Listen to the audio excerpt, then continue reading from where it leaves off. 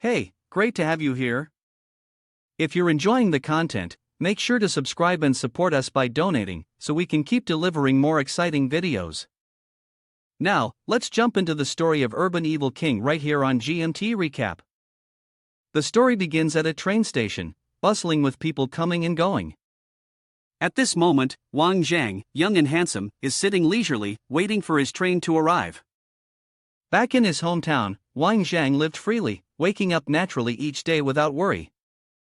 Suddenly, an older brother of his was ordered by their father to become a bodyguard for a girl. Truly an interesting turn of events. No one quite knew which family the girl came from to be so fortunate. At that moment, the station was broadcasting the news. Following that, the weekly news from Yichang began. The Jiangning bank robbery case. What astonished the public was that the suspect, who had been on the run, was found tied up, hands bound behind his back, and thrown in front of the police station. Authorities are currently looking for the mysterious individual who dared to take justice into their own hands. Next came another news segment. Yichang leaves his hometown in hopes that Yichang Elementary School will be established. The mysterious figure behind the project has yet to reveal themselves. The school is expected to become the largest Hope Elementary School in the Beixian district, potentially solving. Upon hearing these news reports, a faint, mysterious smile appeared on the corner of Wang Zhang's lips. Deep down, he was saying to himself that he wanted to leave behind a few memorable traces here. It seemed that the mysterious person who had captured the bank robbery suspect was none other than him. The train Wang Jang had been waiting for arrived. A long line of people began to board, each one pushing to get ahead, creating a chaotic scene. Ah! Who just stepped on my foot? Move faster ahead. Wang Jang, holding a bag of items, stepped aside, trying not to bump into anyone. The train was crowded, with all kinds of people. There was a guy wearing glasses, thick-skinned, trying to flirt with a girl. Add me on WeChat. When we get off the train, I'll take you out for a meal. The girl remained silent, ignoring him. Just then, Wang Zhang appeared and called out to the guy with glasses. Hey, buddy, move aside, this is my spot. The guy looked Wang Zhang up and down, then sneered and said, "Humph, country bumpkin." Wang Zhang smiled faintly, thinking to himself, what a kid who's grown up but hasn't learned anything yet. Seeing that the guy still had no intention of moving, Wang Zhang repeated, "Hey, this is my spot, please move." The guy with glasses, showing no manners, casually took out his wallet and waved a 100 coin note in front of the main character. He looked at Wang Zhang with disdain and said, "Country bumpkin, I'm buying your spot." Upon seeing the money, Wang Zhang seemed to transform, his eyes lighting up like stars, and he exclaimed, "You're giving that much? Hurry up and take it, truly haven't seen the world." The guy with glasses dropped the note without a hint of politeness, and it fell right at the feet of the main character. He then leisurely took out his phone, not even bothering to look at Wang Zhang again, as though he feared he might soil his eyes by doing so. Suddenly, Wang Zhang snatched the phone out of the man's hand. He waved the phone in front of his face, looking at him with a mocking expression and said, "But I actually prefer this one." After saying that, Wang Jing threw the man's phone behind him, not caring where it might land on the train. The phone flew through the air, heading straight toward the crowd of people. The four-eyed man immediately panicked, his whole body jolted as if he had been shocked. He pointed at Wang Zhang's face and cursed. "Someone like you, a country bumpkin, doesn't seem like a good person. Are you a thief?" Wang Zhang coldly replied, "If you don't go look for it, you'll never find your phone once it's gone." The four-eyed man gritted his teeth in frustration, but in the end, he was more afraid of losing his phone. He rushed into the crowd, shouting, "Move, move out of the way." Wang Zheng calmly sat back down in his spot beside the beautiful girl. He watched the man run off, muttering, "You little punk, just because you're a country bumpkin doesn't mean you're easy to mess with." Across from him, another person gave Wang Zheng a thumbs up, silently expressing admiration. At this moment, the beautiful girl beside him spoke up. "My name is Sun Wan, a second-year medical student at the capital's university. Thank you for your help earlier. Wang Jang glanced at her hand that was extended in front of him, offering a handshake. He gently took her hand and replied, "My name is Wang Jang." The four-eyed guy, who seemed to have gone far away, suddenly ran back towards Wang Jang and started cursing, "You country bumpkin, don't you have any class? Didn't you go to school?" He was about to curse some more, but when he saw the cold expression on Wang Zhang's face, the four-eyed guy immediately got scared and shut his mouth. Wang Jang said, "If you dare say another word, I'll throw you out." The four-eyed guy shouted in warning, "Wait for it, I'll deal with you when I get to the capital." Wang Jang stood up, towering over the four-eyed guy by a full head. He said to him, "No need to go to the capital, I'll deal with you right now." Wang Jang took off the flip-flop he was wearing and pointed it at the four-eyed guy's face, scolding him, "If you say one more word, I'll send you straight to the coffin." The four-eyed guy crossed his arms, trying to act tough, and responded, "I'm not afraid you can't do it. Aren't you just a worker? You carry bricks on some construction site. Want me to help you find a job?" In the blink of an eye, Wang Jang went from standing in front of the four-eyed guy to behind him. His speed was so fast that the four-eyed guy didn't even have time to blink before Wang Jang was already standing behind him. Wang Jang whispered something into the guy's ear. They locked eyes, neither of them liking the other. Especially his four eyes, his teeth clenched, seemingly about to wear down. Suddenly, Four Eyes asked Wang Jang in a dazed voice, "What did you just say?" "I didn't catch that." Wang Jang replied, "It's nothing, I just think you should go change your pants." Out of the blue, telling him to change his pants, Four Eyes stomped his feet and yelled, "What are you talking about?" Wang Jang didn't answer, his eyes just fixed on Four Eyes' crotch. The guy followed Wang Jang's gaze and finally realized what was going on. When did his pants get completely soaked, as if he had just peed and it was still warm? He screamed loudly, his face turning red like a ripe tomato, and quickly covered his crotch with both hands. As if the embarrassment wasn't enough, Wang Jang added with a disgusted look, pinching his nose, "It really stinks. You're an adult, and still wetting your pants?" The people around also showed disgust, even the ones who were about to pee themselves couldn't control it. "Quick, go change, or we'll suffocate. Does this person have any self-awareness? Hurry up and get out of here." Four Eyes ran off, with the sound of mocking laughter from the entire train behind him. After this incident, it's likely that Four Eyes would be introverted for the rest of his life. Wang Jang stayed seated, sneering, "What's wrong with people in the city? Always boasting, to the point of wetting their pants." The girl next to him looked at Wang Jang with admiration, and she said, "You're so amazing. How did you manage to make him piss himself earlier?" Wang Jang mysteriously asked, "Do you want to know?" The girl nodded eagerly, clearly very curious. Wang Jang shared, "I just accidentally poked his forbidden spot." The medical student's gaze became even more admiring. "You understand traditional Chinese medicine? You know about the meridians like that? I also study traditional Chinese medicine. If you're free sometime, we can research and discuss it together." Wang Zhang nodded dismissively. If I have time, I'll come find you."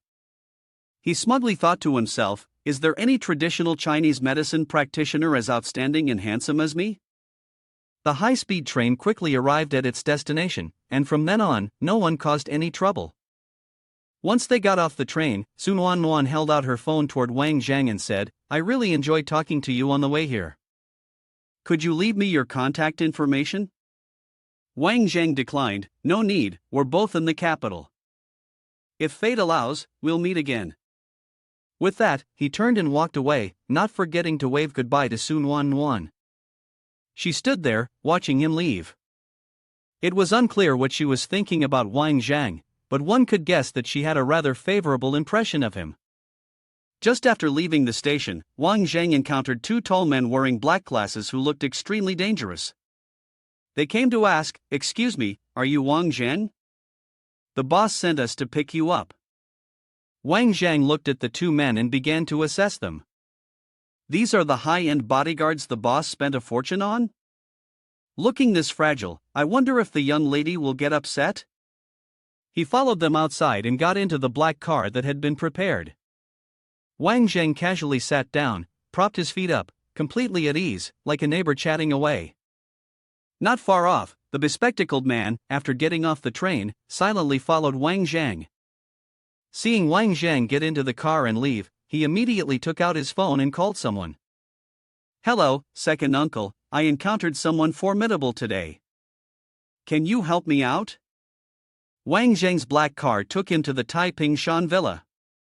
With confident steps and flip-flops, Wang Jang got out of the car. Looking at the luxurious villa in front of him, Wang Jang couldn't help but exclaim, "It's so extravagant.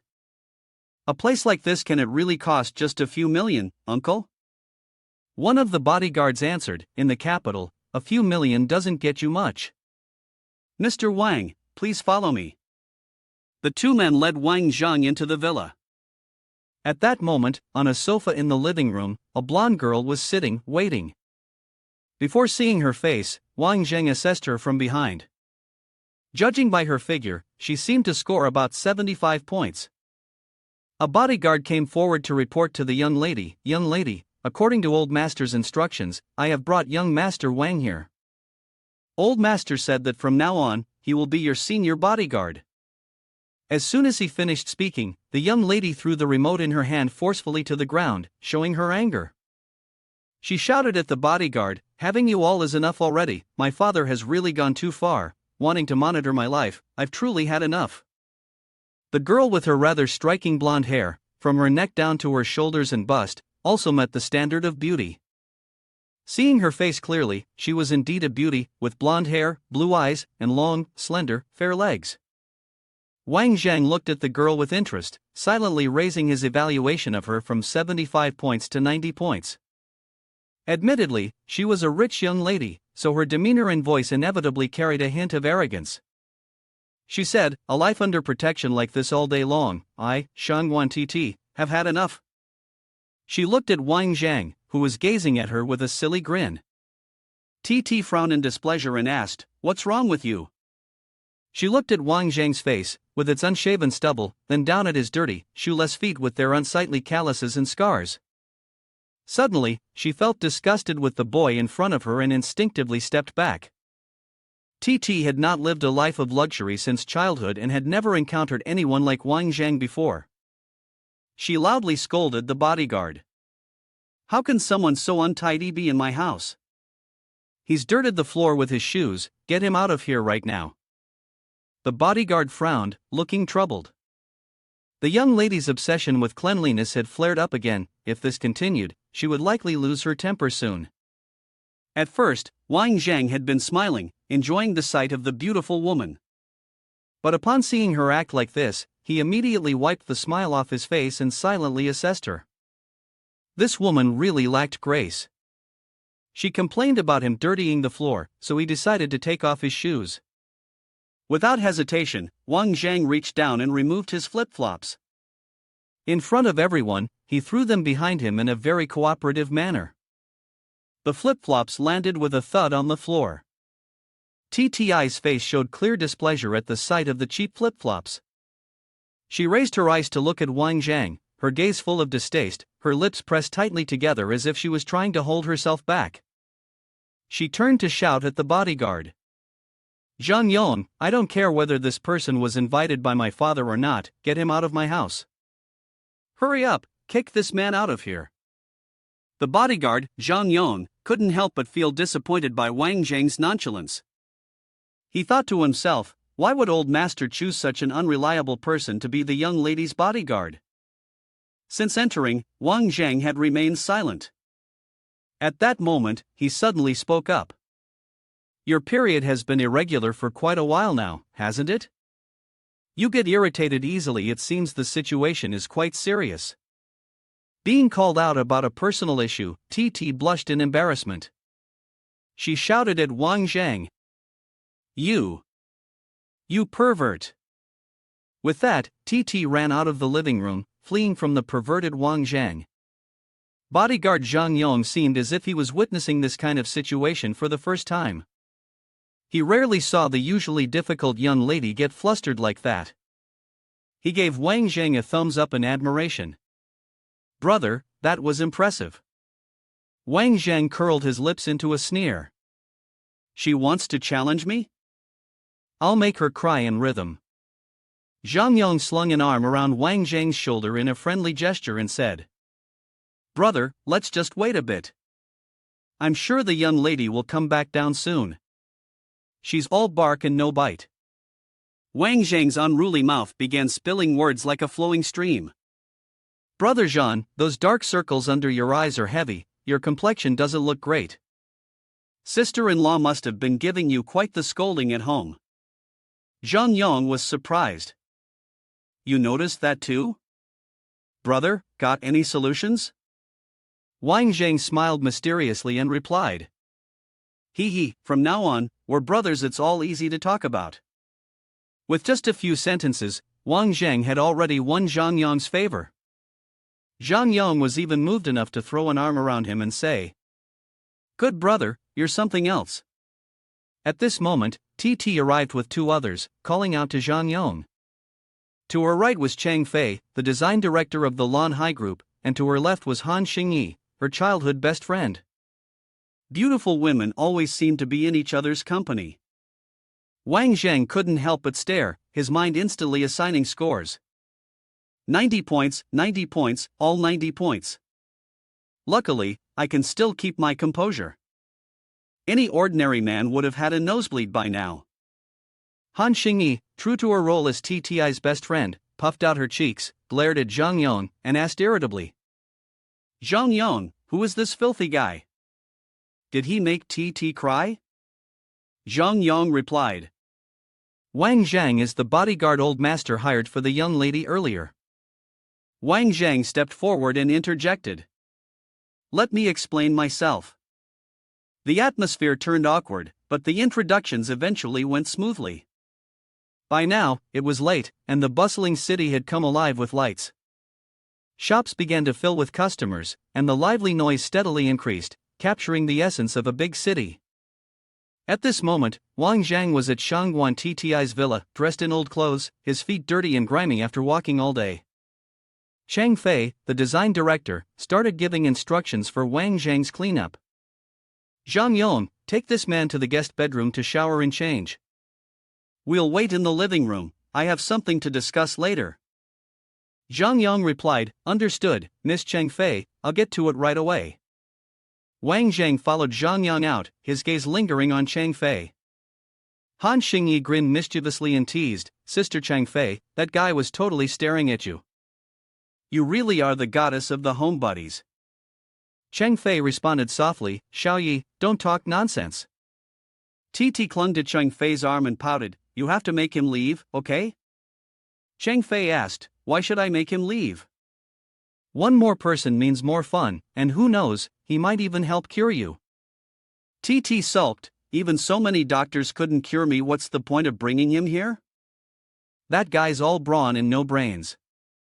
Whose side are you on, anyway? Chang Fei sighed and gently patted the back of Tti's hand. Tt, since it was Dr. Shangwan who invited him, he must be skilled. Having one more person to protect you might prevent something like the last kidnapping from happening again. At that moment, Wang Jang stepped out after his shower. His legs had been thoroughly scrubbed clean, not a speck of dirt remained, and they looked incredibly smooth. He wore only a simple bathrobe, and his damp hair was casually brushed back. He looked undeniably sharp. All three girls instinctively turned to look at Wang Jang, their eyes filled with surprise at this unfamiliar sight. Han Xingyi couldn't help but compliment, Wang Jang, your skin is so nice. You're really handsome at home too. Upon receiving the compliment, Wang Jang did not hesitate to respond with his rich vocabulary. If I make the mask with my own hands, your skin can be as beautiful as this. Han Xingyi clapped his hands in delight. All right. Chang Fei cleared her throat to interrupt and reminded. Ahem, Xiaoyi, let's stick to the main topic. Titi still hadn't given Wang Jang any other look. Chang Fei, being older and more experienced, had the most authority. She spoke. Wang Zhang, since you were invited by Uncle Shangwan to be a bodyguard, you must have something exceptional about you. Show us a bit of that. Wang Jang asked in confusion. What's so exceptional about me? After thinking for a moment, Wang Jang agreed to demonstrate. He pointed at Chang Fei and said, All right, first, let me borrow your jacket. Titi immediately ran over to shield Chang Fei. She cursed. Bastard, what do you want to do to Sister Chang Fei? In contrast to Titi, Chang Fei was very cooperative. She nodded in agreement and began to take off her jacket. I trust you, Chang Fei said as she handed the jacket to Wang Jang. Titi was stunned. Why is Sister Chang Fei like this? Wang Jang raised the jacket to his nose and sniffed it, then he asked Chang Fei. Have you been feeling dizzy, fatigued recently? Even. He hesitated, trailing off. Chang Fei then asked. What do you want to say? Wang Jang continued, the perfume on you is not ordinary, to be precise, it's a substance that can paralyze the nervous system. It's not easy for others to detect, but if used for a long time, the nervous system will gradually become permanently numb, leaving you vulnerable to being manipulated. Chang Fei's eyes widened, as if she couldn't believe it. She fearfully said, How could that be? I bought this perfume myself from a specialized store. Wang Jang said, Did someone harm you? I don't know about that, but you don't need to worry. If you stop using this perfume, your condition will gradually fade away and... He ran his hand through his hair and confidently added, From now on, with me here, don't worry about this kind of shady, illegal narcotic. Anyone who tries to harm you, I'll make them regret their foolish actions for the rest of their lives. Chang Fei seemed to start trusting Wang Jang. She extended an invitation, We're going shopping this afternoon. You should come along. If you're going to be TTI's bodyguard, you need to dress properly. TT was flustered. Huh? Chang Fei, are you serious? It's already decided, they're going shopping this afternoon. The three beautiful girls and Wang Jang, dressed in t-shirts, shorts, and flip-flops, looked like they came from two completely different worlds. The four of them walking together drew everyone's attention and sparked curiosity. People started to wonder who that man was, able to take three stunningly beautiful women out for a stroll. Either he had ridiculously good luck, or he was some second-generation rich kid from somewhere. Whatever the case, he couldn't be a decent person. Wang Jang heard all the murmuring but didn't bother paying attention. Still, deep down, he really wanted to lash out with his sharp tongue and curse the whole lot of them. He wasn't a decent person? Hell, he was just trying to do his job seriously as a bodyguard, and they were still bad-mouthing him. What a damn injustice. TT, full of disdain, actually felt satisfied hearing the gossip. Humph, that scoundrel deserves every bit of it. The three women dragged Wang Jang into a clothing store and picked out a complete outfit for him. TT frowned and said in irritation, Chang Fei told you to go try on the clothes, and you're still standing there like a statue. This store isn't some cheap place either. Judging by the prices and quality, it's clearly top tier. TT continued to show her displeasure at having Wang Jang around. She kept mumbling curses under her breath. What a clueless idiot to be dragging along on a shopping trip. How could she possibly expect someone like him to protect her? Chang Fei tried to reassure her, maybe it's just his first time going shopping with three beautiful women. He's probably just overwhelmed. While they were talking, the fitting room door opened, and Wang Jang stepped out. The outfit he had on looked incredibly stylish, and his tall, slender figure made the clothes look even better. All three girls stared blankly. Han Xingyi was the first to voice her admiration. Wow, I didn't recognize him at first, but he has the potential to be a handsome guy. Wang Jang rubbed his hair and thought to himself, Humph, what are they looking at? I've always been a handsome guy. Chang Fei handed the items to the staff, gestured for them to wrap everything up, and then took out a note. After buying clothes for Wang Jang, Chang Fei asked the two girls, All right, let's go. What do you want to eat tonight? Han Xingyi cheerfully exclaimed, Let's go to Narola, their steak is the best. They forgot all about Wang Jang standing behind them. Watching the three of them enjoying themselves, Wang Jang felt a little out of place. They left the clothing store and began heading to the restaurant. The restaurant was already crowded with customers who had arrived early, and the four of them found a private corner and sat down. Wang Jang looked around the restaurant and couldn't help but sigh. I never thought I'd have the chance to come to a high-end restaurant like this in my life. Titi, sitting across from him, grumbled in a low voice, "Country bumpkin, shut up and don't embarrass us." Suddenly, Han Xingyi stood up, pointing towards a direction and whining, "Chang Fei, it's that guy who's bothering you." Wang Jang, curious, followed Han Xingyi's gaze. There, a group of 3 men was standing. The leader was Zhang Mingquan, the heir of the Lon High Corporation. Titi didn't seem to like the 3 of them either. She said, "He's everywhere. What rotten luck." Han Xingyi looked disgusted and said with a grimace, "Just seeing him pisses me off." Zhang Mingquan walked over to Chang Fei and spoke in a flirtatious tone. "Hi Chang Fei, fancy meeting you here." "What a coincidence." Chang Fei didn't respond, and no one said a word after him. An awkward silence hung in the air. Zhang Mingquan shifted his attention to the unfamiliar face. Pointing at Wang Jang, he asked, "And who might this be?" Titi quickly replied, "He's Chang Fei's boyfriend." Wang Jang, who had been drinking water, choked in surprise. Zhang Mingquan, clearly jealous, began interrogating. "Chang Fei, is that true? Is he really your boyfriend?" After a moment of silence, Chang Fei nodded in confirmation. "Yes, we're dating." Wang Jang kept a calm face, but inside his mind was in chaos, screaming, Hey, I may be your bodyguard, but that doesn't mean you can just throw me under the bus like this." Zhang Mingquan sneered, twirling his finger and eyeing Wang Jang with disdain. He asked with contempt, "Really? What's your name? Where do you work? What does your father do?" Wang Jang absolutely loathed this guy's attitude. He sighed and said, "Haze, what can I say? I'm just too honest. I'll help you out this time."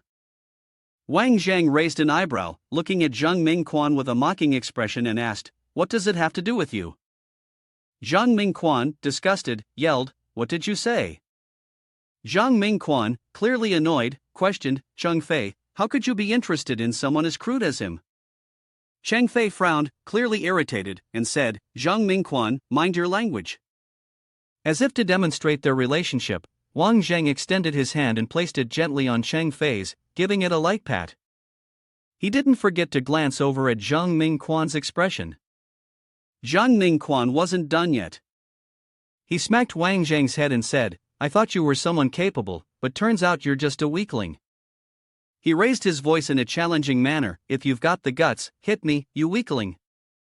He was furious, daring to touch the woman that young Master Zhang has his eyes on. "Let's see if I don't beat him to death." With a thud, Wang Jang's golden foot landed precisely in Zhang Mingquan's groin. The 3 girls were taken aback by this move, each wide-eyed in shock, worried for Zhang Mingquan's dignity.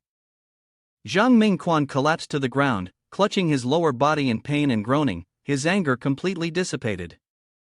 Wang Jang stood up and placed one foot on Zhang Mingquan's face. Wang Jang said, "I don't want to get involved either, I'm just fulfilling your wish. I really didn't expect you to provoke me like this." With that, he glanced at his 2 companions, warning, "If you dare to fight, I can't guarantee you won't end up like him." These 2 naturally wouldn't dare. Wang Jang quietly returned to the dining table. The 2 men were the only ones who dared to go over and help Zhang Mingquan stand up. As Zhang Mingquan was being helped away, he angrily turned back to Wang Jang and said, "You wait for me." Chang Fei, looking apologetic, said, "This time, you've really gotten caught up in it because of me." Zhang Mingquan is someone who repays grudges, he won't let this go. Wang Jang calmly replied, "Anyway, I'm now a bodyguard for the Sun Wan family, and everything is under your protection, right?" Titi, frowning and sighing, said, "Really, a dog can't help but eat shit. My image of you just collapsed." Hearing this, Wang Jang laughed loudly and responded, "I don't care what image I have in your mind. After all, I'm a man, not someone with irregular periods. Titi slammed the table and shouted, Wang Jang, shut up. Han Xingyi, seeing his friend angrily slap the table, laughed with delight. Titi finally met her match. Night quickly descended upon the bustling city. The 4 members of Wang Jang's group were having a meal that could be called peaceful, when the police station received a complaint about a fight and disturbance happening nearby. The police officers stormed into the restaurant where Wang Zheng's group was dining, followed by Zhang Mingquan's group, acting as though they had caught them red-handed. Han Xingyi, with a confused expression, asked, Zhang Mingquan, why are they here? Cheng Fei softly reminded, be careful. Standing next to him is Wang Huaping, the vice-captain of the criminal investigation team in this district. At that moment, the troublemakers stood right in front of Wang Jang. He continued to eat leisurely, wiping his mouth with a napkin, completely unfazed, even mocking, can't win, so you call for backup? Isn't that embarrassing? Zhang Mingquan pointed at Wang Jang and began to accuse him, Wang uncle is the rude one, he kicked my son. Wang Jang chuckled dismissively, unsubstantiated words, is there anyone who saw it? Wang Huaping, the police officer with ties to Zhang Mingquan, slapped Wang Zhang's shoulder and asked, do you have any proof to show you didn't hit anyone? Titi, with her spoiled demeanor, couldn't tolerate the pressure these people were putting on them. She stood up, slammed her hand on the table, and shouted, we are all witnesses here. Clearly, Zhang Mingquan is making false accusations, trying to frame us. Wang Huaping's expression remained unchanged as he spoke in a domineering tone. You two might very well be accomplices, those words carry no credibility. Titi immediately retorted. Why are my words not credible, but his are? Wang Jang, unfazed, exposed the truth. Because he has a good father. Zhang Mingquan sneered with contempt and said, with just a mutt like you, you think you can go up against me?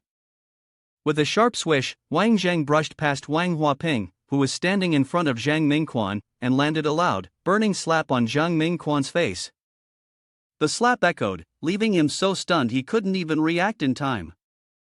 Wang Zhang casually shoved his hands into his pockets and said with indifference, I hit someone. I'm not afraid of getting arrested. But the most detestable kind are exactly people like this. He pointed a finger at Zhang Mingquan's face and warned.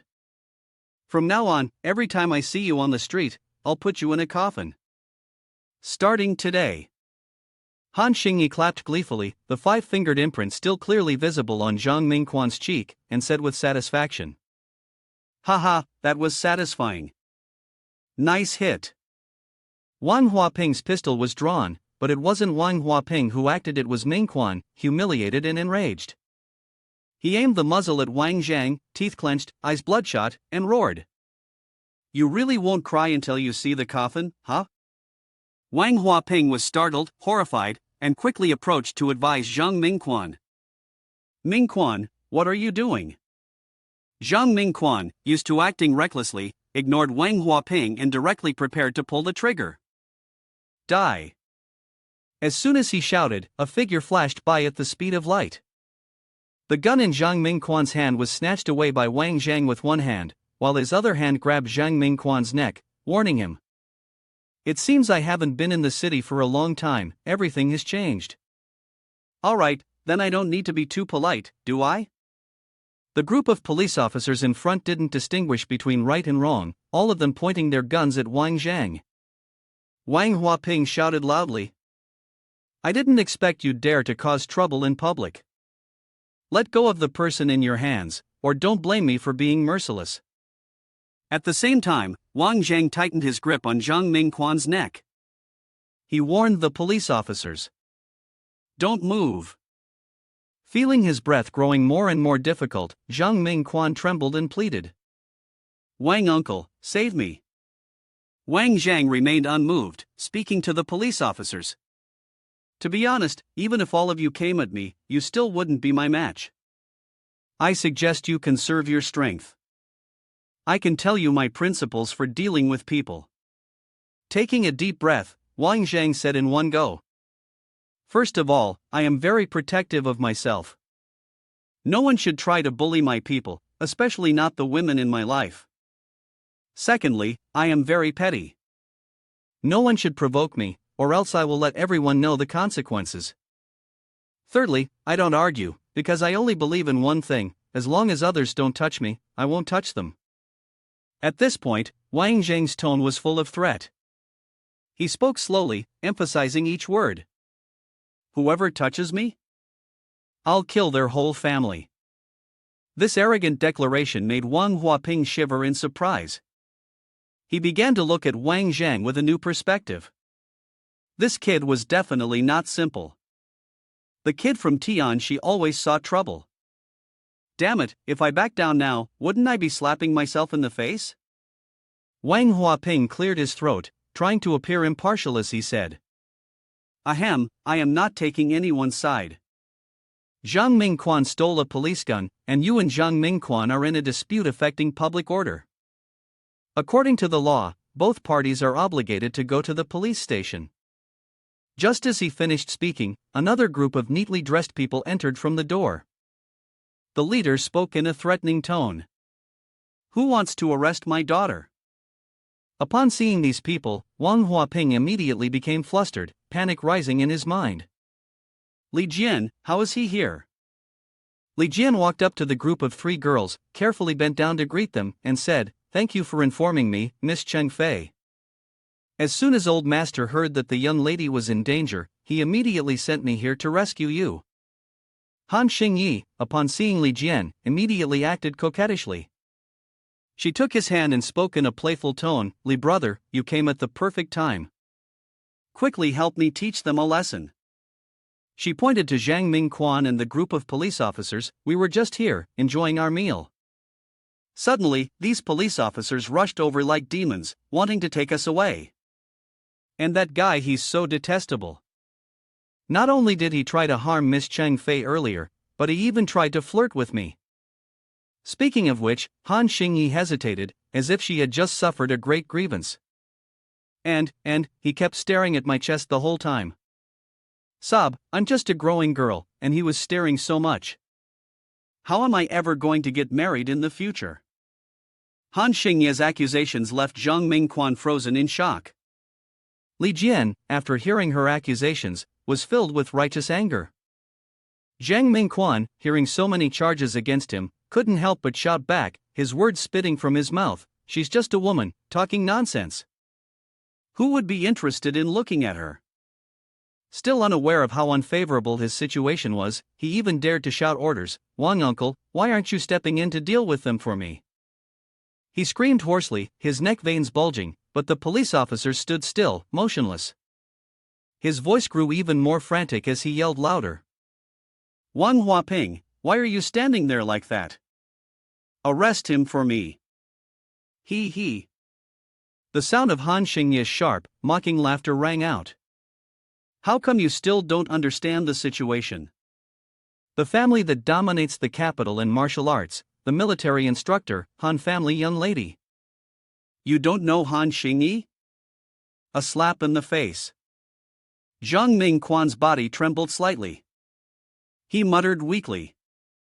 A teacher, a military instructor. When he saw Li Jian storming toward him, Zhang Mingquan began to panic, shaking his head violently, desperately trying to deny all the accusations. I really didn't look at Han Xingyi's chest. It wasn't me. The arm that had been clutching Zhang Mingquan's neck suddenly loosened. Wang Jang, ever so cooperative, pushed Zhang Mingquan toward Li Jian. Zhang Mingquan, his face full of grievance, said, It wasn't me. In response, a loud slap echoed, sending his face sideways and a tooth flying out of his mouth. Han Xingyi clapped his hands in delight. Ha, so pitiful. Keep hitting him. Titi remained silent for a long time, but at this moment, even she had to speak up. Serves him right. Zhang Mingquan was knocked to the ground, trembling all over. He looked to Wang Huaping for help. Wang uncle, save me. Wang Huaping wasn't unwilling to help, but while one could offend anyone, why did he have to offend the Han family? Even the department head had to show some face, yet he himself was struggling to keep his own. Wang Jang stepped forward and, with a knowing look, spoke to Wang Huaping. Officer, I advise you not to get involved. After all, Miss Han's father is much more powerful than this man's. The troublemaker has already been dealt with. Han Xingyi snorted and called out. All right, this young lady is no longer angry, let's go. Wang Zhang patted Wang Huaping's shoulder, giving him a knowing smile and then whispered. Do you understand? And so, the group of Wang Zhang left the restaurant, no one daring to stop them. Once they were gone, Wang Huaping finally allowed himself to breathe a sigh of relief. He thought to himself, next time, I just need to avoid getting involved with that trust fund brat. The dinner didn't go over smoothly, but at least it gave Zhang Ming a good lesson. It seemed like this deal wasn't too bad after all. As night fell and the moon rose high, the group of Wang Zhang was driven back. Han Xingyi was ecstatic, shouting excitedly. Ah, today was so much fun, really the happiest day I've had in years, especially when Wang Zhang kicked that good-for-nothing with such flair. That was really, really satisfying. Suddenly, Wang Zhang asked an unrelated question to the person behind the wheel. Shan Titi, how's your driving skill? Titi still appeared to be disgusted, responding in a sharp tone, what's it to you? You're my bodyguard, so you should call me young lady. Wang Zhang calmly pointed to the rearview mirror and said, try to see if you can shake off the car that's been following us. It's been tailing us for quite a while. Titi startled and looked into the rearview mirror, exclaiming, what? Are we being followed? Through the mirror, she could see a suspicious car trailing behind hers. It hadn't overtaken them but was following at the same speed. Indeed, if it wasn't for that annoying guy noticing it, I wouldn't have paid attention, Titi thought to herself. Chang Fei, from the back, spoke up, Titi, try to shake them off. I'll call Mr. Shangwan now. Titi suddenly smiled mysteriously and said, perfect timing, you want to follow me? No chance, let's see if they can keep up. She then quickly shifted gears and pressed the accelerator with great determination. With a swoosh, her car sped off, quickly leaving the tailing car far behind. Chang Fei suddenly looked at her phone in panic and said, my phone has no signal anymore. Then came the voice of Han Xingyi confirming, mine's the same. Han Xingyi worriedly added, are we encountering the same kidnappers who took TT again? Aya, if I had known, I would have had Li Jian take us home earlier. After driving for a while, TT looked in the rearview mirror and was startled. What's going on? We've been driving for half an hour, and that car is still tailing us. She angrily turned to press the man she disliked beside her. Wang Zhang, aren't you a bodyguard? Stop staring at the scenery and come up with a solution. Wang Zhang calmly rested his chin on his hand and replied, a bodyguard's job is to fight, not to give suggestions. TT hated Wang Zhang's attitude to the core. Furious, she yelled, are you even a man? Wang Zhang shrugged and answered, I'm a man because I don't have irregular periods. The car sped on, accompanied by TTI's furious shout. Ah, Wang Zhang, will you stop it already? After driving in circles for a while, Wang Zhang spoke up, this is better. Turn a few more corners, don't head toward the Tianping Mountain Villa, try to go somewhere with less traffic. As he spoke, he glanced at the car behind them and smiled mysteriously. Look, their car has been tailing us for so long without stopping. No matter if TT turned left or right, that car didn't seem to have any intention of giving up. TT, exasperated, cried out, it's been over an hour, why can't we shake them off? Wang Zhang sat beside her and whispered in admiration, I didn't expect it, this girl's driving skills aren't bad. TT looked at the fuel gauge on the car, seeing that there was hardly any fuel left. She anxiously said, this is bad, if we keep going like this, my gas tank will only last for another hour. Wang Zhang calmly replied, then just keep driving, drive until the gas runs out. TT, with a face full of doubt, said, what kind of solution is that? At this point, there was really no turning back. TT sighed and muttered to herself, still not understanding. What did her dad see in him? He even specifically told her to be nice to him. Among the three of us in the car, he's the only man, can we really rely on him? The car trailing behind kept its distance, constantly reporting the situation to another side, urging them to close in on Dushan Bridge. Prepare to close the net.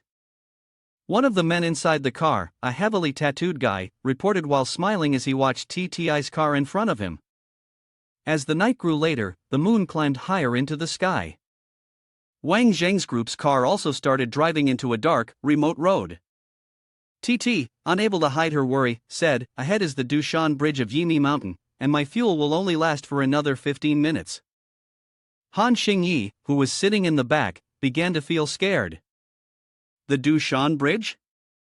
Isn't that the place known for its narrow roads and many bones? Drivers there always slow down and drive cautiously. TT, we need to drive fast, so can we avoid going through that area?" TT responded helplessly, "We can't, we don't have another way to go." The sound of the wind howling coldly started to fill their ears. Wang Jang, sitting beside them, showed no signs of worry, even whistling casually. At this moment, TT nervously swallowed, taking a deep breath to calm herself, before saying, "Everyone, hold on tight." Once again, she shifted the gear and accelerated as fast as she could handle, driving onto a bridge carved between the cliffs. Their car sped forward, and the fog in the area grew denser than the road they had just come from. The car flew like the wind, with the mist before their eyes making Han Xingyi turn pale with fear. She screamed, "TT, slow down a bit, look at the road more clearly, I'm not ready to die." Just as they were driving normally, a sudden beam of light blazed directly into TTI's face. The bright light was blinding, making it impossible for her to see ahead, and the entire car was thrown into panic. Wang Jang unfastened his seatbelt, leaned forward, and took control of the steering wheel. He shifted the gear lever and began to slow down. Every movement was very professional, allowing the vehicle to decelerate just in time as the headlights from the oncoming car illuminated their path. For some unknown reason, a convoy of vehicles appeared, likely large ones that had been waiting here for a while, ready for Wang Zhang's group to enter this road. Fortunately, thanks to Wang Zhang's calmness and braking, their vehicle came to a stop just in front of the approaching car. A sigh of relief escaped from Chang Fei, that was really close. TT rubbed her eyes, the sudden bright light causing a sharp pain. Once she realized she was safe, she turned to Wang Zhang and asked, "So, what should we do now?" Wang Zhang didn't answer. He silently took a cigarette from his pocket. TT, losing her composure, raised her voice in frustration, "Say something, or do you believe that when we get back, I'll call my dad and have you fired?" Wang Zhang calmly replied, "Nothing will happen, as long as you can get back." Cheng Fei stepped in to mediate, lowering her voice, "Wang Zhang, this isn't the time for jokes. We can only rely on you now." Han Xingyi, with her usual playful tone, chimed in, "That's right, Wang Zhang, you have to protect us. Look at me like this, if I'm captured, I'll definitely suffer. How could you be so heartless?" Wang Zhang smiled faintly and replied, "All right then, I'll do my best, but I won't pay attention to the airport of Sun Wan TT like that." TT was once again teased by Wang Zhang, and she was so furious that she didn't even know what to curse. After all, her language skills couldn't match Wang Zhang's crude, street-like speech. Wang Zhang stepped out of the car and said to the three girls, "Stay here, don't move." He then walked toward the tattooed man. The man was a little surprised when he saw Wang Zhang. He hadn't expected there to be another man who wasn't mentioned in the documents he received. It only listed 3 women. Looking Wang Zhang up and down, the man judged him to be someone who couldn't fight. His confidence grew even more as he looked at his own gang, who had 9 guns. Wang Zhang walked up, clasped his hands together, and smiled, speaking softly, "You've set up such a grand reception for us. May I ask what the big boss has in mind?" The tattooed man chuckled inwardly, thinking this guy had some sense. He drew his gun and tapped it against Wang Zhang's face, saying, "I'm here to take Shangwan's girl. Do you have any objections?" Wang Zhang waved his hand and replied, "No objections, no objections. Big boss, do whatever you want." There was a loud slap as someone hit the steering wheel. Following that was TTI's furious outburst. "Wang Zhang, are you even human? How can you be such a coward? Wang Jang shouted back loudly. This woman, can't you see they have 9 guns? Besides, they want you, not me. Whether you're safe or not has nothing to do with me. Shan Wan Titi was helpless. Han Xingyi, terrified, huddled in Chang Fei's arms and said, Sis, isn't Wang Jang supposed to be a top-tier bodyguard? How could he be like this? Chang Fei smiled softly in reply. It's okay, Wang Jang is just trying to provoke them. He'll protect us. While comforting Han Xingyi, Chang Fei sighed inwardly. Sigh, can I really get out of this danger safely? Up ahead, Wang Jang continued to lower his head submissively before the tattooed man. Boss, I'm a little nervous. Mind if I light a cigarette first? The tattooed man grinned with interest and replied. Seeing your attitude's not bad, go ahead and light it. Once you finish that cigarette, I'll give you a good show. As he spoke, the man unbuckled the belt from around his waist. No one knew what sinister intent he had. Seeing him take off his belt, all 3 girls froze in place, seemingly overcome by horrifying thoughts. Han Xingyi screamed in fear for help. Wang Jang, at this moment, remained calm, taking a lighter from his pocket and lighting a cigarette. The cigarette quickly caught fire, and a thin, misty cloud of smoke floated into the air. Wang Jang took a few deep puffs, and the smoke he exhaled gradually spread everywhere. Anyone standing in the same area would undoubtedly inhale it. Titi caught the smell of the cigarette. Unlike the odor of other cigarettes that she disliked, she actually found it rather pleasant. Suddenly, Han Xingyi pointed ahead and called out, Titi, look! While Wang Jang was smoking, below him, a group of people was lying on the ground, clutching their groins, groaning in agony. Damn it, I can't take it anymore, it hurts so much, just kill me already. Han Xingyi forcefully got out of the car and walked over to Wang Jang, asking, Wang Jang, did your fragrant cigarette do this to them? Wang Jang replied, this type of cigarette only affects men. It can cause male hormones to increase by 100 times, of course, it doesn't have any effect on women. As for me, do you think I'm dumb enough to use a cigarette that harms myself? Han Xingyi, still curious, asked, so what exactly is its effect? Watching their movements, it looks pretty shameless. Wang Jang gave a brief reply, the time's almost up, you've only asked 2 questions. Han Xingyi turned around and saw the entire group unconscious, silent. She was surprised and said, they've all passed out?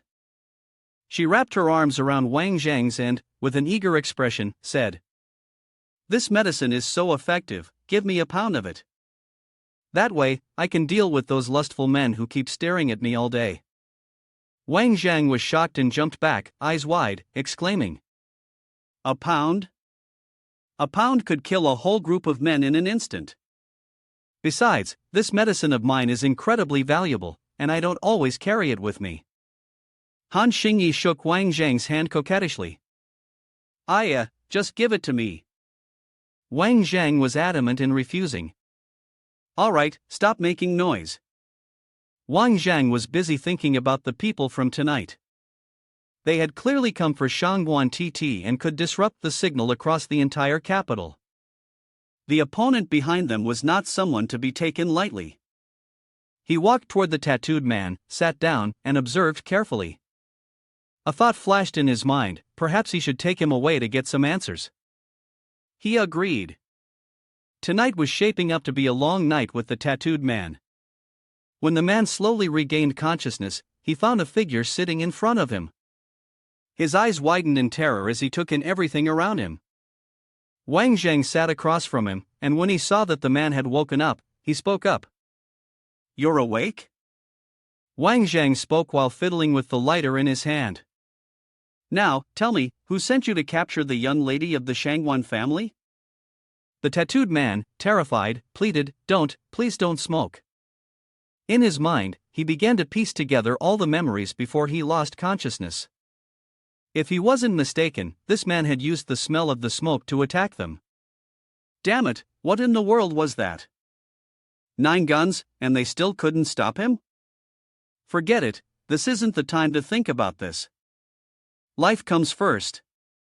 He lay on the ground, his limbs exhausted, looking at Wang Jang with a probing gaze, asking, "If I tell you everything, can you guarantee you won't kill me?" Wang Jang coldly replied, "Right now, you don't have the right to negotiate with me." Seeing Wang Jang so tense, the tattooed man immediately lowered his voice, Okay, I'll talk. The man, terrified for his life, immediately recounted everything he knew. The story was long, starting from when the new candle was still low, to when it had almost burned out. Wang Jang listened carefully, then summarized, "So Li Minghao of the Blue Dragon Gang wants to kidnap Miss Shangwan? But Li Minghao is the top boss in the capital. He wouldn't bother with something like kidnapping a young lady, would he?" Sam honestly responded, I'm just a small fry, I only take orders. I didn't dare ask for the reason." Wang Jang stood up and said, "You're being cooperative. I'll spare your life. For now." The tattooed man laughed joyfully, grateful for being spared. "Shen Liang, I will definitely repay this favor. If you ever need my help, I, Shen Liang, will not hesitate to dive into fire or face death for you."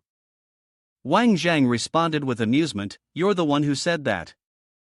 Shen Liang froze slightly, suddenly realizing he had just carelessly pledged allegiance to yet another boss. Wang Jang smiled at him and said, "As it happens, I do have something I'd like your help with." Shen Liang forced a smile, internally screaming, "Didn't you catch that I was just saying that offhand?" It was casual, just casual words. But he didn't dare speak his mind, only managed a stiff smile and nodded at Wang Jang. "No, it's nothing, boss. Please, go ahead. If it's within my power, I, Shen Liang, will certainly do it."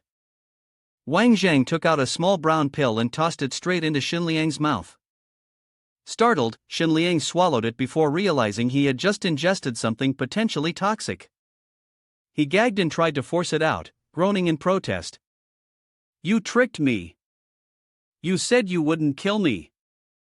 "I didn't say I'd kill you," Wang Jang replied. "This is a poison I went to great lengths to concoct.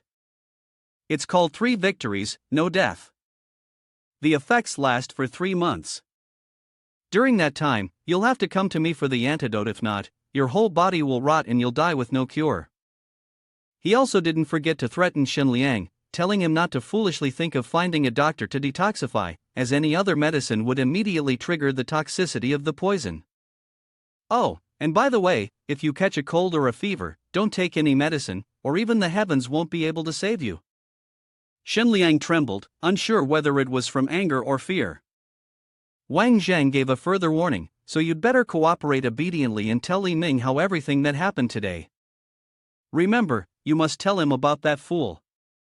Wang Jang emphasized every word, "Tell him, I, Wang Jang, am back."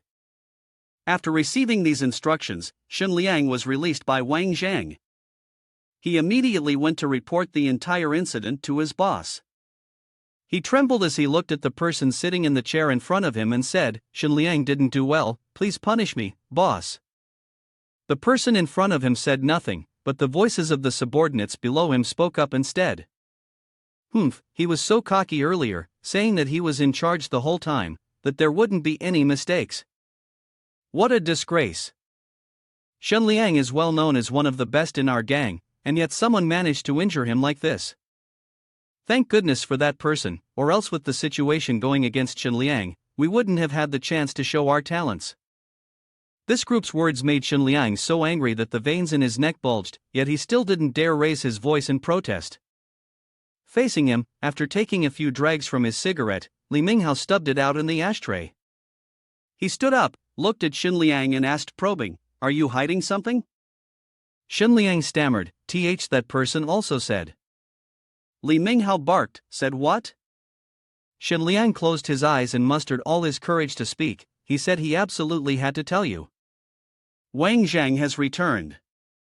Li Minghao suddenly burst out laughing, then he absolutely had to say it. Shen Liang was startled and surprised, so even this, the big boss had guessed. Li Minghao turned away, speaking to himself, "He's back, he's finally back. If he's decided to get involved, then we don't need to bother with the Shangwan family anymore."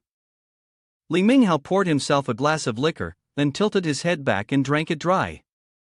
Staring out the large window, he quietly continued, "He didn't come looking for me, and I don't want to trouble him either. After all, we've waited this long." Li Minghao's expression turned unreadable. He murmured cryptically, "Wang Jang, I've finally waited long enough for you." After returning and recounting the events, Sun Wan Titi blushed and shouted at Wang Jang, "What? You let him go already? Anyone who dares to harm Sun Wan Titi should deserve to be sliced 1,000 times, with chili paste applied afterward before being killed.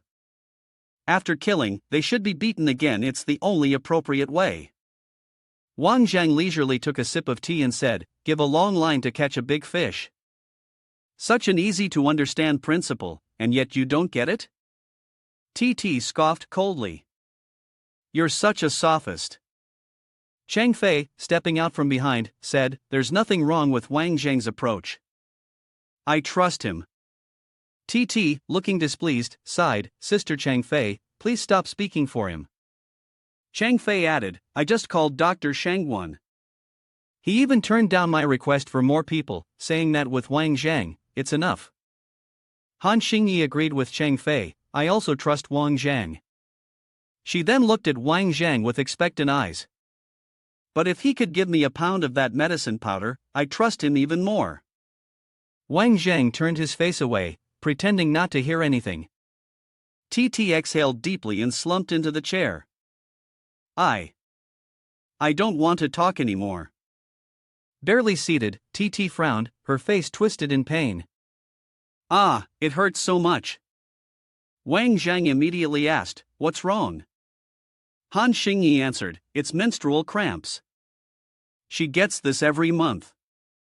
Even the doctor can't cure it, and no one knows why her cramps are so much worse than others. 2. I think if she didn't have these cramps, her chest wouldn't look the way it does now." Titi gritted her teeth and endured the pain, calling out Han Xingyi's name through clenched words. She hoped she wouldn't say anything more. Chang Fei was eagerly watching, looking at Wang Zhang and saying, "Wang Zhang, can you help Titi with her pain?" Titi clutched her stomach, her body curling up, groaning. "It hurts so much, I'm going to die from the pain."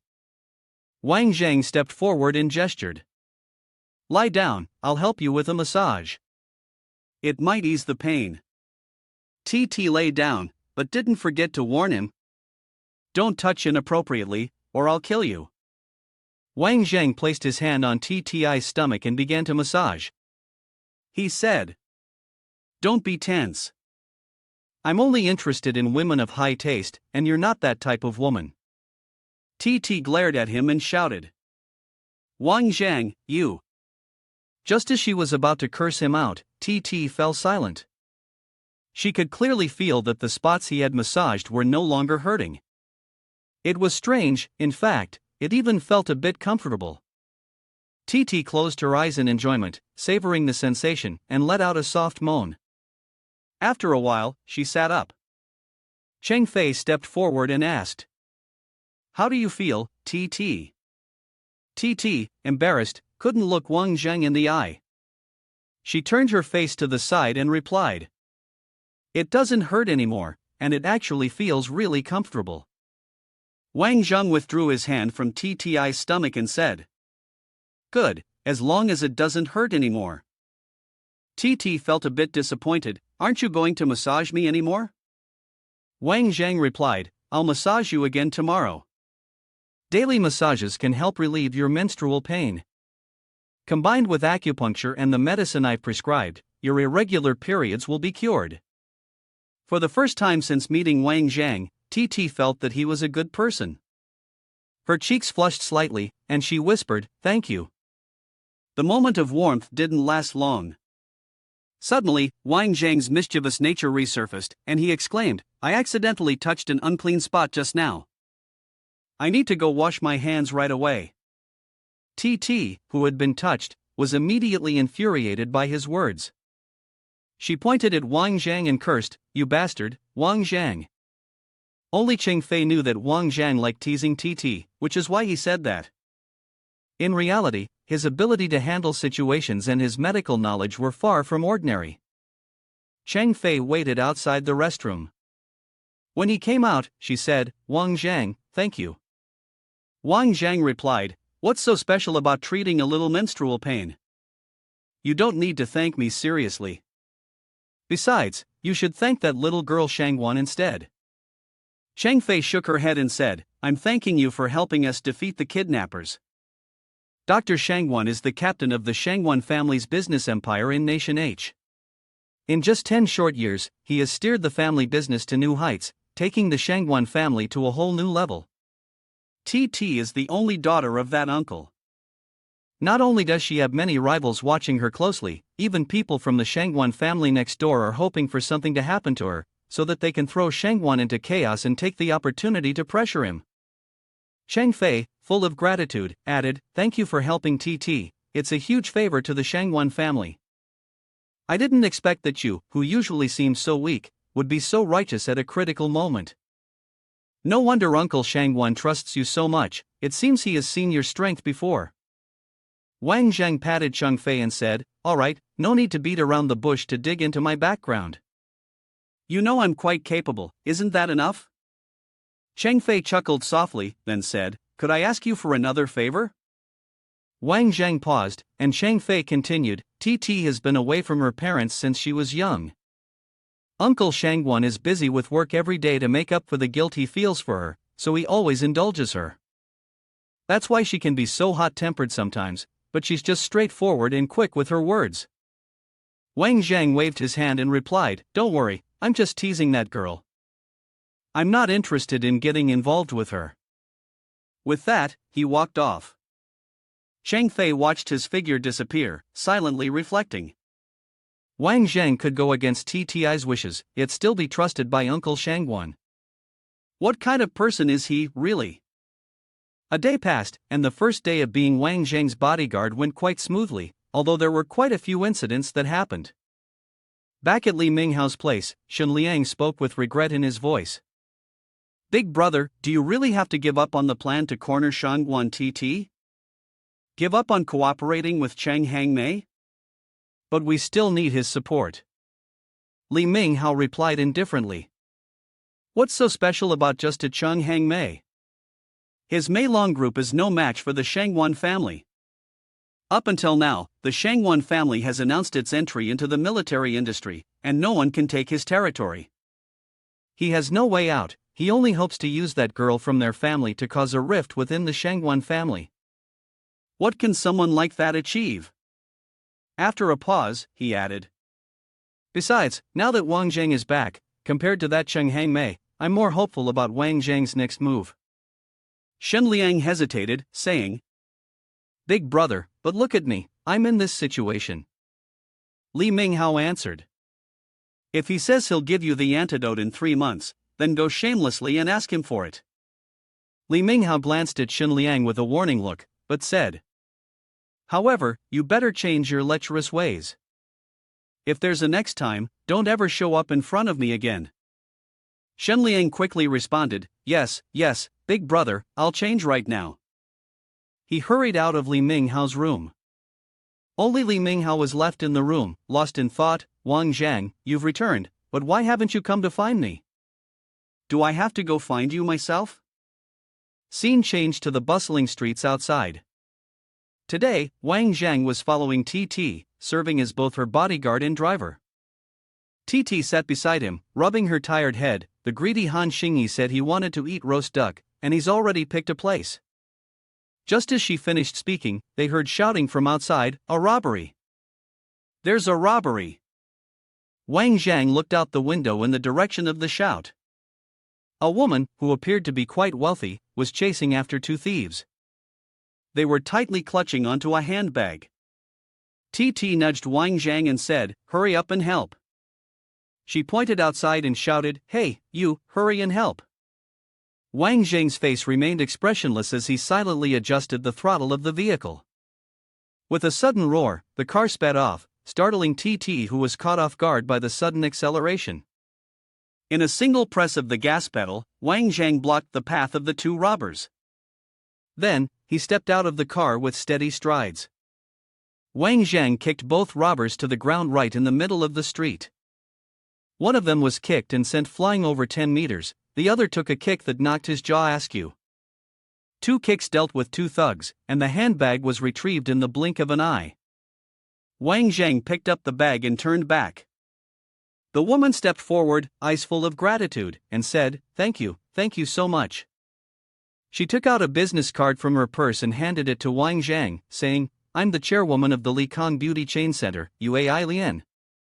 This is my card. For what happened today, I'll definitely repay you when I get the chance. Wang Jang smiled and replied, I just helped because I happened to see it, that's all. The woman immediately said, no, you're being too modest. In this day and age, someone with your skills and passion is incredibly rare. Titi was just about to step forward when suddenly a girl brazenly pushed past and said, please move aside a bit. Immediately after, she saw Wang Jang surrounded by a crowd of radiant, beautiful young women. Don't push, please sign for me, I was here first. Wang Jang was at a loss, looking toward his boss for help. Sun Wan Titi stepped in to lend a hand. Titi put on a cold expression and said, Humph, who told you to be a handsome hero catching thieves? You've attracted your own luck with women, now enjoy it yourself.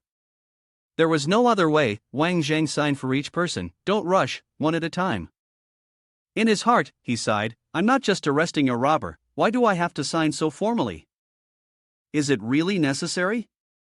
Amid the chaos, a shout rang out, police at work, please step aside. A police officer approached Wang Jang and said, Sir, you are currently being charged with causing harm to another person. We need to confirm some key details of this case, please come with us to the police station to make a statement. Titi immediately stepped forward, standing behind Wang Jang and loudly spoke to the officer, he's being charged with causing harm to someone? This is a person who dares to do what's right. Wang Jang remained expressionless and only asked the officer, is it the Bingjiangfen police station? The officer, caught off guard by the question, replied awkwardly, yes, that's right. I'm very busy, please cooperate quickly. Titi grabbed Wang Jang's wrist and started pulling him away, we're busy too, we don't have time to go to the police station with you. Wang Jang, let's go, Han Xingyi is waiting for us to have a meal. The officer firmly grabbed Wang Jang's shoulder, his voice resolute, you must come with me to the station today. Wang Jang glared, clearly irritated. He really wanted to ask what this officer's deal was, always targeting him like this. Despite the police threatening him, Wang Jang directly knocked the officer onto the street. The crowd around them gasped and shouted, hit him, hit the cop. Why are you standing there? Call the police. Isn't the one lying on the ground a police officer?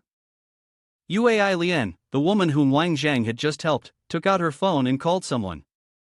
She pointed at the officer lying on the ground and yelled, he's not a cop, he's an imposter. The officer groggily sat up, snorted coldly, humph, I've been exposed. As he tried to get up, a foot pressed down on his stomach. Wang Jang smirked at him, kid, pretending to be a cop to help your buddies is one thing, but you want revenge on me?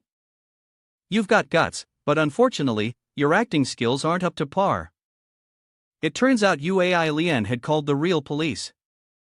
In a hurry, she pointed the way, the thief is over here. The real police put the imposter officer in their car, not forgetting to speak to Uai Lian, madam, rest assured, we will not let these thieves go. Then please ask the district chief to help as well, Uai Lian responded. I know what to do. You've all worked hard today. Hearing the police officers call her Madam District Chief made it clear. Wang Jang realized that she was not only a chairwoman but also had a husband who was the head of the police station, a person of no ordinary status. After handing the thief over to the police, Uai Lian turned back to thank Wang Jang once again. Thank you so much today. I wonder if the benefactor has a business card, so we can conveniently repay you later. Wang Jang scratched his head, awkwardly smiling as he replied, well, I'm just a small bodyguard, no business card, but I do have a WeChat. Uai Lian smiled and nodded, saying, all right, then add me on WeChat. The two exchanged WeChat contacts, and Titi, who had been standing by for a while and had grown impatient, urged him. Wang Jang, hurry up, Han Xingyi is rushing us. Wang Jang responded, yeah, okay. When they parted ways, Ai Lian couldn't help but express her gratitude again as she spoke. Anything you need help with, just let me know, no need to be polite. She had a very good impression of this young man. Excitedly, she thought to herself, Wang Jang, huh? He doesn't seem to be more than 27 years old, and he fits quite well with the images of my family. I must call my daughter right away. As night fell, the city lights flickered on. Today, the group of Titi gathered at a traditional restaurant. These people might not always be reliable in many things, but when it came to choosing a restaurant, they were guaranteed to pick a good one. There were customers inside and outside, always bustling. Wang Zhang didn't know by what force, but this time he even demonstrated his extraordinary skill in meat filleting on behalf of the chef. A whole duck. After a series of practiced movements, Wang Zhang expertly filleted the meat into perfectly sized, visually appealing pieces. Han Xingyi had been impressed from the start, and now she was even more amazed by Wang Zhang's hidden talent. She exclaimed in surprise, Wang Zhang, you're so amazing. Can you teach me? I could learn this skill and open a roast duck shop, and I'd definitely become the nation's top roast duck chef. Wang Zhang wasn't surprised by the flattery. At that moment, he simply said, everyone, hurry up and eat. If you don't want to, I'll finish it all myself. As if afraid they might miss out, everyone quickly pulled a plate of meat toward themselves, loudly claiming, who said I don't want to eat? I want to keep eating too. In contrast to the two girls, Cheng Fei pushed her plate of meat away and said, I'm not in the mood to eat today, can't stomach it. You guys help me finish it. Wang Zhang didn't think much about it, just nodded and thanked her. Cheng Fei seemed a little puzzled and asked Wang Zhang, but Wang Zhang, the way you cut and eat the roast duck looks exactly like my father. Do you know him? His name is Chang Zai Chao. Wang Zhang was slightly taken aback but quickly composed himself, picked up his glass of water, took a sip, and calmly replied, how could I know your father? I'm from the countryside, and I don't know anyone in the capital. Han Xingyi hesitated and asked, why did Sister Cheng Fei suddenly ask about this? Didn't Chang Zai Chao pass away several years ago? Titi raised a hand to her mouth, signaling Han Xingyi to be quiet. Shoo, don't say anything more. Cheng Fei glanced over and smiled faintly. I'm so sorry, I must have killed the mood. Actually, it's nothing. I just felt that Wang Zhang's manner of eating was especially similar to my father's. Wang Zhang remained silent, not saying a word, and the piece of meat in his hand suddenly seemed difficult to swallow. Clearly, he was trying to hide something. As they were eating, something unexpected happened. A loud shout echoed through the restaurant. If there's no more space, go kick someone out. Do you dare make Chong Dong Fong wait? Titi gave a glance at the troublemaker, clearly displeased, and said, do you believe I can tell your boss to have you tossed out? These second-generation rich kids really have no class these days. Wang Zhang added from behind. Do you really think you're something special just because you have a few extra coins? The man named Chang Dongfeng, who had overheard these words, looked over. He saw a table full of beautiful, elegant girls laughing carefreely. A greedy, unmistakable glint appeared in his eyes. He exclaimed, wow, they're all beautiful girls. Looks like coming here today was definitely the right choice. I have no idea what he's thinking, but he suddenly elbowed his companion beside him, gave a quick signal with his eyes, and then turned to the waiter, whispering something. At first, the waiter seemed a little hesitant, but eventually, he had no choice but to reluctantly nod. Yes, this will do. A little while later, the waiter approached Wang Zhang's table and carefully spoke up. I'm terribly sorry, our restaurant is quite busy at the moment, and there are 4 customers who would like to share a table with you. I hope that's all right? Titi immediately waved her hand and replied, no, it's not convenient at all.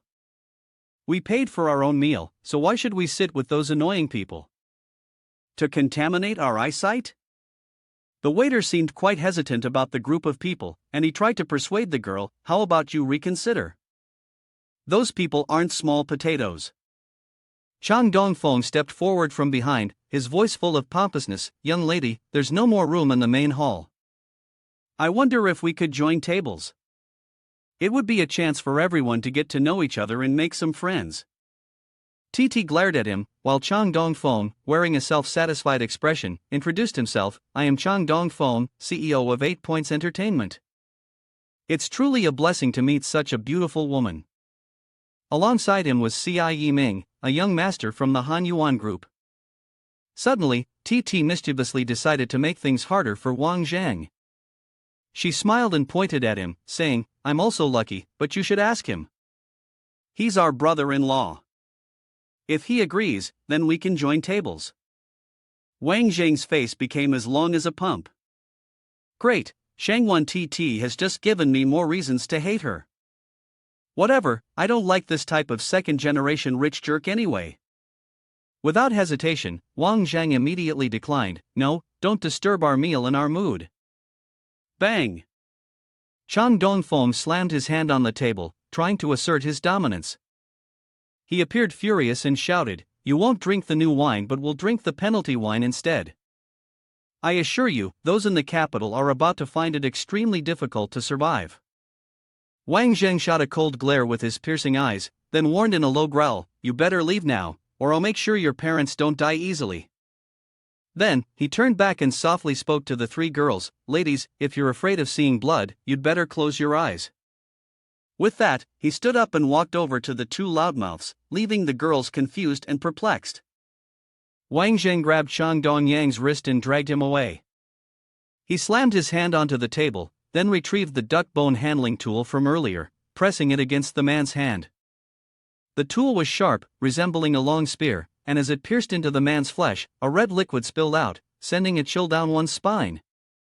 Wang Zhang had impaled Chang Dongyang's hand. The man tried to scream, but Wang Zhang stuffed a root into his mouth. His scream turned into muffled groans in his throat. Wang Zhang's cold voice rang out from above him, Don't talk about future revenge. If I have a grudge with someone, I settle it right on the spot. He didn't forget to glance at this man's subordinates, warning, As for you all, if any of you dare make a phone call to bring in more people or cause a scene, you'll end up like him. Wang Zhang bent down and rubbed Chang Dongyang's head as if petting a puppy. He spoke softly, Don't look at me with such affectionate eyes. You insulted my parents. Cutting out your tongue would have been the merciful thing to do. The waiter was stunned by the scene. Han Xingyi, like a carefree sprite, clapped her hands happily and said, Wang Zhang, I'm starting to enjoy being around you more and more. Such a commotion was bound to attract the attention of the restaurant's higher-ups. A well-dressed man stepped out. The waiter, pale-faced and stammering, said, Am my manager? The restaurant manager ignored the waiter and walked straight up to Wang Zhang, smiling as he said, Mr. Wang Zhang, someone from the Imperial Hall would like to invite you over. Also, the bill for this table has already been added to his tab. The mention of the Imperial Hall left Han Xingyi in shock. She grabbed Wang Zhang's hand and said, That's the private hall reserved for state leaders visiting Germany. Even my father isn't allowed to dine there casually. And now they're inviting you? Do you know them personally? Titi still wore a slightly disdainful look as she said, He's just a con artist. Chang Fei remained silent, quietly observing. Perhaps he, too, was wondering about the important figure who had invited Wang Zhang. Seeing Wang Zhang standing frozen, Han Xingyi gave him a push toward the restaurant manager and said, Come on now, hurry up and go. Don't keep them waiting. I've never been to Imperial Hall either, Wang Zhang said with hesitation. Please don't push me, Wang Zhang added. Han Xingyi was about to follow Wang Zhang, but the restaurant manager immediately stopped her. I'm sorry, that person only invited Mr. Wang Zhang. Han Xingyi blinked her eyes like a puppy and said, I still want to see Imperial Hall. Chang Fei, who was behind, reminded her, Xiaoyi, don't cause trouble. Imperial Hall isn't a place you can just enter. Wang Zhang turned around and softly said, It might be a bit inappropriate for you to go in, just wait for me here. Han Xingyi felt a bit disappointed but nodded in agreement. All right. The restaurant manager then glanced at another person, finally settling his gaze on Chang Dong-yang. The manager said, "Mr. Chang, the guest at Imperial Hall is asking you and your companions to leave the restaurant, otherwise, he can't guarantee there won't be any unpleasant incidents during tonight's entertainment." At that moment, they heard a mocking laugh from Chang Dong-feng. "Very well." He gritted his teeth, yanked the knife handle out of his hand, and the entire group behind him was startled. Only Chang Dong-feng, furious and ignoring the pain, glared at Imperial Hall and grumbled, "Wang Jang, I'll be waiting for you." With that, he waved his hand, signaling the group to leave. Wang Jang looked after them and coldly snorted, "Just a minor character, needs to be dealt with quickly." After that, Wang Jang was escorted to Imperial Hall. The director politely invited Wang Jang inside. The door, which wealthy people like Han Xingyi and Titi had never stepped through, slowly opened in front of Wang Jang. The mysterious figure inside greeted Wang Jang as soon as he saw him. "Mr. Wang Jang, you've arrived." Seeing Li Minghao in front of him, Wang Jang wasn't surprised. "Ah, I already guessed it was you." Li Minghao suddenly stood straight and saluted Wang Jang in a military manner, his voice clear and formal. "Captain, Yi Lang reports to you." Instinctively, Wang Jang raised his hand, preparing to return the salute in the same manner, but suddenly remembered something. He said, "We're no longer soldiers, there's no need for formalities. Please, sit down." Li Minghao sat down in a chair, his expression a mix of both laughter and tears. He spoke. "Captain, you've finally come back. You don't know how many times over the past 4 years I've wanted to give up, but each time I remembered you all. The only things that have kept me standing, to get to where I am now, are our bond and the hatred for that family." As Li Minghao spoke, old memories began to surface in Wang Jang's mind. He could hear the emotional words of Li Minghao. "If it weren't for them, our Long Lin Special Forces team, even the sharpest daggers, wouldn't have been able to push us to this point. At the most critical moment, their team united to protect Wang Jang. Captain, don't worry about me, just go quickly." When talking about the past, Li Minghao couldn't help but feel indignant. His hand clenched tightly, and his voice choked. It was basically a trap to harm Long Lin. If the old man hadn't been there to support us, he wouldn't have tried so hard to breathe and calm himself down. Li Minghao continued, "After that incident, I hid underground and in the skies above the capital. Chang Zi has been out of contact ever since. You went abroad, and then remembered something." Li Minghao seemed more spirited now, patting Wang Jang on the shoulder as he said, "Oh, right, after you went abroad, an assassin named East Prince Dongfang began making waves in the global underground world. It is said that relying on his own strength, he completed a major task from the underground world's bounty list in a year, jumping from obscurity to being in the top 10 of the world's most wanted assassins. People speculated that he was Asian, but no one had ever seen his face. Because everyone who saw his face ended up dead." Li Minghao said with confidence, "I know that person is you. There's no one else capable of such extraordinary solo operations. You must have thought that by putting yourself into a dangerous mission, you could escape, but little did you know, you still came back." He was about to say something else, but Wang Jang interrupted him. "Actually, this time it was Old Master who asked me to come back." Li Minghao asked in surprise. "Old Master asked you to come back? What does he mean by that?" Wang Jang scratched his head and replied, "I don't really know. First, he had me serve as a bodyguard for the Shangwan family's daughter, but at the same time, he was preparing to take action. The Long Lin troops were scattered 4 years ago because they were betrayed, and he surely won't let that slide." Li Minghao slammed his hand on the table, his face tense. "If Old Master is ready to act, then our chances of revenge are much higher." Wang Jang reminded him quietly. "Minghao, we will definitely avenge what happened 4 years ago, but not now. We're still not strong enough to face them." Li Minghao nodded. "I understand what you mean." Wang Zheng changed the subject. "Let's talk about something worth celebrating. I found a relative of ours." Li Minghao was astonished. "A relative? Do we even have any relatives left? Or has La Changzi shown up? Wang Jang replied. No, it's the daughter of Lao Chang, Chang Fei. Right, who was it that wanted you to kidnap Shang Wan Titi? Their conversation went on until late, and after that, Wang Jang returned to the Tianping mountain villa with the group of young ladies. Han Xingyi said grumpily. On the way here, both threats and temptations couldn't make you say a word. Wang Zhang, weren't you once in the intelligence department? Your mouth is as tight as a clam. Seeing that Wang Zhang still had no intention of speaking, Han Xingyi pouted, pulled his hand, and said coquettishly. Tell me, who exactly is in the Imperial Hall? Otherwise, tonight I will definitely spend the whole night thinking about this, unable to sleep, and my chest will sag. After that, you won't get to enjoy the view anymore. Wang Zhang couldn't help but sigh inwardly. This girl shouldn't be talking nonsense. He pushed Han Xingyi's hand away and replied. I've already said it. If you want to know the secret of the Imperial Hall's benefits, we can negotiate, but only after I've had some time to relax. Then I might consider telling you. As he spoke, Wang Zhang showed a sly smile. Titi, the sly woman, rushed forward, shielding Han Xingyi behind her and cursed at Wang Zhang. She even intended to slap him as a warning but was stopped by him. Where do you think you're going? What I said is that I need to take a shower to relax.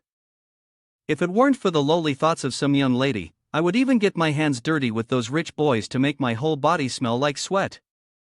Titi was left speechless by Wang Zhang's words. Even though she was angry, she couldn't argue back. Wang Zhang turned and headed to his room, not saying another word. I'm going to take a shower. Han Xingyi sighed, once again finding an excuse to avoid the issue. Han Xingyi turned to Titi beside him, curious. Titi, Wang Zhang shares a room with you, do you really know nothing about his social relationships? Titi replied, since he arrived, it's like he's always glued to you, and I haven't seen him meet anyone else. I even thought he had no friends today. I was about to ask more, but Chang Fei dragged Han Xingyi away. Xiao Yi, it's getting late. We should head home now. If we want to know more, I'll ask Uncle Shang Wan. He said there are some things unclear, but sometimes, it's better that way.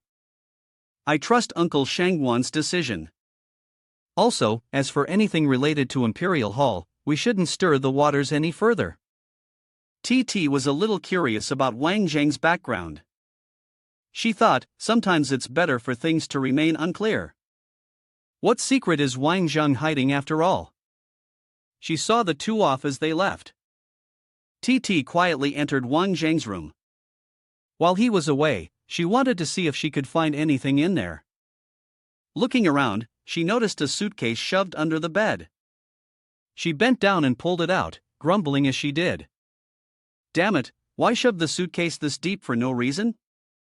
At some point, Wang Zhang had returned and was now standing behind her. He spoke. What are you doing? Startled, Titi froze. She tried to stammer out an explanation, but when she turned around and saw Wang Zhang wearing nothing but a towel around his waist, she jumped in shock and screamed instead of answering. Ugh! Pervert! Why aren't you wearing clothes? Wang Zhang replied coldly. This is my room. I'll do whatever I want. The real question is, what about you? He stepped closer, lifted Tti's chin with one hand, and asked suggestively.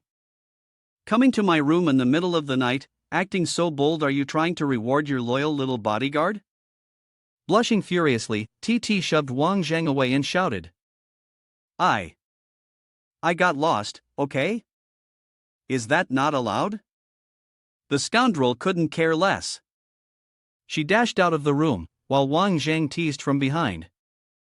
I'm the real scoundrel here. Fuming, Titi shouted back. Just you wait, tomorrow I'll have my dad fry you to death. Wang Zhang turned to look at the suitcase he had pulled out from under the bed, his eyes filled with contemplation. He muttered to himself, so interested in me, are you? He bent down and pulled the suitcase out completely, then opened it. Inside, aside from personal belongings, there was a group photo of 4 people, all with their arms around each other, smiling joyfully. Wang Jang picked up the photo, his eyes brimming with memories. The next morning, Wang Jang went to a coffee shop. This time, he went alone, there was no young lady accompanying him. He enjoyed a cup of coffee by himself, occasionally glancing outside through the glass window. Suddenly, he recalled the first day when he noticed the strange scent of Chang Fei's perfume. The fragrance she wore was not an ordinary one. To be precise, it was a type of chemical that could paralyze the nerves. It wasn't easy for others to detect, but with prolonged use, the nervous system would permanently weaken, leaving the individual entirely at the mercy of others. Chang Fei had been horrified upon hearing this. How could that be? I bought this perfume myself from a specialty store. Deep in thought, Wang Jang was interrupted by the notification sound of his phone. He picked it up, opened the message, and read it. It was the intelligence he had requested. However, to be honest, Fong Nine's inventory records from the past 6 months appeared perfectly normal. It might have left him disappointed after all. Wang Jang sat in silence, thinking. The main store had no trace of any evidence, and the inventory records were kept so meticulously that not a single drop of water could escape. It seemed that the person behind the attack on Chang Fei was no ordinary individual. At that moment, a beautiful woman appeared in front of him. "Excuse me, may I sit here?" As usual, Wang Jang took a quick glance and gave her a rating of 85. He was slightly curious and asked, "May I ask who you are?" The woman immediately sat down and handed over her business card. "Hello, my name is Zhang Mingqi, and here is my business card." "May I know your name?" Wang Zhang replied briefly. Wang Zhang looked at the business card and then said, "So, you're the eldest daughter of the Zhang family. You're not here to seek justice on behalf of your younger brother, are you?" Zhang Mingqi replied, "No, Ming Quan brought this trouble upon himself. The reason I'm here today is to ask for your help with 2 matters." Wang Zhang responded readily. "It's rare to meet someone so reasonable and beautiful like you." "Not bad, go ahead." Zhang Mingqi began. "Director Chang Fei sees Lan Hai as a rare talent, and I hope you can help me persuade her. Please don't let her leave Lan Hai just because of Ming Quan's rudeness." She spoke while pushing a contract forward, continuing, "This is the agreement for the transfer of 3% of Lan Hai's shares. As long as Chang Fei agrees to stay, all of this will be hers. I will also ensure that Ming Quan will never dare to offend her again." Wang Jing smiled, gently took a sip of coffee, and said, "Do you think I don't know that Chang Fei recently won the top prize at the international fashion competition? With such a status, why would she need such a small stake to stay in a place like this? Besides, I don't like that Zhang Ming Quan either." Zhang Mingqi straightened her face and seriously said, 10% of Lan Hai's shares. Chang Fei would become the largest shareholder of Lan Hai, and she would receive about 300 million annually in shareholder dividends. What do you think? Wang Zhang responded without any concern, 300 million, now that's tempting, but I don't have the authority to make decisions for Chang Fei. Ultimately, the reason you've come to me is. Zhang Mingqi immediately cut him off by placing a card on the table. This was the Platinum President's card of 3 Celestial Palaces International, a national-level membership. All expenses are waived. There are only 10 such cards in the entire country, and I have only 2 of them. Please excuse me, and don't continue to pursue the mistakes of my brother." Wang Zhang responded with apparent approval, saying, "Ms. Zhang, you really are generous, and you speak so comfortably. What about the second thing?" Zhang Mingqi asked. "The second thing is my younger brother's face. Zheng Quan's face is very large, but it doesn't hurt or itch, pressing or squeezing it gives no sensation. Our private doctor has also given up on this. I think if Mr. Wang has such a special method, then surely there must be a way to treat it. Ming Quan has already received his lesson, and I ask you, Mr. Wang, to be lenient with him."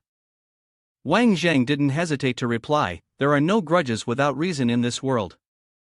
The antidote is with me." But I want to know how much sincerity Miss Zhang has in this. Zhang Mingqi said seriously, Mr. Wang, the other day, you slapped Ming Quan. Have you thought about taking revenge yet? If so, then truly, your schemes are frightening. Wang Jang nodded and said, good, well said, think it over carefully. Zhang Mingqi seemed to have more to say, you invited Wang Zhang with good intentions, and I'll invite you to dinner. The location is up to you, is that acceptable? Wang Zhang chuckled and replied, Miss Shang, you have great confidence in yourself, but I agree. The location is on me, but I have one more condition. During the dinner, you must fulfill one of my requests.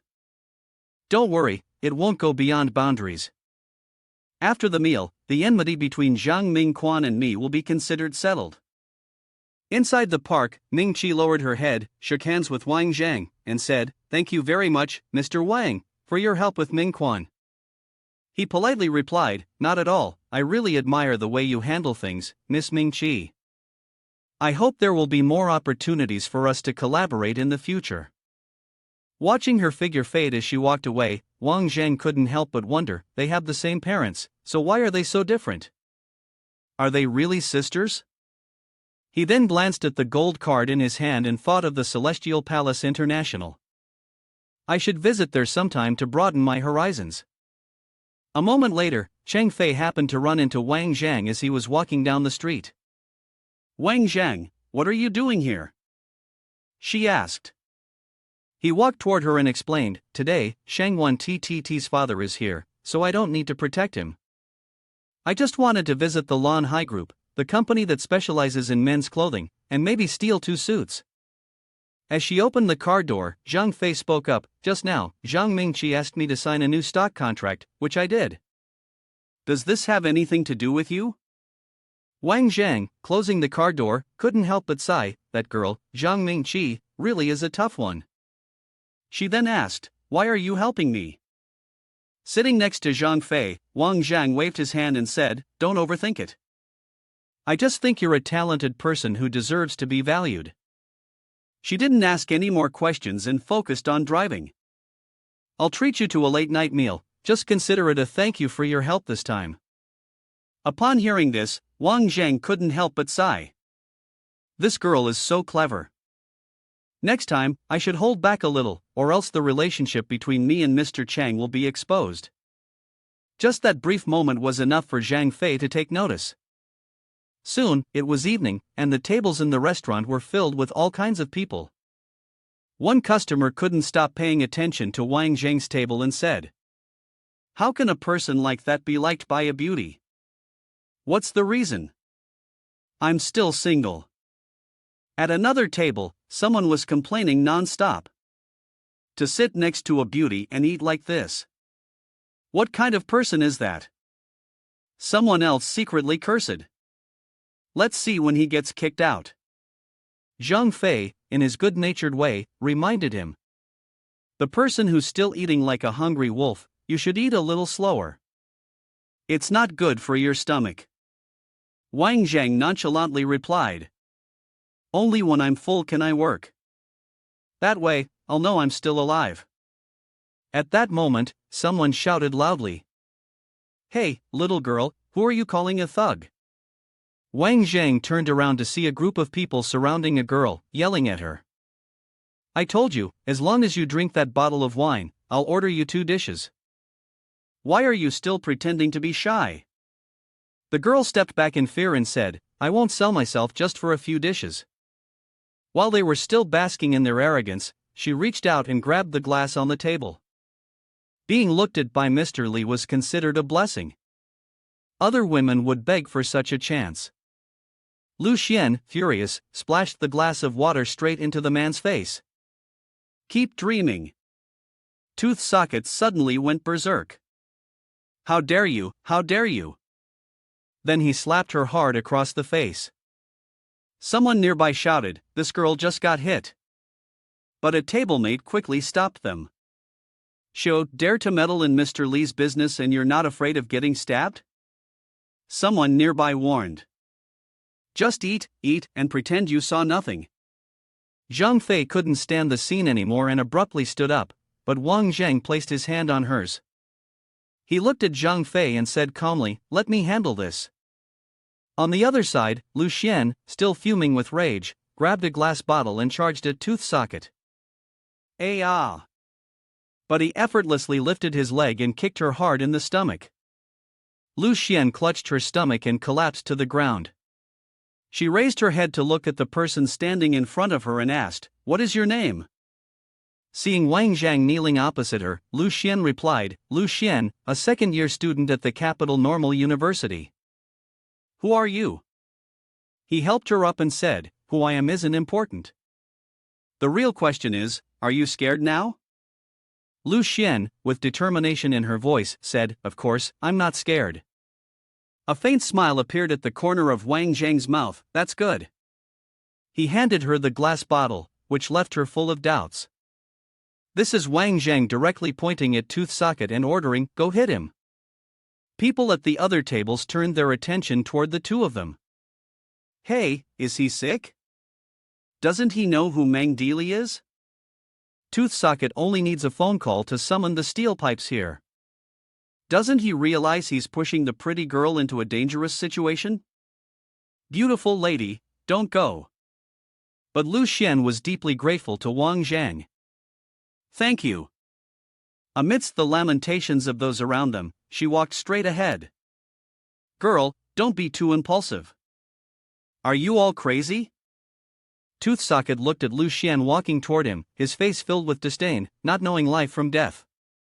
Suddenly, two needles shot out from someone's hand, directly aimed at the acupuncture points on tooth socket's body, causing him to freeze in shock. "What's going on?" While tooth socket was still stunned, a blow to his head knocked him out of motion. The thug on his right raised his neck and asked, "Do you dare hit Brother Lee?" The other one shouted, "That guy must be up to something shady." Then, one of them rushed at them with a knife. "Let me go stab them." Wang Jang immediately recognized the danger and rushed toward tooth socket, who was still frozen in place. Wang Jang reached out, grabbed his pants, and without saying a word, lifted tooth socket up. "What do you want to do?" Wang Jang then threw tooth socket directly at the thug charging toward them, catching him completely off guard. Just like that, tooth socket was stabbed by his own underling. The underling was utterly confused by the disaster he had caused. "Boss!" But tooth socket fell to the ground, clutching his bleeding wound, making his underling panic. "I didn't mean to." Around Wang Jang, chaos quickly erupted. Stabbing and fighting ensued. "Quick, call the police, and have the ambulance come quickly." He took the opportunity to grab Lu Xian's hand and said, "Follow me." Tooth socket, though injured, still tried to pull himself up and looked at both of them. "Quick, remember the license plate number. I will make him bear all the consequences." Chang Fei drove while turning his head to remind them. "This is a public place, and there's bloodshed, this is no small matter." Wang Jang. Lu Xian, who was behind, was deeply grateful. "I'm sorry, it's all my fault. You've just messed with the big shot of this area, Meng Deali. I don't know how to thank you enough." Wang Jang turned his head to comfort her. "It's okay, I've already left myself a way out. In a few days, Meng Deali will come to find me willingly. But as for your part-time job, you probably won't be able to keep it anymore. It's better to focus on your studies and return to school." Through the rearview mirror, Chang Fei also noticed Lu Xian's worried expression. Chang Fei then asked, "What's wrong? Is your family not well off? Are you out here to make money or to experience life?" Lu Xian replied glumly, "To experience life, to gain more social exposure." Hearing this, Wang Jang said nothing, but just glanced behind. Suddenly, Lu Xian sat up and said, "The next turn is towards the Capital Normal University. You can drop me off there." The car quickly came to a stop near Lu Xian's Normal University. After getting out, Lu Xian waved and said, "Thank you both so much for everything today." Seeing this, Chang Fei couldn't help but sigh emotionally. Looks like his girl really is something. People were clearly reluctant to part with her, crowding around asking for her phone number. Wang Jang crossed his arms and replied, "There's nothing we can do, this kind of charm is simply irresistible."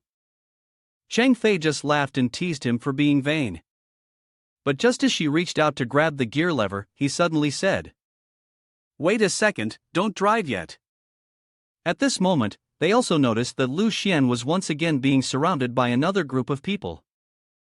They looked to see what was going on. Xu Feng, puffed up with arrogance, said, "This young master has cars if he wants cars, houses if he wants houses. I show kindness and confess to you, give you face, and you still don't want it." Then, he suddenly reached out, grabbed Lu Xian's hand, and pulled her along. "If you don't want face, then I don't either. Come with me. You've seen the car already, what's the point of resisting?" Lu Xian cried out in panic. "Let go. Xu Feng, don't think you can act like a tyrant just because you've got a bit of dirty money. Let me go." Ah. As soon as she turned her head, she saw Wang Jang approaching again. Xu Feng had just turned around to ask when he was sprayed directly in the face with pepper spray. "Who is that?" Xu Feng knelt on the ground, coughing uncontrollably. "What are you doing to me?" One of his henchmen, seeing this, pointed directly at Wang Zhang's face and asked, Hey, what's going on?" Lu Xian had turned around and was running toward him while calling out to Wang Zhang. Wang Zhang shielded Lu Xian behind him by raising the pepper spray canister, causing the henchman to retreat in fear. "You guys continue, keep going." Only then did he hand the pepper spray to her, saying, "This is for you. I made this pepper spray myself, the Wang family formula. If anyone causes trouble for you, just press it lightly, and in a few hours, the effect will increase several hundred times, as shown on the surface of the can." After handing over the item, Wang Zhang urged Lu Xian, "It's getting late now, let's go home." She shyly blushed and looked at him. "Okay. But..."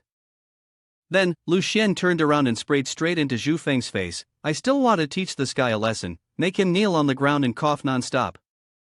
Xu Feng struggled to cover his mouth, pointing at Lu Xian while shouting, and at that moment, she turned back, feeling very pleased with herself, and winked at Wang Zhang.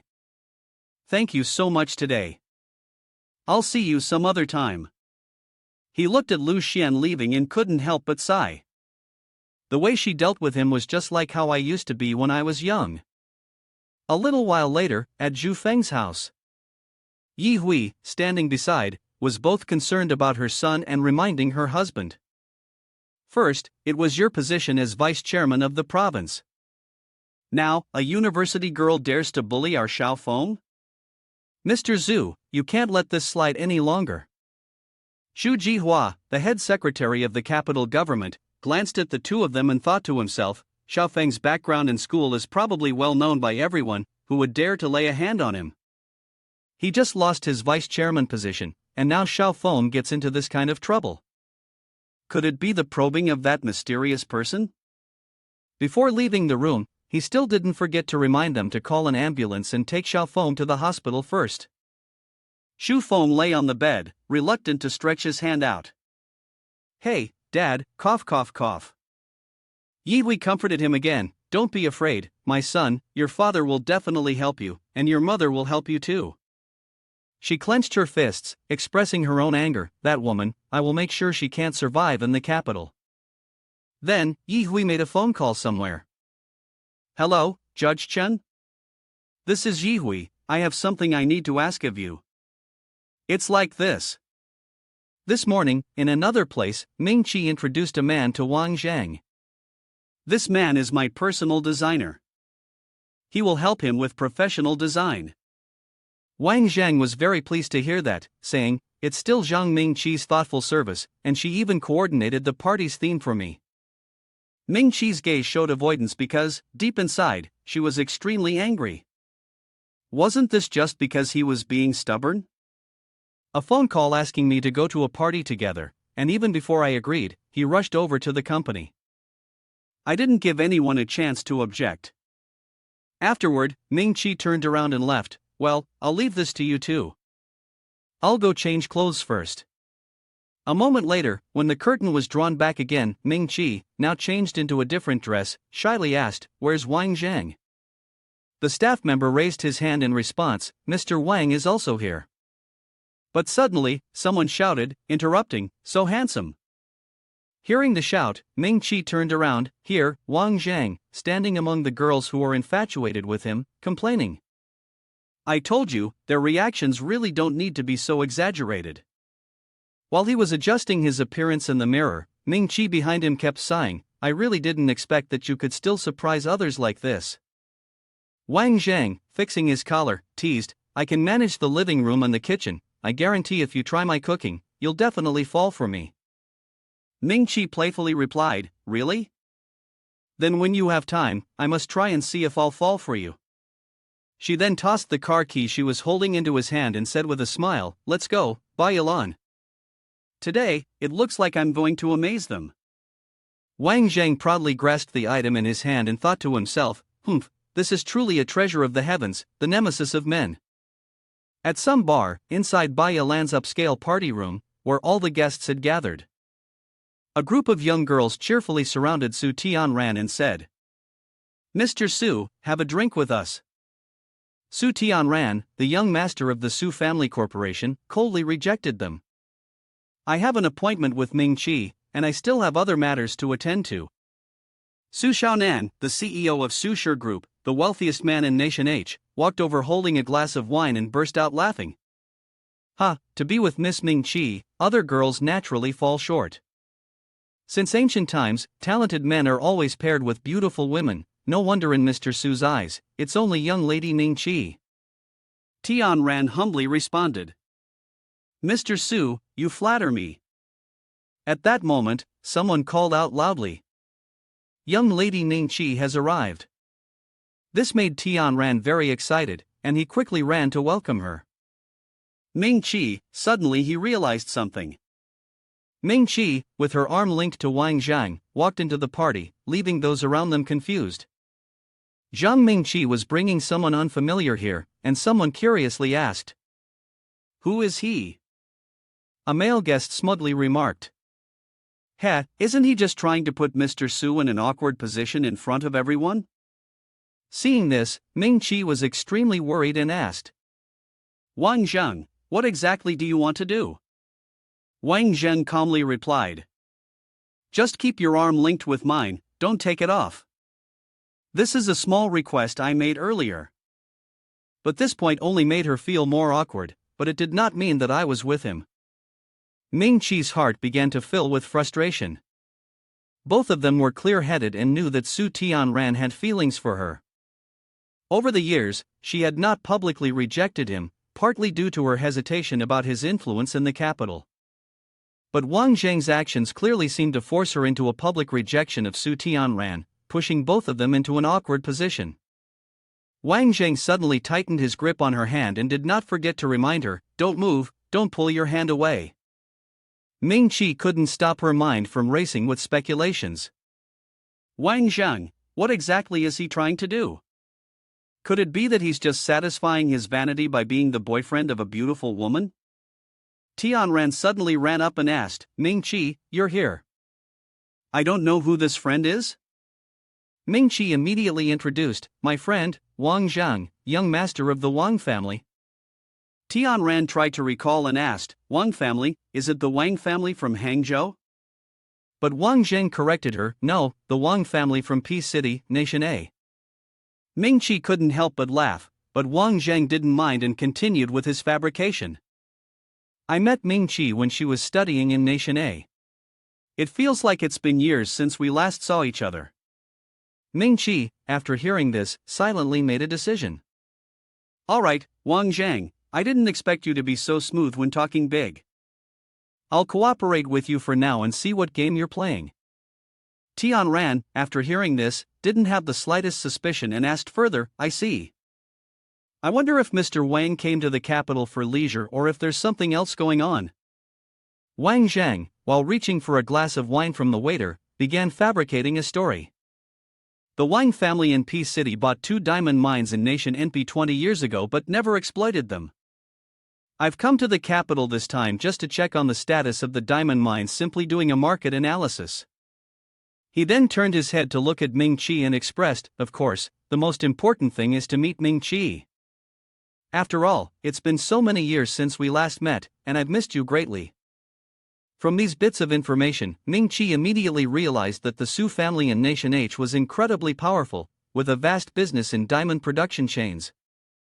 While it could be said that they were capable of controlling everything, outsiders basically wouldn't understand this so clearly. How could Wang Jang know such details? Meanwhile, Wang Jang was still talking. Mr. Su, don't worry, we won't be entering the Nation H market in the short term. Ming Chi, on the side, couldn't help but continuously make speculations in his mind. Could it be that he deliberately started talking as soon as the banquet began? Was he certain that his goal was to get closer to Su Tianran? But what is his real intention in the end? The two glasses of red wine gently clinked together, and Tianran happily said, "I will be at the manor," eagerly welcoming young Master Wang. Wang Zhang carefully observed him and then made a comment. "But Mr. Su, don't push yourself too hard at work. It could lead to nervous exhaustion, insomnia, and frequent dreams." Although he was heavily made up, I could still notice that the area under his eyes was slightly swollen. This made Tianran feel quite surprised. How did he notice this? At this moment, he also realized that people around him were whispering. Damn it, all these years, in order not to give anyone an opportunity to get a good idea, he had been trying to fake a competent appearance. Who would have thought that today, this guy would expose everything with just one sentence? He probably didn't come here just to investigate something simple. At that moment, Wang Zhang excused himself from the conversation. "This is my first time in Bologna, and I still want to visit other places. I'll leave first." Tianran's face gradually darkened as he watched his figure fade into the distance. The Wang family is in Peace City? Interesting. A while later, as night had fallen, Wang Zhang, sitting in the passenger seat, suddenly asked, "I have to say, Miss Zhang, do you know how much destructive power your gaze has on men? Say what you need to say." Ming Chi turned her head and scolded, "Have you gotten my permission? You've used me to get close to Su Tianran, and that makes me unhappy. Don't you owe me an explanation?"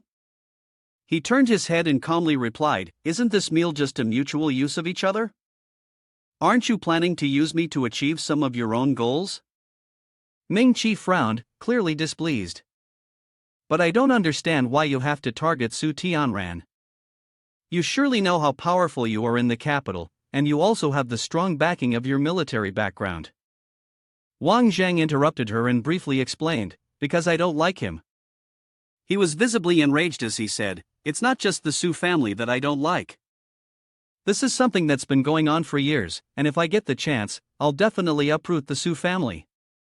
Soon, the car was driving toward the area near the lake. Wang Zhang directly opened the door and got out of the car, although Ming Chi remained somewhat curious. "Now, can you finally tell me the reason?" She hurriedly chased after him towards the door, only to ask, "Why did you say those words to me? Aren't you afraid that I might betray you?" Wang Zhang did not look at her, instead gazing into the distance as he replied, "2 reasons. First, you are very dedicated to your career, and your capabilities go beyond just managing once or twice. Second, it's because of your mother, Su Huihen."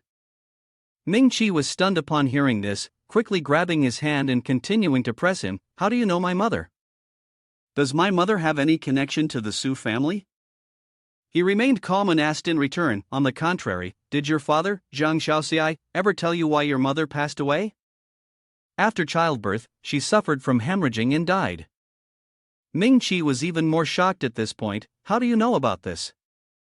Wait, what does this have to do with the Su family? Why are you suddenly bringing this up?" Wang Zhang spoke as if recounting an ancient tale. "Afterwards, she fell in love with a poor man, and even had 2 children with him. Because of this, the old man of the Su family felt that the family honor had been insulted. He took the lives of that poor man and the 2 children as leverage to force Su Huihen to return to the family. Thinking of the moment when Hui Xin was still reluctant to leave her children, he said, but when Su Huihan returns, the Su family will definitely make her the first heir. After receiving a large fortune, those competing for it, who didn't want her to come home, could only create a few unexpected incidents. Once she returned to the family, Hui Xin became the center of attention of others because of this. Therefore, he said, my mother didn't die from hemorrhage after giving birth, she was killed by someone from the Su family. Ming-Chi still had doubts and asked, why should I believe you? She turned to look at him, as if she was eager to know the answer, what do you mean? But Wang Jang only gave a hint, asking back, didn't your father already make it clear? Leaning against the railing by the lake, he watched Ming-Chi's silhouette leaving and said, join me and go to the Su family to take back everything that originally belonged to you. She didn't say anything but simply glanced at him. Shortly after, Ming-Chi drove off, leaving Wang Jang behind. He didn't mind though, and took out his phone to check it. Wang Jang skillfully dialed a number, 1215. The person on the other end of the line immediately answered with an excited shout so loud that it almost deafened him, oh my god, benefactor, you finally appeared. Have you thought of what you want to be repaid for? Don't be so polite. Even if you offered me all the Wang family's assets in Peace City with both hands, I would still happily agree. Wang Jang got straight to the point and asked. I know you bought 2 diamond mines in Nation NP at a low price, but they haven't been exploited yet. I want you to use the Wang family's strength, its financial conglomerate, to make a high-profile entrance into the diamond market of Nation H and suppress the Su family's high-end diamond brand there. Can you do that? The person on the other end of the line immediately replied. Of course, that's not a problem. In 2 months, you'll definitely see the results. Standing near the rolling shutter for a better view below, he made a recommendation and even began laying groundwork in Nation H. I can introduce you to someone incredibly suitable. Her name is Zhang Ming-Chi. Scene transitions to a building somewhere in the dark night. Yi Lang and Wang Jang walk side by side in a shopping center. Yi Lang suddenly turns his head and asks, so Zhang Ming-Chi has agreed to work with you? Zhang Xiaoxi gave no reaction. After hearing the question, he replied with a statement full of implication. No one understands a daughter better than her father. Zhang Xiaoxi also knew well that he couldn't hide Zhang Ming-Chi, nor could he stop her from seeking revenge. Therefore, giving her all the wealth he had accumulated over the years was the best choice. Yi Lang walked while praising. Seems like Zhang Xiaoxi is indeed a clever person. As he passed by a girl, she shot him an angry glance. Immediately, he became alert and quickly signaled to Wang Jang. Captain, 3 people 5 meters to the left, 2 people ahead on the right, 1 person behind on the left, 2 people hiding on the right, including the one I just passed, 9 people in total. It seems that after all these years, his sense of smell hasn't diminished at all. He also noticed someone else was tracking him, but there was still 1 more person behind. Yi Lang suddenly felt very excited. Captain, you're still incredibly sharp. How about we team up again today? Wang Jang ran his fingers through the hair in front of him and warned. 200 meters ahead, on the 7th floor, east wall, there's an expert in ambush tactics. Upon hearing this, Yi Lang placed his hand on Wang Zhang's shoulder and suggested. With us here, an expert in ambush tactics won't stand a chance in terrain like this. How about we make a bet on who can catch more prey? Wang Jang then reached into his jacket and pulled something out. Then let's have a competition. He took out a huge stack of money like it was nothing. Then Wang Jang directly tossed the money into the air and said, make your move. Just like that, the bills caused the people around them to scatter incessantly. The money's been released. It's mine. Move aside. The mercenary team couldn't help but panic upon witnessing this scene. This is bad. Even the 2 individuals stationed at different corners were startled, losing focus for a moment. Suddenly, a foot in a pair of dress shoes stomped down hard on the ground. The man in the suit spun in mid-air and threw 2 objects to either side.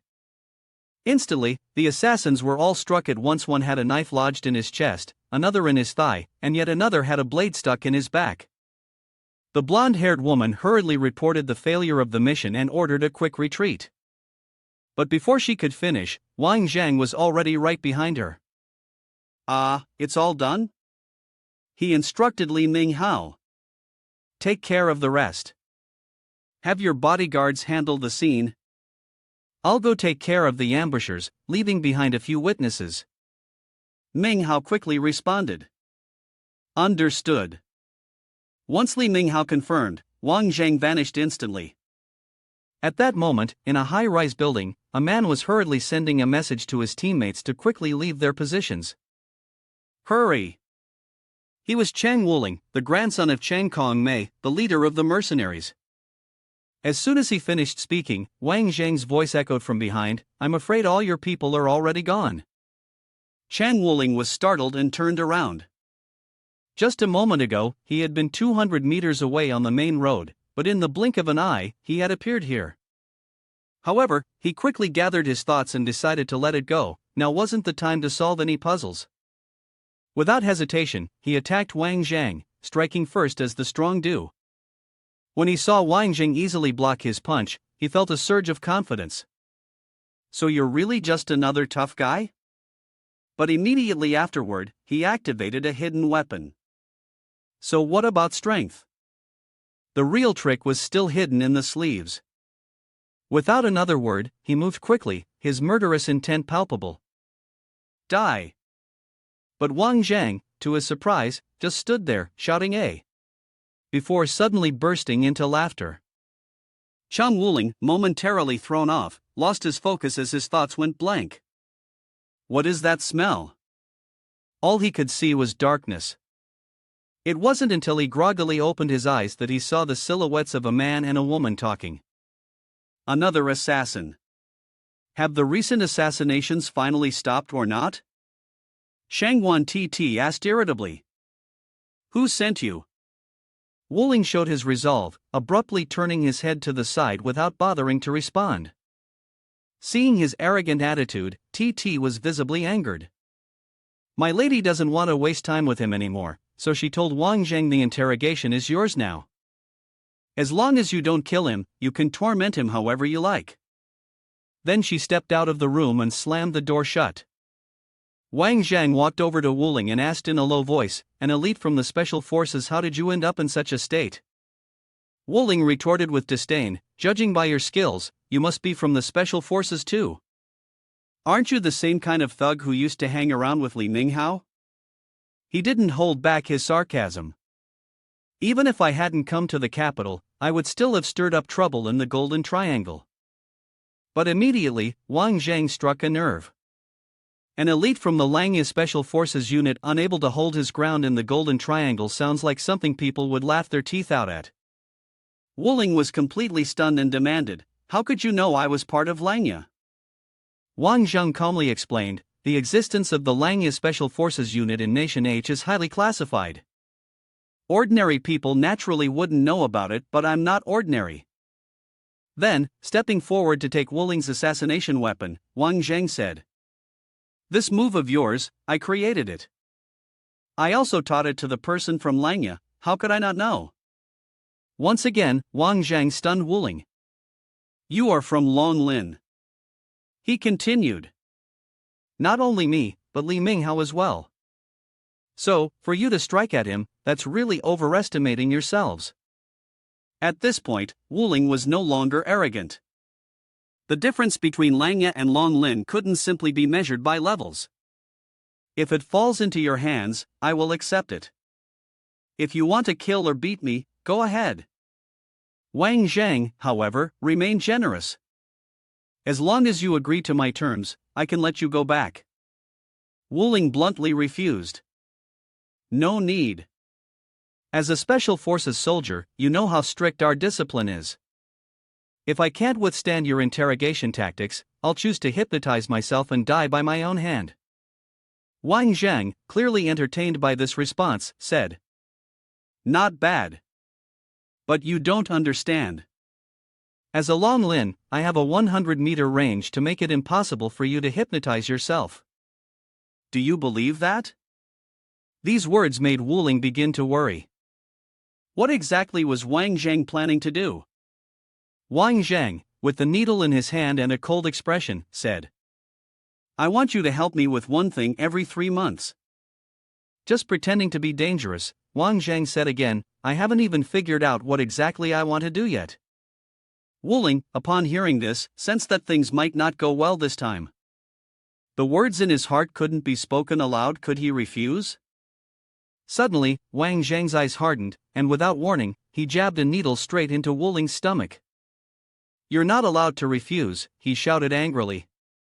Or you can just kill me.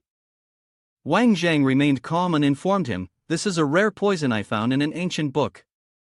It's called the 100-day corpse decaying poison. After 100 days, your bones will dry up, joint by joint, until the end. Wuling asked in confusion, so you mean I have to come to you for the antidote every 3 months? If I fail the mission, does that mean I won't get the antidote? Seeing that he understood the situation, Wang Jang immediately untied him. A chess piece that's useless, what would I keep it for? I've already told you, you don't have the right to choose. Then, in the very next second, he gave the order, I've made up my mind. The first task is to return to your weapons development base.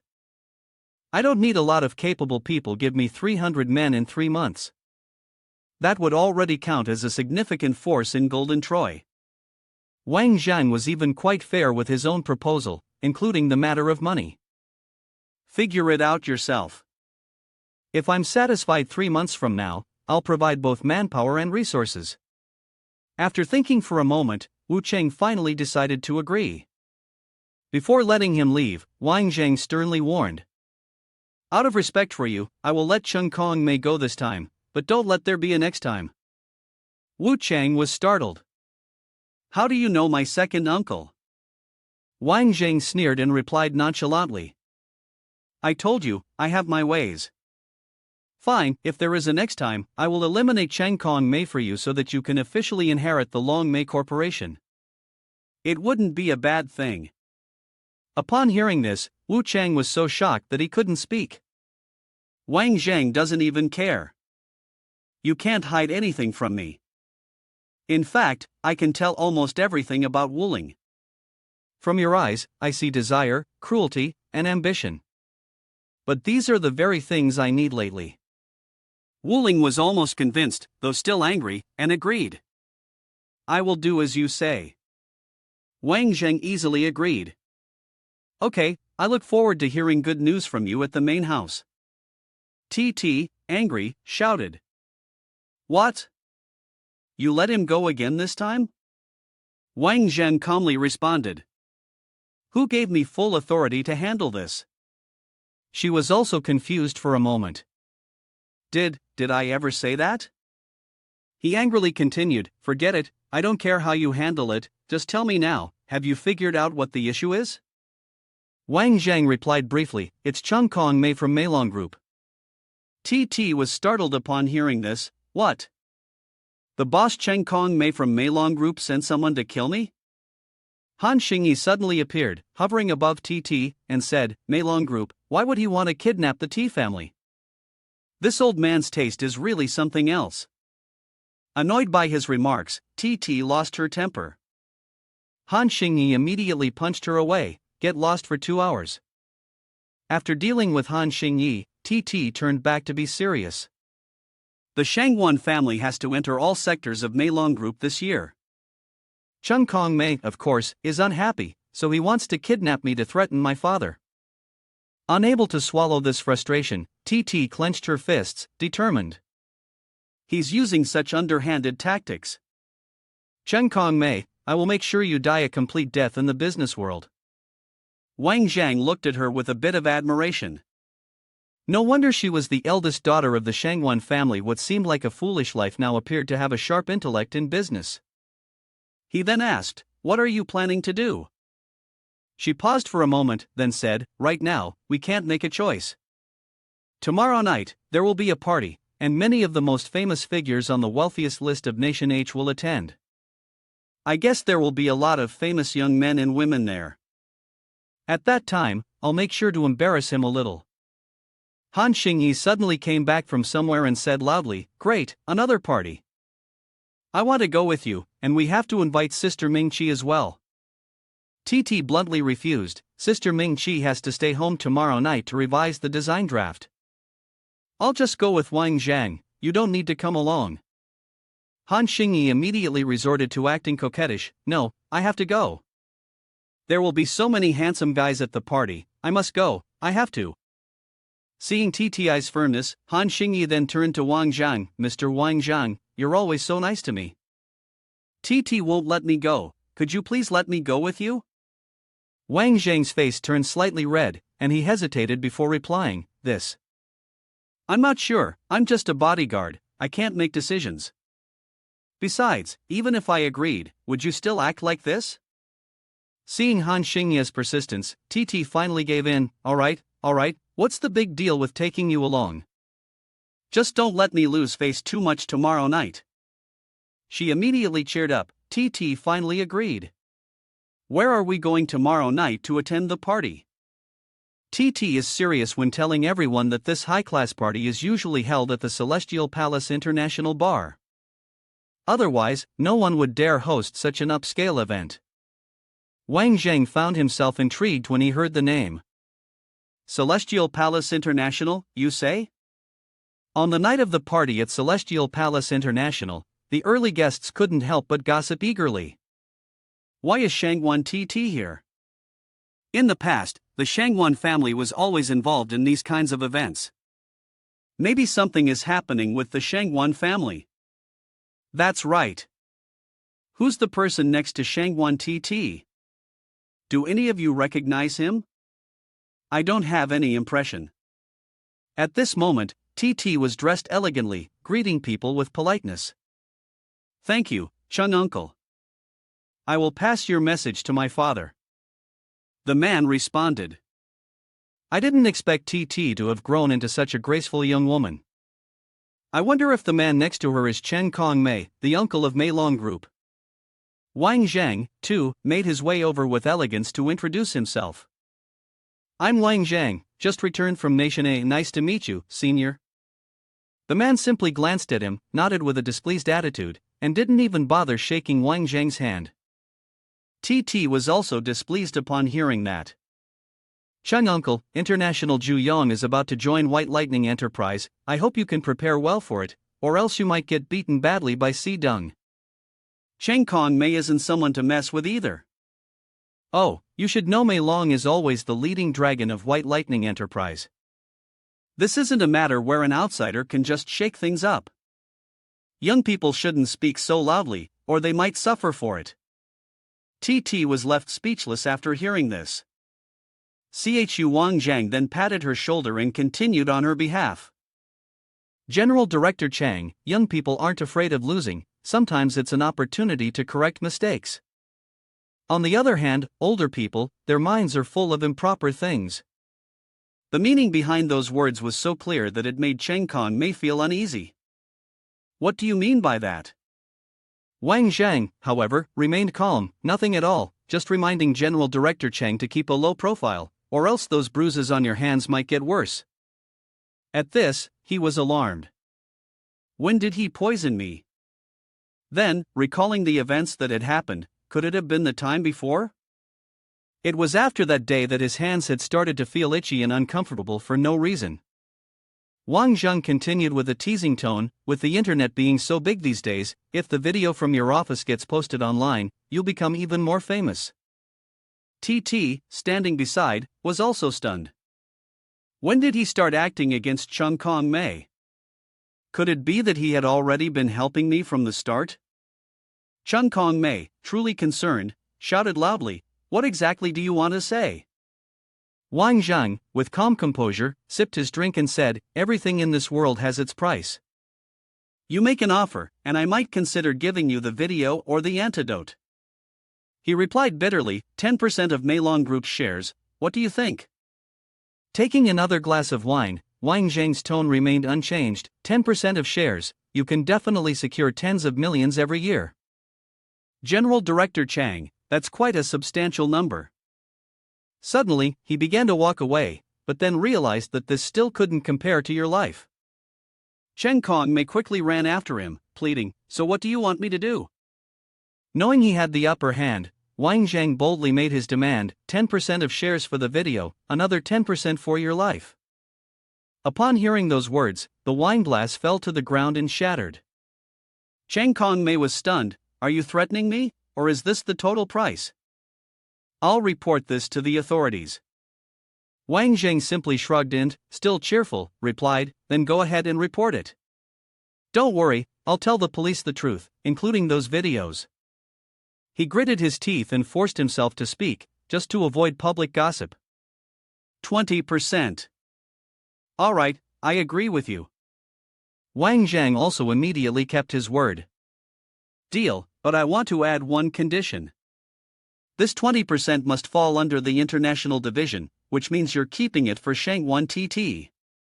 He truly lost his composure, directly grabbed him by the collar and shouted, "Don't push people too far. With 20% of the shares, you've already become the second largest shareholder of Mei Long." Wang Zhang's face didn't change in the slightest as he made it clear to him. "Of course, you can also choose not to go through with this deal, silence me, and then find someone to research the antidote. But the sequence has already been arranged. I disappear for 10 hours, and the video will be distributed through a certain method." "I can't guarantee what will happen then." After hearing that, Chen Kongmei froze, his hand unconsciously loosening its grip. After a long moment of thought, his face contorted with frustration, he finally gave in. "I agree." Only then did TT speak up. "Uncle Chang, let me remind you of one thing: doing honest business is stronger than anything else. Tomorrow evening, I will go with my father to Mei Long Group to sign the share transfer agreement." "Thank you, Chung uncle." After he left, she turned to Wang Jang with gratitude and thanked him. "Because the Shan Wan family has done so much." Wang Jang sniffed and replied, "No need to be polite." TT couldn't help but wonder, "But why do you do so much to help me?" Then, her face turned red, and she blurted out, "Is it because you like me?" Wang Zhang's reaction was as if he had just seen a ghost. "Huh? I like you? Based on what?" TT, still embarrassed, replied, "Because I'm beautiful and very understanding of my family." But Wang Zhang didn't understand her heart at all, and he was ready to pour cold water on her again. "You understand people's hearts? If you understood people's hearts, even pigs could climb trees." He actually criticized TT without sparing her any face. "You understand, right? When it comes to choosing a lover, my requirements are very simple: gentle is enough. So, you're not suitable." TT was so angry she felt like she was carrying the weight of hell on her shoulders. Wang Hanxingyi suddenly appeared out of nowhere and jumped onto Wang Zhang. "Wang Zhang, you look so handsome right now, to be able to easily defeat last year's strongest businessman, Chen Kongmei, with just a flip of your hand." She kept whining and then pressed herself closer to him. "As your friend, of course I won't embarrass you. Right now, in his drink, I've mixed in some chili water from your precious vase. Am I clever? Cool, right? Does it even fit into your world a little?" Wang Zhang felt awkward, knowing only to compliment her to make her happy. Good, good. A child can be taught. Upstairs, two men were standing, observing everything. "Mr. Su, you've seen it for yourself. This Wang Zhang is no simple person, we should be cautious." Su Tianran responded, "I've already investigated the Wang family in P City. They truly have considerable influence in Nation A." He continued, "It's just that the members of the Wang family are all incredibly mysterious, rarely revealing themselves. The subsidiaries they control are managed by people unrelated to their household. The mysterious person in question is Su Xiaonan. I'm trying to piece things together." In other words, Mr. Su hasn't been able to uncover Wang Zhang's true identity. Though Wang Zhang might indeed be from the Wang family in P City, I don't understand why he's already challenging Mr. Su so soon after arriving. Su Tianran looked down and gave a slightly crooked smile. Everyone out there is having so much fun. Why don't we go down and join them? Su Xiaonan didn't think so. He believed Mr. Su had arranged for someone else to probe, so it would be better for us to remain bystanders. He agreed and said, "All right, but there's something weighing on my mind, it's her." Why did she suddenly pop up? The other partygoers couldn't help but gossip as they watched Wang Jang surrounded by 3 beautiful women. Who exactly is that man? How can he be so close to the Shangwan family's young lady like that? 3 beautiful women by his side, this man is truly lucky. I'd love to be him, enjoying the feeling of being surrounded by beauties. Just then, a woman with short hair walked toward them. Ah, isn't that Miss Shan? Every time, she's the one leading Mr. Su on. Why has she suddenly switched to a young man this time? What's going on? Has her taste changed? Han Xingyi was like Wang Jang's personal informant. She was the cherished granddaughter of Mr. Song Song Hai Jing and had always been fond of Su Tianran. Wang Zhang could take advantage of her, then kick her to the curb if he wanted. Hearing her words, Wang Zhang couldn't help but question himself, do I really look like someone so shameless? Ming Qi still politely walked over to greet her. "Miss, Wang Zhang and I are just friends." You can't just assume otherwise. As for Mr. Su, I have always held him in utmost respect, and there are no ulterior motives whatsoever. Yet she still acted so arrogantly, as if some women liked old bulls grazing on young grass. This young man was around 21 or 22 years old. Miss Zhang really knows how to choose. Wang Zhang was complimented for looking young, but couldn't help but feel puzzled. I'm just well maintained, my skin is a little smoother, and I've got a few fewer wrinkles. How did I end up being called in my 20s? This woman really needs to get her eyes checked. Ming Qi couldn't hold back any longer and warned, "Please watch your mouth in public. You're shamelessly exposing Song Hai Jing's situation. Everyone knows you're chasing Mr. Su here. It's also well known that Mr. Su is indifferent towards you. I really don't understand, what kind of low IQ person does this, trying to humiliate themselves?" To her astonishment, Ming Qi went straight to the point. Now, everyone knows even more. With every word she spoke, whispers and gossip about Song Hai Jing grew louder. Besides, "Miss, your behavior makes everyone feel like you lack manners." She was so humiliated that her face turned bright red, and she fell silent. Someone who's never had a mother's guidance from a young age, what right do you have to talk to me about manners? After she finished scolding, the crowd immediately went silent, but their gazes were filled with even more disdain. Han Xingyi immediately updated Wang Zhang, pulling out someone else's deceased mother, and said, "This is too much." He quickly signaled for Xingyi to be silent. "Shoo." At this moment, Ming Qi was so angry that her body was shaking, her face pale from the rage. Suddenly, a large, gentle hand was placed on her shoulder. Ming Qi turned around, surprised, and said, "Wang Zhang." Wang Zhang's sharp tongue began to take action, but there were some people who had been taught by their mothers for many years, unlike those unruly children who hadn't been properly raised. He kept hitting Song Hai Jing, asking, "Is this your problem, or your mother's?" Laughter from behind her started to grow louder, while she was left speechless. "Brother, if you can't speak, then let's take action." She reached out and grabbed a glass of wine, startling the waiter. "Miss." Then, she both snatched and yelled. "Ah!" Wang Zheng quickly dodged to the side, so the glass of wine flew right onto the person next to her. Looking at the face of the person who got splashed with wine, Song Hai Jing froze. It was none other than Shangwan Titi. She trembled and stammered, I. Han Xingyi immediately shouted, "Troublemaker? Hurry and bring me another sheet of paper." Seeing Song Hai Jing hurriedly running away, Xingyi shouted, "Hey, have you apologized yet? This is too much." At this moment, someone was quietly picking up a broken shard of glass from the floor. It was Wang Zhang, who had already planned something and, without saying a word, threw the shard. The sharp piece of broken glass expertly severed the strap of Song Hai Jing's dress. The strap snapped, causing her to panic and scream loudly, "Aya!" The two rice-powered cameras were still positioned on the observation deck, witnessing the embarrassing scene.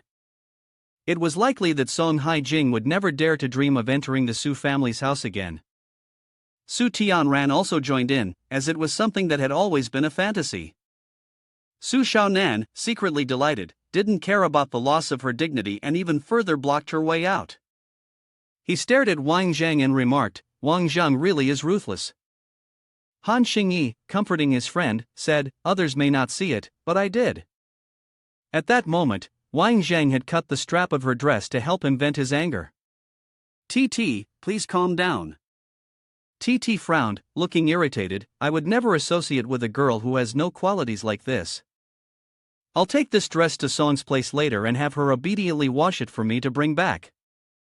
Ming-chi was extremely apologetic, feeling that everything that happened today started because of her. "I'm really sorry, Titi.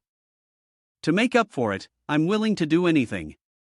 Titi cheerfully responded, "Sister Ming-chi, today's incident is all because of Song Hai-jing's lack of manners, it has nothing to do with you." She added, to Ming-chi's surprise, "I called her sister. I made it clear that I like her as a person and want to be friends with her." "Don't blame yourself anymore." Then, Ming-chi turned to Wang Jang and said, "Thank you for today, but why did you deliberately avoid people so that Shangguan Titi got wine splashed in her face?" He bluntly replied, "What do you mean I deliberately avoided people? If I didn't dodge, wouldn't that wine have splashed in my face?" Ming-chi didn't think so. "You pulled me and Shangguan Titi into the same situation, this must have been something you arranged. You are always ruthless and treacherous, I've been played by you, I don't know whether I should thank you or." Wang Jang responded, "You should still thank me," then added, "You should understand, I've helped you connect with this level of relationship with Shangguan Titi. How to maintain it, that's up to you." At that moment, Su Tianran also came downstairs and asked, "Ming-chi, are you alright just now?" Ming-chi replied, "Mr. Su, I'm fine, luckily Wang Jang helped me." Su Tianran responded with a few empty words, "It's good that you're fine." "Song Hai-jing always talks like that, don't take it to heart, I'll handle it." Wang Jang took the opportunity to question him, "Then why aren't you handling it now?" Upon hearing this, Su Tianran was a little taken aback. "What?" Wang Jang, unafraid of speaking his mind, asked directly, "I'm talking about how Song Hai-jing is causing a scene right now. Why aren't you stepping in to hide somewhere and enjoy the drama? Is this really how you show you care about Ming-chi?" Su Tianran was momentarily speechless by this line of questioning. By the way, how did he end up with another girl, joining Wang Jang? Why are you two together now? The two men turned to look at Su Tianran in unison, surprised, and Wang Jang had no idea who she was. She then stepped closer to Wang Jang and introduced herself again. "Don't you remember? It's me. Sun Wan. Wang Jang paused and gazed at something for a long time, an image flashing through his mind. Shortly after, the beautiful, charming girl softly introduced herself. "My name is Sun Wan, a second-year student at the Capital Medical University." Back in the present, as soon as Wang Jang saw Sun Wan, his eyes lit up as if stars were in them, and he said, "Ah, Sun Wan on the train, Sun Wan holding someone's arm?" None other than Su Tianran. Sun Wan, while holding Su Tianran's arm, looked toward Wang Jang and introduced herself. "This is Wang Jang, the one I met on the train. I mentioned him before, when we were coming back from Yicheng to the capital." "Do you remember?"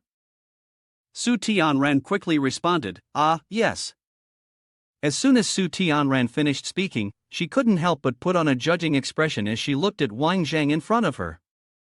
How could the legitimate heir of the royal family in Peace City be dressed in ragged clothes, traveling from Yicheng to the capital by train? On the other hand, Sun Wan didn't mind this at all. She walked up to Wang Jang, took his hand, and politely said, "By the way, Wang Jang, I never properly thanked you for what happened before. Now that we finally have the chance to meet, let me treat you to a meal." Su Tianran immediately approached them and interjected, "The Liexin manner, surely young Master Wang knows how to get there." Young Master Wang has done a favor for Wan, so we should thank him properly. Under the enthusiasm of the two of them, Wang Jang remained indifferent, coldly refusing.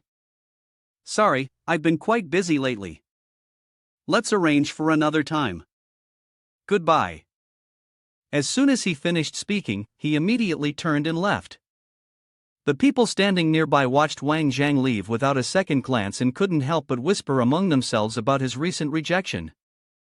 Oh my god, Mr. Su actually invited him to the Li Xin Manor. It's the Li Xin Manor. The Su family has never allowed outsiders to enter the Li Xin Manor. Wang Jang must have been scared stiff. If it were someone else, they would have immediately agreed. After hearing these words, Wang Jang remained silent, but his brows were already furrowed in discomfort. He had his own thoughts brewing inside. Su Tianran, Li Xin Manor, sooner or later, I will come, but not now. There will come a day when I will level Li Xin Manor. The scene shifted to an evening in a vast courtyard where countless cars were parked neatly in rows. Wang Jang sat deep in thought in his own car. Li Xin Manor, how many years have passed, yet why is it that every time I hear those 4 words, I can't stay calm? How am I supposed to avenge my comrades? Turning back to the past, Wang Jang, in a state of urgency and frustration, slammed his hand on the table and spoke loudly. Li Xin Manor, those old fools from the Su family clearly want Long Lin to use it for himself. We absolutely can't let them succeed. At that time, Wang Jang's teammates were willing to sacrifice their lives for him. Captain, don't worry about me, go quickly. In that situation, everyone fell, dying tragically on the cold ground. Wang Jang, the only one who survived, couldn't help but torment himself. Why? Why could they betray the country for personal gain? Why did Long Lin end up in danger from his own people? While he was deeply lost in thoughts of his painful past, suddenly, he was called back. Wang Jang. It was none other than Shan Wan Titi. Seeing his current demeanor, Shan Wan Titi couldn't help but feel confused and bewildered. You looked at us without reacting, and I had to call out for so long. What's wrong with you? What are you zoning out for? Wang Jang replied coldly. Nothing, let's go back to the Taiping mountain villa now. Han Xingyi, sitting at the back of the car, suddenly interjected with excitement. How about we go to the bar? I've never been there before. Upon hearing this, Shangwan Titi couldn't help but furrow her brows and say tiredly. Xiao Yi, look at his current state. Do you think this is the right time to go to the bar? Wang Jang, on the other hand, responded indifferently. It's fine, let's go to the bar. And so, their car slowly rolled toward the bar. That evening, the sky was covered with thick clouds, and even the moonlight had faded away. The Badian Entertainment District, a place bustling with countless people, was alive with energetic dancing and music. Han Xingyi sat next to Shangguan Titi in the bar, chatting. Badian Entertainment, that name sounds familiar. As soon as she heard this, Shangguan Titi immediately replied. Don't you remember? It was the place where I had a conflict with someone last time, at full virtue attainment. As soon as Han Xingyi heard this, his eyes widened in surprise, and he suddenly exclaimed, I remember now.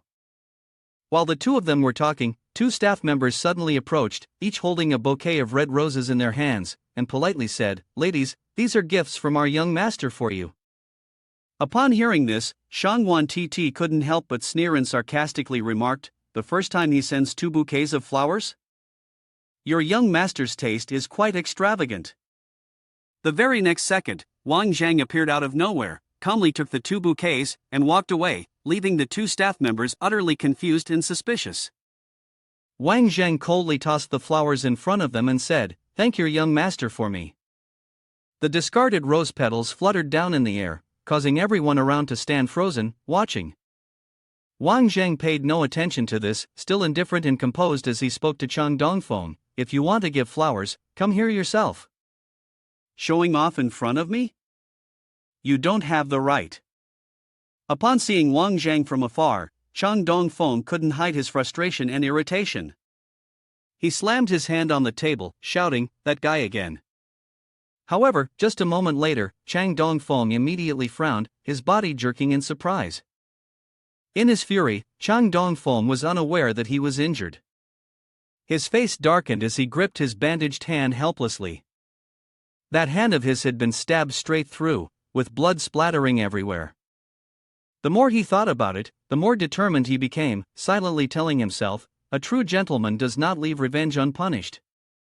No sooner had he finished his thought than Chang Dongfeng immediately gave an order to his subordinates. Mobilize Lin Shiju and the newly trained team, it's time to show off the assets of the entertainment city, Chang Dongfeng said. A thug, followed by a group of people holding clubs, arrogantly stepped forward and shouted. Who is Wang Jang? At the sight of them, everyone around immediately panicked, startled, and quickly shouted. Ah, someone is here for revenge. Quick, run! In the next instant, all the people who had been enthusiastically dancing immediately turned and fled in a mad dash. Seeing this, Han Xingyi immediately asked. Wang Jang, a lot of people are looking for you. Should I call old man Han and have him send help? Wang Zheng calmly replied. No need, we can handle as many as come. He coldly held his glass of wine in one hand and asked. Do you remember when I said that there's a way to vent without using alcohol? It's called fighting. At this moment, Chang Dongfeng had already led the group of thugs towards them. As soon as he saw Wang Jang, Chang Dongfeng immediately pointed at him and loudly ordered, "It's him, kill him for me." The thug leader gave an order right after and immediately made a move. In an instant, all the subordinates took out their weapons and rushed forward with a fierce momentum. Wang Zhang couldn't help but turn around and remind, "Stay behind." As soon as the two of them left, Wang Zhang decisively threw the glass of wine he was holding forward. The glass hit one of the thugs in the face, causing shards to fly everywhere. Just like that, one thug was taken down, lying motionless on the ground in a pool of fresh blood. This made the others hesitate a bit. The leader couldn't help but look at Wang Zhang with a deep, cautious gaze. Wang Zhang also returned the gaze, his eyes fixed on the leader.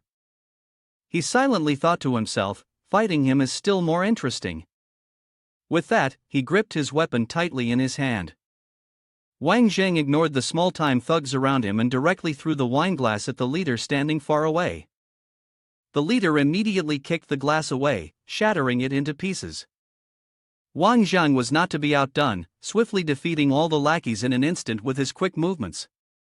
After a while, all of them had been knocked down, lying on the ground. Wang Zhang stood opposite the leader, coldly saying, "Your turn." The leader said nothing, only sneered in disdain before charging forward to attack in an instant. Under the leader's kick, Wang Jing easily blocked it with one hand, then coldly said, "That's too impractical." Chang Dongfeng, standing from a distance, couldn't help but be filled with astonishment at Wang Zhang's incredible strength. He stood still for a long time, lost in thought, silently wondering. This can't be true. Shiju is a legend in the underground fighting world, one kick can take down a bunch of opponents. How is it that now Wang Zhang can easily block him? Even the leader himself couldn't believe it, gritting his teeth, filled with confusion and doubt. What's going on? The leader's hand was immediately gripped tightly.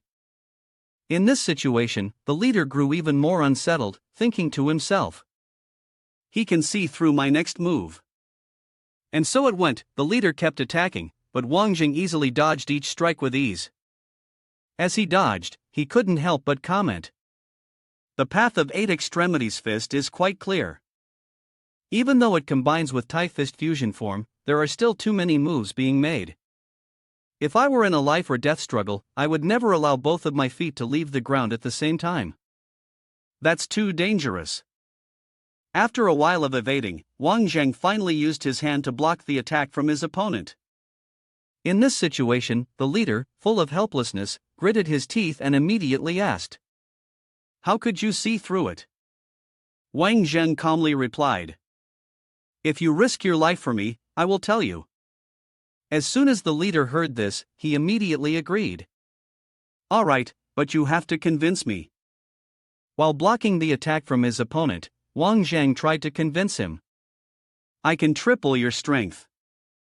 As soon as the words left his mouth, he effortlessly subdued the leader, leaving him stunned and surprised. Wang Jang tightened his grip on the leader's neck and coldly asked, Are you convinced? The leader, however, still refused to submit, resolutely answering, I'm not convinced. As soon as the words were spoken, Wang Jang kicked the leader away, saying, Then continue. The leader immediately stood up, preparing to launch another attack, and loudly responded, All right. The strike was thrown, but Wang Jing easily dodged it. The leader, still not willing to give up, stubbornly said, Continue. Wang Zhang kicked the thug leader square in the stomach, forcefully declaring, No need, it can end now. The moment after, the thug's name was thrown into the corner by him. The thug, in great pain, drenched in sweat, helplessly wondered how he couldn't even catch the movements of this young man. After handling the matter at hand, Wang Zhang calmly turned to look at Chang Dongfeng and asked, Chang young master, do you think today's fight was extraordinary? Upon hearing this, Chang Dongfeng couldn't help but flinch, filled with surprise and doubt, before anxiously speaking. Wang Zhang, you. However, before Chang Dongfeng could finish his sentence, a group of tall, powerful men in white appeared behind him, which made Chang Dongfeng feel both curious and utterly stunned. The men in white glared at Chang Dongfeng with threatening looks, holding sharp weapons in their hands. As soon as he saw them, Chang Dongfeng broke into a cold sweat, his mind racing as he thought, Xinghong Gang, why are they here? Even the senior corps members have come. Li Minghao, who was leading the group, coldly commanded, Smash it! In the very next second, everyone in unison answered loudly, Yes, boss. With that, everything in the room was shattered to pieces by them. Meanwhile, Wang Zhang's group turned and left immediately. As they departed, the thug Wang Zhang had just defeated called out, Wait a moment, wait a moment. The thug, suspicious, asked Wang Zhang, You just said you could triple my strength, is that true? Wang Zhang calmly replied, Of course it is, as long as you work with me, what I say goes. Of course, if you want to continue following Chang Dongfeng, that's fine too. The thug immediately clarified, Chang Dongfeng and I are just employer-employee, as long as my strength increases like yours, I'll do whatever you ask. Upon hearing this firm affirmation, Wang Zhang immediately inquired, What about killing and arson? The thug firmly stated, As long as it's not too obvious, it's no problem. After hearing this answer, Wang Zhang couldn't help but feel satisfied and content. Placing his hand on the thug's shoulder, he said, Very good, I'll introduce you to someone. He will help you increase your martial arts skills. The next morning, the sun was high in the sky. A voice rang out from the other end of the line, Wang Zhang, do you remember Liao Xian? She's in trouble. It was Cheng Fei speaking to Wang Zhang. Cheng Fei explained that a few police officers had arrived at Liao Xian's school. After receiving her call, I immediately came over, and the school staff told me she was taken away by the police. Upon hearing this, Wang Zhang immediately replied, Oh, really not afraid of death? Come out to me, Liao Xian will be fine. Cheng Fei said, Yeah, you must save her. After finishing the conversation with Cheng Fei, Wang Zhang dialed a number to call someone. He said to the person on the other end, Ming Hao, help me find out where Zhu Feng's father is at Capital Normal University? The license plate is Jing W's 546. After the conversation ended, Wang Zhang placed the dumbbells he had been working out with down on the table. His phone suddenly rang. Looking at the caller ID, Wang Zhang couldn't help but smile with satisfaction, thinking to himself, as expected of a gang boss, to find the information so quickly. Xu Feng, Zhu Jihua, daring to bully my people, they won't have a peaceful day ahead. Then, as Wang Zhang walked up the stairs, he shouted loudly towards the top, Hey, what's up? Sun Wan Titi, lend me your leather socks. In another villa, the door to a room slowly opened. It was Yi Hui. As soon as she opened the door, Yi Hui hurriedly slammed it shut. With a frantic expression, her face drenched in sweat, she panted heavily and muttered to herself, that little brat Lu finally got taken away by the police. She even sprayed pepper spray on herself, causing me to end up in the hospital getting my stomach pumped, and I hadn't for the whole afternoon. Just wait, I'll make sure she doesn't live. Yihui jolted in shock, bewildered and shouting loudly at the sight before her, her son, stripped of all clothes, hanging upside down from the high ceiling. Confused, she asked her son, "Son, how did you end up like this?" Panicked and rushing forward, Yihui called out, "Mom, get me down." However, at that moment, Yihui suddenly froze and collapsed to the floor. Realizing her body wouldn't move as she willed, she muttered to herself in confusion, "My hands, my legs, they won't move. What the hell is going on?" Suddenly, a masked figure appeared before Yihui, accompanied by a voice, "Stop moving. This rubber glue is my own creation, even a car would be stuck tight." Seeing the masked figure, Yihui flinched, surprised and curiously suspicious, and immediately asked, Who are you?" The masked figure approached Yihui with duct tape, calmly stating, "Relax, though I like mature women, I'm not interested in ones who are too old." The moment after, Yihui's mouth was immediately sealed shut, causing him to startle, his body drenched in cold sweat, completely confused. The masked man then stood up, slowly walked towards Yihui's son, and spoke. "I've come today to settle something." The moment after, he immediately struck the boy with a whip. A series of frantic screams echoed through the air. The masked man looked at Yihui coldly and said, "You will never understand. When you abuse the power in your hands, destroying the lives of others, you have no idea what kind of despair those whose lives are ruined feel."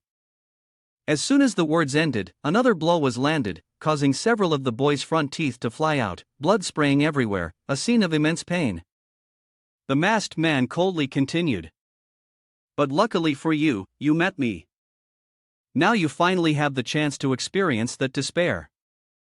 Of course, I'm not a sadist, I just want you to know." As he spoke, the masked man did not stop hitting Yihui's son. "If you've done something wrong, then retribution will eventually come." The painful blows continued, and the boy, enduring the agony, screamed out loud without cease. Witnessing his son being mercilessly beaten, Yihui's heart broke, his body trembling uncontrollably, tears streaming down his face. Seeing this scene, the masked man immediately asked, "What's wrong?" When it's your son's turn to be hurt, you feel heartbroken. So what about when your son, the beast, harms another man's daughter? The more he spoke, the harder and faster the masked man struck, continuously without stopping. "If you hadn't met me, wouldn't you have had no chance of turning things around after being falsely accused by your people?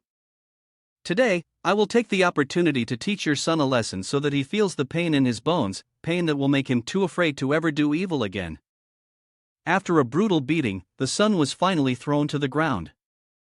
The masked man slowly walked over to Yihui and coldly spoke. "This is just the beginning. Tell your husband, either he retires, or he will be disgraced. If I find out about his heinous crimes, it will be the end for him." With that, the masked man turned and left immediately.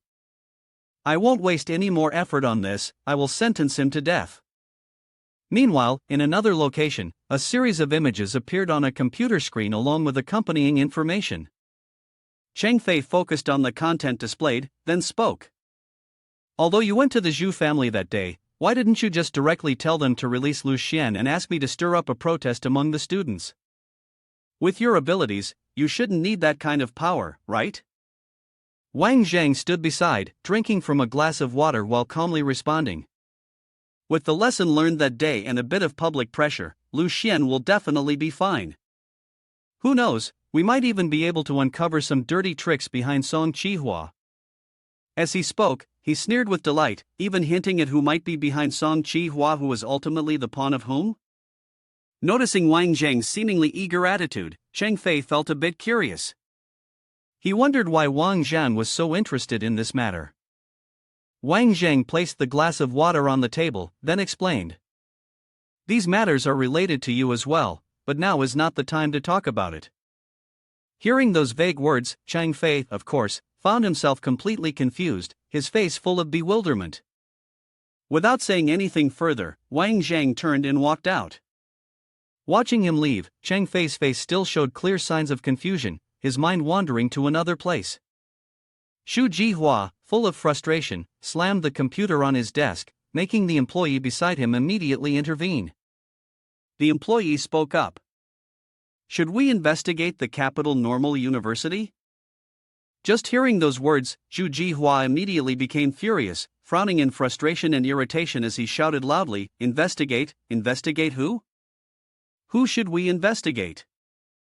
And now you're suggesting something as stupid as this?" Seeing that terrifying attitude, the staff member couldn't help but shiver in fear, trembling as he struggled to respond, but.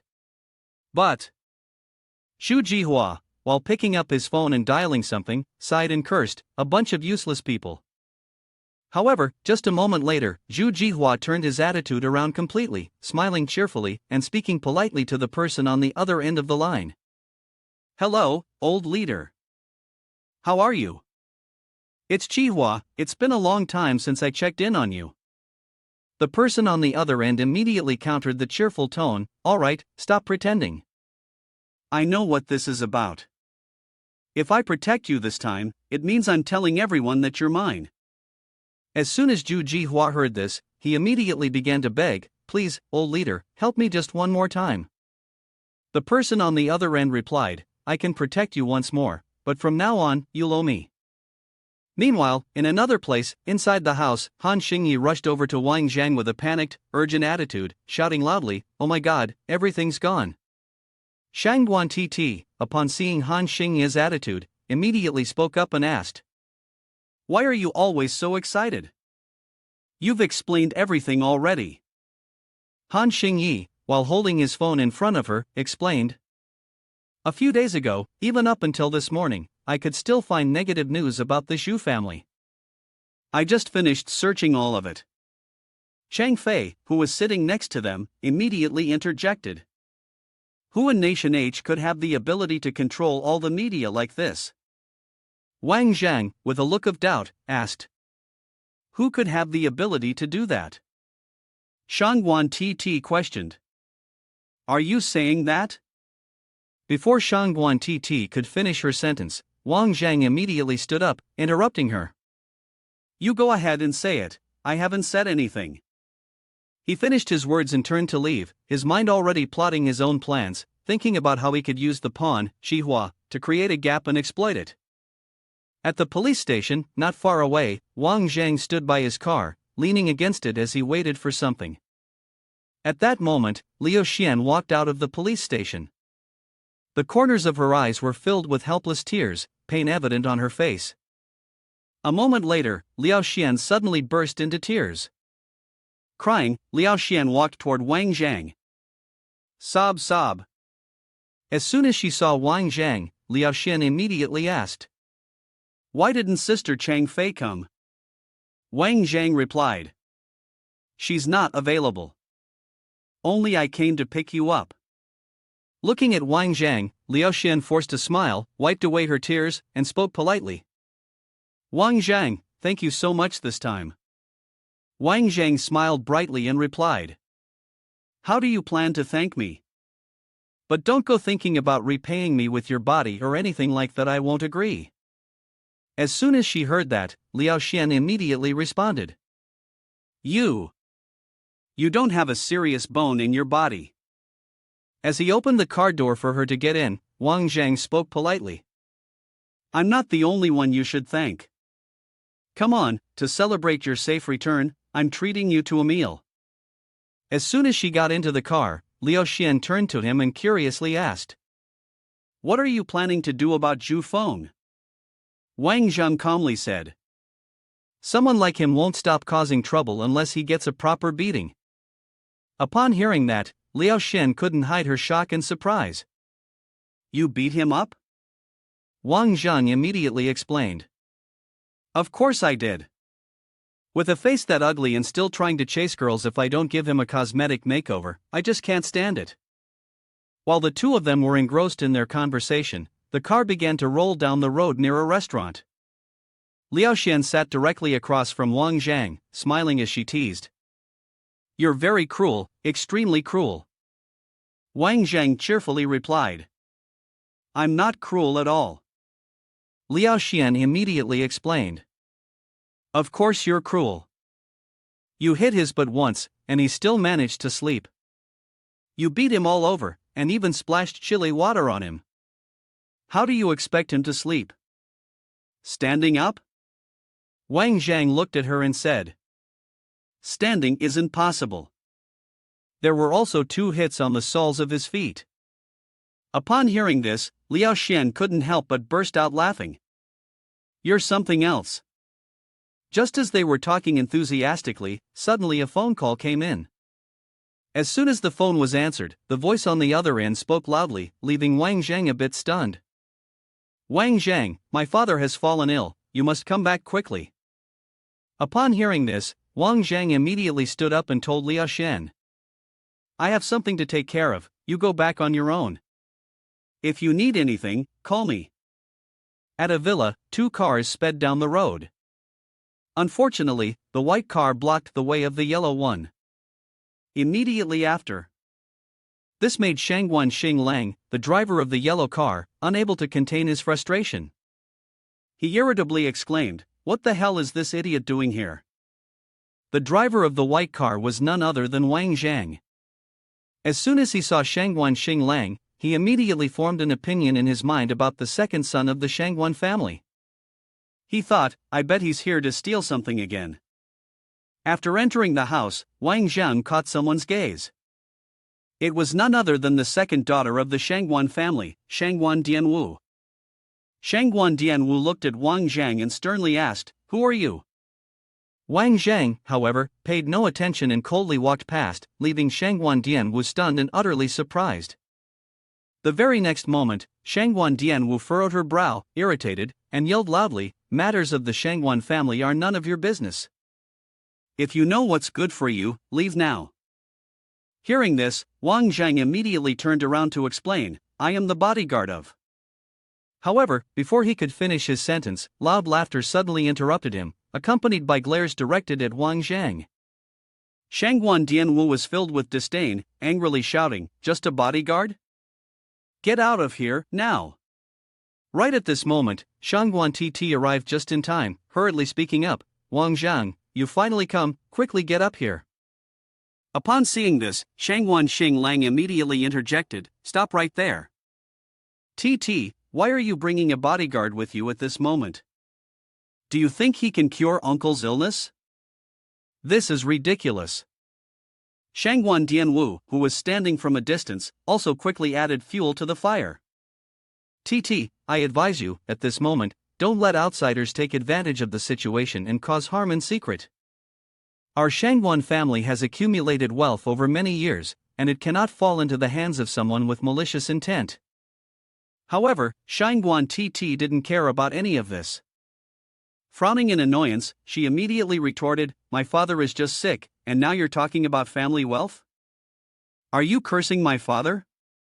Wang Jang entered the room, and the 2 of them were slowly walking towards the sickbed. Shangguan Titi turned to Wang Jang and said, "Wang Jang, please take a look. Earlier, I invited some famous Western doctors, they drew blood and ran tests, but they couldn't figure out what was wrong with my father. I've already sent them away." Wang Jang immediately got to work, diagnosing Shangguan Tti's father's condition. After considering the situation, Wang Jang couldn't help but feel that something was off.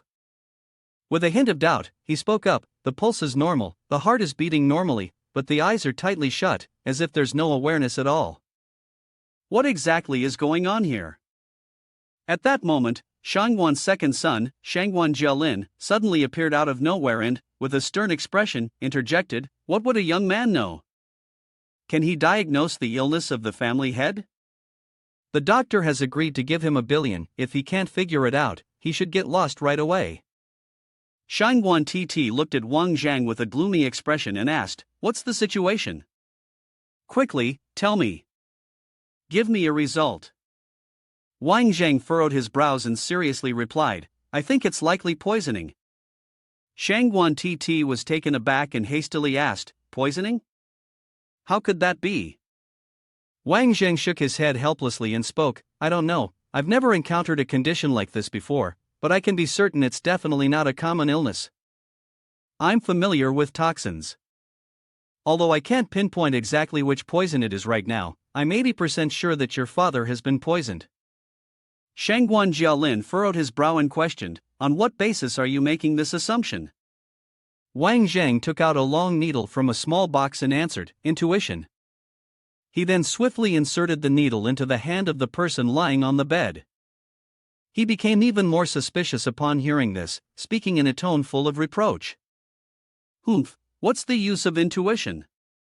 Titi, you are so irresponsible toward your father. How can you casually bring in some quack doctor to treat him? Are you hoping he dies sooner?" Shangguan Titi was so upset that she raised her voice in reply. "Uncle, even now you're still making sarcastic remarks. If anyone wants my father to get into trouble, it's you. If my father is still alive, don't even think about inheriting the position of the head of the family." A man suddenly appeared in the midst of their argument. "What's the point of this noisy quarrel?" That was Shangguan's eldest son, Shangguan Jiaji. He spoke sternly. "Notify all the colleagues of International Juyong. Tomorrow noon, there will be a shareholders meeting to decide the time for announcing the official diagnosis and the temporary management rights of Ju Rong. Titi, you will attend the meeting on behalf of your father." She became even more furious, her face contorting, her tone turning harsh as she shouted. "Uncle, what do you mean by this? My father is lying in bed, uncertain whether he'll live or die, and you're already worrying about dividing the inheritance. If he knew about this, he would be heartbroken." He was displeased when he heard that and turned to leave. "How insolent! Is this the tone you use when speaking to your elders?" "There's no distinction between senior and junior here, and matters concerning the family head should not be discussed with grandchildren. I'm old, and I can no longer endure such disrespect." Then they all left together. Shangguan Titi stood frozen behind, her face sorrowful, silently watching. 2 sad tears fell down her cheeks. Wang Jang gently walked over, placing a hand on her shoulder to comfort her. "Don't worry, I'm here. Give me some time, and I will definitely cure your father." The scene then shifts to a tall building in the city center. In the conference room, a woman approached Shangguan Titi and spoke. "Anne says, Titi, even in the voting, it's your uncle who holds the advantage. Why are you torturing yourself here? At your age, you should be thinking about love, then finding a good man to marry." Shangguan Jialin, puffing on a cigarette, frowned and said, "I think she hopes to take the position of family head. Who would have thought that at such a young age, she's already greedy and scheming? If this continues, how will things turn out?" Hearing these words from her relatives, she couldn't help but shed tears. "I can't back down. Father left everything to me. I must handle it well for him. I'll wait until he wakes up," he bluntly declared. Whether he can wake up or not is still uncertain. "Stop wasting time here, hurry up and vote, I still have a golf date with someone." Wang Jang stood outside the room, silent, not saying a word, only letting out a sigh of relief before pushing the 2 doors wide open and entering.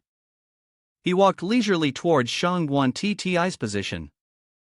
She saw him and gave a faint, awkward smile. Shangguan Jialin, witnessing the scene, became agitated, erupting in fury and shouting, "Where did this dog come from? Get out of here right now." Wang Zhen calmly spoke. "I'm not some second-generation rich kid, nor am I a son-in-law of the Shangguan family. I'm just a bodyguard for Shangguan Titi, and as a bodyguard, I cannot let my employer suffer. I don't understand the business world, and I don't want to get involved in it. So, if Shangguan Titi sheds another tear, I will break your hands." He continued to shout angrily, cursing wildly. "Bodyguard, bodyguard, get this person out of here." Suddenly, he slammed a short knife down onto the table, then, in a serious tone, spoke firmly. "Don't doubt the truth of what I'm saying." After a long while of discussion, Shangguan Titi stood up confidently and declared, "Let's settle on this. During my father's illness, I will have full responsibility for all the operations of International Juyong, and I ask for the cooperation of all my colleagues. If there are no further objections, this shareholders' meeting will be adjourned. At this moment, Shangguan Jialin could only remain silent, feeling displeased. Afterward, everyone left without saying another word. She turned to Wang Jang with a smile and said, "Do you think I've pushed them too hard? After all, they are my seniors." Wang Jang calmly replied, "Even if you didn't push them, they still wouldn't show you any affection. The business world is like that, sometimes even more ruthless than the battlefield. I'd rather carry a machine gun on the battlefield and move forward into the unknown than fight in the dark and deceitful world of business," Shan Wan Titi bluntly remarked. "But I feel like your heart is darker than anyone's." "Wang Jang, you've helped me so much, and yet I often treat you with impatience and annoyance."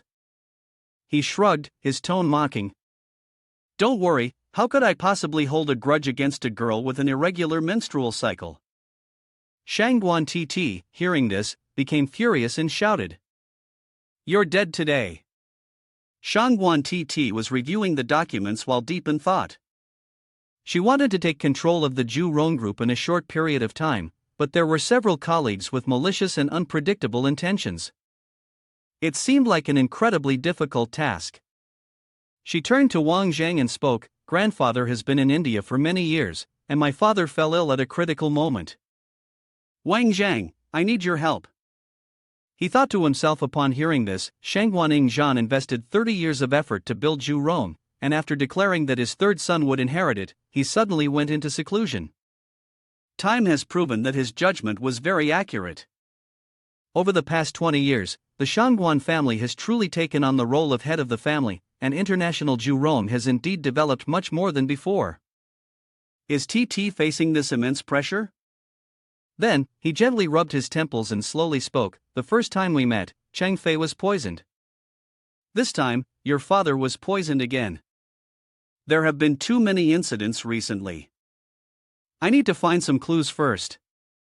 During this time, stay at Ju Rong. I'll call Zhang Yong to protect you while I get some rest." Shangguan Titi smiled gently. She couldn't help but think that there might be some agreement between Wang Jang and her father. With her father in trouble, he must need some time to investigate. Then, she spoke, "All right, thank you." Wang Jang stood up abruptly and took a few steps towards the door. Suddenly, she chased after him, calling out to Wang Jang, "Are you curious?" Shangguan Titi gathered all her courage to speak from the heart. "If you ever need the support of the Shangguan family, I will do everything in my power with International Juyong to help you accomplish your goals. Also, I believe you will definitely cure my father." The corners of Wang Zhang's mouth lifted into a slight smile as he raised 3 fingers and replied, "Sister Shangguan, your sudden change of heart really takes me by surprise. As for the third point, I will definitely try my best to treat your irregular periods." She was teased, but this time she didn't get angry. She just responded, saying it was rather pointless. Switching to the airport scene, a group of well-dressed people were stepping down slowly. The woman was Kaidi, and the man was Chang Dong-song. A boy nearby, noticing the strange group, mockingly remarked, "With no keen reverse around, what are these people pretending to be, some imperial hackers?" Chang Dong-song's face turned cold as he advanced, causing the boy to take a few steps back in fear. Kaidi smiled and stepped in to stop him. "Don't always show off your abilities like this, you've scared the boy." He looked up at the sky as if gazing at a star, then suddenly shouted out loudly, like a bully, "Nation H, Chang Dong-song, I've finally returned." The 4 of them stepped outside. Chang Dong-fong, who was smoking a cigarette, froze when he saw them. Excitedly, he ran toward them, calling out eagerly, "Kaidi, it's you!" he shouted. Kaidi turned around, confused. "Is this your younger brother? I never expected the difference to be so vast, such a pretentious stride." "You've already been drained by the allure of death, seems like you're quite afraid of him." Chang Dongfeng smiled happily and said, "Brother, you've finally come back." But in response to his joy, it was the indifferent attitude and cold words of Chang Dong-song.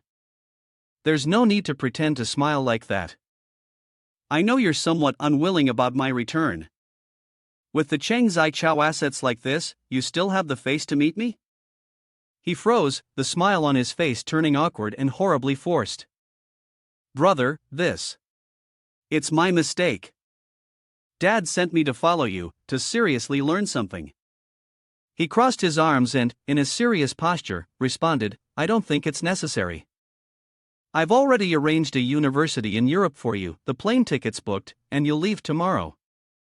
Chang Dongfeng panicked and pleaded, "How can that be?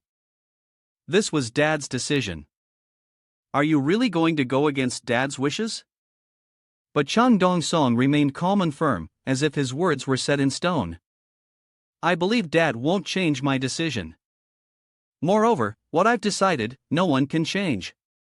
You placed your hand on your chest, your voice sharp as you questioned, "On what grounds are you deciding my life?" But he remained cold. "I don't need to explain. You can go outside, eat well, and dress nicely. If you don't go, then don't even think about stepping foot into the Dong family door again." Kai Di, standing outside, gave a mysterious smile and spoke, "How could you treat your younger brother like this? He really does seem a bit pitiful. From now on, he won't have a home to return to." Chang Dong-song turned around and reminded her, "Kai Di, don't meddle in my family matters. The principal's intention was for you to help me. Don't ask about other things, especially matters related to my family." She voiced her doubt. "Chang, when are you planning to meet our allies in Nation H?" He responded, "Our allies? As I see it, we're just stepping on stones." Kai Di retorted, "You're being too confident. Don't you have a saying in Nation H? It goes something like, humility makes people progress. I feel like I'll never see any sign of humility from you in this lifetime." Chang Dong-song then continued walking ahead, saying, "When we get to Nation H, there will be plenty of things that will make you happy," briefly outlining the top priority. "Let's go. First, let's visit our old friend." They drove to the Centennial Legend nightclub. Chang Dong-song got out of the car with a commanding presence and announced in a loud voice, "I'm back tonight." Inside, the dance floor was alive with energetic sounds, and everyone was joyfully letting themselves go to the rhythm of the music. They moved inside, and he glanced around before loudly giving an order. "Smash!" The two bodyguards, receiving the command from their master, nodded in response. One of them approached a staff member, lifting him high into the air, causing the employee to scream in fear. He decisively threw the staff member to one side. The man flew backward and slammed into a liquor cabinet, causing everything to fall and shatter. The employee lay on the ground, with liquor spilling everywhere, staining the floor a deep red. Seeing this, all the guests immediately rushed to escape, their screams of terror filling the air. At that moment, nightclub director Huang Ba appeared, ready to handle the situation. He charged forward, drawing back his fist to gain momentum. Kai Di, seeing this, smiled and praised him. "Not bad, you've got some guts." The punch landed on the chest of one of the bodyguards. However, in reality, it had no effect on him at all. His expression remained unchanged, as if he were watching a kitten playfully fooling around. He simply punched Huang Ba in the waist, and he was sent flying 10 meters backward. Lying on the ground, blood oozed from his mouth, and he coughed continuously. Chang Dong-song stepped firmly on his face with his foot, speaking seriously, "Tell Li Minghao for me, the underground world of this capital city isn't something that can be decided by him alone." A little while later, when things had quieted down, Li Minghao finally arrived. He was stunned when he saw the devastation. Huang Ba was lying on the ground, his mouth still stained with blood, struggling to lift his head. Li Minghao, enraged, immediately demanded, "Who did this?" With tears in his eyes, Huang Ba, in a voice full of humiliation, barely managed to say, "Big brother, I've let you down." Though furious, Li Minghao knew the first thing he needed to do. "Quick, get to the hospital. Blood for blood." At the hospital, Li Minghao sat by the bed and spoke, "Tell me what happened." Huang Ba began recounting the events. 3 men, 1 woman, and 2 very strong white guys. I was hit 4 times, my ribs are broken. Big brother, the man said to pass on a message. He told me to go with him, that the underground world of this capital city isn't something that can be decided by just him. He was slightly startled upon hearing this and silently thought, when did this foreign expert arrive here? Are they targeting me? Then he snorted and continued, don't worry, just focus on recovering. I promise you, whatever you've lost, I will get it back for you, 100 times over. Li Minghao had never been able to keep such a promise before. The scene shifted to a large building. Han Xingyi was holding a light pink dress in her hands and asked, Titi, do you think this dress suits you? There's a party tonight, do you want to go? Shangwan Titi turned to her secretary and demanded, arrange for a cage, lock it up, it's so annoying. At that moment, Han Xingyi received a call. What? You want me to go home for a blind date? Han Tuosu said, what's going on with you, Dad? What's wrong with you? My daughter's still so young, and you're already worried about marrying her off. On the other end of the line, Han Lao urged, if not, I'll have your mother come to bring you back. She was completely stunned and shouted loudly, Mother, Han Lao who, doesn't Dad think no one knows he's afraid of his wife? Acting like a hero all day long outside, but the moment he's home, he turns into such a good boy? He was so furious upon hearing this that he shouted, how dare you speak to your father like that? You must return home by tomorrow noon, no delays, or I'll send someone to drag you back. After that, Han Xingyi cried out in distress, shaking Shangwan Titi while pleading for help. What should I do? What should I do? Dad is angry now. What could Titi do? She turned around and responded, why rush? What if he turns out to be the perfect husband? Maybe you two will like each other at first sight.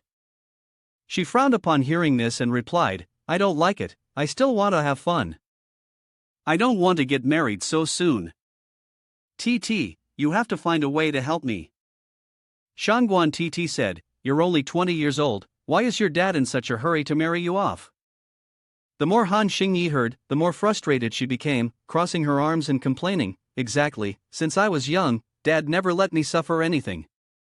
I don't know what's gotten into him this time. But then she smiled with satisfaction, it's just a blind date, right? If I don't like the person, I can just end it there, right? At Wang Jang's house, he sat on the chair, sighing in exhaustion. If only I could get in touch with him right now. I really don't know where that old man is relaxing at this moment. He recalled the time before, when he was initially asked to come work as a security guard for TT. Could it really be related to what happened when Long Lin fell apart that year? Back then, the man with the white hair had said, don't try to contact me. I will notify you if there's a task for you. Wang Jang closed the book and muttered to himself. Where the hell are you now? Don't die in front of me. At that moment, a hand gently turned the doorknob to enter. It turned out to be Han Xingyi and Shangguan Titi. As soon as she stepped in, she cheerfully called out, Wang Jang. He turned to look at her bright smile and asked, why are you acting so flattering? Sneaking around like this is really annoying. If you have something to say, just say it. Wang Zheng's blunt response made Han Xingyi very angry, but she kept her calm on the outside. She placed her hand on his shoulder and began massaging it. Wang Zhang, are you tired? Let me help you relax your muscles. He eagerly responded. All right, then do it for half an hour. Shangguan Titi couldn't help but laugh. Ha ha. Han Xingyi, feeling helpless, stopped pretending and got straight to the point. Wang Jang, I'm serious, I need your help with something. A while later, Wang Jang, after understanding the situation, was startled and panicked, shouting, what? You want me to pretend to be your boyfriend? No, I've been very busy these days, I don't have time. Upon hearing this, she clasped her hands together, rubbed them, and pleaded, Wang Jang, I have no other choice. My dad is forcing me to go on a blind date, but I don't want to, and even more, I don't want to get married. Tomorrow, if you just pretend with me for a little while, it'll be enough. He turned to Sun Wan Titi with a look of desperation, silently thinking, I've heard that Han Tuasu's wife is like a lioness, and stepping into this situation is like walking into a tiger's den. It's hard to get out of this unscathed. But in response to his sincere look, she only shook her head, helpless. Han Xingyi, seeing him hesitate, decided to take stronger measures. She grabbed his collar and shouted, If you don't go, I'll tell them that I'm carrying your child. With my mom's temper, she'll probably just shoot you on the spot. Wang Jang glanced away and said, Miss Han, this time I agree to help you, but if your parents actually use a gun to shoot me, you better stop them. Oh, and by the way, do I need to wear a bulletproof vest? The scene shifts to the Han household. The man sitting in the chair is Su Beigang, with Su Ming sitting beside him. He speaks up. Han brother, today I came here with Su Ming because I wanted to meet your Xingyi. I see that both of them are around the same age, so I'm shamelessly coming here today. Han Tuasu, sitting opposite, replies. I've looked at your Su Ming and feel that he has sharp eyes. Not only is he talented, but he is also an outstanding young man. If Xingyi marries someone like him, I would feel at ease. He hears this and politely responds. I've actually had a secret crush on her for many years, uncle. But I'm still not sure what Xingyi thinks of me. Zhang Yinqing softly adds. What could she think? Xingyi has always been well behaved since she was little. And really, who wouldn't like her? It's truly fate. Su Beigang, pleased, says. If we can arrange their marriage, my father would also be very happy. She laughs and responds. Could it be that it's old man Su's idea? Then, she thinks to herself. If old man Su is happy, then this matter is definitely settled. Being able to form a marriage alliance with the leading political family of Country C, this is a victory for the future. She then turns to ask Han Laohu. Why hasn't Xingyi come back yet? This girl is becoming more and more unreasonable. Let me call her and ask. Suddenly, there was a loud bark from the dog. He stood up abruptly and said, I've just taken the dog for a walk. Be careful, everyone, this dog is very aggressive. It bites strangers. The dog kept barking. Han Bagua smiled warmly, gently patted its head, and said, Stop barking, it's just family here, old friend. Go on and rest, you're getting old but still so hot-tempered. Su Ming stepped forward, stood respectfully, and said, Hello, Grandpa, I'm Su Ming. The old man, pleased, complimented him, Old man Su has a fine grandson. We're all getting old, and now the world belongs to the younger generation. He skillfully used his words to win the old man's favor. This dog is very intelligent, it seems that the old man has put a lot of effort into training it. Han Bagua replied, It's been with me for 15 years, a German shepherd. It was a service dog that I brought back when I retired from the military. When it was 8 years old, I knew right away that it was the one I wanted. After raising it for over a year, this dog made me feel lucky. It's very alert, but not the average kind. He stroked the dog's fur and said, It's covered in scars, but they're all its glory. Su Ming asked, Han grandfather, what's the dog's name? Han Baogui answered that his name was Long. A black car suddenly drove up and stopped in front of the Han family's house. Inside, Zhang Yinsheng heard the sound and exclaimed, Maybe Xingyi is back. At that moment, Han Xingyi opened the door, turned to the side, and said, Wang Jang, come out here quickly, stop hiding over there. Grandpa is here too. He heard it and jumped in surprise. Ha! But since they had agreed, he had to follow through.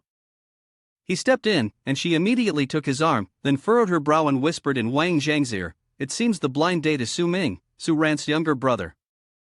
The person next to him is Su Beigang, the Deputy Minister of the Ministry of Defense. You might know this person. Wang Zhang, you're acting as if you've got the whole family fooled.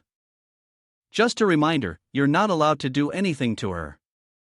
Zhang Yanqing, seeing this scene, frowned and asked, Xingyi, what's going on here? She seriously explained, "This is my boyfriend." He saw the opportunity and introduced himself. "Hello, uncle and aunt. Hello, Mr. Su, good to see everyone. My name is Wang Jang. I apologize for the sudden visit today, I didn't have time to prepare a gift, I hope you can understand." Suddenly, over here, the dog named Long twitched its ears a few times. It suddenly turned its head towards Wang Jang, then jumped straight at him.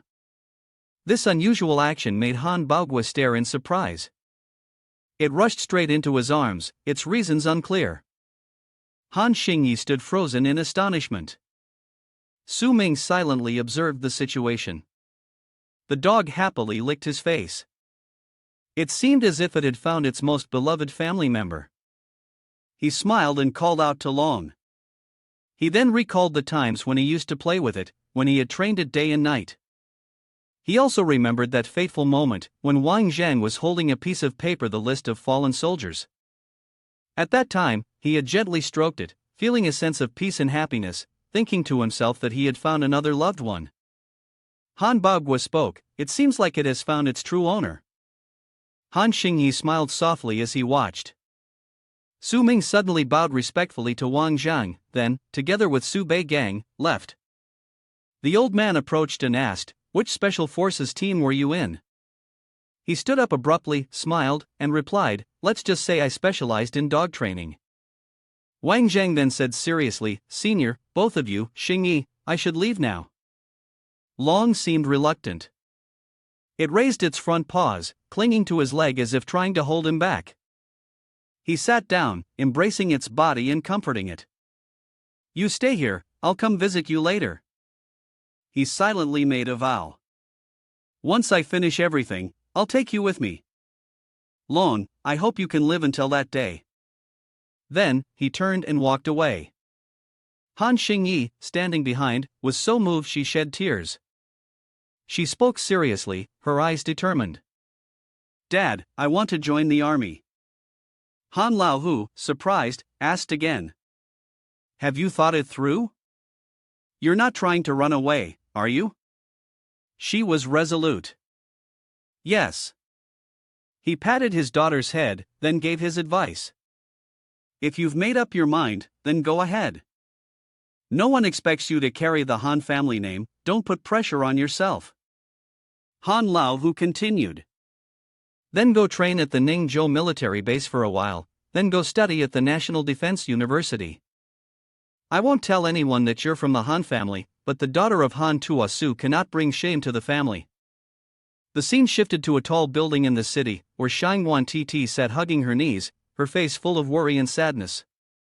"I miss Xingyi so much. I only heard that she went to the Ningzhou military base, but I have no idea how she's living now.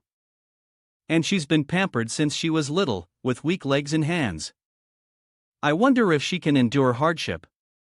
I really don't understand what she's thinking. She didn't even say goodbye to me before leaving." Wang Zhang stood silently. He furrowed his brows and thought to himself, "You guys really work fast."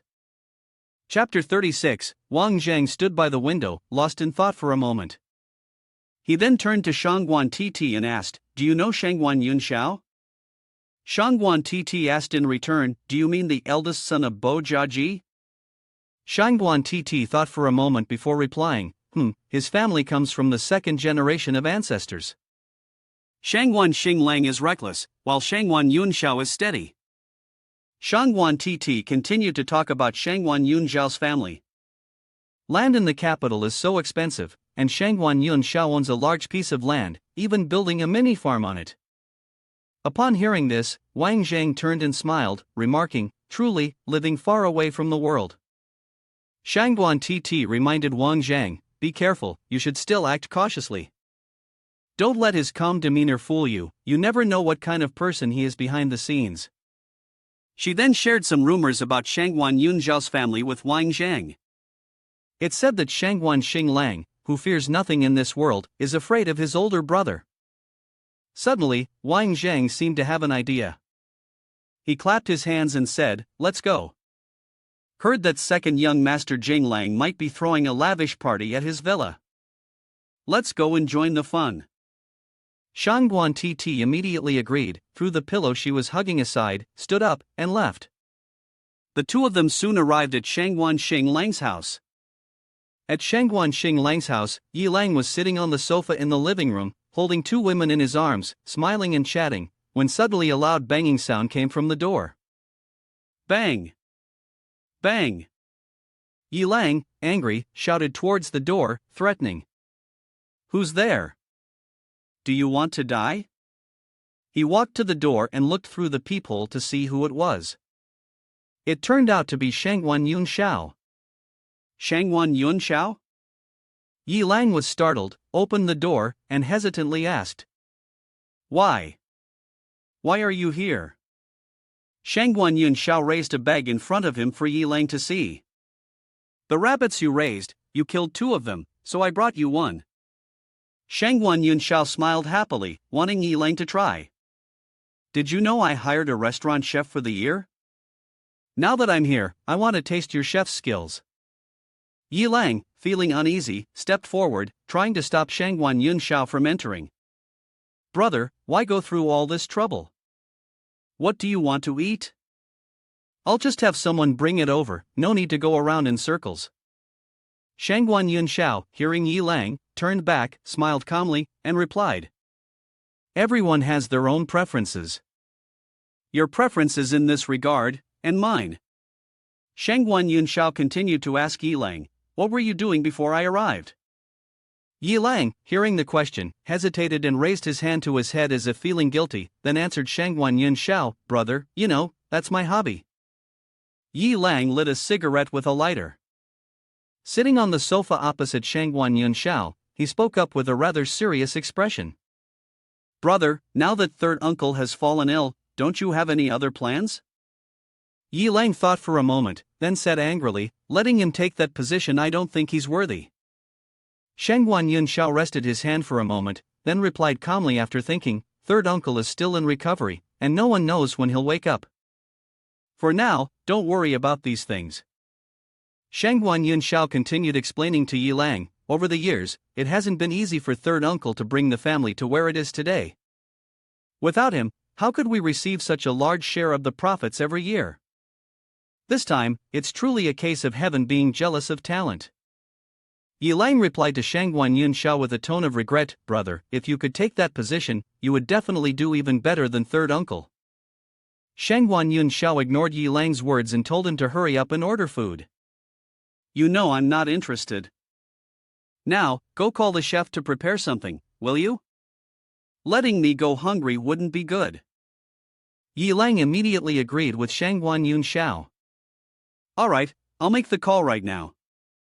Shangguan Yunxiao suddenly extended an invitation to the two girls sitting next to him.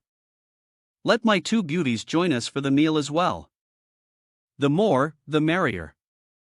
Yi Lang was startled, unable to believe his ears, and exclaimed. Ha! On the main road, a black car sped down the street.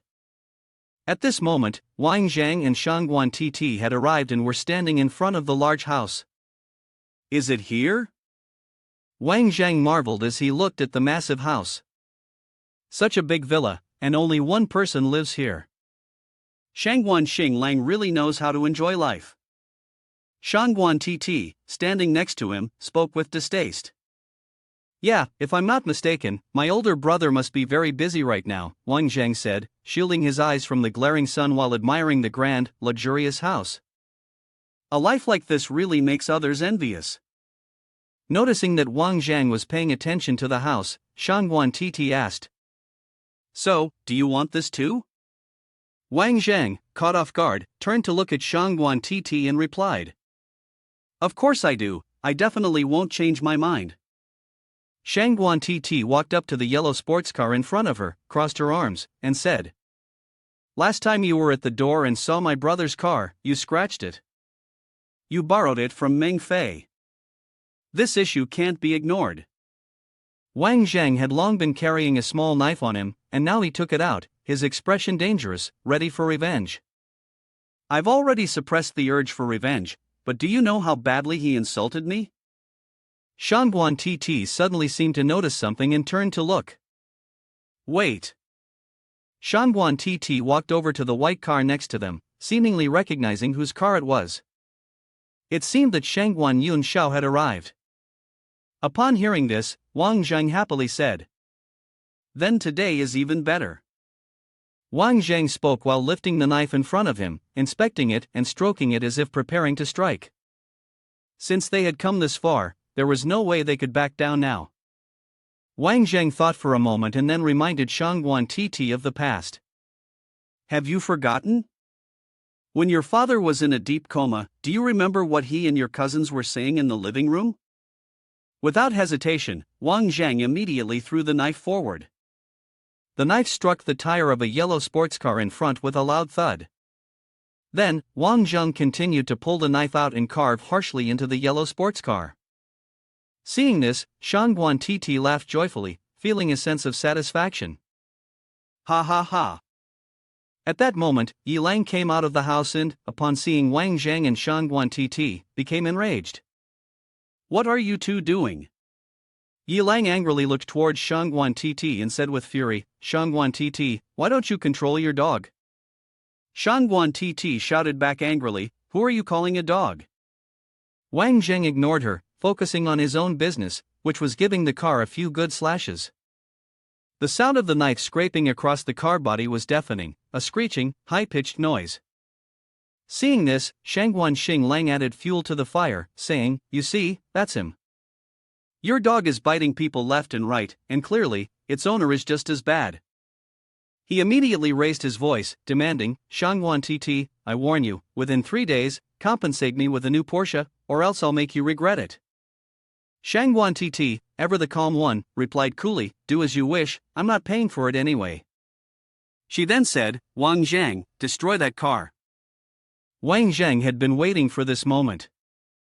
He pulled out a massive sledgehammer from who knows where and grinned with delight, "I was just waiting for you to say that." Without another word, and under the stunned gaze of Shangguan Xinglang, Wang Jang gently offered the car a gift of life, with a force of around 5,000 newtons. Shangguan Titi and Shangguan Xinglang finally couldn't take it any longer and yelled out, just as Shangguan Yunxiao walked out. He seemed much more composed than that HKT guy earlier, speaking up with a tone of compromise. "Titi, come inside and let's talk." Yunxiao brother, Shangguan Titi, seeing him in person, quickly restrained herself and gave an order to her companion. "Wang Jang, stop hitting it." Shangguan Xinglang, unwilling to lose out, loudly complained. "Brother, look at what Titi has done, coming to my house and destroying my car. Since Uncle San fell ill, has no one been managing her?" Then he added a remark typical of someone with authority. "This girl thinks she can do whatever she wants." Shangguan Yunxiao ignored this troublesome person and continued speaking to Titi. "All right, come inside and have a drink." He presented himself as a proper older brother. "I brought some food from the farm, it's already noon, don't go back, let's have lunch together." Shangguan Yunxiao didn't forget Wang Jang, despite his unpleasant behavior earlier. He stepped forward to greet him. "Hello, I'm Shangguan Yunxiao. I've heard a lot about the bodyguard next to TT, and today, I finally get to meet you." The hammer was immediately discarded. Wang Jang, being quick on his feet, immediately put on a polite and eager demeanor. "I've also heard of young master for quite a while. The Shangguan family has mentioned your farm. Honestly, I'm really interested. I was wondering if I could have a tour." Shangguan Yunxiao readily agreed. "Of course, if you don't mind that my place is both shabby and dirty. After we finish lunch, we can head there.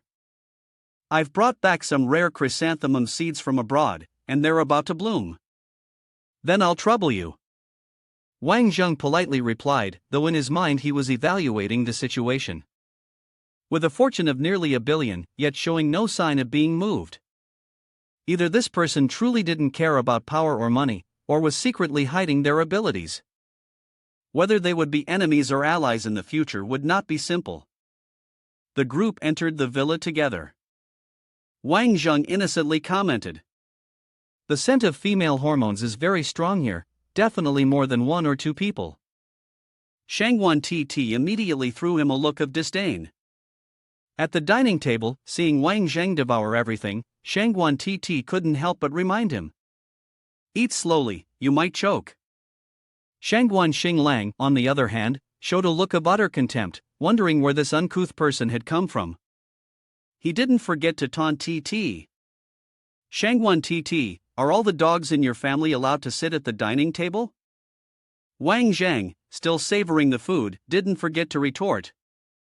You're right, but I'm the best hunting dog. You'd better hope I don't set my sights on you. Otherwise, even if you don't get bitten to death, your life will be ruined. Shangguan Yunxiao spoke up to mediate. Jing Lang, stop making a fuss, it's rare for us to be here together. He resumed his act of caring for his younger sister, gently picking up some food for Titi. This rabbit was raised by me, try it and see how it tastes. Shangguan Titi responded, Yunxiao brother is truly left-handed. When we were at school, he always wrote with his left hand. Even after 2 years of practice, he still hasn't changed. She couldn't help but boast about her brother. People who are left-handed are very intelligent. Yunxiao brother has ranked first in every school exam, don't you know? Yunxiao brother was the top scorer in the capital's high school entrance exam. He's truly impressive. Wang Zhang appeared to admire him on the surface but secretly grumbled, he hated people with high IQs the most. Shangguan Titi continued, but unfortunately, after Yunxiao brother went abroad to study, he didn't take the college entrance exam. If he had, he would definitely have been the top scorer in the capital. Wang Jang tried to console her, isn't the countryside abroad even more beautiful than in China? A big farm of several thousand square meters is fantastic. I passed by there once, and their cattle farming industry is really well developed. Shangguan Xinglang, whose words were as sharp as a dog's bark, kept teasing, even a dog knows how to go abroad now. It can travel here and there, is it a swimming dog or what? Wang Zhang didn't just tease back, you're right again, I've already been through the whole dog swimming abroad thing. These words made Jing Lang feel like he had punched a pillow, and he pretended to act dangerously. Who would believe that? Being a wanderer in a foreign land was not a long-term plan. Shangguan Yunxiao seemed to respond more profoundly, speaking of farming, I've always felt that the land in Nation H is better. You can't find the same feeling of ancestral home overseas. Wang Zhang replied, ancestral home, that's only something you can call the land back home. Do you play with guns? Shangguan Yunxiao casually answered, I used to really enjoy going to the shooting range, but later on, with taking care of the plants, I didn't have time for that, and gradually lost interest. My hands are full of calluses, it looks like you're busy with a lot of things. Wang Zhang didn't stop his verbal attacks.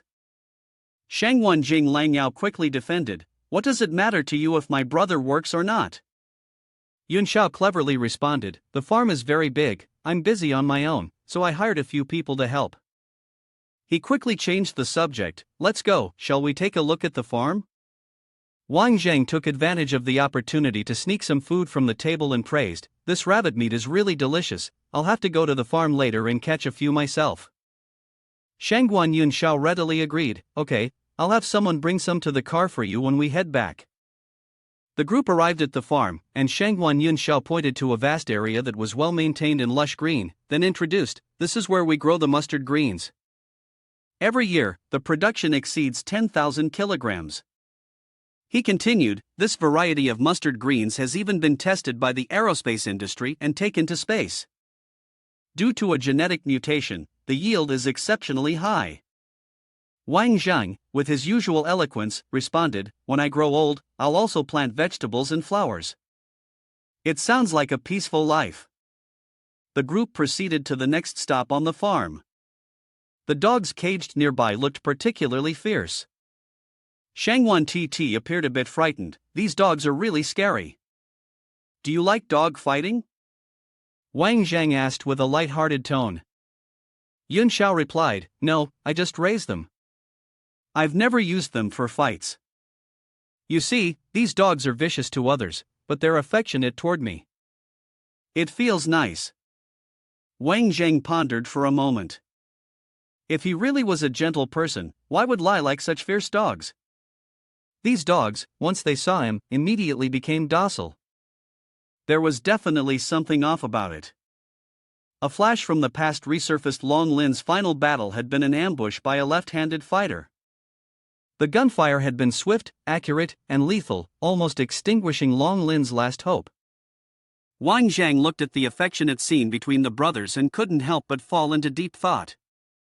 If the fundamental reason behind the Su family's destruction of Long Lin was clear, then the left-handed person was the direct cause that prevented the Special Forces members of Long Lin from returning alive.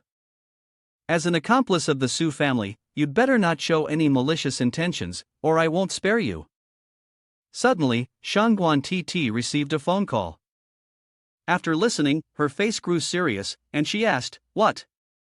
She immediately gave an order: immediately inform everyone. In 1 hour, everyone must attend the meeting. In 2 hours, there will be a press conference. Yun Xiao, curious, asked, "Titi, what's going on?" Titi turned back with a worried expression. The Manhwa water purifier from the company has malfunctioned. Over 20 people have been poisoned due to the plastic core of the filter breaking down. They are currently being treated in the hospital. Yun Xiao frowned and asked, "Why did the plastic core break down? How could that cause poisoning?" Titi replied, "You should go back and handle it. There might be someone behind this. Uncle San is still unconscious, and you must investigate this thoroughly. The outcome of this matter is crucial for Zhu Rong." At the office, Titi spoke. The Manhwa water purifier has been in use for nearly 20 years, and there have been no quality issues until now. The filter core material is fixed and supplied by the manufacturer, and it is a product that has passed national quality testing, with the quality recognized. A person asked, "So, what exactly happened?" Wei Wentao replied, "The Manhwa water purifiers used by the 2 households were purchased half a year ago. The plastic filter cores, made from plant-based biodegradable materials, have caused poisoning. The mild symptoms include fever, headache, and diarrhea, while more severe cases result in deep unconsciousness. The most troubling information is that among those poisoned, there are 2 3-year-old children." Titi, worried, asked, "What did the hospital say?" He answered, "The hospital's chemical test results show heavy metal poisoning. For now, they are doing their best to provide emergency treatment. The symptoms in adults are milder, but the 2 children might suffer long-term effects on their intellectual development. I've arranged for our social contacts to work on stabilizing the situation, but the results haven't been promising." Realizing the seriousness of the matter, TT urgently ordered, "We cannot take this lightly. I believe that there absolutely cannot be a quality issue with the water purifier. It seems our competitors attacked quickly. We need to have faith whatever happens, happens. But in the end, victory will belong to us." Wei Wentao asked the acting president, "I wonder if you have any suspects at the moment?" It seemed that the president had not misjudged people. TT replied sharply, "In my mind, any suspicions or doubts need to be supported by appropriate evidence before anything can be concluded." She stood up, slamming her hand on the table to assert her authority. "The risk management department must provide me with a detailed risk assessment report within 3 hours, covering all related processes and scenarios, including a worst-case forecast." TT continued issuing orders. The communications team should immediately release a statement. At this moment, when announcing the situation of the Hung toxic incident, no excuses or blame shifting should be allowed. She specifically emphasized the need to highlight this statement. "The cause of the incident is still under investigation, and we urgently request everyone to remain calm and face the situation." Wei Wentao continued to propose, "Do we need to hire people from the internet to post on every forum or reach out to major websites to ask for their help?" TT rebutted, "Not for now. The situation has not been clarified yet, and any explanations from Zhu Rong at this stage would be futile." She explained, "If we take the wrong direction now, it will only backfire and cause even more harm." Finally, she assigned the task to Wei Wentao. "Assistant Wei, you will attend the press conference on my behalf. The other departments will maintain their positions." Titi bowed her head as a sign of respect, hoping that everyone would understand the seriousness of the situation. The rise and fall of Zhu Rong depend on all of you. I rely on everyone. At the press conference, Sun Wan Titi spoke. Hello everyone, I am Shan Wan Titi, daughter of the Shan Wang Jang family. Since my father is currently abroad, I have full authority to represent Zhu Rong at today's press conference. A reporter immediately rushed forward with a question. You're the daughter of the Shan Wang Jang family, representing the press conference, and yet your father is missing. What does this mean? Another reporter quickly joined in. Exactly, who would believe the words of this little girl? Titi responded calmly, exuding leadership. The manhua water purifier has been on the market for nearly 20 years. Over the years, it has continuously improved. I can humbly say that manhua is the top choice for customers when buying water purifiers. The same reporter continued to press her. How do you explain the events that happened today? Are you trying to shift the blame? Titi calmly responded, Zhu Rong International has never considered shirking responsibility. The preliminary investigation results show that the poisoning was caused by the degradation of tree resin in the filter core. However, the filter core made from tree resin in manhua water purifiers has not undergone any chemical treatment and contains no heavy metals, so it could not have caused the poisoning. The reporter immediately exploded, attempting to use a bit of force to intimidate her.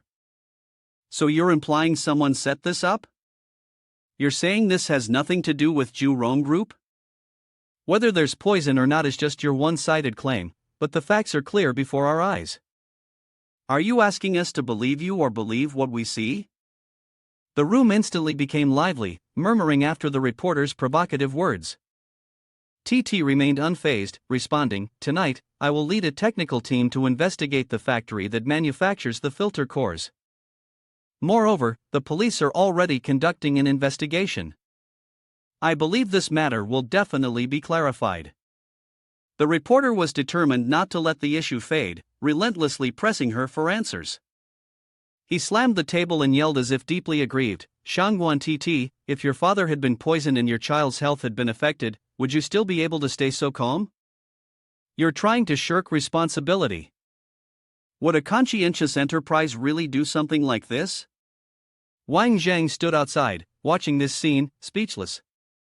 Titi maintained her polite and appropriate demeanor as she responded to the aggression of the man. On behalf of Zhu Rong Corporation, I would like to offer our sincere apologies to the 24 individuals who were poisoned and their families. This is Zhu Rong's responsibility, and Zhu Rong will not shirk from it.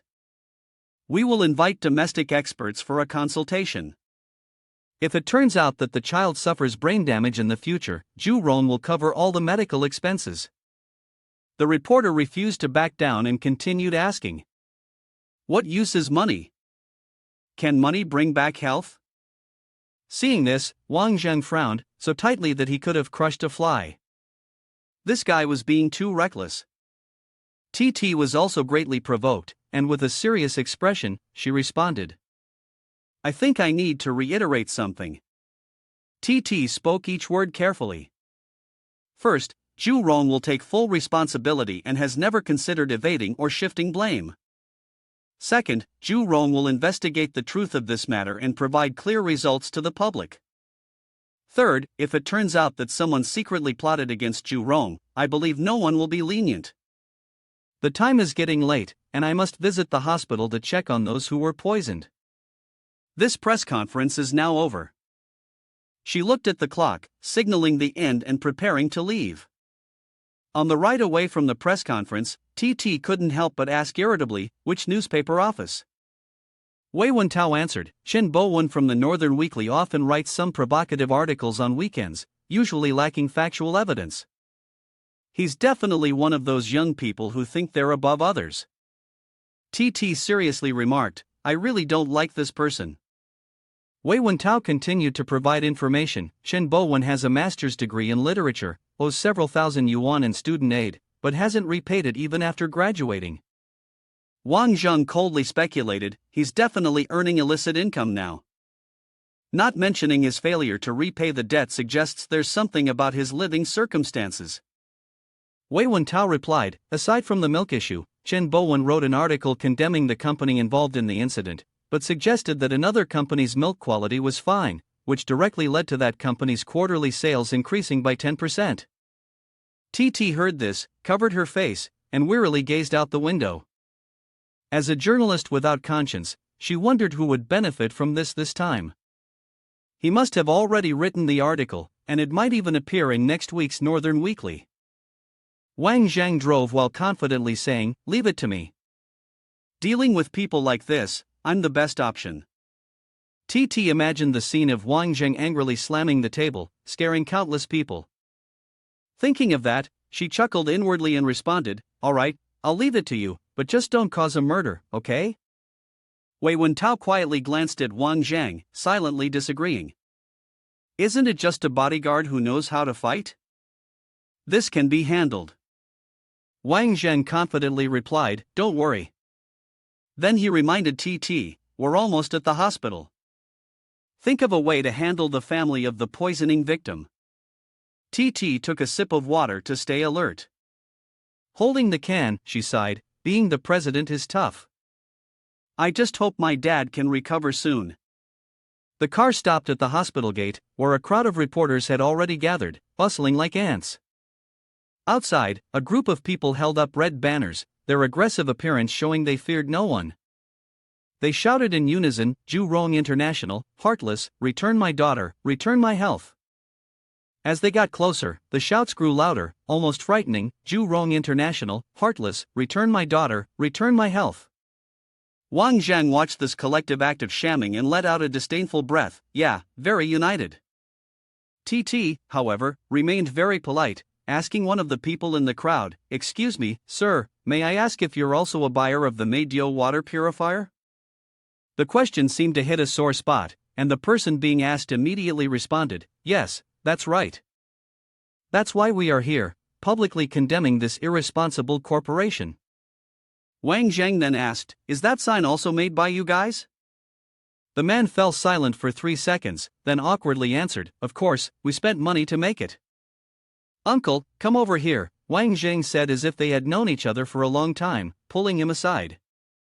He quickly slipped some fresh bills into the man's hand and added, "Don't be shy, take the money with peace of mind."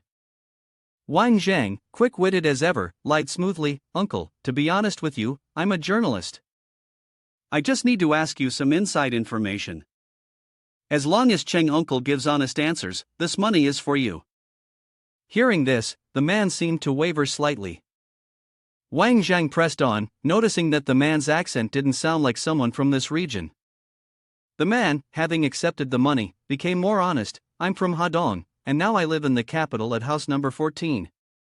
Wang Zhang, curious, asked, "Is the house you're living in now in the capital your own, or do you rent it?"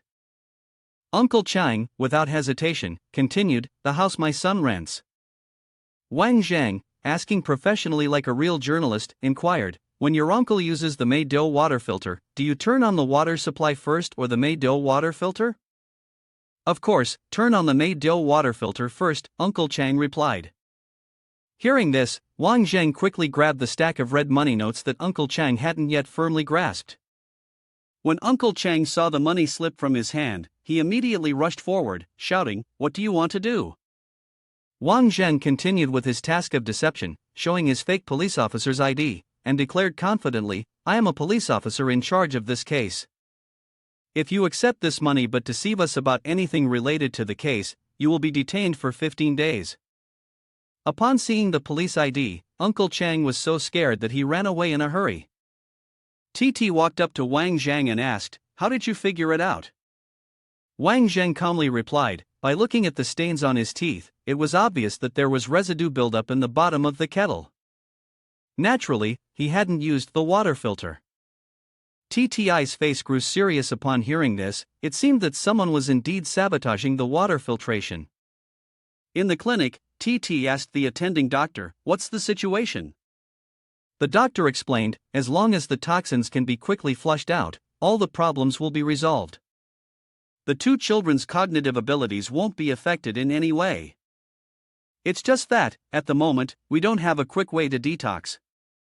Titi, hearing this, was furious and scolded, "You're truly wicked, not even sparing children. Why don't I give it a try?" Wang Jang volunteered, under the curious gazes of the other two. "Doctor, have you ever tried traditional Chinese medicine?" Wang Jang asked the elderly doctor. The doctor, hearing this, was taken aback and asked in return, "Traditional Chinese medicine?" Wang Jang explained, "I once read a book by my master, and I learned of a detox formula.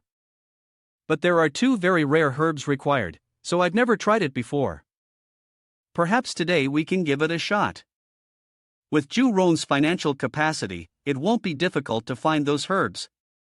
Titi, hearing this, seemed to see a glimmer of hope and quickly asked, "Tell me what it is, and I'll immediately send people across the country to find the herbs." The doctor, remaining calm, asked Wang Jang, "You've never tried this formula before?"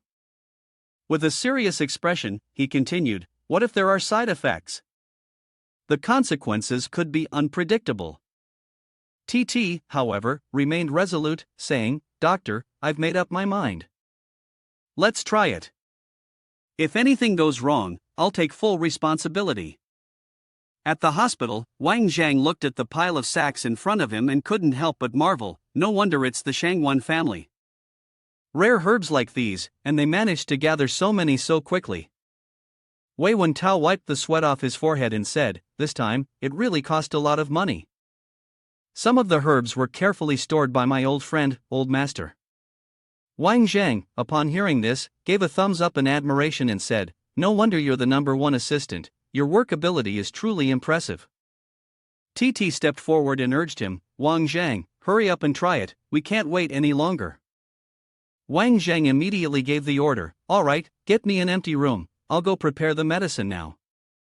Inside the room, the pot of medicine was bubbling loudly, and Wang Jang's arm was stirring it continuously. Titi looked at his back and sighed, "Wang Jang, how do you know so many things? Not only are you talented, but you also know how to treat illnesses." Wang Jang tilted his head and humbly replied, "Don't praise me too much, I can't accept it. Actually, when it comes to medicine, I was forced by my master to carry a few ancient books, I'm definitely a beginner." She crossed her arms, looking at him with a smirk, "How did you become so skilled? Did you often carry a knife and go on survival training trips?" Wang Jang continued his work without hurry, replying calmly, "Carrying a knife is fine, but that old man made me use my bare hands, and I had to complete the task of picking medicinal herbs. If I didn't finish, I would be punished. Not only would the training double, but I'd also have to carry a few medical books on my back." Titi chuckled and teased, "Master, you're really cruel. I think if you wrote an autobiography, it would definitely be a bestseller." Hearing this, he rolled his eyes and muttered, "The title should be The Happy Life of a Bodyguard, so people can see how a bodyguard is bullied by a young lady all day long." Titi pouted and corrected her earlier words. "If you don't want to write, then fine, but you're not a bodyguard, you're a senior bodyguard." After some small talk, Wang Jang finally opened the clay pot, the medicinal herbs were ready. Upon hearing this, she ran over, looking pleased. "Quick, give it to them. Wang Jang, if this can cure them, I will." He turned to look at her, raising an eyebrow in a teasing manner. "What will you do? Repay me with your body? A girl like you, I need to think carefully about that." Titi avoided his gaze and punched him lightly on the shoulder. "I was joking, hurry up and give the medicine to the patient. This time, Zhu Rong is counting on you." Over on that side, after giving the patient the medicine, the doctor checked again inside. "This is a miracle, truly a miracle."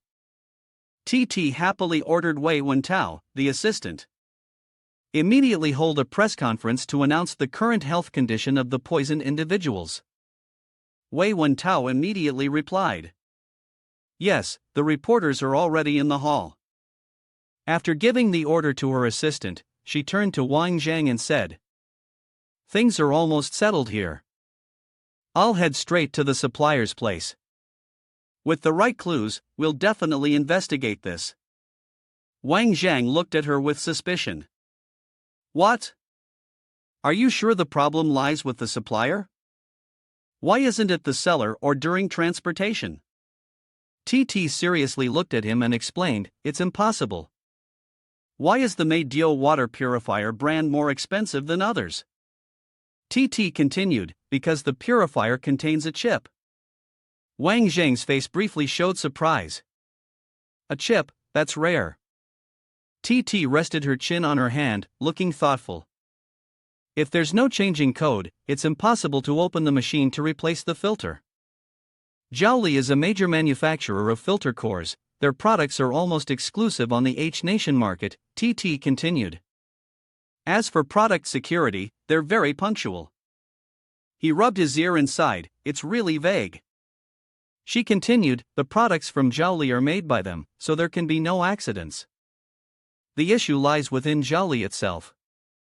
Wang Jang smiled, gave her a thumbs up, and said, this is even more exciting than solving a case. You could go to the criminal team and become a female detective. Titi looked at the two men and gave instructions. All right, we'll split up. Wang Jang and I will investigate Zhaoli Company. Wei Wen stayed in the capital to investigate who was behind inciting the public to cause a disturbance. Wei Wen adjusted his glasses and responded cautiously, yes, Madam Chairman. She nodded slightly. Good.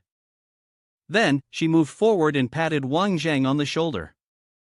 This time, in Zhangjiagang, you'll be in charge. I'll be your secretary, how about that? He was stunned, tilting his head to look at Titi. My eldest miss, are you planning to be my secretary? What game are you trying to play now? She gave an innocent look and explained. I'm not joking. I just thought it would be useful to take on such an identity for investigation. If I take on the identity of Zhu Rong's president and go to Zhaoli's company, people will treat me like I'm on a pedestal, and nothing will be clear. Wang Jang furrowed his brows and asked. So, if you're my secretary, what identity should I take on? Titi didn't hesitate and pulled out a business card. Senior Vice President of International Zhu Yong Group. See, I've already prepared the business card. He looked at the business card in her hand, crossed his arms, and asked. So, you had this planned all along? Do all vice presidents of International Zhu Yong have bodyguard salaries? She smiled, clapped her hands twice, and responded casually. I just want to drag you down with me, find an opportunity during an internal meeting to announce that you are the one below all at Zhu Rong. Wang Jang looked at her, raised an eyebrow. The one below all? That means you're above me. Titi eagerly replied. Exactly, I'm above you. But then she realized something was off, her face turned bright red, her hand covered her mouth, and she let out a squeal.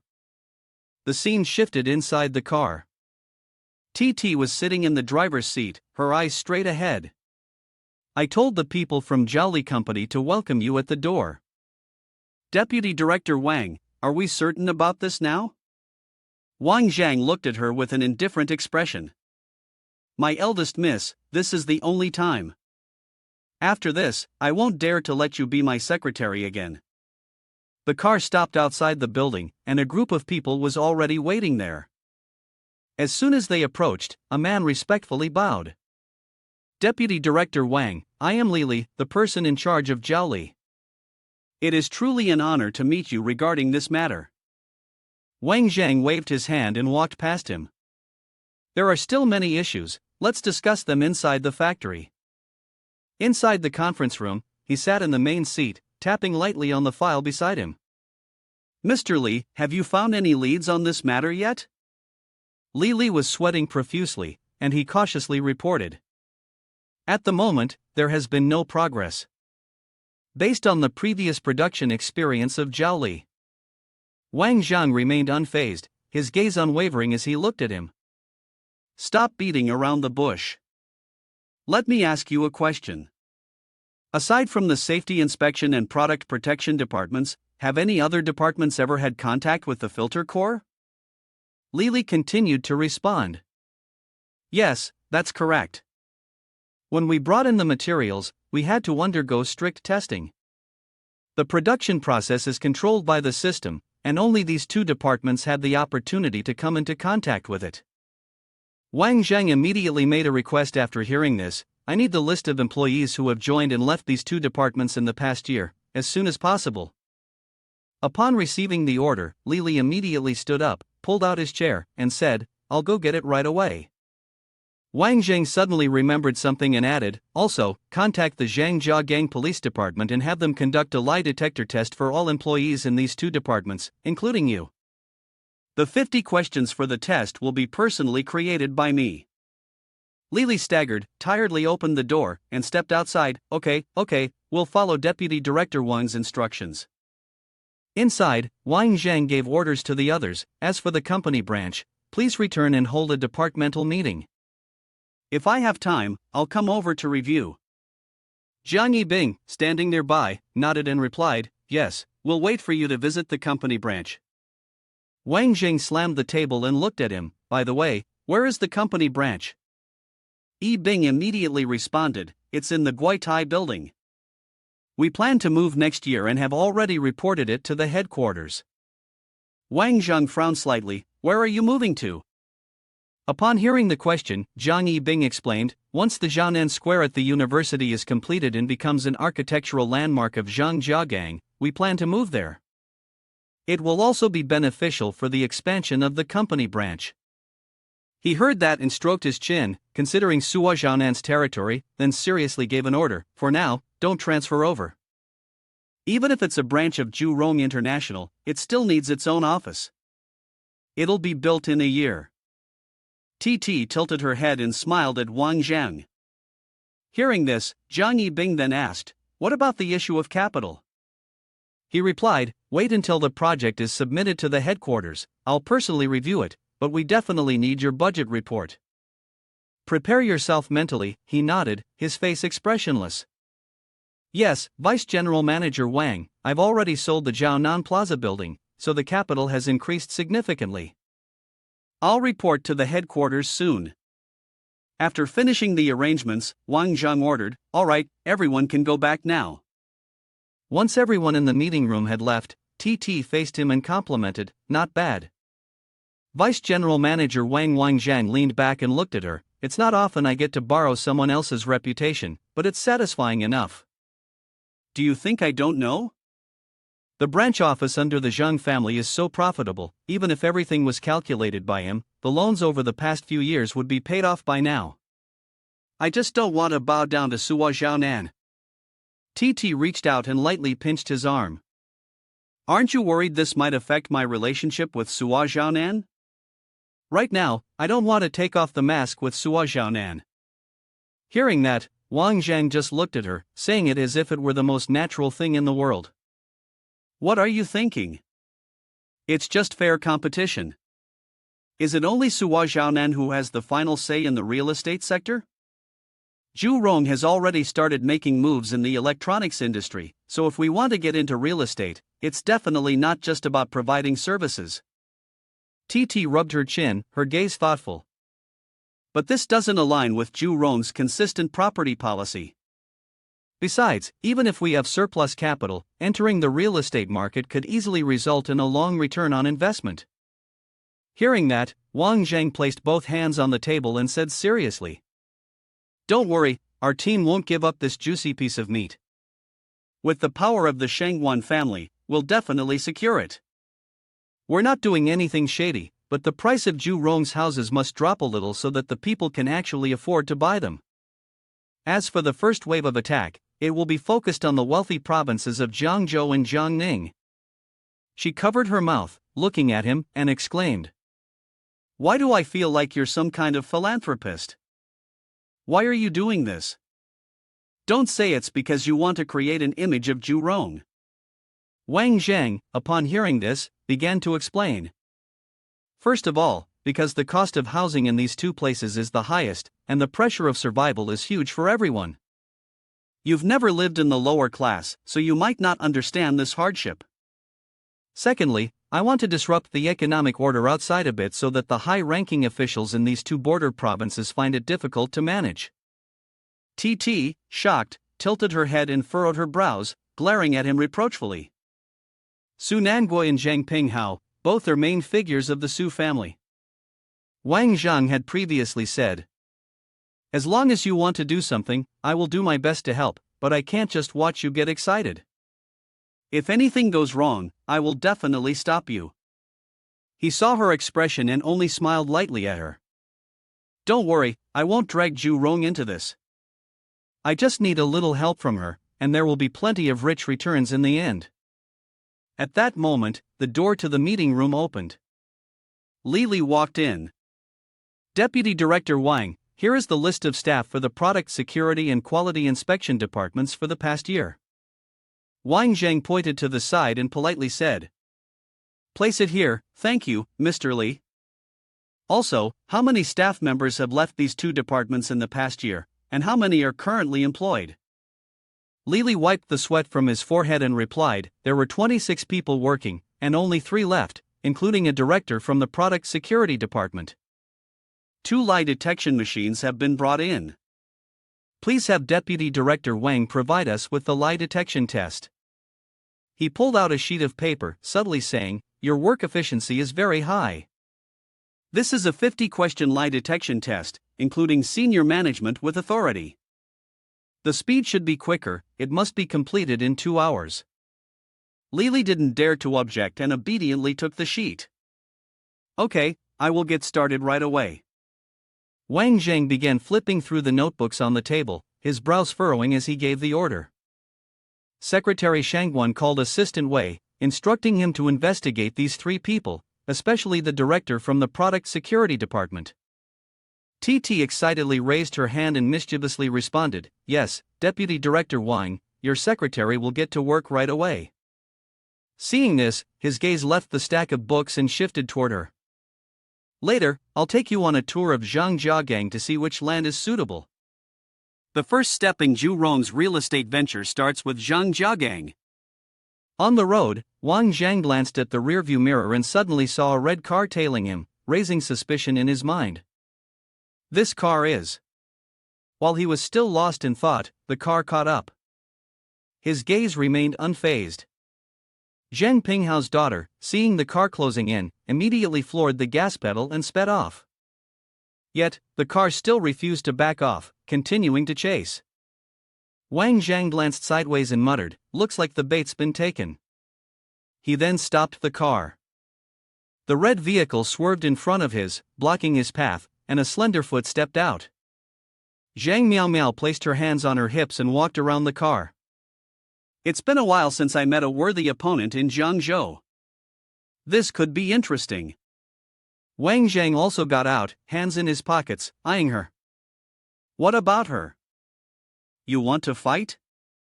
The conditions are yours to set, but I need a wager." Zhang Miao tilted her head.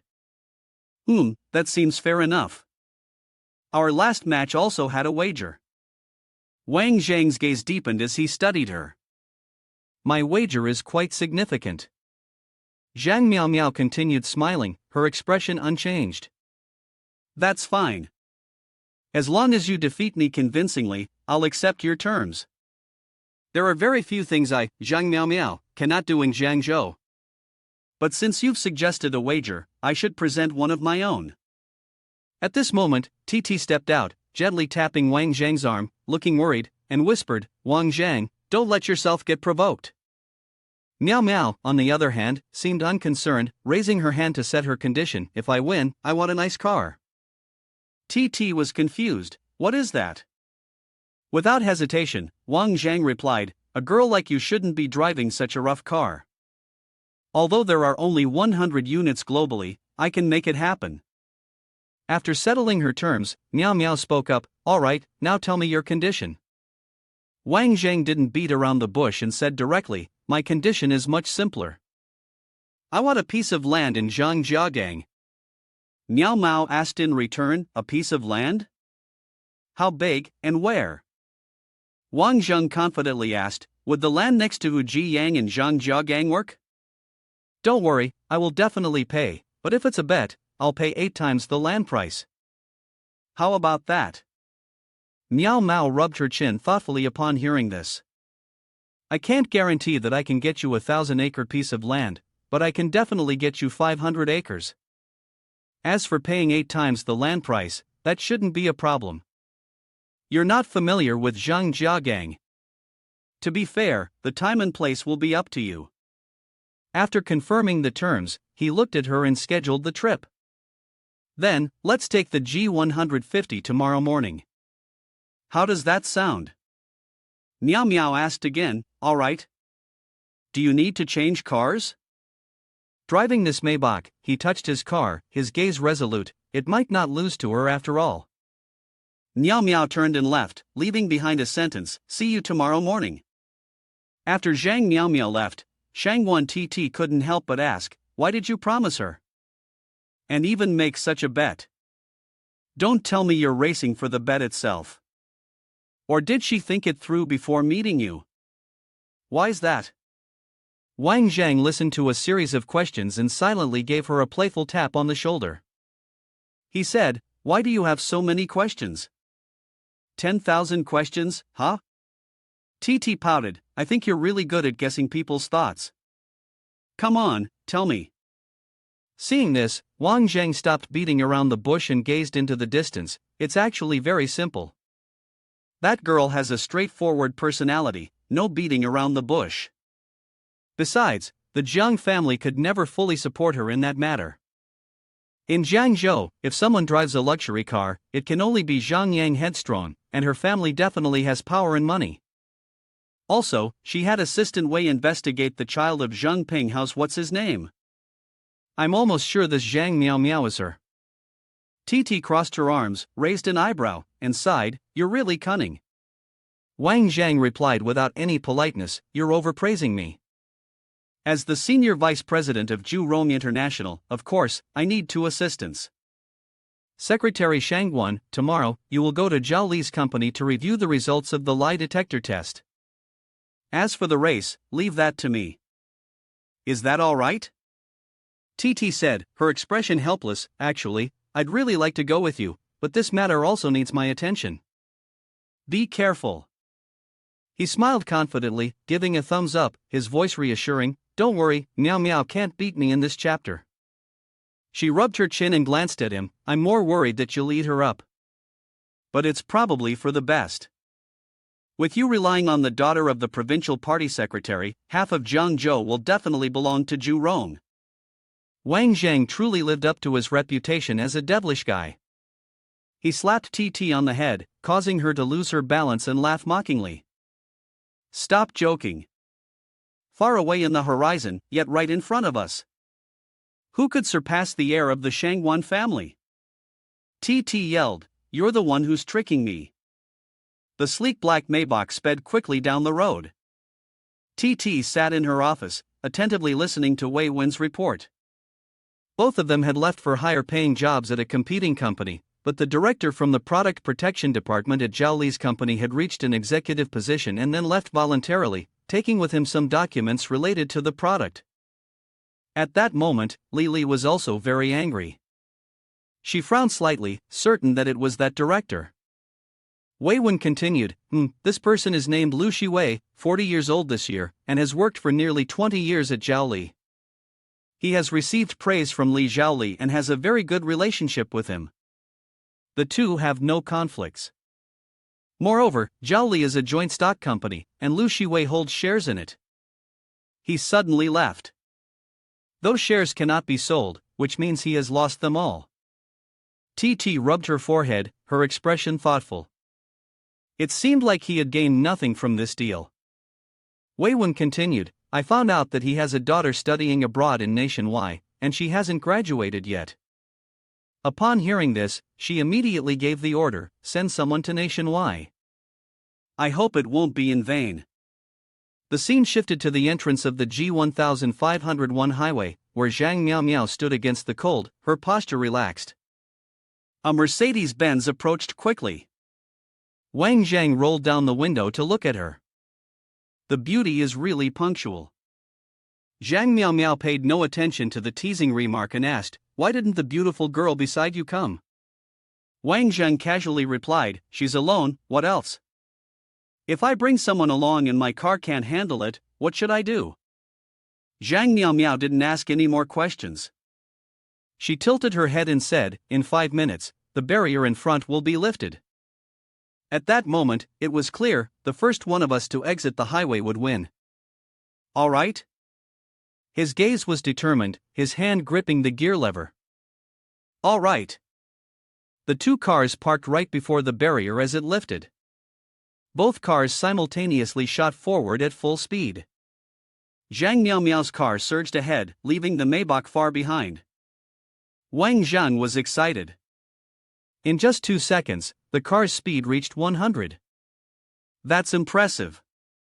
The two cars sped ahead, almost side by side. On one side, Wang Jing slammed the accelerator, while on the other, Miao Miao expertly steered her car, weaving around obstacles. At this moment, inside the highway monitoring room, the staff watching the two cars speeding ahead couldn't help but express their astonishment. The driving skills of these two are incredible. This is too dangerous. What if something happens? Quick, call the squad leader, tell them to stop those cars. If something goes wrong, we'll be responsible. Just as they were panicking and unsure of what to do, the door behind them suddenly opened. The three of them turned around and spoke in unison. "Hello, squad leader." The man, his face stern, issued an order. "Let these two cars pass. If not, the consequences are on you." The young man, still not understanding the situation, stepped forward, worried, and asked, "Captain, why aren't we stopping them? What if something happens?" The platoon leader scolded sternly, "Shut up. The provincial party secretary's daughter is racing. How do you expect me to stop her?" Over here, the two cars were closely tailing each other, but the leader was still Zhang Miao Miao. The roar of the engines echoed down the road. She glanced at the rearview mirror, saw Wang Zhang's Maybach following behind, and sneered. "Still trying to catch up? I'll give you some hope," she thought to herself. "Then I'll head into the area with fewer cars and show you how I'm going to win." Immediately, Zhang Miao Miao's car accelerated rapidly, pulling ahead of Wang Zhang's vehicle.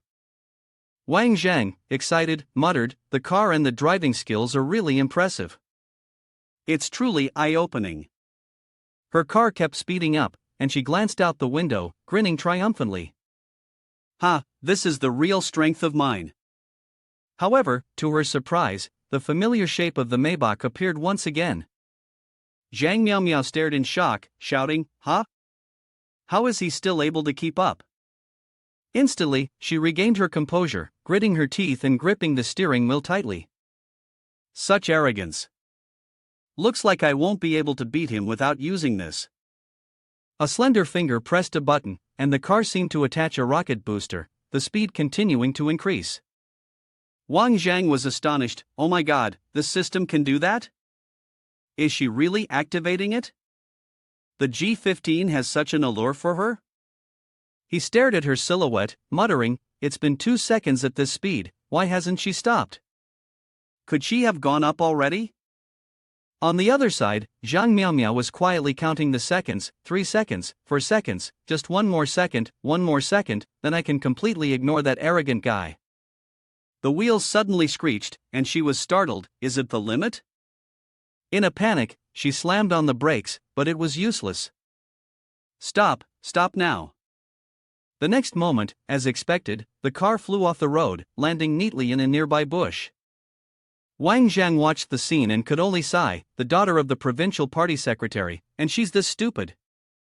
He parked the car, jumped over the fence, and made his way toward the smoke rising from the bushes. As he looked around, he thought to himself that he was only trying to grab a piece of land in Zhangjiagang through this race, to stir up the real estate market in Jiangsu and make it difficult for her father to do business. As he searched for her, Wang Zhang muttered, "She doesn't even know her own goal. Because of that car, she's risking her life. It's really insane, so stupid. I don't want to save her," he thought deeply, unable to shake off the thought, and yet, there was still no sound of an explosion. Luckily, the captain over here witnessed the scene. He slammed his fist against the screen, grinding his teeth. Do rich people not value their lives anymore? The young man, sensing that things were going wrong, asked, What should we do now, Captain? The captain, with a grim expression, gave the order. What else? Quickly notify the whole team to rescue her immediately. No matter what, we have to save her. I'll contact the traffic department. The others quickly acknowledged the command. Meanwhile, Wang Jang was still tirelessly searching for the foolish rich girl. Zhang Miao Miao, where are you? A fragrance wafted towards him, and he recognized it, the smell of burnt grass. The car, now stinking, had finally appeared. He stepped closer, his face frozen in shock as he saw Zhang Miao Miao lying unconscious inside the car, shouting, Zhang Miao Miao. He had already imagined the worst-case scenario in his mind. Could it be? Hearing the shout, Zhang Miao Miao slowly opened her eyes. She looked toward the voice and said, Are you calling my soul? Wang Jang was overjoyed when he saw her wake up and immediately rushed to help her, saying, You're still alive. You really scared me. Zhang Miao Miao replied seriously, I can't die. She had also told Wang Jang before the crash that the cockpit was made of hollow material, which could reduce most of the external impact, but she still thanked him for saving her just in time. Wang Jang gently laid her down and said, No need to be polite. He then opened the car door to check the steering wheel. After a thorough inspection, he said to her, Your leg is stuck. Relax, I'll get you out. At this moment, Zhang Miao Miao suddenly burst into tears, sobbing. Wang Jang thought he had hurt her, so he gently comforted her, Did I hurt you? Hold on a little longer. However, Zhang Miao Miao replied, It doesn't hurt, just keep going. This left Wang Jang feeling confused. Seeing the man in front of her care so much for her, Zhang Miao Miao felt a deep sense of happiness and tears welled up in her eyes. She thought to herself, the light at the end of the tunnel really does make one want to cry with joy. She had always found it fake when she saw it on TV, but now she truly felt it. In that moment, as she regained consciousness, she had thought, Will I stay here? I even thought I might die from internal bleeding. Well. She never expected that the man she had only met a few times would save her in time and treat her so gently. Wang Jang carefully lifted her leg off the driver's seat and, with attention to detail, advised. First, don't move. It seems your thigh bone is broken. Looking at her current state, Zhang Miao Miao felt a bit embarrassed and immediately shouted. Ah, no, don't look at me. She felt that she had never cried in front of others before, and it was incredibly awkward. Seeing this, Wang Jang not only didn't make fun of her, but instead handed her a pill, gently saying, It's normal for a girl to cry when she's in pain. Here, this is a special painkiller. Take it, I'll help you stabilize the bone, and then I'll take you to the hospital. You'll probably have to stay there for 2 months. After taking the pill, Zhang Miao Miao happily said to Wang Jang, It doesn't seem to hurt anymore. Then she curiously asked Wang Jang, Do you really know how to set bones? Or are you trying to take advantage of this situation? Wang Jang straightforwardly replied, First of all, I don't know how to set bones, I just stabilize them. Secondly, I wouldn't take advantage of a woman in danger. I'm not that kind of person. With that, he tore a piece of cloth from his shirt. Watching his bandaging technique, Zhang Miao Miao thought to herself, It looks like the skills I learned during my time in the army are really useful everywhere. When it came to the final stabilization, Wang Jang was left with just a small piece of cloth. Seeing this, he pouted and grumbled, This piece of cloth isn't enough. Then he looked down at the new shirt he had just bought and felt regret. The shirt I just bought. After that, he decisively tore the shirt apart. Looking at the wounds on Wang Zhang's body, Zhang Miao Miao was stunned and asked, Why do you have so many scars on your body? Wang Jang smiled proudly and said, These are all my medals. Have you fallen for me? Too bad, I don't have any feelings for you. Upon hearing this, Liao Xian hastily explained, babbling, I was just curious, that's all. She said that, but deep down she was already thinking, He's not like the other men I've met before. Compared to them, he doesn't wear makeup or paint his face, it really makes me feel different. After a while of bandaging, Wang Jang finally finished. He happily said, "All done." Liao Shan looked at the scars on Wang Zhang's body, unable to stop wondering. This man had nothing but scars on him. What story lies behind them? It really made one curious. Seeing Zhang Miao Miao suddenly fall silent, Wang Zhang spoke up. "All right, Miss Shang, don't just stand there." He then lifted her up in a princess carry and said, "Let's go." Zhang Miao Miao reminded him, "Slow down, I'm still injured." After walking for a while, Wang Zhang suddenly stopped. He turned to Zhang Miao Miao and said, "Hold on for a moment, Miss Shang, I want to discuss something with you." Zhang Miao Miao looked at him and asked, "What is it?" Wang Zhang continued, "I thought it was something important, but it turns out to be this. Can we not stick so close to each other like this? Fortunately, I'm okay now, or else something might have happened by now." Upon hearing this, Zhang Miao Miao shyly yelled, "Pervert." Seeing her serious expression, Wang Zhang couldn't help but burst out laughing. Ha ha. The sky quickly darkened as evening approached. At this moment, the rescue team and the police had arrived at the scene of the accident. A police officer came over and reported, "Captain, the team we sent out at noon still hasn't reported back. From the camera footage, it shows that the owner of this car came down to rescue someone. We can take action from here."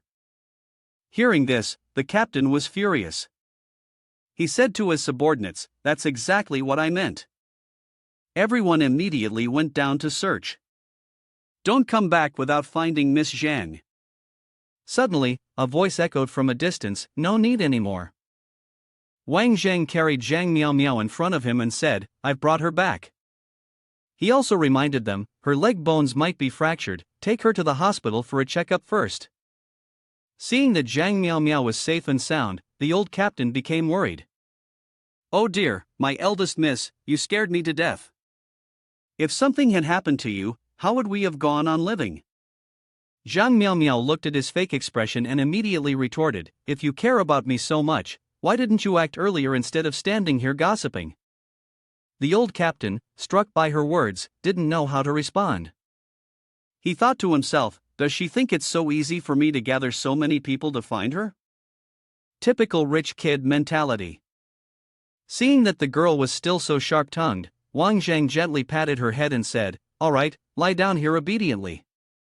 Your injury will take at least a month or two to heal, don't even think about getting out of bed. Rest well, and you're not allowed to drive for the next 6 months." Zhang Miao Miao, hearing what he said, obediently agreed. "Fine, I'll reluctantly listen to you this once, but you have to come visit me at the hospital and keep me company." Wang Zhang looked at her and happily replied, "All right, if you get bored, just give me a call." Zhang Miao Miao looked at the business card in her hand and happily said, "Okay." She was immediately taken to the hospital for an examination in the director's office. The doctor, upon reviewing the X-ray results, couldn't stop praising the first responder. "This bone-setting technique is perfect, truly impressive. It's a rare talent." Zhang Pinghao came to inquire about his daughter's condition, but after waiting for a while and not receiving an answer, he became a bit frustrated. "I'm asking about my daughter's condition, and you're just going on about how rare this is." The secretary of the provincial party committee, Zhang Pinghao. Only then did the doctor explain to him the method of bone setting. "It's really skillful, quite rare. If no one had used this method, she would likely have to stay in bed for 5 or 6 months. Now, with this technique, she can recover in just 1 month." Upon hearing this, Zhang Pinghao's expression showed contempt as he said, "So, do you have this technique as well?" The doctor shook his head repeatedly in response, saying, "I've tried it before. Unfortunately, the records in the books are incomplete, so I gave up. I never expected there would actually be someone who knew how to do it. This person is absolutely skilled. It would be great if I could get to know them." Zhang Miao Miao's father looked at him for a moment before saying, "If what you're saying is true, I really want to meet this person to thank him." Meanwhile, in the hospital room, Zhang Miao Miao was holding the business card in her hand and said, "I've already gotten bored in less than half a day. Should I call him?" Because she was too focused on the business card, she didn't notice when her father entered. He snatched the card from her hand and asked, "Who is this guy?" Wang Jang. Zhang Miao Miao pouted, annoyed at having her things taken from her. What do you mean, Wang Jang? I don't know him. Give me back the card, Dad. Seeing her act this way, her father handed the card back to her and said, "Why are you pretending? It's all written on your face. Come on, tell me, which family is he from? The one who makes my daughter think about him day and night." Zhang Miao Miao turned her face away to avoid his gaze and said, "I really don't know." But in her heart, she started wondering, why was her father so eager? She had only learned his name this afternoon. How would she know which family he belonged to? In order to get Zhang Miao Miao to confess, Zhang Pinghao said, "All right, then I'll have someone investigate. Tell him not to even think about trying to seduce my girlfriend's daughter. Only someone like Su Tianran is worthy of my daughter." Upon hearing this, Zhang Miao Miao immediately stood up and hurriedly said, "Dad, what are you talking about? The person Su Tianran likes is Zhang Mingqi. Everyone in the capital knows that." How come you don't understand? Zhang Pinghao, hearing this, immediately imagined Wang Zhang's appearance. He helplessly said to his daughter, "I'm not confused. The person you're talking about, Wang Jang, can't compare to the Su family. How could someone like him sit in the position of vice president at Zhurong, someone over 40 years old?" Zhang Miao Miao, hearing her father's words, waved her hand to dismiss the idea. She said to Zhang Pinghao, "Who said he's 40-50 years old? Wang Zhang is only around 25 or 26. At that age, to be able to become a vice president, doesn't that prove he's extraordinarily talented?" Zhang Pinghao, hearing what his daughter said, was half convinced and half doubtful. He said to her, "If that's the case, then he really does have some skills." Then he asked her, "Is Wang Zhang the one who saved you?" Zhang Miao Miao's face turned red, and she shyly replied, Yes. Yes, that's right." Zhang Pinghao went to get some fruit and then continued, "He saved you, so our Zhang family owes him a debt of gratitude. How should you repay him?" At that moment, Zhang Miao Miao made a suggestion. She said to her father, "Dad, give him a plot of land in Hujiyang, Zhangjiagang." Hearing this, Zhang Pinghao glanced at her and asked, "Is that what he asked for?" He thought this was Wang Zhang's request, so he quickly assessed, "That's a high demand, quite ambitious." "I'm afraid you might misunderstand." Zhang Miao Miao hurriedly waved her hand and explained, No, it's not that. I made a bet with him. The plot of land is the stake." She then began recounting the story to Zhang Pinghao. She told him that her skills were not as good as his, so she had overturned the vehicle. He could have easily reached the finish line and ignored her, but he stopped to rescue her. That's why she. At this point, Zhang Pinghao understood the situation. He handed the fruit to his daughter and said, "I see now. All right, I can give him a plot of land, but he must come up with a plan and a design that are approved. All the related costs will be his responsibility. That's my condition." Hearing that, Zhang Miao Miao smiled with joy, her eyes squinting in happiness, and began to flatter her father. "That's great. I knew you loved me the most, unlike Mom, who's so strict with me." Upon hearing Zhang Miao Miao mention his wife, Zhang Pinghao responded, "Speaking of your mother, when she heard that you were in the hospital, she postponed the project on Siang Island and might be on a plane back right now." Upon hearing that her mother was coming back soon, Zhang Miao Miao became a little worried. "Ha! It's over now. This time, Mom will definitely ground me." At that moment, the phone rang, interrupting the conversation between father and daughter. After answering the call, Zhang Pinghao said to Zhang Miao Miao, "All right, I have a board meeting to attend, I have to go now. You figure out how to deal with your mother." After her father left, Zhang Miao Miao lay on the bed, sighing in sadness. She looked at the business card in her hand and said, "Well, it doesn't matter now. If I'm grounded, then I'm grounded. But when will he come to visit me? Why do I keep thinking about him? This must be what they call love at first sight, right?" Meanwhile, Wang Jang, upon returning, made a call to someone. He said to the other person, "Yeah, I understand. Just keep monitoring, don't alert the enemy." "I don't trust Lu Shiwei, I haven't even met my own daughter." He then asked the person on the other end, "What about the reporter named Chin Bo Wan?" The person on the other end replied that they had already gathered some information. He caused trouble using someone else's 50,000. Before he could continue causing chaos, I bribed him. However, the person who instructed him to cause trouble is still unknown. The despicable method makes it impossible to find out. Wang Zhang listened and replied, I understand, keep monitoring him." As soon as he hung up the phone, Wang Zhang sighed and said, "This opponent is really troublesome, always probing from one side." Although it's not a particularly crafty method, if there's a mistake, it could lead to Zhu Rong never recovering, so he's the kind of person we need to be wary of. Being a bodyguard for Titi is exhausting. The next day, as usual, Wang Zhang went to pick up Shan Wan Titi. On the way, he asked her about Shang Fei's progress. Titi answered, she set off from the capital, and at this speed, she should arrive on the same day as us. Then she asked him, "But why are you coming with me to Shang Fei's house?" Wang Zhang glanced at her helplessly. "You're really chatty. I am her bodyguard." Then he fell into a deep thought. Finally, they had to meet face to face. Mr. Shang's wife was very beloved. He remembered the time when he was beside Mr. Shang, and Mr. Shang had said to him, "My wife wrote me a letter saying that she misses me a lot." "I miss her too." While on a mission, Mr. Shang had noticed a necklace. He said, "This necklace is so beautiful. She will love it. I'll buy it when I have time off and send it to her." But in the end, he was unable to fulfill that promise. Before sacrificing himself, he handed the necklace to Wang Zhang and said, "It looks like I won't be able to come back. I still haven't sent this necklace to her." When they arrived in the provincial town of Suzhenli Ren, Wang Zhang informed Titi that they would reach Shang Fei's village in about an hour.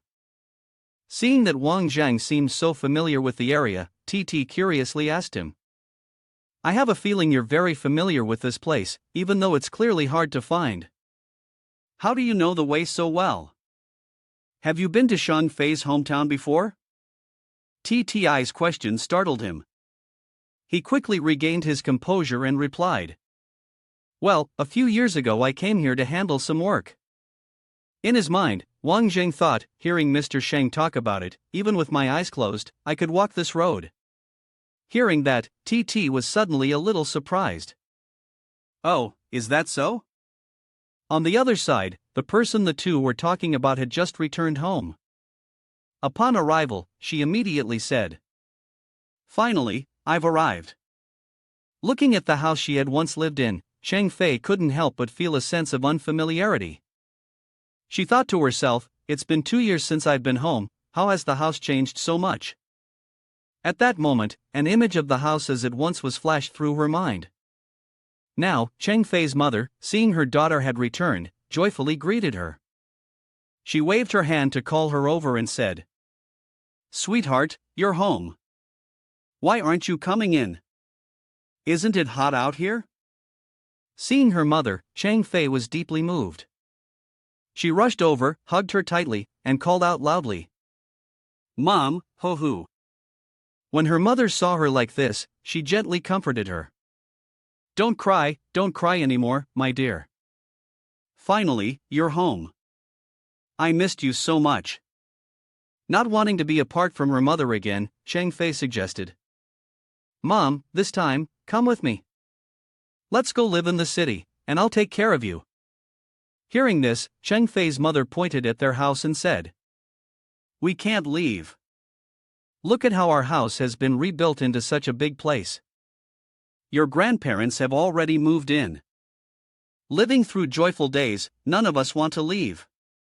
Looking at the spacious, well-built house in front of her, Chang Fei asked in confusion, "Mom, where did the money to build the house come from? This must have cost a lot." Chang Fei's mother, thinking her daughter had simply forgotten that she had sent the money, happily replied, "More than 600,000 all came from the money you sent. My daughter is truly amazing, sending more than 20,000 home every month. But next time, don't split it into 2 transfers, it's such a hassle to go to town to withdraw it." Hearing this, Chang Fei suddenly felt something was off. But to keep her mother happy, she just said, "Okay, I just want you and Grandma and Grandpa to live well." At that moment, a thought arose in her mind, more than 20,000? My salary isn't that high. 2 transfers sent home. Could it be that someone else besides me has been sending money home? Could it have been a mistake? But how could such a mistake go on for so many years? Seeing her fall silent, her mother spoke up, "All right, come inside now, don't stand out in the sun anymore, my girl." Suddenly, a breeze blew by, and it made Chang Fei take notice of the dress her mother was wearing. A thought struck her, wait a minute. The design of this dress is from a collection of international brands. Out of curiosity, Chang Fei immediately asked her mother about it. Her mother happily replied, "This dress is very comfortable to wear. Last year, when you sent it over, I just couldn't bring myself to wear it. Now that you're back, I'll wear it." Upon hearing this, Chang Fei felt a sudden sense of confusion in her heart. Again, it was her sending it.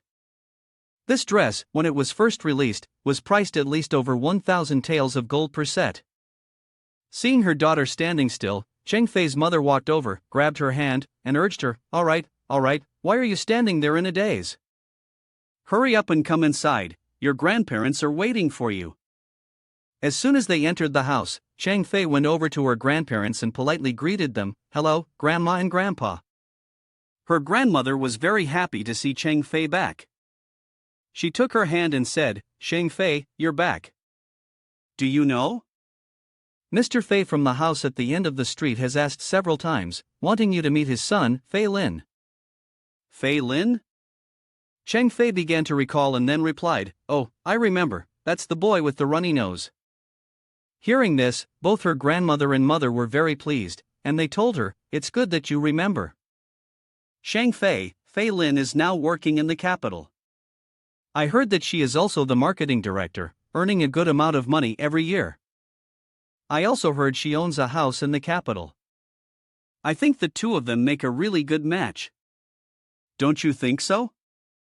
They look really good together. When you meet him, we'll find a time to discuss things about the 2 of you."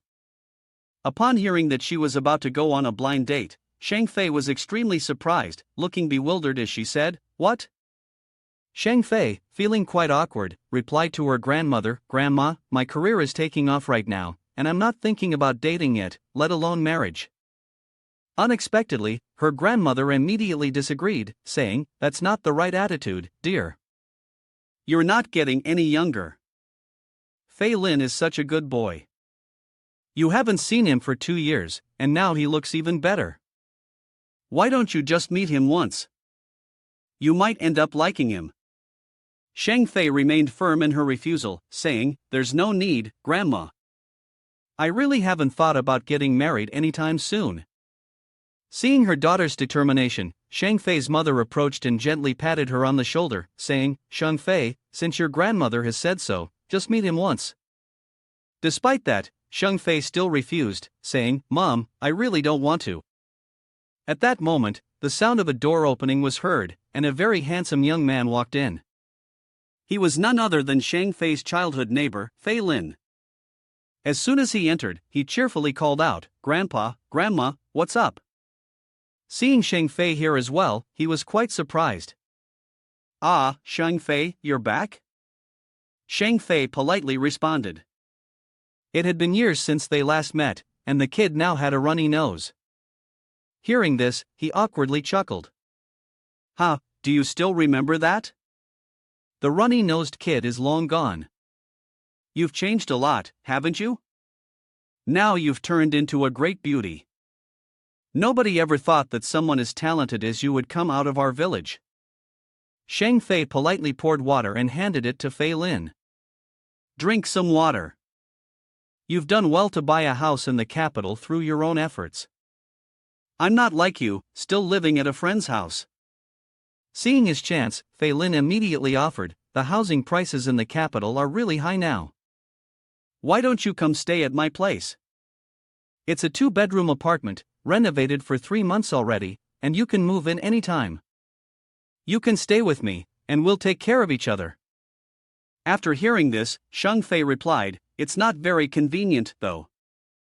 Unexpectedly, Grandma spoke up, what's inconvenient about that? With Grandma's support, Fei Lin continued, exactly, what's inconvenient about it? We can each have our own room, it won't interfere with each other at all. Shang Fei hesitated and said, the situation in my head right now is a mess, I don't know how to refuse, someone help me out here. Seizing the opportunity while Shang Fei was at a loss for words, Fei Lin took the chance to continue, how about this, Shang Fei, this time when I go back to the capital, I'll help you move. You've just returned, I won't bother you anymore, your family can just talk amongst themselves. As he was about to turn away, he was suddenly called back. Wait a minute, Grandpa waved his hand to call him over and said, why the hurry? Don't you want to stay and talk with your grandparents too? You can stay here for dinner later. Seeing that Grandpa had such good intentions, Fei Lin awkwardly said, since you've invited me, that I'll gladly accept. A moment later, he scratched his head and thought, Grandpa really understands me. Then, Grandpa called him to sit down and talk, come here and tell me about your house. Fei Lin awkwardly replied, there's nothing much to say, it's just a 2-room house. Hearing that, Shang Fei sighed quietly. She thought to herself, if Fei Lin knew that in a while, she'd become a major shareholder of Lanhai Real Estate, would he be too embarrassed to even show his face? At mealtime, the family called Shang Fei to the table. Come on, let's eat. Shang Hao, stop joking, come here and eat. Looking at the table full of delicious dishes, Shang Fei elegantly stood up and said, Aunt, you must be tired. Please try my braised pork. Hearing Shang Fei, the aunt praised her, you're so well behaved. If you were my daughter, it would be wonderful. Seeing this, the step-aunt beside her also eagerly joined in, Shang Fei, tell me the truth, you're at an age where you should be finding a boyfriend. As for girls working outside, it's all about matchmaking now. Shang Fei felt helpless inside, how much longer could they keep talking about this? Aren't they tired of this topic yet? She then took out her phone and texted Titi for help. She silently wondered, where are Titi and Wang Jang? They need to come quickly and save her. At that moment, the doorbell suddenly rang. Titi knew that help had arrived, and she cheerfully told her mother, Mom, I think my friends are here. Let me go greet them. Seeing the house in front of him, Wang Jang couldn't help but sigh. This house is beautifully rebuilt. As soon as Shang Fei saw the two of them, he rushed forward and gave them a big hug. Titi. Wang Jang. Finally, you two are here. Seeing Shang Fei so emotional, Titi couldn't help but ask. Is something wrong? When Fei Lin saw Wang Jang, her feelings for Shang Fei suddenly stirred, and she felt uncomfortable. Why is there a guy here? Shang Fei led the two of them inside and said. You two came at the perfect time. Titi, surprised, responded. Really? Then, Shang Fei took her hand and led her to where her mother was, introducing. Mom, this is my best friend, Shang Wan Titi. Titi politely greeted her. Hello, Auntie. I've often heard Shang Fei mention you, and I've been wanting to visit for a while. Shang Fei's mother also greeted warmly. Auntie has also heard Shang Fei mention you. If it weren't for your help, Shang Fei wouldn't know how many more difficulties she would have faced. Speaking of which, I still have to thank you. After introducing Titi, Shang Fei pointed at Wang Jang and said. Mom, this is Wang Jang, also a good friend of mine. Wang Jang bowed enthusiastically. Hello, sister-in-law, I really wanted to visit you, but haven't had the time. Upon hearing this, both Shang Fei and Titi were taken aback. Titi hurriedly grabbed Wang Jang's hand and said, "Wang Jang, what are you saying? Why are you calling her sister-in-law?" At that moment, Wang Jang realized he had misspoken. He panicked and thought, "Oh no, I just blurted it out." He calmly explained, "In the past, when I was around Mr. Shang, I always called her that, and I couldn't get out of the habit." He then continued, "Hello, Auntie, I called you that because you look younger than your age, so please don't mind." Seeing Wang Jang say this, Titi gave him a sideways glance and murmured, "Smooth talker." At that moment, Fei Lin also came up to Wang Jang, offering a friendly greeting. "Hello, I'm Fei Lin. I'm a classmate of Shang Fei's and also work in the capital. I'm currently staying in the Changji Garden." Wang Jang, seeing this, politely extended his hand to greet. "My name is Wang Jang, I just came to the capital this year for work, and I currently don't have a place to stay, so I'm basically staying with others." "But I've never heard of Changji Garden." On the surface, he was friendly, but inwardly, Wang Jang was silently evaluating. This person was really amusing. Who introduces themselves by mentioning where they live? It's just an apartment, but he acts like he's trying to show off his achievements. Hearing Wang Jang, Fei Lin felt embarrassed and quickly made an excuse, saying that since Wang Jang had just arrived in the capital, it was normal not to have visited all of the city yet. "If you're free, come by my place sometime. It's not easy for people like us, from other places, to come to the capital for work. We should help each other out." Then he asked Wang Jang, "What kind of work do you do?" Wang Jang answered, "I work as a security guard, also serving as a driver." When Fei Lin heard Wang Jang's profession, he immediately looked down on him. "Is that so? Security guards usually have a lot of free time. I, on the other hand, often work until 9 or 10 in the evening." He was polite on the outside, but inwardly, he was already mocking Wang Jang, thinking, security guard? Haha, how could he compare to me? Seeing the attitude of that guy Fei Lin, Titi couldn't help but think to herself, why do I feel like this person is trying to compare himself to Wang Jang? Could it be? Haha, this is interesting. Unable to tolerate his condescending expression, Titi immediately ran over and put her arm around Wang Jang's shoulder, saying, "Hey, stop being modest. You just spent over 10 million buying a Maybach, and now you're pretending to be a bodyguard." Upon hearing this, Fei Lin's face immediately changed. He felt a bit dazed, then froze for a moment, thinking, "What? Isn't he a bodyguard? He bought the Maybach outside? Which one of these two is telling the truth, and which one is lying?" Seeing the group of young people standing around chatting, Shang Fei's mother said, "All right, let's sit down and talk. Try some peanuts freshly harvested this year, roasted with our family's secret recipe."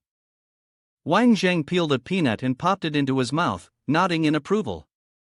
"This is delicious, just like the ones my sister-in-law sent to Mr. Shang before."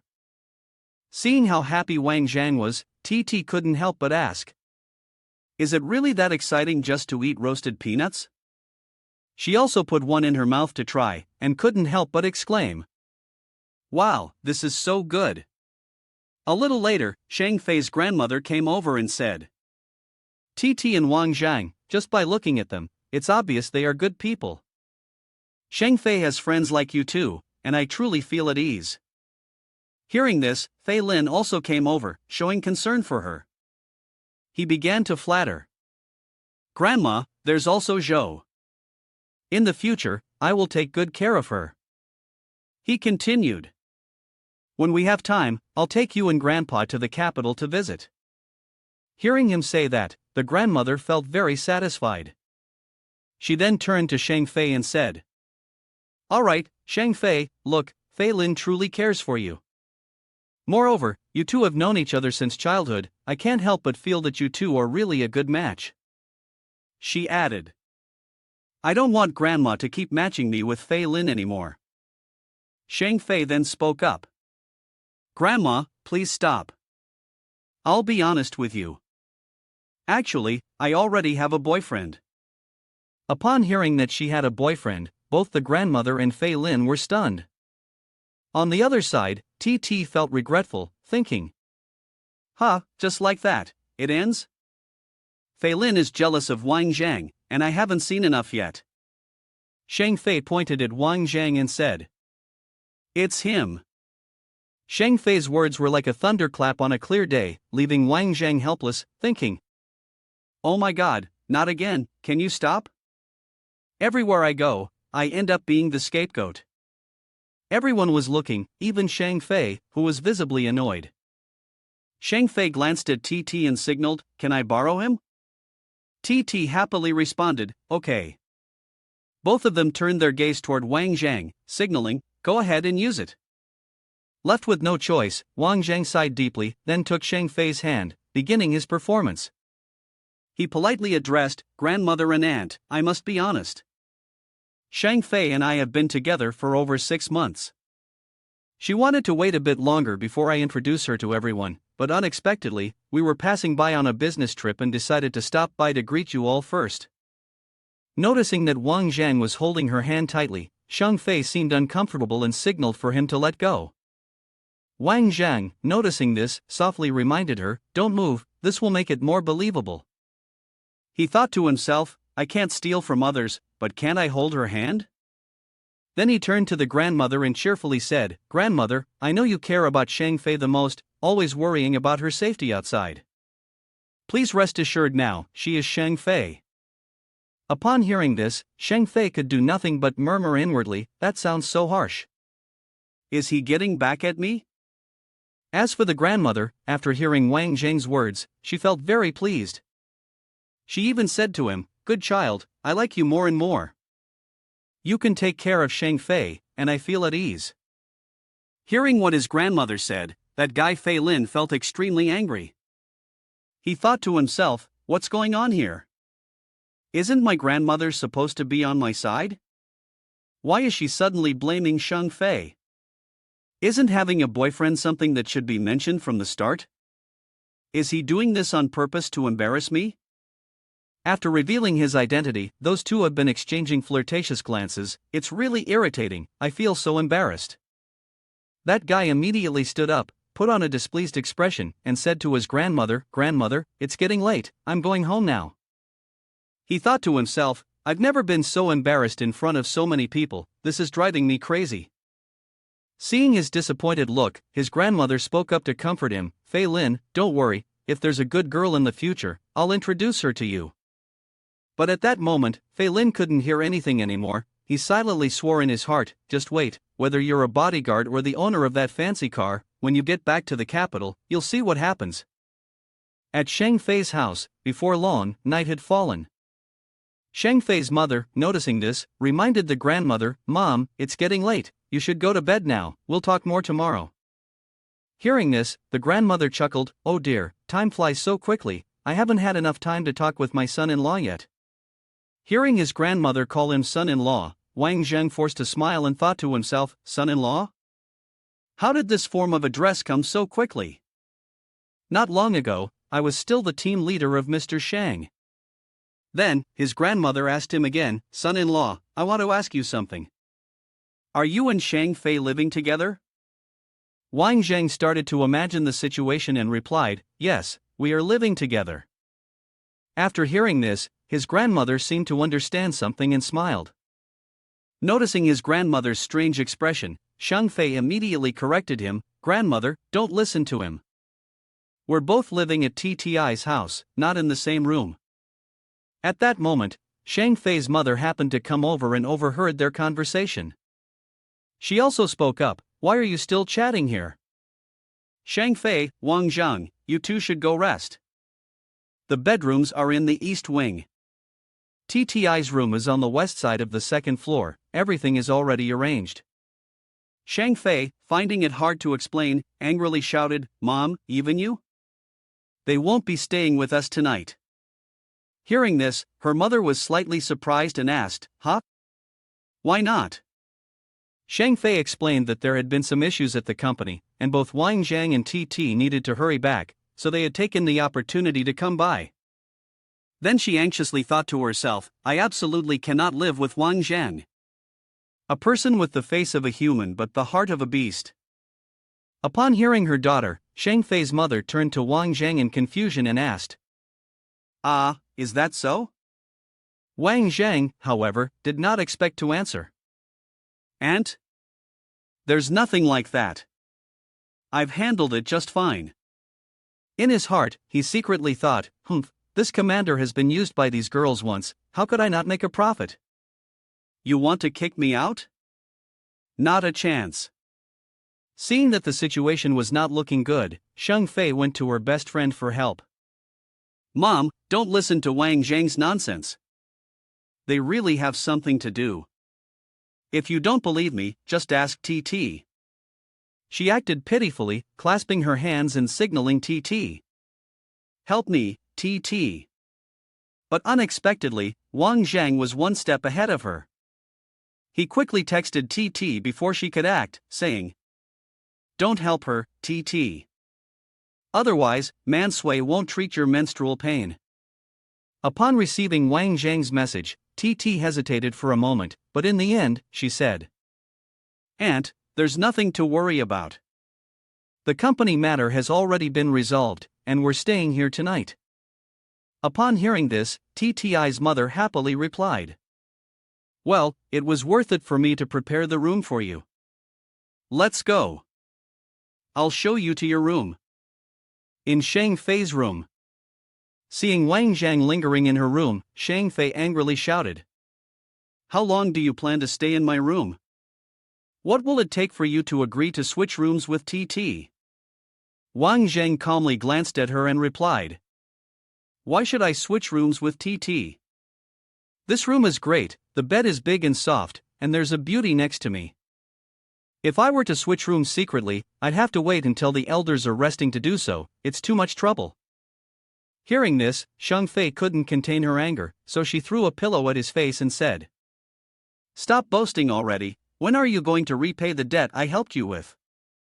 Wang Jang smirked and replied, "Alright, for the great beauty Shang Fei, I'll compromise, but you want me to pretend to be your boyfriend, so you have to give me some benefit, right? If I get something in return, I'll leave right away."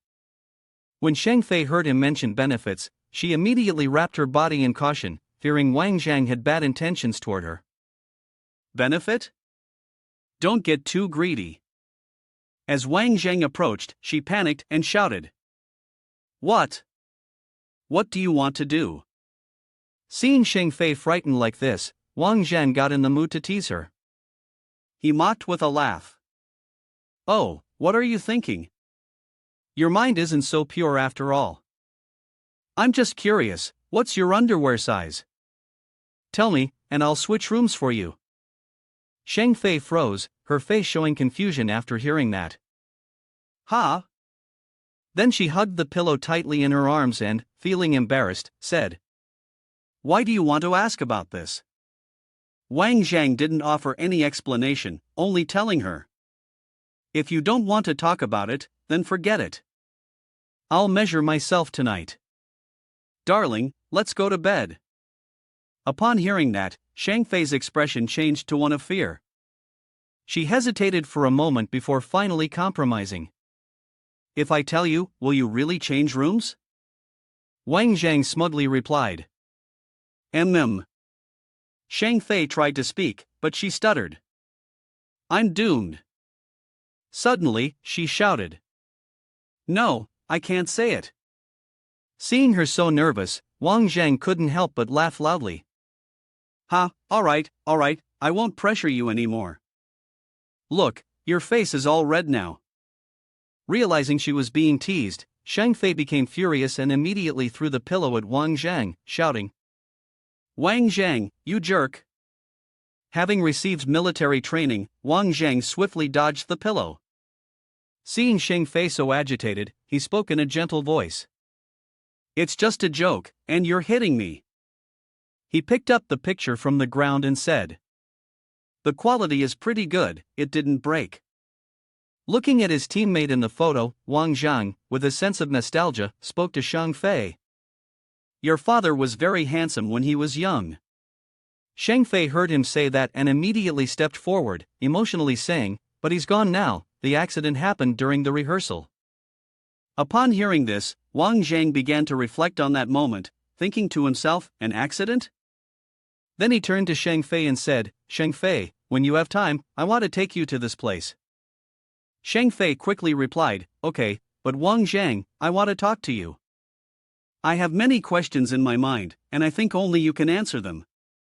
Wang Zheng warmly responded, "Go ahead." Hearing this, Shang Fei began to speak, "Wang Zhang, I know you're not just a bodyguard, you have many sides that haven't been revealed yet. Moreover, you've even managed to create outfits with luxury brand labels." Realizing he had been discovered so quickly, Wang Zhang responded in surprise, "Huh? You figured it out?" "Yeah, my major is fashion design, and the clothes were a gift from you. I'm pretty casual when it comes to dressing." After hearing this, Shang Fei stepped closer to him and asked, "The dress my mother wore, was that from you?" Wang Zhang was silent for a moment before saying, "It was me." "I didn't expect you to be so perceptive." Hearing this, Shang Fei frowned and replied, "It's not that I'm perceptive. Who would send a high-end dress to someone in the countryside?" Then she continued asking him, "The 20,000 each month, it was also sent by you, right?" "Why?" Seeing that the matter had been exposed, Wang Zhang turned his face to the side and said, "So it's all been revealed." At this point, Shang Fei spoke up again, "You're so obvious, do you think I'm stupid? The way you carve up the duck at full virtue attainment is just like my dad, and then you called my mom sister-in-law, plus I heard you analyze every detail." In the end, Wang Zhang had no choice but to raise his hand in surrender. He helplessly said to her, "All right, I admit it, I know your father." When she saw that Wang Zhang had admitted it, she hurriedly grabbed his hand and asked, "Then tell me, is it true that my father really died in an accident?" Seeing her so anxious, Wang Zhang had no choice but to tell her, something he had intended to reveal to her later. "Actually, Mr. Shang and I are comrades in arms. He was the best special forces soldier in Nation C. He was the best in his team. Someone like him couldn't have died in an accident. He sacrificed himself on the battlefield to save me. Without him, there would be no me." Upon hearing this, Shang Fei was deeply moved. She gently wiped her tears and then asked him, "You said you wanted to take me to a place, where is that place?" Wang Zhang's voice sounded a bit melancholic. "On the battlefield." At this moment, Titi was outside eavesdropping. Seeing that no one was willing to switch rooms with her, she wondered, "It's already late, and they still won't swap rooms with me. Could it be that they're really sleeping together? Let's listen." A moment later, the door suddenly opened, and Titi, not paying attention, fell into the arms of the main character. She was startled and screamed. Seeing Titi suddenly appear, Wang Zhang immediately asked her, "Titi, why are you here all of a sudden? Are you feeling lonely?" Titi, feeling teased, angrily shouted, "You're the one who's lonely. I thought you hadn't gone yet, so I." Then, she realized something was off, froze for a moment, and looked down at her chest. She saw Wang Zhang's hand resting there and, embarrassed, quickly ran off. While running, she yelled, "Pervert! "Shang Fei, get him out of here." Shang Fei, seeing this, quickly closed the door and said, "Good night, good night." Wang Zhang looked at his own hand, reflecting, and sighed, "Although not as good as Han Xingyi, it's still pretty decent."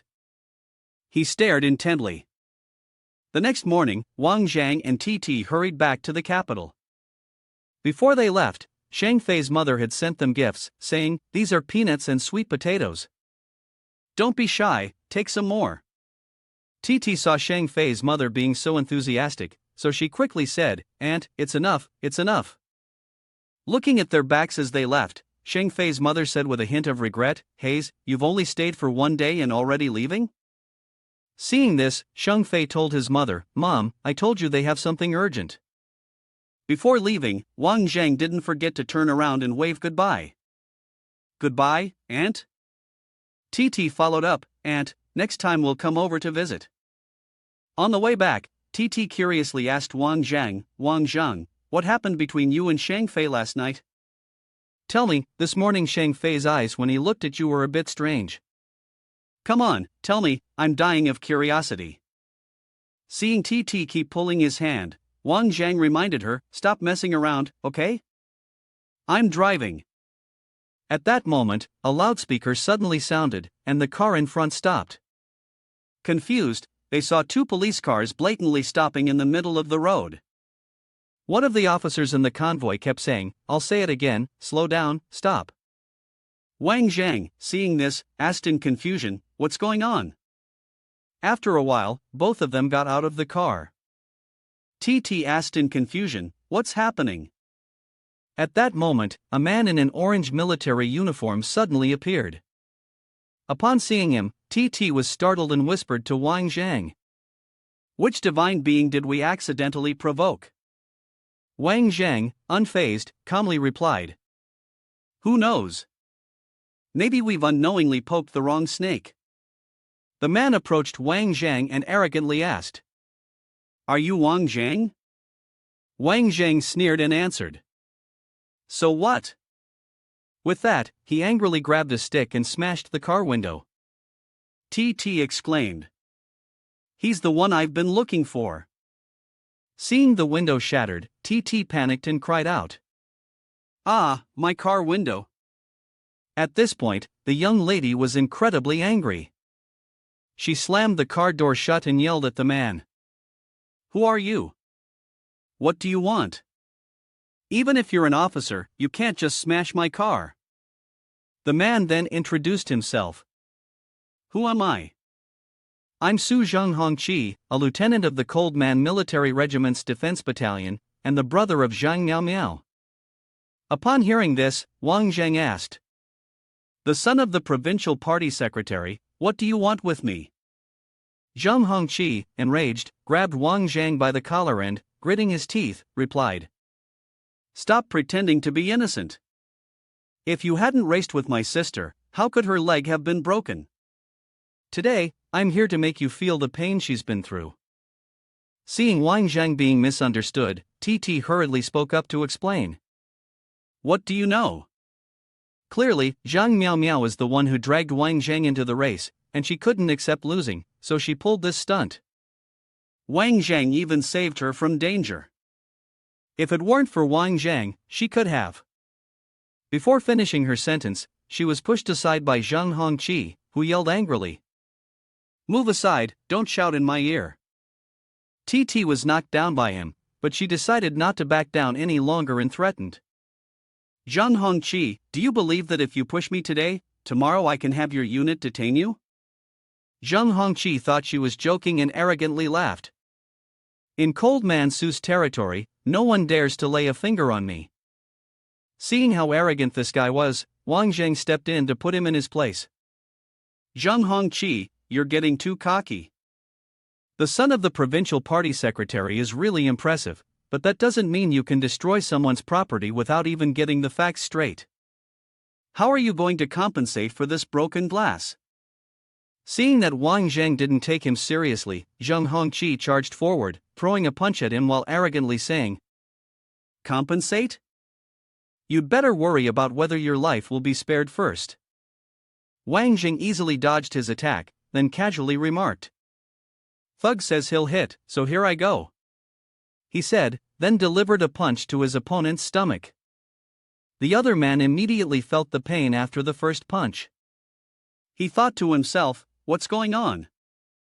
I've only been hit once, and it already hurts so much. This guy's not simple, I can't underestimate him. I'll finish this quickly and let him taste this move. Zhonghongqi focused all his speed toward Wang Jang. The soldiers behind them began to murmur excitedly. The captain's making his move, quick, watch carefully. It had been a while since the captain had taken action.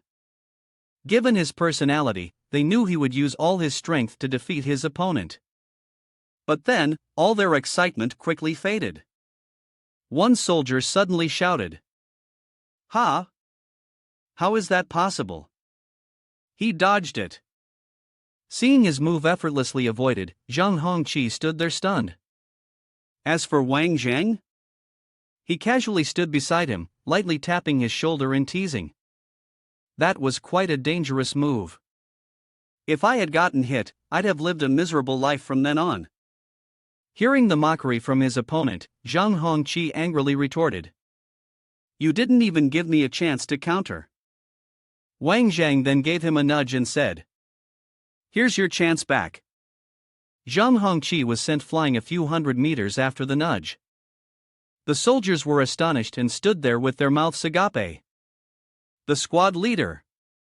They immediately rushed over and kept calling out. Squad leader, squad leader, squad leader, can you hear me? One of the team members, after checking the pulse, said anxiously. The squad leader's breathing is getting weaker. How could he have been so rough with the squad leader? Upon hearing this, the soldiers immediately readied their rifles, aiming them directly at Wang Jang and saying, How dare you beat our squad leader like this? Don't even think about leaving here today. Despite the anger from the soldiers, Wang Jang remained unafraid. He looked at them calmly and provocatively said, Are your eyes just for show? Which of you saw me hitting him? It was clearly him who hit me first. Seeing that he wasn't scared at all, and was even smiling brightly, they furrowed their brows in discomfort. Suddenly, one of them stepped forward, glaring at Wang Jang and said, So what? You may not be injured, but our squad leader is lying on the ground in pain, looking over at Zhang Hongqi. He then ordered, 5 of you, quickly take the squad leader to the nearest hospital. The rest stay here with me. The others followed the order, quickly lifting their squad leader and carrying him away, leaving the man behind with Wang Jang. He looked at him as if he were an enemy and then spoke, Let's see who can take the gun from me. Seeing the hostile attitude of the person in front of him, Wang Jang sighed helplessly and subtly reminded him, Perhaps you don't know, but I really hate people from my own country pointing guns at me.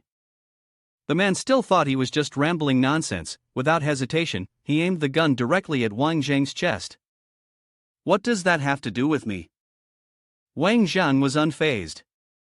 He tightened his grip on the gun pointing at him and confidently looked at the other man. If you're willing to take responsibility, go ahead and shoot. Before the man could react, Wang Jang continued, But, in my opinion, when Zhang Hongqi wakes up, he won't be helping you clean up this mess.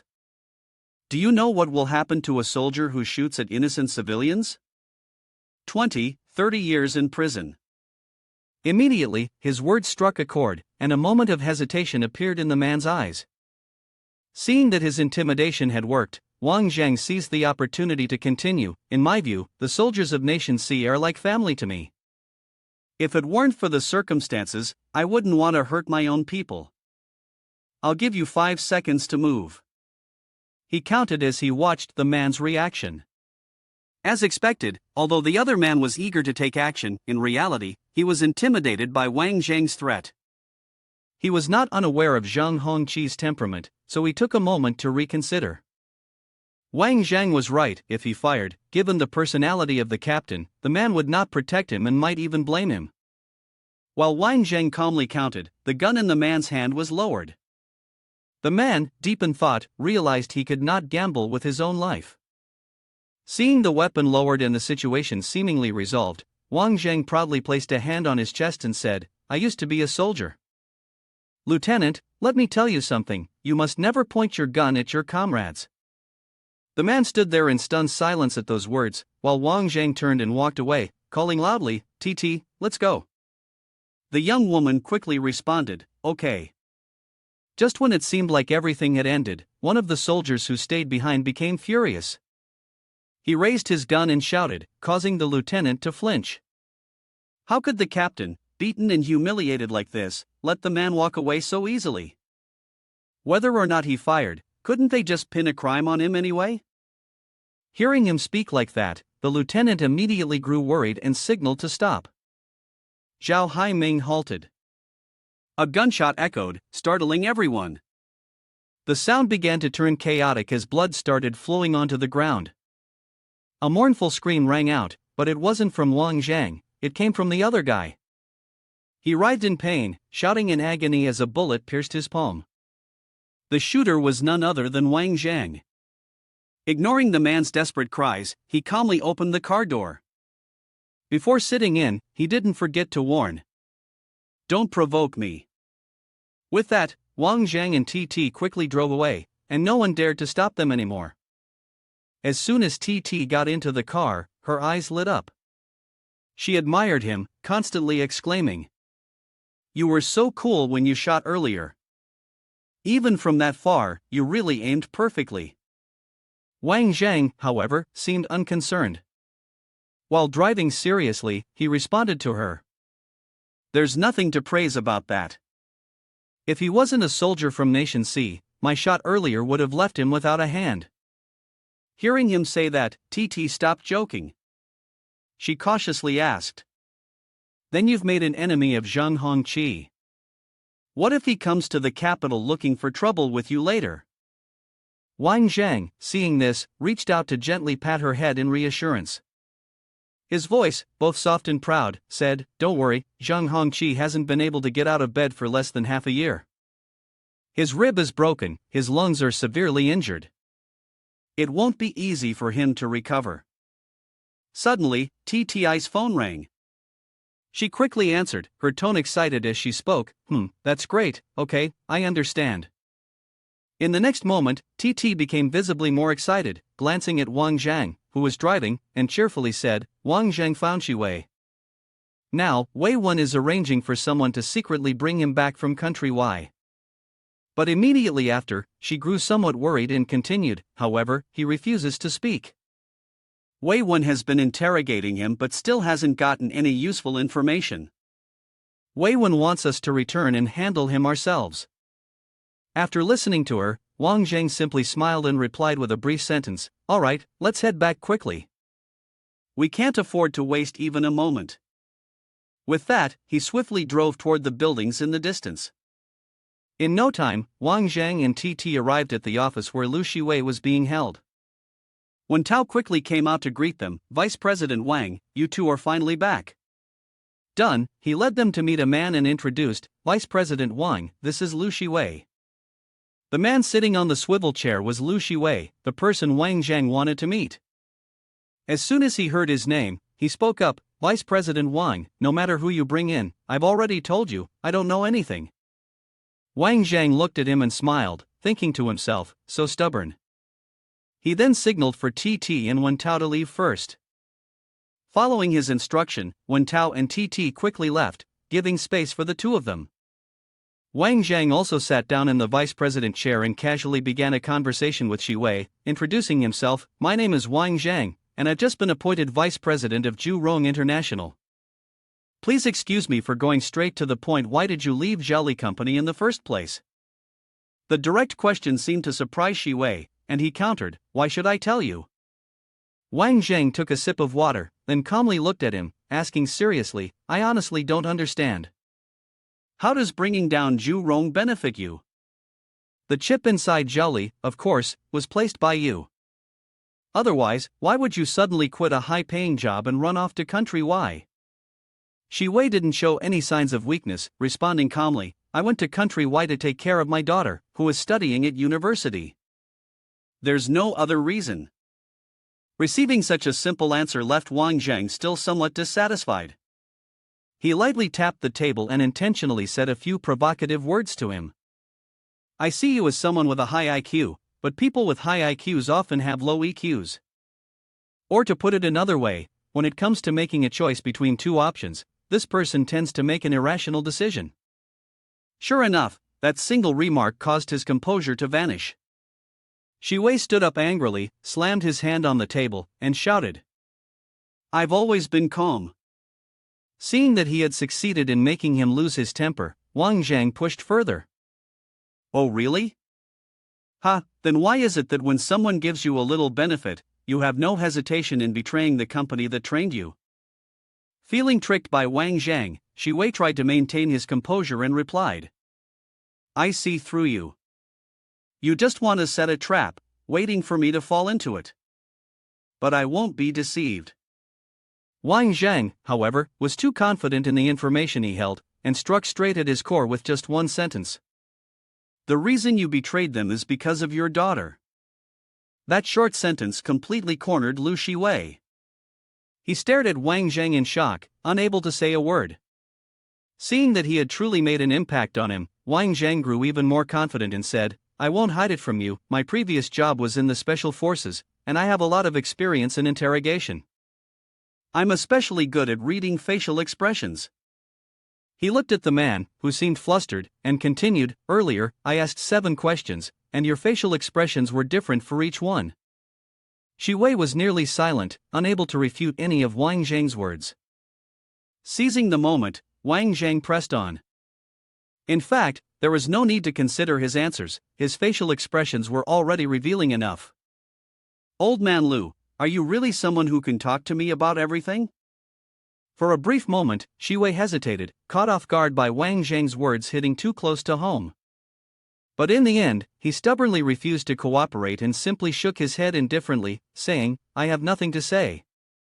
At this point, Wang Zhang could no longer remain gentle. He pulled out a photo of a young woman and casually asked, "Old man Lu, this is your daughter, Jing Jing, who's studying at university in country Y, right?" Seeing his innocent daughter in the photo, Shi Wei reacted strongly. "Jing Jing." He slammed his hand on the table and angrily confronted Wang Zhang, "You've been following my daughter. Don't you dare touch her. She is everything to me." Seeing that he had grasped Shi Wei, Wang Zhang continued to take out another stack of photos, smiling as he said, "Originally, those people used your daughter to threaten you, forcing you to leave your hometown, right? Take a look at this." The photos were spread out on the table, showing strangers following his daughter. Seeing this, Shi Wei immediately asked in return, "Who are these people?" Wang Zhang quickly explained, "Of course, these people used your daughter to control you, anticipating that if you made any moves, your daughter's life would be at risk." "Why do you think they did this?" He smiled with hidden meaning, then picked up one of the photos and gently tore it in half. "Don't be too pessimistic, meeting me is your luck. I've already dealt with these hidden dangers for you." Hearing Wang Zhang's words, Shi Wei was also greatly surprised. He stared at him, then calmly added, "Consider it a repayment to me. Tell me, why didn't they take direct action against you but instead used your daughter to threaten you? What secret do you have?" At first, Shi Wei didn't want to say anything, but under Wang Zhang's pressure, he had no choice but to tell the truth. "I have technology related to core filtration. I have a way to make a type of filter core that consumes no materials, one that can be used forever. This is what they want to obtain." Upon receiving that answer, Wang Zhang slowly analyzed the type of product that did not consume raw materials. If the filter core became a type of product that didn't consume raw materials, Zhao Li's company would definitely close. Zhu Ron's business would also be affected. It seemed that he understood the matters concerning the MDU water filter well. Suddenly, Shi Wei fell silent, not saying anything further. This left Wang Zhang feeling extremely uncomfortable. He smiled and snapped his fingers. To speak halfway and then stop, it's really disappointing. Look at this, and then decide whether you want to continue speaking or not. The door to their room was opened right after that. Shi Wei looked towards the door in surprise. How? How is this possible? Looking at his daughter, whom he had always protected, walking into the room, Shi Wei was shocked. He stared at her in disbelief. "Jing Jing, why are you here?" Jing Jing, upon seeing her father, whimpered and called out, "Dad!" Then, she quickly rushed into his protective arms and began to cry loudly. Wang Zhang just stood there silently, watching their reunion. After a while, Shi Wei, seeing his daughter like this, comforted her, but still worried, turned to ask him, "What exactly do you want?" Wang Zhang stood up from his chair and walked over to the father and son, speaking calmly. "You can see for yourself, I can protect your daughter, so you don't have to worry anymore." He smiled and then outlined his conditions. "As for my conditions, they are simple. First, you work for Zhu Ron. We will protect your daughter. Second, tell me everything you know. I want to find out who was behind this." This time, unlike before, Shi Wei quickly nodded. "All right, I agree." He looked at his daughter with a loving gaze and continued. As long as my daughter is safe, I will do anything. Seeing that everything had been settled, Wang Jang smiled and reassured him. Talking to someone with a high IQ really saves time and effort. Don't worry, Zhu Rong won't treat you badly. Having finished everything, he stepped out of the room to give the father and daughter some space. Wang Jang immediately turned to Wen Tao and said, Assistant, leave the rest to you. Wen Tao nodded in response. Vice President Wang, don't worry. Everything will go smoothly. Titi, standing beside them, smiled and looked at him with gratitude, unable to not feel thankful once again. I have to thank you again. Wang Jang, upon hearing this, puffed up his chest proudly, smiling smugly as he said, Don't be polite. Who told you I'm the vice president of Zhu Rong? Has your father shown any improvement? The outcome of this matter is still uncertain, and it might turn out to be a strong opponent. When Titi heard her father being mentioned, her face became sorrowful again, and her voice was heavy with concern as she replied, There's still nothing. He's still being kept alive through 4 fluids. All I can do is hope he never stays like this. Seeing her sadness, Wang Jang, ever attentive, approached her again and gently patted her head to comfort her. Everything will be fine. I'll always be here for you. Let's make sure we settle everything before your father wakes up and make Zhu Rong even stronger. Wang Zhang's tender gesture made Tti's heart waver. Her cheeks flushed, and with sparkling eyes, she looked at him. Wang Zhang, thank you. It's so good to have you by my side. But the touching moment didn't last long, as Wang Jang, back to his usual playful self, teased her and ruined the mood. What? Are you saying I'm the most handsome guy in the world? She scowled, stepped on his foot, and retorted, You're awful, never serious for more than 3 seconds. Titi pouted, turning her back and walking away. I'm going to work. Wang Jang, seeing this, was left with no choice but to sigh in resignation. I really don't understand women. Suddenly, his phone rang. He turned it on and was a bit surprised. Zhang Mingqi. A moment later, at the Shilan office, the server brought out a dish and carefully placed it on the table. The meal for the two of them, Wang Jang in his elegant suit, dining with the beautiful Zhang Mingqi, felt somewhat out of place. He spoke, Perhaps since the day I was born, I've never belonged to the upper class. Wearing a suit to eat, having to pay attention to manners, it's too much for me. This place can't compare to Mount Bo Liang, where I could eat in peace. Zhang Mingqi, upon hearing this, stared at him for a few seconds, slightly taken aback, before smiling and replying, Everyone has their own aspirations. Maybe after you get used to it, you might even get tired of street food. You see, how many people in this restaurant used to eat on the streets? After saying this, she continued enjoying her meal, while Wang Zhen quickly responded, Then they are all being hypocritical, unlike me, stubbornly upright. If the beautiful lady hadn't invited me here, I would never step foot in a place like this. His words immediately made Mingqi blush modestly. She looked utterly confused. Don't say that. I came to find you to report on Diamond Illusion. Wang Zhang, on the other hand, was left speechless, simply responding. Aha! Letting her speak, Mingqi wasted no time and went straight to the point. In the capital, I've selected 14 stores in central locations. After finalizing the rent, we'll proceed with the decoration. As for advertising in newspapers and magazines, we'll need to offer significant discounts to compete with the Su family's diamond brand. Although the Su family's diamond sales are stable, this is a market competition. Even Su Tianran won't be able to hold on for long. Mingqi spoke at length about diamond business matters, and he just silently listened, occasionally smiling in admiration.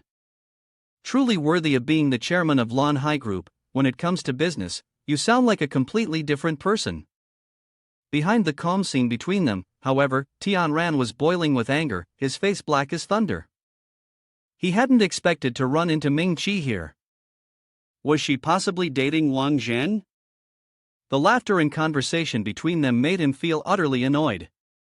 The girl who had come to eat with him today, Hai Xing, walked over and called out. Tian Ran, I'm back. But Tian Ran didn't pay attention to her. He hurriedly walked past, leaving Hai Xing stunned. Oomph, what are you looking at? He strode toward Wang Jang and Ming Qi's table. Hai Xing quickly followed behind, calling out. Tian Ran, where are you going? He slammed his hand down on their table and shot Wang Jang a not-so-friendly look. Well, what a coincidence, Wang Jang, I didn't expect to see you here. Wang Jang maintained a friendly expression and greeted him. What a coincidence. Ming Qi and I were having a meal here, didn't expect to run into you, Mr. Su. Seeing his smile, Tian Ran became even more pleased with himself. He pulled out a chair and signaled to sit next to Ming Qi. Since we're so faithful, why don't the four of us sit and eat together? Wang Jang quickly agreed but then turned to Hai Xing and said bluntly. I'm fine sitting at the same table with you, but I don't like this woman. Hearing her name mentioned like that irritated her. She glared at him and thought to herself with a sharp edge. Do you think I like you? Last time, when you ruined my belt, I didn't even come after you. It was over. Hai Xing suddenly recalled what Mr. Su had said to her. Hai Xing is very sensible. At the crucial moment, she bravely stood up for Tian Ran. Very good, I like this girl a lot, he smiled. Thanks to that embarrassing incident, old man Su now holds me in high regard. Seeing her smile, Wang Jang couldn't help but feel confused. I've said all that, and yet she's still smiling. This woman really makes you dislike her more the more you look at her. While he was busy feeling annoyed with Hai Xing, Tian Ran had already poured the wine and raised his glass. Mr. Wang. He gave him a stiff, polite smile and continued speaking. That incident before was caused by Hai Xing's provocation. Consider this drink my apology. It's your first time in the capital, and we'll just pretend we don't know each other. Let's make a new friend. Wang Jang quickly stopped the glass, somewhat puzzled, and asked. I don't understand. Diamond Illusion is a competitor to your company, we need to divide the market. So why are we suddenly friends? His refusal made Tian Ran feel a bit awkward, but he quickly responded. Business is business, and friends are friends. We keep things separate. Hearing this, Wang Jang retorted. Well then, I'll have to apologize to you, I can't be that dishonest. Tian Ran's smile gradually twisted to one side, looking extremely awkward after being so bluntly called out. Mr. Wang, you are straightforward, truly an interesting person. Feeling forgotten, he stood up and sought a way out for himself. Suddenly remembering that he still had some things to take care of, he decided not to bother the two of them any longer. Before leaving, Tian Ran took out an invitation and handed it to Ming Qi. By the way, he explained gently, old man Sui's birthday is on the 21st day of next month. Ming Qi, you absolutely have to come. With that, he turned around, completely ignoring the girl named Hai Xing, and walked away quickly, not wanting to stop. Meanwhile, Hai Xing chased after him. Tian Ran, slow down, wait for me. Holding the invitation in her hand, Ming Qi hesitated. She turned to ask Wang Jang, but he had already disappeared. Old man Sui's birthday party, Wang Jang, do you think I should go? On the other side, a loud scream echoed in the restaurant. A waiter fell to the ground, while a foreigner with blonde hair kept yelling angrily. You burned me, you damn idiot. Immediately, the incident caught everyone's attention. What's going on?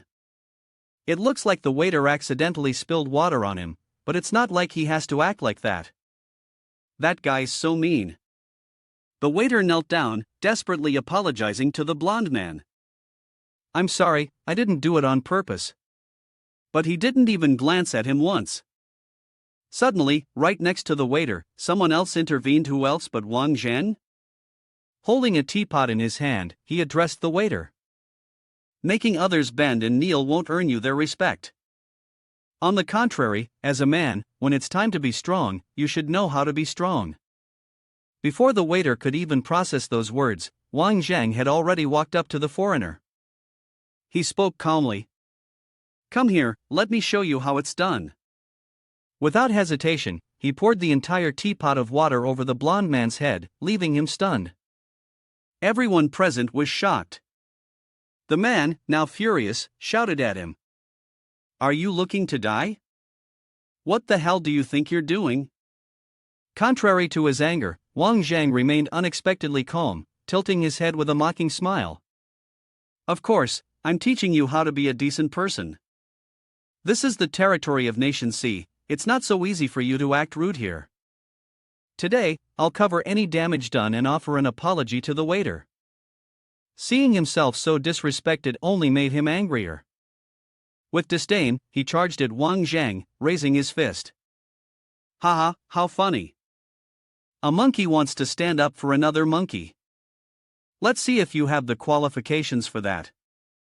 His punch was thrown, but Wang Jang was easily able to dodge it. Observing the way he threw the punch and the force behind it, Wang Jang carefully analyzed it. The strength of this guy's punch was not only powerful but also incredibly fast. Compared to Zhang Hongqi, the difference was indeed enormous. However, Wang Jang quickly counterattacked. He struck straight into the man's abdomen, catching him by surprise, but his eyes were still secretly watching the blonde-haired man. Every one of his attacks was filled with killing intent. If it were simply from harsh training, there was no way he could inflict this level of damage. He must have gone through bloodshed. The man wasn't to be outdone. Immediately, he retaliated with another powerful punch, identical to the previous one. Fortunately, Wang Jang managed to raise his hand just in time to block it. Wang Jang wondered to himself, a foreign expert like this, why is he here in Nation C? The blonde man quickly realized that Wang Jang was someone with high martial skills. A brief glance was enough for him to assess his opponent. There are less than 10 people in my group who could match me, but today, I've encountered a formidable opponent. Nation C truly deserves its reputation as the birthplace of martial arts, crouching tiger, hidden dragon.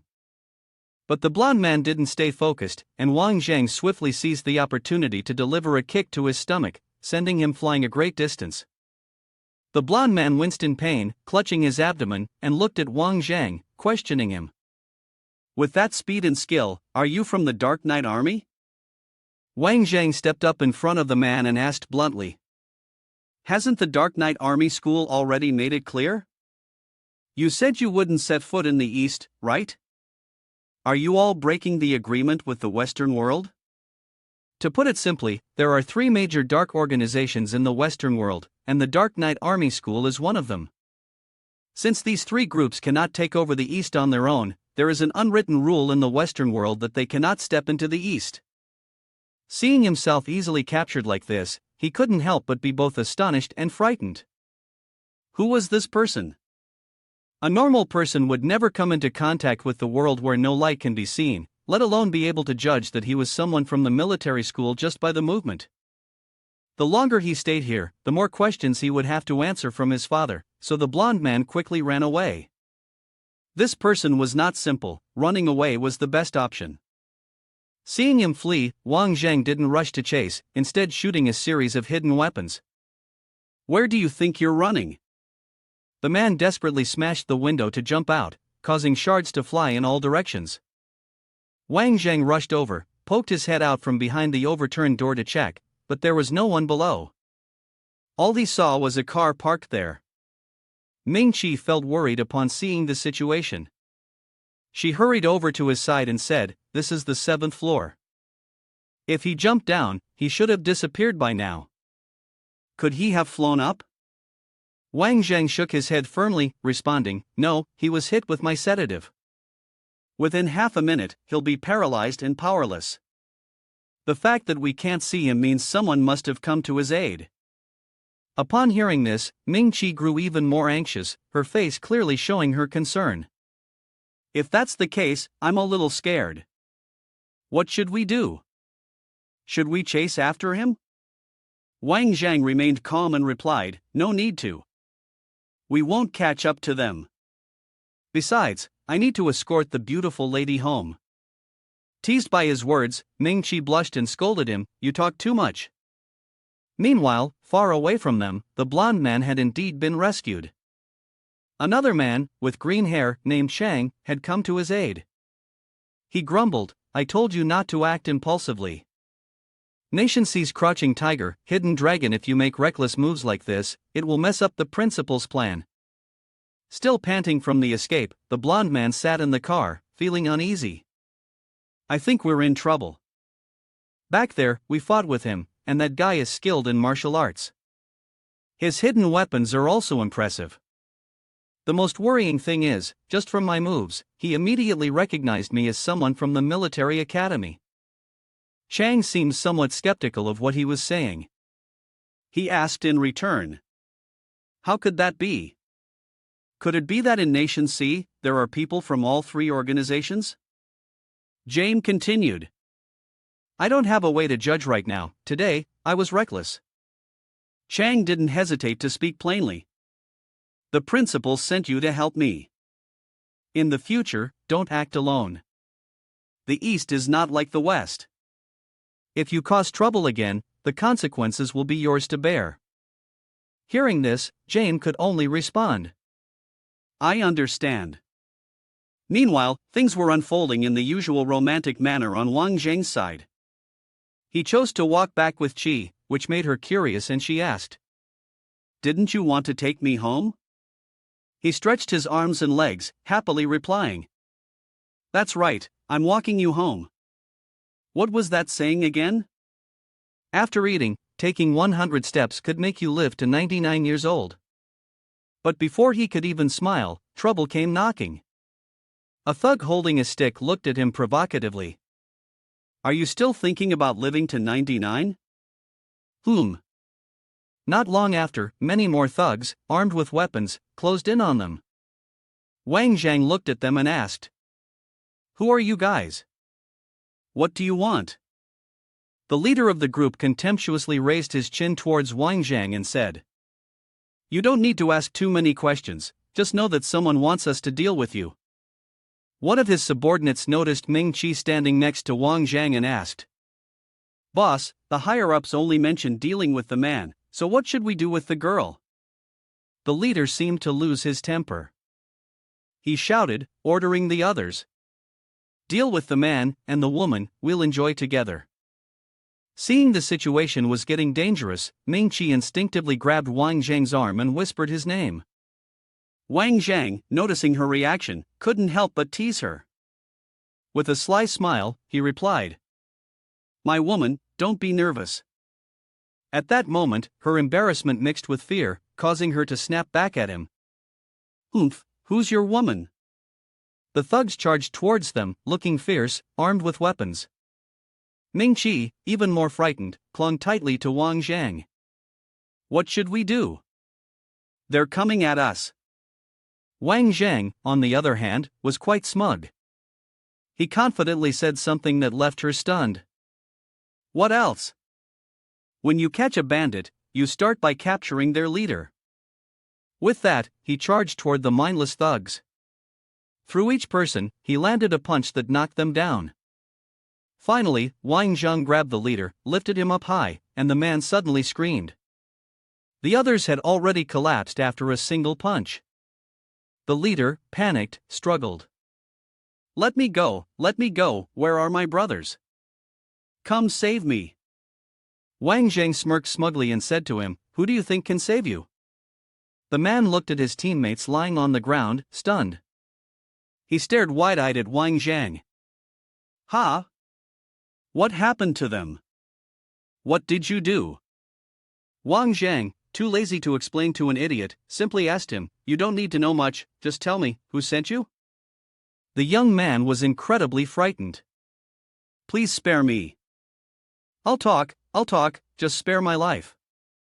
Wang Jang and the young man seemed to be negotiating something, the two of them whispering quietly. Wang Jang draped his arm over his shoulders, threatening him. "Is it a name? You better not stir up trouble." Scene shifts to the technician's seat. Xiao Ming used a tone full of flattery to achieve his goal. "Second uncle, to be honest, you've always been the person I respect and admire the most. This time, I'm truly grateful to you. I raise my glass to you. Feng Changming was holding a girl in his arms, but his mouth kept spitting out words as if he was putting on airs. Uncle, what do you mean by this, Xiaoming? Don't be so polite. If you ever suffer any injustice, just tell me directly. Second uncle will sort it out for you. In this capital, in the Pingjiang area, who would you even be afraid of? This man was Feng Changming. He acted arrogantly, as if he could cover the sky with one hand, but recently, second uncle had been a little busy, so let Xiaoming bear the inconvenience for now. In a few months, he would handle it. Xiaoming had to humble himself. It's nothing, second uncle, let me pour myself a drink as punishment. Xiaoming's words were as sweet as artificial sugar, each sentence carefully crafted to be music to the ear. Second uncle, you've got 100 things to deal with every day. It's not easy to help me investigate that person's whereabouts, so don't talk about punishment. I should be pouring you another glass as a sign of respect. Feng Changming played along with Xiaoming, seeming quite natural in helping this nephew of his. You really know how to talk. If we look at the time, that guy Wang Jang is probably 6 feet under by now. Go ahead, tell me what else is bothering you. Second uncle's got your back. Xiaoming decided not to hide anything anymore. He confided his feelings to his uncle. Second uncle, actually, I like a girl. Her name is Su Yuan. She's a second-year student at the Capital Medical University, but she doesn't even see me. Feng Changming raised his hand in an elegant manner, even promising to bring the girl back for his disrespectful nephew to look after. This girl really didn't know how to behave. All right, second uncle remembers now. After I send someone to gather information, I'll bring her to your place. Xiaoming is indeed quick with words, and even dares to compare me to the old man. Second uncle, you treat me far better than my own father. Now I'll sit tight and wait for your news. It was already dusk. The waiter brought out a bottle of fine wine. Sir, he's intentionally trying to persuade customers. I have some good products here, would you like to order something? Wang Jang surprisingly recognized what the waiter was holding. He took the item from the waiter's hand, not forgetting to threaten him. Do you know what crime you're committing by selling this stuff? The waiter, panicking at the loss of his merchandise, hurriedly asked for it back. Give it back to me. Wang Jang blocked his path with one hand and set a condition before returning the item. Want me to give it back? Fine, tell me where Feng Changming is. The joke had gone too far, and the waiter was getting furious. He raised his fist toward Wang Jang. You want to get hit, don't you? Hand it back now. Wang Jang gently deflected the waiter's punch, his mind still pondering slightly. After asking around, none of the staff could tell him where Feng Changming was. It seemed that unless there was trouble, Feng Changming wouldn't show up. Avoiding a counterattack, he kicked the waiter back, and the waiter lost his balance, sliding like ice across the floor in front of the crowd seated around them. Wang Jang warned beating you is for the good of the people. Soon, a group of security personnel from the restaurant rushed out.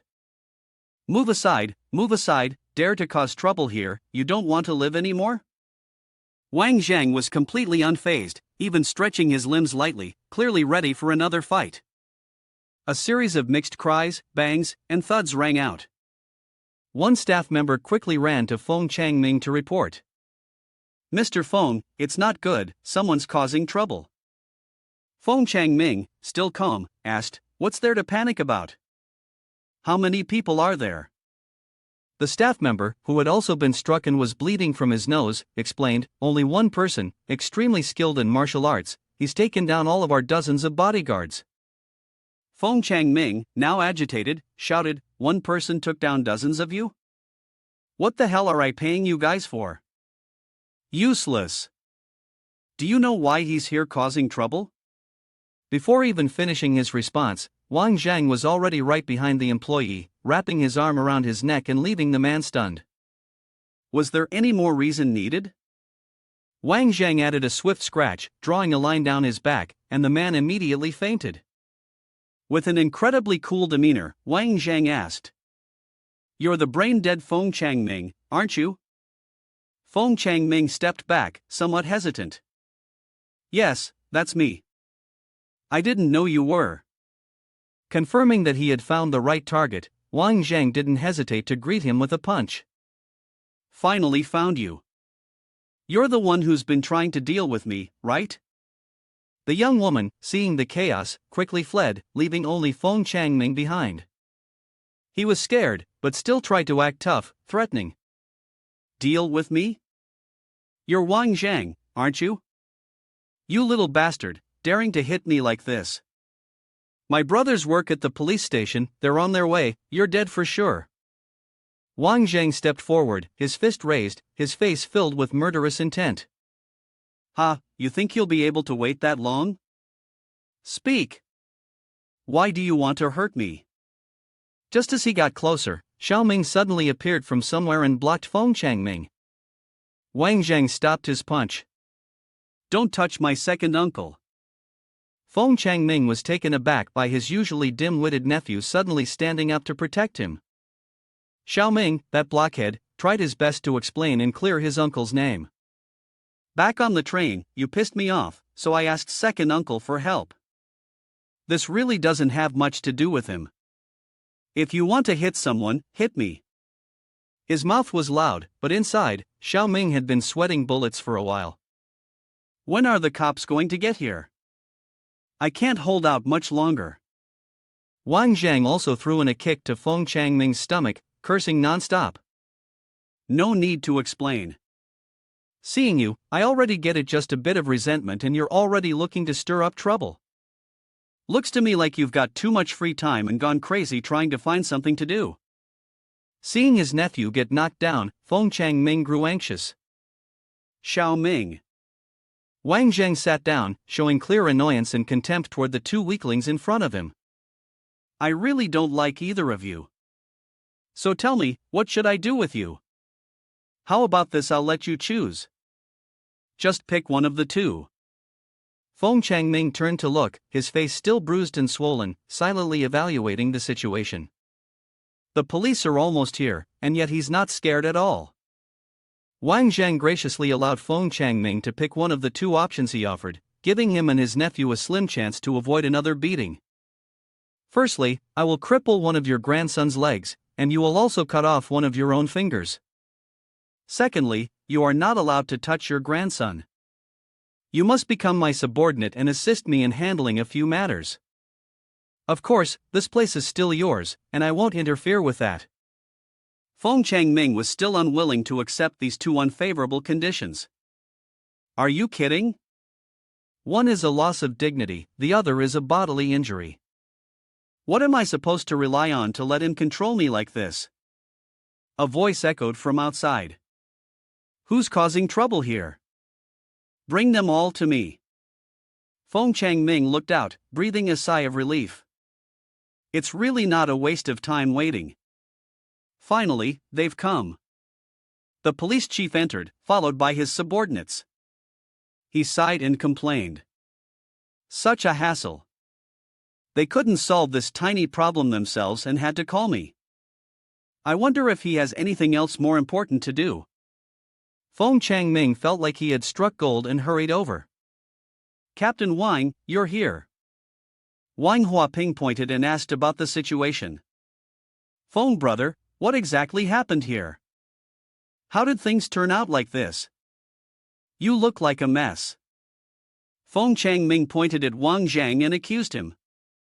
"Captain Wang, you have to bring justice. The reason everything is such a disaster here is because of him." Wang Huaping could not believe his ears. The place he was in charge of could earn a commission of hundreds of thousands each year, and yet this little brat had ruined it. He turned to Wang Jang and questioned him. "Is it you, the one who has caused all this? Hey, get up." Wang Jang, still defiant, looked at Chief Wang with a mocking tone. "So what if I stand up? Can you arrest me?" Wang Ping, humiliated, angrily ordered his subordinates to arrest Wang Jang. Of course I'll arrest you. Where are the men? Hurry up and get this guy for me. Wang Jang turned back, sneering. Wang Ping, are you sure? As he turned around, Wang Ping suddenly realized that the person in front of him was not someone ordinary. It was like a thunderclap struck him. This was the guy who had dined with the esteemed commander of the 4th Military District. With a single phone call, this young man could summon the entire district's security guard union's team leaders. How was it possible to run into him everywhere? Fortunately, just then, Wang Ping received a phone call that gave him an out. Hello? What? There's a murder case at the Pingjun School District? Alright, I'll be there immediately. Turning around, Wang Ping knew this was not someone he could easily provoke. He quickly looked for a way to avoid this awkward situation. He couldn't afford to anger this person. There was no way he'd escape unscathed. Wang Jang placed his hand on Wang Ping's shoulder and whispered, "Captain Wang, I noticed that you have a quick temper. I have a way to treat this condition of yours. If you want to be cured, come to the Zhurong headquarters tomorrow with 2 million. Wang Ping, feeling cornered, became suspicious. He had long wanted to treat this ailment, and just from the look in Wang Zhang's eyes, he could tell that this man had pinpointed the problem. Could it be that there was actually a cure? With that thought, he turned around and left with his subordinates. Alright, I understand. I'll come find you, Wang Ping said, leaving, while Feng Changming was left in a state of panic. Feng Changming was disheartened, realizing that his last support had just walked away. Wang Zhang seized the opportunity to mock him. Mr. Feng, did you see that? Even Wang Ping himself doesn't dare to touch me. Are you still not seriously considering what choice you should make? Wang Zhang decided to let him off for now. He turned around to leave, but not before reminding him. I'm not in a hurry. I'll give you time to think. The next time I come, you must give me an answer. Feng Changming appeared confused. Why choose me? Is it because this is a place where money is made? Wang Zhang denied it but still did not reveal what he was thinking or what he wanted. It has nothing to do with this place. It's because you have something on you that I need, but it's not convenient for me to tell you right now. Wang Zhang did not hesitate and stepped out of the room. Click, he stretched comfortably and eagerly breathed in the fresh air. It had been a while since he had moved around this much. It felt so refreshing, so relaxing. The next step was to contact that person. He leaned against the wall, opened his phone, and pressed the keys. The person on the other end picked up the call. Hello, who is this? Wang Zhang asked sarcastically. The people from the Dark Knight Army leader have arrived. Are the ones you've kept around all useless? The other person immediately recognized his voice and greeted him warmly. Ah, Mr. Wang Zhang, when are you coming back? Wang Zhang teased, a team leader like you doesn't even know when I'll be back? This time, when I return, you'd better cooperate well, or even if you run to the ends of the earth, I'll still find you. Li Gang, sitting at the long desk in the office, replied, Don't worry, since you've informed me, you should trust me. I'll live up to your trust. Then he put on a serious look and said, At least you should call me bro. Speaking without respect like that. Wang Zhang ignored him, raising his voice to scold, Hurry up and deal with the Dark Knight Army's issues. Don't make me get bored and end up cleaning up your mess. Then he hung up the phone without a word. Li Gang sighed, noting how he hadn't changed at all since the old days. He was less emotionally overwhelmed now, no longer on the verge of tears. He's back, he's really back, it's so good. It was a clear day with no clouds in the sky, the sunlight shining on the windows of the skyscrapers. Inside the vice president's office, a secret conversation was taking place. The sound of discussion could be heard from within. Lu Shiwei has confessed everything. The person who secretly threatened him is named Lu Yongfu. Titi stood in front of Wang Zhang's desk, reporting seriously. Lu Yongfu is the owner of a company specializing in medical equipment. He's a Chinese expatriate. I've had someone investigate. This company is a foreign invested enterprise located in Cold Mansu province. He stroked his chin and asked, Cold Mansu province again, what a coincidence. Has anyone looked into this company yet? Titi continued her report. We've already looked into it. The company in Cold Mansu is also a foreign invested enterprise, but our legal entity is Lu Yongfu. 2 days ago, he had a heart attack and died before he could reach the hospital. He silently analyzed the situation. The critical knot had been severed. Someone must have intervened. It seemed that he was just a pawn who had been discarded. After thinking for a moment, he assigned a task to Titi. This opponent is not simple. Titi, go investigate the capital investments in this company. There might be a clue there. Titi immediately responded, all right, I'll have Assistant Wei go do it right away. The landline phone rang continuously. Wang Jang picked up the receiver. Hello, yes, tell him to come up here. Titi, curious, looked at the phone and asked, who is it? He replied mysteriously, someone's coming to give me money. The office had been enhanced with more plants, which made the space even brighter. Wang Jing politely said to the person in front of him, I thought Captain Wang would drag this out for a few days, but I didn't expect that after just this, you've already figured things out. Captain Wang asked seriously, if I give you 2 million, can you cure my illness? I've seen many doctors, and they all said it's a psychological issue. He clasped his hands together and comfortably leaned back. Those doctors are too shallow to understand my profound knowledge. Do you remember the first time we met? Captain Wang continued. I told you, if someone doesn't touch me, I won't touch them either. For this illness, I just need to give you a small exercise. Captain Wang firmly decided to hand over his bank card, giving it all to him. Here's 2 million, and the password is from 1 to 6. He earnestly begged, please, help me cure this illness. It has seriously affected my life. He casually bent forward and rummaged through the drawer. Don't panic. Wang Zhang spread out the acupuncture needles on the table. He enthusiastically said, once the money is given, the illness must be cured. That's always my philosophy on treatment. Let's start the treatment now. Captain Wang hesitated and asked again, here? You're going to treat me here? Aha! He supported his lower back and walked out of the building, complaining as he went, even calling others mediocre. Fortunately, he hadn't been killed by the needles. He was surprised, huh? The pain was gone, and his body seemed much lighter. Someone from the upper floors of the building looked down at Captain Wang's head. Titi cautiously asked Wang Jang, are you really just going to let him off the hook like that? He gave a wicked grin, how could I let him off that easily? It's just a little bit of profit first. Titi sighed, you're so treacherous, anyone who falls into your hands is truly unlucky for life. Thankfully, I'm not your opponent, or I'd be done for. Wang Zhang pouted, avoiding her gaze, done for how? Don't worry, I've already said it, you're not my type. Titi blushed with anger and punched his chest, Wang Zhang. Wang Zhang leaned back, raising his hand to stop her, hold on, wait a second, I have a call. He picked up the phone. Hello.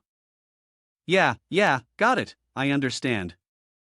Titi curiously asked, oh, what's going on? Wang Zhang replied, Lu Xian says he found a job and wants to invite me for a meal. Titi crossed her arms and asked helplessly, I'm telling you, Vice President Wang, do you want me to start enforcing the policy of the president taking leave without permission? What if I don't allow it? Wang Zhang reassured her, don't worry, boss. I'm not skipping work to go out and eat, it's definitely something related to the company. As far as I know, our new product is still missing a spokesperson, right? Your suggestion makes sense. I think Lu Xian's image fits very well. Besides, most people getting married nowadays are already part of the post-90s generation, which perfectly symbolizes the image of a young couple. What do you think? Titi clapped her hands excitedly and said, "Great idea. I'll arrange a schedule so she can try the fortune shooting and see how it turns out." Wang Jang smiled gently and replied, "Of course." At Grandma's diner, the sound of glasses clinking echoed. Wang Jang got straight to the point. "There's something I need to say. You're treating me to a meal, and I'm giving you a chance to make money. Would you like to be the spokesperson for Ju Rong?" Lu Xian lowered her eyes hesitantly and said, "Be a spokesperson? I heard it's a bit complicated. I should probably just stick to being a good intern teacher." Being a star? Honestly, I've never even considered it. Wang Zhang silently drank his Coke in disappointment. He didn't give up and continued, "Actually, could you do me a favor and try the fortune shooting?" Lu Xian didn't answer. She lifted her paper cup of Coke and drank it down in one go. Then she crushed the cup with all her strength. "All right, if you say so, I'll give it a try." He happily poured more Coke into her cup. "I'll take you to the fortune shooting tomorrow." Suddenly, someone called his name, startling him. Wang Jang. He turned his head and looked at the person who had just called him. "Oh, it's Fei Lin," Wang Jang said warmly, greeting her. "I didn't expect to run into you here. Come sit down and eat with me." Fei Lin, furious, raised her voice to criticize him. "Wang Jang, aren't you dating Sheng Fei?" "You scumbag, how dare you secretly date this beautiful girl behind her back?" Wang Jang replied indifferently, "I'm just helping Sheng Fei get rid of Lin Kolu," secretly mocking her. "Huh, these are the types of people who can't have what they want and ruin things for others," as in the saying. Fei Lin pointed at his face and scolded him. "Getting rid of Lin Kolu. Ha, and you're just a two-timer, a man with a divided heart. Don't you feel guilty towards Sheng Fei for doing this?" Fei Lin continued questioning him. "Sheng Fei is out there, struggling on her own in the capital, isn't it easy for her? And you're doing this to her, don't you feel guilty?" He silently drank his Coca-Cola, not responding. People sitting in the restaurant started whispering among themselves. Young people these days, he really is a man. This is the first time I've ever met someone like this. Don't judge a book by its cover. He looks so decent, but who would have thought he'd turn out to be this kind of person? He felt supported and thought to himself, look, everyone is on my side. The murmurs grew louder. The two of them are openly having an affair, don't they feel ashamed? Around him, there seemed to be an aura of righteous light. Suddenly, someone, taking advantage of his momentary lapse in attention, sprayed something into his eyes. Fei Lin painfully covered his eyes and shouted, "My eyes, my eyes." She laughed in satisfaction. Serves him right. Who was he calling a promiscuous man and woman? Fei Lin was shaking with anger. Wang Jang kindly advised, "I suggest you go to the hospital, or you might damage your eyes." Fei Lin and his wife, embarrassed, slipped away. Lu Xian, annoyed, put the spray bottle back into her bag and complained, "Such a good meal, and he ruined my mood." "You paid for the meal, how could that affect your mood?" "Just think of him as a fly buzzing around and ignore him." Wang Jing smiled gently and said, "Let's go, I'll take you back to school." The black car sped down the road, then stopped in front of a building. Lu Xian got out of the car and softly said, "Thank you for driving me back. You should go home and rest, recharge for tomorrow's important meeting."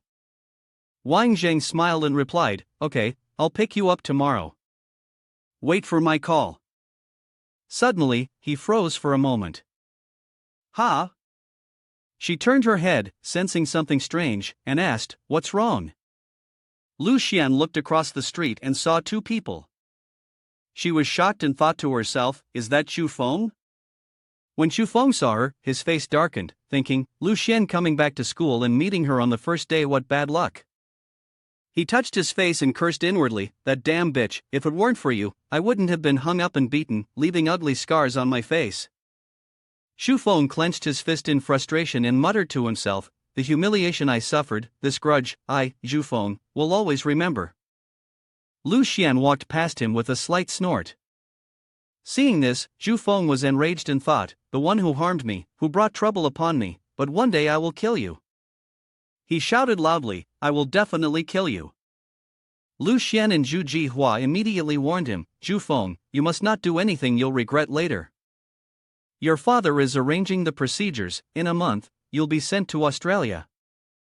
Zhu Feng immediately protested, I'm not going. What I've lost, I will take back. Upon hearing this, his father shouted angrily, this child, why doesn't his mother advise him? Yi Hui, irritated, said, I and my son have been bullied like this, and you still hide like a turtle, why don't you act like a man? Zhu Jihua, are you even a man? Zhu Jihua warned, Yi Hui, let me tell you, don't let Zhou Qiufeng ruin my plans. There are few women who succeed, but many who fail. Wang Jang quietly observed as the family's car drove away. At the same time, in a high-rise building, inside a CAF, Zhang Xiaoma took out a report and said, Bing Chun, take a look at this, these are the costumes and the script for the Zhu Rong commercial. Kai Bing Chun, the top actress, spoke in a cold tone, her hair flowing loosely, Director Zhang, I don't like this makeup style, it doesn't match the image I've had all this time. Zhang Xiaomao tried to persuade her, Bing Chun, our work can't always go the way you want. Could you try exploring the image of a family woman this time? She voiced her dissatisfaction, explore an image? Do I, with my silver screen image, really need to explore something new? He advised, Bing Chun, trust me. If you break out of your usual image in this script, you'll definitely win even more admiration from the audience. Bing Chun stood up, her voice annoyed, don't say any more, Director Zhang, I really don't like this script. She added, also, the issue is the fee, it's not going down. 30 million is 70 million? Zhang Xiaomao asked, stunned. 70 million? Didn't we agree on 60 million before? Wang Jang, who had been listening from afar, let out a slight snort and mocked, this top actress is so full of herself, how arrogant. Shangguan Titi said in a low voice, in Nation C, famous people who are modest are extremely rare. Bing Chun is not one of them, and moreover, she is a top-tier movie star. Wang Zhang sneered, who cares what tier she's in? Does she want to go to Zhu Rong to show off? Don't even think about it. With a fee of 70 million, she wouldn't even get 7 yuan out of it. Titi took out her phone and said softly, I'm worried Lu Xian might not agree, so I kept Bing Chun as a backup. If Lu Xian agrees, I'll cancel the contract with Bing Chun. He responded with a simple MHM. Wang Jang moved closer and called out to Director Zhang. He asked with concern, what's going on? If it's not a problem, feel free to talk to me about it. Zhang Xiaomao saw him and immediately stood up with a smile, saying, oh, it's Vice President Wang. Please, have a seat. TT instructed, you two go ahead and talk. The costume team is helping Lu Xian change clothes, I'll go check on her. Wang Zhang nodded, all right. He sat down leisurely and asked, so what happened earlier? Kai Bing Chun suddenly left before shooting even started. Zhang Xiaomao explained, Vice President Wang, here's the situation. Bing Chun has some issues with the script and her costume. I'm using these images to try and persuade her. Wang Zhang raised an eyebrow in surprise and asked, oh, that's what happened? Director Zhang, do you think if we let Bing Chun be the spokesperson, will the photoshoot and post-production turn out as we expect? He replied in a low voice, although Bing Chun's style does not exactly meet the advertising requirements, she is a top-tier actress. Who knows, she might bring about a favorable post-production effect. He then took the draft from his hands. Wang Jing smiled slightly and said, Director Zhang, to be honest, Zhu Rong's entry into the household goods industry didn't initially involve investing much in promotion, she just wanted to see how it goes. Zhang Xiaomao asked in doubt, do you already have a suitable candidate? If you're not opposed, why not let her come and try filming? Upon hearing this, he complimented, Director Zhang, you're really quick on the uptake. Wang Zhang happily continued, she's here. A person in a pink tracksuit walked in. Take a look first. At this point, Lu Xian was beautifully made up and wore a youthful, energetic outfit. Wang Jang then asked, "Are you satisfied?" Zhang Xiaomao was stunned when he saw her and replied, "Satisfied, very satisfied. Though I'm not sure what the outcome will be, for now, I'm very pleased. She exudes a great aura." Lu Xian, nervous, stepped forward and politely introduced herself. "Hello, Director Zhang, my name is Lu Xian. I'm a student at Beijing Normal University. Wang Jang asked me to help him with this advertisement. I truly didn't expect that you would be the one to direct the film. I've seen you on TV before." He shook hands with her. Zhang Xiaomao smiled kindly and said, "Don't be nervous, just relax. During the audition, just follow the instructions I gave you, and everything will be fine." Wang Zhang urged, "This should not be delayed, everyone, let's get started. Director Zhang, I hope you take good care of Lu Xian, I won't disturb you two any longer." He exchanged a look with Lu Xian, signaling that the plan was working. A moment later, someone gently placed a teacup down on the table. Titi recalled Lu Xian's previous outfit and said, "Did you know? I just went to check on her, and I was almost scared. She did her makeup like this all by herself." Wang Jing smiled lightly upon hearing this and added, "That means she cares a lot about the audition, but she just hasn't found her place yet." Shan Titi looked at Lu Xian and remarked, "Her attitude is very good, and she's very self-disciplined. In my opinion, she could definitely become a famous actress." Wang Zhang turned to her and quietly asked, "What do you think?" Zhang Xiaomao excitedly replied, "I think she's a great fit." After a long pause, he slowly said, "All right, let's shoot for 3 hours. Thank you for your hard work." Zhang Xiaomao happily responded, "You're being too polite." Lu Xian was very energetic, smart, and quick-witted. If she took on the lead role, the results would definitely be impressive. Lu Xian, upon hearing this, shyly said, "You're overpraising me." Wang Zhang got straight to the point, "In that case, can we finalize the lead role for this advertisement?"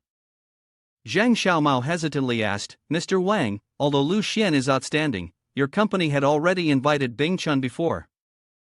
If we cancel the contract like this, won't there be any issues?" Titi responded indifferently, "What's the problem? I think Lu Xian is just as good as Bing Chun." She placed the iPad down and said in a low voice, "Bing Chun's asking price is too high." Titi made the decision to choose Lu Xian. Upon hearing this, he panicked and spoke up, but on Bing Chun's side, Wang Jang remained calm and said, "You just focus on filming the advertisement with Lu Xian, I'll handle things with Bing Chun." The next morning, in a modern high-rise building, in a CAF, a voice suddenly rang out. "Lu Xian, step slightly to the right." "Yes, that's right." At that moment, Lu Xian was striking a pose for the photographer to take shots for the advertisement. Zhang Xiaomao, satisfied, said, "That's good, keep that pose." Suddenly, the sound of high heels clicking grew louder.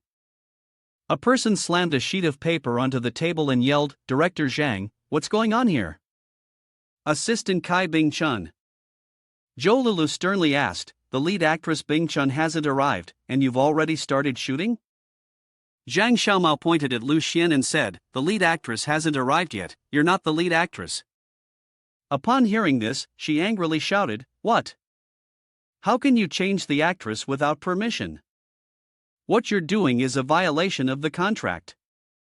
Who gave you the guts to do this?" Wang Zhang suddenly appeared, speaking in a deep voice, "It was me." He repeated once more, "It was me who ordered the change." Zhou Lulu pointed directly at Wang Zhang's face and arrogantly asked, "Who are you? On what basis do you have the right to demand a change? What qualifications do you have?" Wang Zhang pushed her hand away and answered indifferently, "On what basis?"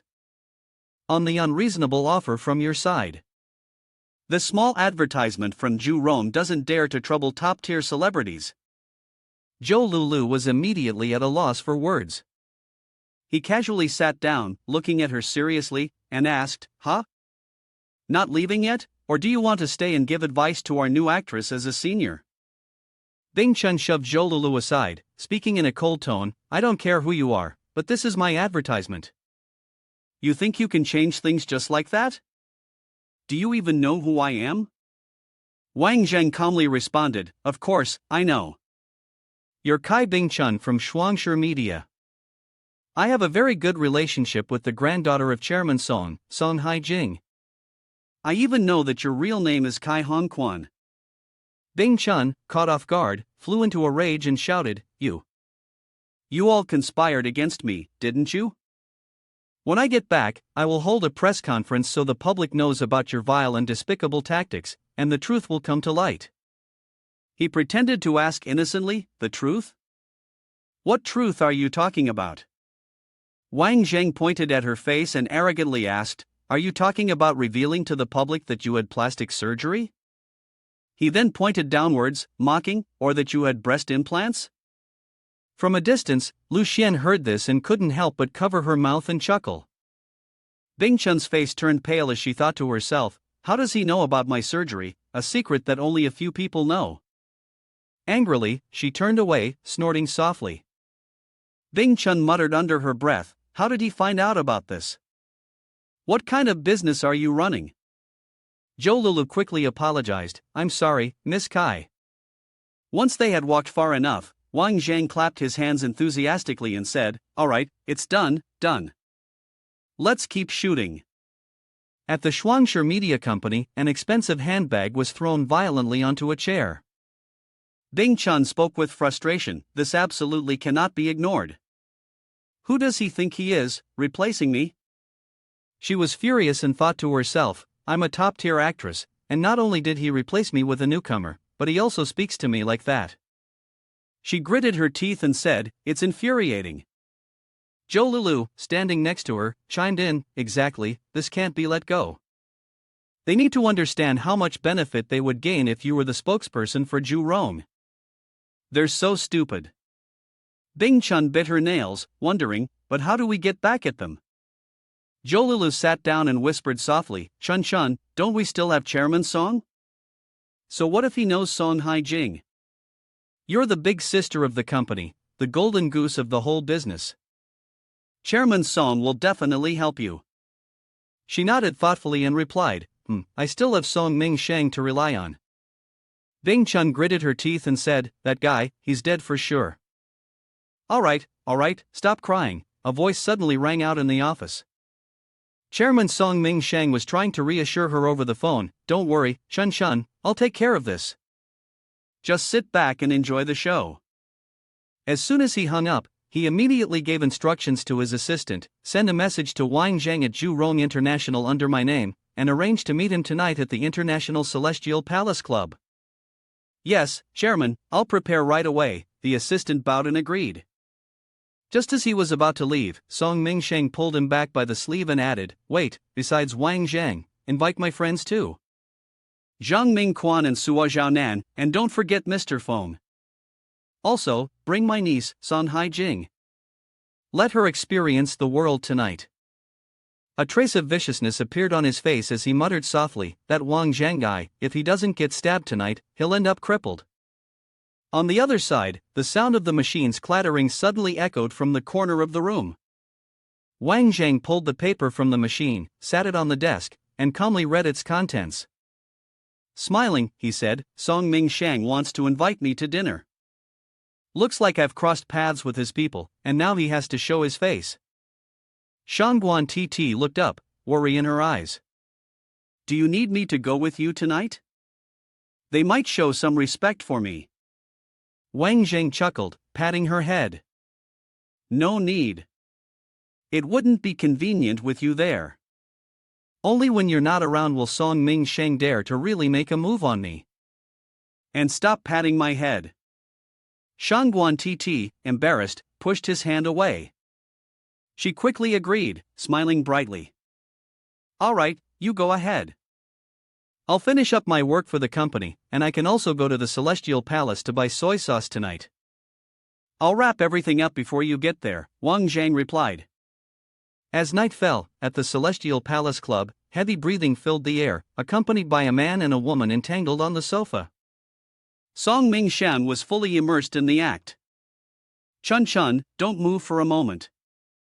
Suddenly, there was a knock on the door followed by a voice calling out, "President Song," and it was clear that this interruption had ruined Song Ming-sheng's mood. He crawled off Bing Chun, irritably saying, "You better freshen up, I'll go see who's here."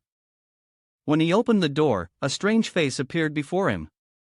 Song Ming-sheng thought to himself, "Who is this? Are you Wang Jang?" Song Ming-sheng asked cautiously. Wang Jang politely introduced himself, "I am Wang Jang, but from now on, you can call me Chairman Wang."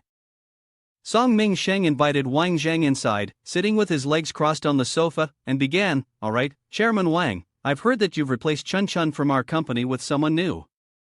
I wonder if you could explain this to me today." Bing Chun, sitting beside him, wore an expression of displeasure. Wang Jang calmly sat down and asked, "It seems like you're not happy, Mr. Song. Perhaps I arrived too early and disturbed something between the two of you?" Bing Chun's sister, as if pricked by a sharp needle, yelled loudly, "Wang Jang, don't change the subject." But immediately, Song Ming-sheng raised his hand to stop her. She turned pale, having no choice but to listen. Song Ming-sheng looked at Wang Jang. "What do you mean by that, Mr. Wang?" Wang Jang mischievously replied, "Nothing at all, just advising you to tone it down a bit, or you'll be worn out by the time you hit 50. Song Ming-sheng was a bit sweaty, but still tried to maintain his polite demeanor. "Mr. Wang, we are in the same social class, so isn't it a bit too much to speak in circles just to insult me?" But Wang Jang wasn't speaking carelessly. He confidently asked, "Mr. Song, aren't you currently feeling exhausted, with lower abdominal pain? Moreover, your immune system is weakened, and if you catch a cold, it will take a month to recover, right?" Song Ming-sheng felt as though he had been struck by lightning, his face showing clear signs of panic. How did he know that? Ha, it seems Mr. Wang is quite knowledgeable. I wonder where he used to work as a doctor. Song Ming-sheng gave a half-hearted reply. Bing Chun, sitting next to him, chimed in. "Yeah, looking at his skills, I can't imagine how many people he's probably killed." If she hadn't spoken, it would have been fine. But now that she did, Wang Jang had to push further. He asked her, "Actually, there's one thing I'm hesitant to say. Bing Chun, did you undergo surgery last month?" Hearing this, Bing Chun was deeply shaken. Could this really be happening? Did he figure out that I had surgery last month? At this point, Song Ming-sheng had already admitted to himself that, indeed, Chun Chun had undergone surgery last month, and it was because of him. But he hadn't asked, so how could Wang Jang have figured it out? Although it was somewhat surprising, there was still a calculating look in his eyes. Regardless of how he knew about this, it was absolutely crucial that it remain a secret, otherwise, it would have consequences for him as well. Wang Jang was a future threat. Wang Jang looked at Song Ming-sheng's expression and asked with a faint smile, "Looking at your face, Song, you don't seem to be in the best of moods. Are you perhaps thinking of some devious scheme?" After speaking, he casually rubbed his nose. At this moment, Song Ming-sheng had no choice but to compliment him. Indeed, there are always talented individuals in every era. No matter what tricks I pull, it seems they can't escape your sharp eyes. Wang Jang waved his hand dismissively, "You're too modest, Mr. Song." You never expected Wang Jang to admit it directly, did you? Song Ming-sheng was left speechless, his anger choking him. Just then, the door creaked open once more. A young man with orange hair and glasses, looking very scholarly, entered the room and cheerfully greeted them, "Uncle Ming-sheng, I just got back from Gongzhou province. I received your call and came over right away. I'm not sure what you need help with, but I'll do my best." This was Suo Zhaonan, Song Ming-sheng's grandson. Song Ming-sheng coughed into his hand, "Cough, cough, Zhaonan."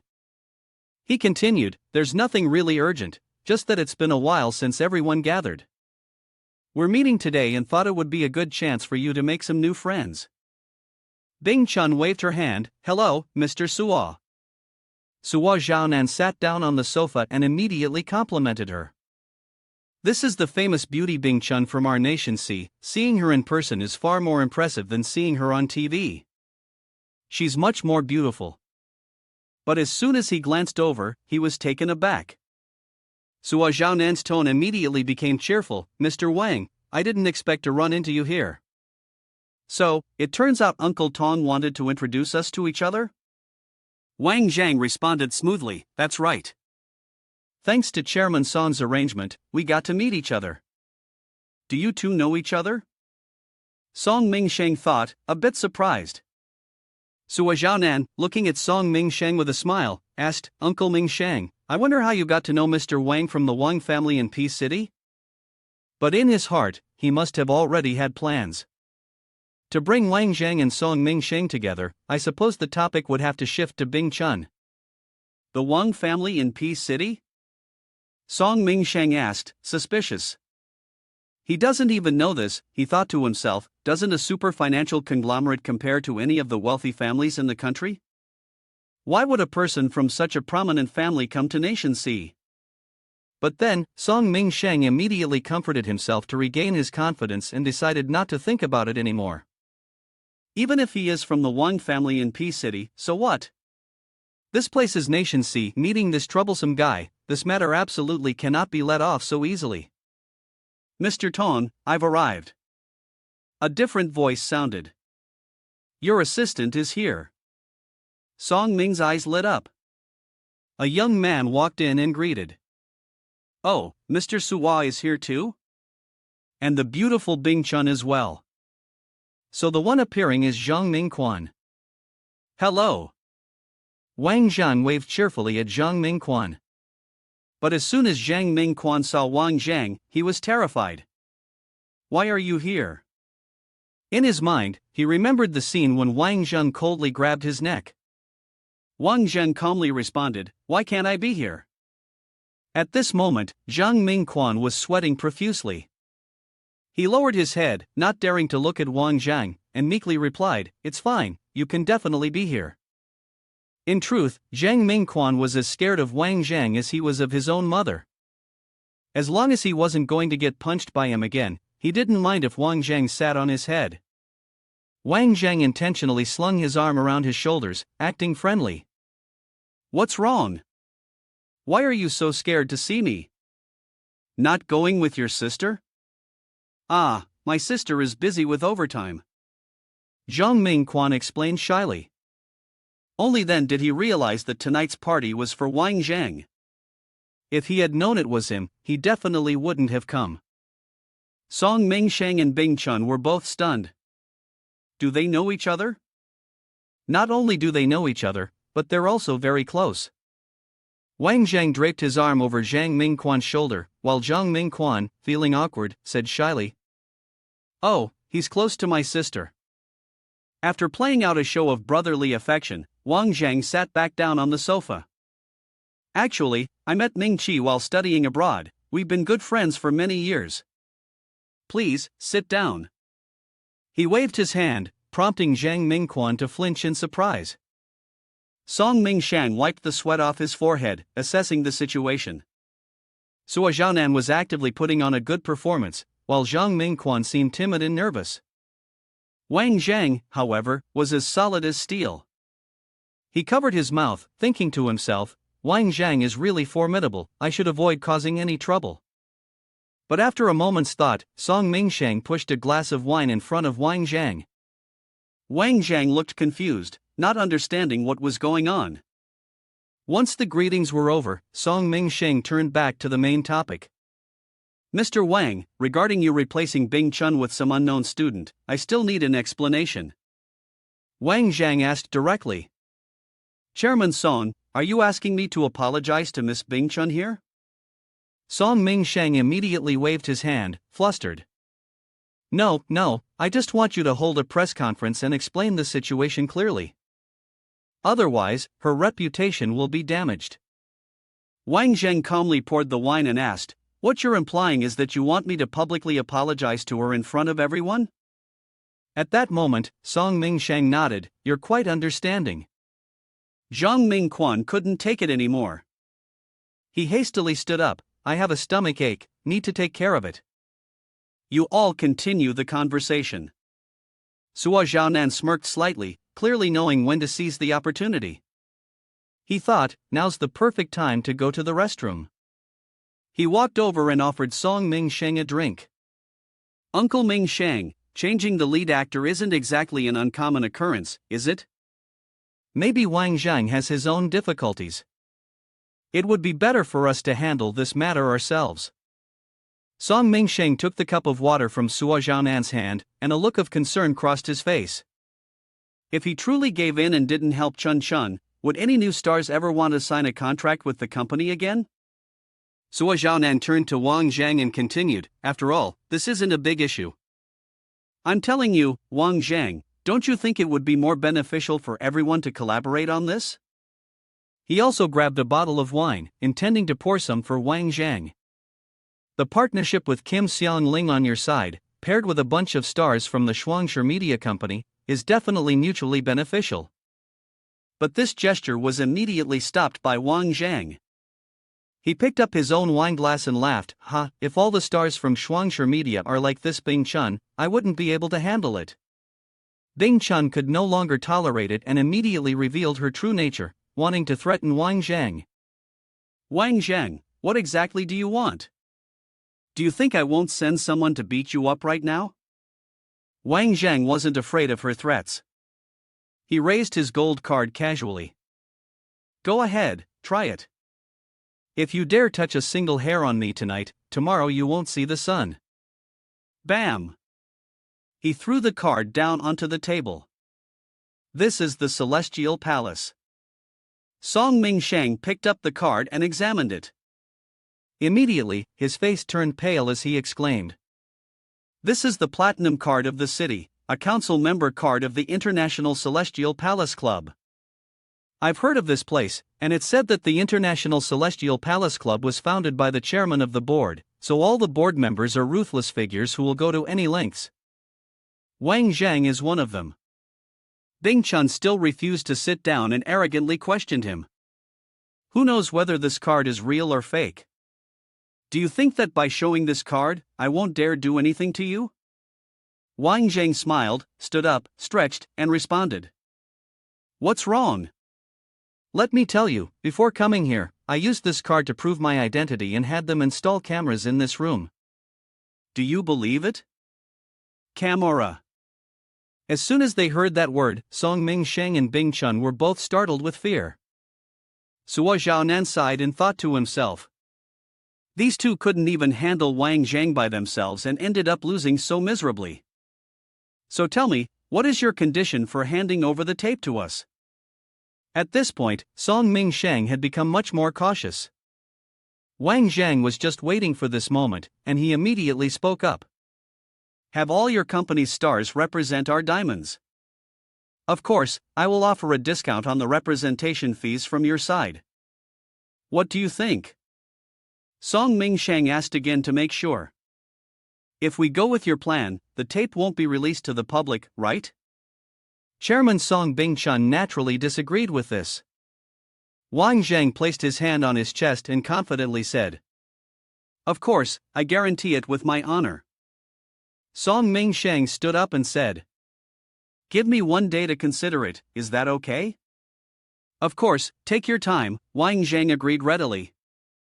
Song Ming Sheng turned around and walked away. Seeing this, Bing Chun hurriedly followed him. Chairman Song, wait for me. It was then that Suo Zhaonan asked. Mr. Wang, does this room really have a camera? Wang Jang just made a sound of acknowledgement, He sat down on the sofa and asked again, do you think so? Suo Zhaonan took the glass of wine, smiled faintly, I don't think so. Mr. Wang, to be honest, Ming Sheng's abilities aren't that impressive, but he's particularly cautious. You should be careful. On the other side, Song Ming Sheng, after stepping outside, hurriedly called Mr. Feng. Mr. Feng, please don't come. Something went wrong tonight, and I want someone to disappear from this world forever. Do you think that's possible? Mr. Feng hesitated, his face showing difficulty. Mr. Song, this is a criminal matter. The rumors are spreading, and what you're asking is quite difficult. Song Ming Sheng didn't give up. Mr. Feng, our relationship is one of close ties. Can't you help this brother of yours? how about this? Mr. Feng sighed, and suddenly an idea came to him. He said, I'll introduce you to an underling I know. His name is Li Gang. As long as there's money, he'll do anything. He'll fit your needs. Song Mingsheng realized he had achieved his goal and quickly smiled and expressed his gratitude. Mr. Feng, I'll treat you to drinks another time. At Celestial Palace Club, Suo Zhaonan had to leave. He turned back and said, Mr. Wang, let's drink together next time. Okay, drive carefully. Wang Jang also raised his hand to say goodbye. Seeing Suo Zhaonan drive away, Wang Jang thought to himself, although he hides it well, I can still sense that Suo Zhaonan is quite cautious around me. I must admit, this guy knows how to seize the right moment to act, and he knows which side to stand on. Not bad. Wang Zhang returned to the Celestial Palace Club. The attendant immediately greeted him respectfully, Chairman Wang, here is your car key. Thank you, Wang Zhang replied. On the highway, a car was speeding along. Wang Zhang seemed to notice something and glanced to the right, a faint smile playing on his lips. Ah, I was wondering when these arrogant guys would start tailing me. Looking in the rearview mirror, the black car was getting closer and closer. Wang Zhang remained calm. Seems like they're getting closer. The car seemed to be deliberately trying to collide with his. It got so close that the sides of the two vehicles scraped against each other.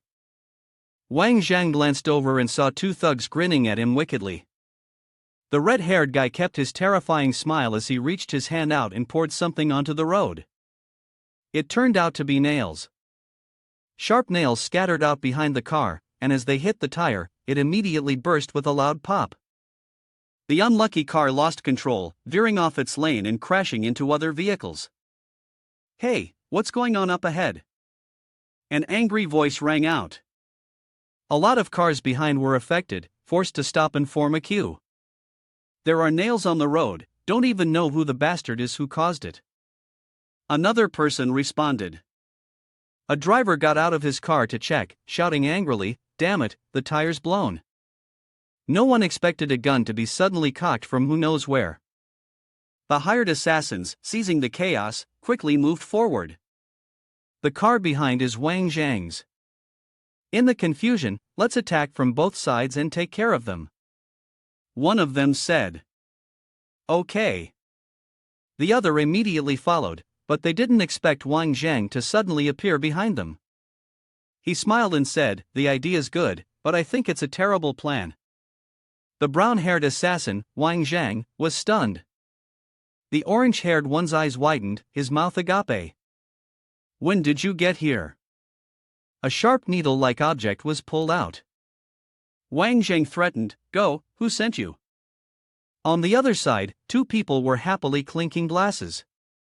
Song Mingxing cheerfully said, it's thanks to you, or else I wouldn't have been so ruthless. That Wang Jang guy really goes too far in bullying people. He anxiously asked again, but it's been so long, why haven't there been any news? Could something have happened? What could possibly have happened? Li Gang sat across from Song Mingshang, incredibly confident. He placed his cup down and smugly flaunted his abilities. To be honest with you, the two people I sent are both former criminals, bank robbers, kidnappers. Now, when it comes to dealing with one person, it's nothing to worry about. Upon hearing Li Gang's words, Song Mingshang felt somewhat reassured. He lifted his beer and drank it down in one go. Impressive, truly impressive. With a loud crash, the door was kicked off its hinges. The sip of beer that Song Mingshang had just taken was completely spit out as a foot stepped into their room. Wang Zhang stood at the door like a ruthless villain, smiling as he spoke. I didn't expect Mr. Song to have no sense of humor. Just a joke, and you want to take my life? Song Mingshang immediately denied it. No, it must be a misunderstanding. Seeing the situation was getting out of hand, Li Gang quickly bent down and sneaked off. His heart raced with fear, so the person Song Mingshang had mentioned was Wang Zhan? That wasn't good, he had to run away quickly. But before they could do anything, Wang Zhang kicked straight into his calf. He pressed one foot down on Li Gang, pinning him to the floor, and smirked. Misunderstanding? There are plenty of people who want to kill me, I just didn't expect that two idiots like you would be among them. Wang Jang concluded. Now, what do you two plan to do about this?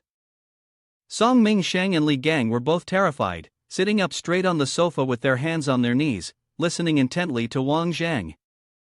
Calling the police is pointless. Don't even talk about my capabilities at the police station. You're the ones who hired someone to kill me. Reporting it to the police won't be in your favor. He touched the blade, his face twisted into a menacing threat. I, Wang Jang, always repay a grudge. If you want me dead, I don't plan on letting you live. But I still want to get something out of you. So, if you can offer me something in exchange for your lives, I might reconsider. Song Ming-sheng, trembling, hurriedly made a suggestion. President Wang, how about this? The condition you offered before, I promise you, and I'll even provide free publicity, without charging any fees. Wang Jang laughed coldly and waved his hand dismissively. Do you think the profit from representing Zhu Rong is enough to buy your life? He said, even if you give me the entire Song family, I'd reluctantly consider it as half of the condition. Song Ming-sheng trembled, the Song family is only half of it? But what I can offer is only this much. Wang Jang had been planning from the start. He stood up and looked down at him. No, you have something else that can work. If you can do it, I'll spare you. Do what? Song Ming-sheng hesitantly asked. Wang Jang, having been waiting for this moment, immediately stated his purpose, to replace Song Mingwei and become the heir to the Song family. Song Ming-sheng instantly understood his intention. You want me to replace the second son and become the head of the Song family, then hand it over to you, right? Wang Jang gave a thumbs up. Looks like you understand, but I'm not in a hurry to take over the Song family. First, how about you help me as a spokesperson for the Song family? Song Ming-sheng turned his head away, seemingly reluctant. He thought to himself, what spokesperson? More like a puppet. But if Wang Jang really can help me take control of the Song family, then there's no need to discuss it further. After all, at that moment, in the eyes of outsiders, the master of the Song family was still him. Thinking this, Song Ming-sheng happily looked up. If you can help me overthrow my second brother and make me the master of the Song family, I am willing to let the Song family serve you. Wang Jang crossed his arms and said, okay, then prove your sincerity now. Song Ming-sheng had a bad feeling and swallowed hard. Li Gang didn't quite understand how was he supposed to prove sincerity? Next to him, Song Ming-sheng had already stood up. Li Gang couldn't believe it. A man like Song Ming-sheng was actually voluntarily kneeling at Wang Jang's feet. Wang Jang sneered, do you feel humiliated? You want to kill me, and I'm planning to let you live in constant fear of life and death. From now on, anything you want me to help you with, you have to manage the Song family well on my behalf. Is that clear? Clear, Song Ming-sheng replied in humiliation. Upon hearing this, Wang Jang pulled him up. As he did, he said, put all your efforts into getting Song Haijing married to Su Tianran, this is the first task I'm giving you. He gave Song Ming-sheng a vicious look. Go ahead, use your cunning schemes to get what's rightfully yours. I'll always be watching you. At that moment, Song Ming-sheng looked like a puppet, slowly walking out of the room. At this moment, Wang Jang was finally settling the score with Li Gang. His eyes were burning with intensity, tightly clutching the knife in his hand, threatening with malice. He also gave him a choice, saying, how do you want to die? Li Gang, mimicking Song Ming-sheng, collapsed to the floor, kneeling. He grabbed Wang Jang's legs, crying pitifully. I don't want to die. Mr. Wang, please spare me. Wang Jang grabbed him by the collar and lifted him up. His voice was cold and emotionless. It would be better if you just died like this. Please spare me. Li Gang kept pleading. At that moment, his phone in his pocket rang. Wang Jang thought to himself, it must be Zhu Feng causing trouble. I hope that fool isn't blinded by hatred. He calmly answered the phone. I'll handle this. You all call the police first, then wait at home for the results. Upon hearing this, Li Gang immediately stood up, trying to take charge. What happened? Is there something you need me for? Wang Jang hung up the phone and said, Thanks for the reminder. You're still useful after all. He glanced at Li Gang, who was still on the ground, and ordered. Now, get people to deal with City Party Secretary Zhu Jihua. The more the better. It's right in your area of expertise. Li Gang stood up, confidence shining in his eyes. Got it. I'll handle it right away. Though he was a little apprehensive, he reassured himself. As long as he could survive, what did it matter if he dealt with Zhu Jihua? Even if he was a big shot, it wouldn't make a difference. Wang Jang urged, Go, don't talk too much. A son's unfilial behavior is the fault of his parents. The debt of his son must also be shared by his father. Yes, I'll find someone to deal with him now. Li Gang responded firmly. After saying that, he hurriedly left the room. Wang Jang continued to make a call. Spy, I have a friend who's been kidnapped. Use the number I just sent you to trace her location. The voice on the other end of the line asked excitedly, A friend? Is it a female friend? Stop talking, where is she? Wang Jang didn't want to talk much. Nonsense. The voice on the other end replied, The target is heading south, out of the city. There was a traffic jam in the afternoon, so she had to take a detour. She's just left Pingjiang area. A smile appeared at the corner of his lips. Great. Send me 2 helicopters, one to pick me up and the other to get closer to the target. As night fell, a car pulled over to the side of the road. A lecherous voice sounded when they saw Sun Wan unconscious in the back seat. I'm telling you, bro, we went through all this trouble to kidnap her, and you're not going to enjoy it? Just taking her to the hospital on the outskirts? That's sick, another guy sighed. At the company, a group of people were gathered, celebrating. Zhu Jihua excitedly raised a glass. The successful completion of this project is all thanks to the supervision and guidance of our leaders. Bang! The sound of the door crashing open suddenly echoed. A group of thugs looked at the photo on their phone, with Li Gang at the front shouting loudly, Zhu Jihua, who is Zhu Jihua? He immediately recognized him, pointing his finger at Zhu Jihua's face, It's him. Give me 3 minutes, take care of him. Zhu Jihua hadn't even had time to understand what was happening, who these people were. Before he could speak, he was punched in the stomach.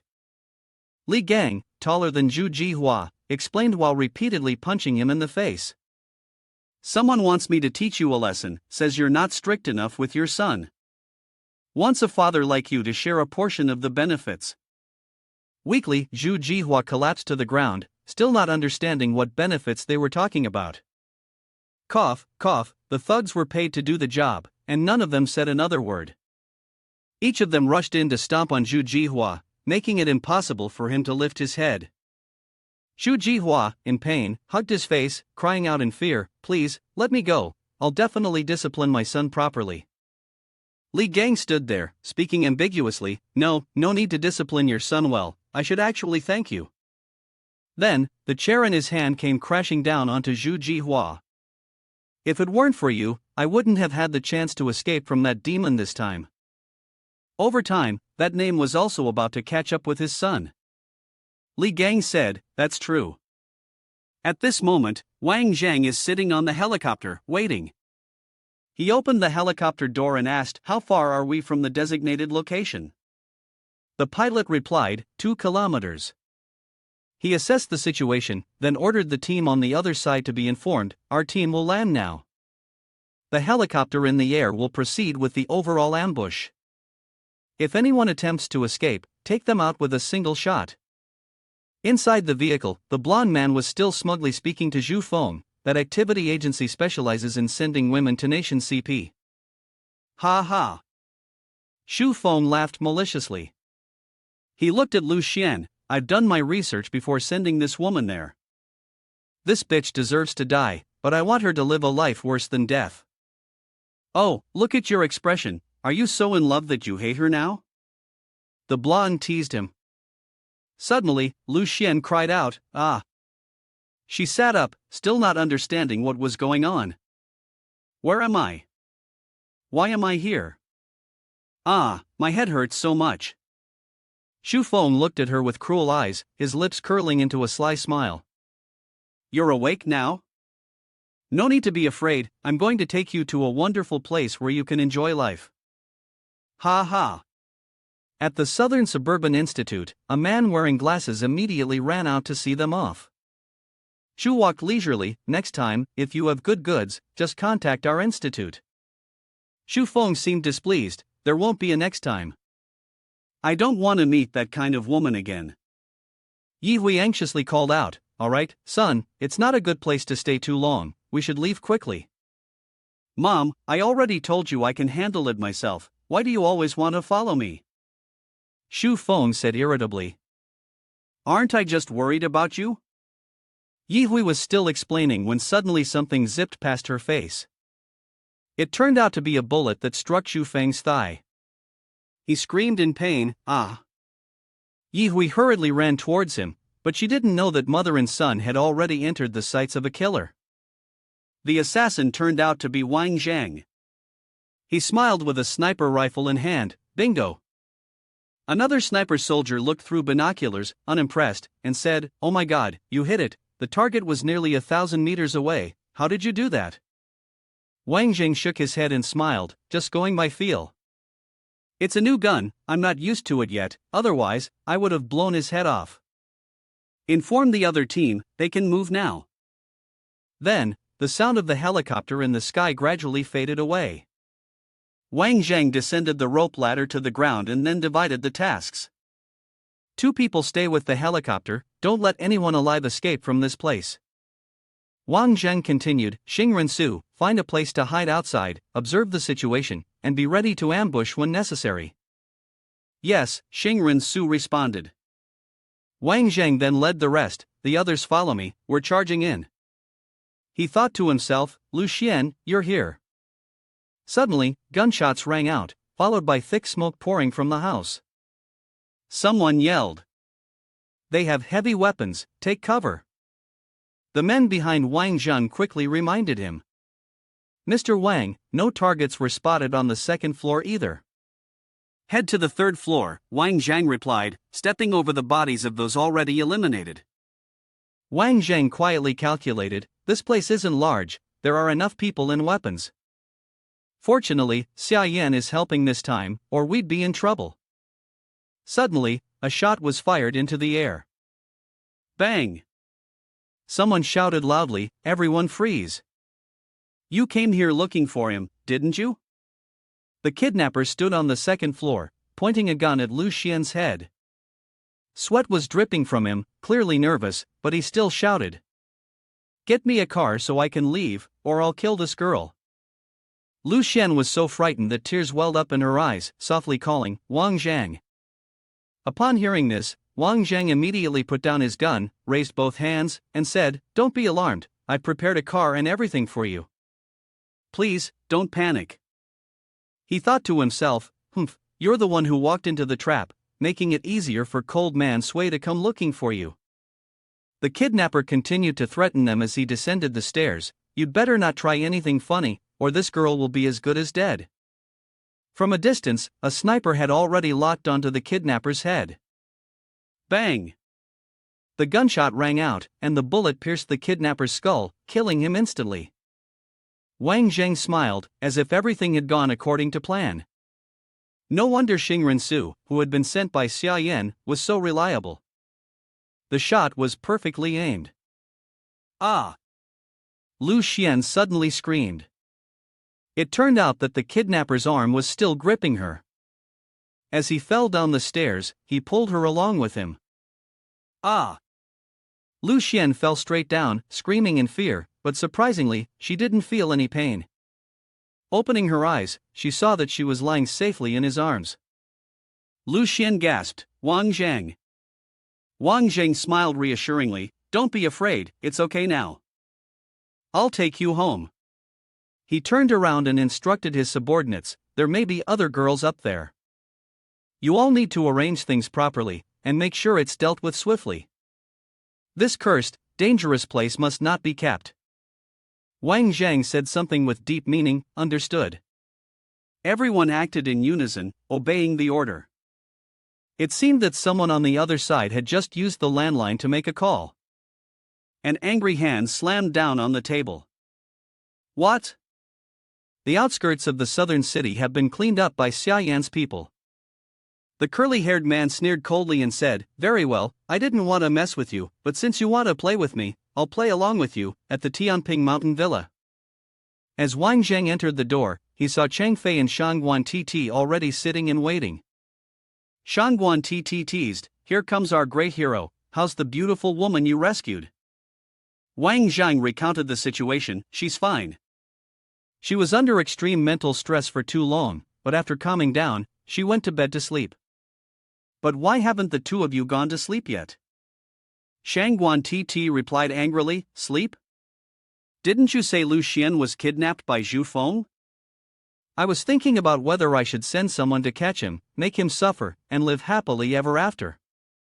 Can't tell, she's even worse than me. Wang Jang sat down beside her, gently tapping her forehead to reassure her, don't worry, he won't dare to come back for a while. His gaze shifted elsewhere, he feared that man might never return in this lifetime. Shangguan Tt crossed her arms and sighed in relief. That's good. Tomorrow, let Lu Xian take a break. In the afternoon, the company will continue filming. Next month, we'll start promoting the product nationwide, so we must finish filming on time. Alright, you arrange it however you see fit. Wang Jang lovingly patted her head, you've worked hard today, I'm going to bed now. You two should rest early too. The hot water from the shower head poured down, and suddenly the phone on the table chimed. Wang Jang had just finished his shower and was still drying his hair. He looked at his phone, puzzled, wondering, who's texting me at this hour? After reading the message, a satisfied smile appeared on his face. Ah, it's here. At Jinling 301 Hospital, Zhang Miao Miao lay in the hospital bed, wide-eyed, asking, what do you guys think, should I call him? Kai Zi, the brown-haired friend who was sitting by her side keeping watch, frowned and said, stop overthinking it. If that Wang Zhang guy was interested in you, he would have gone to Cold Man Su to find you already. More than half a month has passed, and not even a single phone call. Don't think about him anymore. He was still peeling an apple with his knife, talking as he peeled, after all, he's the senior vice president of Ju Rome. He must be busy and has probably forgotten. Kai Zi furrowed his brows and handed the fully peeled apple to Zhang Miao Miao. Your man probably has a wife by now. I really don't understand girls' psychology. Wait until Pei Pei comes back, then you can tell her. Suddenly, Pei Pei hurriedly ran into the room, shouting loudly, making Kai Zi jump in surprise. Meow meow, meow meow. Pei Pei exclaimed excitedly, KN15, Knife 15. Zhang Miao Miao sat up abruptly, asking in disbelief, has he arrived? Wang Zhang is him, right? Pei Pei hesitated, Wang Zhang, I saw Knife 15. But right after that, Wang Zhang appeared at the door of the hospital room, holding a basket of fruit, and smiled, it's me. Don't move around too much, your leg hasn't fully healed yet. Where do you think you're going? Zhang Miao Miao was so happy that her face flushed, I just want to move around a little. Are you here to start developing land in Zhangjiagang? Kai Zi, seeing Zhang Miao Miao being so coquettish, could only shake his head. Girls are really something. Wang Zhang raised the car key. I'm just here to check on how you're recovering and, conveniently, to give you a gift. The car key jingled in his hand, gleaming as if it were blindingly bright. Pei Pei couldn't help but admire him even more. Indeed, just as Miao Miao had said, not only was he handsome, but he was also rich. Kai Zi, seeing her reaction, could only snort. Wang Jang tossed the car key to Zhang Miao Miao. Here, take it. It's yours. Seems like you're recovering quickly. But you still need to be careful, you shouldn't race until your leg is fully healed. His voice continued. Zhang Miao Miao held the car key gently, as if she were cradling a precious treasure. She nodded obediently. Don't worry. I won't race. By the way, you came to Cold Man Su and didn't tell me. How long are you staying here? Wang Jang answered. About 3 days. Zhu Rong has some business to handle. Suddenly, a pair of feet appeared at the door. Hoof. Zheng Pinghao walked up behind him, his sharp eyes scanning Wang Jang from head to toe. Wang Jang, so you're the Wang Jang. Wang Jang was surprised and introduced himself. I'm Wang Jang. Who are you? But in his heart, he had already recognized Zheng Pinghao, the general of the Su family, a man of exceptional status. He never expected to meet him here. Zheng Pinghao smiled and praised. Ha, indeed, it looks very impressive. No wonder my daughter thinks of you all the time. Mr. Wang, this time, I really have to thank you for saving my daughter. Zhang Miao Miao's father, feeling embarrassed, shouted. Wang Jang rubbed the back of his neck and took the initiative to admit fault. Uncle Zhang is too kind. If I hadn't been racing with Miao Miao, this unexpected incident wouldn't have happened. Speaking of which, I do share some responsibility. Zheng Pinghao became even happier and placed a hand on his shoulder. You're a good guy. Let's go out for drinks tonight. You've saved my daughter, so let me thank you. Then, let me thank you in advance, uncle. Wang Jang responded politely. At the Qin Huai noble family, the three members of the Zheng family and Wang Jang sat around the dinner table. Zheng Pinghao raised his glass. Come on, Mr. Wang, since you've called me uncle, you have to drink with me tonight. I'll toast you, uncle. Wang Jang replied obediently on the outside, but inwardly, he thought to himself that with his attitude, perhaps he still didn't know that his son had been beaten by him.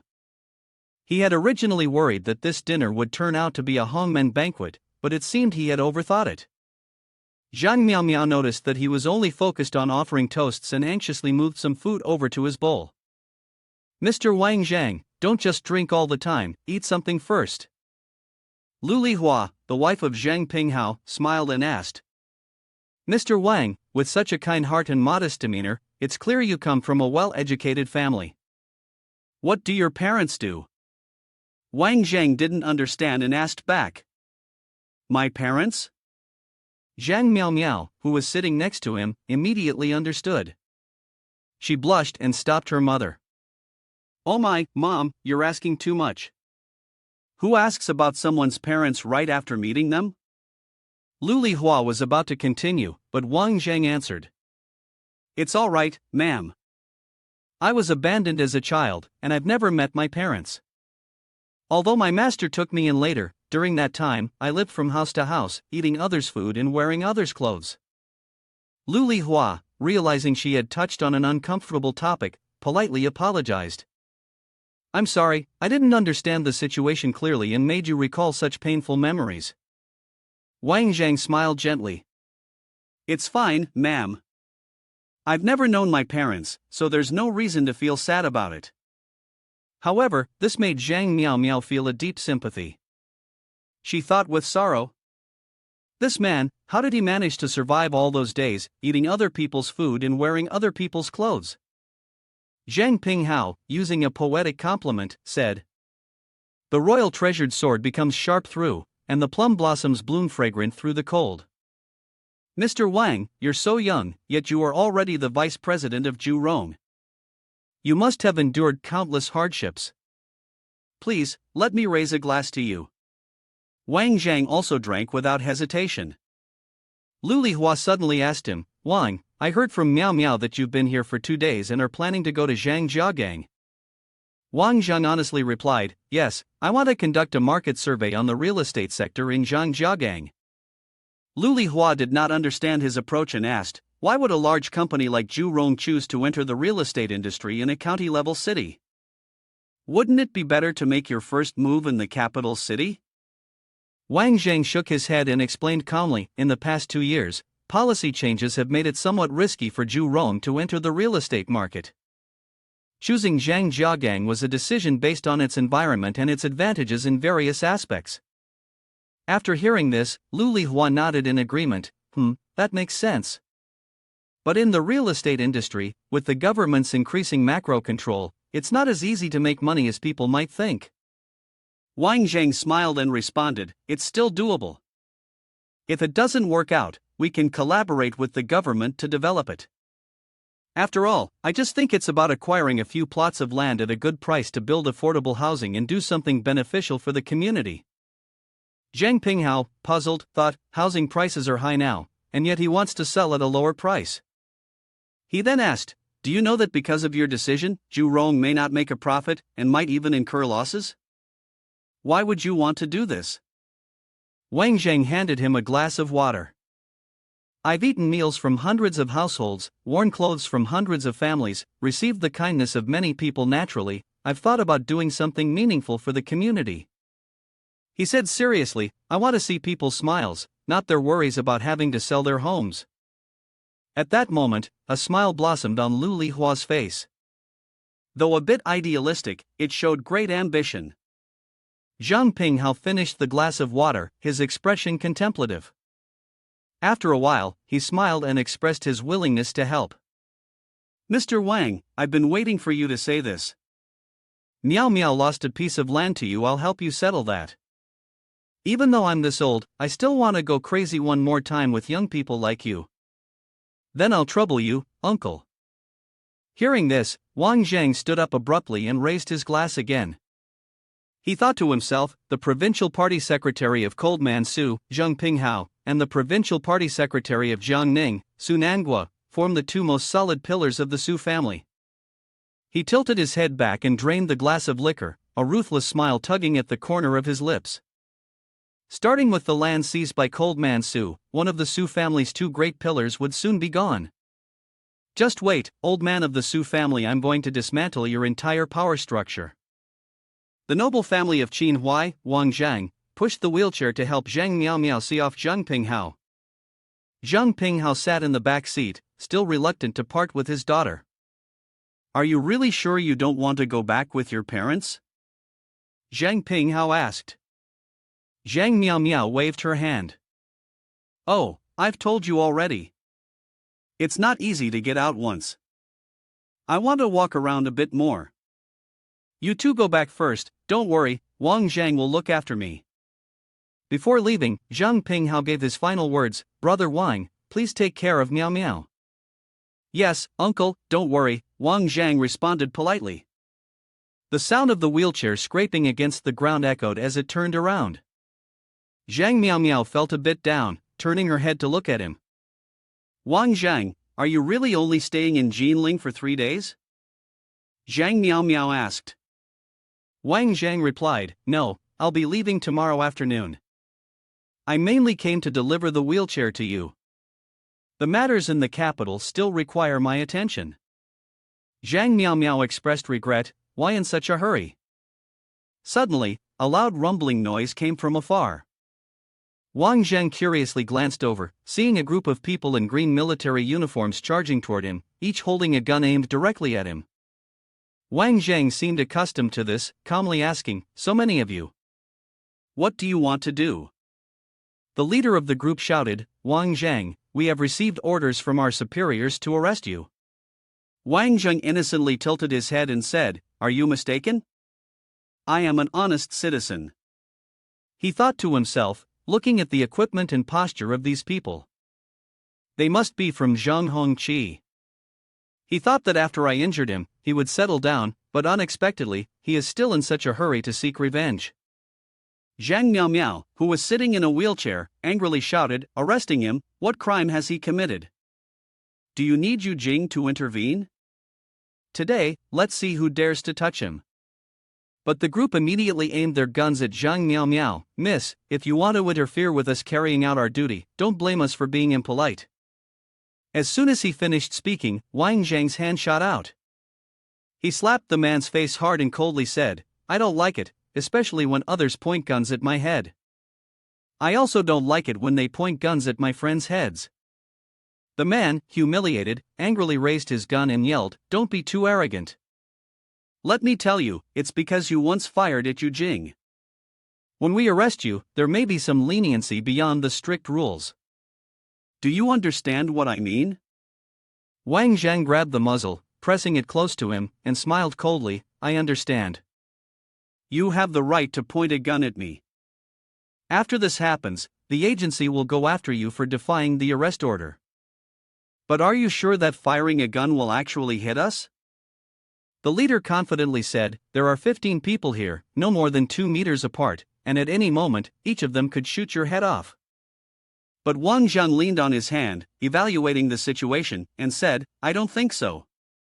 I actually feel that all of you are aching and exhausted, lacking strength. You couldn't even keep a submachine gun steady, especially now when you just want to lie down and sleep. You. The man immediately broke into a cold sweat. "How did you know?" he asked, incredulously. Just as Wang Jang said, the others looked exactly like that, sluggish and weary. Wang Jang stepped forward and snatched the gun from one of them. "Aren't you guys going to wait anymore? Just lie down and take a nap." The man seemed hypnotized, dropping his gun and collapsing to the ground. The people behind him also fell under the butterfly effect, one after another, thudding to the ground, all falling asleep. "What a miraculous technique," Zhang Miao exclaimed, wide-eyed, both amazed and envious. Wang Jang continued to push the wheelchair. "Don't you have anything you want to ask me?" "I do, but I think it's better if you tell me yourself," Zhang Miao replied. Wang Zheng continued, pushing the wheelchair as he spoke, "Zhang Hongqi is your brother, right? The last time we left Jinling, he led a group from Yujing to block my path. Maybe he heard about the incident where you raced with me and came to find me." Zhang Miao was both worried and resentful. "So, did you get hurt?" "Zhang Hongqi, that guy, I told him not to worry, but he still went ahead and made decisions on his own." He broke out in a slight sweat. "I'm not injured, but I ended up hurting your brother, and right now, he's probably lying in a hospital." "Then it's fine, he's very strong and has a good ability to recover." "If you're fine, then that's good." Zhang Miao replied calmly, "It's the first time I've heard someone else evaluate my own brother like that." Wang Zhang, half joking, half serious. In response, Zhang Miao's laughter echoed. At Zhang Pinghao's villa, Zhang Pinghao was sitting on a chair, getting a BPS massage from Lu Lihua while listening to a phone call. "Yeah, I know." Lu Lihua asked curiously, "What's going on?" His daughter, who was always so focused on outsiders, was calling him to talk about something? Zhang Pinghao stared at the phone, then replied, "Miao said that Zhang Hongqi got hurt by someone." Lu Lihua's face turned pale. "What? Was it because of Wang that this happened? Is Hongqi seriously injured?" Zhang Pinghao remained silent. "It's not too serious. Just now, Hongqi sent a group of Yujing with guns to the hospital to block Wang Zhang and Miao. I heard those Yujing didn't even know Miao and pointed a gun at her head." Lu Lihua's face darkened, and she angrily said, "What? They dared to point a gun at Miao's head? If Miao suffers any injustice, I will never forgive them." He held Lu Lihua's hand. Zhang Pinghao gently comforted her. "Miao hasn't suffered any injustice. On the contrary, it's Hongqi. He's been stubborn and violent since he was a child, and with that temperament, he was bound to face setbacks eventually. Wang Zheng crushing his morale is actually a good thing. It's better that he gets lightly injured now than losing his life later. I have to go see how Hongqi is doing." Lu Lihua turned to leave, but Zhang Pinghao quickly held her back, telling her not to go. Lu Lihua sighed, picked up the phone from the table, and Zhang Pinghao's stern voice echoed, "Tell the political commissar and the captain of the Yujing team from Jiangnan province that I invited them to dinner." The car sped down the highway, and the phone inside the car vibrated, displaying Zhang Mingqi as the caller. Wang Jang answered the call and asked, "You want me to come to the Diamond Phantom Spirit press conference the day after tomorrow?" The person on the other end said something, and Wang Jang replied, "All right, I'll go." "Don't worry." He then hung up. Wang Jang closed his eyes for a moment to calm himself, and the car continued speeding up. What he didn't know was that, somewhere, someone was watching his every move. Chang Dong-song, sitting with his legs crossed, clapped his hands in approval. Very good, very good. He grinned, continuously offering praise. Chang Dong-song glanced around and asked, "What do you all think about Zhang Hongqi and Wang Jang?" One of the bodyguards spoke up, "I think that Wang Jang is very cunning. You can't underestimate this guy. As far as I'm concerned, he's a dangerous person." Chang Dong-song leaned back in his chair, tilted his head, and said, "Then just deal with him, no one can stop the revival of the Chang family." Kaidi crossed her arms and leaned against the wall, saying, "As long as you fulfill the mission the principal assigned to you, the military academy will surely help you achieve this ideal." Chang Dong-song silently stared at her. The bodyguard spoke up, "According to the description, this skilled person from Nation C looks very much like this young man. If it is indeed him, then the military academy's plan for Nation C might have been exposed." Chang Dong-song furrowed his brows. "So, do we have to kill him? Keeping this person alive would definitely be a disaster." Kaidi disagreed, saying, "This Wang Jang is quite interesting. I'm a little curious about him." Chang Dong-song reminded her, "Kaidi, you'd better be cautious. Men from Nation C will surprise you." She shook her head, swayed a little, and then said, "Among the men from Nation C, there is one I greatly admire. But until now, I don't even know what he looks like, I've only shaken hands a few times." Kaidi's words intrigued the three people in the room, and they all asked in unison, "Who?" She glanced around, drew out the tension, and slowly finished her sentence, "His alias is the one with slightly squinted eyes. Evil King of Asia." The two bodyguards flinched slightly. Chang Dong-song remained silent. He rubbed his chin, his expression dark and serious. He truly was a man of great character. Kaidi turned around and left. "I'm going to find out about this Wang Jang. Goodbye." Chapter 81. Capital City Jiahe, High Seafood City. Wang Jing stepped out of the car, his hands in his pockets, raising his eyes to look at the place Li Minghao had mentioned over the phone. It should be around here. What surprises could this place have? Yi Lang had been waiting at the door for some time, though Wang Jing didn't notice when he had arrived. "Let's go. The surprise for you is all prepared." Wang Jing patted him on the shoulder. "Whether it's a surprise or not, we'll see later." "Your business seems to be doing quite well." Yi Lang pressed the elevator button. He said, "Thankfully, with the government officials dining and holding banquets at my place, my profits reach over 1.1 million a day." Wang Jing looked at him and asked, "A hotel like this, how many do you have in total?" Yi Lang leaned closer to him, speaking in a lower voice, "There are 5 districts in the capital, each with 2 or 3 hotels. Now the hotels in Jiangnan and Jiangning provinces are almost ready. By then, we'll have strongholds in 2 of the wealthiest provinces." The two people entered the room, and Wang Jing continued, "How come I didn't notice this before?" "You've got quite a business mind." Yi Lang poured tea, replying, "I'm not sure if the CEO I invited has the same qualifications as your third-tier universities in the US news rankings." Wang Jing nodded, "Impressive, very impressive."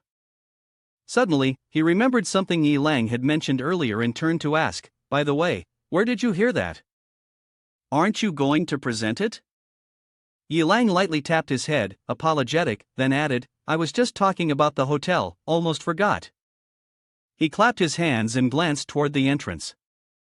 The door opened, and a tall man walked in. Wang Jing immediately stood up. Lin Shiju. Wang Jang looked Lin Shiju up and down and asked Yi Lang, "What have you been doing with him this past month? He's changed a lot." Yi Lang took the initiative to pull out a chair for Lin Shiju. "I sent him to a remote island. That island is a secret base used for the production of chemical weapons. Wang Jang was taken aback. You left him alone on Tianzhong Island? Yi Lang was unfazed, saying, yeah, and I didn't give him any weapons. His performance will surely surprise you. Wang Zhang's eyes shone brightly like car headlights, urging him to speak. Yi Lang took a sip of tea and replied, Tianzhong Island covers a total area of 47 square kilometers. Lin Shiju stayed there for 28 days, eliminating 459 demons, nearly destroying half of the base. Lin Shiju stood up from his chair, looked at Wang Jang, and said, thank you for helping me increase my strength this way. Wang Jang placed his hand on his shoulder, no need to be polite, we're family now. Yi Lang took a small box from his pocket, an unexpected find. He opened the box, revealing a test tube inside. Wang Jang carefully picked up the test tube and asked, is this something found at the base? Yi Lang pointed at Lin Shiju, only this test tube was kept by the army commander. He is the only one with the authority to open it. I suspect it's a treasure from Tianzhong Island. Lin Shiju brought it back. When we have time, we'll deliver it to the relevant chemical departments. Wang Jang asked, can you handle a gun? Yi Lang didn't hold back on his praise, I've already taught him. He's very talented. Wang Jang raised his glass and said to Lin Shiju, welcome to our side. The two clinked their glasses together and simultaneously tilted their heads back to drink. Ju Rong Building. Wang Jang glanced at the time on his watch and frowned. It was already this late, perhaps the office had closed by now? At that moment, a girl suddenly rushed past him, frantically looking around, calling out, Su Feng. She hurriedly ran towards a man standing beside a car. The girl's face was tear-streaked as she sobbed and called the man's name. Su Feng. Su Feng sadly shook his head and said, Ningxia, it's really over between us. Don't come looking for me again. This whole situation has hurt both of us. Wang Zhang overheard their conversation and raised an eyebrow. So, her name was Ningxia. Ningxia covered her face, her voice choked with emotion, why? Why? Does it have to be like this?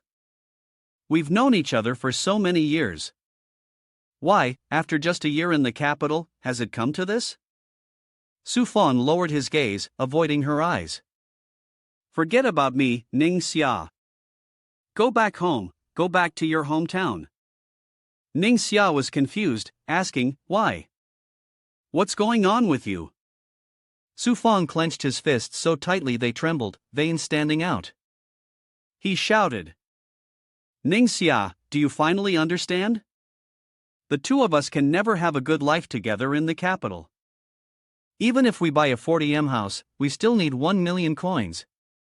Even buying a house through installment payments requires 300,000 coins.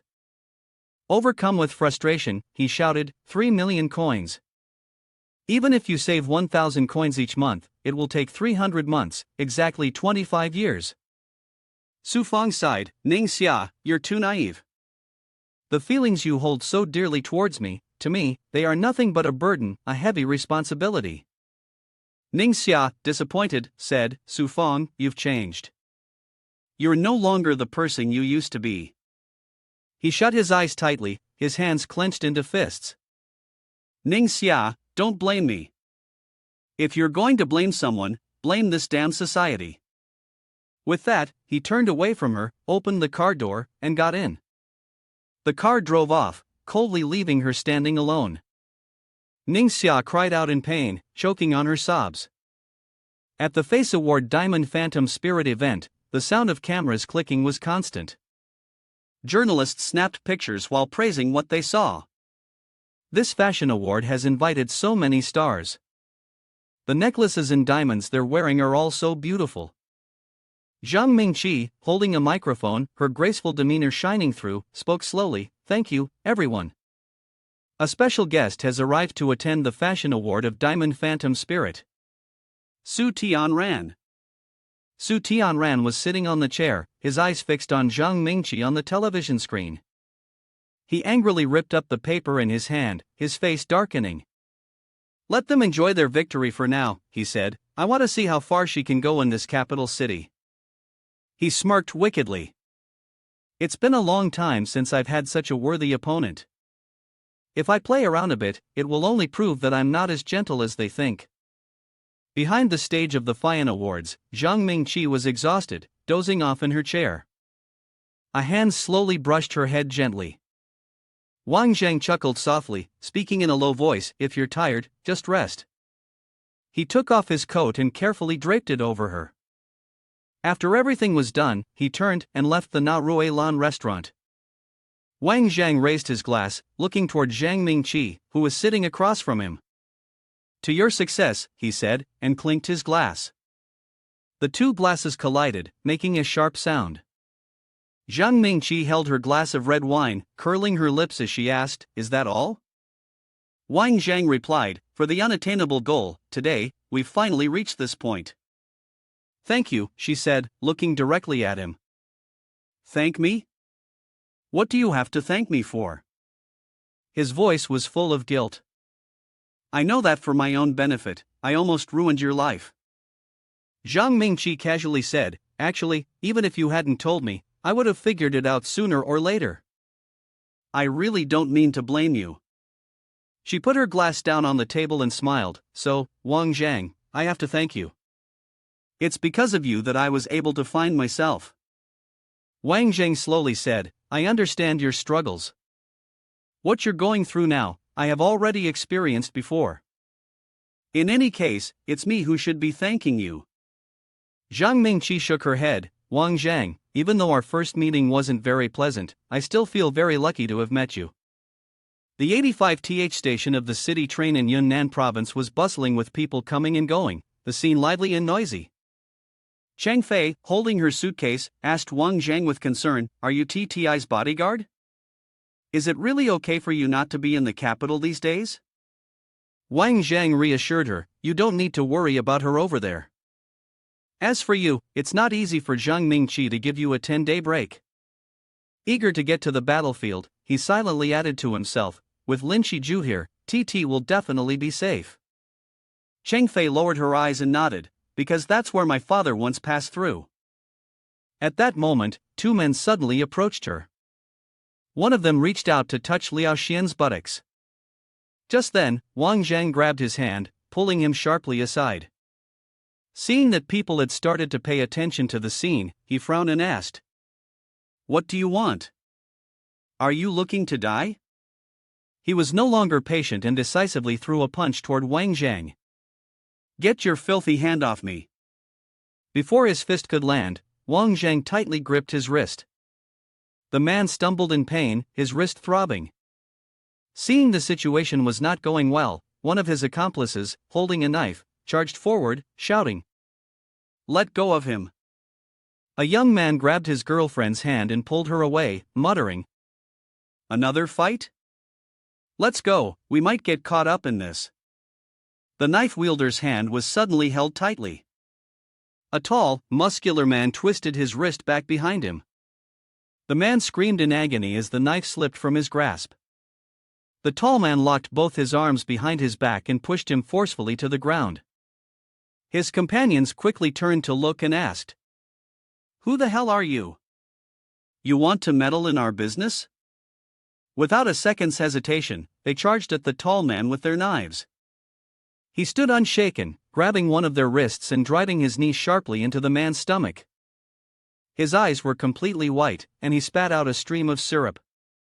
Another man, one of his teammates, performed a shoulder throw and dealt with the other guy. Wang Jang slipped his hands into his pockets, shaking his head in disappointment. He couldn't withstand a single blow. The man named Cheng Ning Ling looked at him and said, after you contacted me, I've been waiting over here. He smiled and continued, you really came quickly. Put these guys aside, don't let them affect the visitors coming in and out of the station. Wang Jang replied, let's go, show us the results of your 3 months' work. Cheng Ning Ling pointed toward the car parked by the side of the road. Okay, my car's over here. I won't disappoint you. Wang Jang tossed him a small bottle. Chang Ning quickly caught it. He looked at the bottle in his hand, tilting his head in confusion. He explained, saying that soaking the clothes with the liquid would ensure no problems for half a year. Chang Ning politely said, "Please, get in the car." The car rolled away from the station. Kaidi watched the car gradually drive off, arms crossed, smiling lightly. A few hours later, Cheng Fei looked out the car window, his eyes shining. "The scenery is beautiful," Wang Jang said. "It really is beautiful, but hidden behind this beauty are deadly dangers." Hearing him speak, she was startled and asked in confusion, "Why are you saying that?" He stared out at the scenery outside the car window, speaking, "This is the Golden Triangle, a place with both beautiful landscapes and dirty activities, especially a very dangerous place." Cheng Fei's expression changed. "This is the Golden Triangle?" Seeing her fear, Wang Zheng comforted her, saying, "Don't be afraid, I'm here." He pointed in a direction. "Over there is the opium field." At the training ground, many men were training under the scorching sun, their torsos bare. Leaning on the railing, looking down at the training ground, Wang Zheng asked, "How does it feel?" He crossed his arms and smiled, "It's normal. Is this the training plan you came up with?" He sighed and nodded. "Yeah, but I feel that the intensity of this training is already quite high. After all, they're not special forces soldiers who were carefully selected." Wang Zheng crossed his arms and exhaled, looking at Cheng Ningling, who had left earlier due to some matters, and said, "You and I are both newcomers, gradually getting into training. This is the Golden Triangle, only the strong can survive.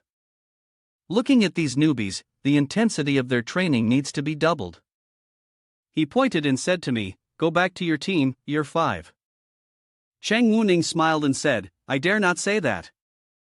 The fighting spirit of the 5th year team is very strong, and they are also very united." He was startled, confused. "Huh?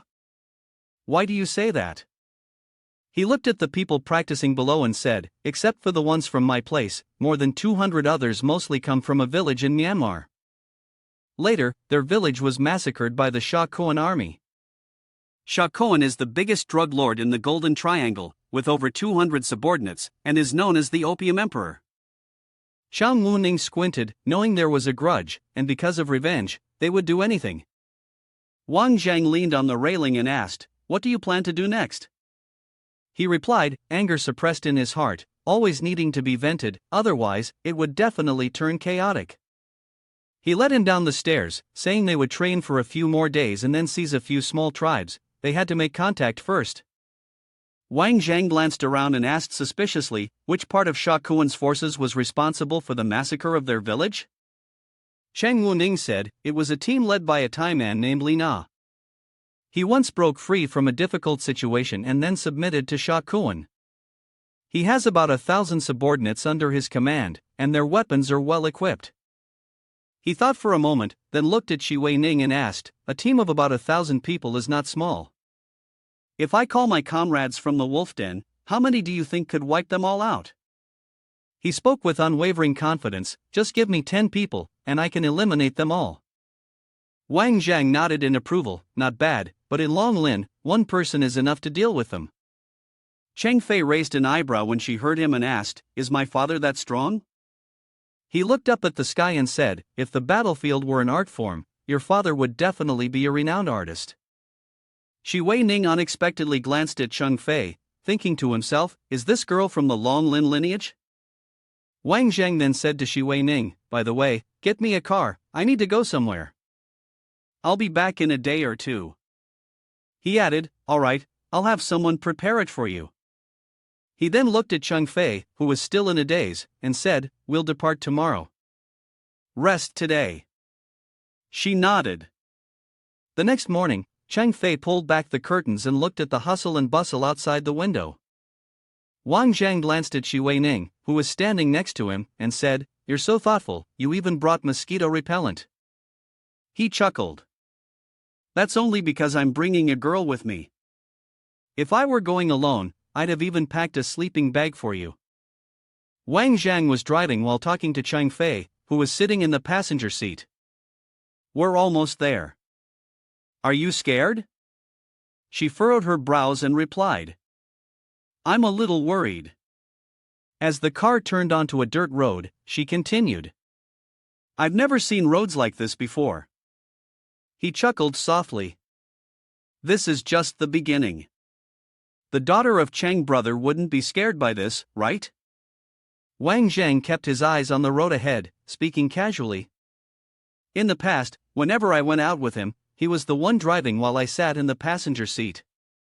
He was very focused, and even when I spoke, he wouldn't respond. Why's that? Later, he told me that responsibility towards his brothers can't be taken lightly. After that, he trusted me to drive, and he sat in the passenger seat. He would drive while talking about you, mentioning everything. He turned to Cheng Fei and said, Looking back, it feels like I've witnessed your growth. She lowered her eyes and smiled. So my dad talked about me that often. Wang Jang continued. Can't say more about it. You should sleep for a bit. We're still far from the battlefield. After a few hours, feeling the car stop, Chang Fei, who had been dozing off, opened her eyes slightly. Are we there yet? Is it that little mountain over there? Wang Jang put the backpack on his shoulders, opened the door, and stepped out of the car. Well, the mountain in front of you, take this place as the center. Within a 10 km radius around here, this is the final battlefield of Longlin. Let's go, I'll lead you up the mountain. He walked ahead. The area in front is mine, be absolutely careful. After walking for a while, he stopped in front of a large tree and said, Look at this tree, I once fired a shot from it that went through the heads of 3 people. He continued. Although every soldier in our team is very strong, in the end, we are still flesh and blood. Once, when the enemy used heavy firepower, half of our team was wiped out. He pointed in the distance. Cheng Fei, look over there. At that time, Mr. Shang and I came to this place, and the enemy surrounded us over there. Cheng Fei choked up and asked. My father, he sacrificed here. Wang Jang nodded. Yes, at that time, I was completely exhausted. When I noticed the danger, it was already too late. I was supposed to be the one hit, but unexpectedly, Cheng brother pulled me back. He took the bullet instead.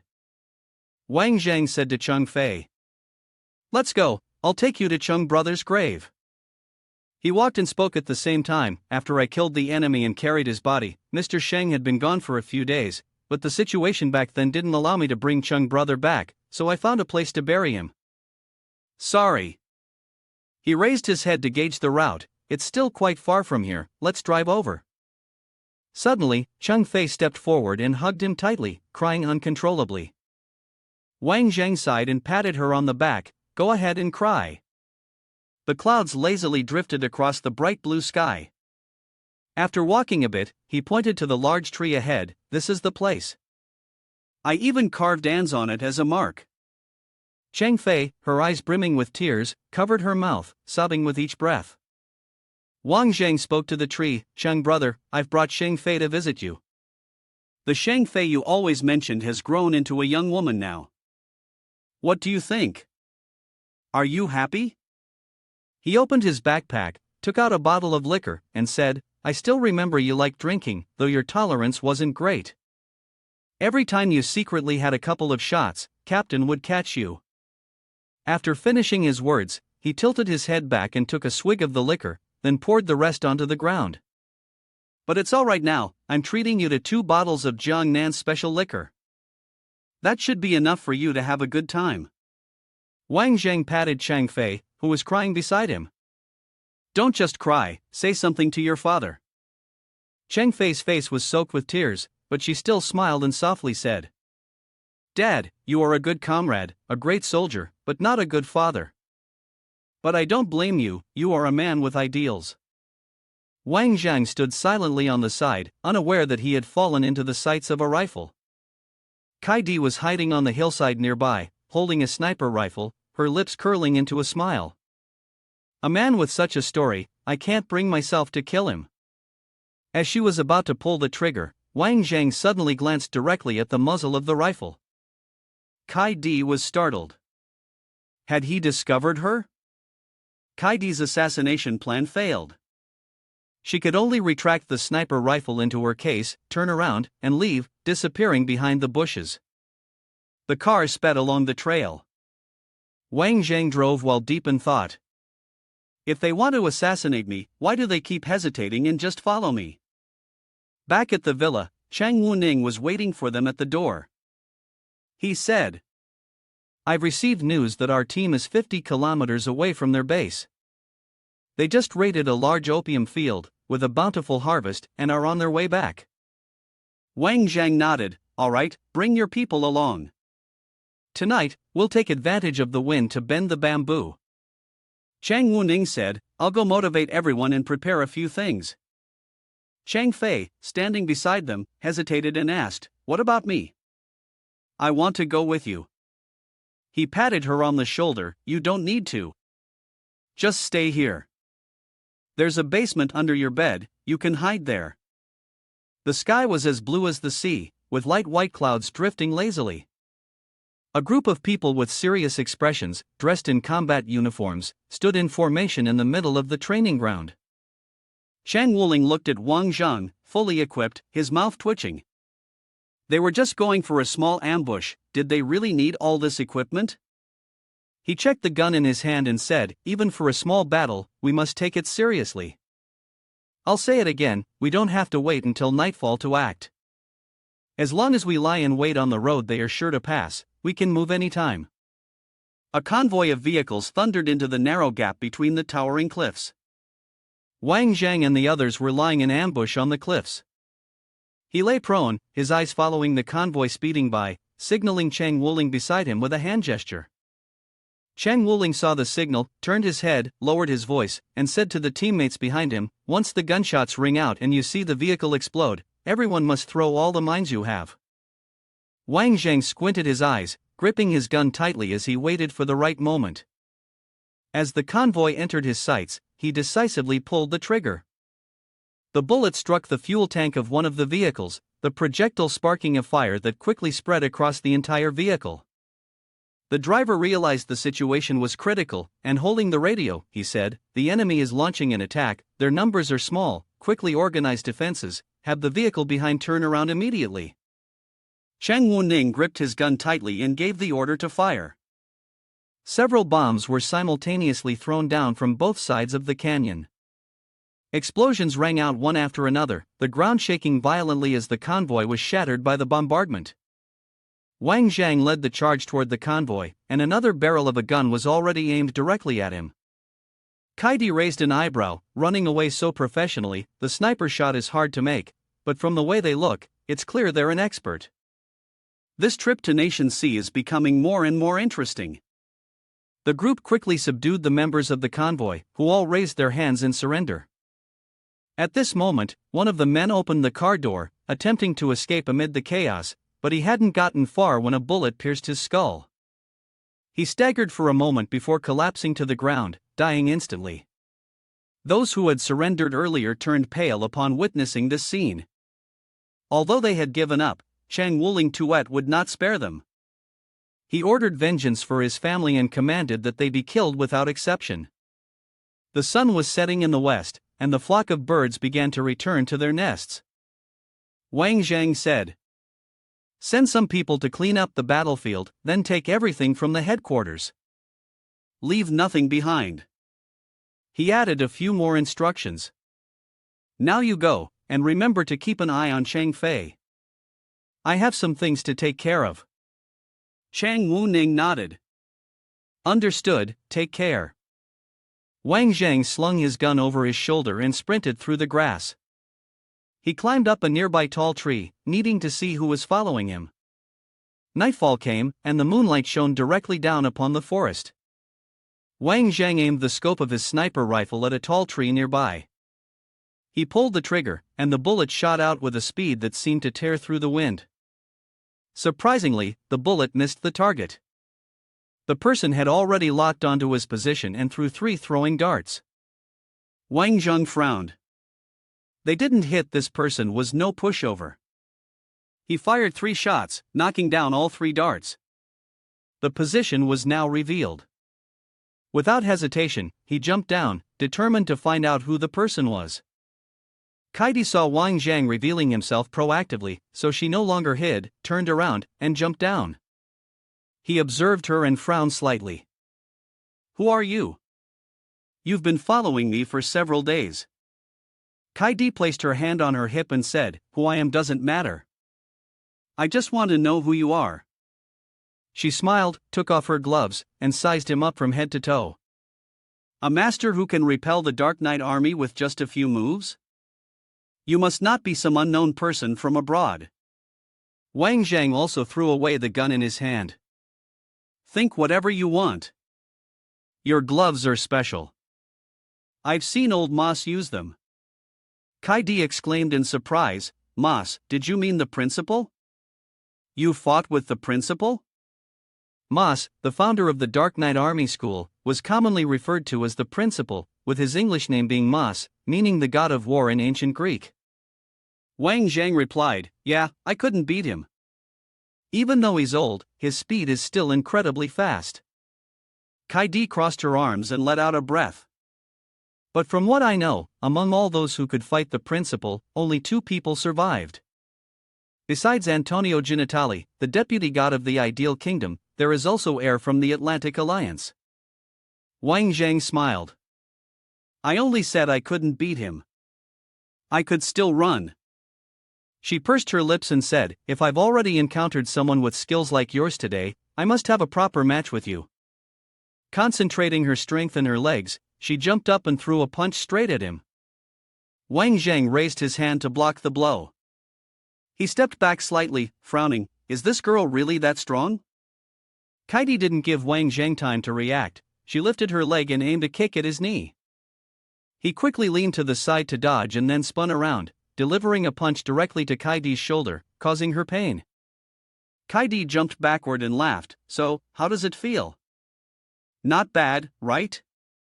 Wang Jang blinked. It wasn't bad, indeed. "Would you like me to feel it again?" She chuckled softly and leaped forward once more. "Then try it." Kaidi's speed was so fast that Wang Jang could see 4 after-images of her.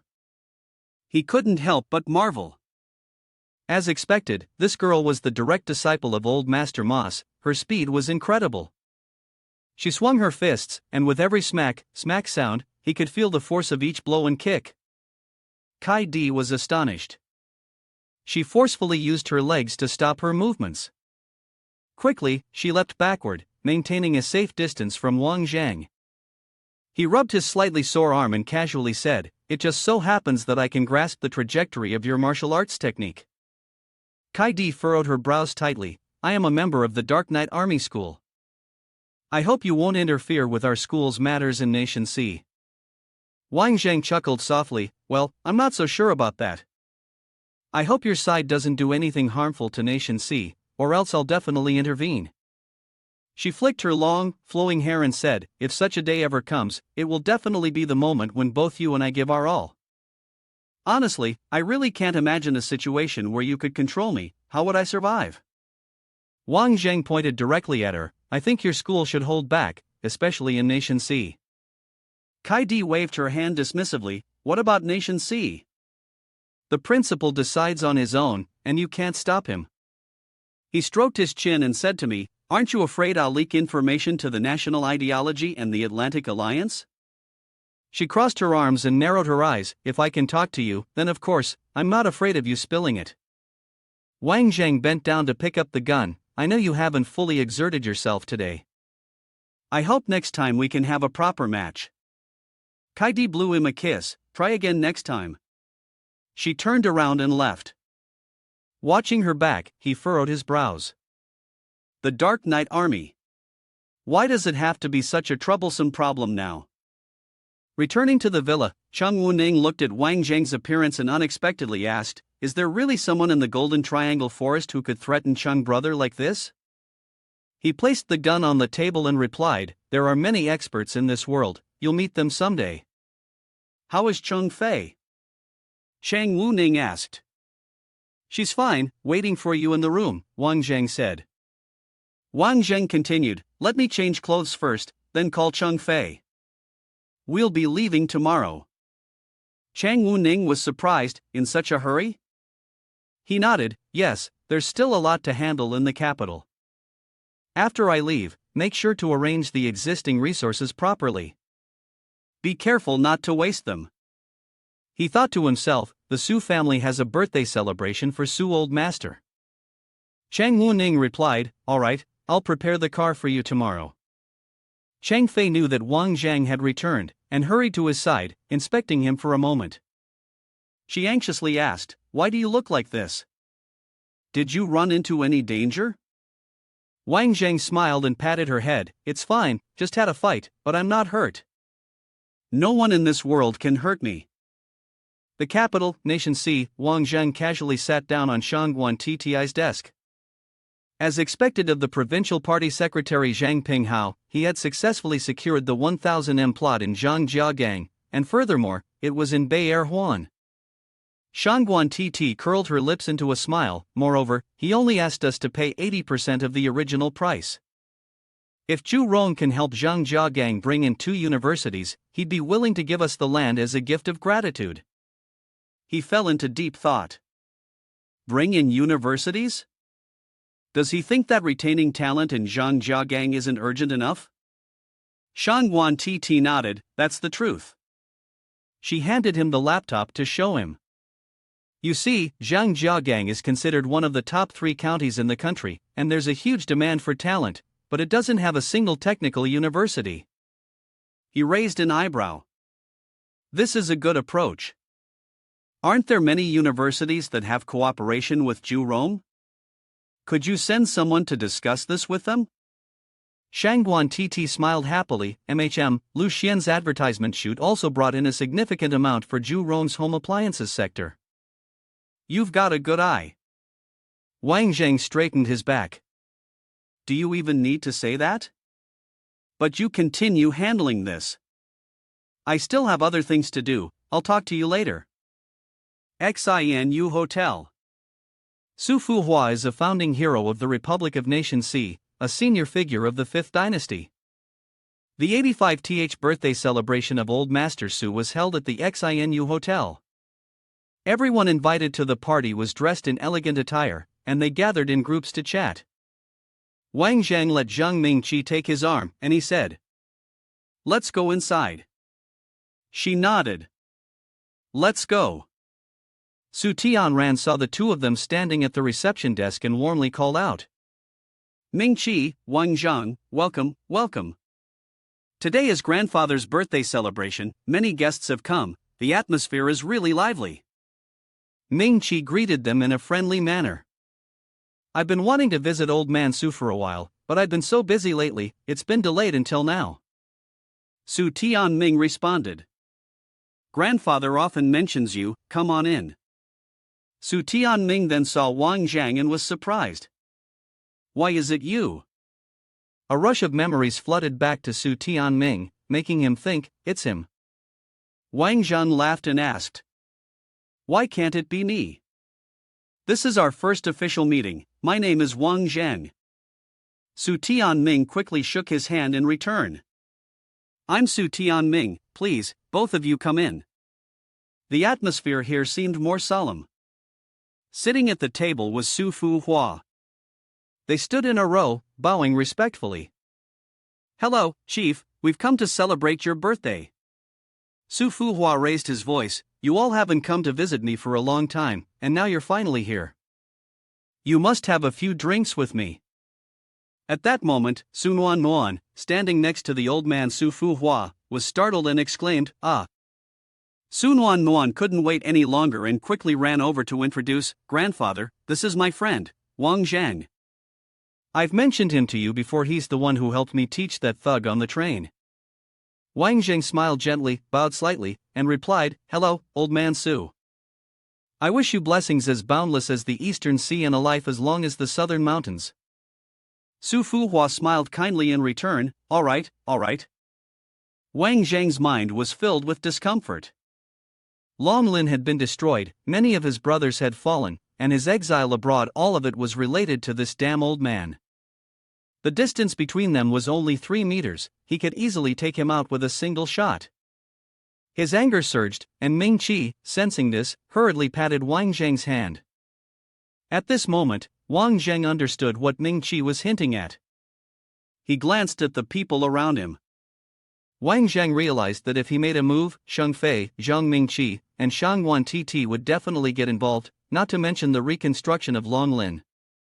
He couldn't let hatred cloud his judgment. Mingqi quickly spoke up, "Old man Su, I'm Mingqi. Do you still remember me?" Su Fuhua laughed out loud when he saw her. "Mingqi, do you remember me? Or did you hear Tian Ran mention me? In the blink of an eye, you've turned into such a beautiful young woman." Then, the person standing behind Su Fuhua curiously asked, "Wang Zhang, judging by your style, you used to be a soldier, didn't you?" Wang Zhang didn't hide it and replied, "Yeah, I served in the army 4 years ago. I've been discharged since then." Zhang Yong heard this and nodded in approval. "Good, military rank doesn't matter, anyone who has been a soldier is a good person." As soon as he finished speaking, Han Baogui entered, his hands trembling as he leaned on a cane, smiling as he said, "That's right, I like this young man too." The two old men hurriedly greeted each other. Su Fuhua spoke up. "Han brother, why are you only arriving now?" Han Baogui softly replied, "It's a party to celebrate the longevity of comrades, I had to come. But this time, there's an extra bit of unexpected joy." Despite his old age, his face couldn't hide his curiosity. "Ha? What kind of unexpected joy?" Han Baogui turned around, gesturing towards Wang Jing standing next to him, and introduced, "This young man here. I've been looking for him for a while, and I really like him. Even though he's young, he's calm and mature, more so than some people much older than him." Old man Su stood beside, anxiously reminding, "Han uncle, don't stand and talk anymore, we don't have much time left, let's hurry and go to the party." Then the two old men sat down and chatted. Su Fuhua spoke up, "Han brother, let's sit at one table, let the younger folks sit on the side. We can reminisce, it's been a long time since we met, today we must drink a few rounds." Han Guobao laughed out loud, "My old body can't handle it, how about I find someone to drink in my place?" Old man Su Fuhua, half deaf, asked in confusion, "Huh, Han brother? What are you trying to do?" Old man Han winked and smiled, "Su brother, look at you, we've been friends for so long, what tricks could I be up to?" The men at the table, not willing to sit idly, also suggested, "Han brother, we're all comrades from back in the day, do you think it's appropriate to bring a junior to our table?" "It's fine, consider it a way to add some youthful energy. Besides, I'd like to see who Han brother has his eye on." Hearing these suggestions, the old man nodded and said, "All right then, let's do it as Han brother said." Han Guobao looked at Wang Zhang and waved his hand. The butler, seeing Mr. Han approach, quickly came to greet him, "Han uncle, what brings you over here? Would you like to sit down and have a few drinks?" Mr. Han quickly explained, "Your elder told me to call Wang Zhang over to his table." Wang Zhang sat there, hearing the sound and pretending to be surprised, then told me to go over there. Being invited by old man Han Guobao to sit at a table with a bunch of old-timers made Wang Zhang a bit anxious. Wang Zhang secretly wondered, what right do I have to sit at that table? Immediately, all attention turned to Wang Zhang, every eye and gesture focused on him. Even the powerful women, Wang Zhang thought to himself, so this is the real background? As they realized who he was, they started whispering. Who is he? I've never seen him before. Sitting at the same table as Su Tianran, he must not be an ordinary person. Maybe he's the young master of some family. Even if his background isn't normal, there's no way he should be sitting at that table. So, what's his true identity? As the atmosphere grew noisy, old man Su became uneasy and quickly instructed. Stop asking questions. Come with me over there. Wang Zhang followed, stood up, and walked over to the table beside old man Han Guobao. His footsteps echoed. Old man Han Guobao squinted his eyes, waved his hand, and told Wang Jang, "Sit next to me." At this moment, the old men at the table stared intently, scrutinizing him carefully. Feeling the gaze of the old men on him, Wang Zheng anxiously thought to himself, "A bunch of old geezers, still alive, what's with the way they're staring at me?" After that, Han Guobao introduced, "Su brother, I have no arrangement at all. Wang Zhang is not a junior I have mentored, just consider him and me as friends of different ages." Wang Zhang was stunned, his mind repeating each word clearly, "Su brother, I have no arrangement at all. Wang Zhang is not a junior I have mentored. Just consider him and me as friends of different ages, I've only met him once and barely said a few words." Old man Su, sitting beside, mocked, "Friends of different ages, Han brother could become friends with him, but it's likely because birds of a feather flock together." At this moment, Su Fuhua also spoke up, "Han brother, I mean no offense, but for you to value Wang Zhang so highly, it's certainly because he has some exceptional qualities. Why don't you introduce him to everyone?" Old man Han Guobao, hearing this, bluntly replied, "Wang Zhang is a good soldier, it's a pity he's not in my team. If he were in the capital, at least he'd be a team leader by now, and we wouldn't let such a talent go to waste." However, the old man sitting beside, unwilling to stay silent, expressed, "Han brother, he's probably only in his 20s. Even if he's talented, would he really be able to be a team leader under your command? I also heard that your dog is raised by this guy, and you hold him in high regard. Could it be because he takes care of your dog that you value him so much? Does that mean any circus trainer could become a team leader?"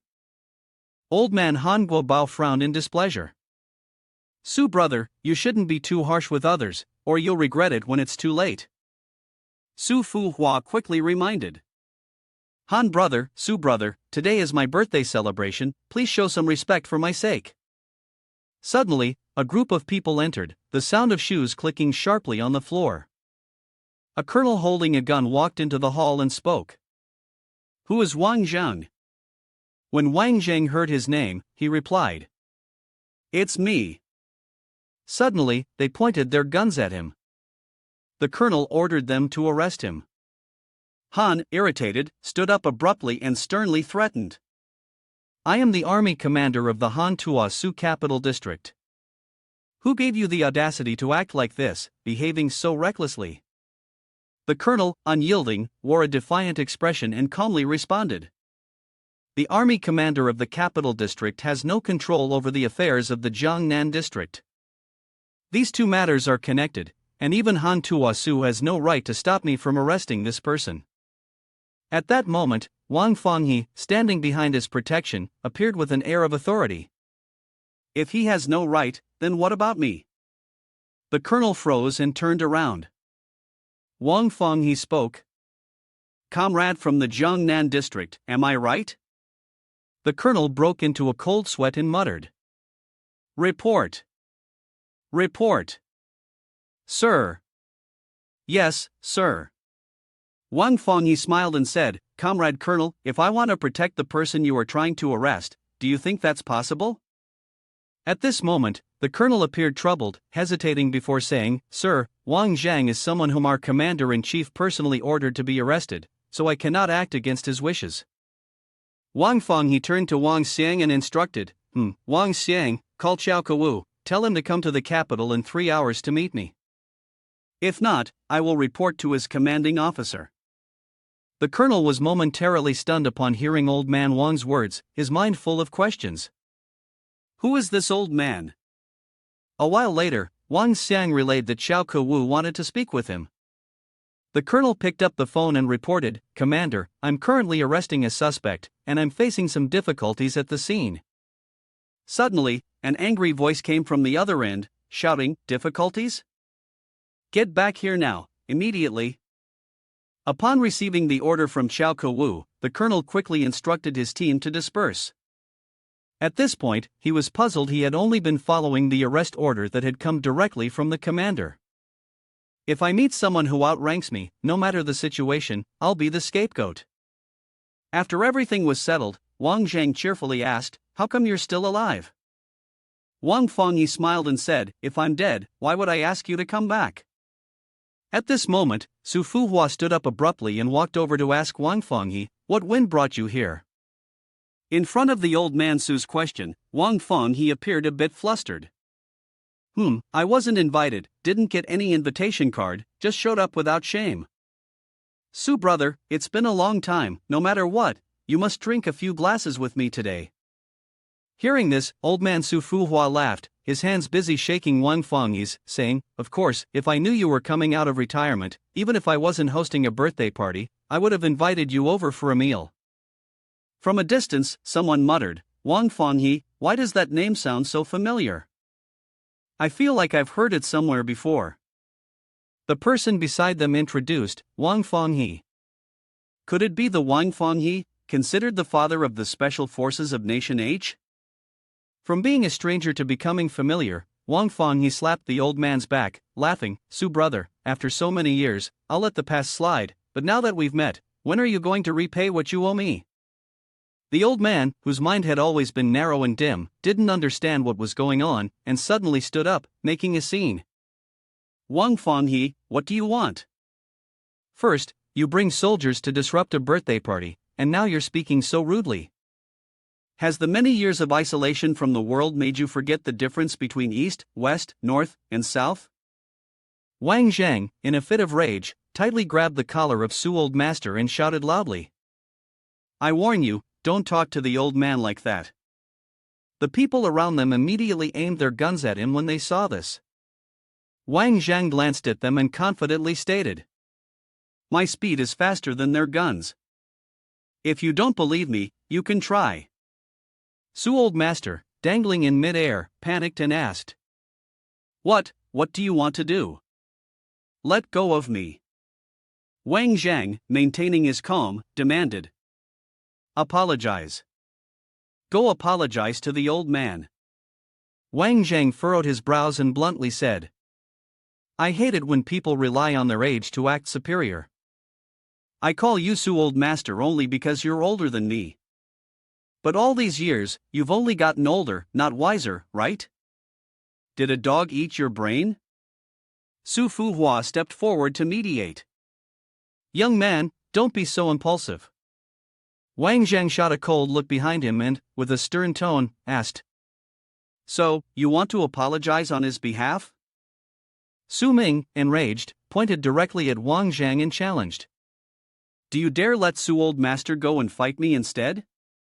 At that moment, Wang Fenghe stepped forward to mediate. "All right, calm down. Let Su old master go. After all, I've known him for 10 years. What you're doing now is a bit disrespectful." Because of this, Wang Zhang had no choice but to release the man by throwing him out. "You're lucky today. If there's a next time, I will gag you, but no need to apologize. I need to go collect some profits now."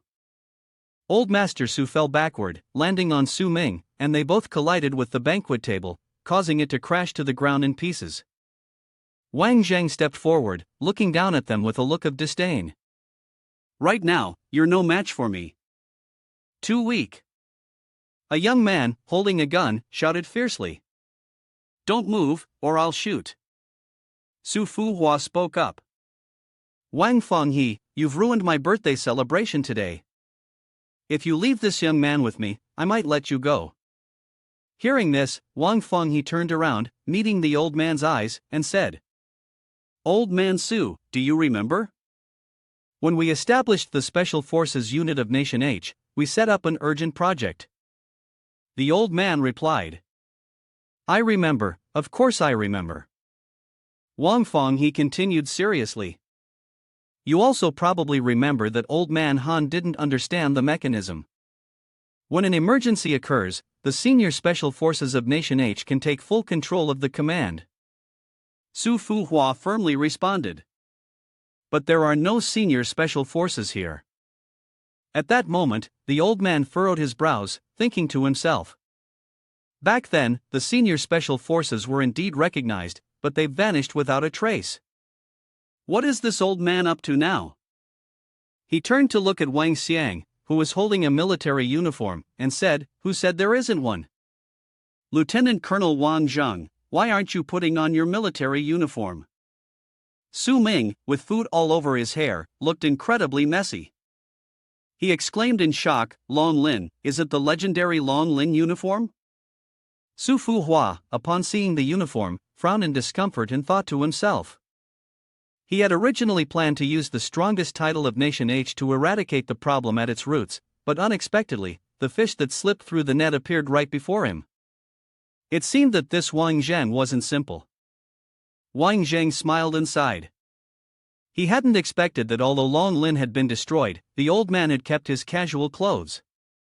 He reached out to take them, but then clenched his fist tightly and turned to face the group. With a firm tone, he declared loudly, activate emergency protocol, the elite special forces of Nation H take command of all personnel present. At that moment, Han Baogwa spoke up, Old Man Su, don't deny it. I think this situation is perfect for an emergency protocol. No matter how dissatisfied Su Fu Hua is at this point, he will have to accept the order to lay down his weapons. Wang Feng he then ordered, let's go. Wang Zhang at that moment grabbed Zhang Mingqi's hand and pulled her away with him. Outside the compound, 3 or 4 well-equipped military vehicles were parked. Everyone had already boarded the vehicles. Wang Xiang turned his head back and spoke. I've heard from the commander that you are the youngest lieutenant colonel in the Republic of Nation H for quite some time. It's truly a stroke of luck for me to meet you today. The commander has said it, you should accept this uniform, and in half a year, wait for the report. Hearing this, his expression suddenly became excited and he hurriedly asked. Report in half a year? Wang Feng he smiled and replied. Kid, you've done quite well over the past few years. I'm giving you half a year's time, go out there and train hard for me.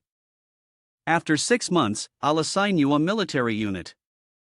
Wang Zhang furrowed his brow and spoke. Old man, I know you've had it harder than me these past few years. We've lost so much, and in the end, we have to take it back. Oh, by the way, old man, I want to ask you to help me save someone. He waved his hand. I know, Shan Jia Chang, right? He's awake now. He was puzzled. You've cured him? Wang Feng he opened his computer. Shangguan Jiachang was poisoned by a type of toxin. After that, while pressing the machine, he explained in detail for him to understand. This type of poison is a new toxin combined from many kinds of neurotoxins. I had to try many times before I could solve it. But I'm still not sure whether it will leave any aftereffects in the future. At the central hospital, which had been newly built and spacious, Titi, moved to tears, wiped her eyes and said to Shang Guan, who was lying in the hospital bed, Dad, you're finally awake. He gently stroked her cheek. Titi, you must have had a hard time these past few days. Titi smiled, I'm fine, as long as you wake up. There's nothing more important than that. Shiju stood guard outside the door and shouted at the newcomer, you can't come in. At that moment, Titi opened the door and greeted him with a smile, Big brother, you're here. Come on in. Mr. Lam, this is my eldest brother Shangwan Yun Xiao, he's not a stranger. Yun Xiao said, that's right. I heard from you that Uncle 3 woke up, so I rushed here immediately. Seeing the two enter, Shangguan greeted them, come, Yun Xiao, please sit down. Yun Xiao sat on the chair next to the bed and handed over a food carrier. Uncle 3, it's great that you're awake. Today, I had someone cook a chicken to make soup. It's been raised on the farm for a long time. Uncle 3, drink it, it'll help nourish your body. Shangguan held the bowl of soup, continuously praising. It smells so good, it's been a long time since I've had a meal like this, my stomach is already starting to complain. Yun Xiao turned to speak to Titi. Titi, have you found out the result of this matter yet? She replied. Not yet. The opponent is very cunning, leaving no trace at all. He reassured her. Don't worry, we will definitely find something out. Shangguan asked. Yun Xiao, you're planning to rest for a while, do you want to come to Zhurong and help Titi? Yun Xiao answered. Uncle, you know my preferences. I'm used to working on the farm every day, I have no interest in business dealings. Suddenly, the door to the room creaked open, and Titi turned to greet the next person entering. Wang Jang, you're back. She smiled and introduced Wang Jang to Shan Wan. Father, this is Wang Jang, the bodyguard you hired for me, though you've never met him before. Wang Jang said to Shiju. I've completed the task. It's been tough for you lately, you should rest now. He called out. Yes, boss. Shan Wan praised him. You did well. Wang Jang smiled and replied. My intuition tells me we've definitely met before. Your gaze feels so familiar to me. He became pensive and seriously said, Titi, you go outside for a while, your father and Wang Jang have something to discuss. She obediently obeyed, turned and walked out, closing the door behind her. Only then did Shan Wan speak up, sit down. When Wang Jang heard the familiar title Evil King of the East from his mouth, he was taken aback and asked, how do you know Evil King of the East? Shan Wan smiled, looking at the cup of water in his hand, and said, no need to look at me like that. The title Evil King of the East isn't a secret. I am a businessman. I have, to some extent, been involved in both the black and white worlds. Wang Jang obediently and politely poured water for the elder. No need for more detours, just speak, where exactly did you meet me? He smiled, reminiscing about the past. Sure enough, his master hadn't misjudged him, and said seriously, I can consider myself half a brother to you.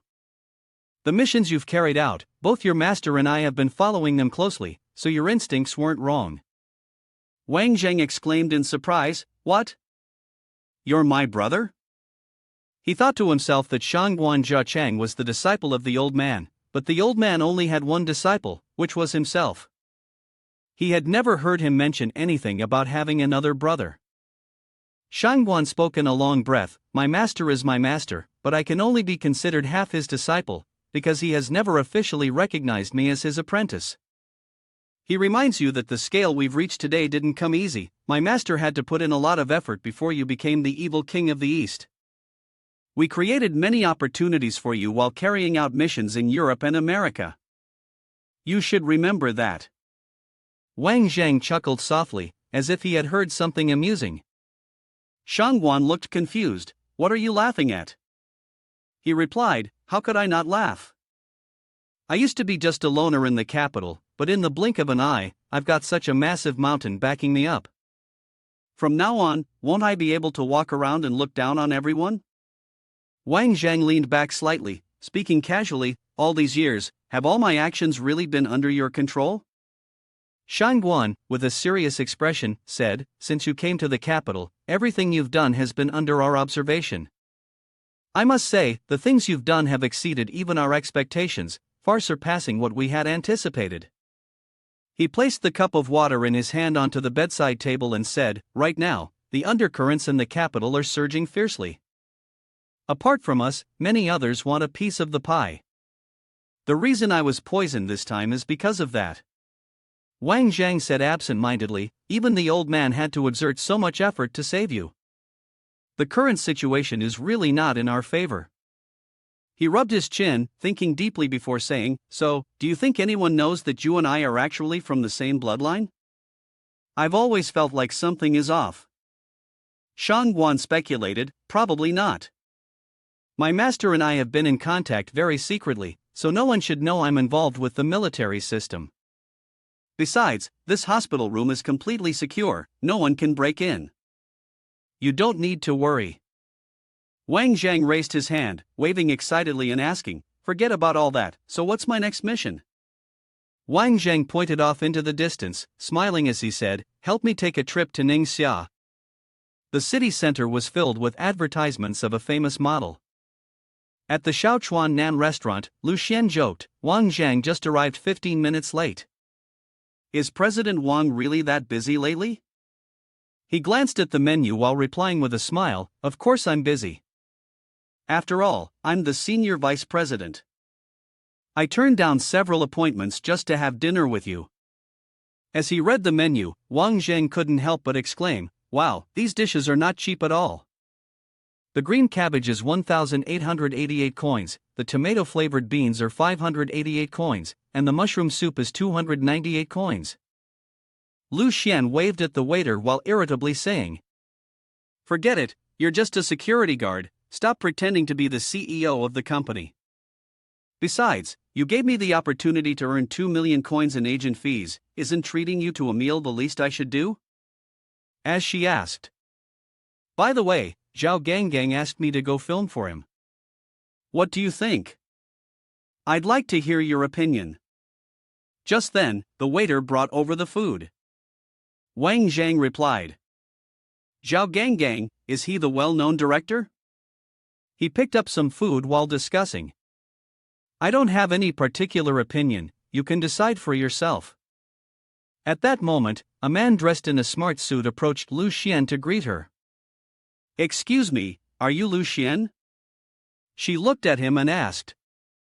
"Yes, may I ask what's the matter?" The man introduced himself. "My name is Li Luanpei, I am the secretary of the CEO of Yangguang Media. Our boss is also dining with clients here at this restaurant. We didn't expect you to be here as well, so our boss would like to invite you over to sit for a while and get to know you. Yangguang Media is one of the 3 largest media companies in Nation H. The boss, Qin Leiyu, is also very famous." Lu Xian politely declined Luanpei. "Thank you for the invitation, but I'm afraid we're about to leave."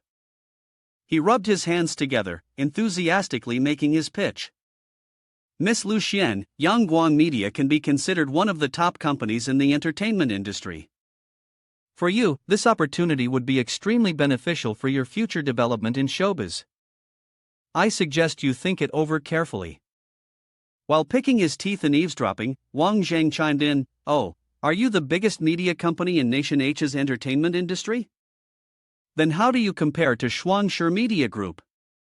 Luanpei didn't even glance at Wang Jang and continued speaking directly to Lu Xian. "Each company has its own area of expertise, they're quite different. For a newcomer like you, Miss Lu Xian, the most suitable choice is to sign with Yangguang. Our professional team will definitely polish you into a shining star." Lu Xian took a sip of water and bluntly refused, "Sorry, I'm not going."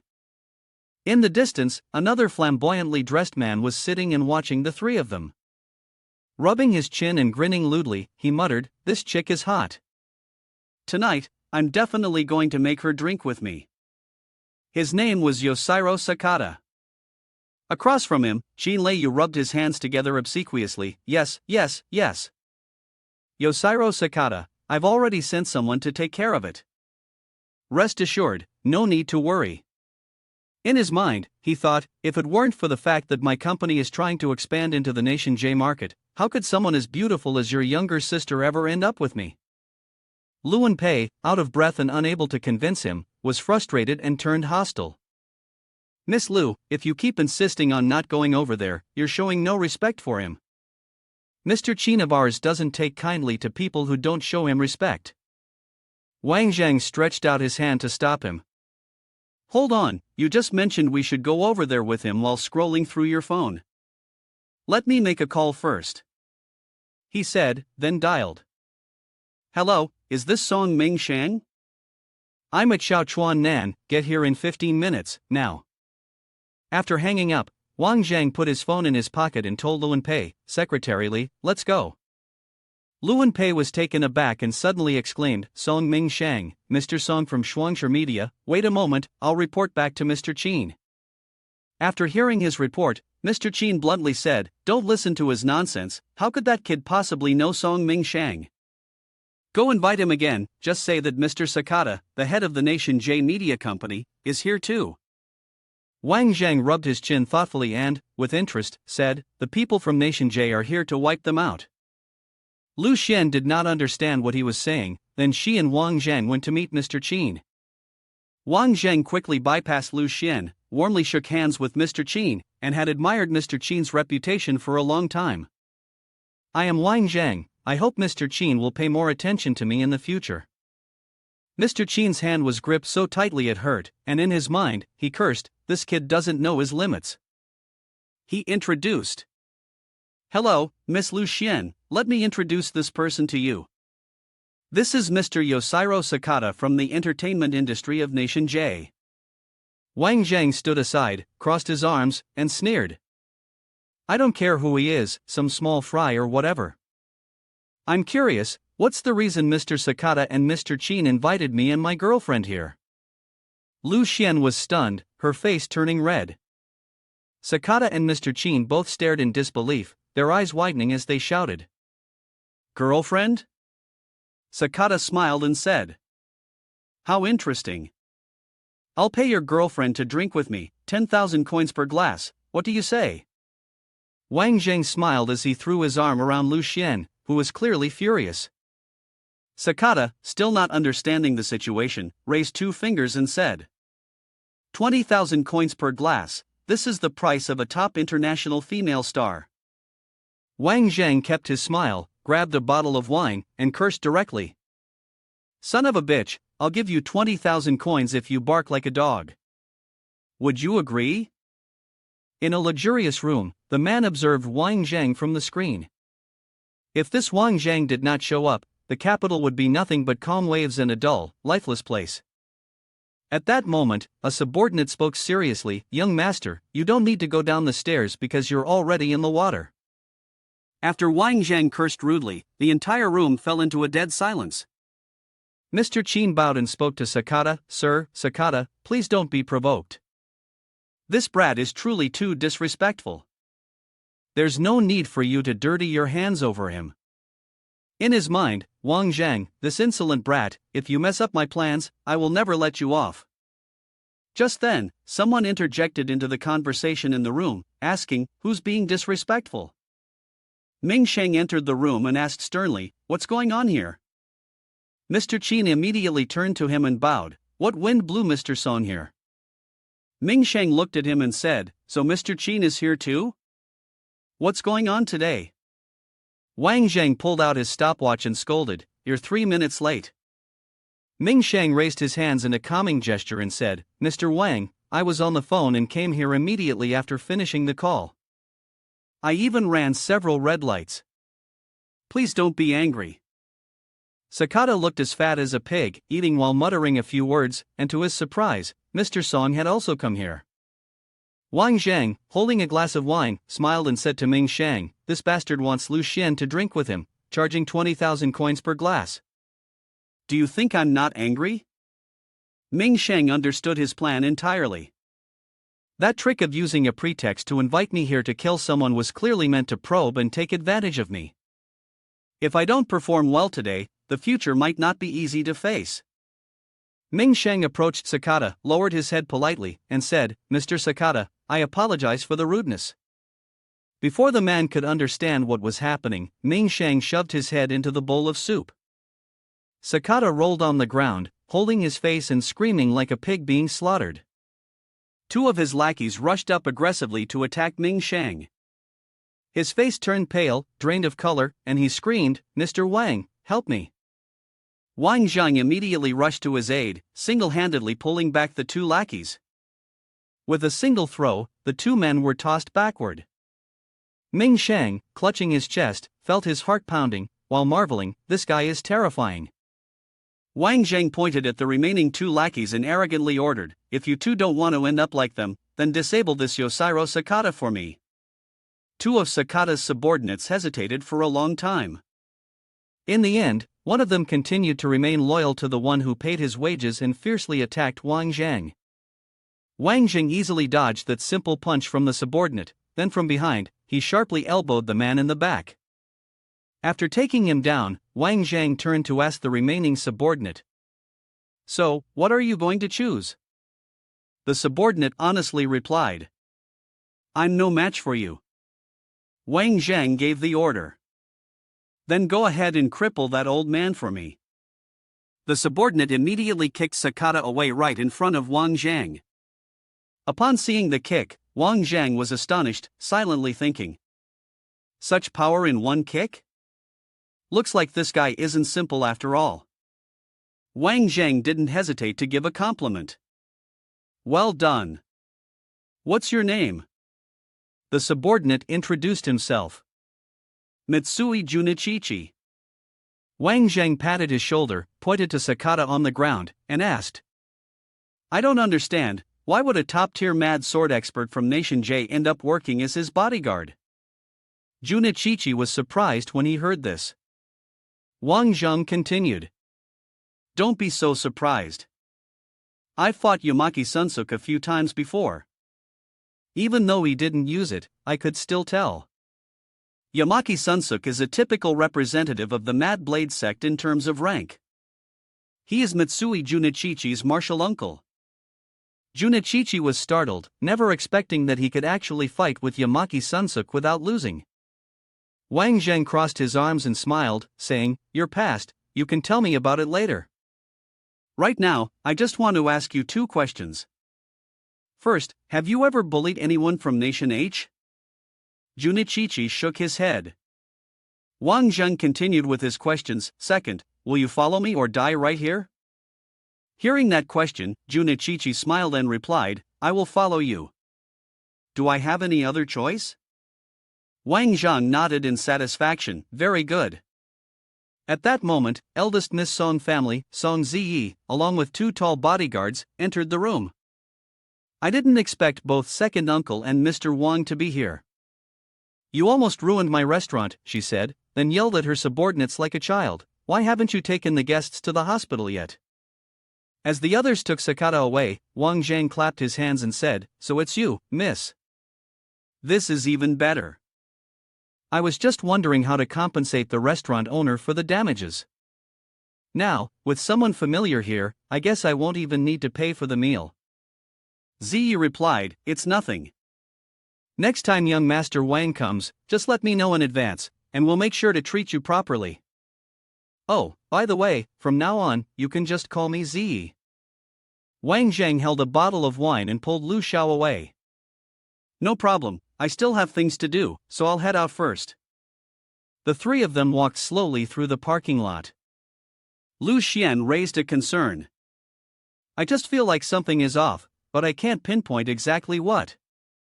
Song Ziyi listening to him like that, I always find it a bit surprising, and it doesn't really make sense either. Wang Zhang crossed his arms confidently and said, "What's there to fear? When the army comes, the general stands ready. When the water rises, build the dam. Besides, the one who came is an incredibly beautiful girl." Lu Xian helplessly reminded him. "Look at you, all lecherous and cowardly. Don't mess this up." Suddenly, she carelessly twisted her ankle. Wang Zhang reacted quickly, catching her before she could fall flat on the ground. He noticed Junichichi's earlier actions, and in his mind, he assessed the explosive force of this Junichichi guy. It seemed his strength was much greater than Wang Zhang had imagined. He then squatted down to examine Lu Xian's ankle. "Does it hurt?" She answered. "A little, but I think I can still walk." Without hesitation, Wang Zhang picked her up. "How does Song Ziyi design the parking lot like this? So bumpy. She should be made to pay for this." From the rooftop of the building, Ziyi spoke. "Second uncle, you really do see far ahead. You knew to build connections with this person early on." Ming Sheng then explained, "It was just a misunderstanding. Originally, I wanted to teach him a lesson, but it ended up causing significant damage. In my heart, I calculated that, after all, Wang Zhang had promised me that he would help me replace big brother Song Mingwei and become the head of the Song family." Ziyi told him, "But second uncle, by flattering Wang Zhang like that, you're openly going against the family." Ran and his subordinates were standing in front of a building, examining it. One of the subordinates asked, "Young master, how should we deal with this?" Ran turned around, frowned, and ordered, "Demolish it all. I don't want to see this building here tomorrow morning." Following his instructions, an excavator team was called in to demolish the building. Just then, Wang Zhang drove by and, puzzled, wondered, is this silver throne, the largest asset in Feng Changming's hands, really being torn down just like that? Ran sat in the car and asked the driver, "Sui, what's the situation?" He is Sui, a former Langya Special Forces soldier, and the captain of Su Tianran's private security team. he replied, "Young master, our search team has already entered. They're currently checking the third floor, but haven't found anything unusual so far. Everyone has been detained for facial recognition. We still don't know where Mr. Feng Changming, the owner of Silver Throne, is." Hearing Su Wei speak for a long time, Ran furrowed her brow, her face full of anger as she ordered, "Dare to kidnap Yuan Yuan? I'll dig 3 feet of earth to drag him out by the neck if I have to." In the car, Yuan smiled and said, "Brother, thank you." Ran casually replied, Yuan, there's no need to be so polite between us. Anyone who dares to bully you will regret ever coming into this world." At that moment, a dispute broke out on the street. "This bastard, second uncle helped you so much, and this is how you repay him, huh?" Xiao Ming, holding his sore cheek, yelled aggrievely, "I didn't even know Su Yuan was Su Tianran's sister. Besides, at first, uncle supported me kidnapping Su Yuan, didn't he?" Suddenly, a group of riot police stormed in, leaving both of them stunned. Chang Ming, in despair, fell to his knees. "Didn't I already release Su Yuan? Please, don't make things difficult for me anymore." The police ignored him, loudly shouting, "Tranquilizer guns, prepare to fire." Chang Ming let go of all his stubbornness, sighing as he said, "You can just shoot them." At that moment, 2 people with their faces completely covered jumped onto the rooftop and shouted, "How can we easily hand them over to you like this?" The 2 of them grabbed Xiao Ming and Chang Ming, casually waving at the police as they teased, "Goodbye, handsome officers." After waving, they took the 2 men and ran off. Su Wei leaned over the railing, looking down at the ground, realizing the mission had failed and they would have to face the consequences. He stood upright and reported, "Young master, the mission failed." 2 people snatched them away from the guards. Ran waved his hand and said, "This actually proves my hypothesis. Let's head back and wait for news from Xia Pingyan." As Su Wei walked beside him, he asked, "Xia Pingyan, Mr. Xia, young master, have you sent Mr. Xia out already?" Ran replied, "Let's go, and continue with that Silver Throne clubhouse business for me." The 2 men carried the 2 Feng relatives and sprinted down the alley. Junichi ran while reporting, "Someone's chasing us from behind." Wang Jang responded, "I know, and they're skilled. From what I can tell, this person has been chasing us for a while." Their speed hasn't decreased, in fact, it has remained steady throughout. Wang Jang discussed the plan. At the corner ahead, there would be a black car. After stuffing the person inside, we'll split the road in 2. He sighed with relief in his heart, thankful that before starting, he had asked Li Minghao for backup. Otherwise, carrying Feng Changming while trying to shake off the guy chasing them would have been impossible. The 2 of them found the kidnapping car, shoved the person inside, and then Wang Jang and Junichi went in opposite directions. Xia Pingyan used his family's secret technique, closing in on Wang Jang. At one point, he bent his knees and jumped up, transforming into a frog, leaping swiftly toward Wang Jang. "Little brat, go die." Wang Jang immediately drew the silver needle, marveling, "You're fast, already caught up. Your leg strength is impressive." Pingyan waved his hand, neutralizing all of it. Watching this, Wang Jang was stunned. Not a single silver needle he threw had managed to hit. On the other side, Pingyan was also evaluating his opponent. Those silver needles managed to block all of his attacks and the angles he used to dodge. "This kid isn't ordinary." Wang Jang spoke loudly and arrogantly. "King of Wing Chun battle, Xia Pingyan, I didn't expect the Su family to send someone like you here. Since you're here today, don't even think about leaving." Pingyan clasped his hands behind his back and spoke arrogantly. "It seems you still don't understand the gap between you and me. Taking your life would be as easy as chopping firewood." Wang Zhang Tung swung his fist toward Pingyan. "Mr. Xia, then go ahead and try." Xia Pingyan raised his hand to lightly deflect Wang Zhang's strike. Wang Zhang immediately adjusted his attack, using an elbow strike, but Pingyan leaned back just in time to avoid it. His movements were so fast they left Wang Zhang's eyes spinning. "This old man is too strong." After striking Wang Zhang's hand with great force, Pingyan clasped his hands behind his back and casually said, If you can't kill me, you'll have to come back with me. But since your words were so disrespectful earlier, I'll have to cripple one of your arms. Wang Jang, hearing this, became enraged and launched a series of punches. You're too cocky. No matter how strong you are, you're still just a dog of the Su family. Ping'an blocked every strike, then landed a punch to Wang Zhang's chest to show him what a true blow from a powerful opponent felt like. The speed was impressive, but still lacking a bit of sharpness. Wang Zhang quickly clenched both of his fists. Ping'an stepped back, offering a compliment. Among the youth of today, he was considered quite impressive, and he had already made up his mind. His earlier attack had been delivered with 80% of his strength, yet the man only retreated a few steps. If he didn't deal with him today, this would surely cause future trouble. Wang Zhang, still clutching his chest where he had been punched, continued to taunt. Don't celebrate too soon, who knows who will die by whose hands. Ping'an, provoked by the words, angrily charged forward. Still stubborn even when death is imminent? At that moment, a hidden strike caught Ping'an off guard. Junichichi, holding a long sword, arrogantly spoke. Old man, 2 against 1. Let's see how arrogant you still are. Then, Junichichi and Wang Jing attacked Ping'an, one after the other. Ping'an, showing the skills he had cultivated over his lifetime, skillfully dodged every slash from Junichichi. Junichichi swung horizontally, but Ping'an bent his body and leapt to the side to evade. Seeing his sword attack easily dodged, Junichichi was stunned and thought to himself. What? This old man has such incredible agility?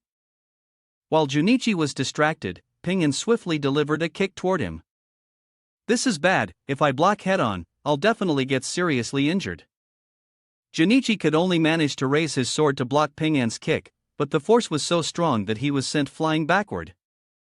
The sword flew from his hand, and his shoulder blade snapped.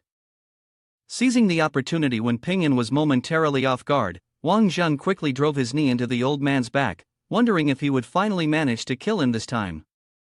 The old man merely glanced at him, while Wang Jang let out a cry. It hurts so much. Ping'an leisurely pulled a metal plate from behind his back. Not bad. He raised the metal plate and smiled, saying, If I didn't have this, my back would have been broken by your kick. Wang Jang, furious, cursed under his breath. Damn old man, are you playing dirty? He then continued with Junichi, attacking Ping'an from both sides. First, Ping'an aimed a kick at Junichi, but he managed to raise his sword just in time to block it. After that, the old man and Wang Jang exchanged a series of rapid punches, which made Junichi wonder. How can this old man not get tired after all this fighting? At that moment, from a distance, a bullet was fired. Ping'an was shot in the hand, his face filled with shock, the sniper aiming carefully. Yilang, dressed in a suit and holding a sniper rifle, smiled and said, as always, no matter how skilled someone is, they can never outmatch bullets.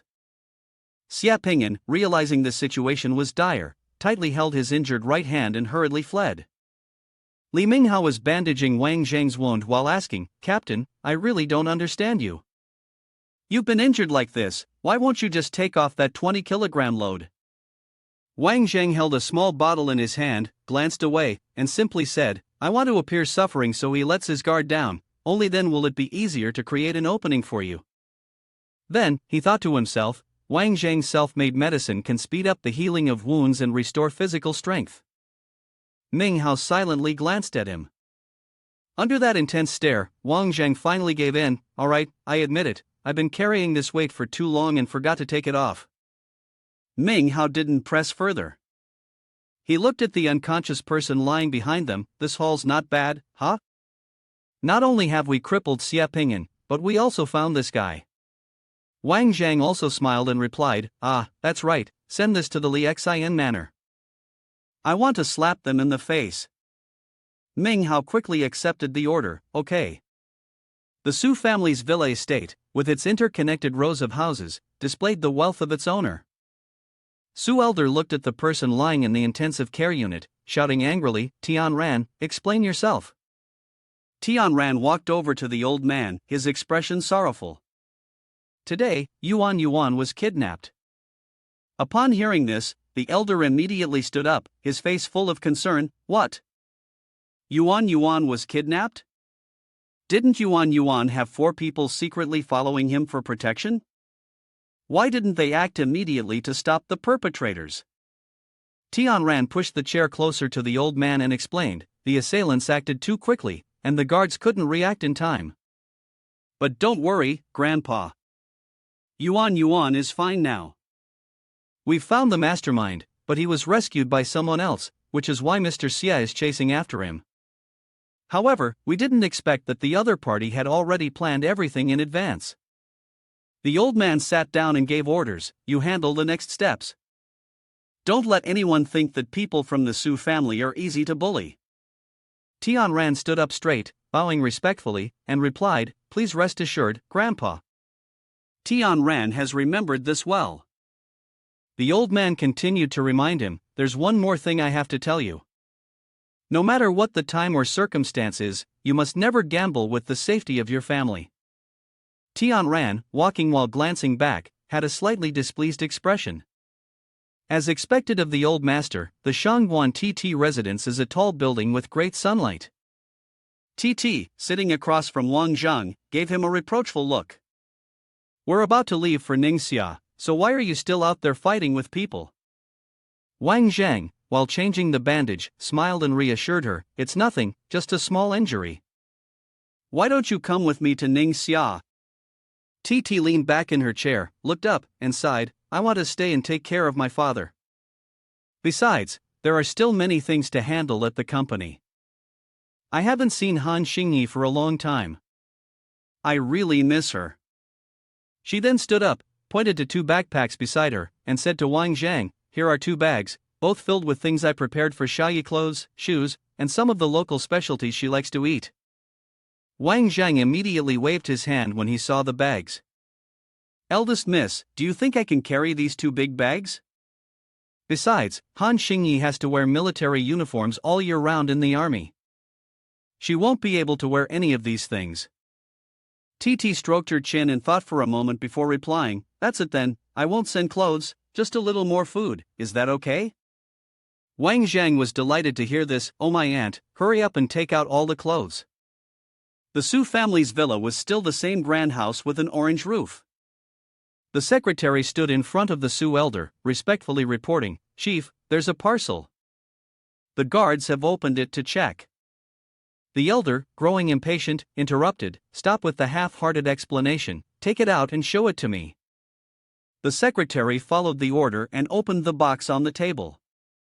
Inside was a severed arm. The elder frowned, deep in thought. After a while, he ordered, take this to Tianran for him to see. The secretary replied respectfully, yes, sir. In Su Tianran's room, he tucked one hand into his pocket and stared expressionlessly at the arm in the box. Have you asked the doctor?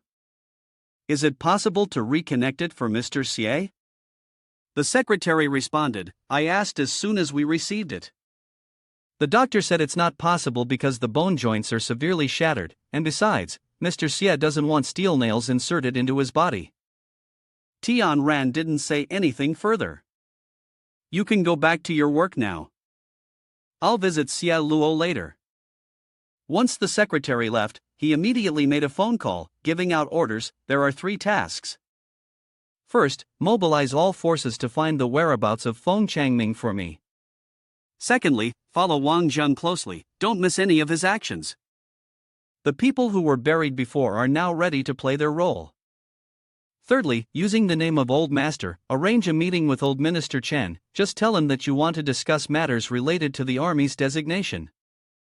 After not long, hang up the phone, his expression filled with murderous intent. Long Lan has been destroyed for so long, how could I allow them to resurrect it? The secretary, after leaving, wasn't in a hurry. His face was solemn as he dialed the phone. He was sending a message to notify those above, and the name had already been sent to the palace.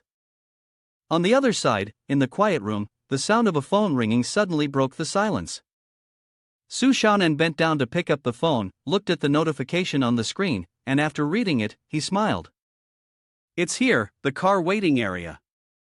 Wang Jang, along with 3 bodyguards, entered, and he adjusted his glasses, surveying his surroundings. He had told her to bring fewer things, yet she still managed to fill 2 suitcases to the brim. After getting into the car and settling in, Wang Jang was surprised to see the girl walking toward him. Song Ziyi sat down opposite Wang Jang, putting on her coat as she said, "What a coincidence, young Master Wang, why are you here?" Wang Zhang's expression was not too surprised. He politely inquired, "It is quite a situation, I wonder where a miss dressed like this is planning to go?" Ziyi, noticing his politeness, suggested going to Inchuan. "Young Master Wang, please don't call me miss anymore. Just call me Ziyi, and may I call you Wang Zhang?" Wang Zhang did not refuse. "Okay, as long as you don't mind." "What a coincidence, I am also heading to Inchuan.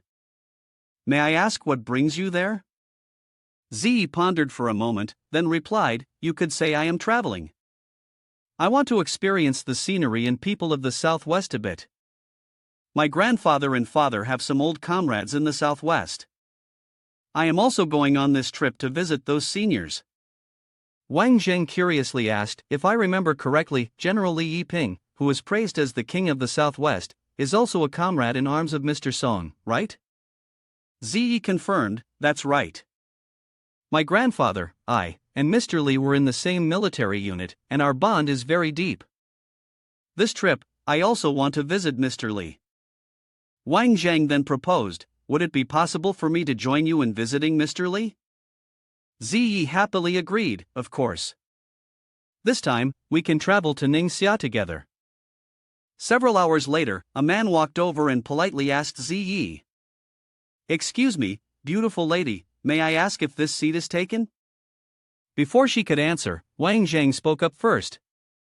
"Sorry, someone is already sitting here." However, he still sat down next to Ziyi. "Allow me to introduce myself. My name is Li Tianshu. I was born and raised in Inchuan, and we're heading to Inchuan soon. How about I invite you both for a meal?" After he finished introducing himself, Ziyi was slightly surprised. Li Tianshu, that name sounds so familiar. Wang Zhang looked at him and teased. "We don't know each other, why should we have a meal with you?" Tianshu didn't mind the attitude and continued politely. "Old man Sui is Li Yiping, perhaps his reputation is somewhat well known." At this moment, Ziyi was startled and exclaimed, "So you're young Master Li? I often see news about you. You could be called the most famous young master in the Southwest. Seeing you in person truly confirms what I've heard, a talented young man." Wang Zhang rubbed his chin, deep in thought. Li Tianshu, why is he showing up now? This trip, not only did I run into Song Ziyi, but also Li Tianshu. This can't just be a coincidence. Tianshu smiled and turned to Ziyi. "So it turns out Miss knows me. I was actually planning to pretend not to know you, just to start over and make an acquaintance." She looked a bit surprised. "You know me?" Hearing that, Tianshu confidently replied, "I guess Miss doesn't know. Our families actually arranged a marriage for us when we were children, but my father strongly rejected it. Now, seeing you here, I can't help but feel deeply regretful." Wang Zhang interjected, asking, "Li young master, since you already know Miss, do you know me as well?" Tianshu was not at all reserved, extending his hand towards him and replying, "Actually, I do know that Wang Zhang is currently the vice president of Zhurong International. My grandfather met you at Old Man Su's birthday party, and when he came back, he couldn't stop praising you. I've wanted to befriend you for a long time." Wang Zheng shook his hand, puzzled. "If you already knew me, then why did you pretend not to know me earlier?" Tianshu didn't hide anything and explained, "Like I said earlier, I originally wanted to set up a chance encounter." Wang Zheng silently assessed the way this guy spoke, bluntly and without any regard for others. Wang Zhang remained silent and did not say anything, taking out his phone to check. On the screen was a message notification from Xia Yan, containing information about Li Tianshu.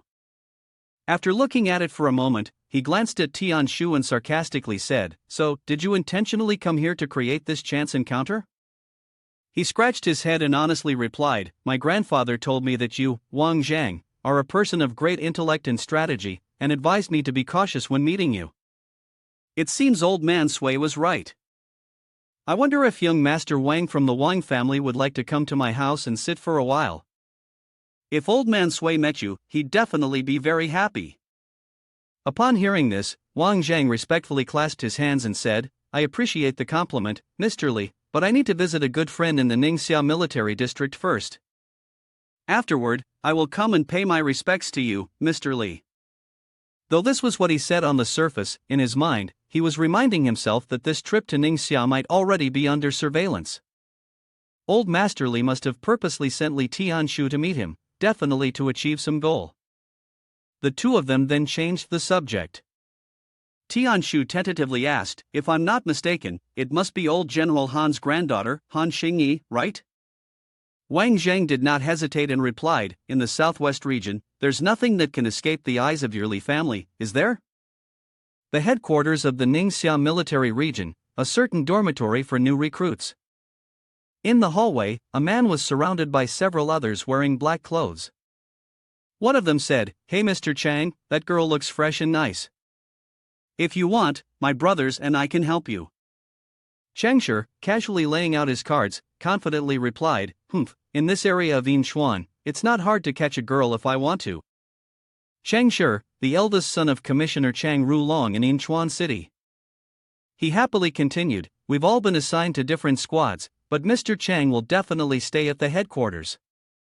Mr. Chang, when you make it big in the future, don't forget to look out for your old comrades like us." Changshi patted the man on the shoulder, reassuring him, "Don't worry, we're brothers. When my career takes off, I'll definitely never forget you guys." The other men laughed, squinting with smiles, "Then we'll leave it to Mr. Chang to lead us." Afterward, Changshi suddenly stood up and suggested, "By the way, that girl Han Jingyi is really beautiful, just my type. Brothers, let's take a day off today, and tonight we'll go out for drinks and singing. You guys get her drunk for me. As for the rest, leave it to me." The guy next to her squinted, a sly grin forming on his lips as he replied, "Mr. Chang, don't worry. Just one word from you, and even if we have to carry her, we'll throw Han Xingyi onto your bed for you." Xingyi's female dormmate, who shared the same room, was folding the blanket while asking, "Xingyi, our new recruit training is over, and there's a celebration tonight." She was tidying up too and replied, "What celebration? I'm not interested. You guys go ahead, I'll stay in the dorm." Her roommate, holding a towel, looked at her with regret, "We're all going. What's the fun in staying in the dorm alone?" She kept begging, "If you don't go, how can we enjoy ourselves? Just come along and join us for fun, okay?" But in her heart, she had other plans. Besides, I had already promised Mr. Chang to bring her along. If I can't get her here, how am I supposed to please Mr. Chang? After a long pause, Xingyi finally relented, "Fine, I'll go." Her roommate immediately brightened, "Xingyi, you agreed. That's great."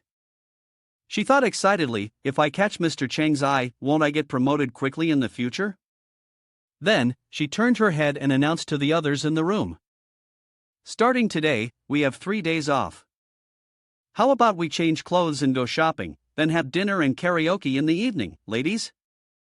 Upon hearing this, everyone cheered. Sure. That afternoon, everyone went together to the meeting place. The roommate cast an envious glance at Xingyi and thought to herself, "Apart from being a little prettier and having a bigger chest, is there any way she compares to me?" At the same time, Chang Shi's group also arrived. He spoke up first. "Xingyi, we're having a party tonight. I've heard you sing very well, you must sing a few songs for us." She politely declined. "I'm a little shy. You guys should sing instead." Even so, Chang Shi didn't give up. "Then, can you have a few drinks with us tonight, Xingyi? After this, we'll be assigned to different teams, and it'll be hard to meet again." Xingyi crossed her arms, her attitude impatient. She thought to herself, "Why do I feel like he's trying to get me drunk?" but deep down, she had already realized he thought she didn't see through his intentions. Suddenly, a luxurious-looking red car stopped in front of Tianshu. The car door opened, and Wang Jang stepped out of the car. Tianshu frowned and scolded, "This is truly outrageous."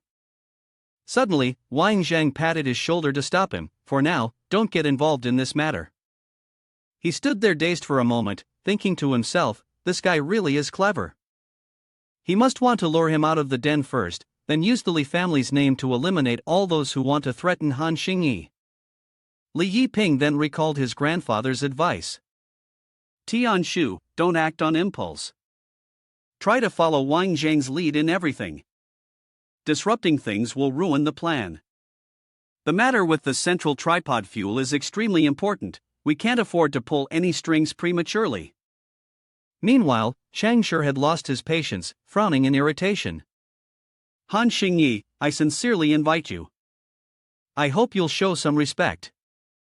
Xingyi's face was equally dark. A person's dignity is built by themselves, not by others showing respect. Then, as if sensing someone approaching, she turned and smiled, calling out to Wang Jang. But before he could respond, she threw herself into his arms, hugging him.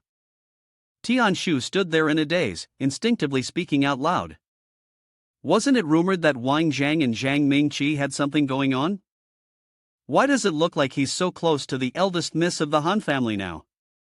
Xingyi playfully clung to Wang Jang and asked, "Are you the only one who came?" He didn't reject her, seeming used to such actions. "That's right, Sun Wan Titi still has to take care of her father. Shang Fei has gone on a business trip, so this time, it's just Ming Sheng who came." He smiled and reassured her, "But they haven't forgotten about you. Titi and Shang Fei bought so many things that they made me bring them to you." He then glanced over at Changshur and his group, subtly inquiring, "Xiao Yi, tell me, is there someone here bullying you?" Xingyi didn't hide anything and responded with a smile. "Yes, someone has ill intentions toward me.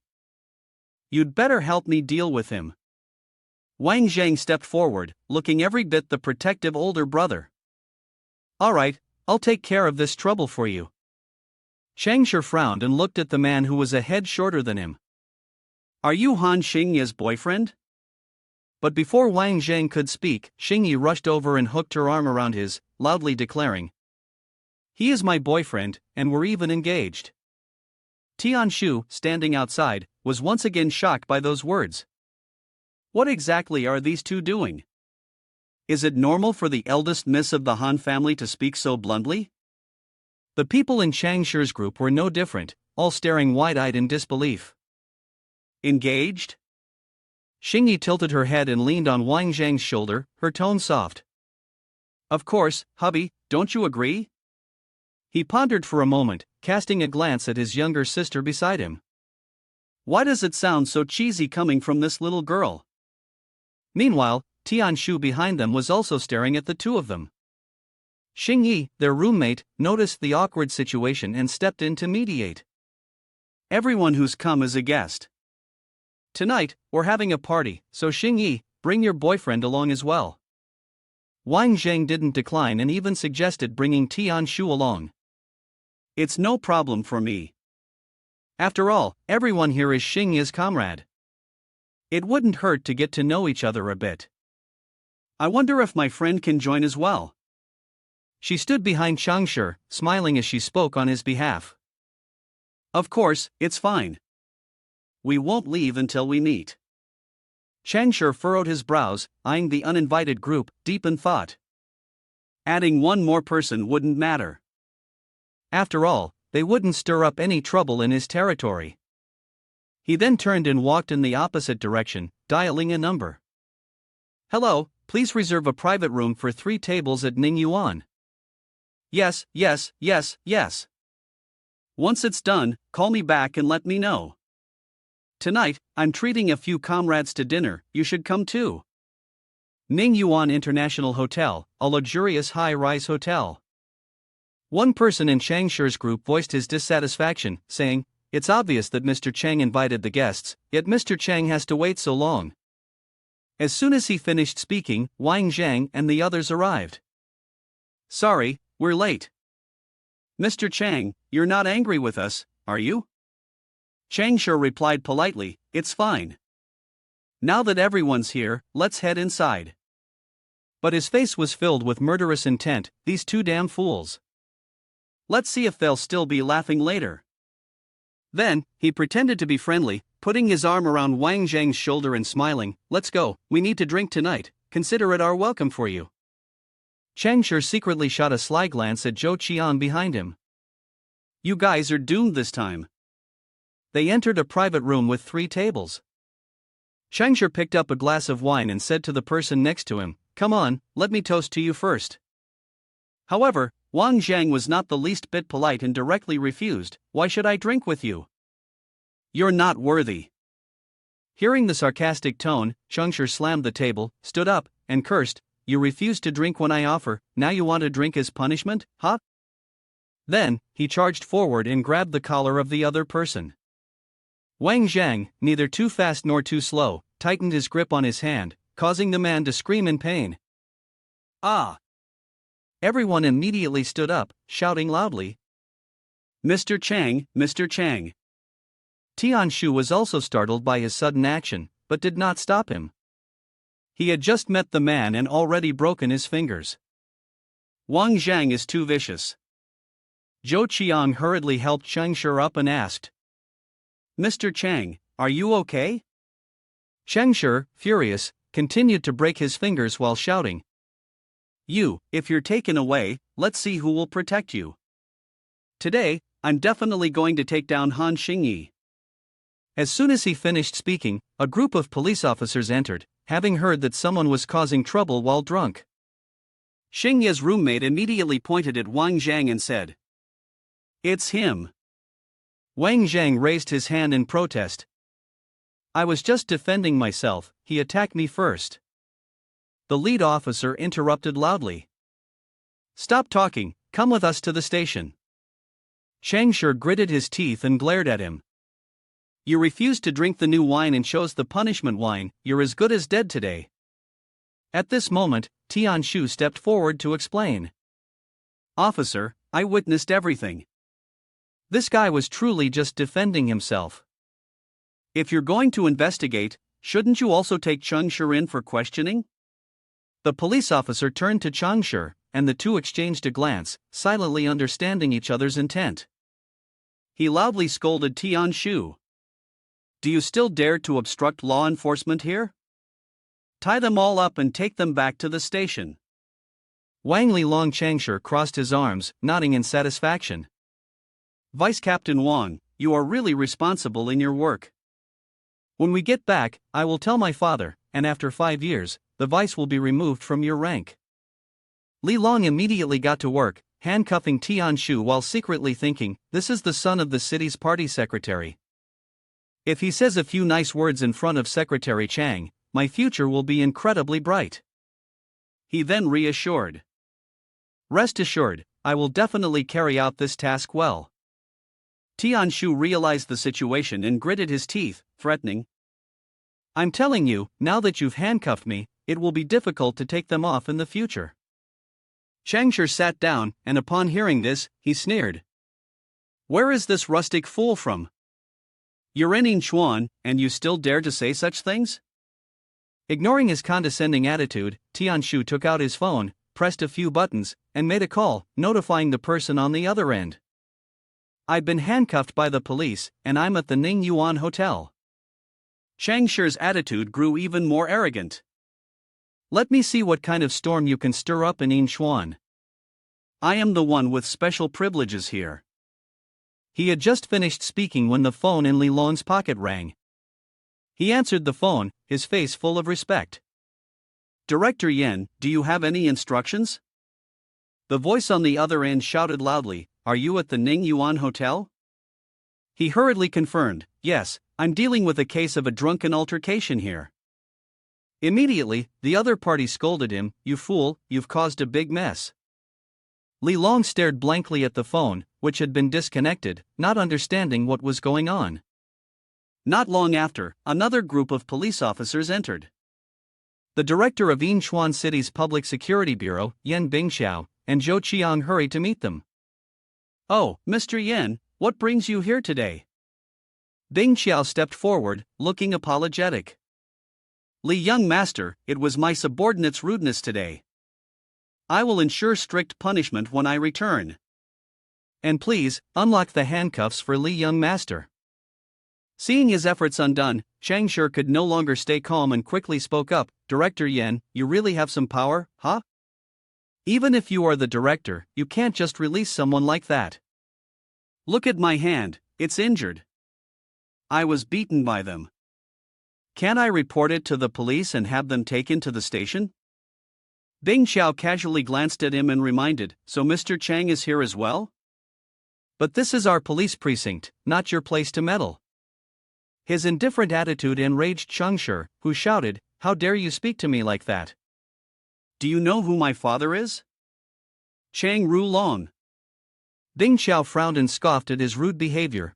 Even if Secretary Chang were here, he would never allow such insolence from you."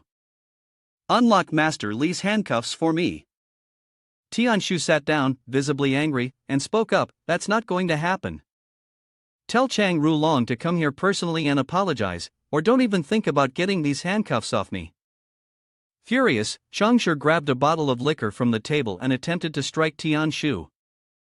"Who the hell do you think you are, demanding my father come here and take these handcuffs off you?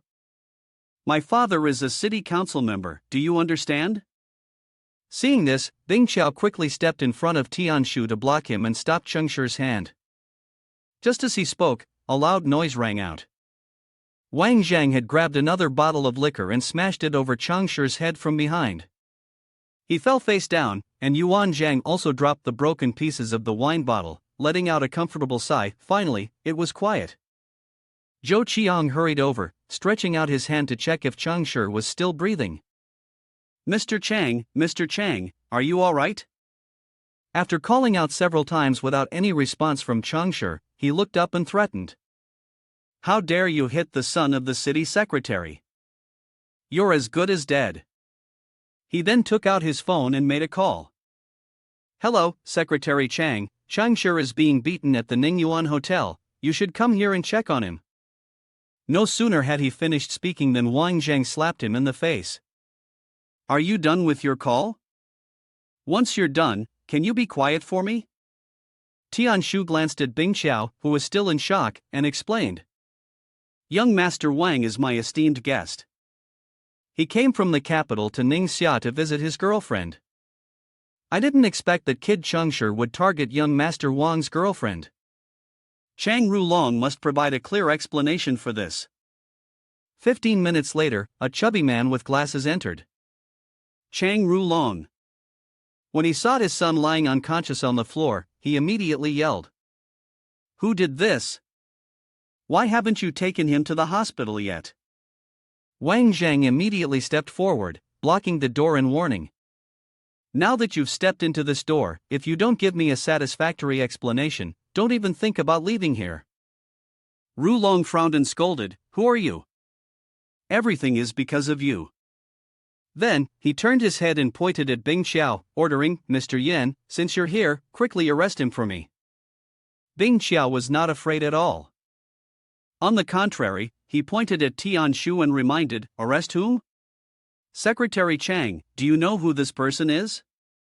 Seeing him freeze, Bing Qiao then introduced, "This is the grandson of General Li Yiping, young Master Li Tianshu." As soon as he finished speaking, another high-ranking police officer entered, his tone displeased. "Secretary Chang, what's going on here? Explain it clearly to me, Director of the Provincial Public Security Department, Technical Division." It was only then that Rulong reacted, his face filled with worry.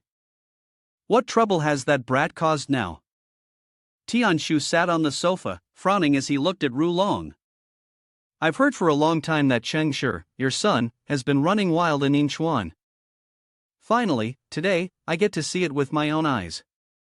If you don't make young Master Wang, my friend, happy today, I won't take these handcuffs off." Wang Zhang clasped his hands behind his back and smiled, saying, "Then I won't be polite." Without waiting for anyone to speak, he continued, "My friend in the military camp was provoked by Chang Shi. If I weren't here tonight, Chang Shi's plot would have succeeded. For such despicable behavior, I'd like to hear Secretary Chang's thoughts on it. Ru Long immediately bowed his head upon hearing this, his face full of remorse. On behalf of Chang Shi, I apologize to you. It is my failure to properly discipline my son that has offended young Master Wang and young Master Li. As soon as he finished speaking, Wang Jang slapped him so hard that his glasses flew off. Secretary Chang, do you think Li young master and I are fools? He pointed directly at his face, scolding. Do you have any idea how many illegal things your son has done over the years? Do you know how many people he has ruined? As he spoke, he kicked him again, decisively. I absolutely detest children of officials who use their position to bully others. I hate even more those officials who treat their own children as treasures, while seeing other people's children as nothing more than trash. The technical staff in the room were shocked when they saw what was happening in front of them. Facing a city committee secretary, yet being treated so roughly, it was intense. Even Bing Xiao, standing nearby, widened his eyes in surprise. But it didn't stop there. Wang Jang walked over to Chang Shi, kicking him in the head as a warning. Listen carefully, take Chang Shi to India. Without my permission, he will never return. He paid no attention to the people around him, loudly giving orders. If by the day after tomorrow, I don't see Chang Shi's plane ticket to India, you know very well what the consequences will be. Ru Long screamed in anger, you dare. Wang Jang immediately retorted, do you think I would dare? If you're planning any more tricks, then don't blame me for exposing all the dirty work you've been up to over the years. After settling the matter, they left first. Xingyi cheered as he walked. That was really exciting. Wang Jang, why don't you just stay in Ningxia from now on? Every time I meet you, it's always such a thrill. Hearing this, Wang Jang immediately raised both hands in a gesture of surrender. Oh my god, I'm just worried that there are others here who might bully you. From now on, Li Tianshu will also subtly protect you. Xingyi, understanding perfectly, replied, Master Li knows how to treat people well. I should probably go visit the Li family sometime. Wang Jing smiled and changed the subject. In a couple of days, I'll stay here and hang out with you. If not, once you're assigned to the team, you won't have time to go shopping anymore. Xingyi immediately got excited. Okay, let's go buy, eat. Wang Zheng coldly addressed the three people in front of him. So, what's the deal? Do you want to cooperate with me or not? The man sitting on the far left spoke first. What makes you think you have the right to ask us for cooperation? Fu Weihua, Zhou Rongmei, Xinlian Meng, you used the name of the former leader to invite us here because of this. Fu Weihua, Zhou Rongmei, Xinlian Meng, all subordinates of Han Bagua, and the three of you are all high-ranking members of Central Tripod Essence Qi. Wang Zhang was not in a hurry. He gently asked, Fu Weihua, you are a smart man, and as the vice president of Central Court Essence Qi, don't you know what I want? Weihua replied straightforwardly, I don't know. Wang Zhang noticed their attitude and felt a bit displeased. He hadn't expected the negotiation atmosphere today to be so uncomfortable. Take a look at this, perhaps you'll change your mind later. The three of them read the information on the paper. Rongmei was startled and exclaimed, You're blatantly framing us. Angrily, he threw the file folder to the ground, and a photo inside fell out. Wang Zheng smiled, as if he had already anticipated his reaction. Why are you getting so worked up? Isn't this only revealing your fear? Weihua furrowed his brow and asked directly, What do you want? Do you want us to cooperate with you? Wang Zheng didn't hesitate, stating his demands plainly. First, Xinlian Meng, I want you to transfer all the consumption funds for this year from all the southeastern provinces into one account. You've been managing Central Tripod's finances for years, and I know you have the ability to do this. His expression was very serious. Second, Fu Weihua, as the vice president of Central Court Essence Qi and a trusted aide, I need you to draft a share transfer agreement for me and cooperate with Xinlian Meng to carry out the transfer transaction. As soon as Weihua heard that, he immediately replied, shaking his head, I can't do it. Su Li, he is the president, and all of these things are in his hands. Moreover, the company's seal is also under his control. I don't have the opportunity to get involved. Wang Jang didn't rush, he simply looked at his fingernails and responded, "It's fine. The issue with Su Li, I will personally handle it." He then made another request. "Third, Zhou Rongmei, you are in charge of transferring all the shares that you and your team have secretly acquired or swallowed up over the years. I will buy them at 10% above market price. I want to strike a hard blow right in Su family's face." At that moment, the television station suddenly announced a shocking piece of news. Yesterday morning, Su Li, the CEO of Central Tripod Essence Chi, had suddenly suffered a stroke. All of the company's affairs were temporarily taken over by Vice President Wei Hua to manage. Yesterday afternoon, the extraction well of Central Tripod Essence Chi suddenly exploded, but fortunately, there were no casualties. The cause of the incident is under investigation. For now, the stock price of Central Tripod Essence Chi has plummeted, with the company's value dropping to just 80%. Tianran looked out the window and then made a phone call. "I can say with certainty that all of this is Wang Zhang's doing. Right now, the Su family shares in Central Tripod are mostly in my hands, but I can't destroy Central Tripod. The people in the southeast region still need it."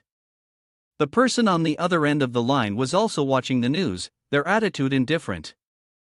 If the young master doesn't send someone to cancel the Central Tripod, then many powerful forces will surely come to confront the Su family. Su Tianran, don't think that you can avoid everyone. Perhaps others can't see through your camouflage, but I can. Tianran frowned and angrily said, "You don't need to provoke me, I won't destroy the Central Tripod in natural chi. I will take it back in the most perfect way."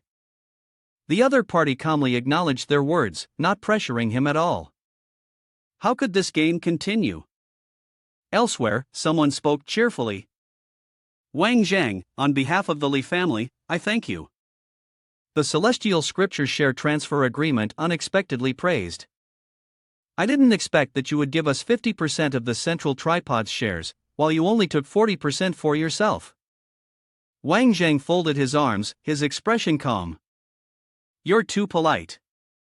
If it weren't for your help from the Northwest, I definitely wouldn't have had such a smooth experience." However, in his heart, he had other calculations.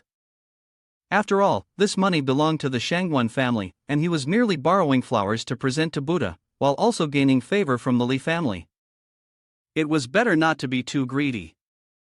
Li Tianshu still respectfully bowed and said, "Regardless of anything, I will always remember your kindness." Suddenly, the sound of a phone ringing came from his jacket pocket. Li Tianshu curiously picked up the phone to answer. To his surprise, the voice on the other end of the line said something that made him pass the phone to Wang Zhang to speak with him. Wang Zhang took the phone and asked, "Who is this?" The voice on the other end remained mysterious. "I know you're Wang Zhang, but you don't need to know who I am. Let's play a game." Wang Zhang immediately replied, "I'm not interested." The voice continued, "You'll be interested, because I planted a bomb in the gas cylinder warehouse of Central Tripod Essence Chi." The person continued with unbelievable words. "It's exactly 12 o'clock now. You have 3 hours. If you refuse, a huge mushroom cloud will grow from the Central Tripod gas warehouse. It should be quite a sight." This sent a chill down Wang Zhang's spine, and he cursed, "You crazy bastard."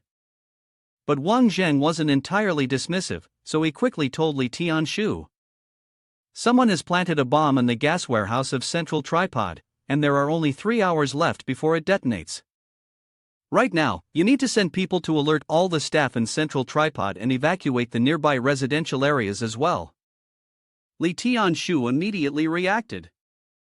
"Understood, I'll send people to inform them right away."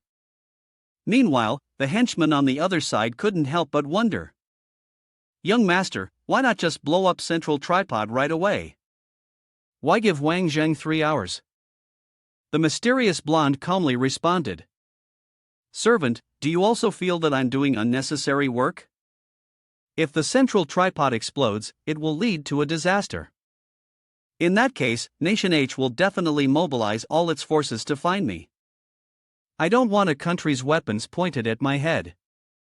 The servant was about to refute, but the blonde interrupted. I will blow up the Central Tripod Company, but I won't let many people die. I only need Wang Jang.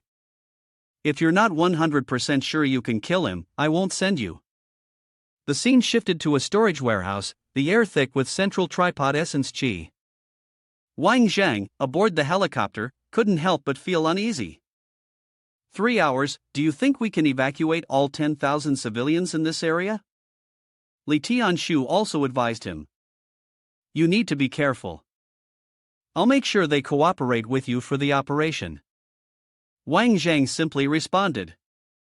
He then slid down the rope, listening to something through his earpiece before replying.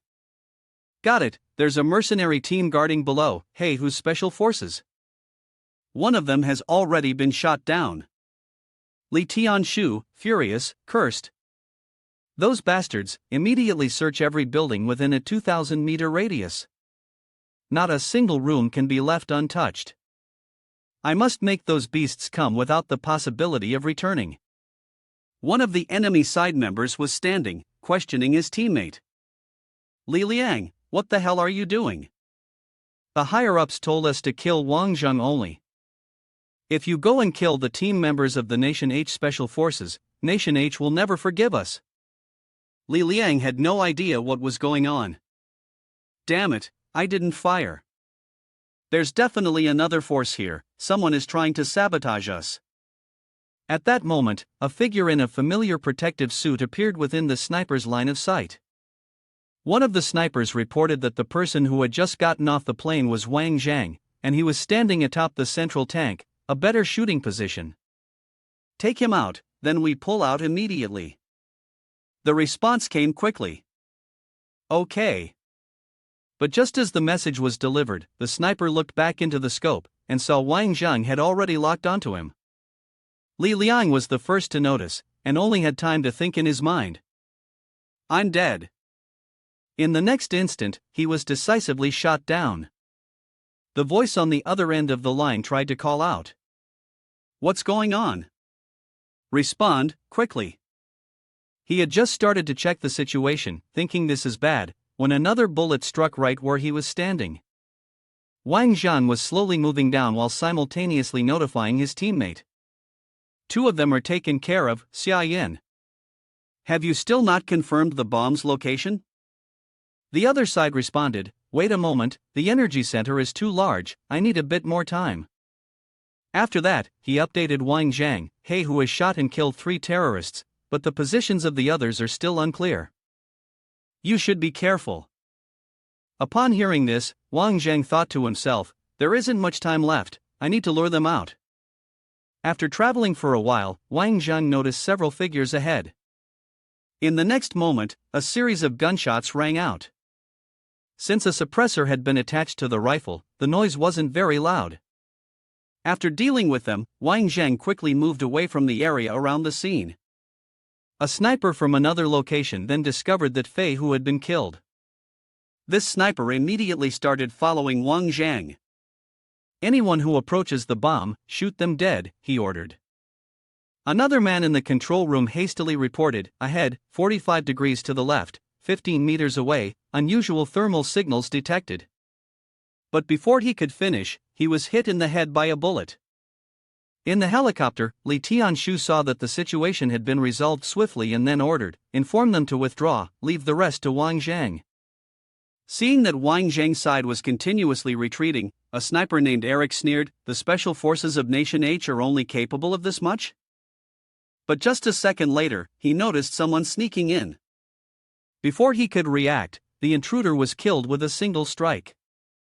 Left behind was a message, the one who took your life. Another sniper was trying to make contact with Eric. Eric, how many have you killed? Why haven't I heard any reports? Suddenly, a voice answered him. After killing so many, you still want to hesitate? In panic, he turned around, only to see the door wide open.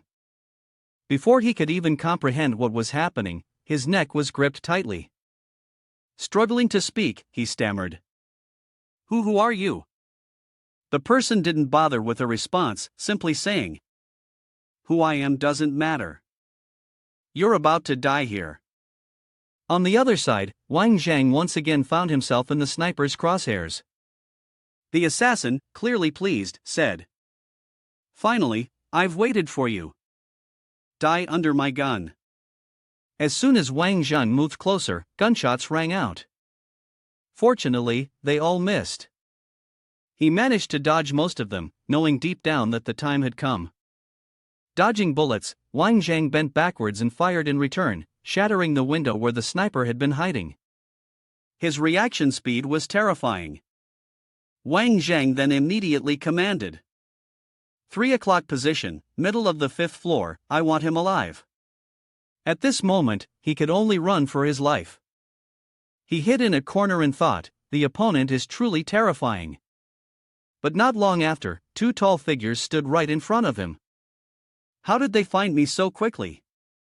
According to orders, the objective was to capture him alive, so they immediately knocked him out without executing him. Wang Jang was also making great progress. I've found the bomb, now I'll start disarming it. But looking at the bomb, Wang Jang couldn't help but curse. Damn it! He realized something, this was just a series of electrical circuits, if he disconnected one, it would be over. But the wires inside this bomb seemed to be too complicated. The situation was becoming extremely dangerous. Which wire should he cut? At this moment, Wang Jang needed to call for backup. There were only 5 minutes left, not enough time for me to open it and check the circuits inside. Is there any way to help me disarm this bomb faster? The person on the other end of the line gave instructions. Try feeling those 3 wires to see if there are any other connected wires. Just then, Wang Jang also discovered. I found a copper wire that's connected. Wait. Wang Jang froze, then cursed again. There are also other wires connected to these 3 wires. He was truly starting to get exhausted.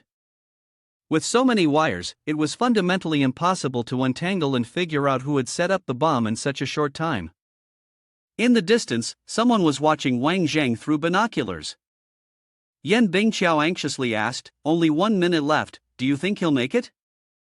Li Tianshu reassured her, we must trust him. Suddenly, someone called Wang Jang. He calmly took out his phone to check, and saw that it was from an unknown number. The voice on the other end carefully guided him, telling him to cut the red wire first, then the copper wire behind it, followed by the red one again, and finally the yellow wire. Only 15 seconds were left before the bomb would explode.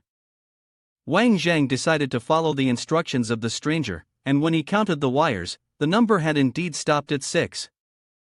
He let out a sigh of relief. It seemed that this time, luck was on his side after all.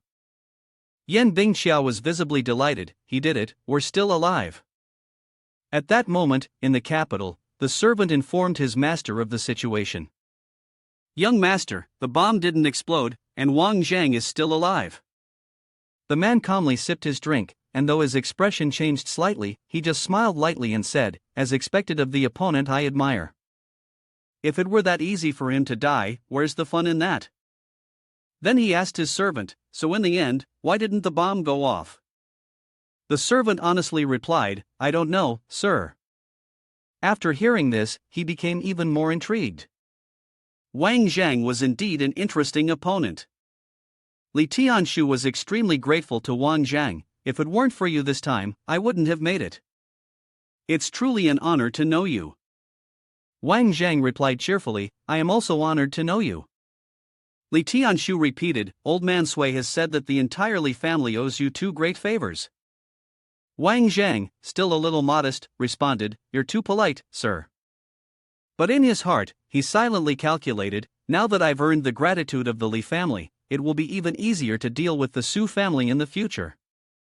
Li Tianshu continued, Normally, my grandfather has quite a tough demeanor, but in fact, he is someone who distinguishes between gratitude and resentment clearly. He even praised you as the war king of Nation H. He then generously said, Wang Zhang has gifted you this car, wishing you a smooth journey ahead.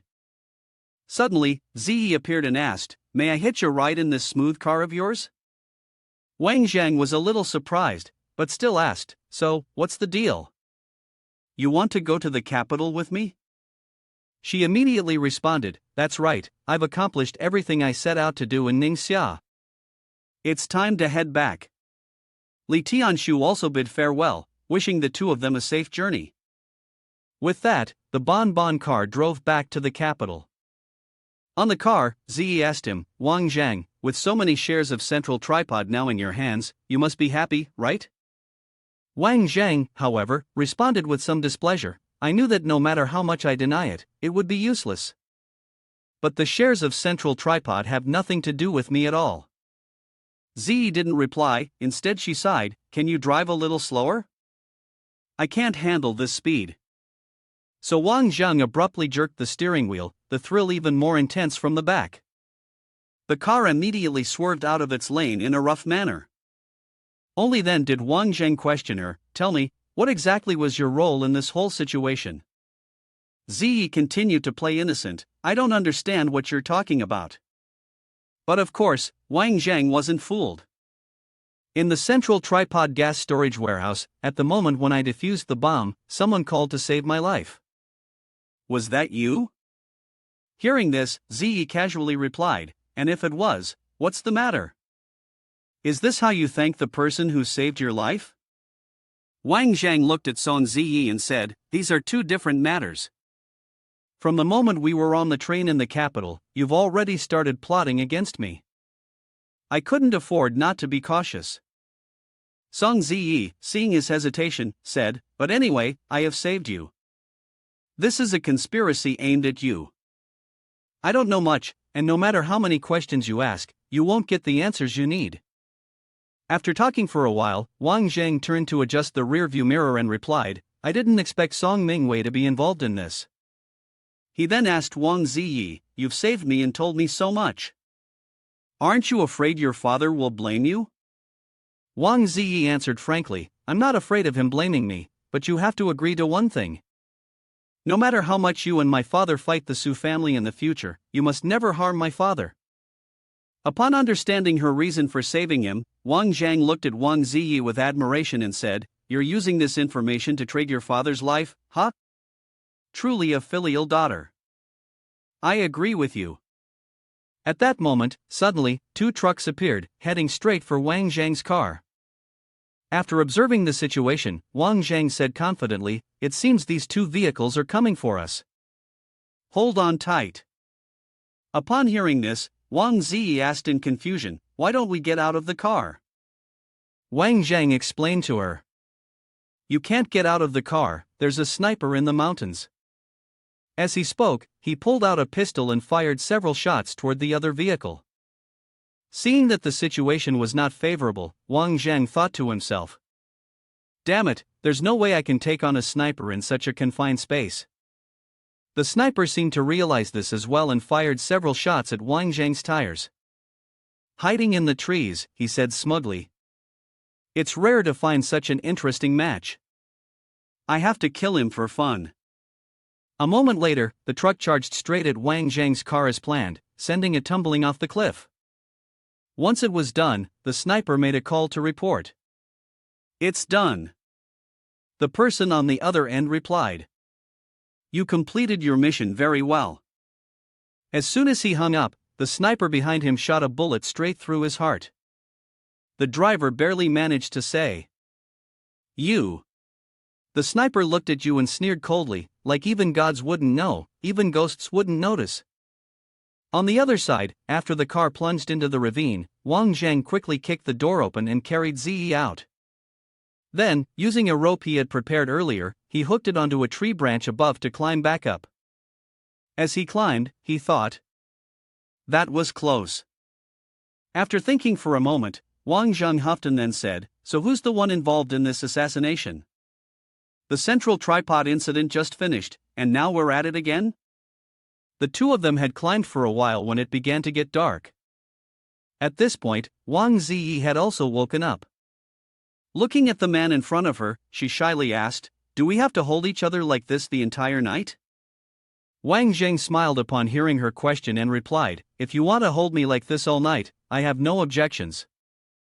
But with the cold weather, if we stay like this too long, we'll end up using a lot of energy." Wang Ziyi then asked, "So how are we going to get down?" Wang Jang observed their surroundings for a moment before answering, "We'll descend slowly. We'll stay in place for the night. It's very dark, but we can't turn on the lights, there's a sniper up top waiting." On the other side, the clock had just struck 2 a.m. A man was still busy making phone calls. He asked the person on the other end, "What's the situation?" The person on the other end reported, "He's dead. The car crashed and exploded into the ravine. No one knows about this except for me." Hearing this, the man was very pleased and said, "Good. You've done well. Whenever you come to the capital, let's meet up." The person on the other end of the line, seeing that the name seemed enthusiastic, immediately replied, "Okay, it's been so many years since we last met, setting up a meeting is the right thing to do." Although he had already heard the report from the other man, the man remained cautious. He ordered his subordinate to send people to closely monitor everyone arriving in the capital by land, rail, and air. "If Wang Jang shows up, report to me immediately." His subordinate, receiving the order, promptly replied, "Yes." As for the two people, after a long climb, they finally made it down to the bottom. Wang Ziyi gently held Wang Jang and softly asked, "Are you cold?" Wang Jang answered bluntly, "No, I'm not cold." Seeing that Wang Jang seemed to be fine, Wang Zilu sat up and asked him, "Why did you take this mountain road? It's even more dangerous than the main highway." Seeing her serious expression, Wang Jang smiled faintly and said, "First, I wanted to have a proper conversation with you. Second, I feel this situation can't possibly end this simply." Wang Ziyi continued to ask, "So you intentionally let yourself be knocked off the cliff to fake your death?" Wang Jang did not hesitate to answer, "Exactly, because sometimes being dead is safer than being alive." A little while later, Wang Jang went over to set up sleeping arrangements for both of them. He told Wang Ziyi, "In order to get you back to the capital safely, I have to be a bit more cautious." Hearing this, Wang Ziyi looked at him and replied, "Is it just 7 or 8 days? If you can endure it, of course I can too." After hearing Wang Ziyi's response, Wang Jang added, "If it were longer, you might not be able to handle it. Fortunately, it's winter now. If it were summer and we were living in the damp jungle, with insects biting us, we'd be sick and done for in less than 2 days." With that, he lay down to rest, not forgetting to remind her, "Close your eyes and get some sleep. We need to conserve our strength right now." The next morning, Wang Ziyi woke up very early to check the situation. Seeing that she was awake, Wang Zheng approached her and said, "Finally, you're awake." Wang Ziyi replied, "Good morning." Then Wang Zheng handed her a water bottle and some dried food, saying, "This is some dried food and water I prepared. Eat a little, then we'll be on our way." Wang Ziyi picked up a piece of hardtack and took a bite. As soon as she bit into it, she couldn't help but exclaim, "This hardtack is so tough, but the taste isn't bad." The male lead, upon hearing this, confidently replied, "Of course, I made it myself." Upon learning that he made it, Wang Ziyi widened her eyes in astonishment. "You know how to make this?" Wang Jang responded nonchalantly, "Why not? Besides, I've added many kinds of herbs to this hardtack to boost blood circulation. It's quite valuable." After finishing their meal, Wang Jang stood up quickly to put on his jacket. He hurriedly told Wang Ziyi, "We need to leave now. The slope here is a bit slippery. I'll carry you down." With that, Wang Jang carried Wang Ziyi along the mountain path. Before long, a few hours had passed. After 5 hours, Wang Jang turned his head to look at Wang Ziyi and gently called, "Wake up, we're here."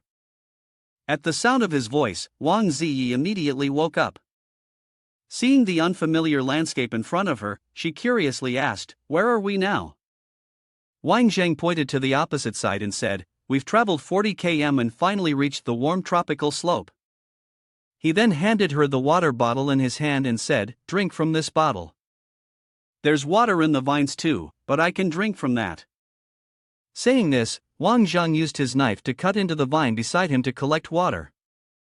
After both of them had finished drinking, they continued on their journey. Wang Ziyi, walking while glancing at Wang Jang, said, "We're not lost, are we? Everything looks the same to me." Upon hearing this, Wang Jang quickly replied, "Don't worry, we're not lost. I'm a living map.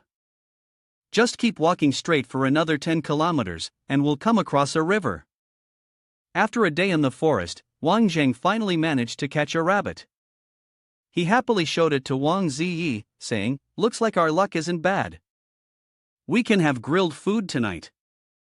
I'll start the fire and cook the rice, you just relax." Wang Jang gathered the leaves he had collected and built a fairly sturdy shelter. Seeing this, Wang Ziyi approached and said, "Let me give you a hand." After the meat was grilled, the two of them sat by the fire and enjoyed the meal. Wang Ziyi took a bite and exclaimed, "This is so delicious, really tasty." Hearing her praise, Wang Jang replied, "If you like it, I'll grill food for you every day from now on." Looking at the warm-hearted young man before her, Wang Ziyi couldn't help but think to herself, how wonderful it would be if things could always stay like this. She looked at Wang Jang for a long time before she began to express her thoughts. In fact, there were many times when being by the side of the person you liked, far away from noisy and bustling places, was a really good thing. But Wang Jang knew what she was about to say, so he interrupted her. He turned around and walked into the tent, then said, "Get some rest, we need to stay in the forest for a few more days." Seeing the attitude of the male lead, Wang Ziyi suddenly felt a bit disappointed inside. She thought to herself, "But I really want to continue living like this with him." 5 days later, the two of them finally made it out of the forest. Wang Ziyi happily looked at Wang Jang and said, "Finally out." Wang Jang pointed towards the city and said to her, "Let's go, we need to find a place to stay first." With that, the two of them went to a nearby inn. Wang Jang told the owner, "I'd like a room with a large bed, thank you." As soon as they got the room, Wang Ziyi rushed straight into the bathroom and said, "I need a shower, or I'll start smelling all musty." Upon hearing that, Wang Zhang's face turned lecherous. He said to Wang Ziyi, "I want a shower too, how about we shower together?" After hearing him, Wang Ziyi's face immediately turned bright red. She pushed him out of the room and said, "Go away, buy some new clothes right now. You can't wear these dirty ones again." Wang Jang quickly responded, "Okay, I'll go right now." A little while later, Wang Jang returned, happily carrying several bags of clothes. He said to Wang Ziyi, "I bought some clothes, you can change after your shower." A few minutes later, Wang Jang also finished showering and came out. At this point, Wang Ziyi couldn't control herself any longer. She stepped forward and threw herself into his arms, calling him in a familiar tone, "Wang Jang." Wang Jang understood the meaning behind the beautiful woman's actions, and the two of them spent a passionate night together. The next morning, after waking up, Wang Jang affectionately called out to Wang Ziyi, "Wake up, let's go grab something to eat." Meanwhile, Zhang Mingqi, upon receiving the phone call, angrily shouted, "What? The illusionary spirit crystal storage was stolen? Have you called the police?" The person on the other end, seeing her so furious, hurriedly replied, "We've called the police, they're investigating right now." Zhang Mingqi instructed her subordinates, "Calm down a bit, I'll be there soon." Then she thought of Wang Jang and sighed. "Wang Jang, when will you come back?" As for Wang Jang, he had now arrived at the capital's train station. The moment he appeared, two of the assassin's subordinates quickly started discussing. The man in the brown shirt said to the man in the purple shirt, "He's here. Should we call to report?" The man in the purple shirt immediately interrupted, "Wait a minute. We shouldn't stir up trouble." While they weren't paying attention, Wang Jang had appeared right in front of them. He spoke to them. "You two have been waiting for me for a long time, haven't you?" Go back and let Su Tianran know that I'm still alive and I've returned. The two of them, caught off guard by his sudden appearance, didn't know what to do, so they drew their knives and charged. Die! Wang Jang looked at these two young punks with helplessness and could only say, "Two fools." He easily dodged their attacks and knocked their heads together. Only when they lost consciousness did he coldly say, "Go back and tell your master that everything you did to me in Northwest, I will get back from you." From a distance, a voice suddenly rang out. "Don't move." The two policemen immediately aimed their guns at him. One of them spoke. "We suspect you are involved in an attempted murder case. Please cooperate and come with us to the station for questioning." Then he turned to the other one and said, "Quick, request backup from the headquarters." Hearing them speak, Wang Jang thought to himself, "Su Tianran, your welcome gift to me is truly generous, isn't it?" One gift after another, from being followed to encountering the police. The only thing missing is being treated like royalty. The police officer saw him turn his head to look and immediately said anxiously, "Don't even think about running away, or I'll shoot." Wang Jang grinned and replied, "Are you saying I'm afraid of you shooting?" At this moment, the officer beside him unlocked the handcuffs, stepped closer to Wang Jang, and ordered, "Put your hands out. The reinforcement from the capital station has already arrived, you're not getting away." Seeing this, Wang Jang obediently raised both his hands and responded, "All right, I'll cooperate with the investigation." Of course, this was all part of the male protagonist's plan. As they got closer, Wang Jang swiftly pulled his hand out of the handcuff, startling the officer. "What?" He snatched the gun from the officer's hand and coldly said, "Humph, cooperating with you is out of the question." In the luxurious setting of the Narrowland restaurant, the dining table had already been set, looking very appetizing. The man she had invited was the founder of Lang Xin website, Shan Xin Guang. He looked very cheerful, with a face beaming as if he had just won the lottery. "I've wanted to meet Miss Ming Chi for a long time, but never had the chance. Originally, I was planning to hold a shareholders meeting today, but as soon as I heard Miss Ming Chi had invited me, I pushed the meeting back." Ming Chi heard that and smiled before responding to him. "I didn't expect something like this to happen. Mr. Chen, you're being too kind to Ming Chi. Come on, try the restaurant's most famous fish dish." But with his years of experience in business, he quickly grasped her meaning. "This time Mr. Zhang invited me here, it must be more than just to taste this famous fish dish, right?" Realizing that Xin Guang had seen through her, Ming Chi didn't hide anything and went straight to the point. "Today, I invited Mr. Chen here because I truly need your help with something." Seeing Ming Chi smile and say she wanted to ask for a favor, Xin Guang, eager to show off, confidently patted his chest and said, "I don't know what Miss Ming Chi needs my help with, but as long as it's within my ability, I will help without hesitation." With his approval, Ming Chi quickly spoke up. "Well, I'd like to ask the Lang Xin network to publish an article for me. You see, I've already prepared the draft." Hearing her request, Xin Guang felt uneasy and immediately offered a polite refusal. "Miss Ming Chi, if you're asking me to publish something, it's definitely not an ordinary article, right? A risky matter like that is not something I can take on." He could sense that he was about to decline helping her. Ming Chi immediately employed her beauty strategy, smiling gently as she brushed her long, disheveled hair. "Mr. Chen, by helping me, you're essentially helping the entire Lan Hai group. It's just a simple article. I believe this will enhance the friendship between us. Even the bravest of heroes can't escape the allure of a beauty, especially when that beauty is right in front of them."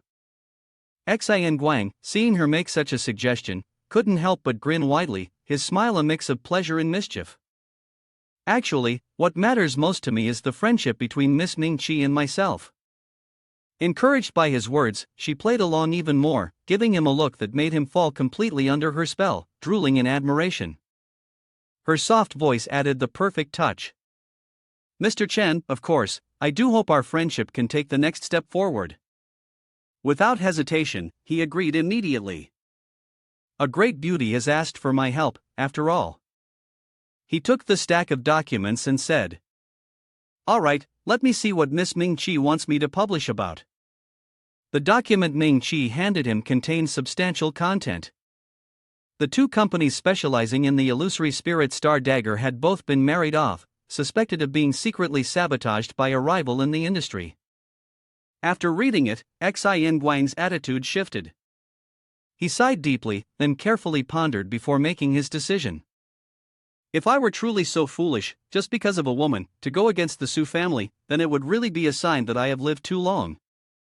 He handed the stack of documents back to Ming Chi and said, "Miss Ming Chi, it's not that I don't want to help you, but if this information were to be made public, it would not be a good thing for our Lang Xin." Seeing herself rejected once again, Ming Chi attempted to use her charm on him. She gently adjusted her dress and looked at Xin Guang with a sparkling gaze. "But Mr. Chen, don't you really want to enhance the friendship between us?" He was, of course, somewhat affected, but he was more concerned about his own safety. He might be tempted by women, but survival came first. Xin Guang sighed and tactfully replied, "Miss Ming Chi, it's not that I don't want to help, but this matter is truly beyond my capabilities." The failure in this negotiation left Ming Chi feeling a little disheartened. Just then, the door behind them suddenly opened. They thought it was someone else, but it turned out to be Wang Jang. Seeing him arrive, Ming Chi felt a little awkward and stood up to ask, Why are you here?" Wang Jang answered without hesitation, "When it's time to come, one must come." With him here, she felt more at ease. Ming Chi pulled out a chair, "Then I'll leave it to you here." This left Xin Guang deeply puzzled. He glanced at Wang Jang, then back at her and asked, "Who is this person?" Wang Jang handed him his business card and confidently introduced himself, "Mr. Chen, here's my business card. I'm Wang Jang, from Zhurong International. I'm here to continue our conversation regarding the illusory spirit Star Dagger." Taking the card from him, the man trembled slightly, both nervous and curious. The senior vice president of Zhurong International. Why was this young man getting involved with the illusory spirit Star Dagger? Could it be that he had a personal relationship with Zhang Mingqi? Wang Zhang sat down casually, his confident demeanor inviting conversation. "Mr. Chen, I wonder if you would be interested in Zhurong's acquisition of Lang Xian's website?" Upon hearing this, the man was stunned, quickly standing up and exclaiming, "Are you serious, or is this a joke?" Wang Zhang arrogantly pointed to his business card and smiled smugly, "Sitting in this position, of course I wouldn't joke." Xin Guang seemed on the verge of collapse, his mood clearly plummeting. "I don't want to take any risks. If we really try it, the blow to Lang Xin would be no different than its destruction." Seeing that he had fallen into the trap, Wang Zhang took the opportunity to press on, cornering the man. "If Mr. Chen doesn't post this news, then tomorrow, the acquisition contract for Lang Xin by Zhurong will be placed on your desk." Wang Zhang lifted his glass nonchalantly, casually informing him of some crucial details. "As far as I know, Mr. Chen is just one of the 3 co-founders of Lang Xin, holding a 30% stake. Zhurong has bought out the shares of the other stakeholders, so naturally, it will become the largest shareholder. With just one word from me, I could decide Lang Xin's fate." Xin Guang seemed unable to believe his ears and, in doubt, shouted out loudly, "Wah! How do you know about this?" Just then, Titi called, and her name appeared on the phone screen, right at the moment Wang Zhang needed. He handed the phone to Xin Guang, saying, "Mr. Chen, look, Shangguan Titi is calling. You can ask her directly." The moment Xin Guang picked up the phone, Titi cut straight to the point. "Mr. Chen, is it? Mr. Wang from Zhurong is discussing the Lang Xin acquisition with you, right?" Hearing her voice, he was left stunned. "Shangguan. It's really you." Titi didn't want to say much. She spoke directly to him with a serious tone, leaving Xin Guang helpless. "Mr. Chen, Mr. Wang's intentions are the same as mine. I hope you can assist us a little." After hearing TTI's call, he looked at the young man with a different perspective. Could he be the freeloading guy that Shangguan TT was supporting? Receiving another call from him, Wang Jang didn't waste any time and asked directly. It's 7:40 now.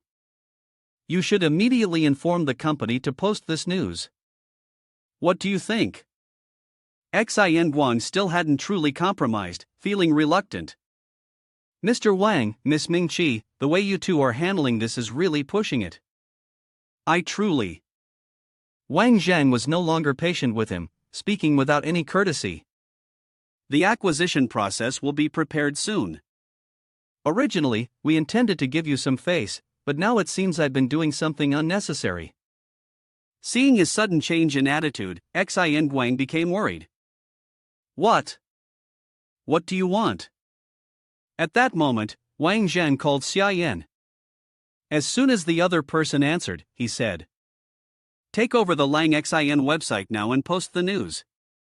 The post's pin duration is 24 hours. Upon receiving the order, the person on the other end quickly responded. Got it, I'll soon be your personal errand boy. On the other side, at the Su family, Su Tianran and Sun Wan were having a conversation, but it seemed quite tense. A broken wine glass lay on the floor. Nuan asked anxiously, Brother, what's wrong?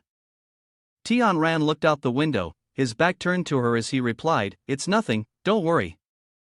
But with his demeanor, how could anyone believe that it was nothing? Nuan walked over to him and gently asked, Is it because of the illusory spirit star dagger? Tianran pondered for a moment before responding, Seeing his gloom, she tried to comfort him, saying, I know it wasn't you who did it. Hearing this, Tianran smiled, turned his head to look at her, and asked in return, Then tell me, why do you feel that way? I am the biggest rival in the competition for the illusory spirit star dagger. Nuan sat down, picking up the shards of the broken glass, and calmly said, Letting your opponent get hold of such a significant advantage, this is not your style of working. Enduring for 10 years, one strike to kill, that's more like you.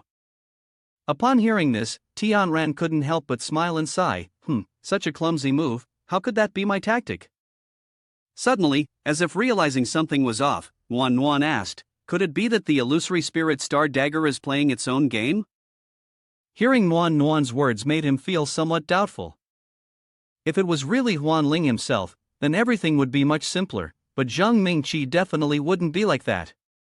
She continued to voice her thoughts. Could there be another secret force behind all this? Trying to push the Su family into the spotlight, forcing us and Huan Ling to turn against each other? Seeing that she made a valid point, he sat back down at his desk and replied. If I find out who it is, I definitely won't let them off easily. Nuan also felt a bit uneasy. Her heart grew more anxious. So, all the arrows are aimed at our Su family. This person can just sit back and profit from it, should we explain things to Zhang Mingqi? Tianran thought for a moment before responding to her. If it's not him, there's no need to explain anything to anyone. Even though her brother had said that, she still couldn't calm down, her mind was in turmoil. Brother, if we just sit back like this, aren't we falling right into his trap? Isn't this exactly what he wants? Tianran, however, appeared calm as he replied. Trying to harm the Su family isn't that easy. By the way, Wang Jang has returned from Ningxia. If you're free, you can invite him out for a meal. Hearing her mention Wang Jang, her eyes lit up, and she smiled happily, but the smile was quickly extinguished as she suddenly remembered, If I go, Grandpa won't be happy. Seeing his sister's sadness, Tianran sighed and said a few words of comfort. As long as it's something you want to do, I don't think Grandpa will stop you. As for the illusionary spirit crystal, I'll take care of it. You don't need to worry. Feeling her brother's protection, she picked up the broken pieces and stood up. All right, then when I have some free time, I'll invite Wang Jing to have a meal and tell him that none of this has anything to do with the Su family. Hearing his sister's intention made Tianran ponder. He worried that Wang Zhang might not listen to her explanation. Whether the Su family was behind all this or not, in the end, Wang Zhang would still raise a knife. He then took out his phone and called someone. Wang Zhang hadn't died. He was still alive and had returned. At this moment, back at the Nerolin restaurant. The person Wang Jang had called earlier was still talking, and he politely spoke to Xia Yan. Okay, we'll have a meal some other time. He seemed pleased when he heard this. By the way, I'll be free tomorrow, at least we should have a drink of the 10-year-old Wunyang wine. I've been banned from drinking by your sister-in-law for so long. Hearing that, Wang Jang once again dampened Xia Yan's joy with the words, but tomorrow I have a dinner date with a beautiful girl. After saying that, he quickly hung up the phone. The scene shifted to Xia Yan's workplace, where he stared dissatisfied at the phone screen that Wang Jang had just turned off. This kid really never lets me be at ease. No sooner had he finished speaking than someone approached him. The person asked, "Boss, should we continue cracking the system? I can press the enter key once more, and we can control the entire Lang Xin website." Xia Yan smiled triumphantly upon hearing this and replied, "Control the whole site, set the timer for 48 hours. Mr. Chen, with an expression of anger and disbelief, looked towards Wang Jang and shouted, "Take over the management of Lang Xin's website? Mr. Wang, are you joking with me? My company has invited the world's top technical talents to protect the site. How can you just break through like that?" Wang Zheng calmly smiled and reminded him, "Mr. Chen, if I'm not mistaken, your phone will ring in the next 5 minutes.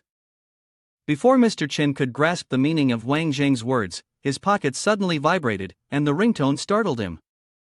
On the phone screen, the technician's name appeared. As soon as Mr. Chen picked up the call, the technician's voice urgently reported, startling him. "Mr. Chen, this is bad. Our system has been hacked. We can't proceed with the update." Mr. Chen, surprised, asked to clarify what the technician had just said. "Can't the backend fix it?" The technician continued to explain the severity of the situation to Mr. Chen. "The backend is completely locked. All of our technical team's computers have been infected with a virus, and we are still trying to recover them." At this point, Mr. Chen hung up the phone and turned to Wang Jang with a worried expression, asking, "What do you want to do?" Wang Jang, indifferent, calmly held something in his hand, tore it in half, and with a cold, ruthless expression, said, "I've already given Mr. Chen a chance. Now, this post that's about to be published is a much more severe statement. I'm sure the headline of this document has already been formatted in the largest, most eye-catching font and is now featured on Lang Xin's homepage." After that, Wang Zhang paid no attention to what Mr. Chen had to say and immediately stood up, pulling Zhang Mingqi's hand as he walked away. As the two were heading toward the door, they encountered the waiter bringing wine into the room. Wang Zhang immediately stopped and pointed toward the room where Mr. Chen was sitting, then said, "The gentleman over there will take care of the payment." Meanwhile, Su Tianran was sitting at his desk, his expression focused as he typed on his computer. On his screen, the headline of today's hottest news was displayed, Lang Xin Today's News, two companies specializing in illusory spirit Star Dagger had simultaneously been robbed, suspected of being sabotaged by a competitor. Su Tianran closed his eyes, thought for a moment, then sighed and said, "He really moves fast and ruthlessly." At that moment, Sun Wan walked up to Su Tianran's desk. Her face showed concern as she spoke to him. "Brother, can't you all settle this peacefully? Why must you keep secretly fighting each other?" Sun Wan rested her hand on her chin, deep in thought. She suddenly flushed as she recalled when Wang Zhang first arrived in the capital, direct, straightforward, upright, and even a bit flirtatious. "I have to admit, Wang Zhang is one of the few men who left a good impression on me." Hearing this, Su Tianran smiled and replied, "If Wang Zhang heard you praising him like this, I wonder how full of himself he'd get." Sun Wan smiled sweetly and answered, "Yes, he's quite charming." At this moment, the three people Wang Jang, Shangguan Titi, and Zhang Mingqi were sitting on the sofa celebrating their victory in Shangguan Tti's room at the villa on Tianping Mountain. The three of them clinked their wine glasses together to toast. Shangguan Titi, sitting beside Wang Zhang, spoke up to congratulate him. "This celebration is for two reasons, one is to celebrate defeating the Su family, and the other is to welcome you back." Wang Jing smiled happily and said, Su Tianren secretly tried to buy Lang Xan, but little did he know, as soon as he became chairman, Lang Xan was already acquired by Arju Rong International. Zhang Mingqi, sitting next to him, was also curious and asked Wang Jang, I heard that you were surrounded by the police at the train station. How did you manage to escape? When Wang Jang heard Zhang Mingqi's question, he turned to her, responding calmly and without a hint of worry, there were a lot of people there. I fired a shot into the air, which caused chaos, and I took the opportunity to run. Shan Titi, upon hearing Wang Jang's story about his escape, couldn't help but admire him.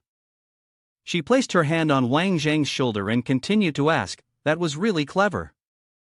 Let's put aside the Su family for now. During your trip to Ningxia, did anything interesting happen? Wang Jang thought for a moment at Shangguan Tti's question, then pushed her hand down and smiled, replying, interesting? Does meeting a beautiful woman count? Shangguan Titi stopped beating around the bush and directly asked Wang Jang, what happened between you and Sun Ziyi? Wang Jang was surprised, how did you know I met Sun Ziyi? He looked at her suspiciously and asked, have you been following me? Shangguan Titi winked at Wang Jang and replied, look at you, you two disappeared for such a long time, it's no wonder people would think you're together. Upon hearing Shangguan Tti's words, Wang Jang's expression darkened, and he turned to ask her, are you implying that every woman who disappears is somehow involved with me? Shangguan Titi didn't hesitate, looking straight at Wang Jang before saying, who knows? With your lecherous nature, is there anything you wouldn't dare to do? Wang Jang laughed heartily, without a shred of shame, and responded to Shangguan Titi, leaving her speechless, fair point? Shangguan Titi raised her glass of wine and called out loudly to the two people beside her, keep drinking, we won't leave until we're drunk. The sky was clear and peaceful. The next morning, in the living room, the three of them Wang Jang, Shangguan Titi, and Zhang Mingqi were drunkenly sprawled out on the floor. Wang Jang, with his eyes half closed, slowly woke up, looking around in confusion. He glanced to his side and, feeling his hand in the wrong place, was immediately startled and horrified. What's going on here?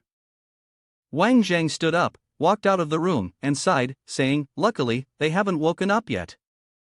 At that moment, Zhang Mingqi had already woken up, glancing at Wang Jang as he walked towards the door, feeling a little embarrassed and thinking, let's just pretend that you took advantage of me this time. Wang Jang sat outside in the waiting area, in the classroom of the Capital Medical University. Sun Wan approached, smiling shyly, hands clasped behind her, looking at Wang Jang and saying, you're actually here on time. Wang Jang looked at Sun Wan and smiled in return, replying, how could I be late when I have an appointment with such a beautiful girl? Sun Wan invited, let's go, I'll show you around. The two of them walked down the stairs side by side, but neither of them spoke. The atmosphere was quiet. Suddenly, Sun Wan stumbled and let out a scream. Wang Jang immediately reached out and caught her by the waist, smiling at her and saying something that surprised Sun Wan. Your waist is so slim. Sun Wan realized that Wang Jang wasn't the person he was trying to show everyone. She blushed and asked him, actually, you're not as perverted as you seem, and all the disrespect for life is just an act, right? Why do you wear a mask? Wang Jang felt a bit guilty, touched his nose, and laughed awkwardly, asking, is there something wrong with me? Wang Jang directly asked the question. Nuan, you called me here, but why exactly? Sun Wan looked at Wang Jang with a worried expression, then said, Wang Jang, there are some burdens. If we could let them go or resolve them, wouldn't that be better? Wang Jang still appeared confused by what Sun Wan was saying. He scratched his head and laughed, asking, my nerves are thick, I don't quite get it. Sun Wan wanted Wang Jang to stop pretending not to understand and said directly, Wang Jang, you clearly know what I'm talking about. Sun Wan tried to hold back her tears, turning her head away to hide them, not wanting to cry in front of Wang Jang. Wang Jang calmly smiled, then took Sun Wan's hand and explained. Eldest miss, what you said is very easy to misinterpret. If someone didn't know better, they'd think you were confessing and got embarrassed, which made you angry. Sun Wan immediately burst into tears, then voiced her determination to Wang Jang. He could only sigh, thinking, "You will definitely convince me, make me forget all the hatred." At that moment, a group of people approached, looking quite intimidating. The leader walked up to Sun Wan and asked, "Wan, did he bully you?" Sun Wan pulled Wang Jang's hand and introduced him to the person in front of them. "This is Dong Li Wen, our class president. He speaks very directly, don't take it personally." Wang Jang closed his eyes, waved his hand, and said, "Just a bunch of kids. I won't bother with them." Dong Li Wen, feeling disrespected by Wang Zhang's dismissal, grew angry and stepped closer, saying, "Say that again, and see if I don't beat you up." Nuan spoke up. "Dong Li Wen, there's really no need. My friend and I still have something to talk about." Yang Lu immediately defended. "Sun Wan, Li Wen is just helping you vent your frustration. Don't be ungrateful." But suddenly, Li Wen slapped her, causing her to clutch her face and stammer, "Li Wen, we didn't even get to finish talking last night, and you're shouting at me now. You ungrateful woman, get lost." She turned and ran off in a huff. The male lead raised his hand sarcastically. "If you want revenge on him, remember to come find me." Nuan also said, "Dong Li Wen, you can go too. This doesn't concern you." "How does it not concern me?" Nuan, your business is my business.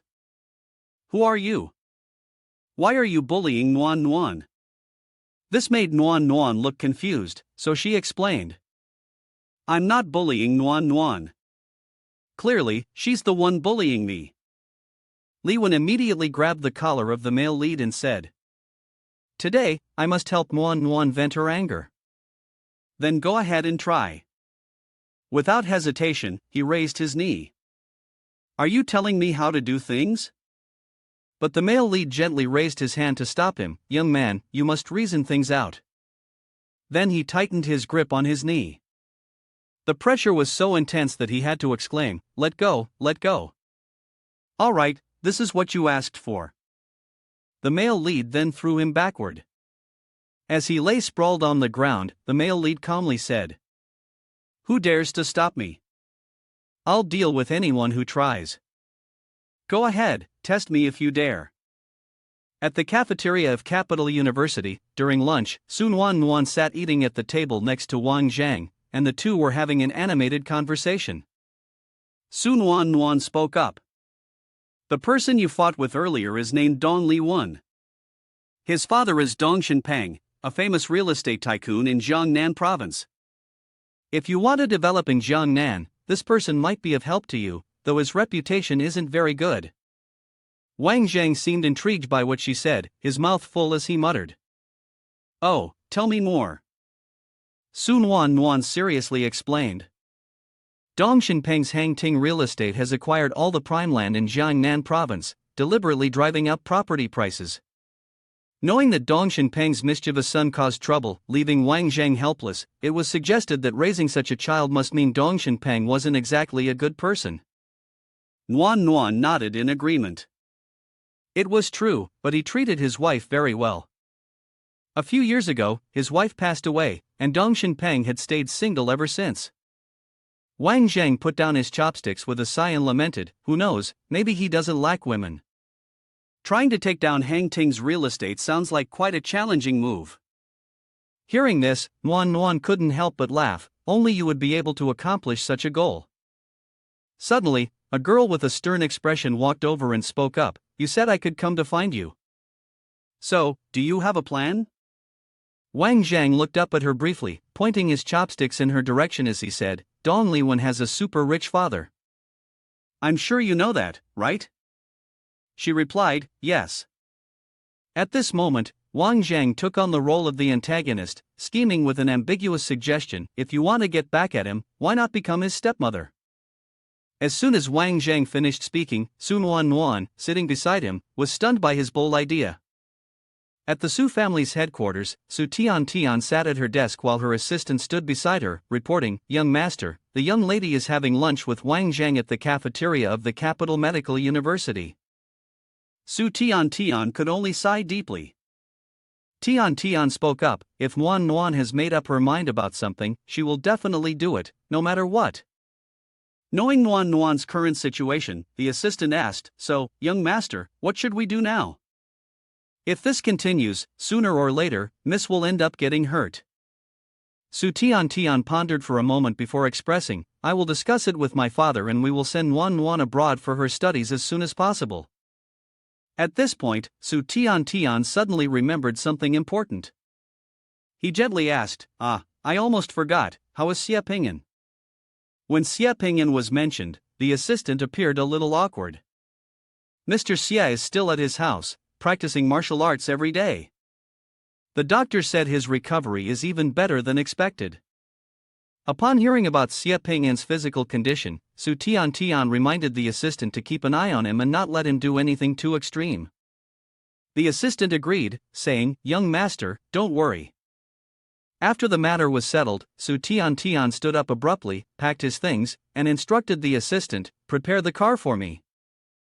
I need to head to the capital's airport. On Wang Jang's side, the two of them left the cafeteria and walked outside. Sun Wan, walking beside him, spoke up, you really aren't going to consider what I said? Somehow, Wang Jang had correctly guessed Tian's intentions.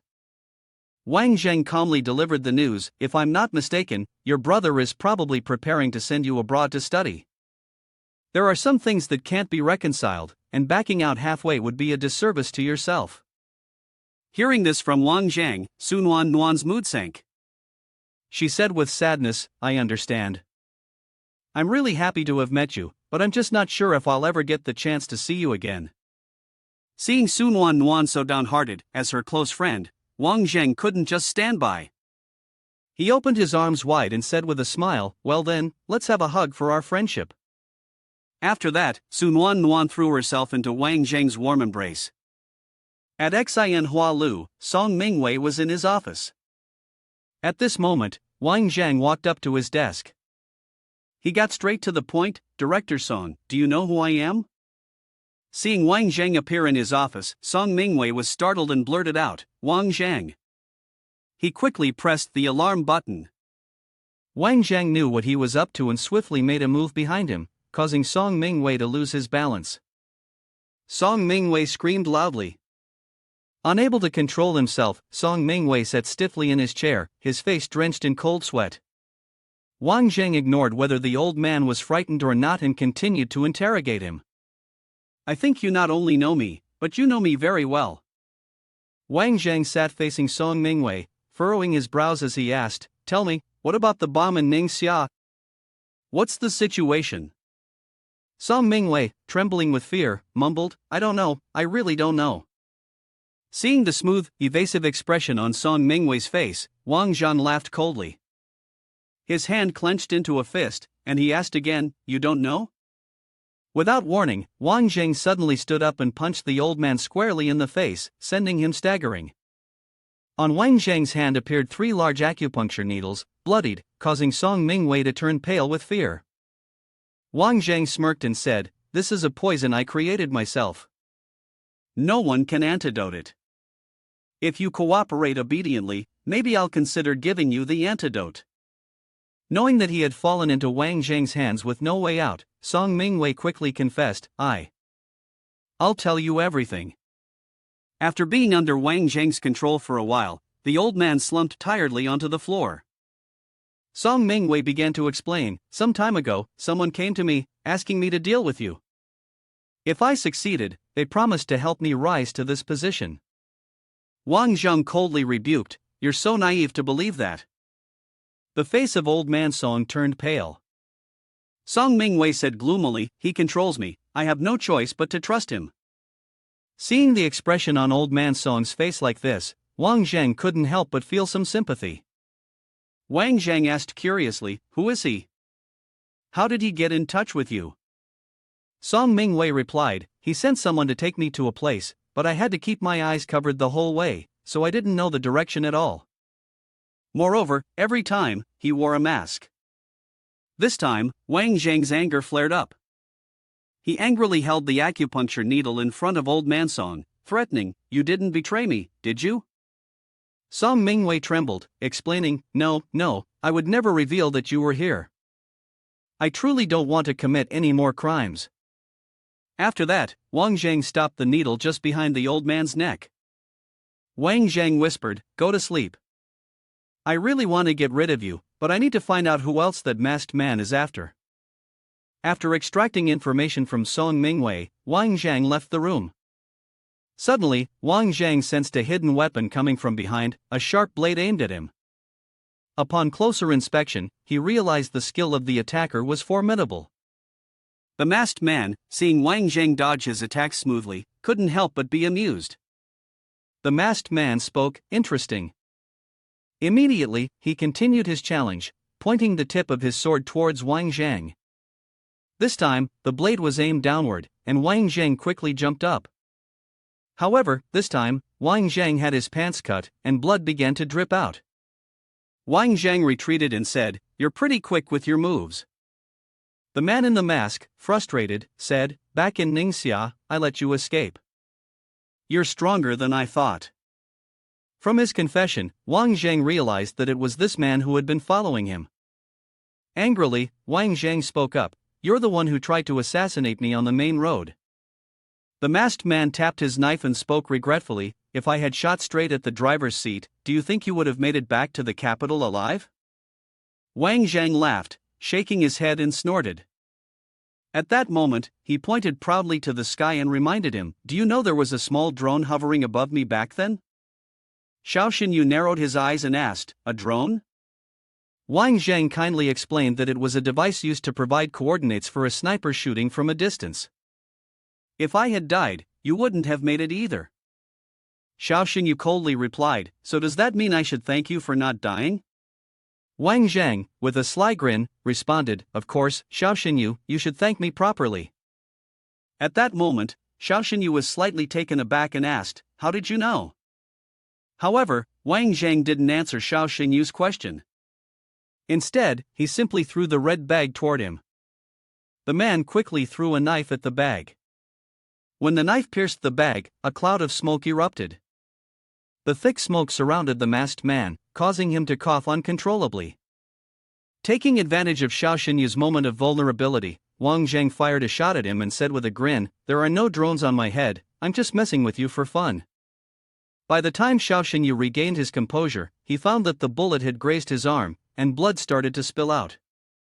When Xiao Yu looked up, he saw Wang Jing sitting on the window ledge, turning his head to say to him, I'm leaving now. As soon as the words left his mouth, Wang Jang immediately jumped down. Xiao Yu, in excruciating pain, could only clutch his arm tightly, silently cursing, Damn it! Time passed, and eventually, the sound of hurried footsteps from a group of people could be heard outside. Mr. Song and a group of bodyguards rushed in through the door. Upon seeing the room empty except for Ming Wei lying unconscious on the floor, Mr. Song loudly ordered his bodyguards, Hurry up, Ming Wei is unconscious, get him help. He suppressed his anger and gave orders to the person beside him. To dare to cause trouble at the Song family's house, this definitely isn't a simple matter. Investigate thoroughly within 24 hours. Meanwhile, Wang Jang, after fleeing to the street, saw police cars lined up everywhere. This is really troublesome now. Suddenly, a red car pulled over where Wang Jang was standing. The car window slowly rolled down, revealing the curious face of a girl who asked him, Why is it you? Wang Jang didn't rush to answer her question but instead stepped into the car. He simply got in and said, Trouble happened at your house, and only you can take me out of here. Hearing this, the girl calmly responded, All right, I'll take you out. Her wine-red car immediately sped off. After driving for a while, their car stopped at a quiet canal bank. Wang Zhang couldn't help but curiously glance at the person next to him and ask, Don't you want to ask anything? But the girl only glanced at him briefly before replying, Are you here to ask my father about the bomb, right? Wang Zhang burst out laughing and said, Seems like nothing can be hidden from you. Your father said there's someone who can help him sit in that chair, and they're just working together. Hearing that, the girl immediately explained, my father is not the type of person who would do anything for personal gain, no matter the cost. Could there be some kind of mystery behind this? Wang Jang replied, I don't know the exact cause. To protect your father, I used silver needles to put him into a coma for the next few months. The girl couldn't help but feel anxious. She grabbed Wang Zhang's arm and asked, Is my father in any danger? Wang Jang, feeling guilty, wiped the sweat from his face and reassured her, No, it's just a coma. There will be no side effects on his body. He wiped his sweat again and said, I know that what I did is wrong, but I did it to protect him. The girl sighed softly in relief. I don't want to see my father get deeper into fame and power. If one day you turn your blade on the Song family, I just hope you'll spare him. Suddenly, Wang Jing turned to grasp the girl's hand tightly and asked her, I just want to ask, why is it that from the very beginning, you believed I would win? The girl shyly looked him in the eyes and answered, I trust my instincts. Sometimes, a woman's intuition is truly frightening. Afterward, Wang Zhang reminded the girl, with the chaos I've caused in the Song family, I think you should go back a bit earlier and check things for yourself. Yet the girl suddenly leaned forward, wrapping her arms around Wang Zhang's and said, No, I don't want to go home tonight. Her action left Wang Zhang somewhat stunned. She pressed even closer to him and, with a pitiful voice, said, This is the first time we've met since returning to the capital. I don't want to part from you so soon.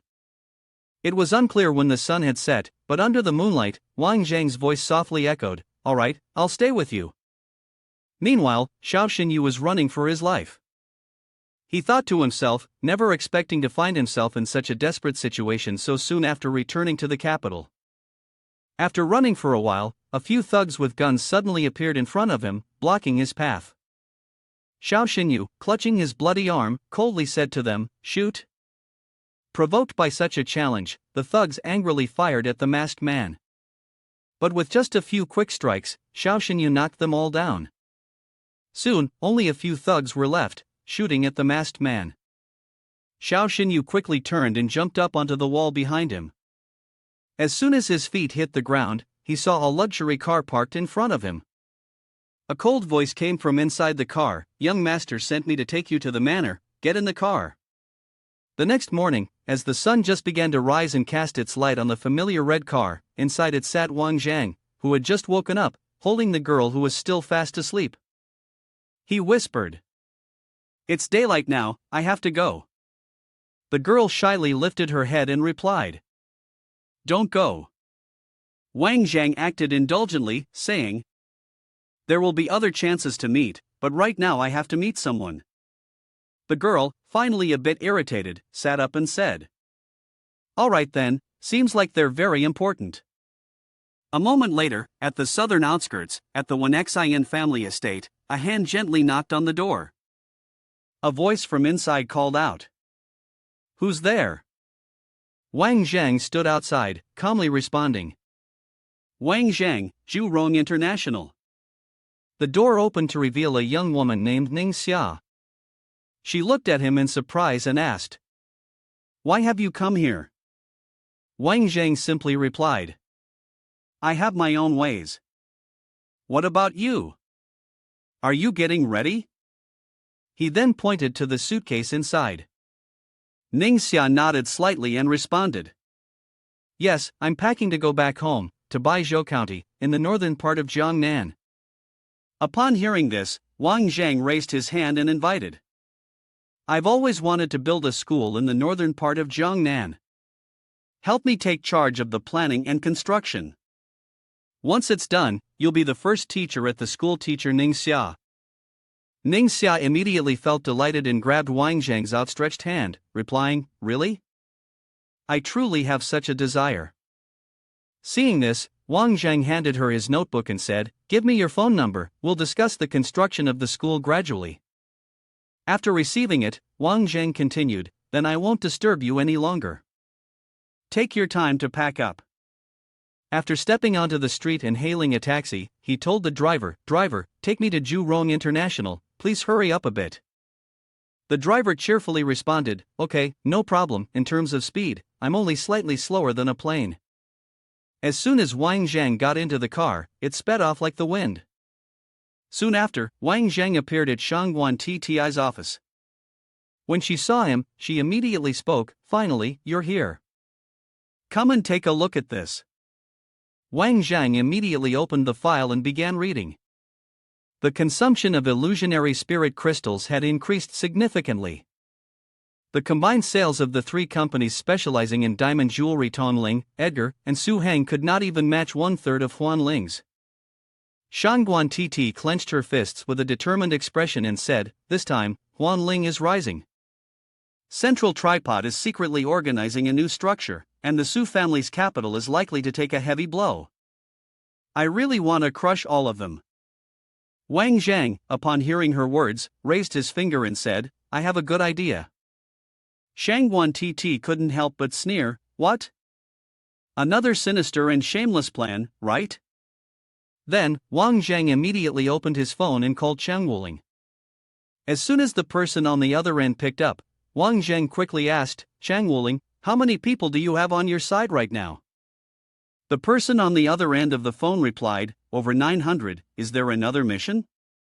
Wang Jing smiled confidently and replied, "Yes, take 50 elites with you, and within 15 days, you must reach Nation NP. I want you to destroy a diamond mine."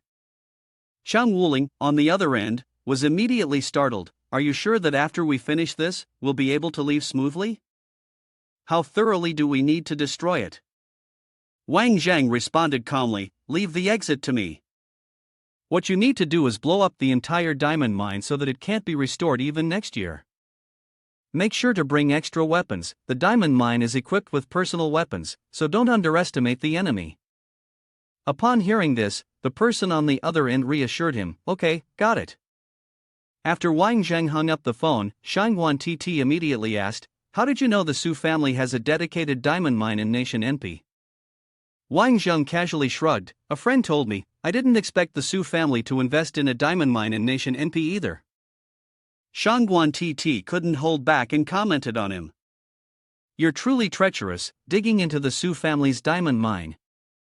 Even 3 major brands couldn't be sustained. The Su family is done for." Wang Zheng pretended to be humble and responded, "Compared to your father, I'm still far too inexperienced." Then he turned and asked, "By the way, has your father given any new orders recently?"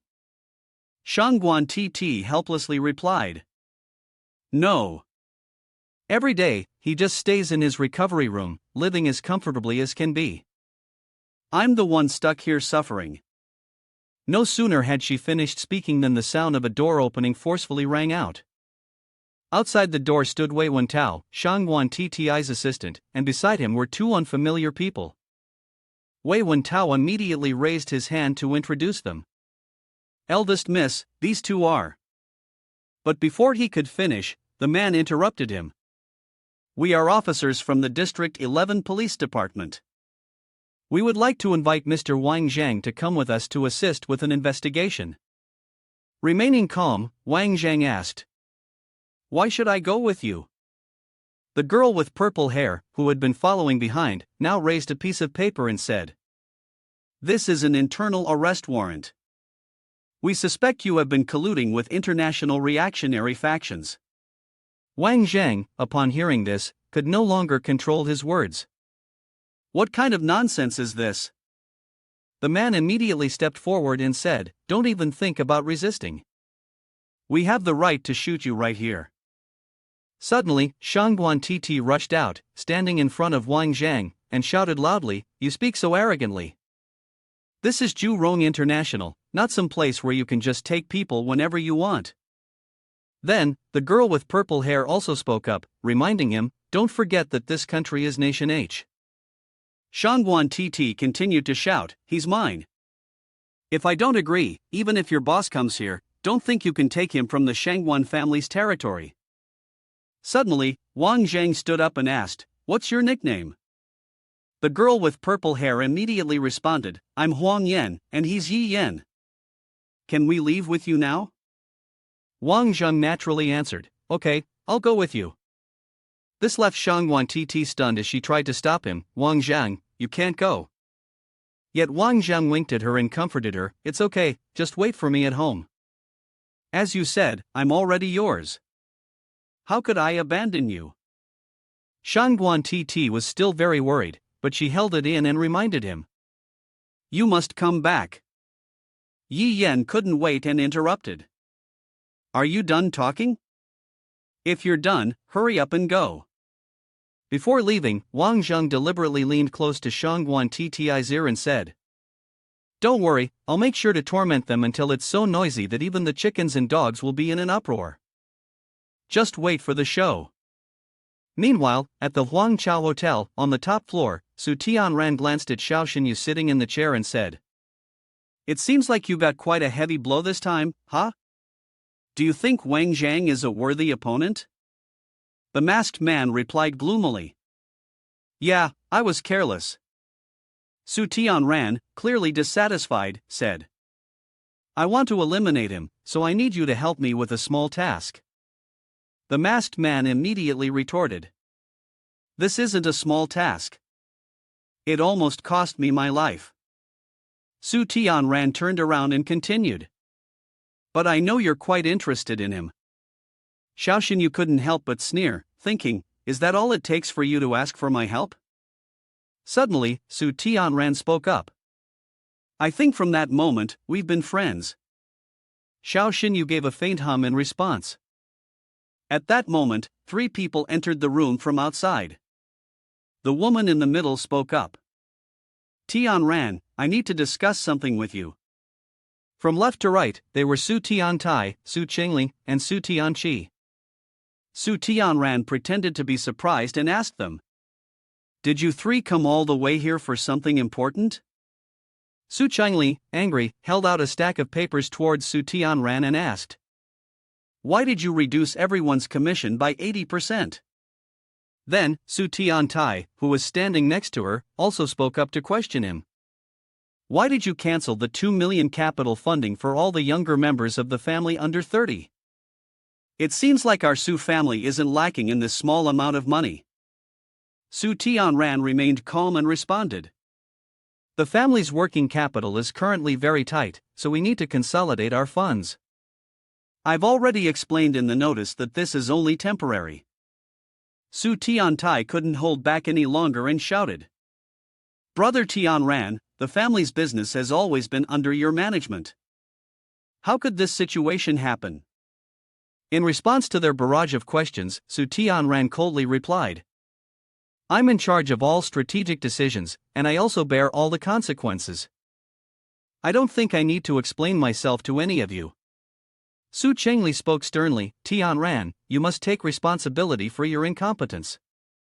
If you truly can't handle it anymore, then step down and give up the position."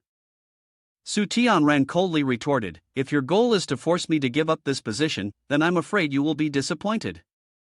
Seeing this, Su Qingli tried to persuade him further, "Brother Tianran, why have you allowed such huge losses since you took over the company?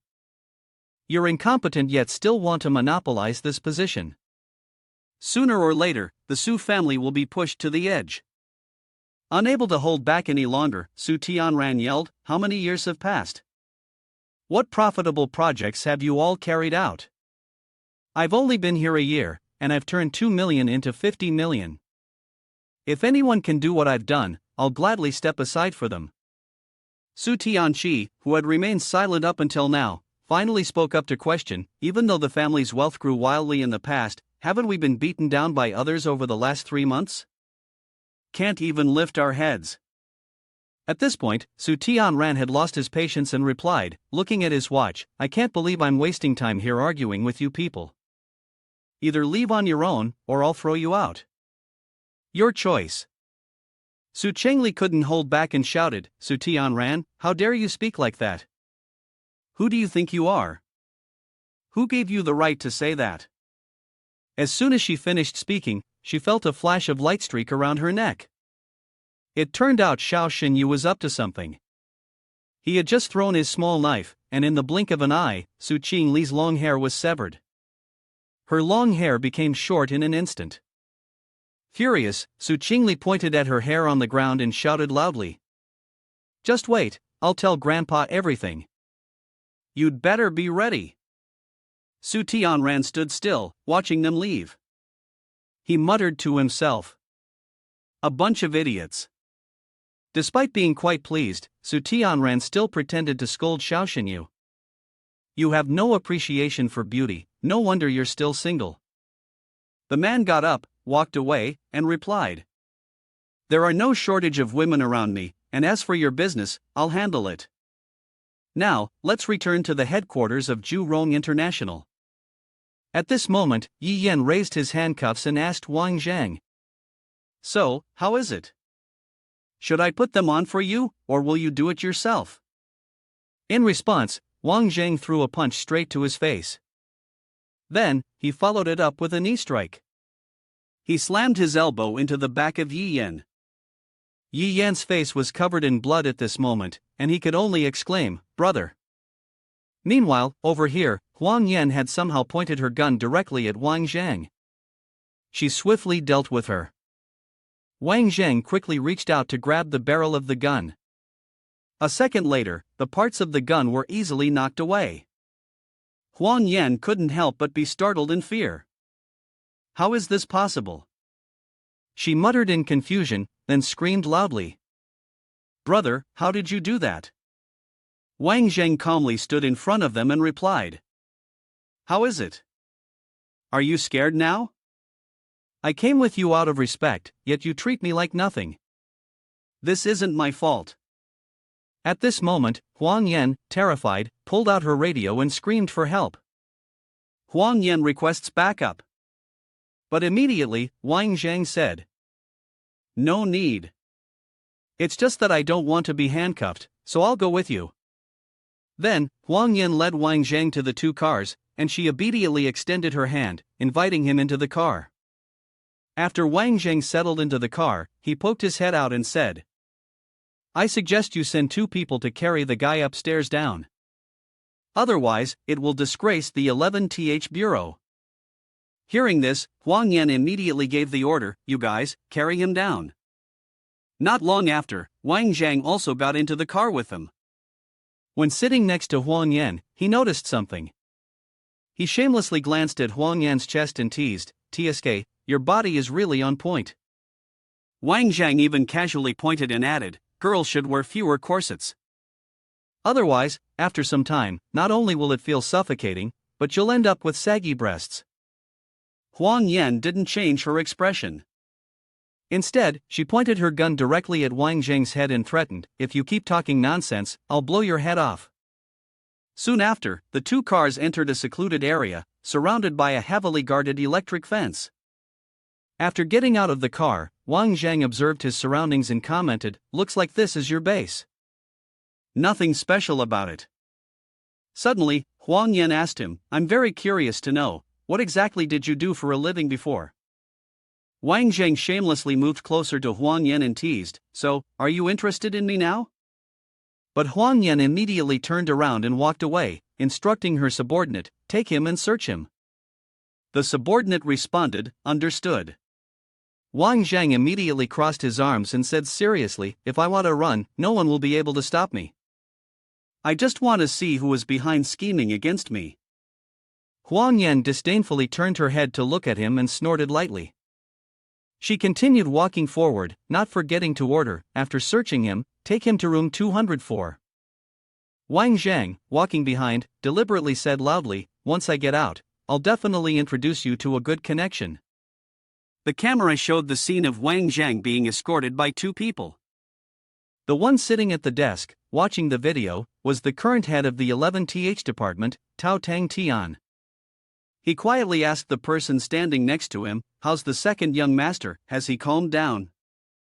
The old man beside him replied with clear satisfaction, Tang Tian, it's a relief that you helped the young master calm down. If possible, he would want him dead. This man is the one who supported the former National Economic Information Commission member, C.I. Shuliang. Tao Tang Tian took a slow drag of his cigarette and responded, of course, even if the second young master didn't say anything, I would have done it anyway. In room 204, Wang Zhang crossed his arms and spoke sternly, I advise you not to search me, otherwise, you'll be pushed out to serve as a human shield. To avoid wasting any more time, the staff member turned to speak to his teammate. You search him. This is an order from the higher-ups, we cannot afford to be careless. No sooner had he finished speaking when the teammate suddenly collapsed, clutching his leg and writhing in pain. Seeing this, the staff member furrowed his brows and asked, Wang Jang, did you do this? But Wang Jang only sneered and replied, I didn't even touch him. If you don't believe me, check the camera. However, the staff member, now furious and out of control, raised his stun baton, intending to beat Wang Jang. I don't care if you did it or not. But before he could lay a hand on Wang Jang, his body suddenly froze, unable to move. Then, the staff member collapsed onto the floor, the stun baton falling onto his teammate, shocking him into a state of smoking paralysis. It was truly a case of the rod backfiring. So, both were taken down without Wang Jang lifting a finger. He turned and looked at the camera, smiling arrogantly. Your people are too weak. Immediately, he pulled out his gun and shot directly at the camera without hesitation. One by one, he destroyed the second, third, and fourth cameras, reducing them to scrap metal. At that moment, in the observation room, the staff member frantically called for rescue, ordering that if anyone dared to resist, they should be killed on the spot. After a while, a crowd had gathered in the room. Wang Jang, of course, showed no fear. Instead, he responded with a challenge. Go ahead and try me. Elsewhere, He Yen sat fuming in his office, reading a report. Suddenly, he slammed the table and stood up, shouting, I've been in hiding for years, and they think I'm as good as dead. Then, he stormed to his feet and gave the order. Get the car ready. I want to meet the minister. Sometime later, He Yen was sitting in the car with his nephew, Li Yiping, heading northwest. Li Xiaoxiao turned and asked, Hey big bro, if we mobilize people and storm in like that, I'm afraid the minister might just kick all of us out. He Yen frowned and replied, How could the minister kick us out? If he keeps hiding in his office reading newspapers, Tao Tang Tian is about to climb right on top of my head, Xiao Li Zi. Then he smiled and asked, How many years has it been since you last saw your Mr. Zhang? A trace of sorrow crossed Li Xiaoxiao's face before he calmly answered. 6 years. He Yen continued, puzzled. I suppose Wang Jang still doesn't know your background, does he? Li Xiaoxiao nodded. That's right. He's never asked, and he's never cared about any of that. Then, He Yen reassured him. The minister used to be your grandfather's bodyguard. As long as you speak up, there won't be any problem at all. But Li Xiaoxiao's mind was also in turmoil. How could she let others spend their whole lives only knowing about the eldest son Li Tianqiu of the Northwest, and not even know about me, Li Xiaoxiao? Upon hearing this, he didn't respond, but instead looked at his watch and fell into deep thought. Wang Jang, I hope nothing happens to you in the next 2 hours. It's been so long since we last met. After a moment, Li Xiaoxiao seemed to recall something and turned to ask. Ah, right, big brother, at this rate, won't our connection with Mr. Zhang be exposed? Back with Wang Jang, his side was crowded, and they even had guns. Not even someone as skilled as him could outrun the speed of bullets. Among them, the girl leading the group coldly spoke. Don't even think about resisting. With this many people, even if you grow wings, you won't escape. Drop your weapons and surrender. Wang Jang, using his soft approach, obediently dropped his gun. Fine, I surrender. She remained cautious, ordering him. Kick the gun over here. Wang Jang followed through seriously, kicking the gun over. But instead of kicking it toward her, he kicked it straight into the face of a nearby henchman. He confidently said, I knew you couldn't bring yourself to kill me. At the same time, he crushed a smoke capsule. 3 seconds later, a thick cloud of purple smoke filled the room, causing the group to panic. Taking advantage of the situation, he immediately rushed up and strangled the girl standing at the front. However, the girl remained calm and asked him nonchalantly, What do you want? Wang Jang proposed. Very simple, take me to see Tao Tang Tian. This is a personal matter of mine. Without hesitation, she replied. I'll take you there. He politely thanked her.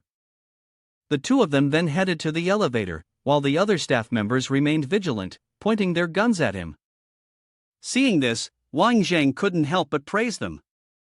He hadn't expected her subordinates to be so loyal to her, but he advised, listen to me, you should leave here sooner rather than later. In Tao Tang Tian's office, Ci Shu Liang was extremely agitated, urging. Tang Tian, they're at the door already, what should we do? You need to think of something quickly. Upon hearing this, he stood up abruptly and slowly moved outside. Second young master, I know what to do. As he opened the door to face the group outside, Tao Tang Tian angrily questioned. You're causing chaos here, do you really think you'll be able to walk out of here alive? Wang Jang aimed his gun directly at him and asked. Do you have any evidence to arrest me? He presented the reason. Recently, the underground military academy has been operating very actively in Nation H. All the evidence points to the fact that you and their people have had contact with each other. You must take responsibility for this. Hearing many absurd things, he frowned and replied, arresting people without reason is a common practice for your Department 11. But do you know what it feels like to cuff a Special Forces soldier from Nation H? How would he feel? Tao Tang Tian, with sharp and sarcastic words, responded contemptuously, a soldier who almost lost his title, a bunch of lapdogs carrying the crime of treason on their backs and still don't know how to live. You dare call yourself a Special Forces soldier from Nation H? Wang Jang, unable to control himself more and more, gritted his teeth and declared, today, not even a deity descending from heaven can save you. He pulled a gun from his pocket, speaking loudly, you're nothing but a deserter. What right do you have to act tough in front of me? Do you think I'm afraid of you? At that moment, Li Xiaoxiao suddenly jumped in through the window, shattering it into pieces. He spun a few times in the air and finally landed safely on the ground, casually taking the gun and pointing it directly at Tao Tang Tian's head, leaving him frozen in place. He turned to Wang Jang, smiling and saying, Mr. Zhang, that's not how you do it. You can't be having all this fun with murder without bringing your little brother along. He felt his spirit calm down when he saw Li Xiaoxiao, chuckled, and asked, Xiao Lizi, why are you here? On this side, Xiao Lizi stared at him intently and questioned, let me ask you, Chief Dao, have you become so powerful lately that you even dared to arrest my big brother? Tao Tang Tian furrowed his brows and reminded, did you forget where this is? With so many guns pointed at you, do you think you can still get out of here? Suddenly, a voice rang out. Is the 11th Division that impressive? At this moment, Xia Yan, leading his squad with guns in hand, walked in. When Tao Tang Tian saw him, he was so agitated that he yelled loudly, Xia Yan, this is not your command center. What do you mean by barging into my office with your soldiers? Xia Yan frowned and replied, what do I mean? You're the one who arrested my brother, and you still have the nerve to ask me what I mean. Then, he sternly ordered, Xiao Lizi, put down your gun. Though Li Xiaoxiao was dissatisfied at losing the fun, she still obediently followed the order. Xia Yan questioned, why do I have the right to mobilize a special task force? Don't you know that? He was utterly confused and his face turned ugly, as if his mouth had been sealed shut and he could hardly get a word out. He saw the situation and briefly explained to the other party to get the point across. It seems you haven't received the news yet. For now, I will temporarily take on the position of Deputy Minister of the Permanent Committee. The minister and 2 deputy ministers have taken long-term leave for a year to recover. During this period, the National Security Bureau will be under my full control. Tao Tang Tian still stubbornly raised suspicions of collusion with the deserting soldiers who led an attack on Division 11. Do you think you can still stay in this position? As soon as he finished speaking, he took a direct kick to the stomach from Wang Jang. The sudden attack sent Tao Tang Tian flying backward, his back hitting the desk hard. Wang Jang gripped the gun tightly, looking at him with contempt and disgust, then aimed the gun directly at him. But then, he seemed to realize something and threw the gun aside. Wang Jang turned around, smiling as he said, "Brother, sorry about that, caused you some trouble." Xia Yan lightly punched his chest, laughing and teasing, "I thought you'd never want to see me again in this lifetime." That made him startle. He snorted. Wang Zheng pointed at Tao Tang Tian and asked, "What should we do with this guy?" Tao Tang Tian struggled to stand up, hurriedly reaching inside his outer coat. He said, "Why don't you kill me? If you don't kill me today, sooner or later, I will kill you." Wang Zheng furrowed his brows and responded directly, "Not killing you today doesn't mean I won't kill you in the future." He then took out some device, pressed a button, and threatened, "Everything that happened just now has been recorded. I sent it to the Central Disciplinary Committee member." Xia Yan frowned and criticized, "You're truly devious." At that moment, Li Xiaoxiao stepped forward, her face beaming as she began to recount her background. "I forgot to mention, Hu Huan from the Central Disciplinary Committee used to be a supervisor under my grandfather. Any member of the Central Disciplinary Committee who wants to punish someone has to get Hu Huan's approval." Tao Tang Tian nervously asked, "So, you are?" He smiled broadly and confirmed with certainty, "I am the son of Li Yiping from the northwest." Li Xiaoxiao, Li Tianshu is my older brother. Even Wang Zhang, who was behind, was astonished and said, "Your kid hid that pretty well." Li Xiaoxiao moved aside, and Lei Xi Shu Liang, who was frightened, then raised a question, "Mr. Zhang, what should we do about this old man?" He grabbed the old man's collar and clearly stated the charges, abusing his power to frame and harm me. "Old man, your scheme is pretty good, huh? You're still talking big at this point, even though you're trembling like a dog. Do you have any evidence?" Wang Zhang, uninterested in further arguing, threw Xi Shuliang to the ground. He glanced down and said, "No rush, just wait, it'll be over soon." Then, with a relaxed spirit, he turned to his two friends and suggested, "Let's go, it's been a long time, let me treat you both to some drinks." Li Xiaoxiao's eyes lit up with excitement as she asked, "That's great. Is there a portion for me?" Xia Yan pinched his ear and retorted, "What do you think?" Wang Zheng smiled and said, "Let's go, where do you want to eat today?" "Just call it, it's on me." Li Xiaoxiao pointed at the two people kneeling on the ground and asked, "What about these two? Do we need to deal with them?" He turned his head and answered, "Let them go for now." The scene shifted to a small bar, where the three of them raised their glasses in joy at the reunion. Wang Zhang loudly declared, "Today, we drink until we're drunk and don't go home." Xia Yan took a sip of his drink and then turned to ask, "Was it you who dealt with the Song family?" Wang Zhang, chewing on a chicken leg, looked puzzled and asked, "Dealt with? What are you talking about?" He smiled and replied, "Still pretending with me? You said I never get involved in this kind of thing, but when Xiaoxin you showed up that day, I fought him. He's quite something." Xia Yan sighed and raised a question, "Was he targeting you?"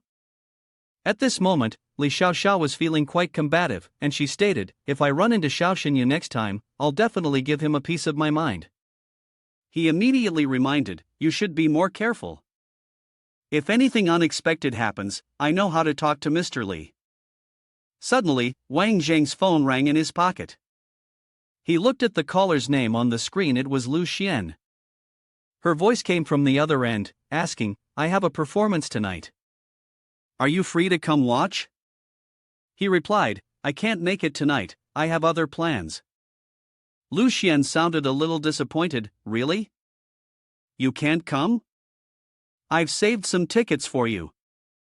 If you can't come today, I guess I'll just have to wait until next time." Hearing the tone of her voice, Wang Zhang immediately made a sharp turn. "Although I do have plans, they're not as important as your performance." Lu Xian blushed, smiling brightly as she teased, "You're so annoying. All right then, I'll be waiting for you backstage at the performance at the Normal University in the capital." He happily responded, "Okay, I'll see you then." At that moment, both Xia Yan and Li Xiaoxiao looked at Wang Zhang with eager and excited expressions. He broke into a cold sweat, wondering, "Why are you two looking at me like that?" He started teasing, "Mr. Zhang is so affectionate with his sister-in-law, huh? When can we meet her, bro?" Ta joined in, "Yeah, when are you going to introduce your sister-in-law to us? Is it Zhang Ningqi, Shang Wan Titi, or Shang Fei? Wang Jang tried to deny it, none of them. Xia Yan then urged, so who is it? He explained slowly, Lu Xian is the female lead in Zhu Rong's advertisement. Li Xiaoxiao excitedly shouted, her eyes sparkling, oh my god, it's her. She's my goddess, you know? Mr. Zhang, you have to take me with you. Wang Jang smiled and patted his shoulder, saying, after we eat, I'll take you to see the concert. In the backstage office of Normal University, at that moment, the three of them, Wang Jang, the young man with orange hair, and a middle-aged man with spiky hair, walked in. The people there quickly stepped forward and said, this is the backstage area for the performance. No unauthorized personnel allowed. The young man with orange hair, angered, put his hands on his hips and shouted, what do you mean unauthorized personnel? Say that again. The staff member frowned and, not backing down, retorted, what's with the farmers acting all important?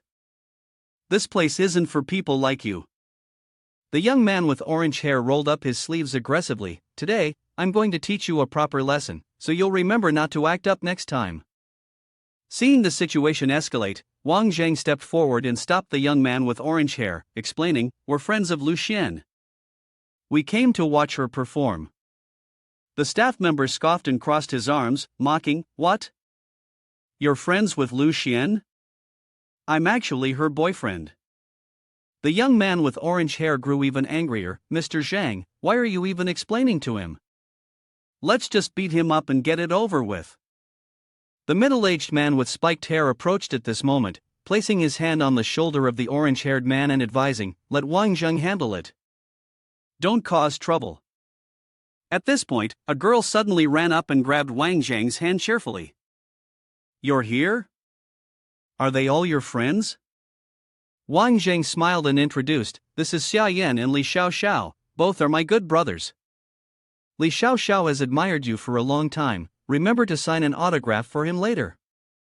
The girl sweetly introduced herself, hello, I'm Lu Xian. Li Xiaoxiao, seeing his idol's face turn red, still seized the opportunity to grab Lu Xian's hand and said, hello, I'm Li Xiaoxiao. Ever since I first saw you on TV, I've been smitten. To his surprise, Xia Yan kicked him in the butt and scolded, kid, calm down. Li Xiaoxiao rubbed his butt and smiled awkwardly. Yes, big brother. Lu Xian turned to Wang Jang and said, these are front row tickets. Remember to cheer for me later. Wang Jang raised a few tickets with enthusiasm, don't worry, we'll cheer for you. After the performance, let's go for a late-night snack together. Lu Xian stood on the stage, passionately holding the microphone and singing, her posture exuding the aura of a famous singer. Wang Jang sat in the audience, smiling and listening. Li Xiaoxiao, sitting next to him, teased, Mr. Zhang, you've successfully added another one to your harem. Wang Jang scornfully snapped, you can leave. After the performance ended, backstage, a man approached Lu Xian and said, Lu Xian, tonight I have a friend visiting from the distant Jiangnan region. How about I introduce you too? Lu Xian politely declined, sorry, I already have plans with someone else tonight. Blocking Lu Xian's way were Su Tianqi and Zhang Hongqi. After being rejected, Su Tianqi started acting aggressively, grabbing Lu Xian's hand and saying, you have no choice but to come with me tonight. Hongqi, standing next to him, teased, Tianqi, stop making things difficult for the girl. Su Tianqi arrogantly replied, whoever she's meeting, call them over here. At that moment, Wang Jang and his group arrived. He raised his hand and said, no need to call anyone. I'm the one who invited Lu Xian. Su Tianqi, sneering, looked up and arrogantly declared, I don't care who you are, Lu Xian is coming with me tonight. If you want to mess with me, go ahead and try. Wang Jing dismissed him with a sneer, you can try. Even Su Tianran wouldn't dare talk to me like that. Aren't you just his little cousin? What's with the attitude? Su Tianqi, unaware of his own limitations, persisted, since I was a child, if I wanted something, no one could take it from me. Wang Jing smirked, mocking, oh, in that case, why don't you go try and take Su Tianran's position? Or maybe you're not interested? Su Tianqi was touched on a sore spot, jumping backward and screaming. You! Do you believe I can hire someone to cripple you? However, Wang Jang didn't seem to care at all, he challenged her instead. Go ahead, if you're so capable. At this moment, Wang Jang noticed Hong Chi standing next to him. He stepped closer and waved his hand in greeting. Didn't expect to run into you here in the capital. How's everything? Is your wound healed? But Hong Chi didn't respond, turning and walking away without a word. Su Tianqi ran after her, not forgetting to look back and threaten. Lu Xian, today you dare to disregard me again. Just wait and see, as long as you're still in this industry, I will make your life a living hell. To her surprise, before she could finish her sentence, Wang Jing threw a chair at her head, causing her to stumble and almost fall flat on her face. Ugh! Wang Zhang casually wiped his hands and remarked. The name of this move is chair smash the dog. In a noisy and crowded bar, a drunk man appeared, holding a bottle of liquor. He staggered around, while a woman tried to help him walk. But he pushed her away, saying, Move aside, I told you, I don't need your help. A moment later, the drunk man swung the bottle and hit the chair of a couple sitting nearby, causing the woman to scream in fear. Ah! After that, the young man sitting with the woman punched the drunk man squarely in the face, as a warning. He staggered and stammered, saying, Who dares to hit me? Seeing the girl standing there suddenly, he lunged toward her with a fierce expression, shouting, You hit me, didn't you? As he was about to grab her, she fearfully pushed his hand away, causing him to lose his temper. The man, furious, pointed directly at her face and shouted, Come here and look, a beautiful girl hitting someone else. The woman who was supporting the man suddenly spoke loudly, Oh, isn't this the famous actress Lu Xian? Why are you hitting people like this? The crowd around them began to gossip, It really is Lu Xian, a little fame and she's already arrogant, hitting people. As expected, no one in the entertainment industry is good. The angry man grabbed Lu Xian's hand and said, If you don't compensate me for the loss today, you won't be leaving. Wang Zhang hurried over to intervene, calmly saying, If you don't let go now, your wrist will be shattered. He then turned to the crowd and said, As for you guys, disperse. Watching the drama and getting hurt for no reason isn't worth it. Wang Zhang interrogated the man, Tell me, who sent you? The man tried to dodge the question, answering, She hit me first, no one sent me. Hearing the lies, Wang Jing angrily kicked him, then said, Xia Yan, it's all yours. Xia Yan helped the man up confidently and replied, Don't worry, it'll be quick. Suddenly, someone walked in, holding another man by the collar, saying, These guys were hiding in the car, secretly taking pictures of us. Seeing this, Wang Zhang immediately said, Xiao Li Zi, you lead the interrogation, and let me know if you find anything. At this moment, Liao Xian anxiously asked, Who exactly is behind trying to harm me? Wang Zheng quickly reassured her, You become famous, of course, there will be people jealous of you. It's getting late, let me take you back to the hotel first. At the Huangqiao Hotel, Lu Xian softly said, Wang Zhang, thank you for saving me so many times. Wang Zhang smiled, It's nothing. But before he could finish his sentence, suddenly Lu Xian stepped forward, raised herself on tiptoe, and without any warning, gently placed a kiss on Wang Zhang's lips. At that moment, Wang Zhang's phone in his pocket rang. He pulled it out and looked at it, furrowing his brows as he said, Looks like Xia Yan has found something. I'll go over there and check it out. Lu Xian blushed and pushed him away, laughing, You go ahead. Ah, by the way, that was my first kiss, she added, but don't worry, I'm not asking you to take responsibility for it. After leaving the house, Wang Zhang took out his phone and called, Has the interrogation been completed? On the other end of the line, Xia Yan's voice replied, Not yet. But I have something else. Just now, when I was heading to the office, I saw Sun Wan Titi. She brought a few people with her, waiting to torture someone. You should tell her to leave. Or should I have her come to the Huangqiao Hotel to look for you? Li Xiao, who had appeared out of nowhere, said anxiously, That's right, Mr. Zhang. Another person. Now it's all crowded in here. Wang Jang scolded, "Shut up, I'm coming back now, tell her to wait for me for a while." The scene shifts to the Taiping mountain villa. Sun Wan Titi saw him and said, "Looks like those people who were escorting you are in for some bad luck." Wang Jang smugly boasted, "Those idiots got a good beating from me." Titi walked over and asked, "Have you figured out who's behind all this?" He answered, but his face showed no expression. Cai Shuliang Titi was furious, clenching her fist in dissatisfaction. Has that old fool still not kicked the bucket? Wang Zhang's gaze was sharp, and his words were somewhat intimidating. It's only a matter of time before he goes down. For some reason, Chang Fei, who was standing next to them, suddenly giggled. He. Wang Zhang didn't pay much attention, placing his hand on the shoulders of the two beauties, advising them, "You two should go to bed. Staying up too late isn't good for your skin." Titi smiled and said to Chang Fei, "Let's go." At that moment, Wang Zhang's phone buzzed again, a call from Xia Yan. As soon as he picked up, the voice on the other end shouted, "We've found out, it's Su Tianqi." In a private room at Celestial Palace International Headquarters, two couples were drinking and singing. Su Tianqi spoke first, "I told you, since Hongqi is already in the capital, don't be so tense, try to relax a little."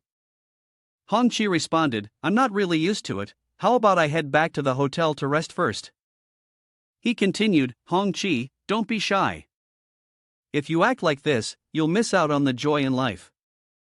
Suddenly, the door, which had been tightly closed, swung open, surprising everyone.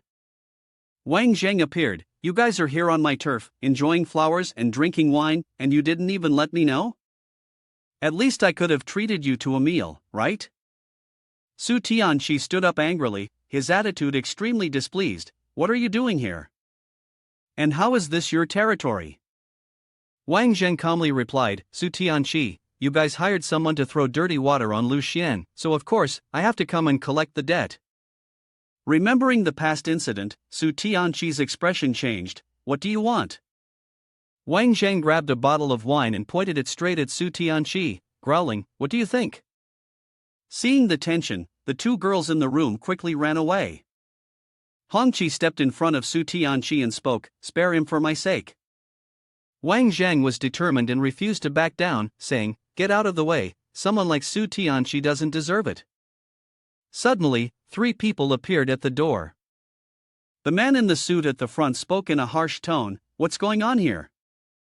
Who's causing trouble?" Everyone in the room looked out and saw that it was the CEO, Gu Ming. He, along with two bodyguards, respectfully bowed their heads and said, "Young Master Tianqi, I'm Gu Ming, the CEO of this establishment. We truly apologize for disturbing you." Relying on the number of people with him, Su Tianqi pointed at Wang Zhang and shouted, "You guys came at the perfect time. Quickly beat him up for me and throw him out." Gu Ming turned to look at Wang Zhang, his voice carrying a warning, "Mister, this is the Celestial Palace International Headquarters. If you're looking to cause trouble, I'm afraid you've come to the wrong place." Wang Zhang calmly replied, "Is that so? I'm working in my own territory, and I need you to teach me?" Upon hearing that, Gu Ming's face darkened, and he spoke in a low tone, "Try me." Wang Zhang took out a black card with the words Celestial Palace International Club engraved on it, which took Gu Ming by surprise. When he looked closely at the card in his opponent's hand, his eyes widened in shock. This is a platinum card.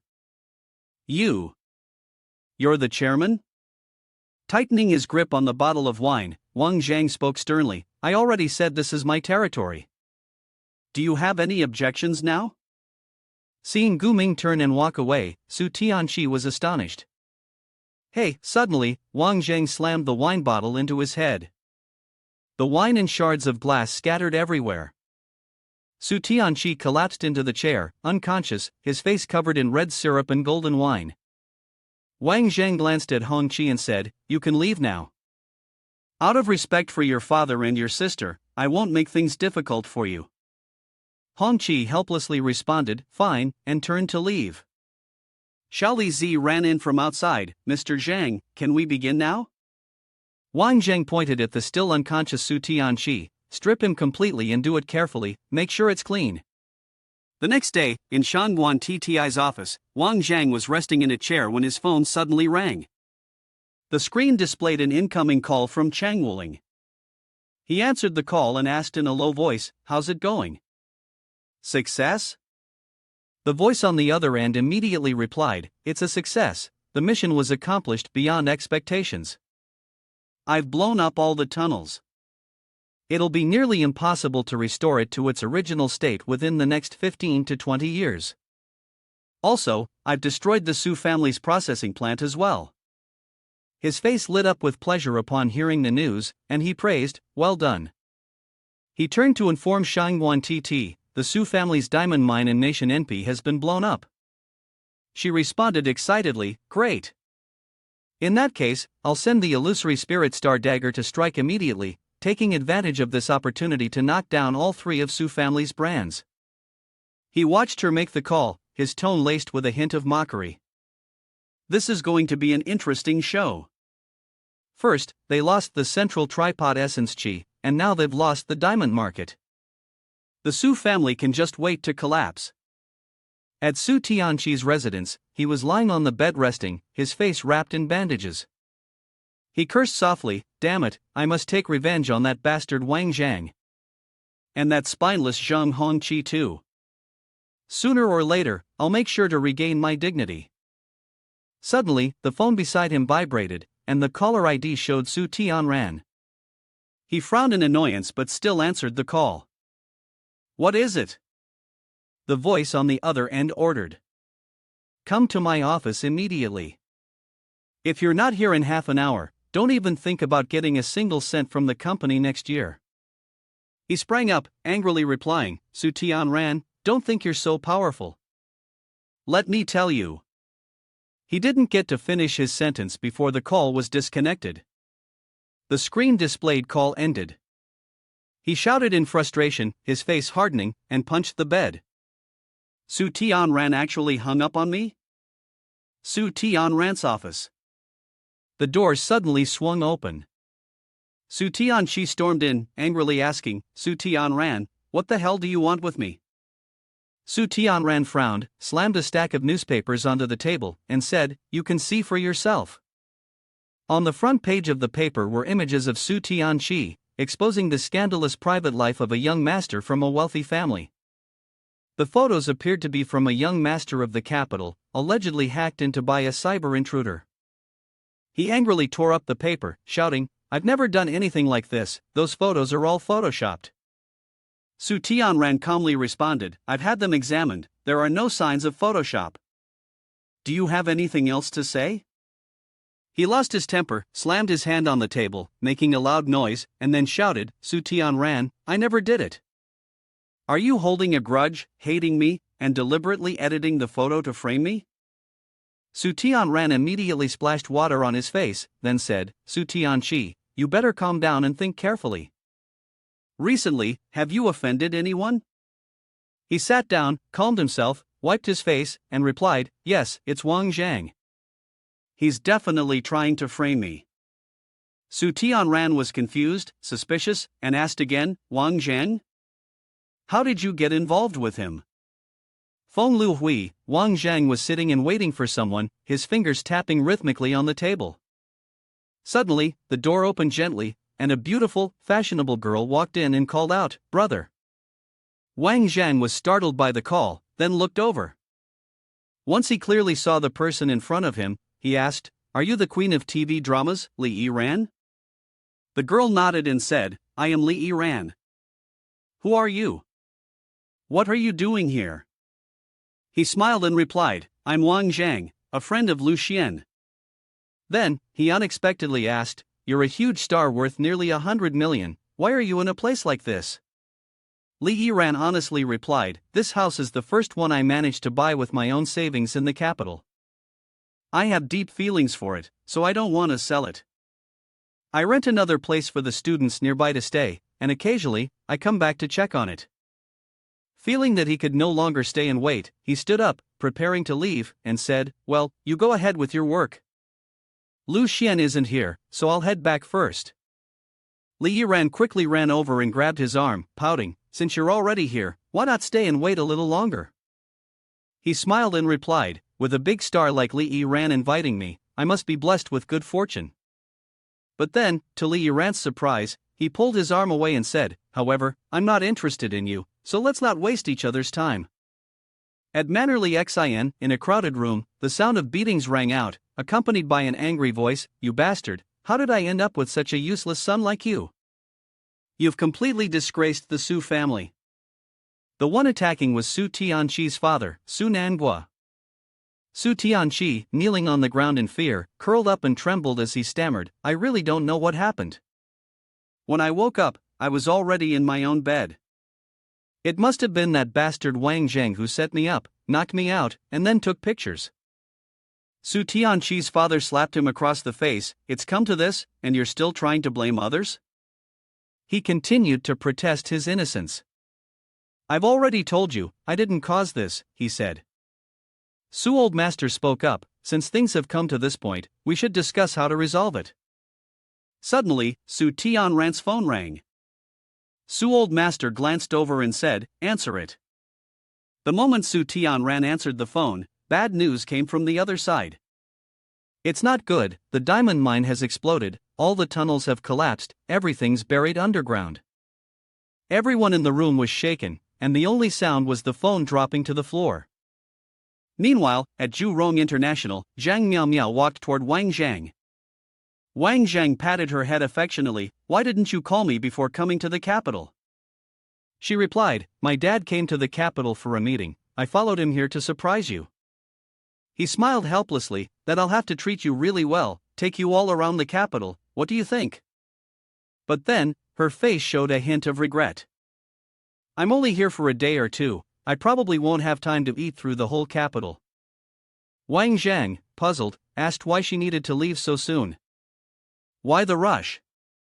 It's rare that you're in the capital, why don't you stay a few more days before heading back? She replied, her face full of excitement. The day after tomorrow, I have to go to Nation CM to see it.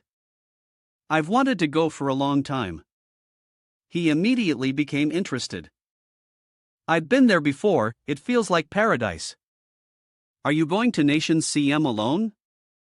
Her cheeks flushed, and she shyly asked, no, do you know the way? He hesitated, scratching his head. Seeing his embarrassment, she placed her hand on his shoulder and said, I'm just kidding, I'm going with another girl, don't worry. She calmly shared her future plans with him. I plan to travel and see the sights around the world first, then I'll come back home to work properly, and after that, I'll get married and have children. Her phone vibrated in her pocket, and the screen displayed the name Xia Yan. The voice on the other end spoke, earlier, Lin Shiju had us clear up that small vial. We've tracked the results, you need to come here now. I'll send a car to pick you up. Wang Zhang glanced at Zhang Miao Miao. But I have some personal matters to attend to today. The voice continued, that vial is a biological weapon, a type of combat drug. Just heard about it. Wang Zhang quickly responded, what? I'll be there right away. Seeing that he had something urgent to attend to, she said, if you have something important to do, just go ahead. He smiled apologetically and made an invitation, I'll treat you to a meal tomorrow when I'm free. The two of them went in different directions. As soon as she got in the car with a sad face, a voice spoke up, I told you, he won't care about you. It turned out that Zhang Hongqi was sitting in the car and had witnessed everything. Annoyed, she gripped the steering wheel tightly and responded, Zhang Hongqi, I don't need your help. He ignored her annoyance and curiously asked, where do you want to go? She replied, to the airport, I want to change my ticket. Then, the car started moving towards Mannerly Xin, where the meeting was still ongoing. Old Master Su spoke in a deep voice, Tian Ran, what do you think of today's events? Su Tian Ran, flustered, answered, the diamond mine issue, I didn't expect them to trace it back to there. This is my fault. Old Master waved his hand, we can't blame you, nothing like this has ever happened with Nation NP. Today's incident was truly beyond our expectations. He then continued, what are your plans moving forward? Su Tianran thought for a moment and then replied, I plan to mobilize capital. As long as the three major brands can withstand this period, we still have a chance to turn things around. He had just finished speaking when Su Old Master immediately began to inquire. Where did you get so much capital from? Are you planning to use the foundation of our family to fill it up? Then, he quickly responded. Grandfather, don't worry, I won't touch the foundation of our family. He calmly explained. I will find a way to raise the funds.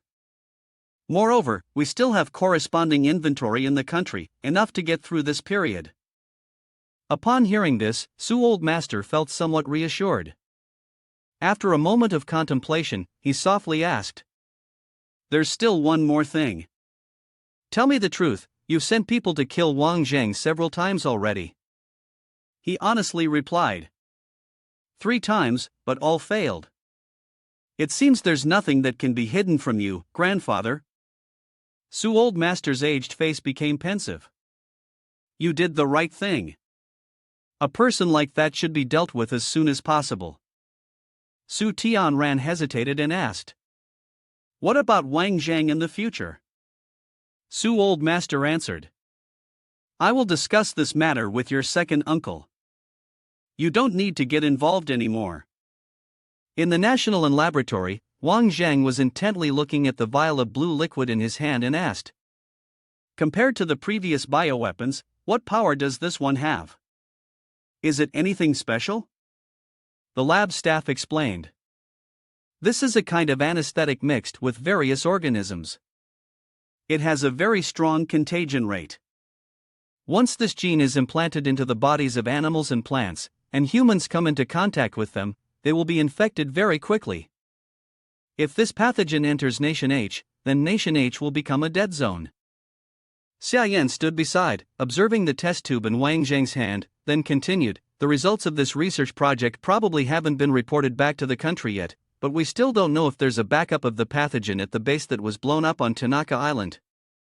That is the critical issue.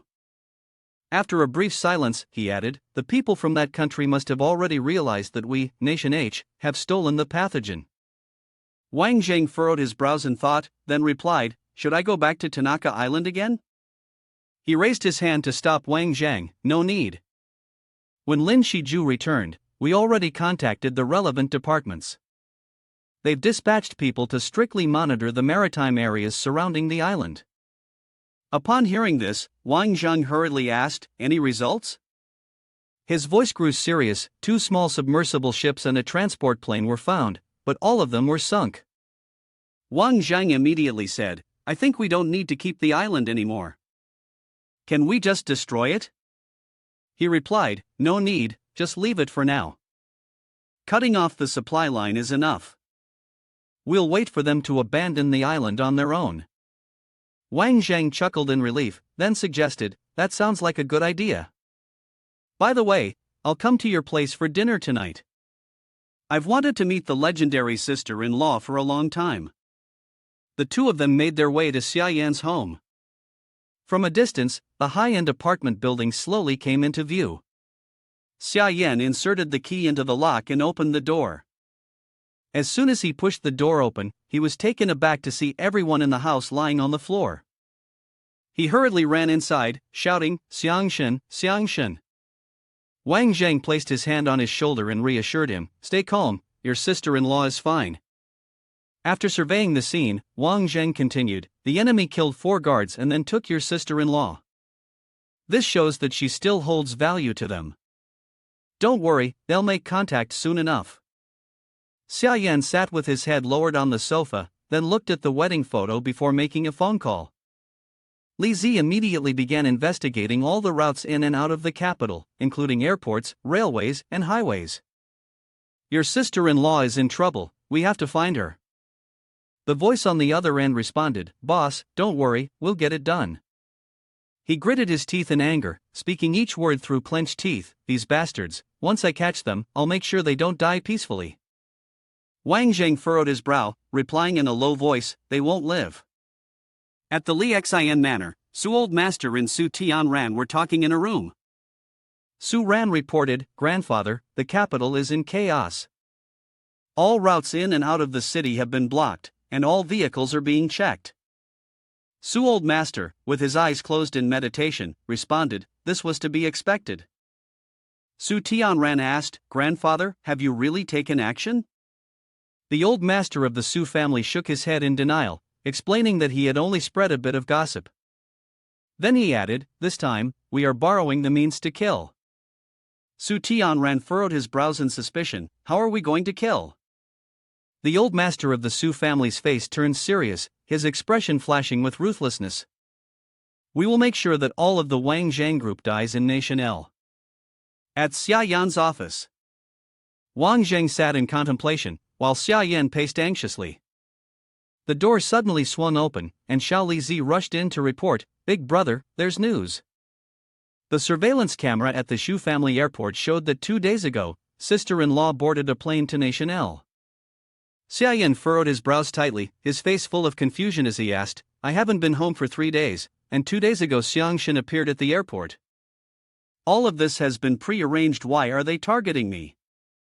Wang Jang said, perhaps they are after the biological warfare serum. It seems like the foreigners don't have any backup plans left. Xia Yan voiced his suspicion, you don't know much about this. Could there be an insider? Wang Jang didn't refute and continued, not necessarily.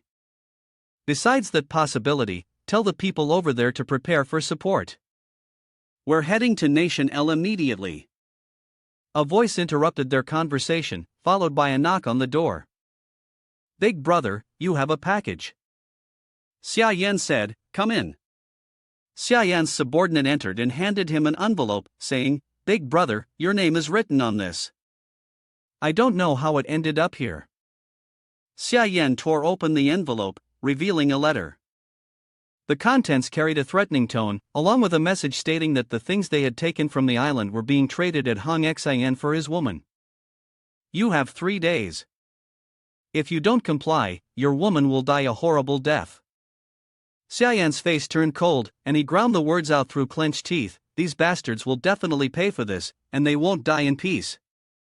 Wang Jang observed the situation and then spoke, it seems the enemy has been plotting for a long time. The fact that they emphasize you all instead of you shows that we're also within their scope. As soon as he finished speaking, Xia Yan grabbed a gun and strapped it to his waist, then ordered, I can't wait any longer. Prepare yourselves, we leave immediately. Meanwhile, Xiao Xinyu, twisting the knife in his hand, spoke to Su Tianran, to be honest, I don't agree with what your old man is doing. Using foreign forces to eliminate his own people, it's going to be hard to justify in the end. Su Tianran replied, but that's how my old man is. He'll do whatever it takes to achieve his goals. After that, Su Tianran patted Xiao Xinyu on the shoulder and said, your wound has completely healed now. Xiao Xinyu, don't you want to find that person and take revenge? This is the best opportunity right in front of you. Hearing this, Xiao Xinyu also made up his mind, I will definitely take revenge. Meanwhile, at the Huangtan International Airport, Wang Jang and Xiao Lizi were walking behind Xia Yan. Soon after, a young man walked up to Xia Yan and handed him a phone. Wang Jang quickly grabbed his arm and slammed him down. Where are they? Take us to them. The man screamed in fear, I don't know, a woman gave this to me. Wang Zhang's face darkened as he asked coldly, where is that woman? He weakly answered, she's gone. At that moment, people around them started to notice the commotion. Xia Yan reminded him, let's go, don't draw attention. Xiao Lizi also spoke up, we should hurry to the car. There's a good chance someone around here is following us. In the hotel room, Xiang Shan, Xia Yan's wife, was tightly bound and could only lie on the bed, with 2 bodyguards standing guard beside her. Then, an older man sat down on the bed and looked at her, saying, my name is Kawasaki Haiken. Your husband, Xia Yan, has already arrived in Nation J. I will make sure he comes, but he won't return. Xiang Shan struggled fiercely and screamed, what do you want to do with him? You can't, you mustn't. But immediately, Kawasaki Haiken slapped her across the mouth. This woman doesn't know her place. She should be thinking about how to take care of her child right now, and make sure she doesn't deliver prematurely. The man then approached her and warned, I really enjoy watching this look of despair. Shan, blood dripping from the corner of her mouth, still raised her head and cursed, "You freak." While dialing on his phone, Kawasaki Hiken said, "You'll hear him speak soon enough." Then, Xiaoyan, who was in Wang Jang's car, received a phone call. As soon as he answered, Kawasaki Hiken's voice echoed, "Xiaoyan, mister, has the thing I need arrived yet?" Xiaoyan immediately shouted, "Where is my wife? If anything happens to her, I will destroy this thing." Soon after, he also heard his wife's pleading voice, "Xiaoyan, I'm fine, don't come here, absolutely don't." In the hotel lobby, a man with a face full of scars appeared. He smirked and said, "The women from Nation H are pretty, huh?" That man was none other than Mad Blade Sex Inamoto Ida.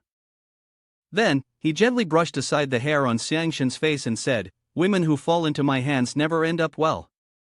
To Xiangshan's astonishment, he even lifted her coat. Kawasaki Hiken quickly grabbed his arm.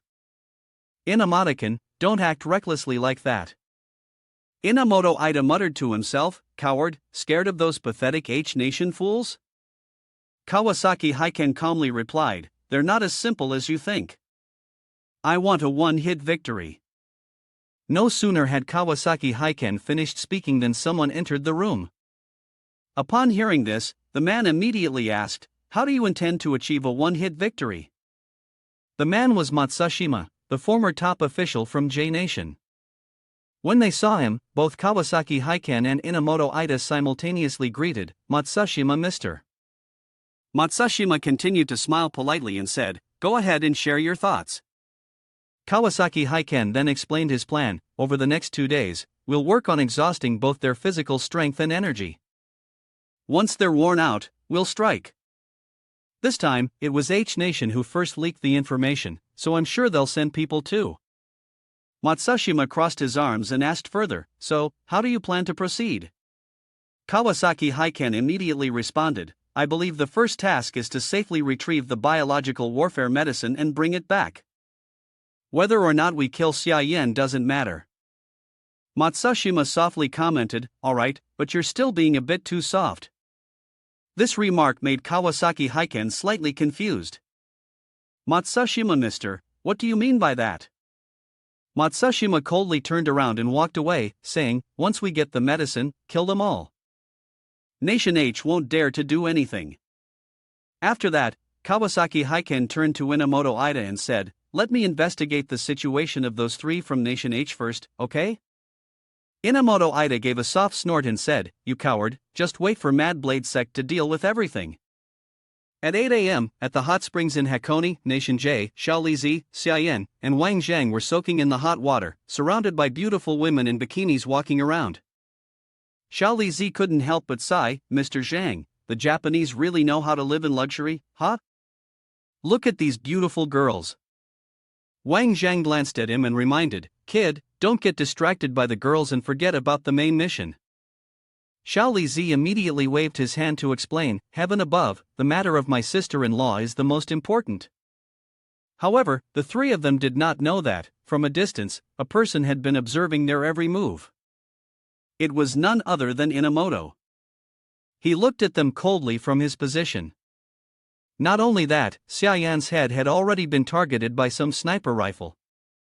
The owner of the sniper rifle was none other than one of the top 10 snipers in Nation J's self-defense team, Spear Crane Guards the Dragon. He was lying in wait behind a dense bush. Without hesitation, he pulled the trigger. The barrel immediately emitted a faint flash of light as the bullet shot through. Whether by accident or design, the bullet hit a glass panel in the bathroom hall. The people around screamed in fear and scattered in all directions, shouting, "Ah!" The sniper continued to peer through his scope, telling himself that he had missed the shot, and it must have been just a coincidence. His aim shifted towards Wang Jang. However, before he could fire, he was knocked down by Lin Shiju's kick. Before he could even react, Lin Shiju grabbed him by the throat.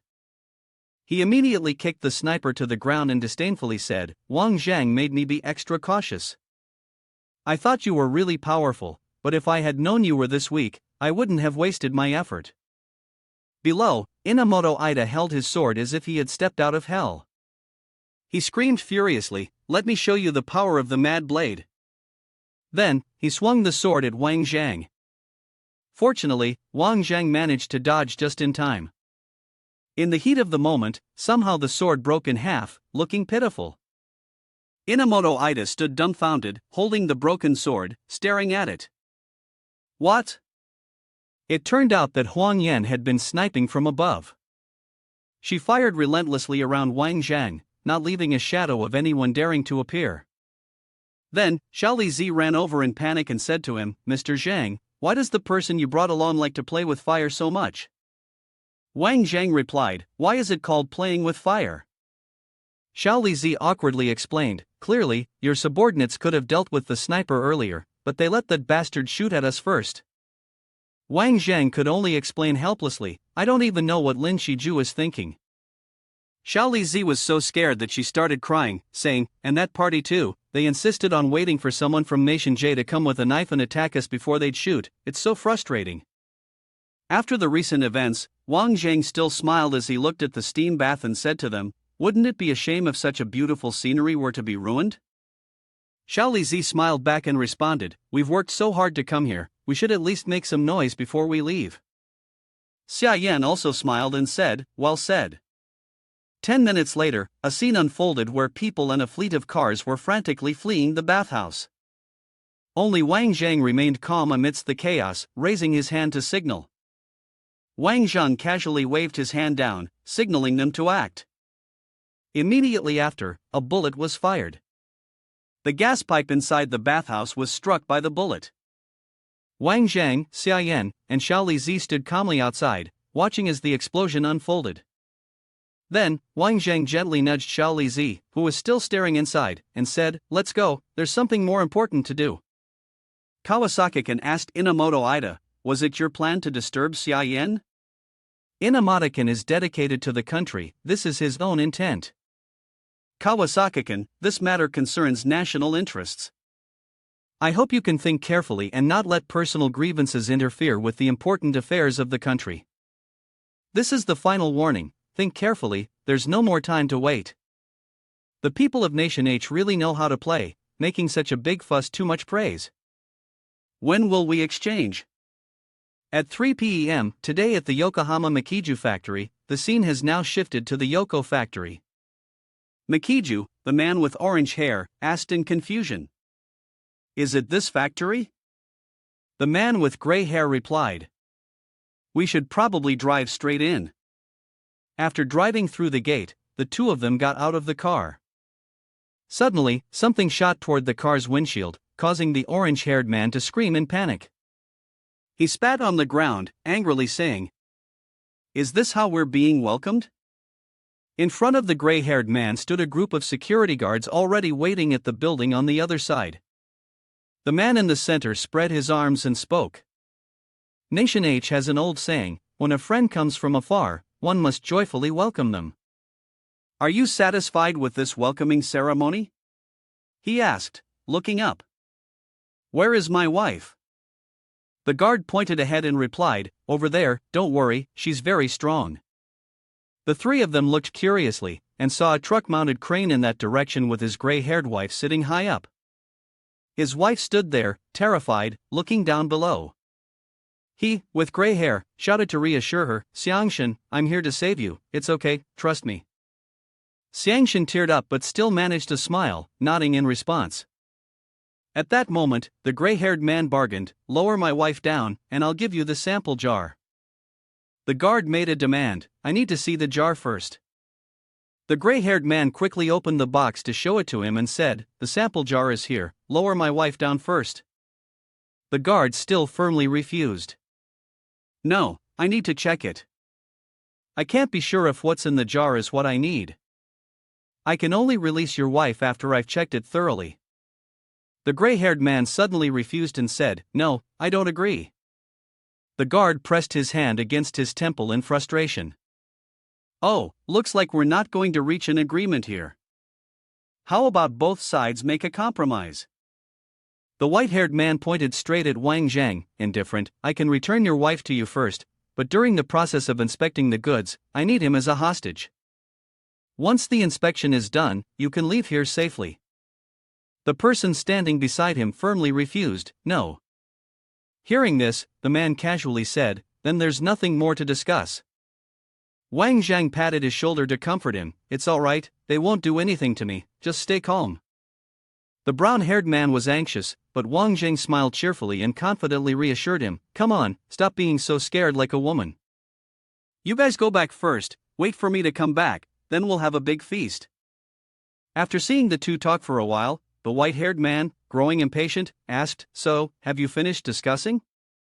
Wang Jang calmly looked up and said, I agree, let my wife go.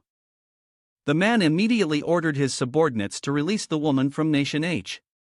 The mechanical sound rang out as the crane holding the woman high gradually lowered. Two of his men, armed with guns, stepped forward to invite him to follow H. He walked ahead, heading toward the door, with the two men following closely behind. The scene shifted, and the warm sunlight filtered through the glass windows of the large building. At this moment, Shan Titi calmly popped a snack into her mouth. Seeing her sitting there quietly enjoying the treat, Chang Fei, who had just finished his shower, entered with a towel drying his hair. What are you thinking about? She regained some composure and began to speak her mind. I was just thinking about Wang Jang. It's been a long time since I heard anything about him. I wonder where he went. Chang Fei asked with concern. Han, haven't the people following him reported anything? Shangguan Titi shook her head in frustration. Those useless fools haven't found anything. In the factory, Wang Jang was brought in front of the white-haired man. The man spoke. Please wait here for a moment. It won't be long. Watching the man walk away, Wang Jang smiled with a hint of calculation. The show is about to begin. He swiftly moved behind two of the henchmen, landing a punch on each, causing them to collapse immediately. Then, Wang Jang spun around and threw a grenade. The three other guards on watch were blown to pieces. Another group of people with weapons appeared, aiming them directly at him, as if anticipating an enemy attack. He said, let's charge together. Right at this moment, the man with black hair broke through the glass, and a loud crash echoed through the air. Upon recognizing who had arrived, a few of the underlings were stunned and shouted in surprise. Why are you back? Makiju, he gripped his sword tightly and coldly asked. So, what's the deal? Not welcoming me? Upon hearing this, Wang Jang smirked inwardly, thinking to himself that it seemed like they were having internal conflicts. This was good. Outside the factory, a black car was already parked. Yilang walked toward it, holding a briefcase, and spoke sarcastically. Old friend, long time no see. Suddenly, an explosion rang out, shattering the factory's large door. The young man with orange hair, his expression serious, carefully controlled the steering wheel and quickly slammed on the accelerator. The white car shot forward, heading straight for the black car. The person inside the black car immediately issued an order. Fire at the tires. Yilang, taking cover next to the car, was ready to open fire and said, let them all meet the Grim Reaper. Inside the factory, the man with white hair, holding a vial of strange liquid, spoke joyfully. Good, the goods are in hand. As for them, let them fight amongst themselves. One of his subordinates, appearing anxious, spoke up. But that would go against Mr. Matsushima's wishes. He turned his head back and replied, Matsushima will understand us. We'll take the back door to head to the headquarters. Over here, after taking down the entire group, Wang Jang asked, why are you here? He answered, came to settle some scores. Suddenly, a beam of light shot towards him, startling him in surprise. He quickly jumped up to avoid the attack, looked up at him, and asked without the slightest bit of surprise, I told you, what are you here for? To join in the fun? Su Ming broke through the roof, swung down, and landed, saying, came to kill you. Landing on the ground, he looked at the person blocking Wang Jang and wondered. Who is this person? Just then, a group of sword-wielding people rushed in from somewhere, surrounding the three of them. The black-haired man spoke, your opponent is me. Outside, the cars screeched to a halt, and groups of people rushed out of the vehicles, dashing inside. Leaving the black-haired man behind, Wang Jang and Su Ming charged toward the door, shouting, "You guys can settle your grudge slowly among yourselves." When they were surrounded by another group of people, he spoke up, "Hey, how about we see who can kill more people, ha?" The person behind him casually agreed, "Sure, sounds good." From a distance, someone was looking at him through the sniper scope. The bullet slid out of the barrel, cutting through the air and narrowly grazing the surface of Wang Zhang's face. He blinked in confusion, then, together with Su Ming, they ran away from the spot and hid behind a wall, yet the hand still continued to press the trigger. He complained, "1 second ago, we were just having a conversation, and the next, you turn into a turtle, retreating into your shell." Amid the ongoing explosion, Su Ming seriously asked, "What are you going to do?" Wang Jang casually responded, "There's always a way out." He picked up the walkie-talkie to call for help, "Hey, beautiful, help me out. When it's time to strike, you gotta strike, right?" From the other end, a calm female voice responded, "At 10 o'clock, there's a sniper. 50 meters east of him, there's another one." He was in a daze and said, "My God, could you raise your delicate hand and deal with them?" Before he could finish, the sharp sound of gunshots rang out, pang pang. Zhou Lulu, holding the sniper rifle, casually said, "It's taken care of." Upon hearing this, Su Ming's eyes widened in shock, "WTF, it's already taken care of?" Wang Zhang proudly said, "So what if that's the case?" On the other side, Yi Lang kept firing relentlessly at the enemy. They were thrown into a cloud of smoke and dust from the explosion and were sent flying away. Meanwhile, Wang Zhang and Su Ming quickly ran. Suddenly, a black car came speeding from a distance, made a graceful curve, and stopped beside them. The person in the car urged, "Get in quickly." The two of them quickly hopped into the car, and the door slammed shut. Seeing who was inside, they were both startled. Yi Lang was driving, silently saying nothing, then immediately started the car and sped off. Wang Zhang looked at Su Ming beside him, confused, and asked, "Why did you come along?" "He hates nagging, and you guys are interesting, leaving a woman behind." Su Ming calmly replied, "Don't underestimate women." Jolula stood up amidst the hazy smoke, snorting coldly. Inside the car, Su Ming casually asked, "Where are you guys going?" Wang Zhang answered indifferently, "Of course, we're going to watch the show." Looking at the golden knife in his hand, Su Ming spoke again, "Once we're done here, I'll settle the score with you."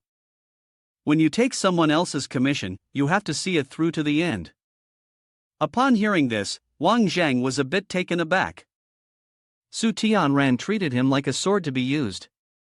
Was he really willing to accept this? "Or defeat me, and you will have the sense of accomplishment." Su Ming casually replied, "Right, it's also a sense of accomplishment." Elsewhere, where the cars were gathered in front of a mansion, the white-haired man respectfully offered the vial with both hands to the old man. "Mushima-sama, we have obtained the biological weapon." The old man took it and ordered, "Good, Kawasaki-kun, what about those Nation H people?" "I want them to die here." The man replied, "Sama, there's no need for us to intervene. They've already turned on each other." He placed the vial inside his coat and calmly said, "I never place my hopes on others. Kawasaki-kun, this time you haven't given your full effort. I'm revoking your command of the operation." The white-haired man bowed his head and shouted, "Matsushima, mister, please give me one more chance." The old man turned and left. "All right, this will be your last chance." The man spoke up, "Thank you, mister. If I don't succeed, at least I'll have gained experience." With that, he turned and walked off, his face twisted in displeasure. In the lush green forest, shaded by trees, Wang Zhang stood behind the black-haired man and firmly said, "Let's sever ties with them once and for all." Mikiju Junichichi Sr., Mizano Wonders, gripped his sword in fury and shouted, "How dare you, you traitor, come here? You all won't be able to leave either." The atmosphere grew tense, and Wang Zhang sighed, shaking his head with a sense of resignation. Really asking for trouble, knowing full well it was his trick. Su Ming scornfully remarked, pretending to be displeased, this is the drama you were talking about? He rubbed his chin and frankly admitted. Yeah, he's right, he really did get a good subordinate. Yi Lang raised his knife and coldly spoke.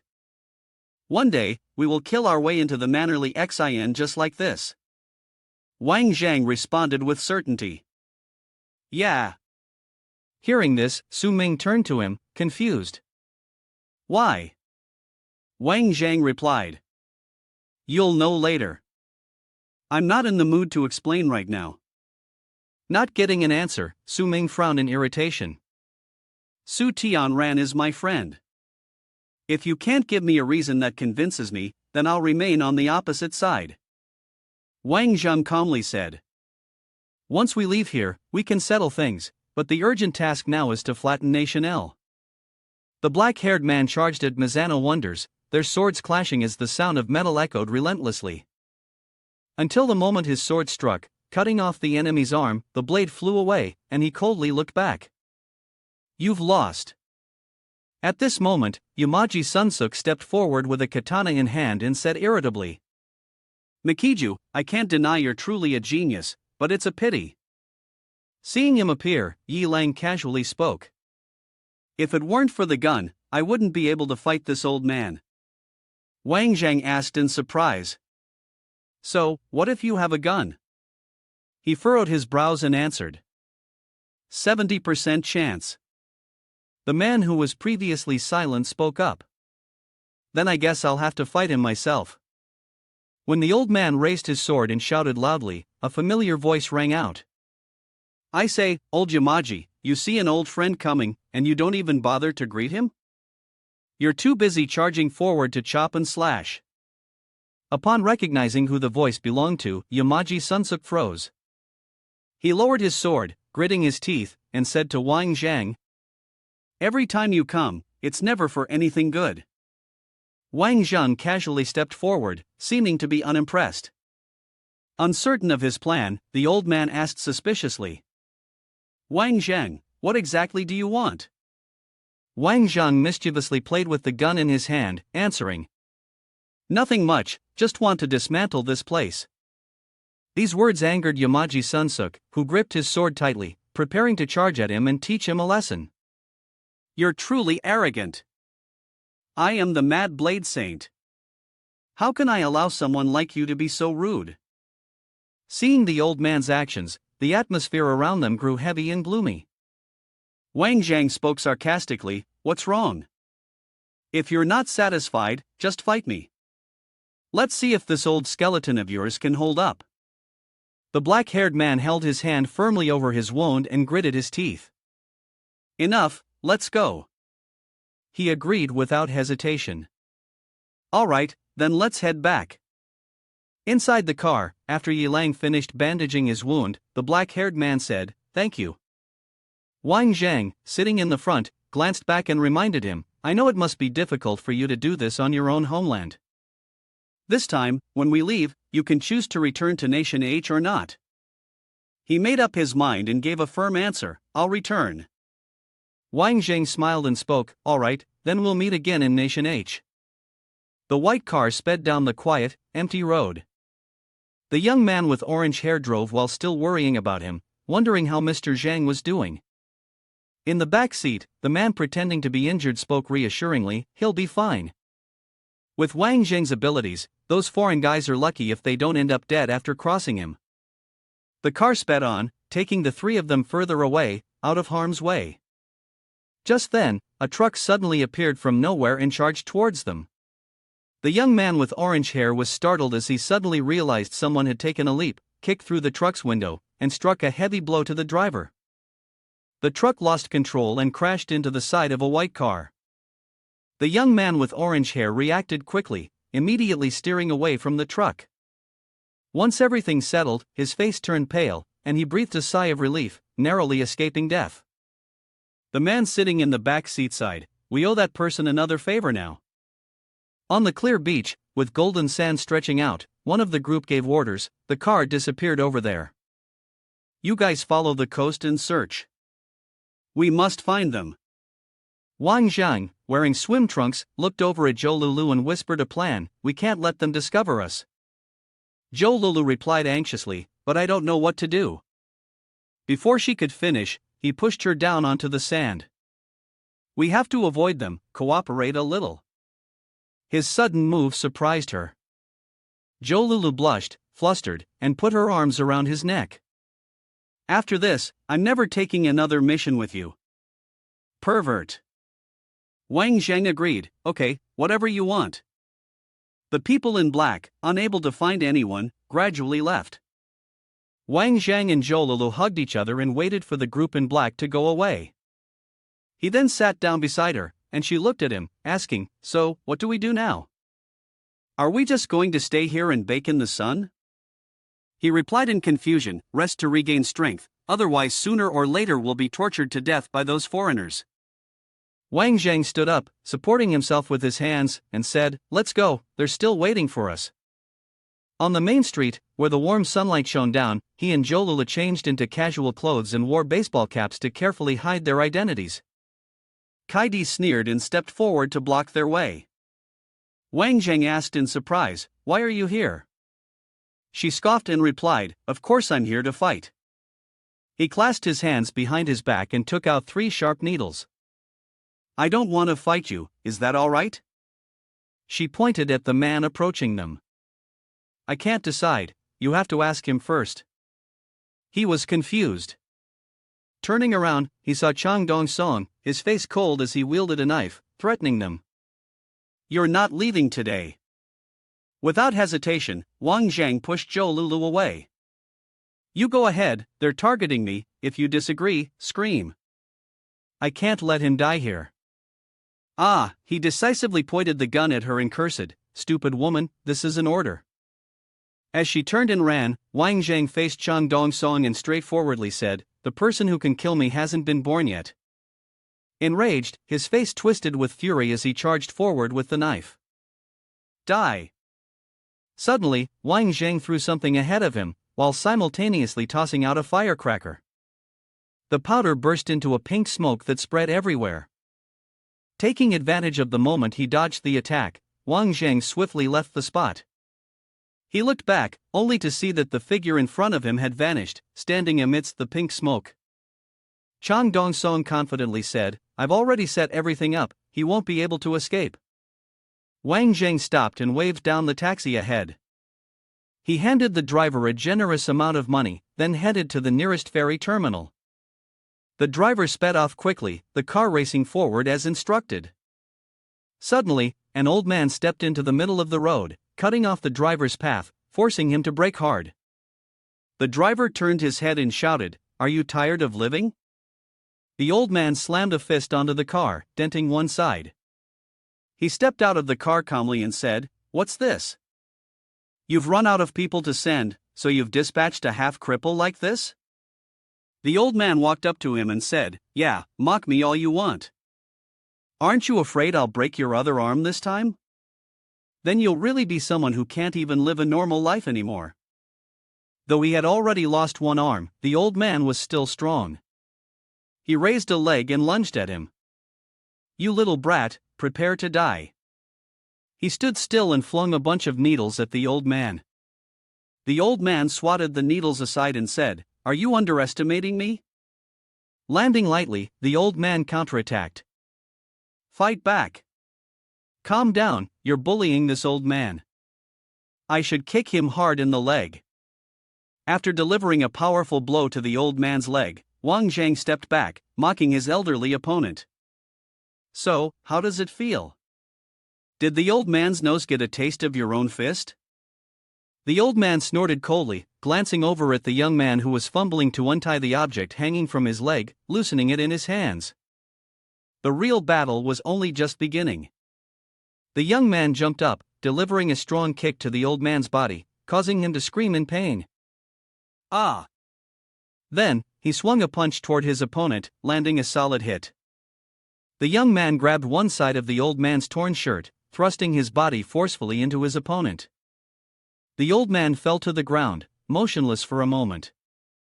Wang Zhang, feeling triumphant, said, So? Do you submit now? Just then, Yi Lang arrived, looking disappointed, and said, "It seems I'm too late. I missed the good part." The young man was now holding a gun firmly in his hand. Yi Lang continued, "No, you still have time to watch the climax of the story." Suddenly, a shadow appeared, whispering behind the young man. How could a grandmaster die so shamefully? The young man was startled and asked, "Who's there?" Yi Lang, who was next to him, was confused, asking, "Who exactly is that?"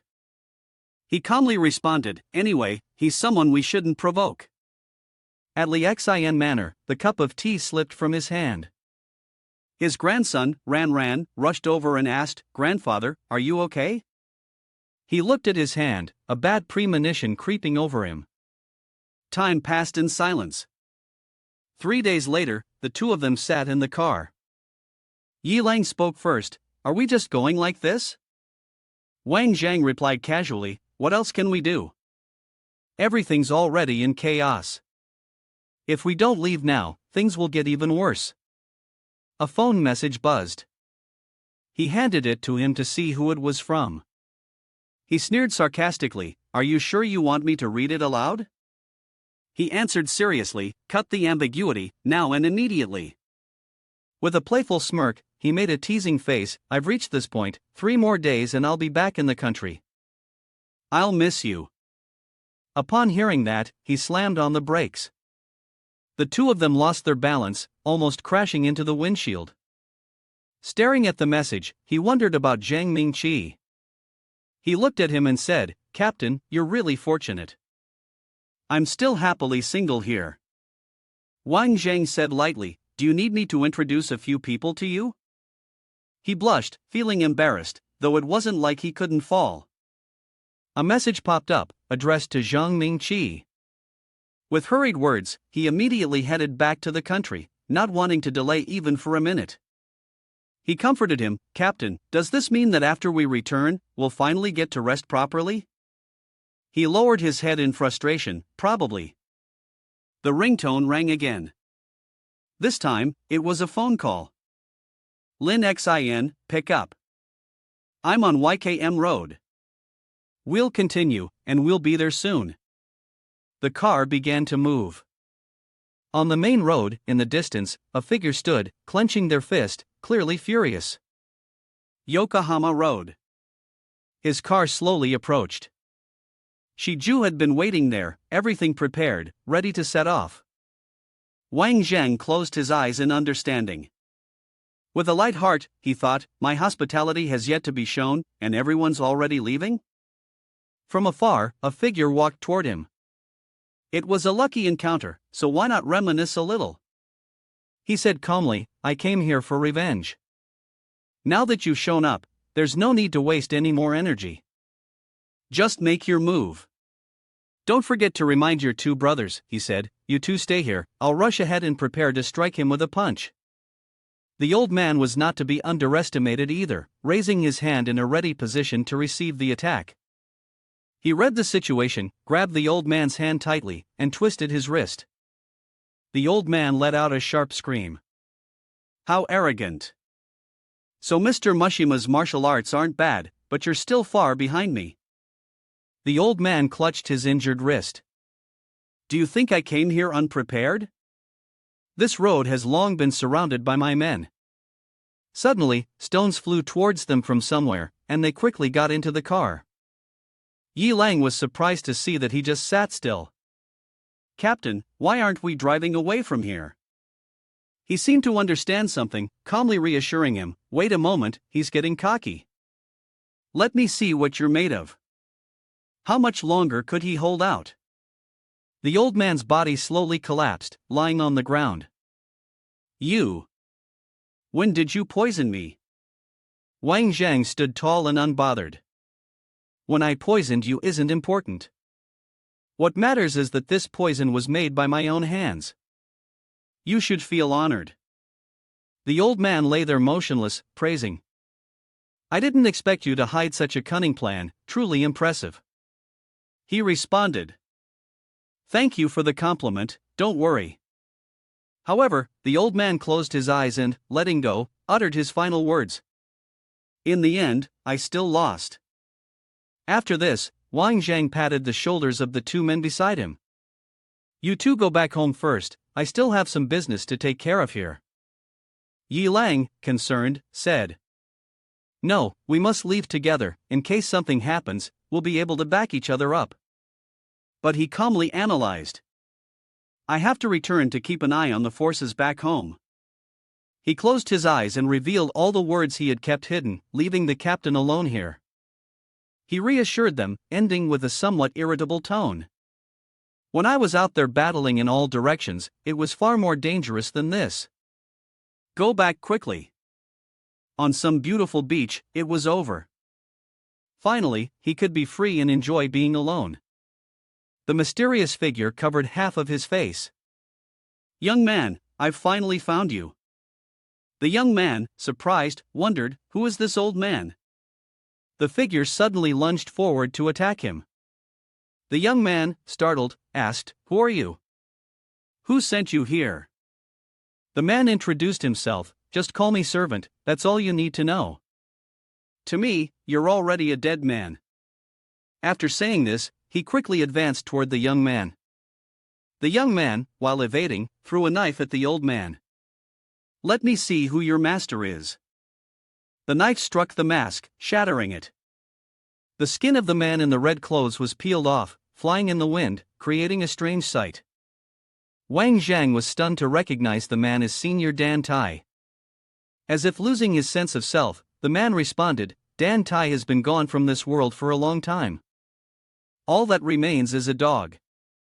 Wang Jang saw Dan Tai's eyes, white and vacant, his skin cracked and unsettling. What exactly happened to you? Dan Tai raised both of his palms and charged at him, saying, You talk too much. Wang Jang quickly blocked his strike. Dan Tai, faster than lightning, slipped behind him and contemptuously said, Your kitten tricks won't even scratch me. He kicked, sending Wang Jang sliding across the sand. He sat up and shouted loudly. Kaidi stood at a distance, observing with satisfaction. She rested her arm on the side of the boat, looking relaxed, and thought to herself, Since it's come to this, I might as well sit back and enjoy the show. Wang Jang was still being smashed face first into the ground for the third time by Dan Tai. Helpless, he turned his head and glanced sideways, his eyes level with the man's feet. Dan Tai stood over Wang Jang and coldly asked, Anything you want to say before you die? In frustration, Wang Jang yelled, Erically, I asked for your help before all this happened. And now I'm about to be beaten to death, and your worthless ass still hasn't shown up? From afar, a figure appeared on the horizon of the sea. Finally, Erically had arrived. He mocked Wang Jang, I can't believe the mighty evil king of the East is getting beaten like this. Kaidi, upon seeing Erically, stood up in shock. What? The old man swung his palm at Eric, a nameless savior, but sadly, he was too late. With quick reflexes, Erically spun around to dodge the attack.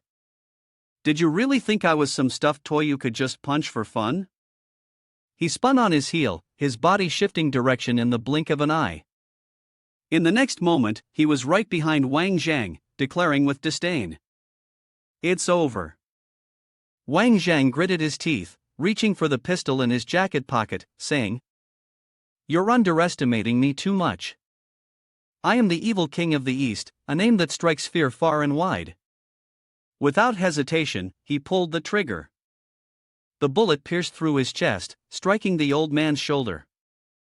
In pain, the old man clutched his wound tightly, kicking Wang Jang into the sea and shouting, Go die! Wang Jang's body grew heavy, slowly sinking into the sea. As he struggled weakly in the water, familiar faces kept flashing through his mind.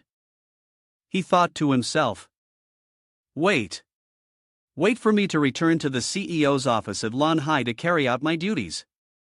Zhang Mingqi stood outside the window, her face grim, muttering to herself. I told them to send me back home, so why haven't I received any news yet? Feeling uneasy, she picked up the phone to call. The long beeping sound followed, then the operator's voice responded. The number you have dialed is temporarily unavailable. Please try again later. At the same time, at Tti's house, she was pouring water as usual. For some reason, she slipped and broke her glass, watching the shards scatter across the floor. Frowning, she wondered, why do I have this bad feeling? Time passed quickly, and before long, 2 months had gone by since that late night. In a wooden house deep in the forest, Wang Jang groped along the wall as he walked. At that moment, the door to the room was suddenly opened. A woman dressed in a kimono with golden hair, bearing both Western and Eastern features, looked at him and thought to herself, "You seem to be recovering quite well." They both sat down beside the small bed. She slowly fed him spoonfuls of medicine and said, "This is the last bowl of medicine. From here on, you'll have to rely on your own strength to recover." Wang Jang pressed his lips together, waited, then spoke. "Why did you save me?" She looked at him and replied, "You don't need to ask. Whether it's about repaying a debt or something else, I don't want to say more." Wang Jang fell silent for a moment before finally saying, "I've been here too long. They must be worried. I need to leave." He stood up, preparing to go, but his arm was suddenly pulled back. She widened her eyes, closed the distance, and asked, "Would you be willing to live a different kind of life, just you and me?" Faced with this kind of question from a woman like her, he couldn't help but blush and answered, "I also want a simple life. Coming home from work every day to hot meals, a gentle wife, and obedient children waiting for me, but I can't have that." Both of them understood each other's feelings and sat back down on the bed. She leaned in close to his lips, whispering, "Then let's make the most of this moment." Wang Jang skillfully reached for the string of her dress and decisively pulled it off. "Take it easy, aren't you still recovering? You think too little of me." North of Baizhou, outside the city, in Jiangnan province. Zhang Mingqi reviewed the design and, satisfied, muttered, "Wang Jang, next time we meet, I'll make sure to thank you properly." On the yacht speeding across the sea, Wang Jang stood brooding on the deck. From afar, Titi walked over and asked, "Are you thinking about them?" "Maybe." At that moment, another gentleman approached and struck up a conversation with Titi. "May I get acquainted with this lady?" Still gazing at the sky and the sea, Wang Jang suddenly stepped in front of her. Xiao Sai declined. "Not possible." Titi glanced at him and asked, "What are you to me?" It's dangerous to casually interact with strange men outside. She didn't respond, walking past him, and introduced herself to the gentleman. "My name is Titi, from Nation A. And you?" "I am Levandov, from Nation P, pleased to meet you." He was charming and kissed her hand. Just then, a group of people suddenly rushed out from the ship's cabin, firing guns. Wang Jang frowned, not expecting to run into these people here. Hendry rushed forward first, aiming the muzzle of his gun straight at him. Wang Jang quickly reacted, knocking the gun out of his hand. He spun around, his long legs sweeping across his neck with disdain as he watched him collapse to the floor. This was the renowned Quang Fong team, and now they had fallen so low that they were resorting to fighting and plundering like this? Another burly man, Johnson, cautiously eyed him and asked, "Who the hell are you?" "You don't need to know," Wang Jang replied. "Tell me why you guys laid hands on him. If you don't even think about anyone walking out of here alive." He pointed at Levandov. Levandov took the initiative to speak, bowing his head. "The heart of the sky, it's all for the heart of the sky." Wang Zhan was puzzled. "The heart of the sky?" Levandov pressed his forehead, lowering his head as he spoke. "The heart of the sky is a diamond of mine." Wang Jang pointed at the group and declared, "He's mine. As for that diamond business, don't even think about it. Get the ship back to Nation H, and I'll let you guys have a way out." Johnson awkwardly replied, "The Heart of the Sky mission is a high priority task. Neither you nor I can afford to cross the one who assigned this mission. You smirked. Who is it? He walked over, leaned into your ear, and whispered a name. Wang Jang wrinkled his nose, half closing his eyes, and said, I really am no match for him. Then he kicked Johnson hard in the stomach, growling, the things he likes, I have to steal them. You clenched your fists. If he wants to like something, he can come find me himself. As for you guys, if you want to live, you'd better do as I say. He groaned, holding his stomach, and obediently replied, all right, we'll make sure the ship gets back to Nation H safely. You shouted angrily, get lost. As the group left the deck, Levandov joyfully ran over and planted a loud kiss on your cheek. Zhang, you're truly my savior. Wang Jang wiped his cheek and pushed him away with a disgusted look. Stay away from me, I'm straight and I like women, got it? In the break room on the ship, you sat on the sofa, arms crossed, questioning. Tell me, what's the deal with the Sky Heart? Levandov sat across from you, looking like someone answering truthfully. The Sky Heart is a diamond that was recovered 20 years ago, a unique light blue diamond, the only one in the world. It's worth an enormous fortune. Wang Jang crossed his legs, leaned back in the chair, and asked, I'm sure there are plenty of people eyeing such an expensive thing, right? He replied, for the past few years, my family has been cursed no less than 20 times because of this diamond. Then he bent down, took off one of his shoes, and removed the sole, revealing a sparkling blue diamond. He pointed to the diamond in his hand, speaking with pride, here it is, the diamond. Seeing the diamond as big as a quail egg, Wang Zhang's eyes lit up like car headlights. He silently prayed, please don't waste this gift from heaven. Yet Levandov raised the gem in his hand and brought it to Kaidi, saying, I'd like to present this gem to the beautiful lady. She accepted the gem and kissed his cheek. Thank you. The ship sped across the sea. On the deck, she looked at the person opposite her and asked, what will happen when we meet again next time? He answered, if we're enemies, I hope we'll never meet again. Then they hugged each other as a form of farewell. The sky remained clear. The construction site at Zheng family's port was bustling with machinery unloading goods. Below, Wang Jang felt a bit irritated. He turned around and snapped at the person who had been following him all this time. What are you following me for? Levandov didn't hide his intentions, clearly stating his purpose, you not only saved me, but you're also a local. I'm here to invest, so of course, I need to follow you to find customers. Walking for a while, all he could see were workers. He was puzzled and asked, why did you bring me here? The person ahead, hands clasped behind his back, emphasized, of course, I'm here to inspect the people. Suddenly, a loud noise came from up ahead. Not good, something big has happened. A group of workers, each holding different tools, gathered around.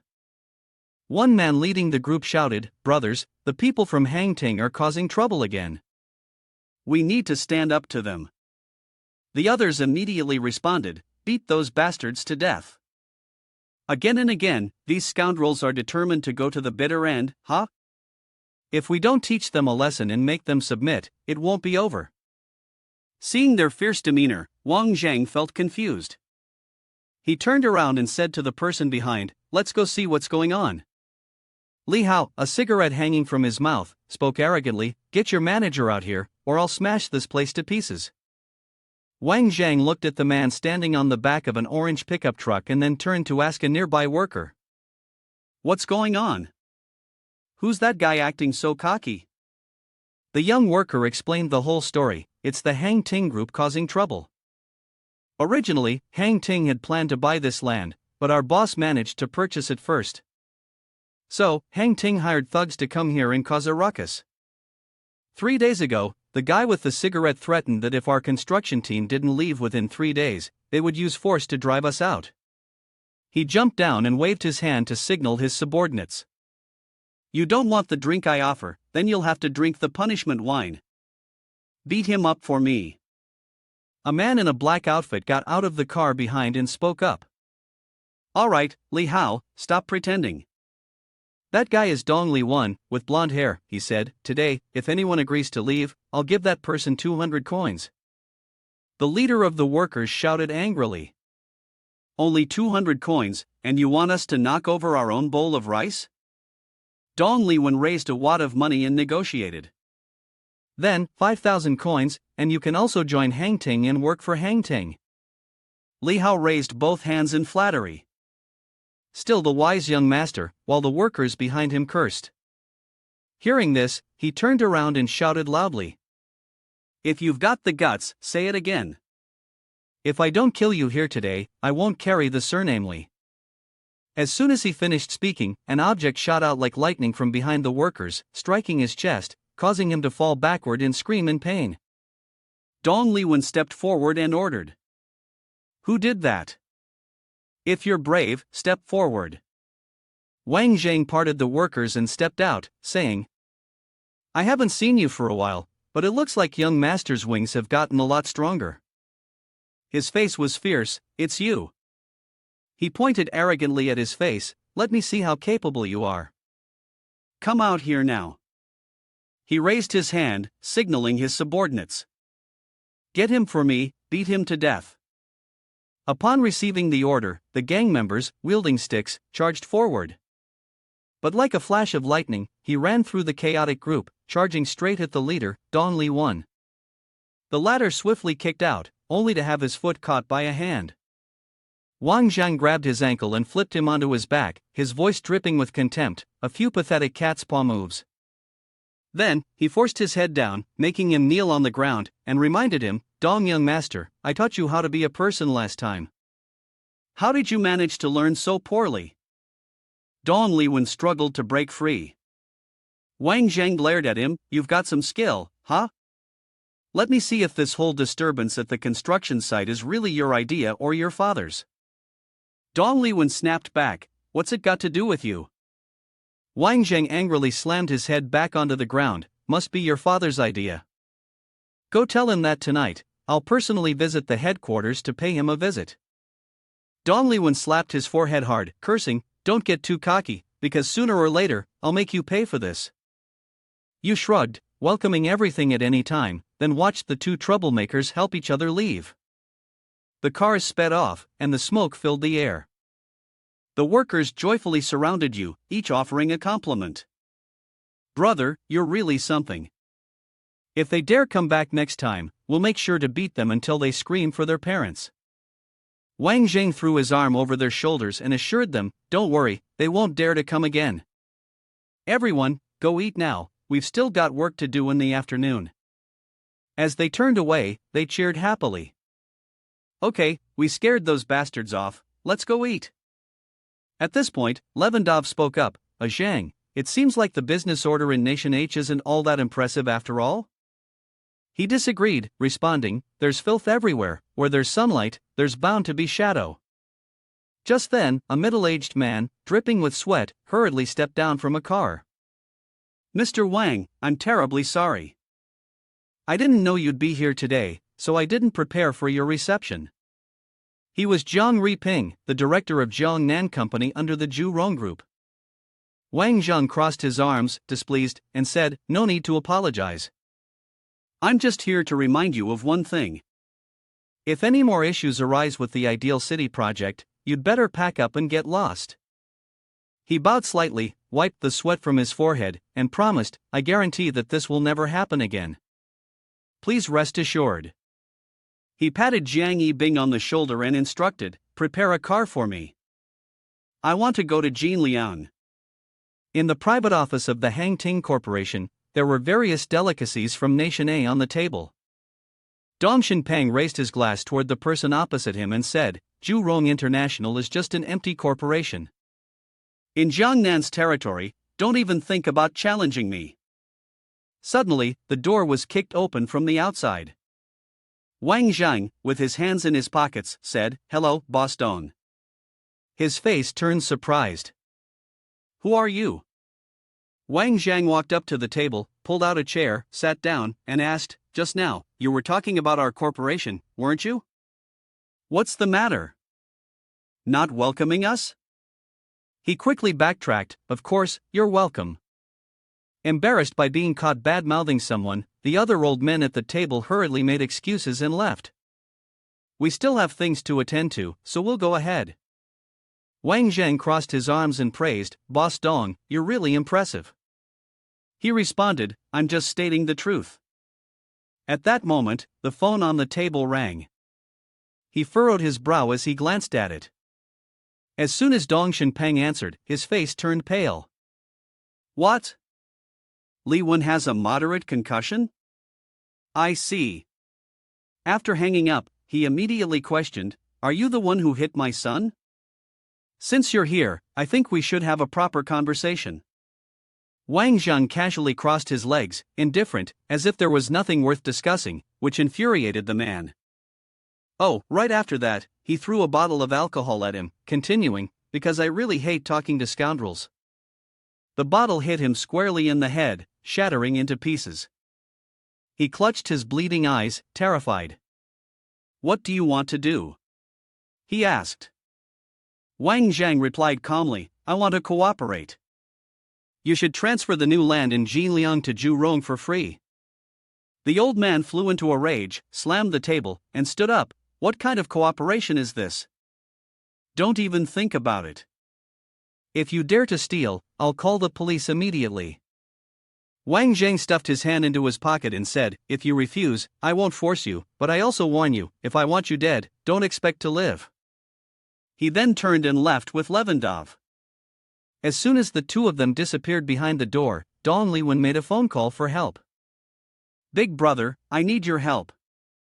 At 9:30 p.m., a girl with orange hair dressed in red stood silently in front of the window. It was Zhang Mingqi, reflecting on the situation, thinking that finally, Huan Ling had gotten on the right track.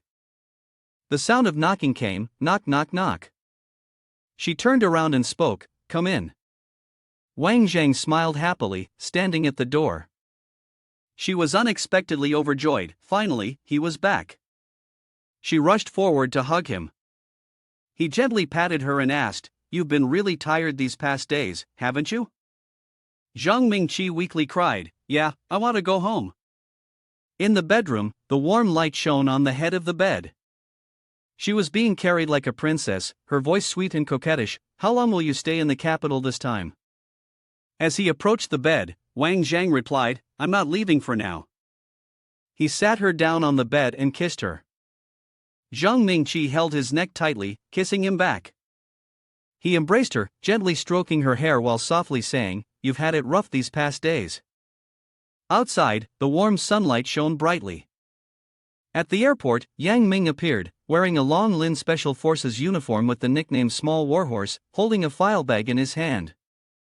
A red-haired man glanced at the contents of the bounty notice and thought, This money is mine for sure. At a sunlit house, Shan Titi happily said, Sister, I think Han Xingyi is coming back tomorrow. Chang Fei, with an eager expression, replied, It's been so long since I last saw that little brat, I really miss her. Titi, mischievous, continued to ask. After excluding him, who else do you remember? Which left her flustered. Chang Fei immediately pinned her down on the chair and tickled her. Titi, don't talk nonsense. The two sisters joked and laughed joyfully. Suddenly, someone opened the door and entered. Wang Jang stood at the doorway, staring blankly at the two girls in the room. He awkwardly scratched his ear. Is this your greeting ritual? Titi eagerly spread her arms and ran toward him, shouting, You're finally back. Chang Fei smiled. Titi, why are you more excited than I am? He stroked his chin, looking at the place everyone wanted to look. You're getting a bit bold, huh? Titi blushed, flustered, and cried out. She adjusted her dress, then angrily punched his chest repeatedly, scolding, Why didn't you contact us? After that, Titi ran over to hold Chang Fei's hand. Wang Jang looked a little disappointed and complained. What's going on? This isn't how the script goes. You were supposed to jump on me, bite and chew, and then cry, right? Then he crossed his arms over his chest, doubting himself. Has my charm decreased? As the two women turned to leave, Titi scolded him playfully. Perverted, shameless man, how can you be so full of yourself? Chang Fei stood at the door of the bedroom, giving instructions. Okay, I don't care about talking, just make sure you don't lose control, alright? I'm heading back to the bedroom now. Titi agreed. But inside, she was still upset. That shameless man had seen everything earlier, and if she didn't look back, wouldn't that be a huge loss for her? Footsteps were heard outside in the hallway. Wang Jang, shirtless, knocked on a door. After a few knocks with no response, he muttered, "No way, they're already asleep this early?" He leaned in close to the door to peek. "Well then, I'll go talk to Shang Fei about life's ideals." Titi quietly opened the door from inside the room. Suddenly, Wang Zhang's six-pack abs came into view, leaving her stunned. He smiled and waved. "Hello, beautiful." She acted aloof, huffing as if to close the door, but he quickly blocked it with his hand and smiled flatteringly. "What's this? Are you scared I'll eat you?" Then, he swiftly squeezed through the door. Titi tried to block him, stumbling over her words. What are you doing?" In the push and pull, her dress strap broke, and her face turned bright red from embarrassment. Flustered, she tried to move her leg, but ended up stepping on the hem of her dress, losing her balance and stumbling forward, letting out a cry. Wang Zhang, worried, quickly stepped forward to support her. His hand accidentally landed in the exact spot that needed support, and he couldn't help but sigh. This sensation was absolutely delightful. Titi, blushing furiously and trembling with anger, momentarily forgot how to react. She then hurriedly threw herself into the blanket and screamed, "Get out, now!" Wang Zhang, shameless, sat on the edge of the bed and flattered her, "Beautiful lady, don't be shy." But she still didn't dare show her face, angrily shouting, get out now." He reluctantly replied, okay. I'll get out right now, no problem." He wandered down the hallway, walking like a king with 3,000 concubines, visiting one after another. Wang Zhang knocked on another door. A voice from inside, where someone was napping, called out, "Come in." He sat at the foot of the bed and casually asked, "How have you been lately?" Chang Fei, sitting on the bed, tucked her hair behind her ear and confided, "The summer in Lanhai is almost over, and the new designs are almost done, so I haven't been too busy lately." She happily announced, "Oh, Xiaoyi is coming back tomorrow." He was quite excited. "Han Xingyi, that girl is coming back?" She took off her glasses. "She's coming back for about 20 days to visit her family. I have to sleep now. I'll be picking her up tomorrow." Wang Zhang stood up, striking a cool pose and said, "Well, you go to sleep first, but don't miss me too much." The next day, he wore an apron and knocked on TTI's room door, calling out, "Hey, beautiful lady, I've specially made breakfast for you." With a snap, the door opened, and TT lunged at him, grabbing his collar with a fierce expression. "You jerk, come in here right now." He carefully carried the bowl in his hands as he followed her inside. "My dear lady, what exactly do you want? The person is guilty, but the food is innocent." She slammed the bowl onto the table, then turned to declare loudly, "You have to take responsibility for me." He teased, "What exactly do you mean by taking responsibility?" She crossed her arms, glaring at him. "Oof, you damn man, you've seen everything of mine but still didn't do anything." That was all he needed. Wang Zhang immediately leaned down and kissed her to silence her. Like a bolt from the blue, TT, blushing, raised her hand to cover her mouth and muttered, "You. This is my first kiss, you know." At the airport entrance, the weather was beautiful outside. Wang Zhang appeared with TT and Chang Fei. From afar, Han Xingyi, one hand pulling a suitcase and the other waving vigorously, kept shouting, "Hey!" Seeing the expression on the little girl's face, he helplessly raised his hand to cover his face. The little girl joyfully jumped up. "Ah, I missed everyone so much." "Did everyone miss me?" Titi placed her hands on her hips and scolded affectionately. "You annoying girl, do you even know what shame is? Can you try looking a little more like a proper lady?" Han Xingyi immediately ran over to hug her first, hoping to avoid being scolded, but he winked mischievously at the same time. "Did you miss me?" He replied. We all missed you a lot. After a moment of greeting, the little girl patted her chest and shouted, Let's go eat. I'm so hungry that my stomach's stuck to my back.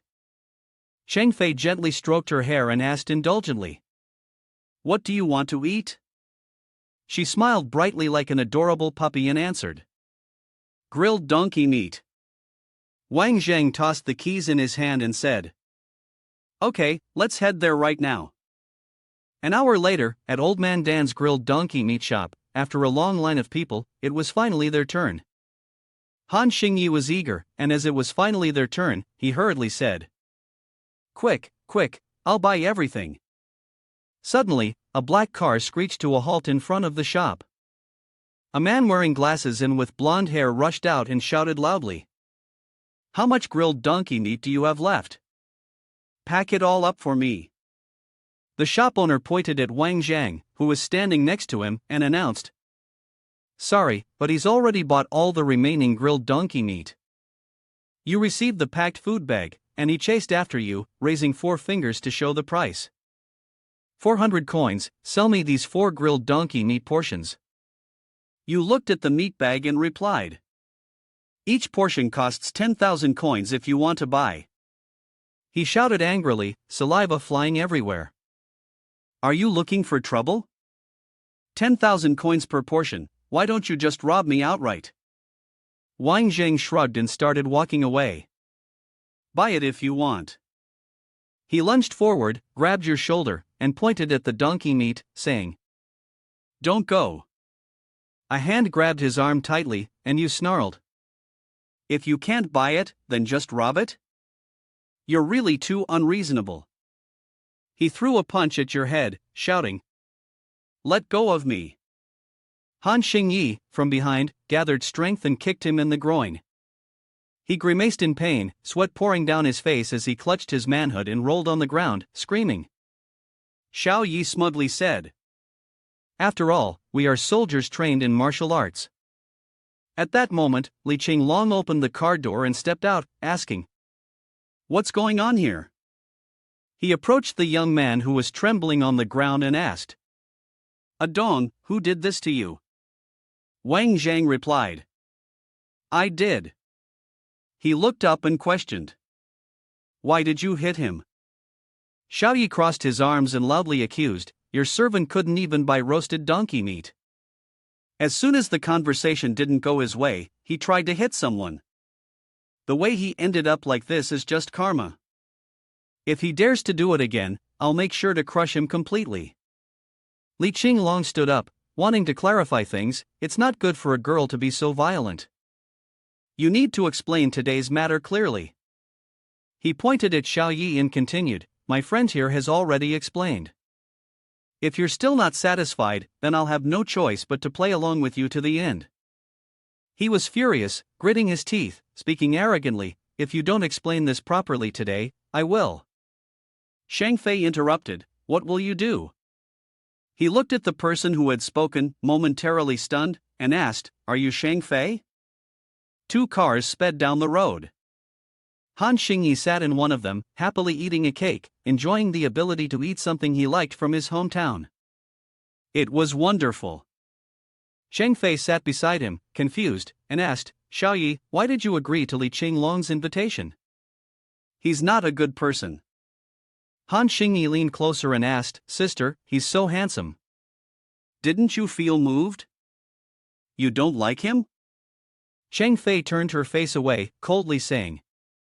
Han Xingyi handed Cheng Fei a piece of bread to comfort her. Don't be mad, sister, tonight we'll teach him a good lesson.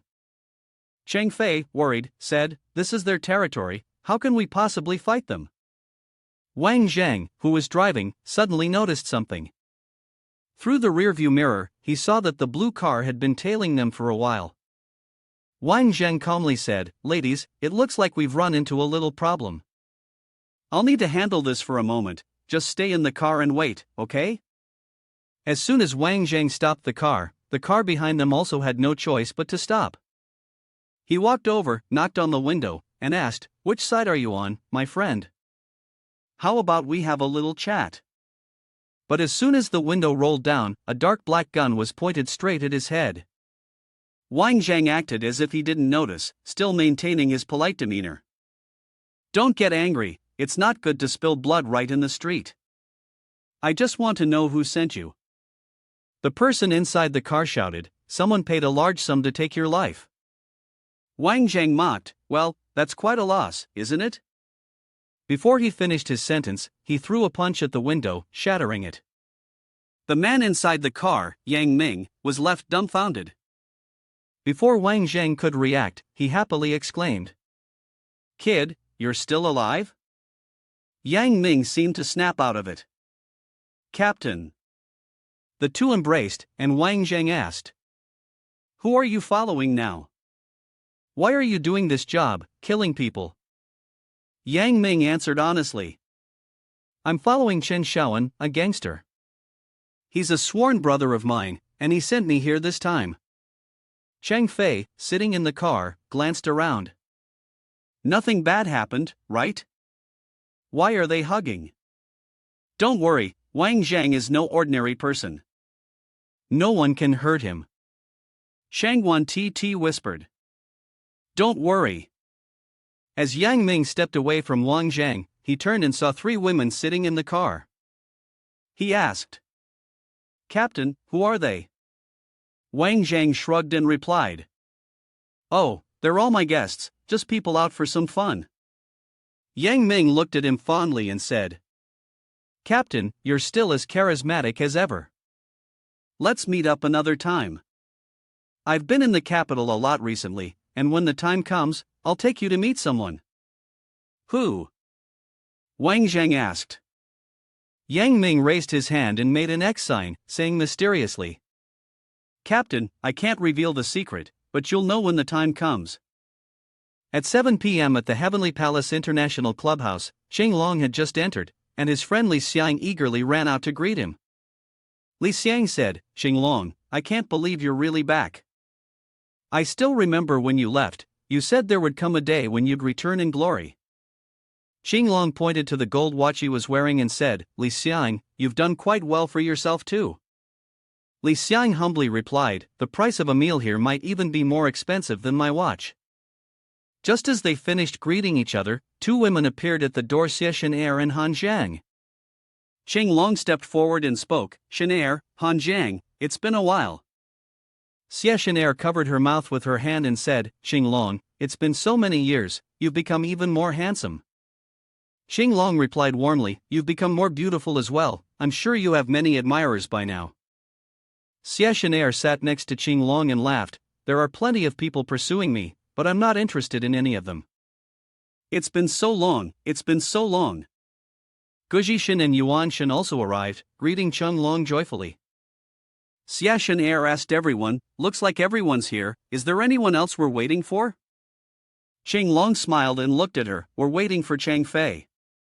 Shan was a bit surprised when she heard that name.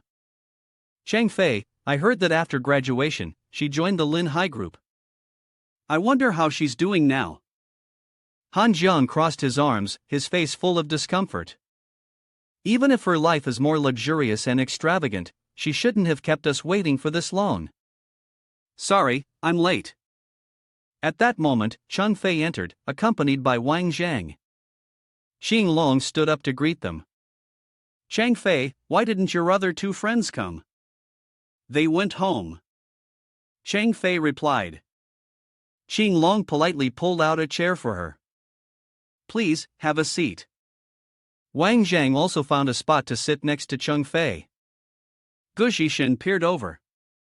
Chang Fei, why don't you introduce your boyfriend? My name is Wang Jang. Wang Jang replied, extending his hand for a shake, causing Chang Fei's face to turn red. Guji Shan chuckled. I'm Guji Shan. I once had a secret crush on Chang Fei, but don't worry, I'm not her rival now. Yuan Shan, sitting next to Guji Shan, also curiously asked. Wang Zhang, what do you do for a living? Wang Zhang modestly responded. I'm just an employee, don't even have a place to live in the capital. I'm still staying at someone else's house. Under the table, Chang Fei kicked him lightly. Yuan said, the capital is vast, buying a house isn't easy. Wang Jang smiled, my abilities are limited, what can I do? Yuan slightly tilted his head, pointing at Wang Jang with disdain. This isn't a matter of ability, it's about awareness. If you can't even buy a house in the capital, how can Cheng Fei be happy with you? Wang Jang wasn't dull, he immediately retorted, my brother, whether I bring happiness to Cheng Fei or not has nothing to do with you. How about you spend some time learning how to manage your mouth? Unable to counter Wang Jang, Yuan could only mutter, can't plaster a wall with mud, huh? Wang Jang asked directly, so what? Gu Zhishan, seeing the tense situation, quickly stood up to defuse it. Alright, it's hard to get everyone together for a meal. How about we all have a toast? To celebrate that after so many years, we finally reunited. Youth may be gone, but our friendship remains eternal. Cheers! Everyone raised their glasses in unison. Sheng Long suddenly interrupted, wait a minute. He pointed at Wang Jang and Cheng Fei, we all have to drink wine. Why are you two drinking juice? Wang Jang smiled and replied, my girlfriend isn't feeling well today, so she can't drink wine. So what about you? Sheng Long looked at him. Wang Jang simply said, I don't drink alcohol. Xie Air raised a hand to cover her mouth, her voice filled with contempt, no way? You don't even drink wine, are you even a man? I don't know how to drink. Wang Jang said honestly. Li Xiang, not happy, scolded, hey, man, this attitude of yours is going to embarrass Cheng Fei.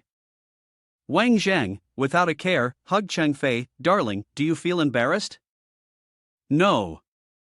Cheng Fei blushed and shook her head. Wang Jang smirked, see? My girlfriend says no, so why should I care? Xing Long, standing behind Cheng Fei, was so furious from the embarrassment that his face was twisted with malice, that worthless woman, today I will definitely destroy her. Seeing that neither of the two spoke back to Wang Jang, Yuan raised his voice again, in the end, you're still just a man who relies on women. Wang Jang stared directly at him. Yuan spat, his contempt clearly directed at Wang Jang. Looking at his situation, isn't he just like a toad trying to eat a swan's meat? Cheng Fei had been silent all this time, but upon seeing Yuan insulted, she immediately grabbed a bottle of wine and slammed it straight into his head. My boyfriend's matters are none of your business to judge, she said. Yuan clutched his bald head, screaming loudly, Cheng Fei, don't you know right from wrong? I'll beat you to death. Wang Jang also rushed up, grabbing Yuan by the collar, then come on, let me see how capable you are. At that moment, a foot kicked open the door. Security rushed in, shouting at Wang Jang, so you're the one daring to make trouble and fight here? Do you have a death wish? Grab him and take him away. But as they approached, Yang Ming appeared, his voice stern, stop, who gave you the nerve to lay a hand on him today? Yang Ming took out a golden card, sneering, open your eyes and take a good look, he's not someone you can provoke. The security guard didn't even bother to look at the card, stubbornly refusing to believe it. Still playing this acting game, huh? The card clearly read, Heavenly Palace International Clubhouse, Chairman Wang Jang. The subordinate behind him gasped in shock, see Chairman Wang? Upon seeing the words on the card, the man quickly knelt down on the floor, begging for mercy, I was blind and didn't recognize Mount Tai. Please, Chairman Wang, show mercy, I guarantee I'll never do this again. Wang Jang coldly looked at him. Fine, but you'll have to break one of your fingers yourself, consider it a lesson you'll never forget. He then turned and looked at Cheng Fei's classmates.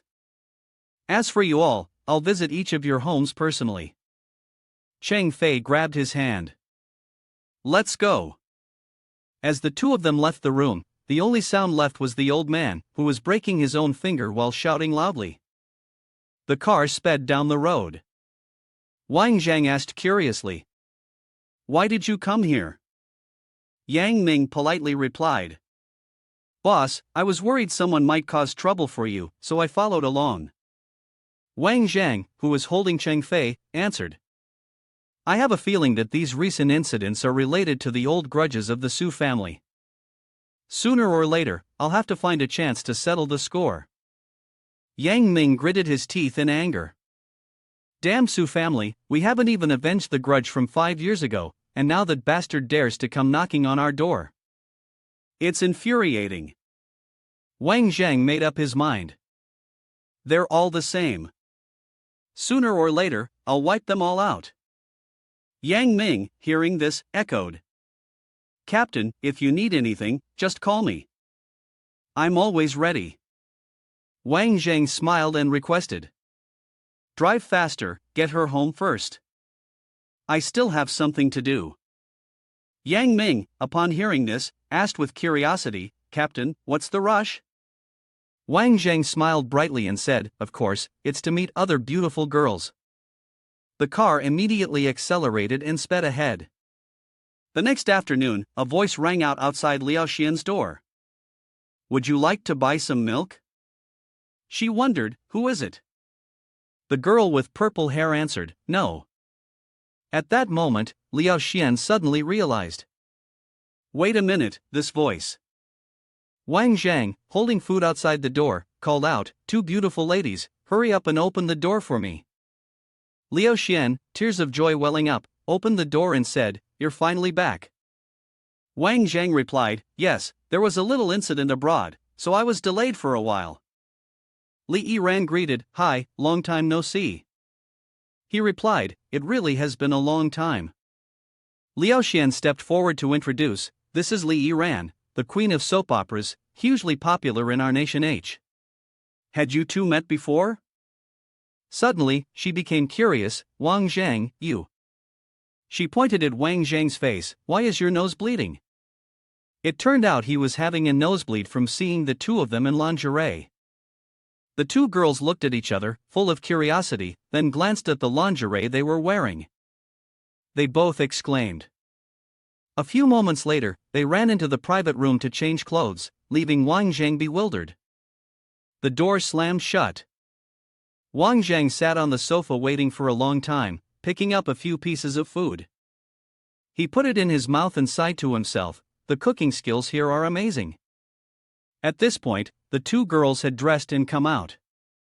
Li Yiran crossed her arms and proudly said, my dad is the head chef at the Saraton Hotel. Like father, like daughter. Liao Xian, standing next to her, chimed in. That's right, that's right. Sister Yiran cooks amazingly. Whoever marries her will definitely be lucky to have such delicious food. Wang Jang placed his hand on Liao Xian's shoulder, praising him. Liao Xian, I saw your huge poster on the subway. You're really getting more and more loved. How's everything going lately? Liao Xian slowly replied. Luckily, Sister Yiran introduced me to some directors, which is why I've achieved what I have now. Tomorrow, I'm meeting Director Ho. Wang Jang immediately suggested. Let me go with you. Then he turned to Yiran, saying gratefully. And thank you, Yiran. Li Yiran politely said, I've always considered Liao Xian like a younger sister, so why thank me? This has nothing to do with you. Wang Jang immediately responded, I don't mind if it has something to do with me. Hearing this, Li Yiran awkwardly cleared her throat a few times, and then Wang Jang suddenly changed the topic, do you have any plans for the near future? Liao Xian, with a hint of regret, replied, Sister Yiran turned down a really good opportunity. Wang Jang was somewhat surprised to hear this. Liao Xian continued, it's been a while since you visited, why not stay the night? Wang Jang didn't quite understand. Liao Xian repeated the suggestion, stay over. Wang Jang approached Liao Xian, his intentions not entirely innocent, and suggested, how about you let me sleep in your room? Upon hearing this, she quickly turned to look at Yiran, who was sitting beside her. She hurriedly hugged her, flustered, and said, what are you thinking? I'll sleep with Sister Yiran. Wang Jang didn't stop and teased further, is that so? Actually, Yiran's bed is quite big, the three of us could easily fit together. Immediately, Liao Xian pulled Yiran into the bedroom, angrily shouting, don't even think about it. The door slammed shut, but Liao Xian still made sure to remind him, Wang Jang, we're going to sleep now. We have to get up at 6 a.m. tomorrow to meet Director Ho. Seeing this, he sighed. How could reality and thoughts be so different, so far apart? At 7 a.m. the next morning, in Jinhu Park, a man wearing sunglasses was sitting, drinking water, and waiting for someone. Wang Jang and Liao Xian walked over and greeted him politely, Hello, Director Ho. Upon seeing Wang Jang, the director immediately asked, Are you her boyfriend? Hearing this, she blushed slightly and quickly explained, You misunderstood, he's just a good friend of mine. However, the director took off his sunglasses and coldly replied, This good friend of yours is not so simple. He then stood up politely, extended his hand for a handshake, and introduced himself, My name is Ho Xiaolong. Wang Jang also politely shook his hand and introduced himself, Wang Jang. The two hands were quickly released, and then the director invited them to sit down and talk. Please, have a seat. Immediately, Ho Xiaolong got straight to the point. He suggested, If you agree, you could play the male lead in my film. However, Wang Jang declined, I don't have any acting experience.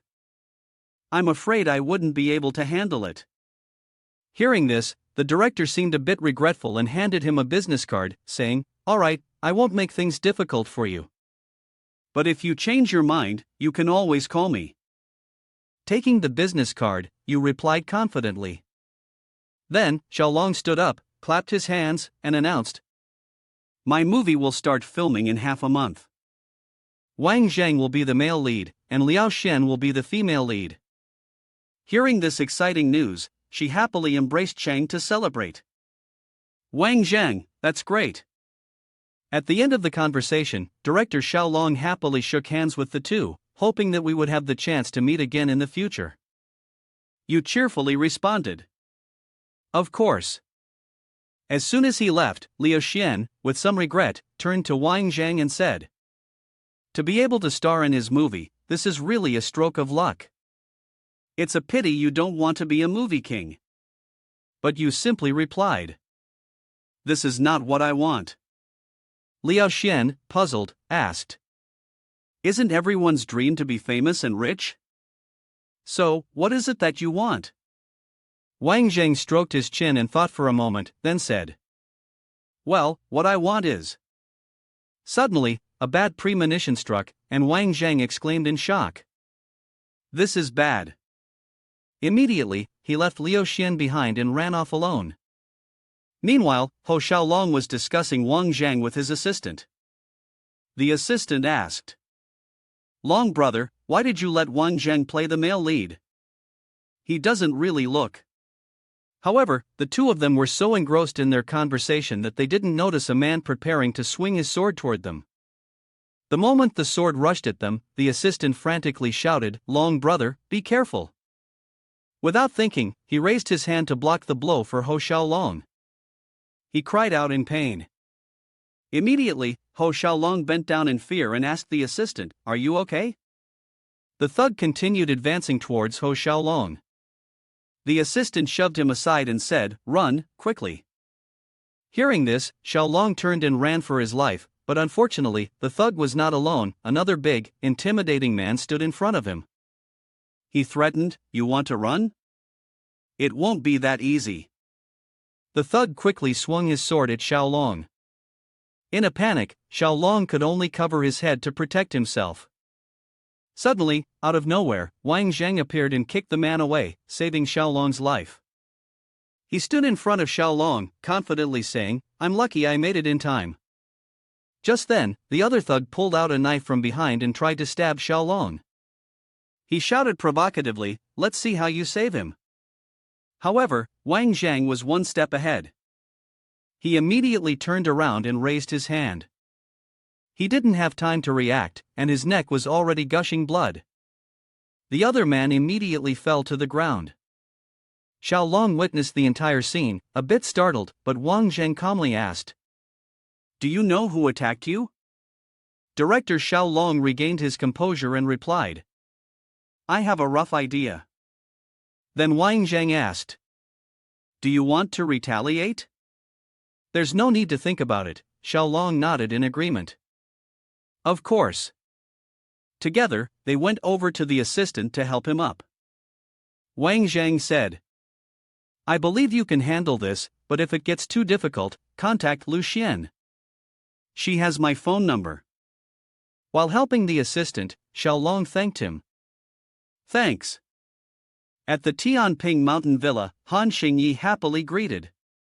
You're back, come home with me. Wang Jang coldly replied. Comrade Han Xingyi, tell me the truth this time, are you pretending to be Han Old Master, giving me orders? She hugged his arm and answered. No, how could that be? This time, Grandpa really called you over for a meal. Feeling restricted, he used his other hand to push her away, but she clung even tighter. He said, Never mind, please tell Han Old Master I'm sorry. Suddenly, he realized, and his eyes were fixed firmly on Xingyi's chest as it pressed against his hand. Seeing this, she smiled and said, Have you had enough of looking? Wang Jang gently laid Xingyi on the bed and said, I won't be going to the Han family. I can only knock you out first. When you wake up, don't blame me. He then kindly covered her with a blanket before leaving the room. At that moment, Xingyi slightly opened her eyes and silently chuckled, I can't believe I managed to trick him. He's so easy to fool. Wang Jang got in the car and quickly drove off. He arrived at Titi's room and asked, Hello, beautiful boss, what are you up to? She looked up and immediately responded, You came at the perfect time, come take a look at this. Wang Jang glanced over, his curiosity piqued. All three major shareholders had sold more than 100 shares of International Juyong. Titi understood his meaning and replied, That's right, International Juyong not only has my family as shareholders but also some nominal shareholders from the Sun Wan family.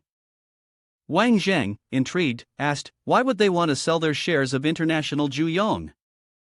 What did your father say? Titi responded, He told me to handle it myself and not to report these small matters to him. But some others in the family aren't so easy to let go. They're just waiting for the company to collapse. Wang Jang patted Tti's head and said, Let's go ask who these people sold their shares to. Isn't that enough? She felt that this wasn't a feasible idea and reminded him that they basically didn't care, especially Shangwan Qing Lang. Wang Jang helped Titi sit up, then with a reassuring tone and a smile, he said, Actually, it's very simple. Just follow me. At Shangwan Qing Lang's villa, Wang Jang pressed his ear against the door and complained, Is the soundproofing in this villa really that bad? Titi didn't understand what he meant and asked, What's going on? The sound of a woman's moaning could be heard as she leaned in to listen.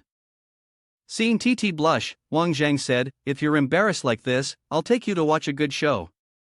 He used a makeshift key to twist the doorknob, and the door finally opened. Wang Jang walked in, flashing his signature smile, even though he knew what was inside. Sorry to interrupt. Shangwan Qing Lang gently comforted the woman in his arms, then entered the room to wait for him. He then angrily shouted at Wang Jang and Titi, Do you have no morals? You didn't even knock and just barged in. Titi calmly sat down, immediately addressing the issue, demanding that Qing Lang reclaim the shares he had sold. How much did you sell them for? I'll give you double. He retorted, The boss already informed you guys, but I disagree. Do you think I'll agree with you? Titi suddenly asked, Second brother, who did you sell the shares to? Qing Lang lit a cigarette, his voice calm as he replied, Auburn Financial Group, the largest financial group in Oceania. Titi was about to say something when she saw Wang Jang stop her with his hand. She froze in surprise. Wang Jang smiled confidently and said, Leave it to me. Titi nodded. Wang Jang stood up and walked over to Qing Lang, which made him curious. As he walked, he took out a bottle of medicine he had prepared earlier from his pocket. He opened the bottle and poured its contents directly into Qing Lang's mouth. The man was caught off guard, his eyes wide with panic at Wang Zhang's unexpected action. Wang Zhang glared at him and warned, Contact Auburn Financial Group to sell the shares. I'll come again tomorrow. If you haven't done what I told you by then, you'll have only one option left: wait for death. Without waiting for a response, he grabbed Tti's hand and quickly led her towards the door. Let's go. Behind them, Xing Lang panicked and shouted, "What did you make me drink?" On their way back, Wang Jang asked Titi, "Do you know much about Auburn Financial Group?" She replied, "A little bit of knowledge. This financial group has harmed many promising companies, and Zhu Xie being targeted by them is definitely not a good thing." Wang Zhang comforted her, "It seems Auburn is not something good. As for Zhu Xie's shares, I will help you solve it."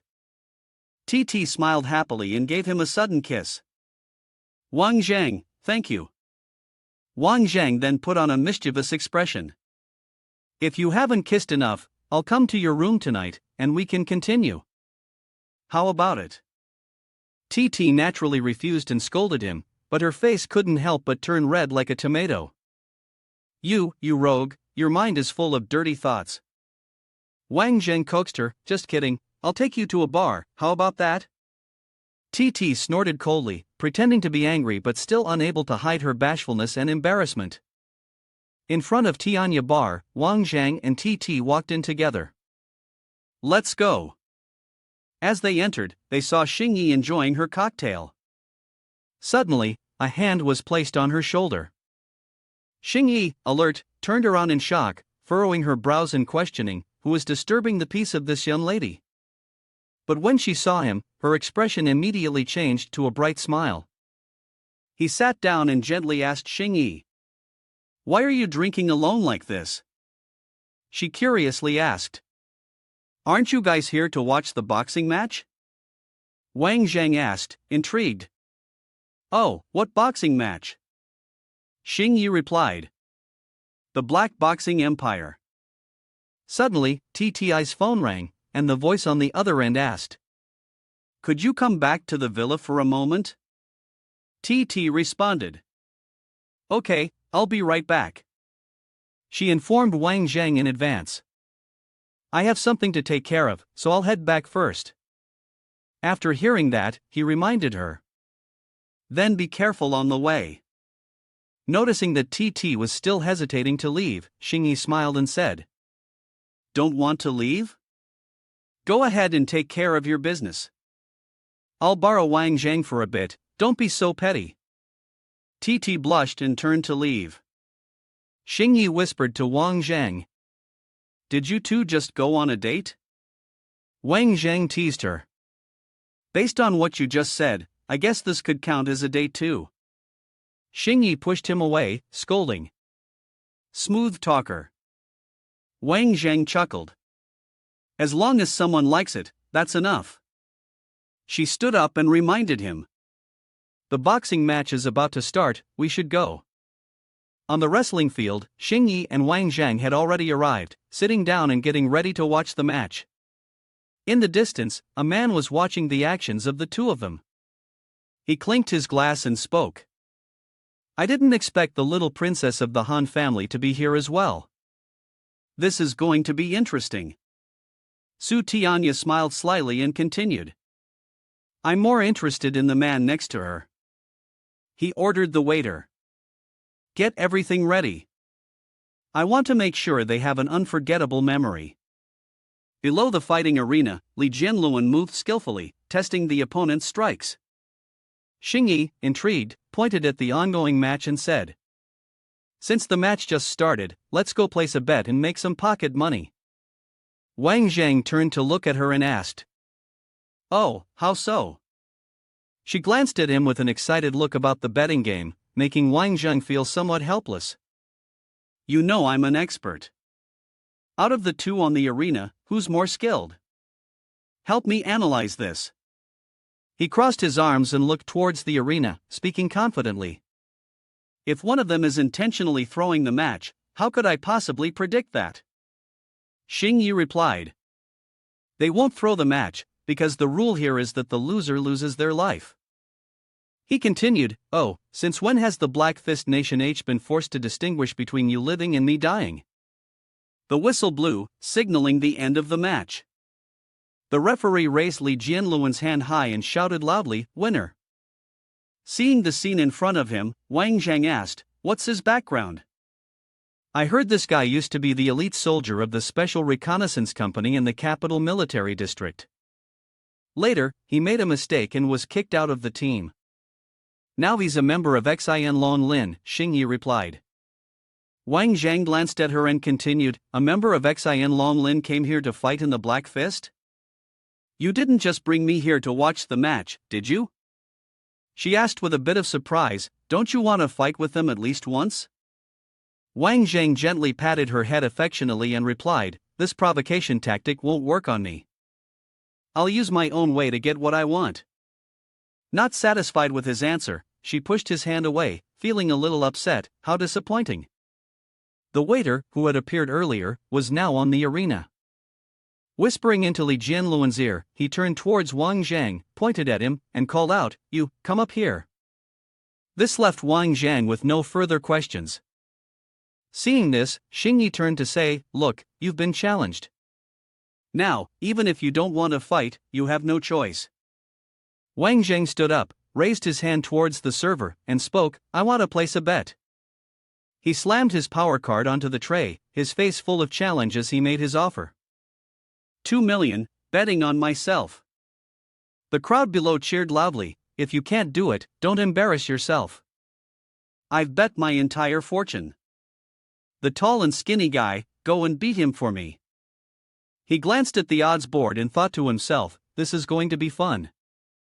He stood with his hands in his pockets, his posture full of challenge, and said, I heard you're a man of Xin Long Lin, didn't expect you'd come here to fight in the underground ring. Upon hearing this, Li Jianluan was taken aback and quickly asked, who are you? This is a state secret, how do you know about it? Before Li Jianluan could finish his question, Wang Jang immediately lunged toward him. It seems like they don't tell you everything. I might kindly tell you who I am later. As he spoke, he launched his attack. Li Jianluan quickly raised his hands in front of his chest, struggling to defend against Wang Jang's strike. Seeing his reaction, he curled his lips into a scornful smile. Your defensive reflexes aren't bad either, what a pity. Then, with a dull thud, before Li Jianluan could react, he took a solid punch from Wang Jang straight to the face. I'm one step ahead. After taking the hit, Wang Jang's body lost balance and fell backward, but it didn't stop there. He lunged forward again, dragged Li Jianluan up, and landed another punch directly into his stomach, causing Li Jianluan to cough up a small mouthful of blood in pain. Unable to endure it any longer, Li Jianluan, now disheveled, dropped to his knees on the arena floor, clutching his stomach and begging for mercy. Stop, time out, I concede. We're not done yet. It's too early to give up. As he spoke, Wang Jang hoisted Li Jianluan off the ground and flung him out of the arena. Li Jianluan screamed in agony. Standing on the stage, Wang Jang waved to the attendant, grinning brightly, and reminded him, brother, don't forget to cash in the bet I placed. From afar, Wang Jang looked toward Su Tianya and the brown-haired man sitting beside her. The man anxiously turned to his companion and said, he's got his eyes on you now. Pray for yourself. He gently walked over to Tianya's spot, causing him to break out in a sweat. Wang Jang spoke up and asked, young Master Tianya, was that little trick earlier arranged by you? He shook his head, his expression one of trying to hide something, repeatedly denying it. No, no. Wang Jang grabbed Tianya by the collar. Don't play dumb with me. His face was angry as he confronted Tianya, showing an expression of fear. Su family, you're still like lingering spirits. Tianya immediately struggled and shouted. Let me go, or I'll make you die. Without any intention of stopping, Wang Jang continued to grip Tianya's shirt and replied. Threatening me? He slammed Tianya to the ground, affirming that this was the price to pay. Tianya, unwilling to accept it, glanced at Wang Jang, and when Wang Jang caught him, he pointed directly at his face. Don't look at me like that, this has nothing to do with me. He asked again. Did you bring such a master from the Special Forces team here? Surely, your elders didn't know about it, did they? Wang Jang smiled faintly. Su Tianran knows my skills very well, but why didn't he stop you? Instead, he just stood there with wide eyes, watching his younger brother like you take a beating. Suddenly, from behind, Su Tianran and his entourage of bodyguards entered, clapping and complimenting. Wonderful, truly wonderful. I didn't expect that. Wang Jang, your ability to create division is top-notch. Wang Jang, as if he had anticipated this, was not at all surprised by his appearance. He turned around and said, I haven't gone looking for you yet, but you've come to my door yourself. Then, he spun around to face Tianya, who was lying motionless on the fighting arena floor, and asked, I'm not lying to you, am I? Your older brother knows everything we've been talking about. Tianran walked over to Wang Jang and complimented him again, your verbal sparring skills are just as impressive as your martial arts. Wang Jang humbly responded, you're too kind. Suddenly, Tianran asked, is it really impossible for us to reconcile? Wang Jang smiled wryly and retorted, reconciliation? You arranged for Xiao Xinyu to assassinate me, your grandfather almost got me and my brothers killed abroad, and now there's Long Lin. How do you expect me to reconcile with you? His face darkened, showing his anger. If I were to shake hands and make peace with you, what would be the difference between me and those dogs? Unexpectedly, Wang Jang lunged at him, grabbing Tianran by the throat, leaving him no chance to react. However, Tianran's bodyguards quickly drew their guns, aiming at Wang Jang and shouting loudly, let young master go now, or I'll blow your head off. Wang Jang tightened his grip around Tianran's neck, causing him discomfort. He said, you can try and see if you can blow my head off first, or if your master's neck will snap first. Tianran held Wang Jang's hand and asked again, do we really have to do this? His face grew serious. Su Tianran, from the moment you got drunk and had Xiao Xinyu assassinate me, reconciliation between us has become impossible. He then released his hand but left behind a deeply threatening warning. Be careful, I won't let you live in peace. This left Tianran speechless. Wang Zheng patted Tianran's shoulder, we'll meet again if there's a chance, then turned and walked away with Han Xingyi. Su Tianran turned to Su Tianya and said, come back with me. He seemed irritated. Fine. This made Tianran sigh and he advised, if people's hearts are no longer united, the team will perish. In the main hall, Wang Zhang was sitting cross-legged, facing Han Xingyi. A man with white hair walked up to him, handed him a blue card, and said, Mr. Wang Zhang, sorry to keep you waiting. He continued, inside this card is the 30 million reward you earned. The initial password is 123,456, you can check it now. But he just smiled, accepted it, then handed it back, saying, no need, I trust you all. 200,000 turning into 30 million is indeed a huge profit. Seeing this, the elderly uncle hesitated and seemed reluctant. Young Master Wang Zhang. Wang Zhang simply replied, tell your boss to come out and meet me. I want to ask why he hasn't appeared to intervene. The man answered, our boss is not here. Neither you nor young Master Su Tianran are injured. Is there really a need for intervention? At that moment, Suo Zhaonan walked in from outside. He spoke up, reproaching, young Master Wang, aren't you making things difficult for me? Wang Zhang put the phone down and responded softly, young Master Su, you really hide things so well. Suo Zhaonan exclaimed, what's wrong? Surprised? I just wanted to find a place to watch some fight, but you forced me to reveal myself. Wang Zhang stood up, saying with a smile, since we've met, then let's be hospitable and take the lead in hosting. At that moment, on the second floor of the bar, Sun Wan, the bartender, was serving customers. Suddenly, a loud crashing sound echoed, followed by someone shouting angrily. Where is Sun Wan? Where have you hidden her? Come out here now. If you don't let her pour me a drink, I'll bring a few hundred people to smash this place of yours to pieces. Sun Wan quickly stood up and looked down from the balcony. The waiter rushed out and said, Sir, Sun Wan is really not here today. She has taken the day off. Your behavior is disrupting the other customers. The tall, blond man, his face grim, shoved the male waiter aside with force. Get lost. Who do you think you are, to talk to me like that? he charged forward aggressively, and a security guard immediately struck him hard in the face. The blond man staggered slightly, then immediately counterattacked. The fight was intense. Shan Wan watched with a hint of fear and said, "Maybe I should go downstairs, this." Suwa Zhaonan suddenly grabbed her wrist. "Don't go, no one is going to lay a finger on my people. This is definitely not as simple as it seems." Wang Jang observed the situation and said, "The opponent is very skilled, deliberately luring you without hesitation to use any means necessary." Suwa Zhaonan agreed. The two stood on the balcony, looking down. Wang Jang said, "Before the police arrive, think about what we should do." He exclaimed, "The police?" Wang Jang explained, "The police and reporters will seal all exits, and they will conduct a thorough investigation of the bar. The underground fight club will be exposed." "Zhaonan brother, you're really playing with fire." At that moment, Suwa Zhaonan realized his predicament. He pleaded, "Consider it as I owe you a favor." Wang Jang smiled, drawing his gun and shooting directly at the light on the ceiling. The customers in the bar screamed.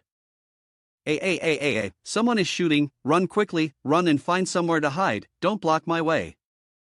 Suwa Zhaonan grabbed Shan Wan and ran into the crowd, glancing at Wang Jang as he said, "Thank you." Soon, the police cars appeared and began to seal off the bar. Wang Jang and Han Xingyi quickly got in a car and left. The girl suddenly spoke. "After today, there will no longer be any black market boxing rings.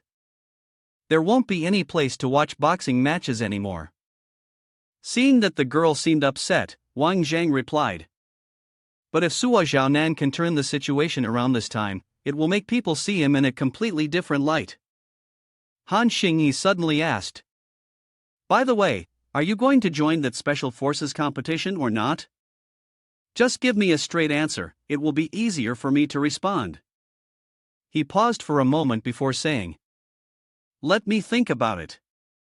I really don't want to lead this Xin Long Lin team." Xingyi pleaded, "But I want to see you wear the military uniform again." Wang Jang replied, "You will see." The two of them headed toward the Taiping mountain villa. On the way, Wang Jang received a call from Shangwan Xing Lang Lang. He answered, "Go ahead, what is it?" The man responded, "I surrender. Whatever you want to know, I'll tell you." Shangwan Titi stepped out from inside the house. Wang Jang smiled and said, "Your brother has surrendered." The girl replied, "Then let's go reel in the net." Everyone quickly arrived at Shangwan Xing Lang Lang's residence. He was lying on the sofa. As soon as Wang Jang saw him, he said, "Get in touch with Financial Group A and tell them you want to acquire shares. As long as you make contact, I'll give you the antidote." Shangwan Xing Lang Lang sat up and said, "Half an hour ago, I told my assistant to contact them, but before he could finish speaking, they hung up." Wang Jang exclaimed, "You're truly useless. Give me the contact information." He handed the phone number to Wang Jang and added, "Taku is the resident representative of Auburn Financial Group. He's staying at the Xin Jian Hotel." Wang Jang immediately turned around and said to Titi, "Let's go." Shangwan Xing Lang Lang shouted, "You still haven't given me the antidote." He replied, "If I'm not mistaken, you still have 15 hours of uninterrupted movement. I believe you can manage." He screamed. Yeah. Wang Jang looked at Tti's face, unable to hide her smile, and asked, "What's wrong? Does seeing him look half dead make you happy?" The girl replied casually, "Very happy." He smirked. "Are you tempted to kiss him?" "No." Titi blushed and snapped, "Not with you around, don't even think about it." Taku was sitting outside on the hotel balcony, drinking. He looked around and exclaimed, "This place has finally been conquered by us." Wang Jang just happened to overhear this and said, "What? Are you that proud of yourself?" "What?" Taku was extremely surprised, standing up and asking, "Who are you?" Wang Jang answered nonchalantly, "Who am I? It doesn't matter. What matters is that there's a beautiful woman who wants to see you. The door gently opened, and Titi stepped inside. Taku immediately exclaimed. Shan Titi, I never expected that the manager of International Juyong would have a habit of barging into other people's private quarters. Aren't you worried I might take you to court? The young woman replied. Taking it to court would be useless. Mr. Taku, in fact, we should have met face to face long ago, don't you think? Wang Jang sat down at the table, casually placed a cup of coffee in front of him, and took a sip. It tasted quite good. He didn't expect that he'd have such a refined taste. Taku spoke coldly. I did not invite you to sit, nor did I offer you my coffee. Shan Wan Titi responded calmly. Don't be so agitated. Let's sit down and discuss the issue with a clear mind. Discuss what? He said firmly. Shangguan young lady, I've already reported the acquisition of 10% of International Juyong's shares to the headquarters, and they're taking it very seriously. This matter has now gone beyond my control. Wang Jang spoke up. I don't care what you plan to do about it. Right now, we intend to buy it back at the original price. I'm just asking whether you agree or not. Taku shook his head. This is something I cannot control. He replied frankly, then we don't need to continue this conversation. The man asked, what do you want to do? Wang Jang stepped forward, looked Taku straight in the eye, and said clearly, I'm not doing anything, but your Auburn Financial Group suddenly played dirty, and this has greatly displeased me. From now on, we can only be enemies. Upon hearing his tone, the man shuddered. Wang Jang picked up his cup of coffee and threw it directly at Taku's face. It was just a small warning, a lesson to remember. The two of them returned to the office. Wang Jang checked the message on his phone. Zhang Mingqi had messaged, a beautiful lady is inviting me to dinner tonight, do you want to come along? He replied, wait there, I'll come find you now. Wang Jang stood up and waved goodbye to Titi. I've got a date with a beautiful woman, I'm leaving now. Call me if anything comes up. The girl let out a small snort, isn't the beautiful woman in front of you right now? At the headquarters of Nanhai Group, Zhang Mingqi sat waiting, thinking to herself, why hasn't he come yet? The door to the room opened, and Wang Jang cheerfully said, Beautiful, do you miss me? Mingqi stood up and responded. As they were talking, he sat down on the sofa, looking around and exclaimed, Your place is really luxurious. The girl sat down beside him and asked, Wang Jang, tell me, what exactly are we now? He let out a sigh of relief, pulled Zhang Mingqi into his arms, and replied, You are very important to me. She gently stroked his cheek and said, I know you have a lot to do, and I can't really tie you down. But my heart is already with you, what should I do? Wang Jang looked at her cute face, which carried a hint of pouting, and couldn't help but kiss her, again and again. He softly said, The bed in your room is about to come in handy. He lifted Mingqi up and quickly moved inside. But just at that moment, a knock on the door was heard. Wang Jang set his girlfriend down, his voice full of irritation. The timing was really off. Who doesn't know how to read the room? Mingqi said. Why don't you take a nap here, and wait for me? We'll go eat together in the evening. The next morning, when the sun had risen high, Wang Jang finally woke up. He looked around and wondered, where did everyone go? On the table was a piece of paper, written by Mingqi. She had seen how exhausted he was last night and didn't wake him up. I have something to attend to today, so I left early. It was really enjoyable talking to you, and I look forward to our next meeting. Zhang Mingqi. Wang Jang chuckled. I actually overslept and missed the chance to have a meal with a beautiful woman. He immediately called Yang Ming. The voice on the other end of the line said, Mr. Zhang, you're calling me so early, is there something going on? Wang Jang got straight to the point, help me look into the Aeon Corporation. Yang Ming responded with an A, and then asked, why? Have you heard of it? He stood up, stepped outside, and continued, I knew about them when I was still in the circle. Mr. Zhang, how do you know this corporation? He asked. Wang Jang replied, it's a rather complicated matter.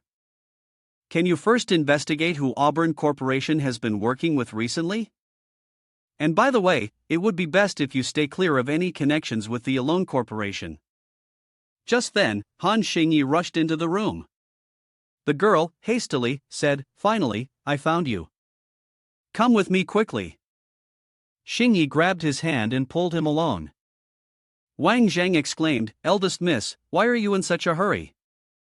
Oh, the girl said urgently, there's no time, we need to go to Prefectural Province immediately. I'll tell you everything on the way. On the way, Xingyi explained what they needed to do. Wang Zhang said, So your father wants the two of us to visit a relative there? The girl replied, Your understanding is not wrong. Wang Zhang slapped his forehead and sighed, I've been tricked by your Han family again. Xingyi chuckled lightly, It's not exactly like that, but you know them? He asked in surprise, Who are they? The girl pointed towards the large, closed gate and said, You'll understand. As soon as the Zhang family was mentioned, Wang Zhang immediately turned and started walking away. Xingyi grabbed his arm, We're already here, let's go in and have a look. The two of them stood before the large gate. Xingyi knocked and called out, Is anyone there? The door suddenly opened, and Mr. Zhang exclaimed, Xiao Yi. The girl asked, Cousin, is Auntie at home? The butler replied, The two of them have already gone out. You two can wait in the room first. Han Xingyi responded, Then we'll come back a little later. Wang Zhang's expression was serious as he walked quickly. The girl grabbed his hand, pleading, How about we go to Prefectural Province to play for now? It's been a long time since I came here. He smiled, draped his arm over her shoulder, and said, What do you want to do? I'll play along with you for a bit. Xingyi suddenly spoke up, There's something I've been thinking about for a long time. Wang Zhang gazed at the azure sea. Ah, this really was the dream world for men. On the beach, girls in bikinis of all colors, with bodies in all shapes and sizes. Xingyi grabbed his hand and pulled him away. All right, stop staring at the beautiful women. Let's go ride some jet skis. Zhangya and I was very surprised when she saw the two of them. She frowned and said, Those two bitches actually dared to come here. Zhang Bowen tried to comfort her. Don't worry, I've already made preparations in advance. She coquettishly said, Big brother, you can't let them live and return to the general's residence. BCV confidently replied, Of course, I will make sure they die. The jet ski sped across the surface of the sea.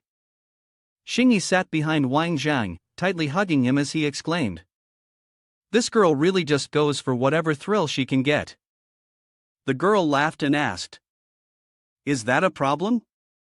He quickly responded, No, it's fine, you can do whatever you want, how about we try something even more exciting? Xingyi shouted. Approved. Wang Zhang increased the speed of the jet ski, and suddenly, he noticed the boat behind them was tailing them closely. He said to Xingyi, Hold on tight. Someone's trying to cause trouble for us. Without warning, Wang Zhang pulled Xingyi. Head to the front, you drive. The girl exclaimed. But I don't know how. He guided her just like he would teach someone to ride a motorcycle. You'll manage, just head straight for the riverbank. Xingyi felt a bit nervous, but Wang Zhang reassured her. Don't worry, you'll be fine. Then, he jumped into the water. Hu Mingkai, who was on the boat behind, opened fire at Wang Zhang's position. Xingyi sped away, but she had to be careful. Taking advantage of Hu Mingkai's distraction as he focused on Xingyi, Wang Zhang found a way to climb aboard the boat and suddenly called out. Hey buddy, stop chasing the girl, let's settle this one-on-one. He was startled and turned around, immediately pointing his gun at him. Fortunately, the evil spirit hadn't dissipated. Go die. Wang Zhang kicked the gun out of his hand. Ming Kai immediately rushed in to engage in close combat, but his opponent wasn't an easy target. Wang Jang kicked him in the stomach and said, "You're such a weakling, I advise you to just die." "Forget it." Wang Jang followed up with an uppercut that made him cry out in pain. "Don't underestimate others." Before Ming Kai could recover, he was kicked directly in the groin again. He collapsed to the floor, pain shooting through him, groaning, "You." Wang Jang picked up the gun, pointed it at his head, and coldly asked, "Tell me, who sent you?" "Who?" Ming Kai replied. "No one." Wang Jang spoke gently. "If I'm not mistaken, you used to be a mercenary and also a master of Tai Chi fist. I only need to inquire a little, and I can figure out who you are. So, are you going to tell the truth or not?" he exclaimed. "What's the difference between telling the truth or not?" Wang Jang replied, "Of course there is. If you talk, I will hand you over to the local police. Whether you can escape or not is up to you. If you don't speak, I will break your limbs and then throw you into the sea." Hu Mingkai thought for a moment and said, "Fan Xiaoning from the Black Hand Association, he told me to come here. I don't know anything else." Wang Jang asked further, "Black Hand Association, explain more clearly." He answered, "I've already explained it clearly." Seeing that he was still being stubborn, Wang Jang stepped closer, grabbed one of his hands, and asked, "Is that so?" A loud cracking sound was heard. Ming Kai screamed, I've told you everything, you're not keeping your word." Wang Jang threatened, "This is just a small warning. If you don't tell the truth, I'll throw you into the bottom of the lake to become fish bait. Answer me, who does Fan Xiaoning usually have close ties with?" Ming Kai had no choice but to confess, Zheng Bowen from the general's office. Wang Zhang exclaimed, "I didn't expect that scum to be the mastermind behind all of this." He pointed the gun at Ming Kai and said, "Thank you for being honest," but with a bang, the seagulls nearby, startled by the loud noise, quickly flew away. In front of a small coffee shop, Han Xingyi saw Wang Zhang approaching and waved to call him over. He walked up and said, "Kid, there's something I think I should tell you." "It's better if I know." The girl asked in a soft voice. "Is it about the assassin?" "Let's go inside and talk." The two of them sat down at a small table. Xingyi spoke. "Who is the mastermind behind this?" Wang Zhang replied, "Zheng Bowen, and your cousin isn't free from involvement either." Xingyi couldn't hide his sorrow, and he said, "Sure enough." He softly added, "Kid, if you want to cry, you can." She embraced him tightly. While crying, she said, "Wang Zhang, why do they want to push me to my death?" He comforted her. "Don't worry, I won't leave them any way out." Xingyi choked up, but as if understanding his intentions, he gritted his teeth and said, "You see them as family, but they want to kill you. They're worse than beasts. I'll relay this to your father." At that moment, in a room, Zhang Bowen was using binoculars to look out at the sea. Zhang and I curiously asked, "Do you see anything?" He replied, "No, but maybe the person is already dead. Anyway, those sent this time are all from the Black Gang." She sighed with relief. Finally, this couple of dogs had died. "We can go home now."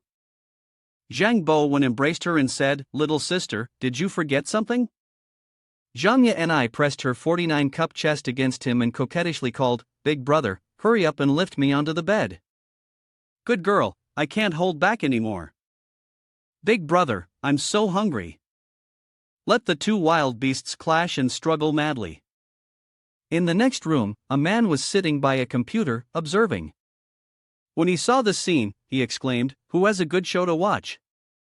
He raised his phone to record it. "I can't let myself miss this great performance." The video was immediately sent. The recipient was Wang Zhang. He was on his way back to the mansion with Xingyi when he received the message. After opening it, he silently thought that this guy really had disgusting tastes. Xingyi suddenly asked, "What's wrong?" he replied, nothing. Where are you planning to go now? The girl sighed, I want to visit my grandfather, but I guess I won't be able to get into the house now. Wang Jang calculated that the military general's residence probably only had a few bodyguards, so we should still be able to get in. Hearing this, Xingye's eyes lit up as she asked, really?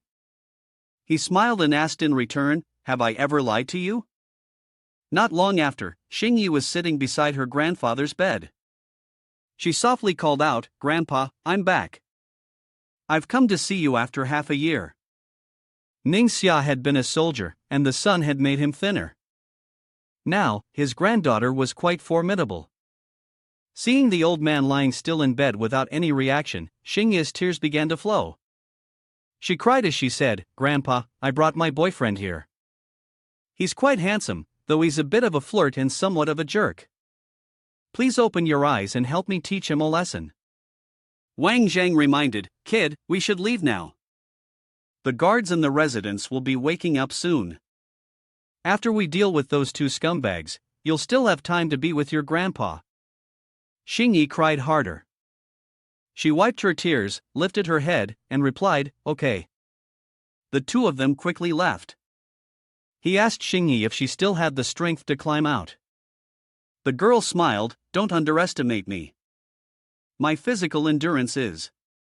Before the words were even finished, suddenly Xingye stumbled, and he hurried to support her, reminding, don't force yourself, you're already crying to the point of almost fainting.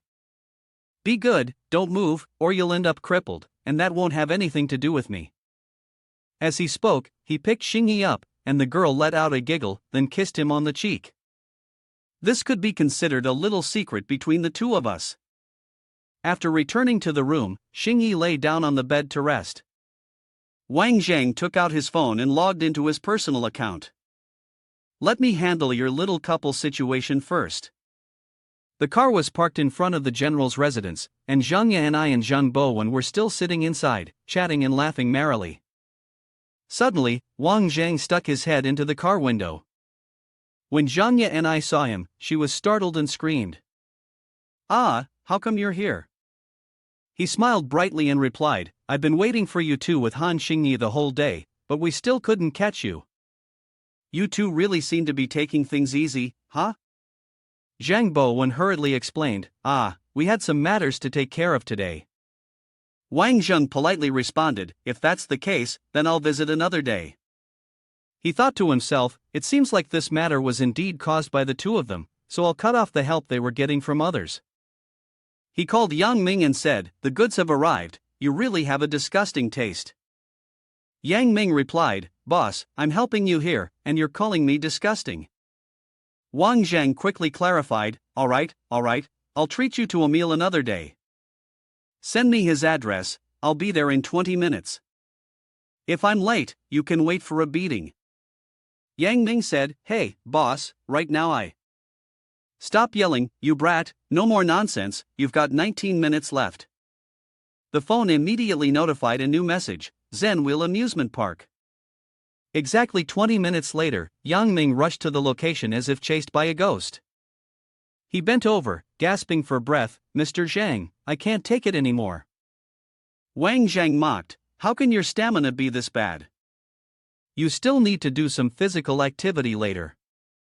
Hearing this, Yang Ming straightened up, his eyes lighting up, Mr. Zhang, what kind of activity are you talking about?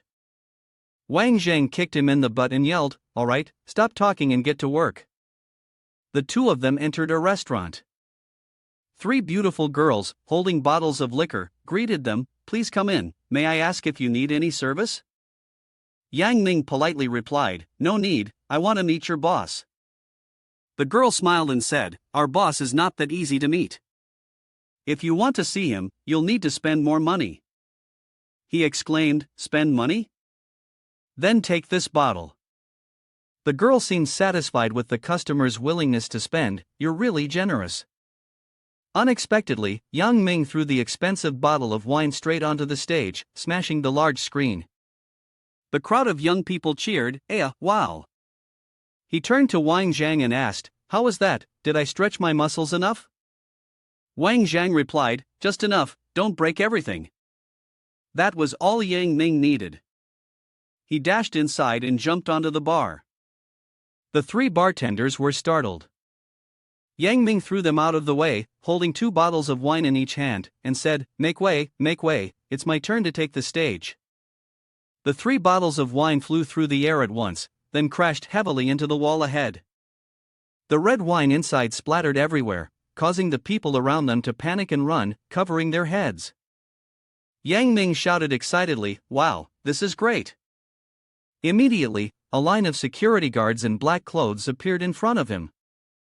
Yang Ming showed no fear, continuously throwing more bottles of wine at the group, warning them, "If your boss doesn't come out now, I'll destroy the whole place."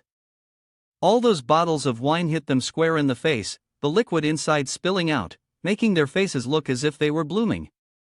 Everyone screamed in pain. Wang Jang calmly walked past the group lying sprawled on the ground, sneering as he said, "You mafia guys really are useless." At that moment, a man named Xiao Ming stepped forward, followed by 2 bodyguards. He seemed to be the leader of the group. He asked, "Are you Wang Jang?" Upon hearing this, Wang Jang replied sarcastically, "So? You just sent someone to assassinate me, and now you don't even recognize me?" Xiao Ming scoffed and pretended to inquire, "What are you talking about? Who are you exactly?" Wang Jang answered calmly, "I am Wang Jang, the one you sent Hu Mingkai to assassinate." Xiao Ming immediately tried to deny responsibility. "Hu Mingkai is one of my subordinates, but I didn't know he was involved in something like this." Clearly, Wang Jang did not believe his excuse. He simply shrugged and said, "But I trust his last words more." Xiao Ming pulled out some money, offering it as if it were second nature. "What do you want?" "I'll pay you 200,000, is that enough?"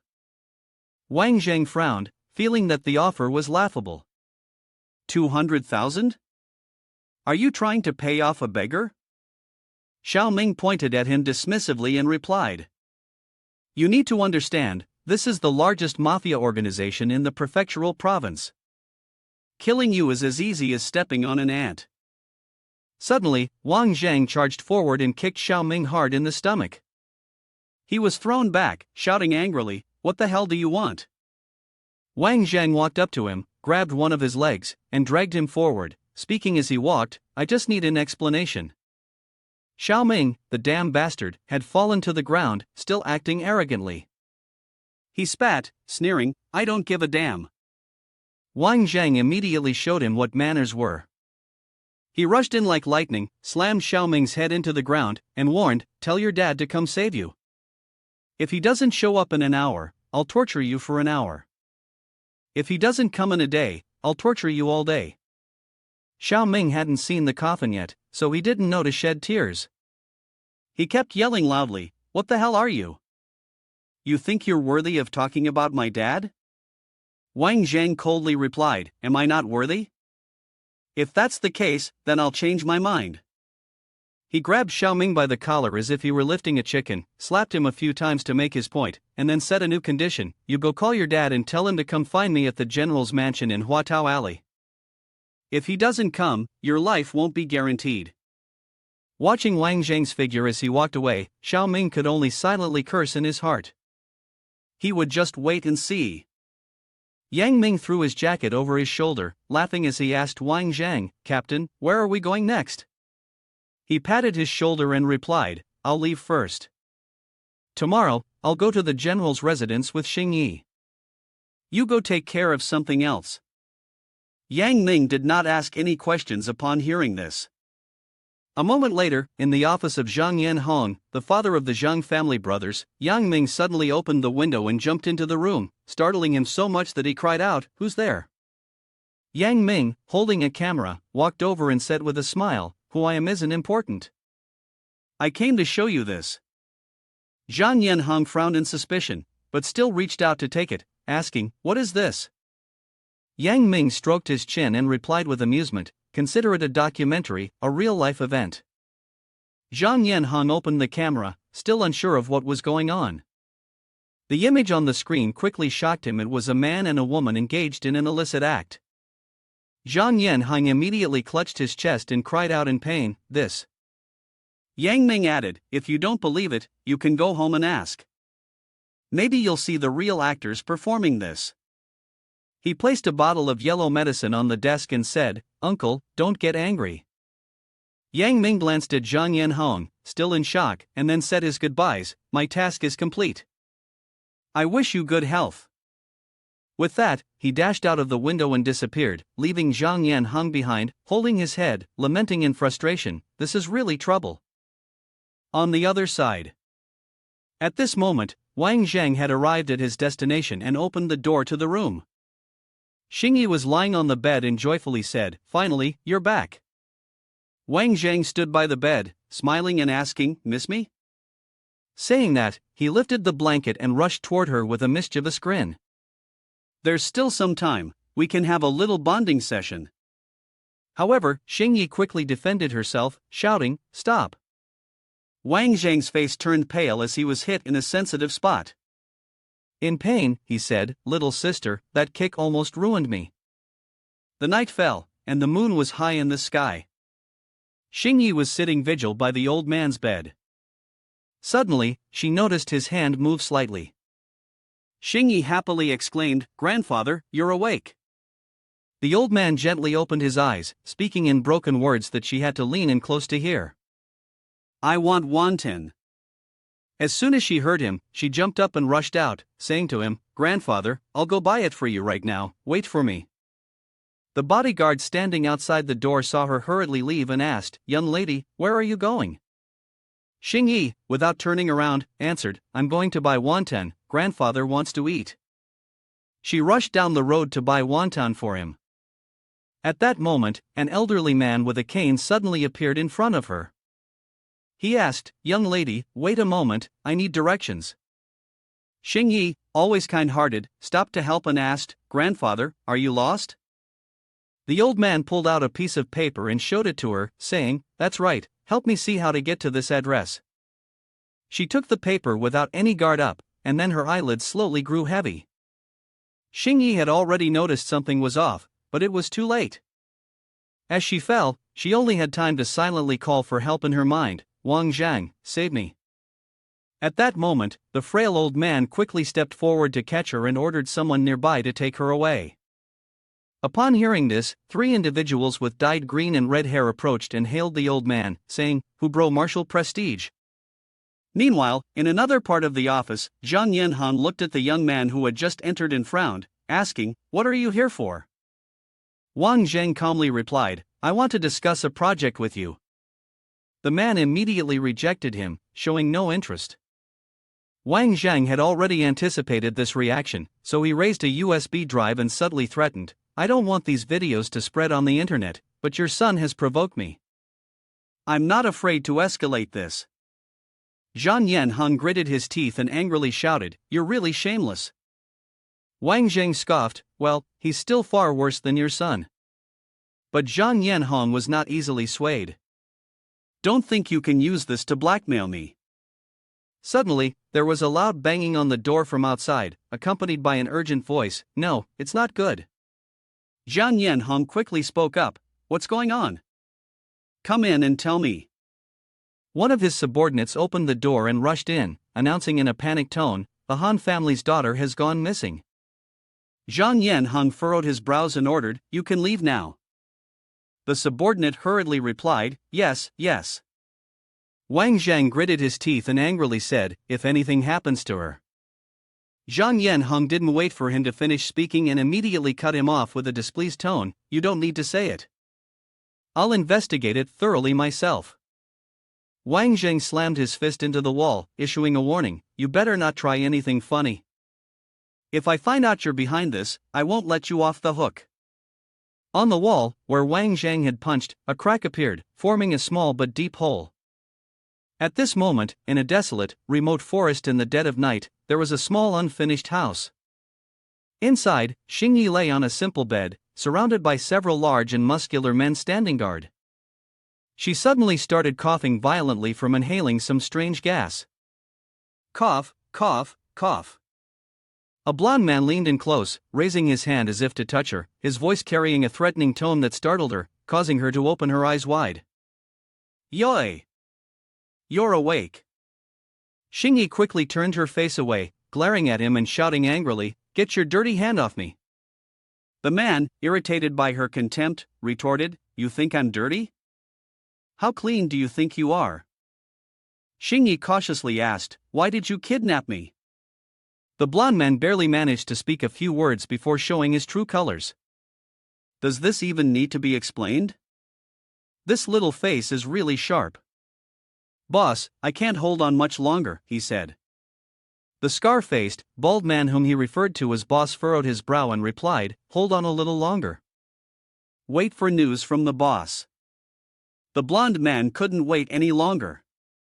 He chuckled and said, "Then, can I just touch a little?" Ha ha.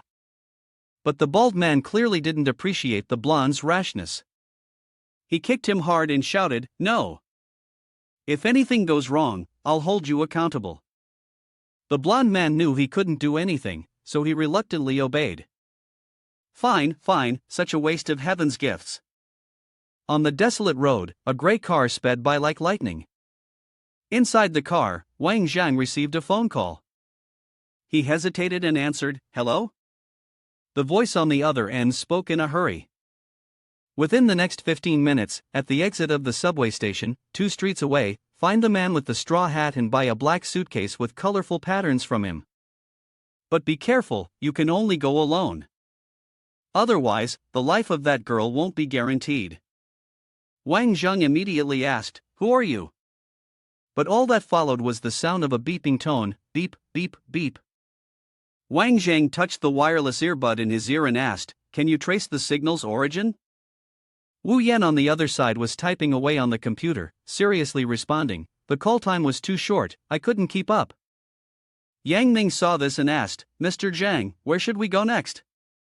Wang Zhang replied, "You should go back first and coordinate with Guiyan to continue searching for clues. I'll go find Xiaoyi alone." After saying this, he opened the door and stepped out of the car. After Yang Ming drove off, Wang Zhang bent down, removed something from his calf, and softly said, 15 minutes, that's enough." As 2 wooden braces fell to the ground, Wang Zhang immediately sprinted off at full speed. He ran to Renren Street, approached a handbag stall, then stopped and pointed at a large bag, asking, "How much for this bag?"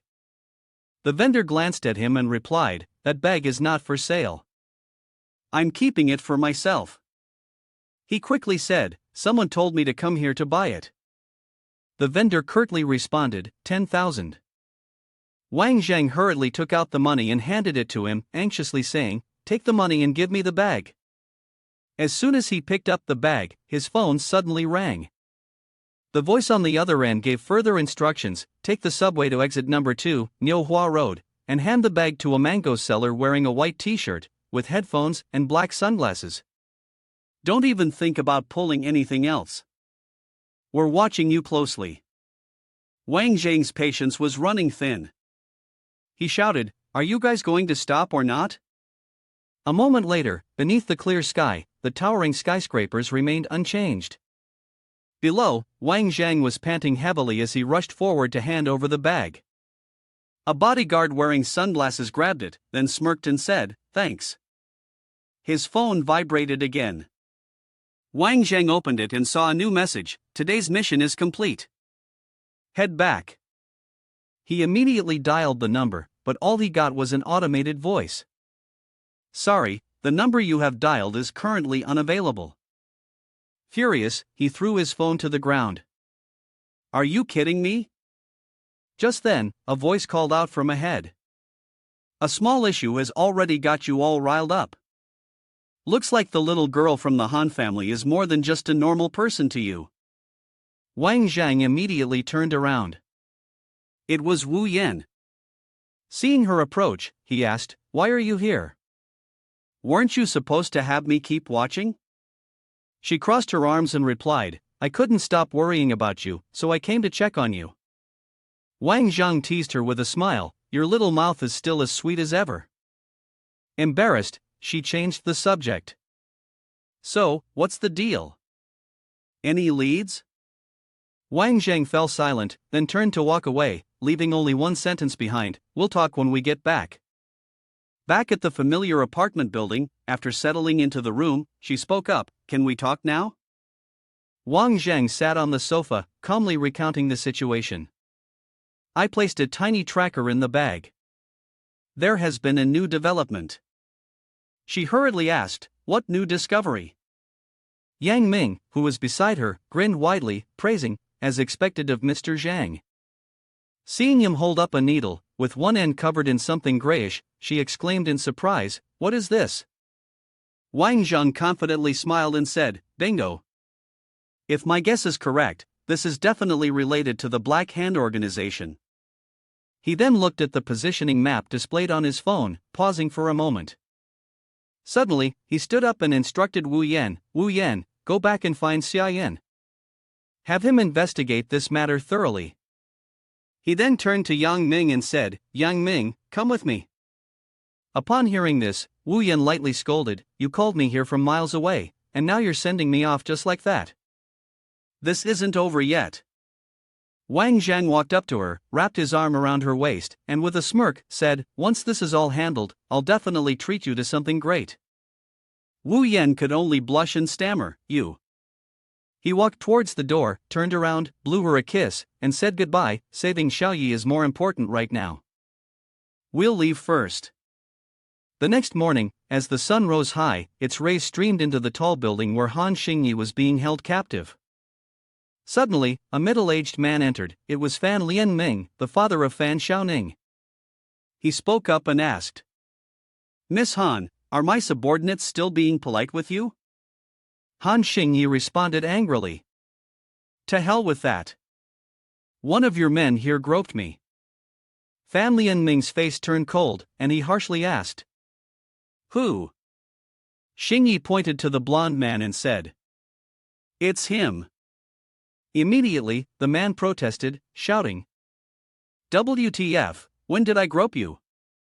Xingyi remained calm, not acknowledging nor denying anything.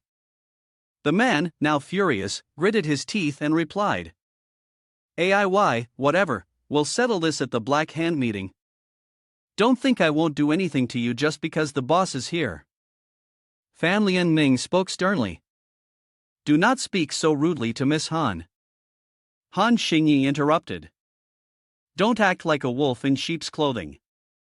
Fan Lianming raised an eyebrow, his face unchanged, and coldly said, "If Miss Han feels that I have no good intentions, then I can no longer stand by. Someone, put on the special item we prepared for Han Xiaoxi." Han Xingyi felt a bit scared and asked, "What are you planning to do?" Just then, a voice came through the intercom. It was one of Fan Lianming's subordinates. "Boss, someone's here, it seems to be Wang Jang." He then stared intently at Xingyi and said, "I never expected your little lover could find his way here. No wonder he's the one who dared to burn down my club, quite interesting." Han Xingyi shouted angrily, "Who do you think you are?" Fan Lianming smirked and said, "Don't rush, your little Xing Lang will soon die right here." With that, he picked up the walkie-talkie and softly ordered, "Open the door to let him in." Meanwhile, Wang Jang was carrying a large sack, speeding through the streets. Wang Jang chuckled lightly and raised his hand to his ear, speaking to the person on the other end, "Not bad on this task, leave the next part to me." Yang Ming responded, "Don't worry, Captain, we'll make sure to complete the mission." Wang Jang then revved the engine and sped directly toward the building where Han Xingyi was being held. Upon arrival, he shouted angrily, "Everyone upstairs, come down here now." He then tossed the sack to the ground with a thud. Hearing the sound, Fan Lianming stepped out of the room and looked down from the balcony, saying, "Wang Zhang, your woman is in my hands, and you're still being so rough?" Wang Zhang immediately responded, "Who the hell are you?" "I'm the boss of the Black Hand Society." He cleared his throat and introduced himself, "I am Fan Lianming." Wang Zhang pointed at the sack and chuckled, "So you're Fan Xiaoning's father? How coincidental, I have a big gift for you." Finishing his words, he tore open the sack with his hands, revealing a young man inside. It was Fan Xiaoning, the son of Fan Lianming. Wang Zhang looked at him, smirking, how about we exchange hostages? Fan Lian-ming frowned, raising his chin. Do you think you have the right to negotiate terms with me? No sooner had he finished speaking than Wang Jang grabbed Fan Xiaoning by the collar and slapped him without hesitation. Then, he tossed Fan Xiaoning down and, with a challenge in his voice, said, "If you don't agree, I'll just keep beating your son." Fan Lian-ming's face darkened as he stared at Wang Jang, replying, "Good, very good. Do you think you'll leave here alive after coming in?" With that, from behind the doors, a group of people emerged, each holding a gun. They lined up neatly, their guns raised in unison, aimed directly at Wang Jang. But he showed no fear. With a calm voice, he said, "Yang Ming, you're too slow." Suddenly, out of nowhere, a car sped toward them, crashing through the gates and destroying them. The person in the car laughed loudly. "Didn't I arrive just in time?" As the car continued to speed toward them, almost crashing into the group, Yang Ming shouted in panic, "Oh my god, the brakes are gone!" As soon as the words were spoken, the car slammed into the crowd, sending them flying in all directions and causing them to lose consciousness immediately. Yang Ming stepped out of the car, scratched his head, and grinned. "Boss, this was an accident." Wang Jang looked at Yang Ming with a satisfied expression, giving him a thumbs up and saying with a smile, "Good job, not bad at all." Fan Lian-ming stood on the balcony, looking down, and asked, "Why do you have to keep going against those black hand organizations like this?" Wang Jang coldly replied, "You sent people to kill me, so I'm just returning the favor." Fan Lian-ming looked confused, furrowing his brows and wearing a puzzled expression. "Oh, what do you mean by that?" At that moment, Fan Xiaoning staggered to his feet and hurriedly explained, "It was me who told Hu Ming Kai to kill him first." Upon hearing this, his father was furious. His face turned vicious as he shouted, "Useless thing." Wang Jang looked up, mocking, "Boss Fan, do you still need this good-for-nothing son of yours? Or should I take him and help you teach him a lesson?" Fan Lian-ming responded coldly, "Let Xiaoning go upstairs first." Wang Jang said, "Do you think I'm stupid? Bring Han Xingyi down here first, we'll trade hostages." Fan Lian-ming replied, "Do you think you have the right to negotiate with me?" Faced with this remark, Wang Jang showed no signs of wavering. He calmly replied, "Oh, I dare to kill your son, but do you dare to kill Han Xingyi? Can you bear the revenge of the Han family?" Fan Lian-ming's face immediately contorted in anger as he gritted his teeth, "If you push me to the edge, there's nothing I won't do." Yang Ming, standing beside him, couldn't resist chiming in. He laughed, "I couldn't care less. If you really had the ability, why didn't you notice that I've been jamming your phone signals?" Upon hearing this, Fan Lian-ming quickly picked up his phone to check, and the display showed no service. He turned to his subordinates and asked, "What about you guys? Do you have any signal?" His subordinates also pulled out their phones to check, all of them shaking their heads vigorously. With a sharp glint in his eyes, Wang Jang sternly said, "This is just a small warning. Don't underestimate the limits of my patience." Left with no choice, Fan Lian-ming reluctantly agreed to Wang Jang's terms. "Fine, exchange the hostages." The door slowly opened, and two of his subordinates emerged, tightly holding onto Han Xingyi. Wang Jang grabbed Fan Xiaoning by the arm and coldly said, "Let Han Xingyi come over here, and I'll release him." When the subordinates showed no sign of movement, Fan Lian-ming issued an order, instructing them to follow Wang Jang's demand. Released from her restraints, Han Xingyi was overjoyed and quickly ran towards Wang Jang. She shouted, "Wang Jang!" He kept his word and switched targets. He lifted his foot and kicked Fan Xiaoning, causing him to stumble and crawl on the ground. Seeing that Han Xingyi was about to be safe, he extended his hand as if to pull her into an embrace and softly said, "It's good to return." Just as Han Xingyi was running closer to Wang Jang, suddenly, a large figure flew out of nowhere, catching her and carrying her away. The person, holding Han Xingyi firmly, gently landed on the ground. It was a man with black hair. Ping he lay. Holding Han Xingyi tightly, he looked at Wang Jang and grinned provocatively, "I truly didn't expect that my brother and I would meet the notorious evil king of the East here." Fan Lian-ming was also taken aback. He spoke up, "East Prince Dongfang, you are the evil king of the East." Wang Jang remained calm, his face unchanged. He asked, "You must be Ping He Lei, also known as the King of Stealth Assassination from the Kingdom of Ni. What brings you to Nation H? Ping Hele chuckled, the evil king really has sharp eyes. As for stealth assassination, my brother and I are far less skilled than the evil king. Wang Jang wondered, what are you guys doing in Nation H? Why did you capture my people? Ping Hele replied, Evil King, Your Excellency, I would like to make a deal with you. As long as you hand over the heart of the sky to us, I will immediately release this little girl. How about it? Wang Jang answered slowly, I would like to give it to you, but the diamond is not with me. The heart of the sky is in Levendov's hands. Ping Hele calmly responded, I see. He continued, then, I can only ask Evil King to help me find the heart of the sky. We will return this little girl to you.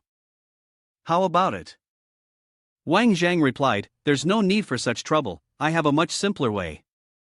As soon as he finished speaking, he lifted his foot and shot forward like an arrow. His speed was so fast that Ping Hele couldn't react in time and was knocked backward. Suddenly, someone who looked exactly like Ping Hele appeared from nowhere. It was Ping Deci, Ping Hele's twin brother. He was charging straight at Wang Jang. Wang Jang stopped, spun around, and noticed a pile of sand at his feet. He swung his leg and kicked the sand up into the air. The sand flew straight into Ping Deci's face, making him flustered as he tried to shield himself. Taking advantage of Ping Deci's moment of carelessness, Wang Jang threw a punch toward him, shouting, You damn little brother, take this punch. Immediately, Ping Deci took a full punch to the abdomen. The blow was so powerful that it sent him flying backward. Wang Jang waved his wrist, his face contorted in a grimace as he groaned, Your ass is way too tough. Ping Deci quickly regained his posture, using all his strength to push himself up and jump toward Wang Jang. He shouted angrily, Enough already. Wang Jang replied, Looks like you really want to settle this once and for all with me. In that case, I'll accompany you to the end, Ping Deci retorted, still provoking. Come here, Wang Jang charged forward and delivered a powerful kick to Ping Deci's side. The kick was so forceful that it broke two of his ribs, sending him flying away. He reached to feel his ribs, sensing the damage, and thought to himself, I'm finished. Wang Jang pulled a gun from his body and aimed it at Ping Deci, his voice cold, For anyone who wants my life, I won't let them leave here alive. Seeing this, Ping Hele spoke up, Evil King, Your Excellency, don't forget, this girl is still in my hands. If you kill my brother, I can't guarantee the safety of this little friend of yours. The words immediately caused Wang Jang to hesitate. He glanced at Ping Hele, and if a single hair on her head was harmed, he doubted he'd live to see tomorrow. At that moment, Ping Deci struggled to stand up, his body heavy with pain. He sighed in resignation, Evil King, when you go all out, I'm honestly a bit scared. Wang Jang smirked and chuckled softly, Don't think that just because you two have Han Xingyi as a hostage, I won't be able to do anything to you. Ping Deci chuckled lightly, I actually want to see the methods of the Evil King. Wang Jang pointed toward the building and said, That's a chemical factory that was abandoned not long ago. Inside, there's a reserve of ammonia gas tanks. Ping Deci was startled. What do you mean? Wang Jang explained, That's a large ammonia gas storage tank. It's fully loaded with ammonia gas. If it were to explode, what do you think would happen? Ping Deci was puzzled. But right now, you're also restricted here. How would you trigger an explosion? Yang Ming, who had been sleeping beside them, had somehow dozed off. Wang Jing kicked him, Hey, stop sleeping, it's your turn to act now. Yang Ming, still groggy, muttered, Mr. Zhang, you finally remembered me. Am I really that easy? Wang Jang responded. All right, enough talk, Wang Zhang continued. Yang Ming, now wide awake, grinned, I've installed pressure change devices on the gas tank. They can be triggered by a phone signal. Once I press a button on the phone, it will explode. How about that? Impressive, right? Wang Zhang's face turned serious. Ping, listen carefully.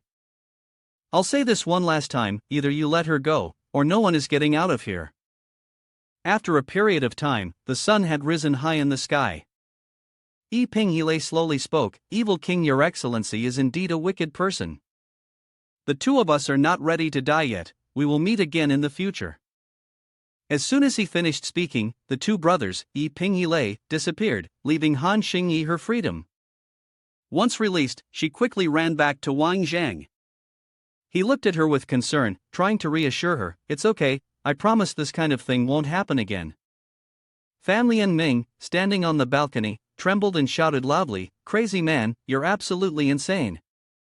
Wang Zhang turned his head, flashing a smile, his eyes revealing a dangerous gleam. "Fan Lianming, now you're starting to feel afraid? Don't worry, I'll come to collect your life another day." Sitting in the car, Han Xingyi leaned her head on Wang Zhang's shoulder. She asked, "Is the gas in that tank really full of amoeba that could cause an explosion?" Yang Ming replied, "Just exaggerating a bit, the concentration of harmful gas inside isn't even 1/100th of what you think." Hearing this, Xingyi smiled brightly, filled with joy. "Wang Zhang, you truly live up to your name." Wang Zhang tightened his arm around Xingyi's waist, pulling her closer to him, and affectionately said, "It's just a little trick, that's all." Yang Ming was fed up, furiously stepping on the gas. He shouted, "You two, stop being so cheesy." After a while in the car, Xingyi finally arrived home. Outside the gate, the three Zhang men were already waiting. Zhang Yanheng's face was full of joy as he smiled and said, "Xiaoyi, you're back." Han Xingyi responded politely, "Yes, thank you for your concern, big brother. We plan to leave tomorrow." He sighed softly, thinking that it wasn't easy to come all the way to Prefectural Province, only for so many things to happen. "As the older brother, I have really been negligent." "Then, I'll see you off tomorrow," Zhang Yanheng said. Wang Zhang agreed with this statement. Yeah, indeed, quite a few things happened. Zhang Bowen crossed his arms in disdain, pursing his lips. In response to Zhang Yanheng's words, Xingyi politely declined, "No need, we came back just to let everyone know. Tonight, we'll go for a stroll around, won't bother you anymore." Zhang Yanheng coldly remarked, "Humph, how rude. Just go already." Hearing this, Zhang Yanheng scolded, "What nonsense are you talking?" She retorted, "Did I say anything wrong? She's not even a member of the Zhang family. Shouldn't she just leave?" Wang Zhang turned his gaze towards Zhang Yanheng, speaking coldly. "Secretary Zhang, your well-behaved daughter, you should manage her properly. If you can't control her, then let me take over for you." Zhang Yanheng immediately retorted. "Even if my daughter is unruly, there's no need for an outsider to meddle." Wang Zhang turned his head and patted Yang Ming on the shoulder. He immediately understood, and with a dangerous smile, he looked at Zhang Yanheng. Yang Ming slowly approached, and Zhang Yanheng spoke sharply. "What do you want to do?" Before she could finish, a slap landed across her face. Surprised by the sudden hit, she pointed at Yang Ming, clutching her face and shouting, "What do you think you are?" Unexpectedly, Yang Ming just flashed a grin. "Sorry, I slipped." Zhang Yanheng was furious but powerless. He pointed at them and stammered. You. Wang Zhang spoke up. "I told him to hit you. If you have a problem, come find me. If I ever hear any more insults towards Han Xingyi, I will not let the Zhang family get away with it." With that, he took Xingyi's hand and walked away, leaving the three of them dumbfounded. Under the night sky, on a crowded beach, Han Xingyi and Wang Zhang were resting on lounge chairs, while Yang Ming wandered off alone. He pouted and said, "Two of you are in love, why did you still call me here?" Xingyi replied, "Didn't you want to stay and protect your Mr. Zhang?"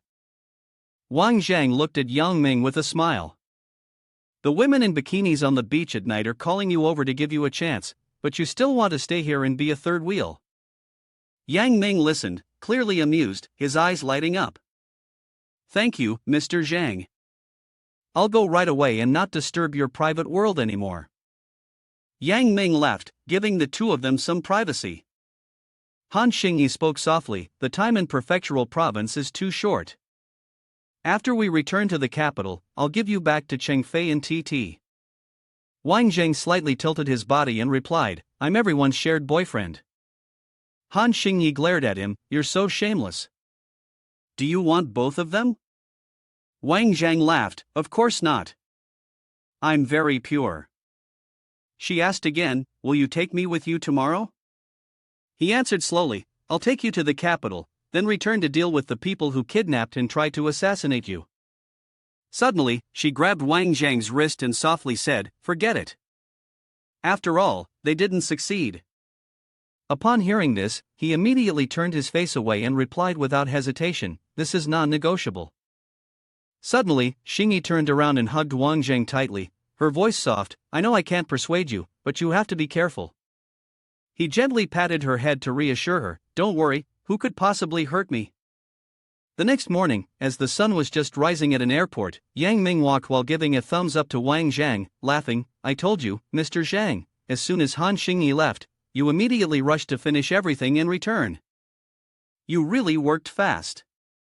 Wang Zhang lifted his leg and unceremoniously kicked Yang Ming, retorting fiercely, you're getting more and more arrogant. It's only been a few days since I last beat you, and now you think you can step all over me? Yang Ming scratched his head, nervously saying, I was wrong. I just didn't expect the power of the Fan family and Zhang family in prefectural province to be wiped out just like that. Mr. Zhang, you're just too impressive, Yang Ming added. Wang Zhang curled his lips, their power isn't even enough to fill the gaps between my teeth. Wasting my precious 2 days like this. Yang Ming stroked his jaw, looking at Wang Zhang with an amused gaze. He bared his teeth and retorted, I think it's the time spent with the sisters-in-law, right? With those words, Wang Zhang gave Yang Ming a fiery stare. Under that terrifying gaze, Yang Ming froze in place. He hurriedly ran out of Wang Zhang's sight, not forgetting to leave one last remark, Mr. Zhang, if you need anything, just call me. I'll be there right away. Just as Yang Ming was leaving, a luxurious car suddenly drove up and stopped in front of Wang Zhang. The window rolled down, and inside the car, Yang Mingqi called out. Wang Zhang. Wang Zhang bent slightly and asked quietly. Why are you here?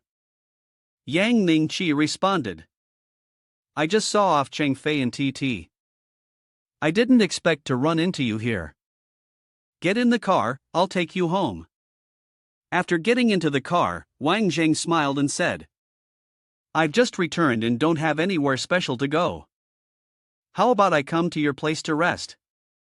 Yang Mingqi's cheeks flushed, and she shyly replied. No wonder Titi keeps calling you a pervert, she wasn't wrong. Wang Zhang didn't respond, closing his eyes to rest. The car sped on. After a long while, the driver finally arrived at Yang Mingqi's house. It was a clean and well-maintained high-rise building. Once inside, Wang Zhang sat on the sofa to rest. Yang Mingqi politely offered him a glass of water. She asked, You look so tired. Haven't you been resting well lately? Wang Zhang took the glass of water and smiled. The concern of a beautiful woman can instantly relieve my fatigue. Those words made Yang Mingqi blush. She turned to walk away, but Wang Zhang stood up and grabbed her hand. He pulled her toward him, and she lost her balance, falling directly beside him. She exclaimed, You. He gently leaned his head on her shoulder and whispered, Sure, let me rest for a moment. The next morning, when the sun appeared, its rays gently filtered into the room, waking her up. She sat up and immediately noticed a letter on the table. Picking it up to read, it was a message left by Wang Zhang. I have some matters to attend to ahead of time, I will come to find you later, and I'm borrowing your sports car for now. At that moment, on the outskirts, Wang Zhang wore a face full of regret. Because of his urgent matters, he had given up the opportunity to spend private time with the beautiful woman. From the trees, Li Minghao jumped out and called loudly. Boss! Wang Zhang, clearly annoyed, responded. If you have something to say, say it quickly. Don't drag it out. Ming Hao quickly replied. Boss, do you still remember that I mentioned wanting to take you to meet someone? Wang Jang answered. Yeah, but after that, there was never any update from you. Why's that? Are you finally going to tell me? Ming Hao scratched his head and replied. Boss, I hadn't arranged things properly for that person before, so I didn't want to trouble you. Now, we're going to meet them. Soon after, they got into the car and drove off. The car sped along the road, and after a short drive, they arrived at number 178 Tianfu Road. Before them stood a large building. Looking up at the sign hanging at the entrance, Wang Jang muttered. The characters on this sign look somewhat familiar. Chen Kong, a former subordinate of Wang Jang, stepped out of the building, with his wife, Hua Hong, pushing his wheelchair, speaking respectfully.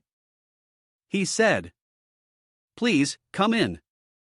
Seeing someone step out from the house, Wang Jang ran over joyfully, his voice filled with excitement.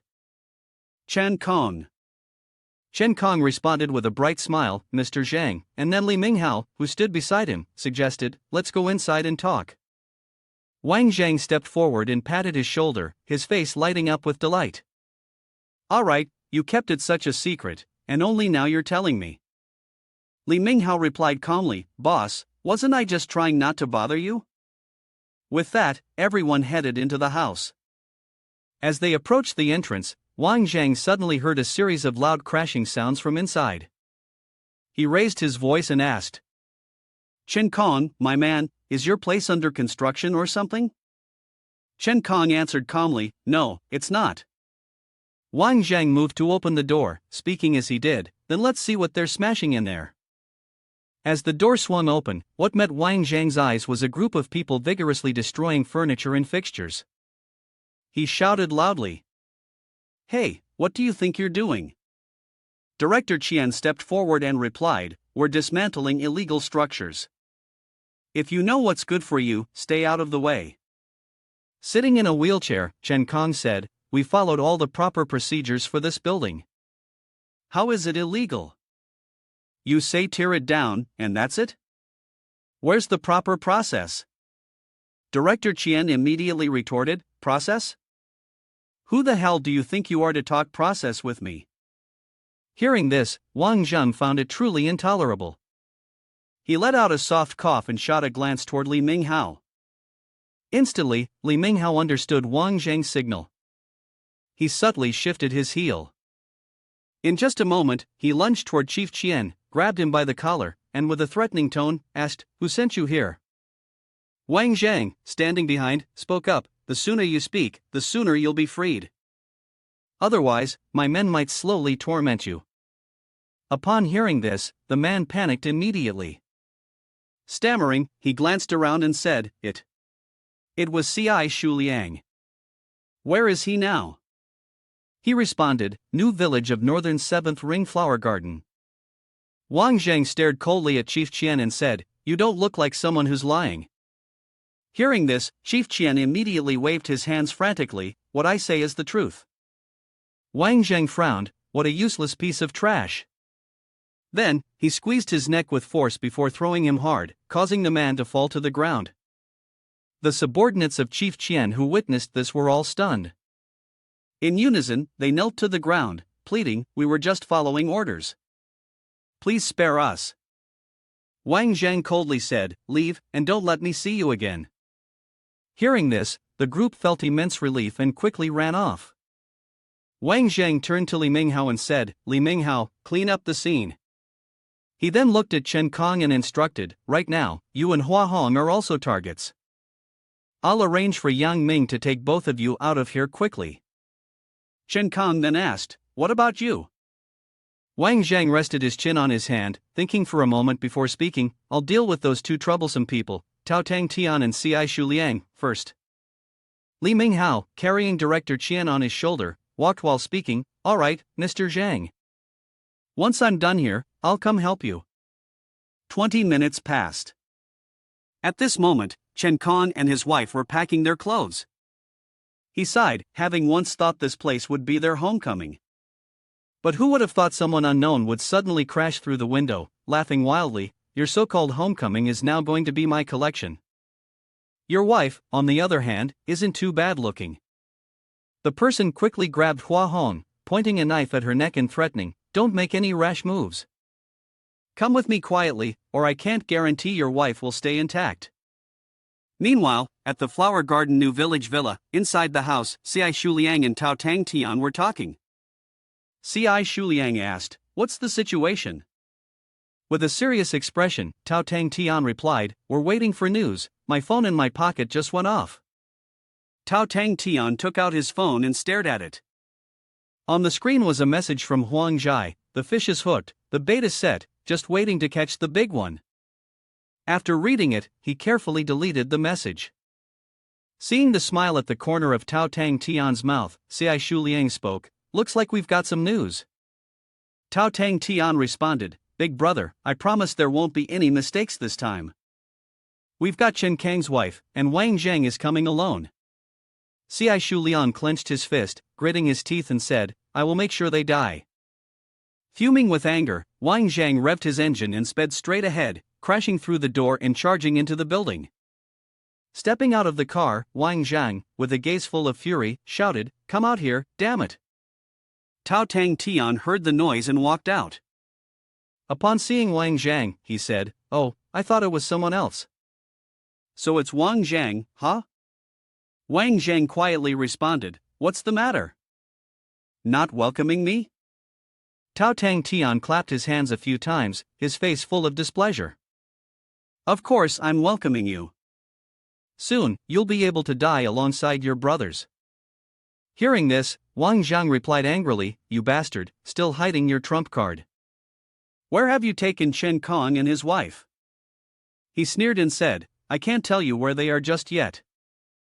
Wang Zhang's face darkened as he raised his hand, clenched into a fist, and coldly said, such beastly methods are only something you would think of. If you dare harm them, I will kill you. Tao Tang Tian replied calmly, the hostages are in my hands, and you're not yet in a position to act tough here. How about we make a bet? Wang Zhang, intrigued, asked, what kind of bet? He pointed a finger at himself and said, let's see if you kill me first, or if my bullet takes care of you first. Upon hearing this, Wang Jang raised a finger in agreement and said, all right, let's go. Tao Tang Tian's face turned serious as he extended his hand forward, seemingly ready to give an order. Wang Jang silently thought to himself, Captain, your life is entirely in his hands. Tao Tang Tian waved his hand down, a dangerous smile playing on his lips. 5 minutes earlier, at a tall building, one of Tao Tang Tian's subordinates was preparing to take a shot at Wang Jang with a sniper rifle. Out of nowhere, Li Minghao appeared behind the subordinate. He quickly approached, subdued the man with a single movement, and twisted his neck, causing the subordinate to instantly lose consciousness. Li Minghao let out a sigh of relief, he was just in time. Inside the building, Tao Tang Tian had been waving his hand to issue orders, but there had been no response so far. His face was filled with confusion. Wang Zhang, with a provocative tone, asked, Chief Tao, has your sniper fallen asleep? Where are the bullets? Tao Tang Tian pointed angrily at Wang Zhang's face, not expecting that the young man had already found someone to help. Through his AirPods, Wang Zhang heard a voice. We've rescued the person. Tao Tang Tian waved his hands, signaling to the two subordinates next to him. He said, even without the sniper, as long as the witness is still in my hands, the initiative is still mine. Wang Zhang stood straight, clenching his fists, his eyes locked on his opponent. As soon as he finished speaking, Tao Tang Tian waved his hand to signal his subordinates. He shouted loudly, kill him. The sound of gunshots rang out, but the ones who fell weren't Wang Zhang, it was Tao Tang Tian's two subordinates. He looked around, his face filled with confusion. In the distance, Chen Kong, his wife, and Yang Ming appeared. Upon seeing the two reunite, Tao Tang Tian asked curiously, why are you here? Where are my men and my uncle? Yang Ming raised his hand and made a slashing motion across his neck, responding, your worthless men were taken care of by me long ago. As for Cai Shuliang, I knocked him out. Wang Jang gritted his teeth. Was that unintentional? Tao Tang Tian replied. All the debts you owe, you have to pay them back today. With that, he pushed Yang Ming. Yang Ming, take them and leave now. I'll handle this place. Yang Ming smiled. Got it, let's go. Wang Jang pulled out an iron staff from his clothes, swinging it with a grunt of frustration. You really have some guts. He raised his hand, and the staff struck Tao Tang Tian, sending him flying. The blow caused both Tao Tang Tian and the nearby Ci Shuliang to cough up blood, but even as he struggled, Tao Tang Tian still called out worriedly. Young master, wake up, wake up. Seeing that Tao Tang Tian was still talking, Wang Jang approached, smiling. He hadn't expected the old man to take a hit so well and still have strength left. Tao Tang Tian gritted his teeth and responded. I'm going to kill you, I'm going to kill you. In a dazed state, Ci Shuliang slowly asked, what's the current situation? Wang Jang interjected, old man, just take a look for yourself. Seeing that all of his subordinates had been defeated, he staggered backward, stammering, We can discuss things slowly. Don't kill me. Wang Jang glanced at him coldly and said, You, a respected elder with achievements, are begging me like this now. Tell me, who's the mastermind behind this? I'll consider it further. Ci Shuliang, terrified, retreated, pointing at Tao Tang Tian and said, It's all his doing. I have nothing to do with it. Tao Tang Tian was speechless. Young master, Wang Jang clapped his hands and smirked, not bad, not bad. I like this script. Suddenly, his eyes widened as he sensed something was wrong. He realized something wasn't right. Without a second thought, he rushed out of the building at lightning speed. The building exploded. Fortunately, Wang Jang had sensed it in time. The massive blast caused the building to catch fire, and smoke and flames spread throughout the area. Yang Ming, Chen Kong, and his wife, who were on the move to leave, were startled by the explosion. They turned around and looked at the burning building. The car immediately slammed on the brakes. Yang Ming cursed. Phosphorus bomb. Chen Kong, equally panicked, called out. The captain's phone suddenly vibrated. Yang Ming picked it up and saw a message from Wang Jang. I'm fine, just head back. Under the blinding sunlight, with the sky a clear blue, Wang Jang lay beside the river, murmuring.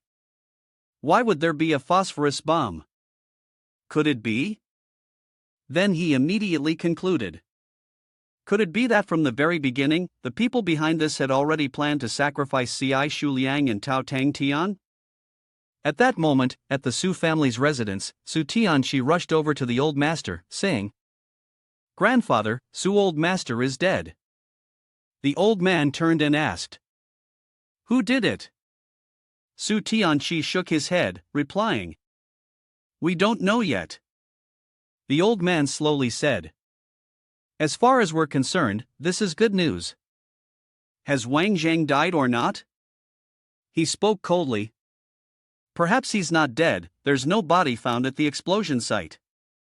No matter what, the person behind the scenes has given us a big gift, but in the shadows, they want us to live or die with Wang Jang.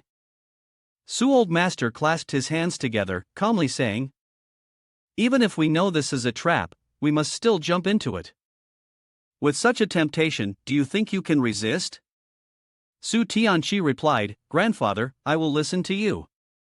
Old man Su turned his back and walked away, speaking as he went, This matter is up to you to decide, I will not interfere. The phone in Su Tianchi's pocket suddenly vibrated, and the screen displayed an incoming call from Sun Wan. He answered the call and asked, Wan, why are you calling at this hour? It must be close to midnight over there, right? Wan responded, Brother, about this matter with Wang Bin, I hope you won't interfere. He was puzzled, You're overseas, how do you know about this? Wan replied, Someone told me. I know the whole story. Please don't do anything to Wang Jang, okay? In Yi Lang's office at the company, he stood on one side, watching Wang Jang constantly doing push-ups nearby. After a while, he couldn't hold it in any longer and spoke up, "Isn't it just a little dirty water? Does it really have to cause such a scene? Captain, what do you plan to do about this?" Upon hearing this, Wang Jang immediately stood up and, unwilling to back down, retorted, "Clearly, someone threw shit on me. So I'll use the same method to throw it onto someone else." Hearing that, Yi Lang immediately asked, "Captain, have you found a suitable lab rat yet?" At that moment, Xia Yan suddenly walked in from the door, laughing and joking as he came. "Look at his chest, it looks like a bamboo stick now." "Still don't understand?" Surprised by his sudden appearance, Yi Lang couldn't help but be momentarily stunned. A second later, he snorted coldly and asked, speak up. "Did you come here because something's hard to deal with?" Without beating around the bush, Xia Yan directly handed him a stack of files and said, "There's been some recent activity in Jiangnan, they're getting involved in illegal business." Hearing that, Yi Lang asked in confusion, "So why can't your people handle this? It's just a small matter, why are you coming to me?" Xia Yan, unceremonious as ever, replied, "If I had someone like you under my command, there'd be no need for you to step in at all. Haven't you always wanted to take down Shan and Shi, the Jiangnan economic kingpin? This is a perfect opportunity, isn't it?" As soon as Xia Yan finished speaking, Yi Lang immediately scorned, "Economic kingpin?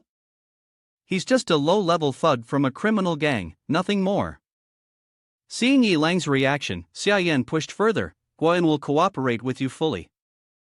If you need it, I can even lend you a special operations team to help." Hearing Xia Yan talk like that, he couldn't keep refusing anymore. So, he tiredly rubbed his head and reluctantly agreed, "All right, even if I don't say anything, you'd think of another way. Help me book a flight, I really don't want to drive this time." Suddenly, a loud noise startled Wang Jang, who quickly ran to the floor-to-ceiling window to look down. Upon seeing the scene below the company, he couldn't help but curse, this guy." Down below, a black car was speeding straight toward the company, and the driver was none other than Zhang Miao Miao. Xia Yan walked over, patted his shoulder, and proudly said, "What flight tickets? Look at how considerate I am, finding a beautiful woman for you." Hearing this, he became even angrier. So, he grabbed Xia Yan by the collar and scolded him fiercely, "Don't think I'm an idiot. You're making me go to Jiangnan because you're charmed by this girl. What exactly has she given you in return?" Despite being scolded, Xia Yan's expression remained calm as he replied, "Nothing at all." Helpless, he let go of Xia Yan's collar, then gritted his teeth and threatened, "I'll settle this with you sooner or later." Xia Yan, as soon as he was released, immediately spoke to him in a mocking tone, "The favor of a beautiful woman is the hardest to repay. Try to calculate how many women you've already owed a favor to. Just enjoy it well." At this moment, the black car had already stopped at the foot of the company. Zhang Miao Miao got out of the car, glancing around with an air of extreme confidence. Yi Lang, who had witnessed the entire conversation, couldn't help but tease, "Captain, it seems like you're being wrapped around the finger of this little sister again." Having been teased like this repeatedly, he couldn't help but feel a little annoyed. He kicked him hard and scolded, "Get lost." As soon as she saw him step down, Zhang Miao Miao immediately asked, "What's wrong? Not going to greet me?" He rubbed his head, smiling, and naively denied, "How could that be?" Then, he asked, "For this trip to Jiangnan, are you driving or should I?"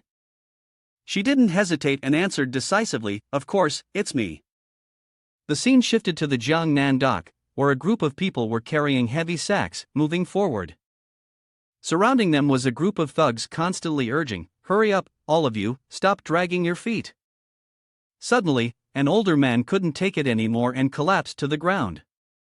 The leader, named Dili, upon seeing this, showed no mercy and lashed his whip towards him, constantly cursing aloud. "Climb up, now!" Ning Xia, being kind-hearted, quickly stepped forward to inquire, "Uncle, are you all right? Can you still stand up?" Seeing the scene before him, Dili approached them. Without hesitation, he struck Ning Xia several times on the back with his whip, shouting loudly, "Get up and carry it for me." He then crouched down, raising her face with his filthy hand. He looked at her with a greedy gaze and said, "Girl, you're not bad looking at all." After finishing his words, he lifted her onto his shoulder, then grinned wickedly and continued. "Why don't you come with me?" Suddenly, a stone flew from somewhere, hitting Dilly squarely on the head, causing it to bleed. He groaned in pain, his face swelling with veins, gritting his teeth and growling in a hoarse voice. "Who hit me from the shadows?" Zhang Miao Miao and Wang Jang walked forward together. As they walked, he cracked his knuckles and spoke coldly. "Kidnapping women in broad daylight, your head is as hard as iron, isn't it?" Seeing only two people in front of him, he turned around and shouted to his lackeys. Seeing the group of thugs like that, he remained unfazed, even managing to turn around and wink at Zhang Miao Miao before speaking in a joking tone. "Wait a minute, things might get a bit bloody, be careful not to get tears in your eyes." As soon as he finished speaking, before the others had a chance to react, with just a few simple kicks, he took down a whole group of thugs. Dilly, hearing the noise, turned around and saw his subordinates all knocked down, stunned in disbelief. He appeared like lightning in front of him, his voice dark as it rang out. "I'll give you a choice, either crawl out of here, or stay and see how I deal with you." Seeing the situation turn unfavorable, Dilly dropped Ning Xia from his shoulder, quickly grabbing her by the neck as a hostage. With gritted teeth, he threatened in fear. "If you dare make any rash move, I won't be so merciful with her." He didn't bother listening to his threats and, like lightning, dashed toward him. Before Dilly could even react, he swiftly jumped, delivering a powerful kick to his leg. Dilly didn't have time to defend himself, and with a scream, he fell backward. Without hesitation, the boy landed a punch directly to his face, the blow so forceful that it made Dilly's nose spurt blood. While he was still dazed from the recent events, Wang Zheng quickly pulled Ning Xia's hand and led her away. The people around them shouted, "Well done, serves him right." Then, he turned to the man, Dilly, who was still sitting in pain on the ground and said, "You messed with someone I care about. If I cripple half of your life, you wouldn't hold a grudge, would you?" After the heroic rescue, Ning Xia looked at him with sparkling eyes, filled with admiration, while Dilly, trembling, groveled and begged, "Master, spare my life." Without showing any mercy, he landed another vicious kick to Dilly's vulnerable spot, causing him to scream in excruciating pain. Wang Zhang then smirked and said, "Such a pity. From now on, you'll only be able to live a simple life." After dealing with the leader, he turned to his subordinates and, in a harsh tone, threatened, "Listen up, if any of you dare to oppress the common people again, this will be your fate." After witnessing the scene, the lackeys obediently replied, "Got it, we'll remember." He then pointed at Dilly, still writhing in pain on the ground, and ordered, "Take this one with you. The rest of you can leave now." They quickly obeyed, stepped forward to help the man up, and repeatedly said, all right, we'll leave right now, we'll leave right now." The oppressed crowd felt so overjoyed at their departure that they cried tears of happiness. They hugged each other, shouting, "Finally, they've gone." Meanwhile, Ning Xia hugged him tightly and asked, "Why did you come here?" He gently replied, "Isn't it because I sensed you were in danger?" "I came to be the hero rescuing the beautiful lady, and I'm still as funny as ever." She covered her mouth and laughed. At that moment, Zhang Miao Miao stepped forward, gently took her hand, and said, "Hello, beautiful lady, I'm Zhang Miao Miao. We didn't come here to talk about family matters. Would it be convenient to talk at your place?" She didn't hesitate to reply, Sure, at Ning Xia's house." Zhang Miao Miao and Wang Zhang sat on the sofa, receiving cups of water from Ning Xia. Wang Zhang suddenly asked, "Ning Xia, why are you working so hard at the dock? What were those people doing?" She answered, "About a week ago, they came here, using high wages as bait to trick everyone into signing unfair contracts to help them transport goods. I went there to investigate the situation." "You already know the rest of the story." He kept asking, for the shipment, "Did you find out what kind of goods they were transporting?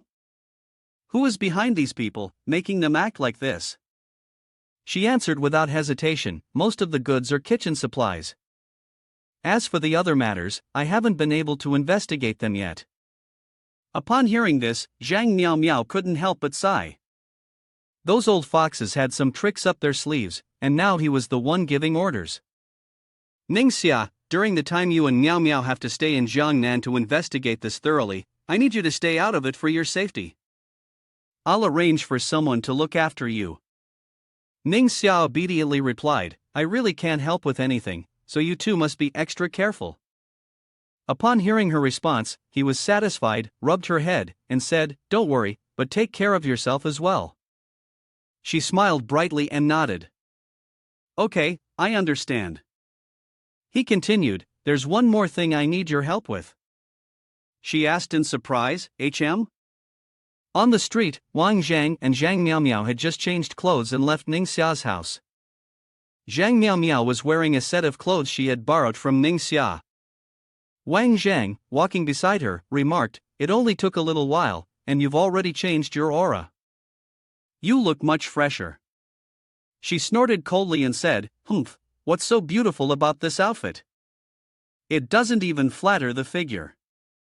Explain it to me, aren't we supposed to leave modestly?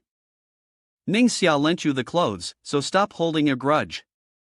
She continued, Your body doesn't need clothes to enhance it. She flipped her hair again, winked at him, and responded, How do you know it's unnecessary? Have you carefully studied my figure? Seeing this, Wang Zhang suddenly sped up, walking briskly ahead while saying, Stop messing around, hurry up and follow me. The two of them didn't know what clue they had uncovered, but they ended up at a rich kid's evening party. Wang Zhang was dressed in an extremely elegant suit, while Zhang Miao Miao wore a stunning red dress. Both of them wore masks. Zhang Miao Miao felt very confused and asked him, Why are we at this rich people's gathering? Didn't you follow the lead you found on Dreamer? To her surprise, he replied calmly, As the saying goes, capture the leader first. I have my own arrangements here. His attitude left her feeling utterly helpless. As they arrived, the servers quickly greeted them, Good evening, may I have your invitation, please? You don't know where you got an invitation card from, then laughed and said, We want to find some excitement. The staff member, seeing this, couldn't help but look after Wang Zhang's receding figure, sighing, You have money, and you really know how to play. Another server quickly led him to a private room and respectfully opened the door. Inside, a group of people were sitting around a man in a yellow suit. The man was Chen Maidong. As soon as he entered, his gaze locked firmly on him, and he silently thought, Found him. When Chen Maidong saw someone entering, he quickly stood up to greet him. The newcomer was wearing a mask. Was he afraid of embarrassment? He calmly responded, It's inconvenient to show my face, otherwise, it would be hard to move around in the future. Chen Maidong didn't pay attention to him and directly went over to hug Zhang Miao Miao's waist, flirting, Beautiful lady, if you want as many dreamers as you like, I'll give them to you, as long as you agree to spend one night with me. Hearing this, he couldn't help but think, Dreamers? Is this what Xia Yan asked me to investigate? At that moment, Zhang Miao Miao shot him a pleading look. Seeing this, he smiled faintly and said, Beautiful lady, this is up to you, right? Does it still need your friend's approval? The people sitting behind also chimed in. That's right, that's right. Wang Zhang, despite ignoring her pleading gaze, waved his hand casually and said, If young Master Chen has spoken, then as an older brother, I shouldn't say too much. Little sister, tonight, why don't you keep young Master Chen company for the evening? Zhang Miao Miao forced a stiff smile on her face, while her inner thoughts were screaming with anger. Wang Zhang, are you really pushing me into the fire? A moment later, in a private room, Chen Maidong had changed out of his suit into a bathrobe. He was eager to touch Zhang Miao Miao's body, but she quickly slapped his hand away and dodged. Right now, you still can't see my figure. You need to make me happy first. He found it a bit amusing and asked. All right, then, tell me, what do you want? Zhang Miao Miao put on an obedient expression and said, What I want is of course Dreamer. He then reached into his pocket to search for something, and after a moment, pulled out a small bottle. He flashed a perverse smile and said, Take it. I guarantee it'll make you dream of the drunk immortal. Zhang Miao Miao held the bottle in her hand, confused, and asked, Is this all there is? He crossed his arms and spoke in a low voice. Isn't this place enough for you? This thing is for you, but you probably don't have the connections to take it outside. She was startled by his words and quickly asked, What do you mean? He didn't respond, instead clapping his hands a few times. A group of people quickly appeared, surrounding Zhang Miao Miao. She glanced around briefly and then asked with difficulty, Young Master Chen, what do you want to do? He directly walked up, removed the mask from her face, and angrily scolded, You and Wang Jang must think I'm a fool, trying to deal with me using childish tricks. He then smugly continued, The small bottle in your hand is nothing but ordinary seasoning. The real dreamer has already been hidden by me. You won't be able to find it. Not long from now, I will be the most potent force in Nation H. After saying that, he couldn't help but laugh and clap his hands in joy. Suddenly, Wang Zhang's voice rang out, What are you so happy about? His words made the man turn in shock towards the door. Wang Zhang was standing with his back to the door, holding a large sack in his hands. He said, Is this the authentic item you were talking about? You're impressive. You've even turned it into a spice to sell out. After saying that, he threw the bag in his hand down, and several jars labeled as salt rolled out of it. He couldn't believe that his carefully planned scheme was about to be exposed, and he yelled. How could this be? I clearly hid it so well, and I even sent people to follow them. Yet, you still found it within half a day. He replied disdainfully. I'm not afraid of you being stupid, I'm just afraid you're too confident. He angrily ordered his subordinates. Go, go. You all are the ones I spent a lot of money hiring. Why are you just standing there? But not long after, all his subordinates were knocked flat on the ground by him. He witnessed this scene and, on alert, furrowed his brows. Who are you, really? He asked, puzzled. He casually picked up a jar of medicine from the ground and said, I heard the properties of this thing are unstable. If you don't know how to use it, it becomes useless. Seeing that the person before him knew everything, he immediately knelt down and, in a humble manner, begged for mercy. Boss, please show mercy. You can do whatever you want with me, but could you please not touch my treasure? At this moment, he paid no attention to him and instead turned to Zhang Miao Miao, saying, Miao Miao, stand behind me. Then he said, Don't worry, I will make good use of these useless things of yours. As soon as he finished speaking, he threw the bottle of medicine in his hand forcefully to the ground. Immediately, the entire room was enveloped in a cloud of smoke. Chen Maidong quickly covered his nose and shouted loudly, Where are you? Where are you? Meanwhile, the person only left behind one sentence before leaving, We will meet again. In the secret room, he was very pleased as he looked at the office in front of him, complimenting, Wu Yan's taste is not bad. The arrangement of this office really suits my preferences. Zhang Miao Miao, confused, asked, Why didn't you use Dreamer to threaten Chen Maidong, make him reveal the big force behind him? You destroyed everything, making them wary. How are we supposed to investigate now? He explained, at that time, there were other forces around. If we confronted them, it would be very difficult for us to withdraw safely. Hearing this, she was startled and immediately asked, What is it? Do you know who they are? He sat calmly on the desk and answered, Little sister, I am a human, not a god. I don't have the ability to see through everything, but I can be sure of one thing, those people came looking for Chen Maidong. She asked further, So what is your next plan? You answered, Wu Yan has arranged a purification party for us at the Jin Liang store. We'll go there tonight, at a different location. In Chen Maidong's office, he was incredibly angry, smashing things around him, constantly cursing. You're all a bunch of useless trash, can't even find one person, and yet you're wasting food and resources. Suddenly, there was a knock on the door from outside, and he shouted loudly, Get in here. The ones who entered were his two bodyguards. As soon as they saw Chen Maidong, they humbly stepped forward, smiling and fawning. Lordy, why did you come here? You didn't inform me beforehand. I would have sent someone to pick you up. he responded indifferently. When I came to find you, I happened to encounter some people trying to ruin the shop. Isn't that why I waited for you to finish handling things before looking for you? Chen Maidong chuckled and asked. Indeed, I encountered some unpleasant events that made Lordy laugh. I wonder what brings you here today. Lordy waved his hand a few times, and the two bodyguards were instructed to open the briefcase they were holding. Seeing this, Chen Maidong asked, "Is this the new batch from Lam?" He replied, "That's right, the boss instructed me to deliver this new batch to you." Then he continued to give instructions, "Mr. Tran, the shipment is much more valuable than the previous one. It needs to be stored in a box with a stable temperature in order to preserve its properties."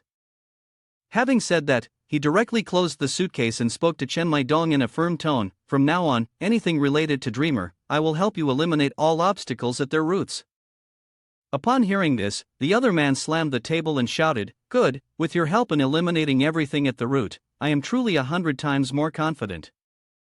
He then continued with a flattering smile, "Lordy, let me arrange all the accommodations for you and your team in Jiangnan, I will make sure to treat you well." Lordy directly declined, "No need, we've already reserved rooms at the Jinliang restaurant. I'll report this to the boss, so the headquarters will send some strong experts to assist." The two of them then shook hands and said, "All right, let's hope we have a pleasant cooperation." Later that evening, at a restaurant, Lordy happened to pass by Wang Jang and Zhang Miao Miao. While walking, he was on the phone. "Yes, boss, I understand." Wang Jang watched his figure as he entered the elevator and thought to himself, "This person is not simple, could he possibly be connected to Dream?"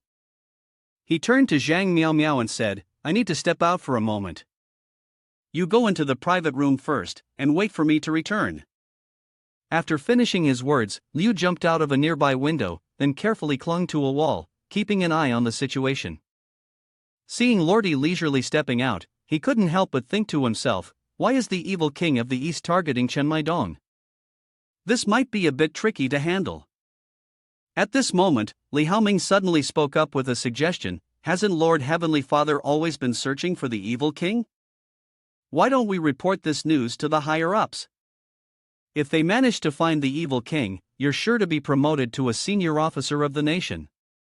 Lordy shook his head, sighing in disappointment, "Just relying on us won't be enough to catch the evil king."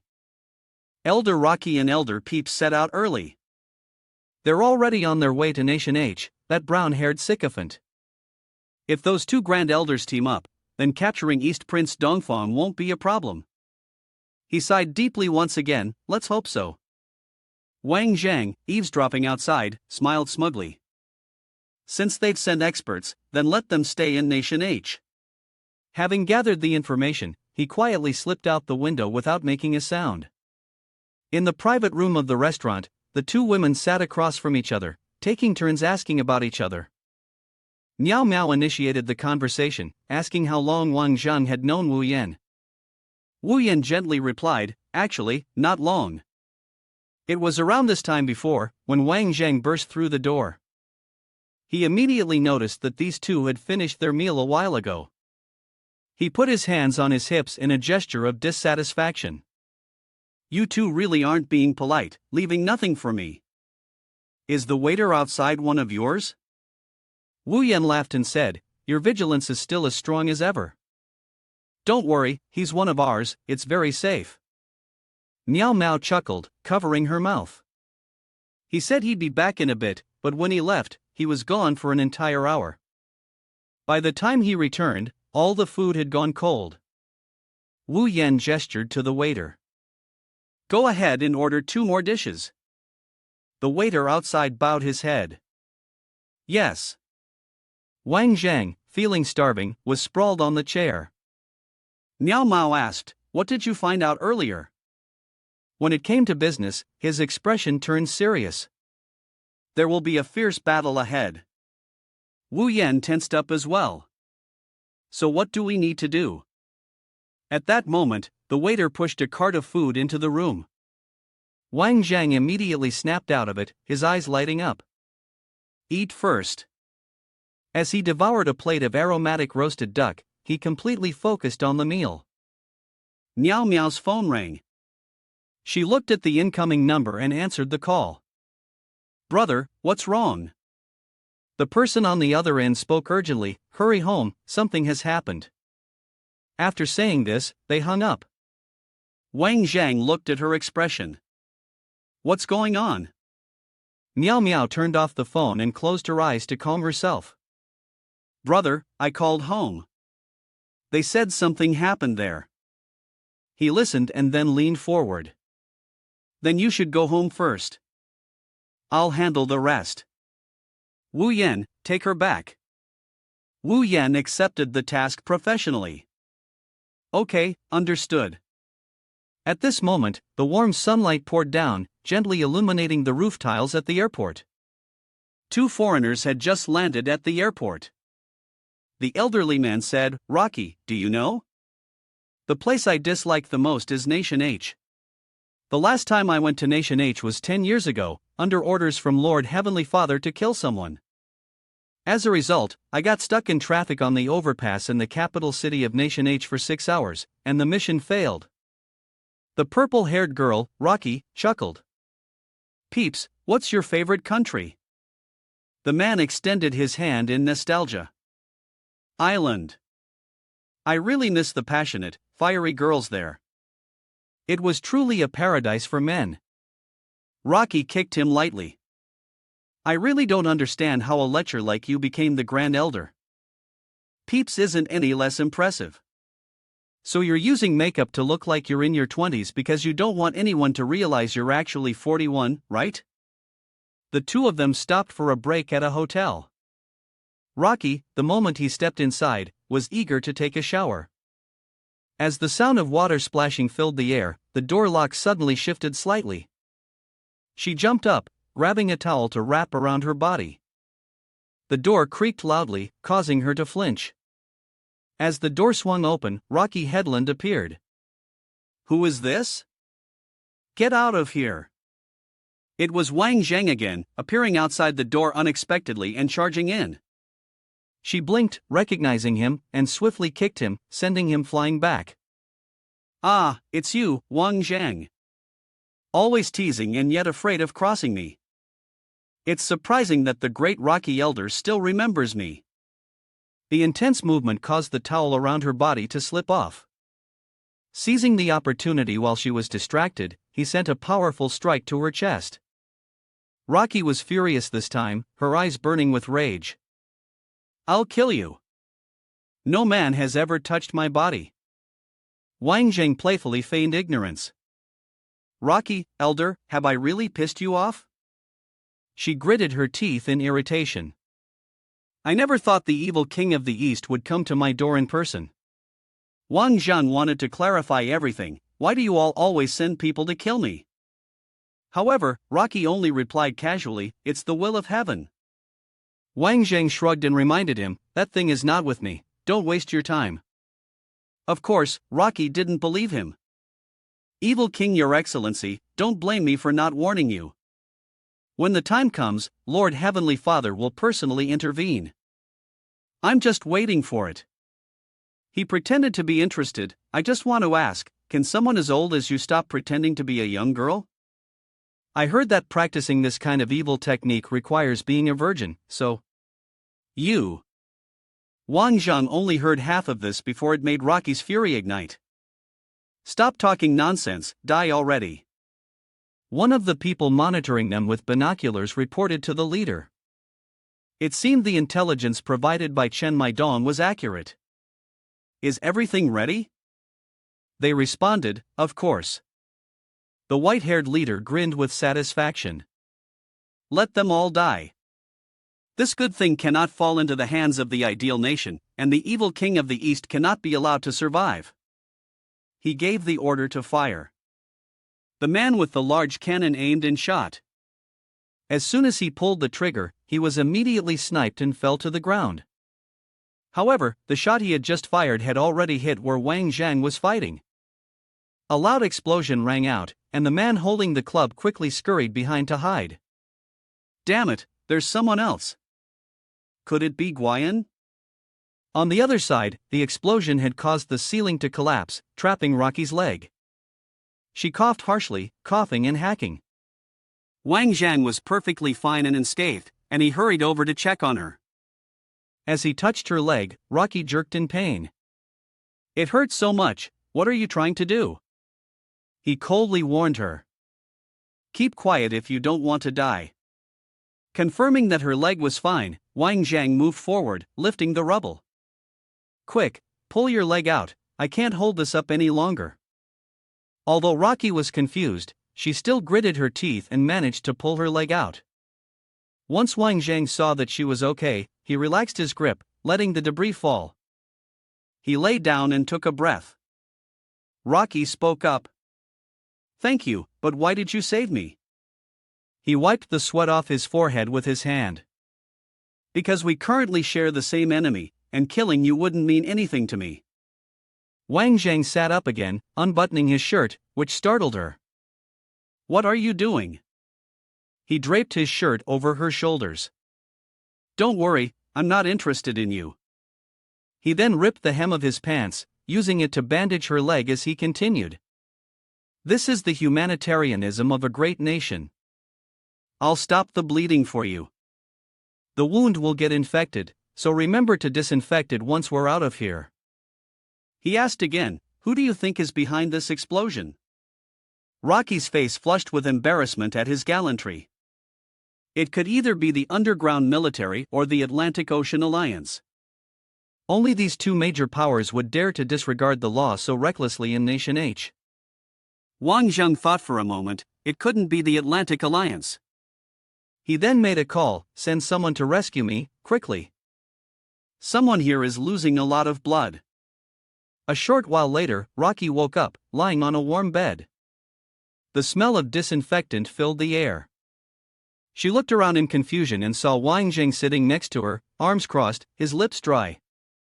This was his way of comforting her, reassuring her that the place was safe, and she would recover here and leave afterward. His people would not harm her, so she could rest easy. When Rocky saw him stand up, she hastily sat up, flustered. "Where are you going?" Wang Jang replied briefly, "To deal with the underground military leader. She's concerned about another accomplice." "Peeps, how is he?" Wang Jang answered, "He's out of danger now, receiving treatment with us." He put on a teasing expression. "You have feelings for that old man, don't you?" Rocky snapped back, refusing to admit it. That old man, who won't just die already, would be better off dead in the explosion. But no, he had to keep on living. It's such bad luck. Wang Jang looked surprised, not expecting the animosity between the two to be so deep. The phone in his pocket vibrated, and he checked the notification. Wu Yan had sent him a message, asking him to hurry to the hospital entrance. Rocky tilted his head, observing his expression. "Got a pretty girl looking for you, huh? Go on, don't keep her waiting." Wang Zhang waved his hand generously. If there's a chance, we'll meet again." He ran out to the parking lot in front of the hospital. He got in the car and asked, "What's the rush to find me?" Wu Yan said seriously, "We need to go back quickly, something important has come up." Wang Zhang quickly guessed that something was going on with Xia Yan. Wu Yan didn't say much, just nodded. By the time they arrived, it was already late at night. In Xia Yan's office, he was holding a stack of documents. "Wu Yan, you go outside for a while." Wu Yan raised his hand in acknowledgement, clearly obedient. Wang Zhang raised an eyebrow as he looked at the person sitting in the chair, who had urgently called him over. "If there's something to say it quickly." Xia Yan smiled mysteriously, "This is good news for you. I'm giving you a chance to return to the West." "How so?" "You're twisting your ear, not too interested?" "What does the West have to do with me? If I want to go, I'll go.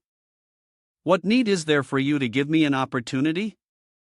Xia Yan sneered, "Don't think I don't know why you left the West and came back here in the first place." Wang Zhang disagreed with his words. "What do you mean by go back?" "I got seriously injured while on a mission and returned. If it weren't for an old woman treating me, you wouldn't even be seeing me right now. Xia Yin calmly replied. With your strength, you're not yet capable of handling those people. But now, Guan can help you, and I've made all the preparations for you. Aren't you moved?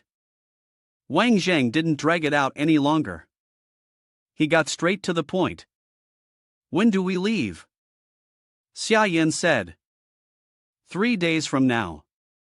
Come here tomorrow afternoon, and I'll tell you the specific arrangements and personnel assignments.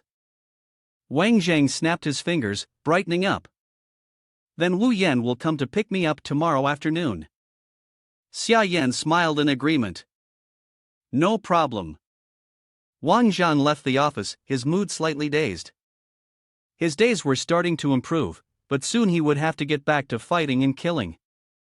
After walking for a while, a car stopped in front of him. The window rolled down, and Shan Wan Titi smiled at him. Get in the car.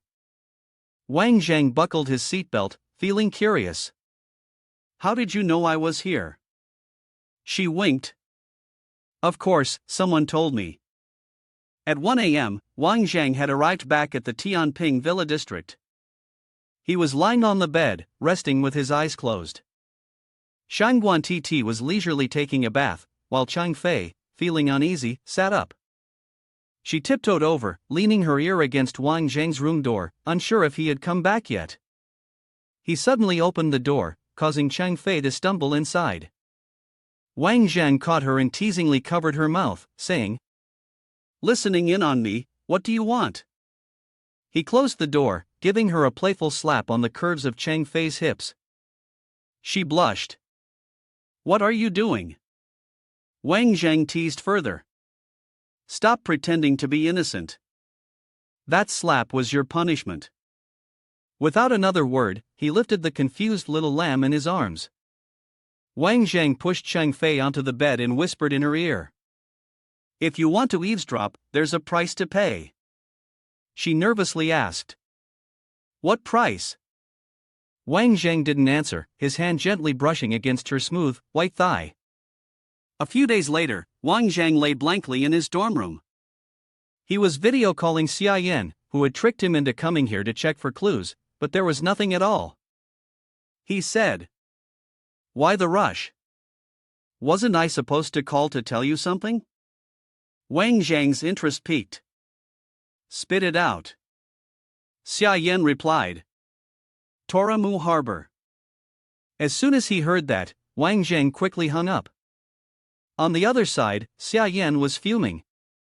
You little brat, I wasn't even done talking.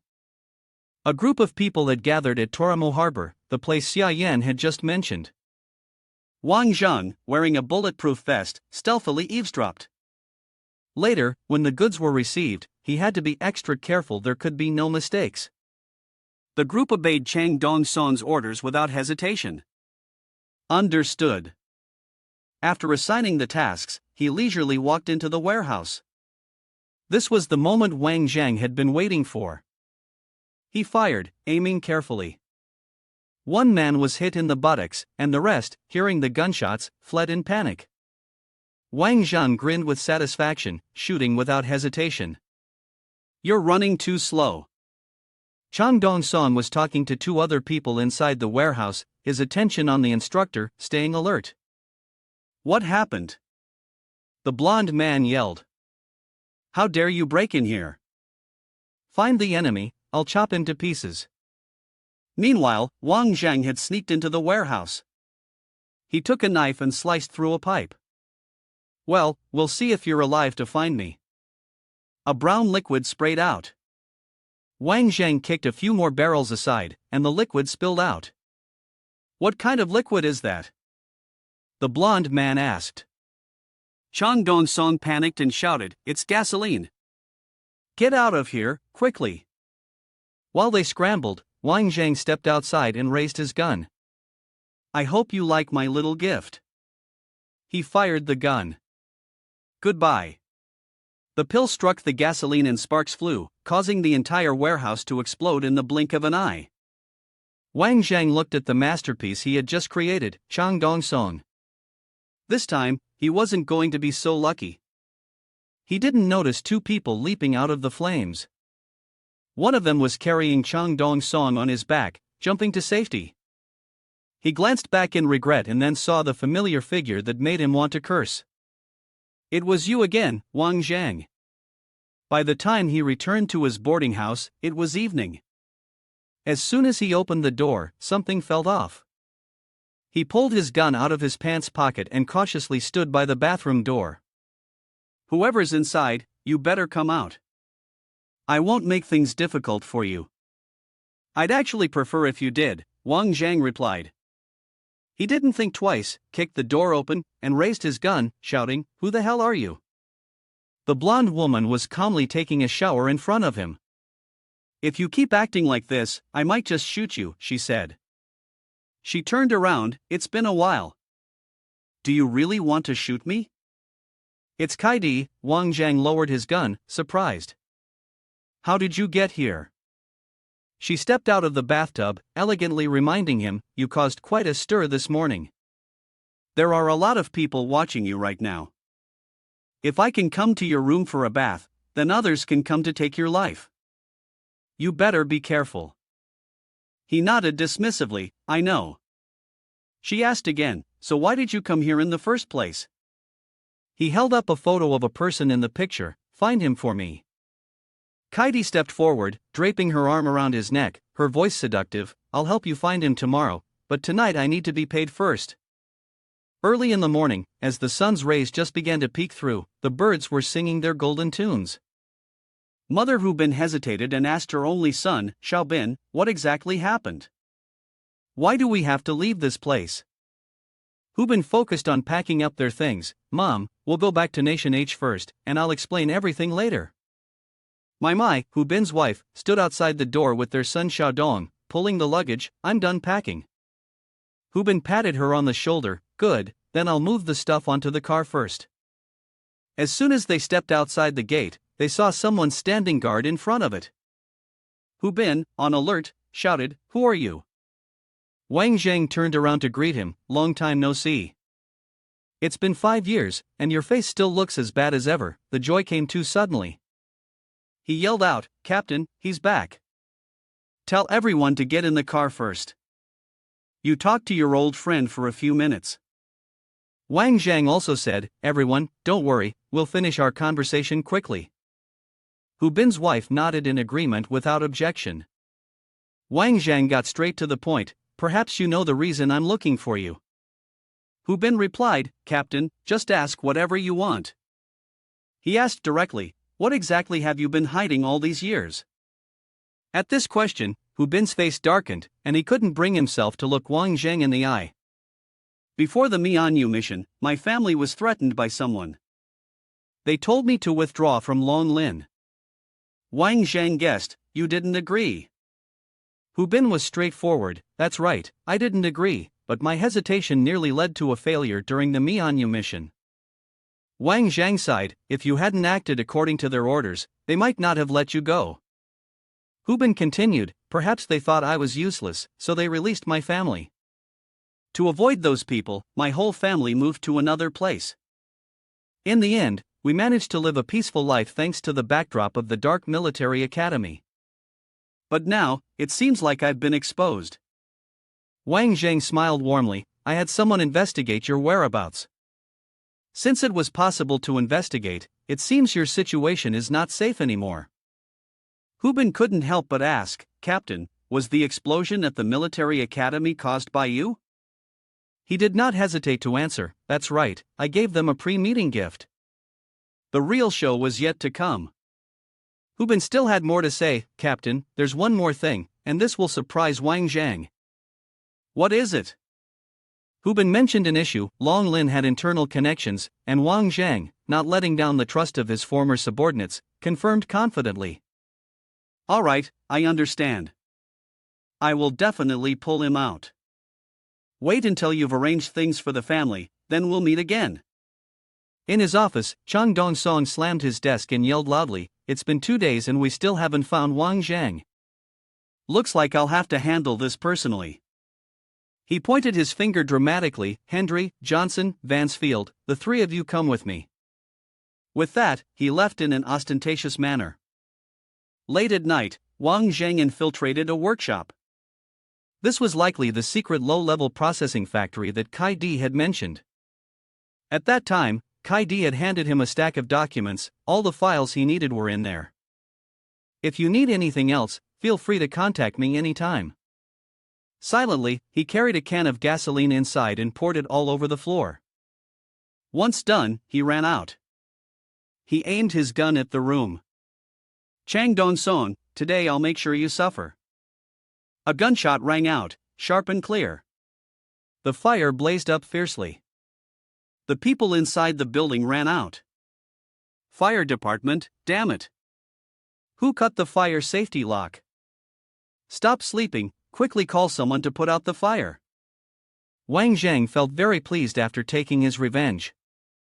The next morning, Chang Dong-song was fuming, staring at someone in the office. Damn it, damn it, damn it. Yesterday I went out for a bit and let them burn down my warehouse. You useless bastards. Instructor Bai walked in and immediately saw this scene. Displeased, he said. You made mistakes yourself, yet all you do is blame those beneath you. This kind of leadership is not something I want to see. He was stunned. Instructor Bai, holding a cigar, looked at him and said, Don't you have anything to explain about this? He then turned to the other person in the room, the one who had just been beaten. The person trembled, unsure of what would happen to him next. Yes, instructor. Instructor Bai, holding his cigarette, spoke to him in a stern tone. Whatever he did to you just now, you'll do the exact same to him. If you're too scared, I'll kill you immediately. But he trembled, stuttering as he replied. Instructor, I can't do it. Hearing this, Instructor Bai grew angry, drew a knife, and said, You're really beyond help. He decisively cut off his pulse, and when he was done, he wiped away the blood stains with a cloth, then glanced at Chang Dong-song and said, Kneel. He was frightened and immediately knelt down. The man clasped his hands behind his back and ordered, Kneel for 24 hours. If you don't make it and try to move, you know the consequences. He quickly replied, Yes, I understand.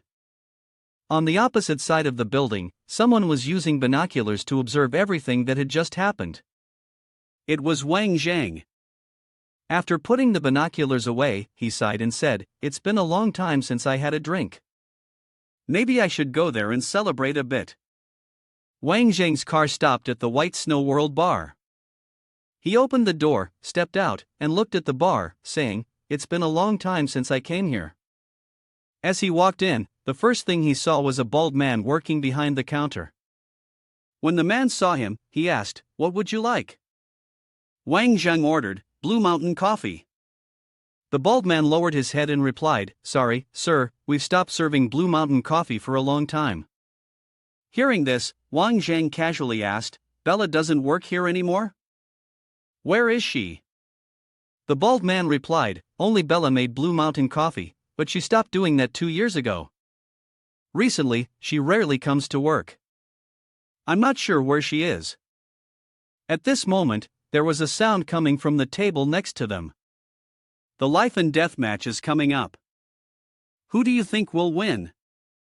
The person at that table responded. Of course, it's number 1 Beast. This guy has won over 20 matches in a row. He's really good, living up to his name. Upon hearing this, he thought to himself, Oh, so there's such a master like that. I need to check it out. Then, he quickly made his way down to the basement, where cheers could be heard. Number 1 Beast, hurry up, beat him to death. As the two on the arena were testing each other, the audience noticed someone whispering. Oh my god, Bella's here. She's my goddess. Is she here to watch number 1 Beast too? When he and Bella crossed paths, Wang Jang wanted to run away and murmured. TSK, being too handsome is such a hassle. She immediately understood and said. Stop right there. If you're not responsible for me, fine, but now that you see me, you still want to run? Where do you think you're going? Don't make me say something even worse. Then, she linked her arm with his and walked to the seats. Behind them were envious glances from the spectators. Wang Jang pretended to speak. Ahem, how about we watch the match first? On the arena, Beast number 1 was ferociously attacking the other person. Die already. The other person quickly dodged and retorted. Who dies first is still unknown. Beast number 1, enraged, immediately unleashed a series of punches towards him. You successfully pissed me off. I guarantee you'll die a miserable death. He could only defend himself, unable to retaliate. Below the stands, Wang Jang was whispering to Bella. Then you have to give me a reason to go up there. She leaned in close and whispered something in his ear. He listened carefully and then said, Go for it, go for it. The others saw this and cheered him on. Go for it, even Beast number 1 is telling you to come here, come here. When Wang Jang stepped up, he confidently said, Once you step onto the arena, don't expect to leave alive. Hearing this, Wang Jang was surprised and said, Wow, that's quite a boast. The referee quickly announced, The match begins. Beast number 1 stepped forward and boldly declared, Die already, but Wang Jang was just as capable and blocked the attack. The punch sent Beast number 1 flying back to his original position. Below, the audience gasped and shouted, My God, he actually managed to block a punch from Beast number 1. He refused to give up and charged again, taking a kick from the opponent. But it only disappointed him because Wang Jang had anticipated this and instead landed a blow right to his waist. The sound of metal clanging echoed as he was sent crashing into it. When he saw that the opponent had collapsed, Wang Jang commented, You're pretty good, it's just a shame you ran into me. The man looked up, seizing the opportunity to pull out a knife hidden in his shoe. He stood up, attempting to stab Wang Jang. However, Wang Jang had already predicted this move. He quickly stepped on the man's treacherous hand, followed by a sharp, cracking sound. The number 1 beast howled in pain. Wang Jang looked down at him and said, If you're in such a hurry to die, then let me send you to the Pure Land. He then delivered a blow to his opponent's throat before the match ended. Wang Jang walked off the stage, and everyone below was astonished by his strength. He approached Bella, affectionately saying, Now, it's time for you to keep your promise to me, right? She wrapped her arm around his and gently replied, Let's go, I'll take you there. And the two of them walked away under the watchful eyes of others. 2 people in unusual outfits were also observing. The one with glasses glanced at his watch and spoke to the person next to him. Boss, the beast is dead. Killed by an Eastern man. Wang Jang and Bella were walking into a room, everything inside was in a mess. He turned his head and asked, Do you live here? She answered calmly, Of course. While rummaging through things, she casually asked, Before he died, my brother asked you to take care of me. Why did you suddenly disappear? He mumbled, You have the guild to protect you, do you still need me to take care of you? Bella picked up a bag she had found and started making a cup of coffee, then frankly said, I know you're not interested in me, but I only see you as a brother. When she saw Wang Zhang's eyes light up like car headlights upon seeing the coffee bag, she smiled and said, Don't rush, it'll be ready soon. About 15 minutes later, she poured the coffee into a cup. The two of them enjoyed it, and Bella added, Try it and see if the taste has changed. When he tasted it, he seemed like a child, happily exclaiming, Yes, this is the taste. She recounted what her brother had asked him to do. My brother once said that if he died, he would transfer all his mission points to you. He shook his head, confused, and asked, What good would these points do for me? Bella explained their significance. In the guild, the higher the points, the more incredible the rewards. Hearing that, he quietly responded, If you want to transfer, then go ahead, I'm fine with whatever. Bella quickly took out her laptop to transfer the points to the transfer notice for the evil king of the East. She clicked on the confirmation box. In the mission hall, the White Snow World bar, everyone there noticed something strange. Look, the leaderboard is changing. The evil king of the East's score was changing rapidly, eventually stopping at 310,000 points. Everyone around was puzzled and began asking each other questions. Oh my god, what's going on? Has the evil king of the East returned? He's still alive? Bella had been talking to him. In the blink of an eye, his points had increased by several 100,000. The people in the bar must be losing their minds right now. Now you've become a target for attacks. Wang Jang asked her seriously, Bella, tell me the truth, what are you up to? What do you want to exchange your points for? She answered honestly, because 3,000 points is a threshold, a huge price threshold. With points, you can exchange them for a big reward from the headquarters. Aren't you interested? Hearing that, he went along with it. Alright, when the time comes, I'll break into the headquarters and see what the big reward really is. Speaking of which, is there a tough mission in the guild? She nodded and said, of course there is. Do you want to try the platinum level mission with super high difficulty? He firmly replied, sure, then access the guild to give him the mission. Take a look. As he read through it, Wang Jang exclaimed in shock, oh my god, who would hold on to something like this? A mission like this? The task basically says to kill a Special Forces soldier for a reward of 100,000 USD, and if it's a Nation H Special Forces soldier, the reward is 300,000 USD. He spat in contempt at these beasts. Hearing this, Bella asked, so, what do you plan to do? Join in or just watch? Wang Jang immediately responded, of course, I'm going to disrupt their plans. I need you to help me investigate the location of the International Special Forces competition.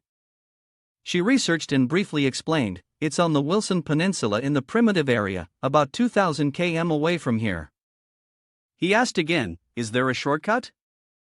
She searched and replied, if you go north from the branch of the Amazon River, then turn into the sea and climb up the shore, it might save you half the time. Wang Jang stood up and said to her, this can't be delayed, I'm heading out now.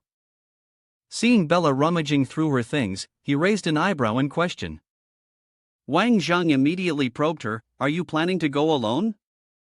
You're holding my arm like this, he said, and with a wink, she replied, you can't leave me behind.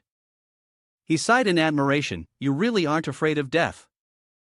Bella stuck out her tongue, teasing him. I believe you won't let me die. On the ship sailing out to sea, Wang Jang and Bella had changed their clothes. She held a gun and asked him, when will your assistant arrive? He was observing the surroundings and answered, they'll arrive when it's time. She had another question. If we just barge in like this, will they consider us enemies if we run into them head-on? Wang Jang scratched his head, smiling, of course, usually I'm the one who ends up causing trouble. She shook her head, speechless. She really couldn't understand him. When Bella checked her watch, he asked with concern, what's wrong? She answered, someone posted a $100 million platinum mission, which, on the contrary, you could easily complete. Wang Jang asked with suspicion, what mission? She calmly replied, kill the evil king of the East. He thought for a moment, then seriously said, it seems like the road ahead won't be easy for us. Bella asked suspiciously, could it be that we've been tracked? He speculated silently, estimating that within the next few days, a large group of assassins would arrive at the Wilson Peninsula. Hearing this, she immediately pulled him and said, then let's go, there's still time for everything. Wang Jang turned his head to look at Bella and calmly said, how can you catch a tiger cub without entering the tiger's den? Their ultimate target is me. If we don't go, those H-Nation Special Forces soldiers will have no chance of survival. I can't let innocent people die in vain. The sky at that moment was quite clear.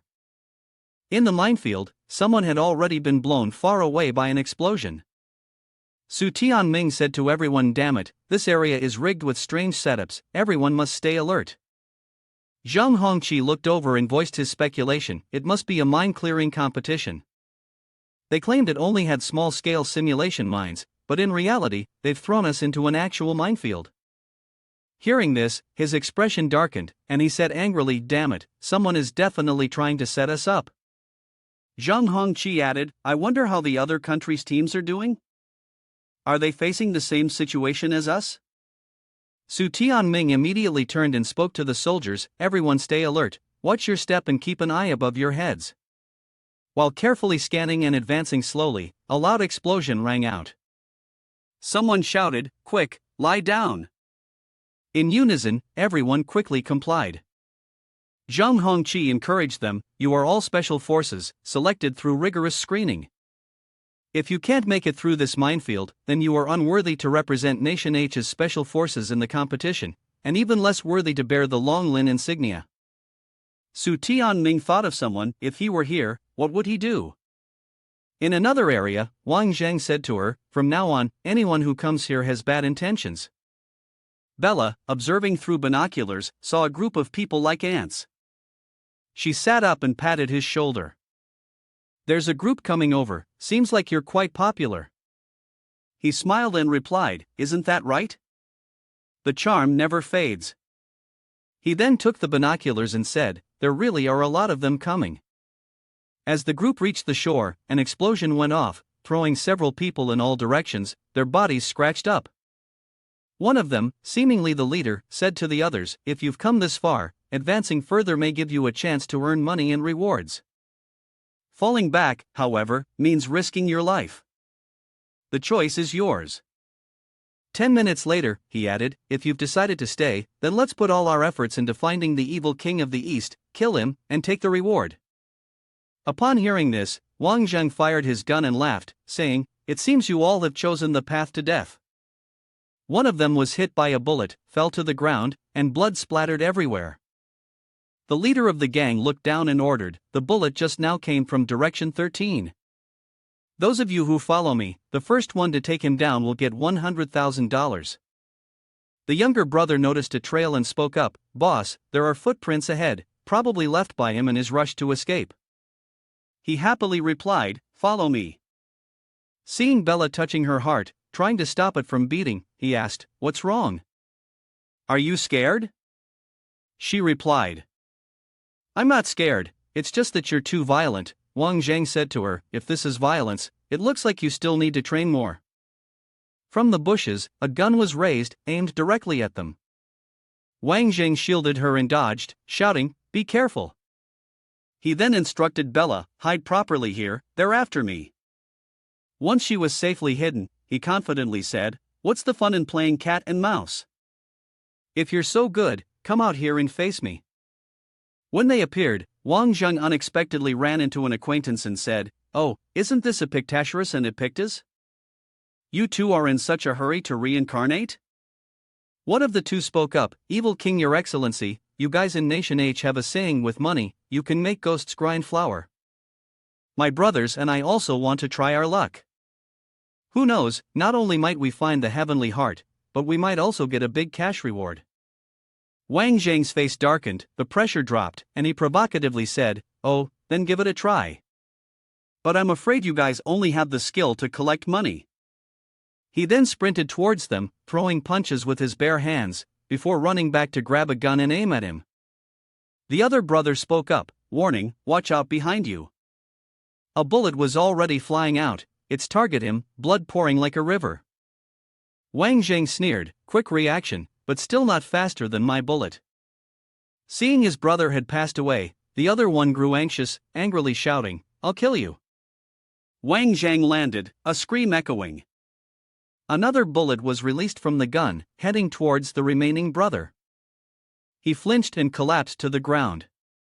Wang Zhang wondered aloud, "I don't understand where your confidence comes from, thinking you can kill me." He finally said something pleasant before going to meet his brothers in the underworld.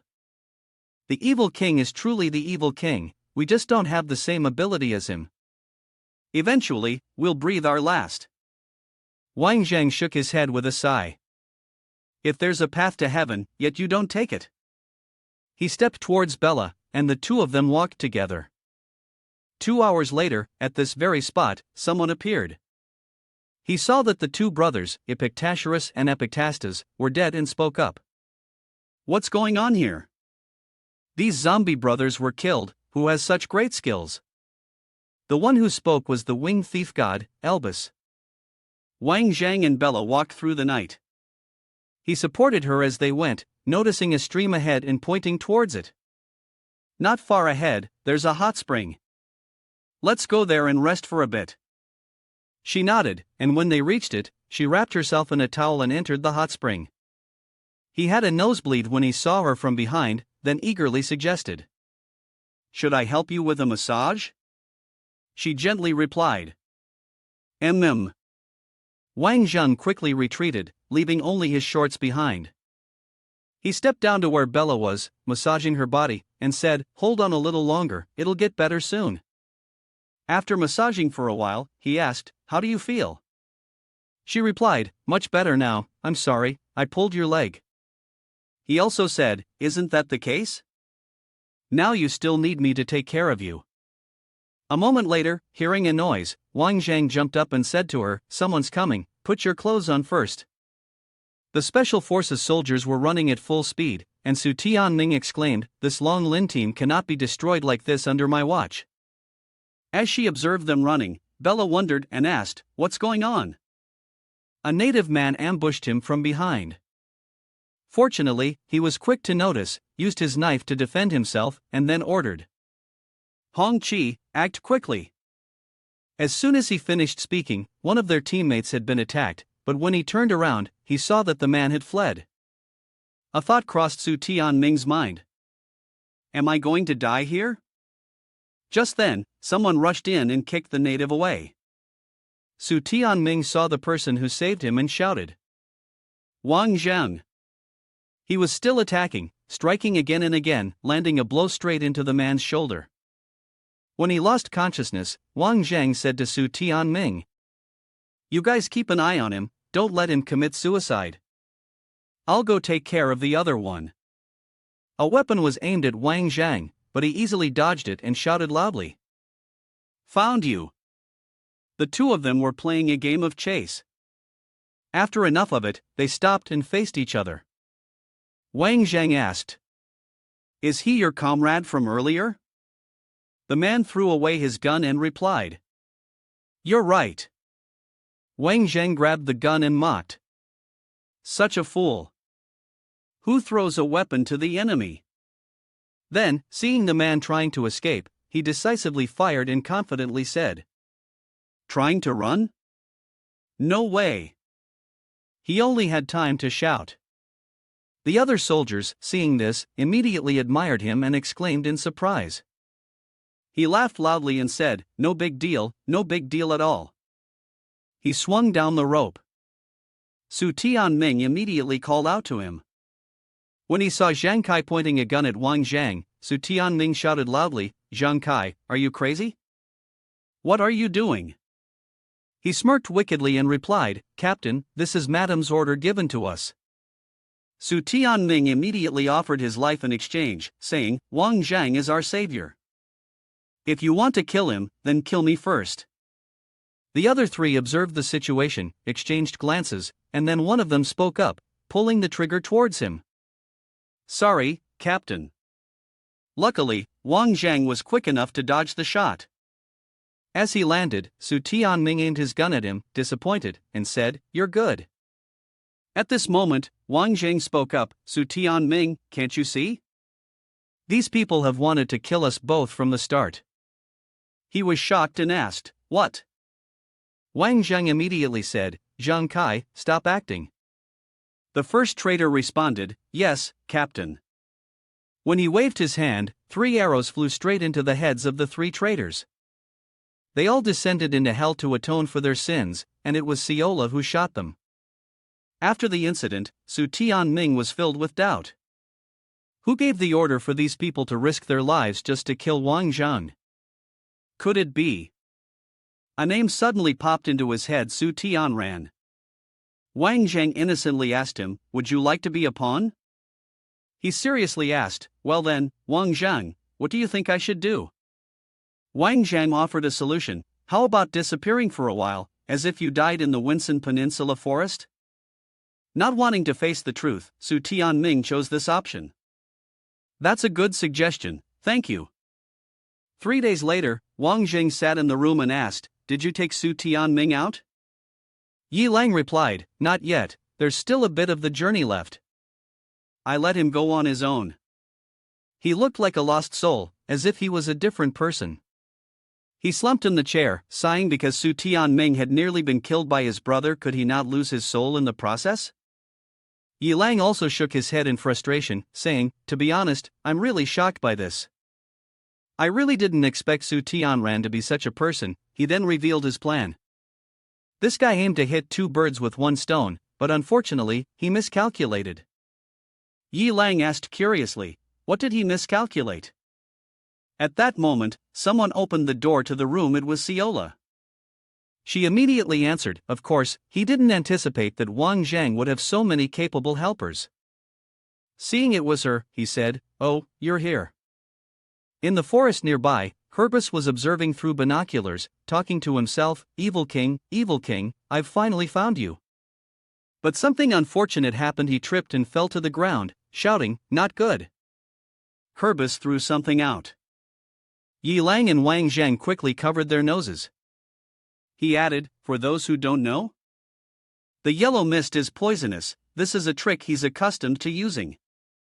Taking advantage of the opportunity, he quickly escaped behind an ancient tree, gnashing his teeth, "Damn it." After the mist dissipated, Wang Jang smiled and said to Herbus, "It's been so many years and you're still the same, too scared to face me directly, hiding behind a tree like a scared little chicken. Does that amuse you?" He paid no attention and took out a pill-like object, preparing to throw it. "Your tactic of provoking me is useless. If you're not satisfied, just keep playing with me." But unfortunately, Wang Jang was faster. He pulled out a grenade and threw it toward the spot where Herbus was hiding, shouting, "I don't believe you can stay hidden much longer." A small explosion occurred. As Herbus panicked and ran, he shouted, "Do you think this will force me out? You're underestimating me." Wang Jang quickly pulled out another grenade and threw it, taunting, "Then try this one." Seeing the grenade coming at him like a bolt of lightning, Herbus screamed in fear, "Aren't you done yet?" At that moment, the explosion at his position was twice as powerful as the previous one. 10 minutes later, when Wang Jang arrived at Herbus' location, he was lying down and asked, "So, Herbus, did you enjoy the party? Was it to your taste?" The man appeared as though his soul had left his body and didn't respond.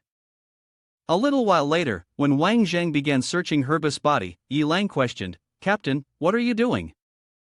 Wang Jang replied, "I think his bulletproof vest is pretty good. I want to take it off and wear it.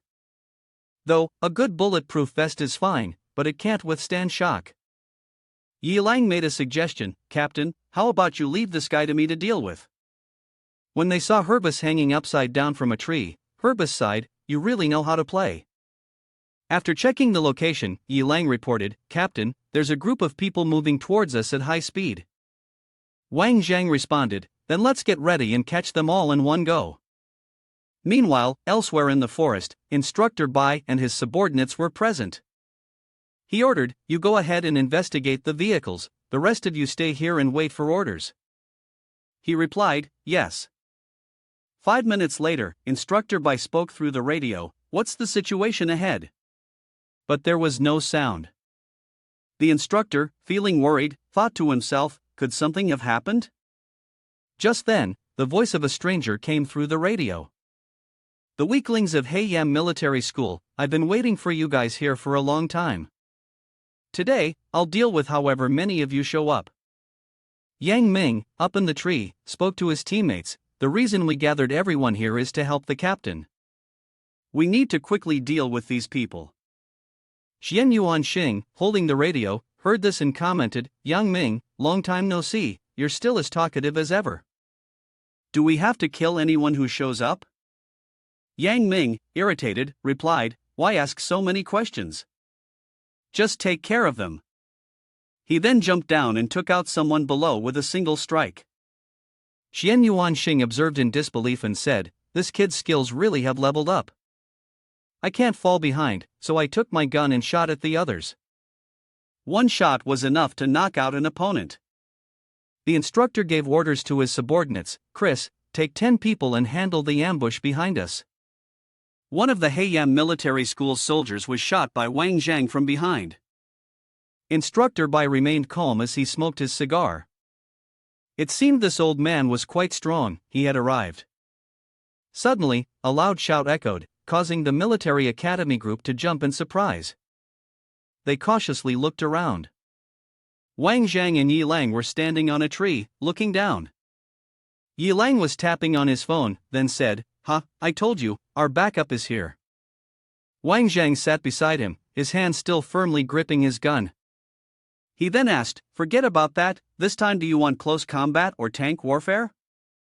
Yi Lang leaned on his hip and joked, "With you here, do you still need me?" "I'll just watch." Wang Jang didn't respond but aimed straight ahead, firing several shots.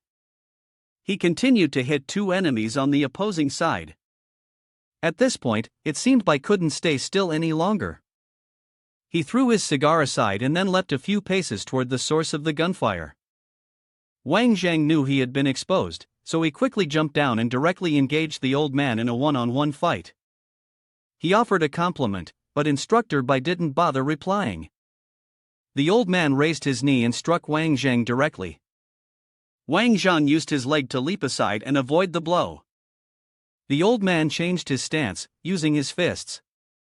Wang Jang seemed to still be teasing. "Ah, luckily I dodged in time." At this moment, Bai finally spoke up, "Evil King, you are very strong." Wang Jang pushed the old man's strike aside with his hand. "Indeed, I am quite formidable." Some people have said that too, but he was not easy to deal with. Bai curled his legs and jumped high into the air. "If you meet the principal, he will kill you immediately." Wang Jang didn't even bother to respond, confident that he could handle this old man alone. "Is that so? 3 years ago, wasn't that old bastard from your military academy injured and bedridden for 3 months? That was my work." Upon hearing this, Bai was shocked and panicked. "What?" Wang Jang, taking advantage of the old man's distraction, struck his left chest. "Don't believe it?" Instructor Bai lost his balance, staggered back a few steps, and raised his hand to clutch his chest. At that moment, a voice came through the earpiece from the other side, "The enemy's attack is too strong, we can no longer hold out." Bai immediately took off the earpiece. "Evil King, your assistant is quite capable." Wang Jang scoffed. "I have an assistant? I didn't know about that." Probably someone else finds you guys unpleasant and, out of chivalry, decided to help. Or maybe you should just surrender. At this moment, Bai finally struck seriously. He spoke as he charged forward, "The people of our army's commander have no option of surrendering." Wang Jang lifted his knee and kicked straight into the old man's mouth, causing blood to spurt out. Bai wasn't one to back down either. He quickly counterattacked, using his knee just as his opponent had. Wang Jang then kicked the old man's side with his right foot.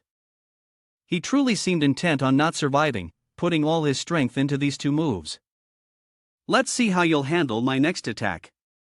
The old man remained stubborn, refusing to surrender, so Wang Jang had no reason to hold back.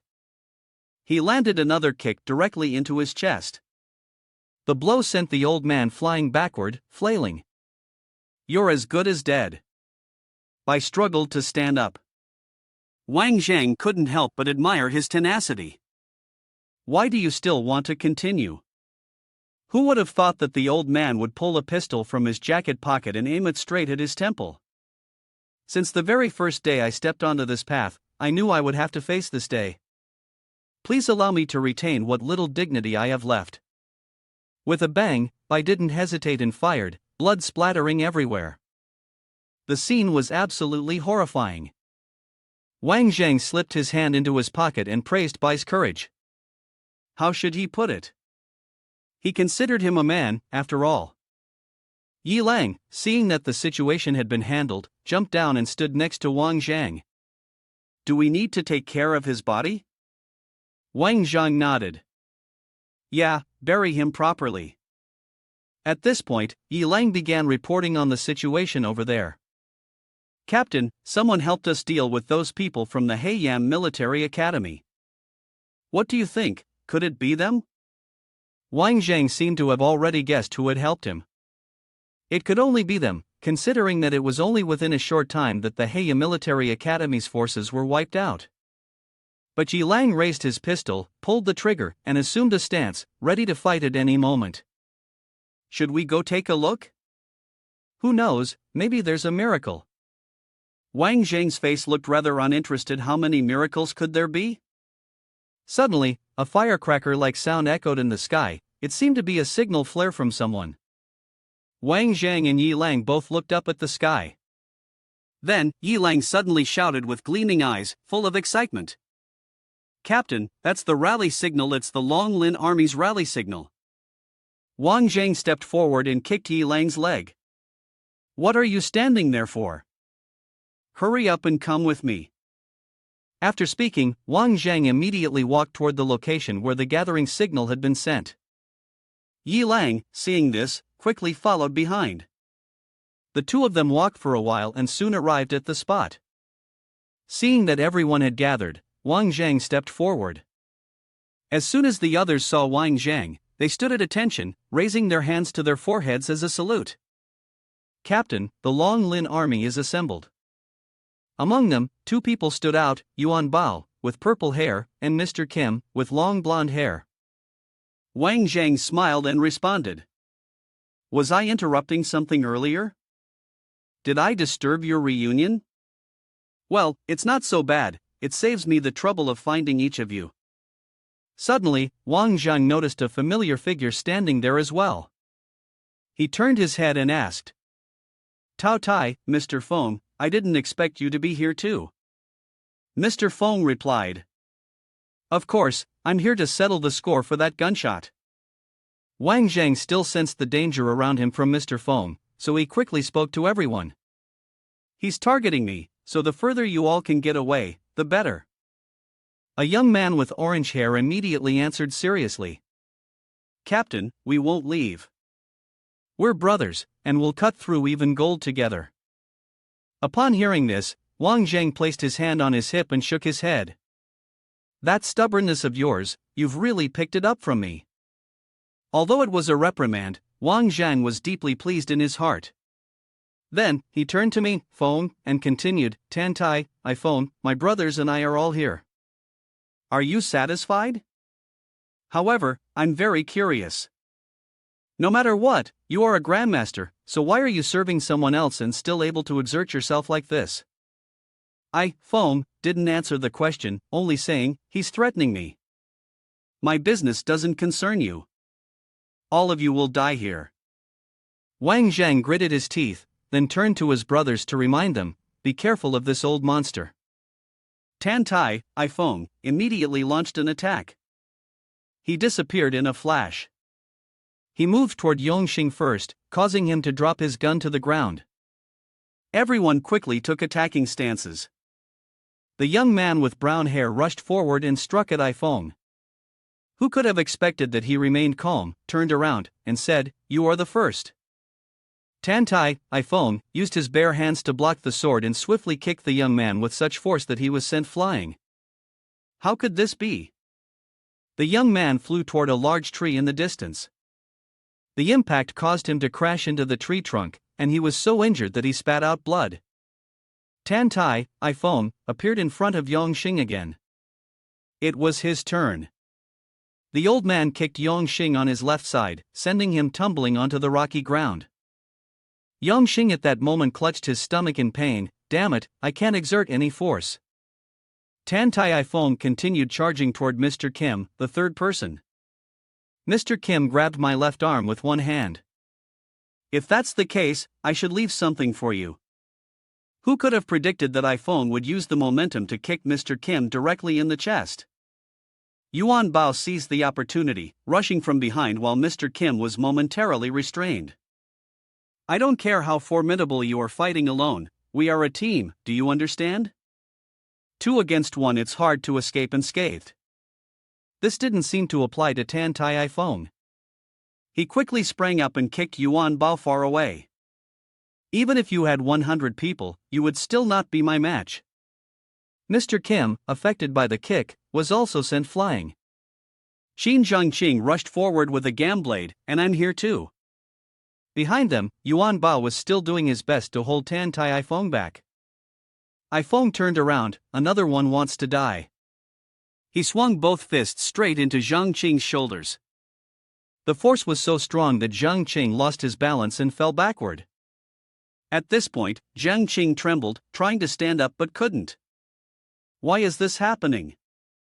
He just barely touched my shoulder. I've been seriously injured, and this guy is terrifying. Yuan Bao held my cloak tightly, then turned and shouted towards Mr. Kim. Mr. Kim? Mr. Kim immediately understood and rushed over to grab my left hand tightly. If I die, don't expect me to let go of your hand. Feng angrily snorted, do you two think this is just a family game? You want to control me? At this moment, the young man with orange hair also rushed forward and grabbed the old man's leg. What if I join in? The three of them simultaneously called out, Captain. Wang Jang immediately lunged forward, delivering a hard kick to my chest.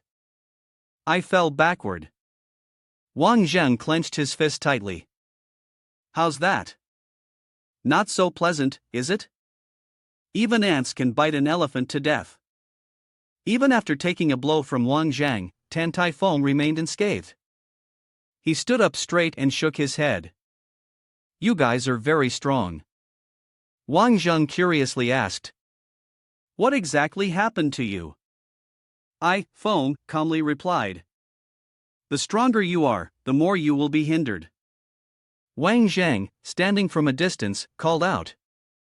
Actually, we shouldn't be enemies. My expression remained unchanged. I placed both hands on my chest and said, I'm getting old, feeling a little emotional. But today, there must be a result between us. Wang Jang also lowered his stance to prepare to block the attack. It was still unclear who would win or lose. Tan Tai Ifeng soared into the air and charged directly toward Wang Jang. It was best if he had already accepted the reality of death.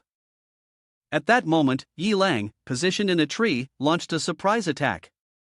He fired his gun, releasing a continuous barrage of bullets. Tan Tai Ifeng effortlessly dodged each shot. He grabbed the hem of his cloak, dismissing his opponent's attacks as nothing more than a death sentence, then pulled it out like a solid shield. Yi Lang, taken aback, still couldn't comprehend what was happening. What's going on? This person is too mysterious. He quickly turned to Wang Jang and shouted a warning, Captain, be careful. Tan Tai Ifeng used his cloak as a fiery weapon and then clenched his fist, charging straight toward Wang Jang. Wang Jang easily recognized the move, using his foot to block the punch before swiftly launching a counterattack toward the old man. Ifeng swatted the hidden weapon aside with his bare hand, but to everyone's surprise, the dagger struck Yi Lang in the leg.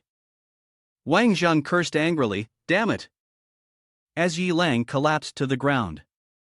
Taking advantage of Wang Jang's momentary distraction, Tan Tai Ifeng lunged forward. Wang Jang knew there was no way to avoid it now. It seemed that he truly had to face death here. He closed his eyes, waiting for his own death. The city girls would remember me. Both the orange-haired guy and Yong Xing shouted. Captain, quickly move away. At that moment, a blonde girl stood in front of Wang Jang, pushed my Feng's hand away, and said to Wang Jang. You're writing your will too early, you're not dead yet. Seeing the familiar blonde hair, Wang Jang was taken aback and exclaimed. Is it you? Kai Di turned around and raised her hand in greeting. Long time no see. Wang Jang stood up and said. I didn't expect it to be you coming to save me. Kai Di put her hand on her hip, isn't it obvious? On the side of Tan Tai Ifeng, something yellow suddenly flew past him. He tilted his body to dodge. Right after that, a bullet shot straight at Tan Tai Ifeng. This time, he couldn't dodge it. The bullet went through his left shoulder, and blood poured from his mouth. My phone collapsed to the ground, lying face down, and Wang Jang, who was nearby, was also startled. Who was that? At this moment, Chang Zi, carrying a gun on his shoulder, casually walked over. It seems like you've all forgotten about me long ago. Wang Jang saw him and was so happy that tears welled up in his eyes. Chang Zi, I can't believe it's you. After that, he turned back to ask Kaidi, did you find him? Kaidi crossed her arms and said, this is a long story, let's talk about it some other time. Right now, the important thing is what we're going to do with the person lying on the ground. Upon hearing this, Wang Jang walked over to Tan Tai Tue Fong, who was trying to get back on his feet. Wang Jang asked, Dan Tai Sr., is there anything else you need to deal with, or anyone else you're worried about? Tan Tai Tue Fong tried to speak one last time, defending Fong, Captain Ming, if you want revenge. Upon hearing this name, Wang Jang was taken aback. He didn't fully understand what he meant. Fong Chang Ming, is he really that important to me? Why do you have to protect him? As soon as the senior finished speaking, Tan Tai Tue Fong collapsed to the ground. Senior. Wang Jang, being a person who understood proper etiquette, stood upright and raised his hand to his forehead in a gesture of respect. Dan Tai Sr., no matter what happened before, in the end, I must thank you. That evening, at the bar, everyone gathered together and raised their glasses to toast. Cheers! Wang Jang asked Chang Zi, how did you and Kaidi get to know each other? Chang Zi wiped his mouth with his hand and answered, I met her on the way here looking for you guys. After a bit of a confrontation with her, I then realized we had the same goal, so we decided to come find you together. Wang Zhang was slightly curious, everyone knows I'm here? Yuan Bao pointed to himself confidently and replied, Captain, don't underestimate me. Wang Jing turned to him and asked, did you also bring Katie here? Yuan Bao raised both hands to signal that it wasn't the case. No, that's not it. Maybe she got the news and came to check on you. Or, you can just ask her directly next time you see her. Upon hearing this, Wang Zhang picked up his beer and drank it in one go. He thought to himself, well, now I owe her another favor. Yi Lang, sitting next to Wang Zhang, poured him some wine and asked, Captain, I heard that the youngest daughter of the Su family is studying abroad here. Aren't you planning to visit her? The girl with orange hair and Mr. Kim looked at Wang Zhang expectantly, making him unsure of how to respond. Wang Zhang quickly changed the subject, everyone should rest for the next few days. I still have some personal matters to take care of. 2 days later, at Sun Wan's academy, Xiao Shan Ming came over to Wan's table, sat down, and proactively suggested, Wan, would you like to have dinner with me tonight? Wan didn't think much and immediately declined, sorry, I'm not available tonight. Shan Ming continued, Wan, why don't you come with me to Hong Kong for a vacation? Wan replied, I'm not free during the holidays either. At this moment, Shan Ming seemed to get angry, his face scowling as he looked at Wan. Humph, pretending to be so high and mighty. He thought this, but then realized, who would say that when they're trying to flirt, right? Shan Ming switched back to his innocent-looking face and continued, Wan, how about giving me a chance? It's also giving yourself a chance. Just then, a man's figure appeared. He stood at the door and answered for Wan, she's already clearly rejected you, and you still want to be shameless? Of course, it was none other than our male lead, Wang Jang, who walked in holding a heart-shaped gift. Shan Ming turned his head and asked, who are you? Upon seeing Wang Zhang, Wan's expression changed. She happily exclaimed, Wang Zhang, you're here. Wang Zhang walked over to Wan, placed his hand on her shoulder, and glanced at Shan Ming. I came specially to visit you, and ended up running into your rude pursuer. Wan, this is Wan, she answered coquettishly, he's just a classmate of mine. Shan Ming was completely embarrassed at that moment. He angrily walked away, saying, you all just wait and see. Wang Zhang handed the gift to Wan, I'm sure you know he won't let you off easily. Wan smiled and replied, it's my birthday, aren't you going to protect me? Wang Zhang immediately softened, of course, today is no problem. Then Wan took the gift, hooked her arm around Wang Zhang's, and said, let's leave the future for later. For today, be my companion. She then pulled him along. Outside the academy, Wang Jang and Nuan Nuan strolled together. You didn't come just for my birthday, did you? Wang Jang quickly shook his head. I came to pick you up and celebrate your birthday with you. Both of them were clearly scheming something. Nuan Nuan, I'm sorry. Wang Jang, I'm sorry. Nuan Nuan happily said, then let's date. That evening, Nuan Nuan clung to Wang Jang, acting sweetly, when will you come visit me again? Wang Jang patted her shoulder, maybe very soon. He gently brushed Nuan Nuan's hair and reminded her to take good care of herself. Watching Wang Jang's silhouette disappear, Nuan Nuan thought to herself, Wang Jang, will we meet again? At Shan Ming's place, he was playing basketball alone. He slammed the ball hard towards the fence. His old butler stood by, noticing that his master seemed upset, so he handed him a bottle of water and asked, is something bothering you, young master? Shan Ming took the bottle and said, does the man who came to find Sun Wan today know how powerful the Chow family is? Yet, he dares to provoke me, Xiao Shan Ming. Take care of them for me. Who would have thought that Wang Jang would be right there and overhear everything? The old butler nodded repeatedly, understanding the implication. Young master, don't worry, I will handle it. Shan Ming smirked and replied, good, I'll be waiting for your good news. The old butler quickly went off to gather information. Suddenly, Wang Jang appeared from behind and struck the old man on the head with a brick. Seeing that wasn't enough, he stomped hard on the butler's foot. In his mind, Wang Jang thought, don't blame me for being harsh. Only by doing this will he stop doing evil. That evening at Shan Ming's house, Wang Jang was already standing by the window of his room. Seeing that he was preparing to play with some girl, Wang Jang sneered, let's see how I play with you.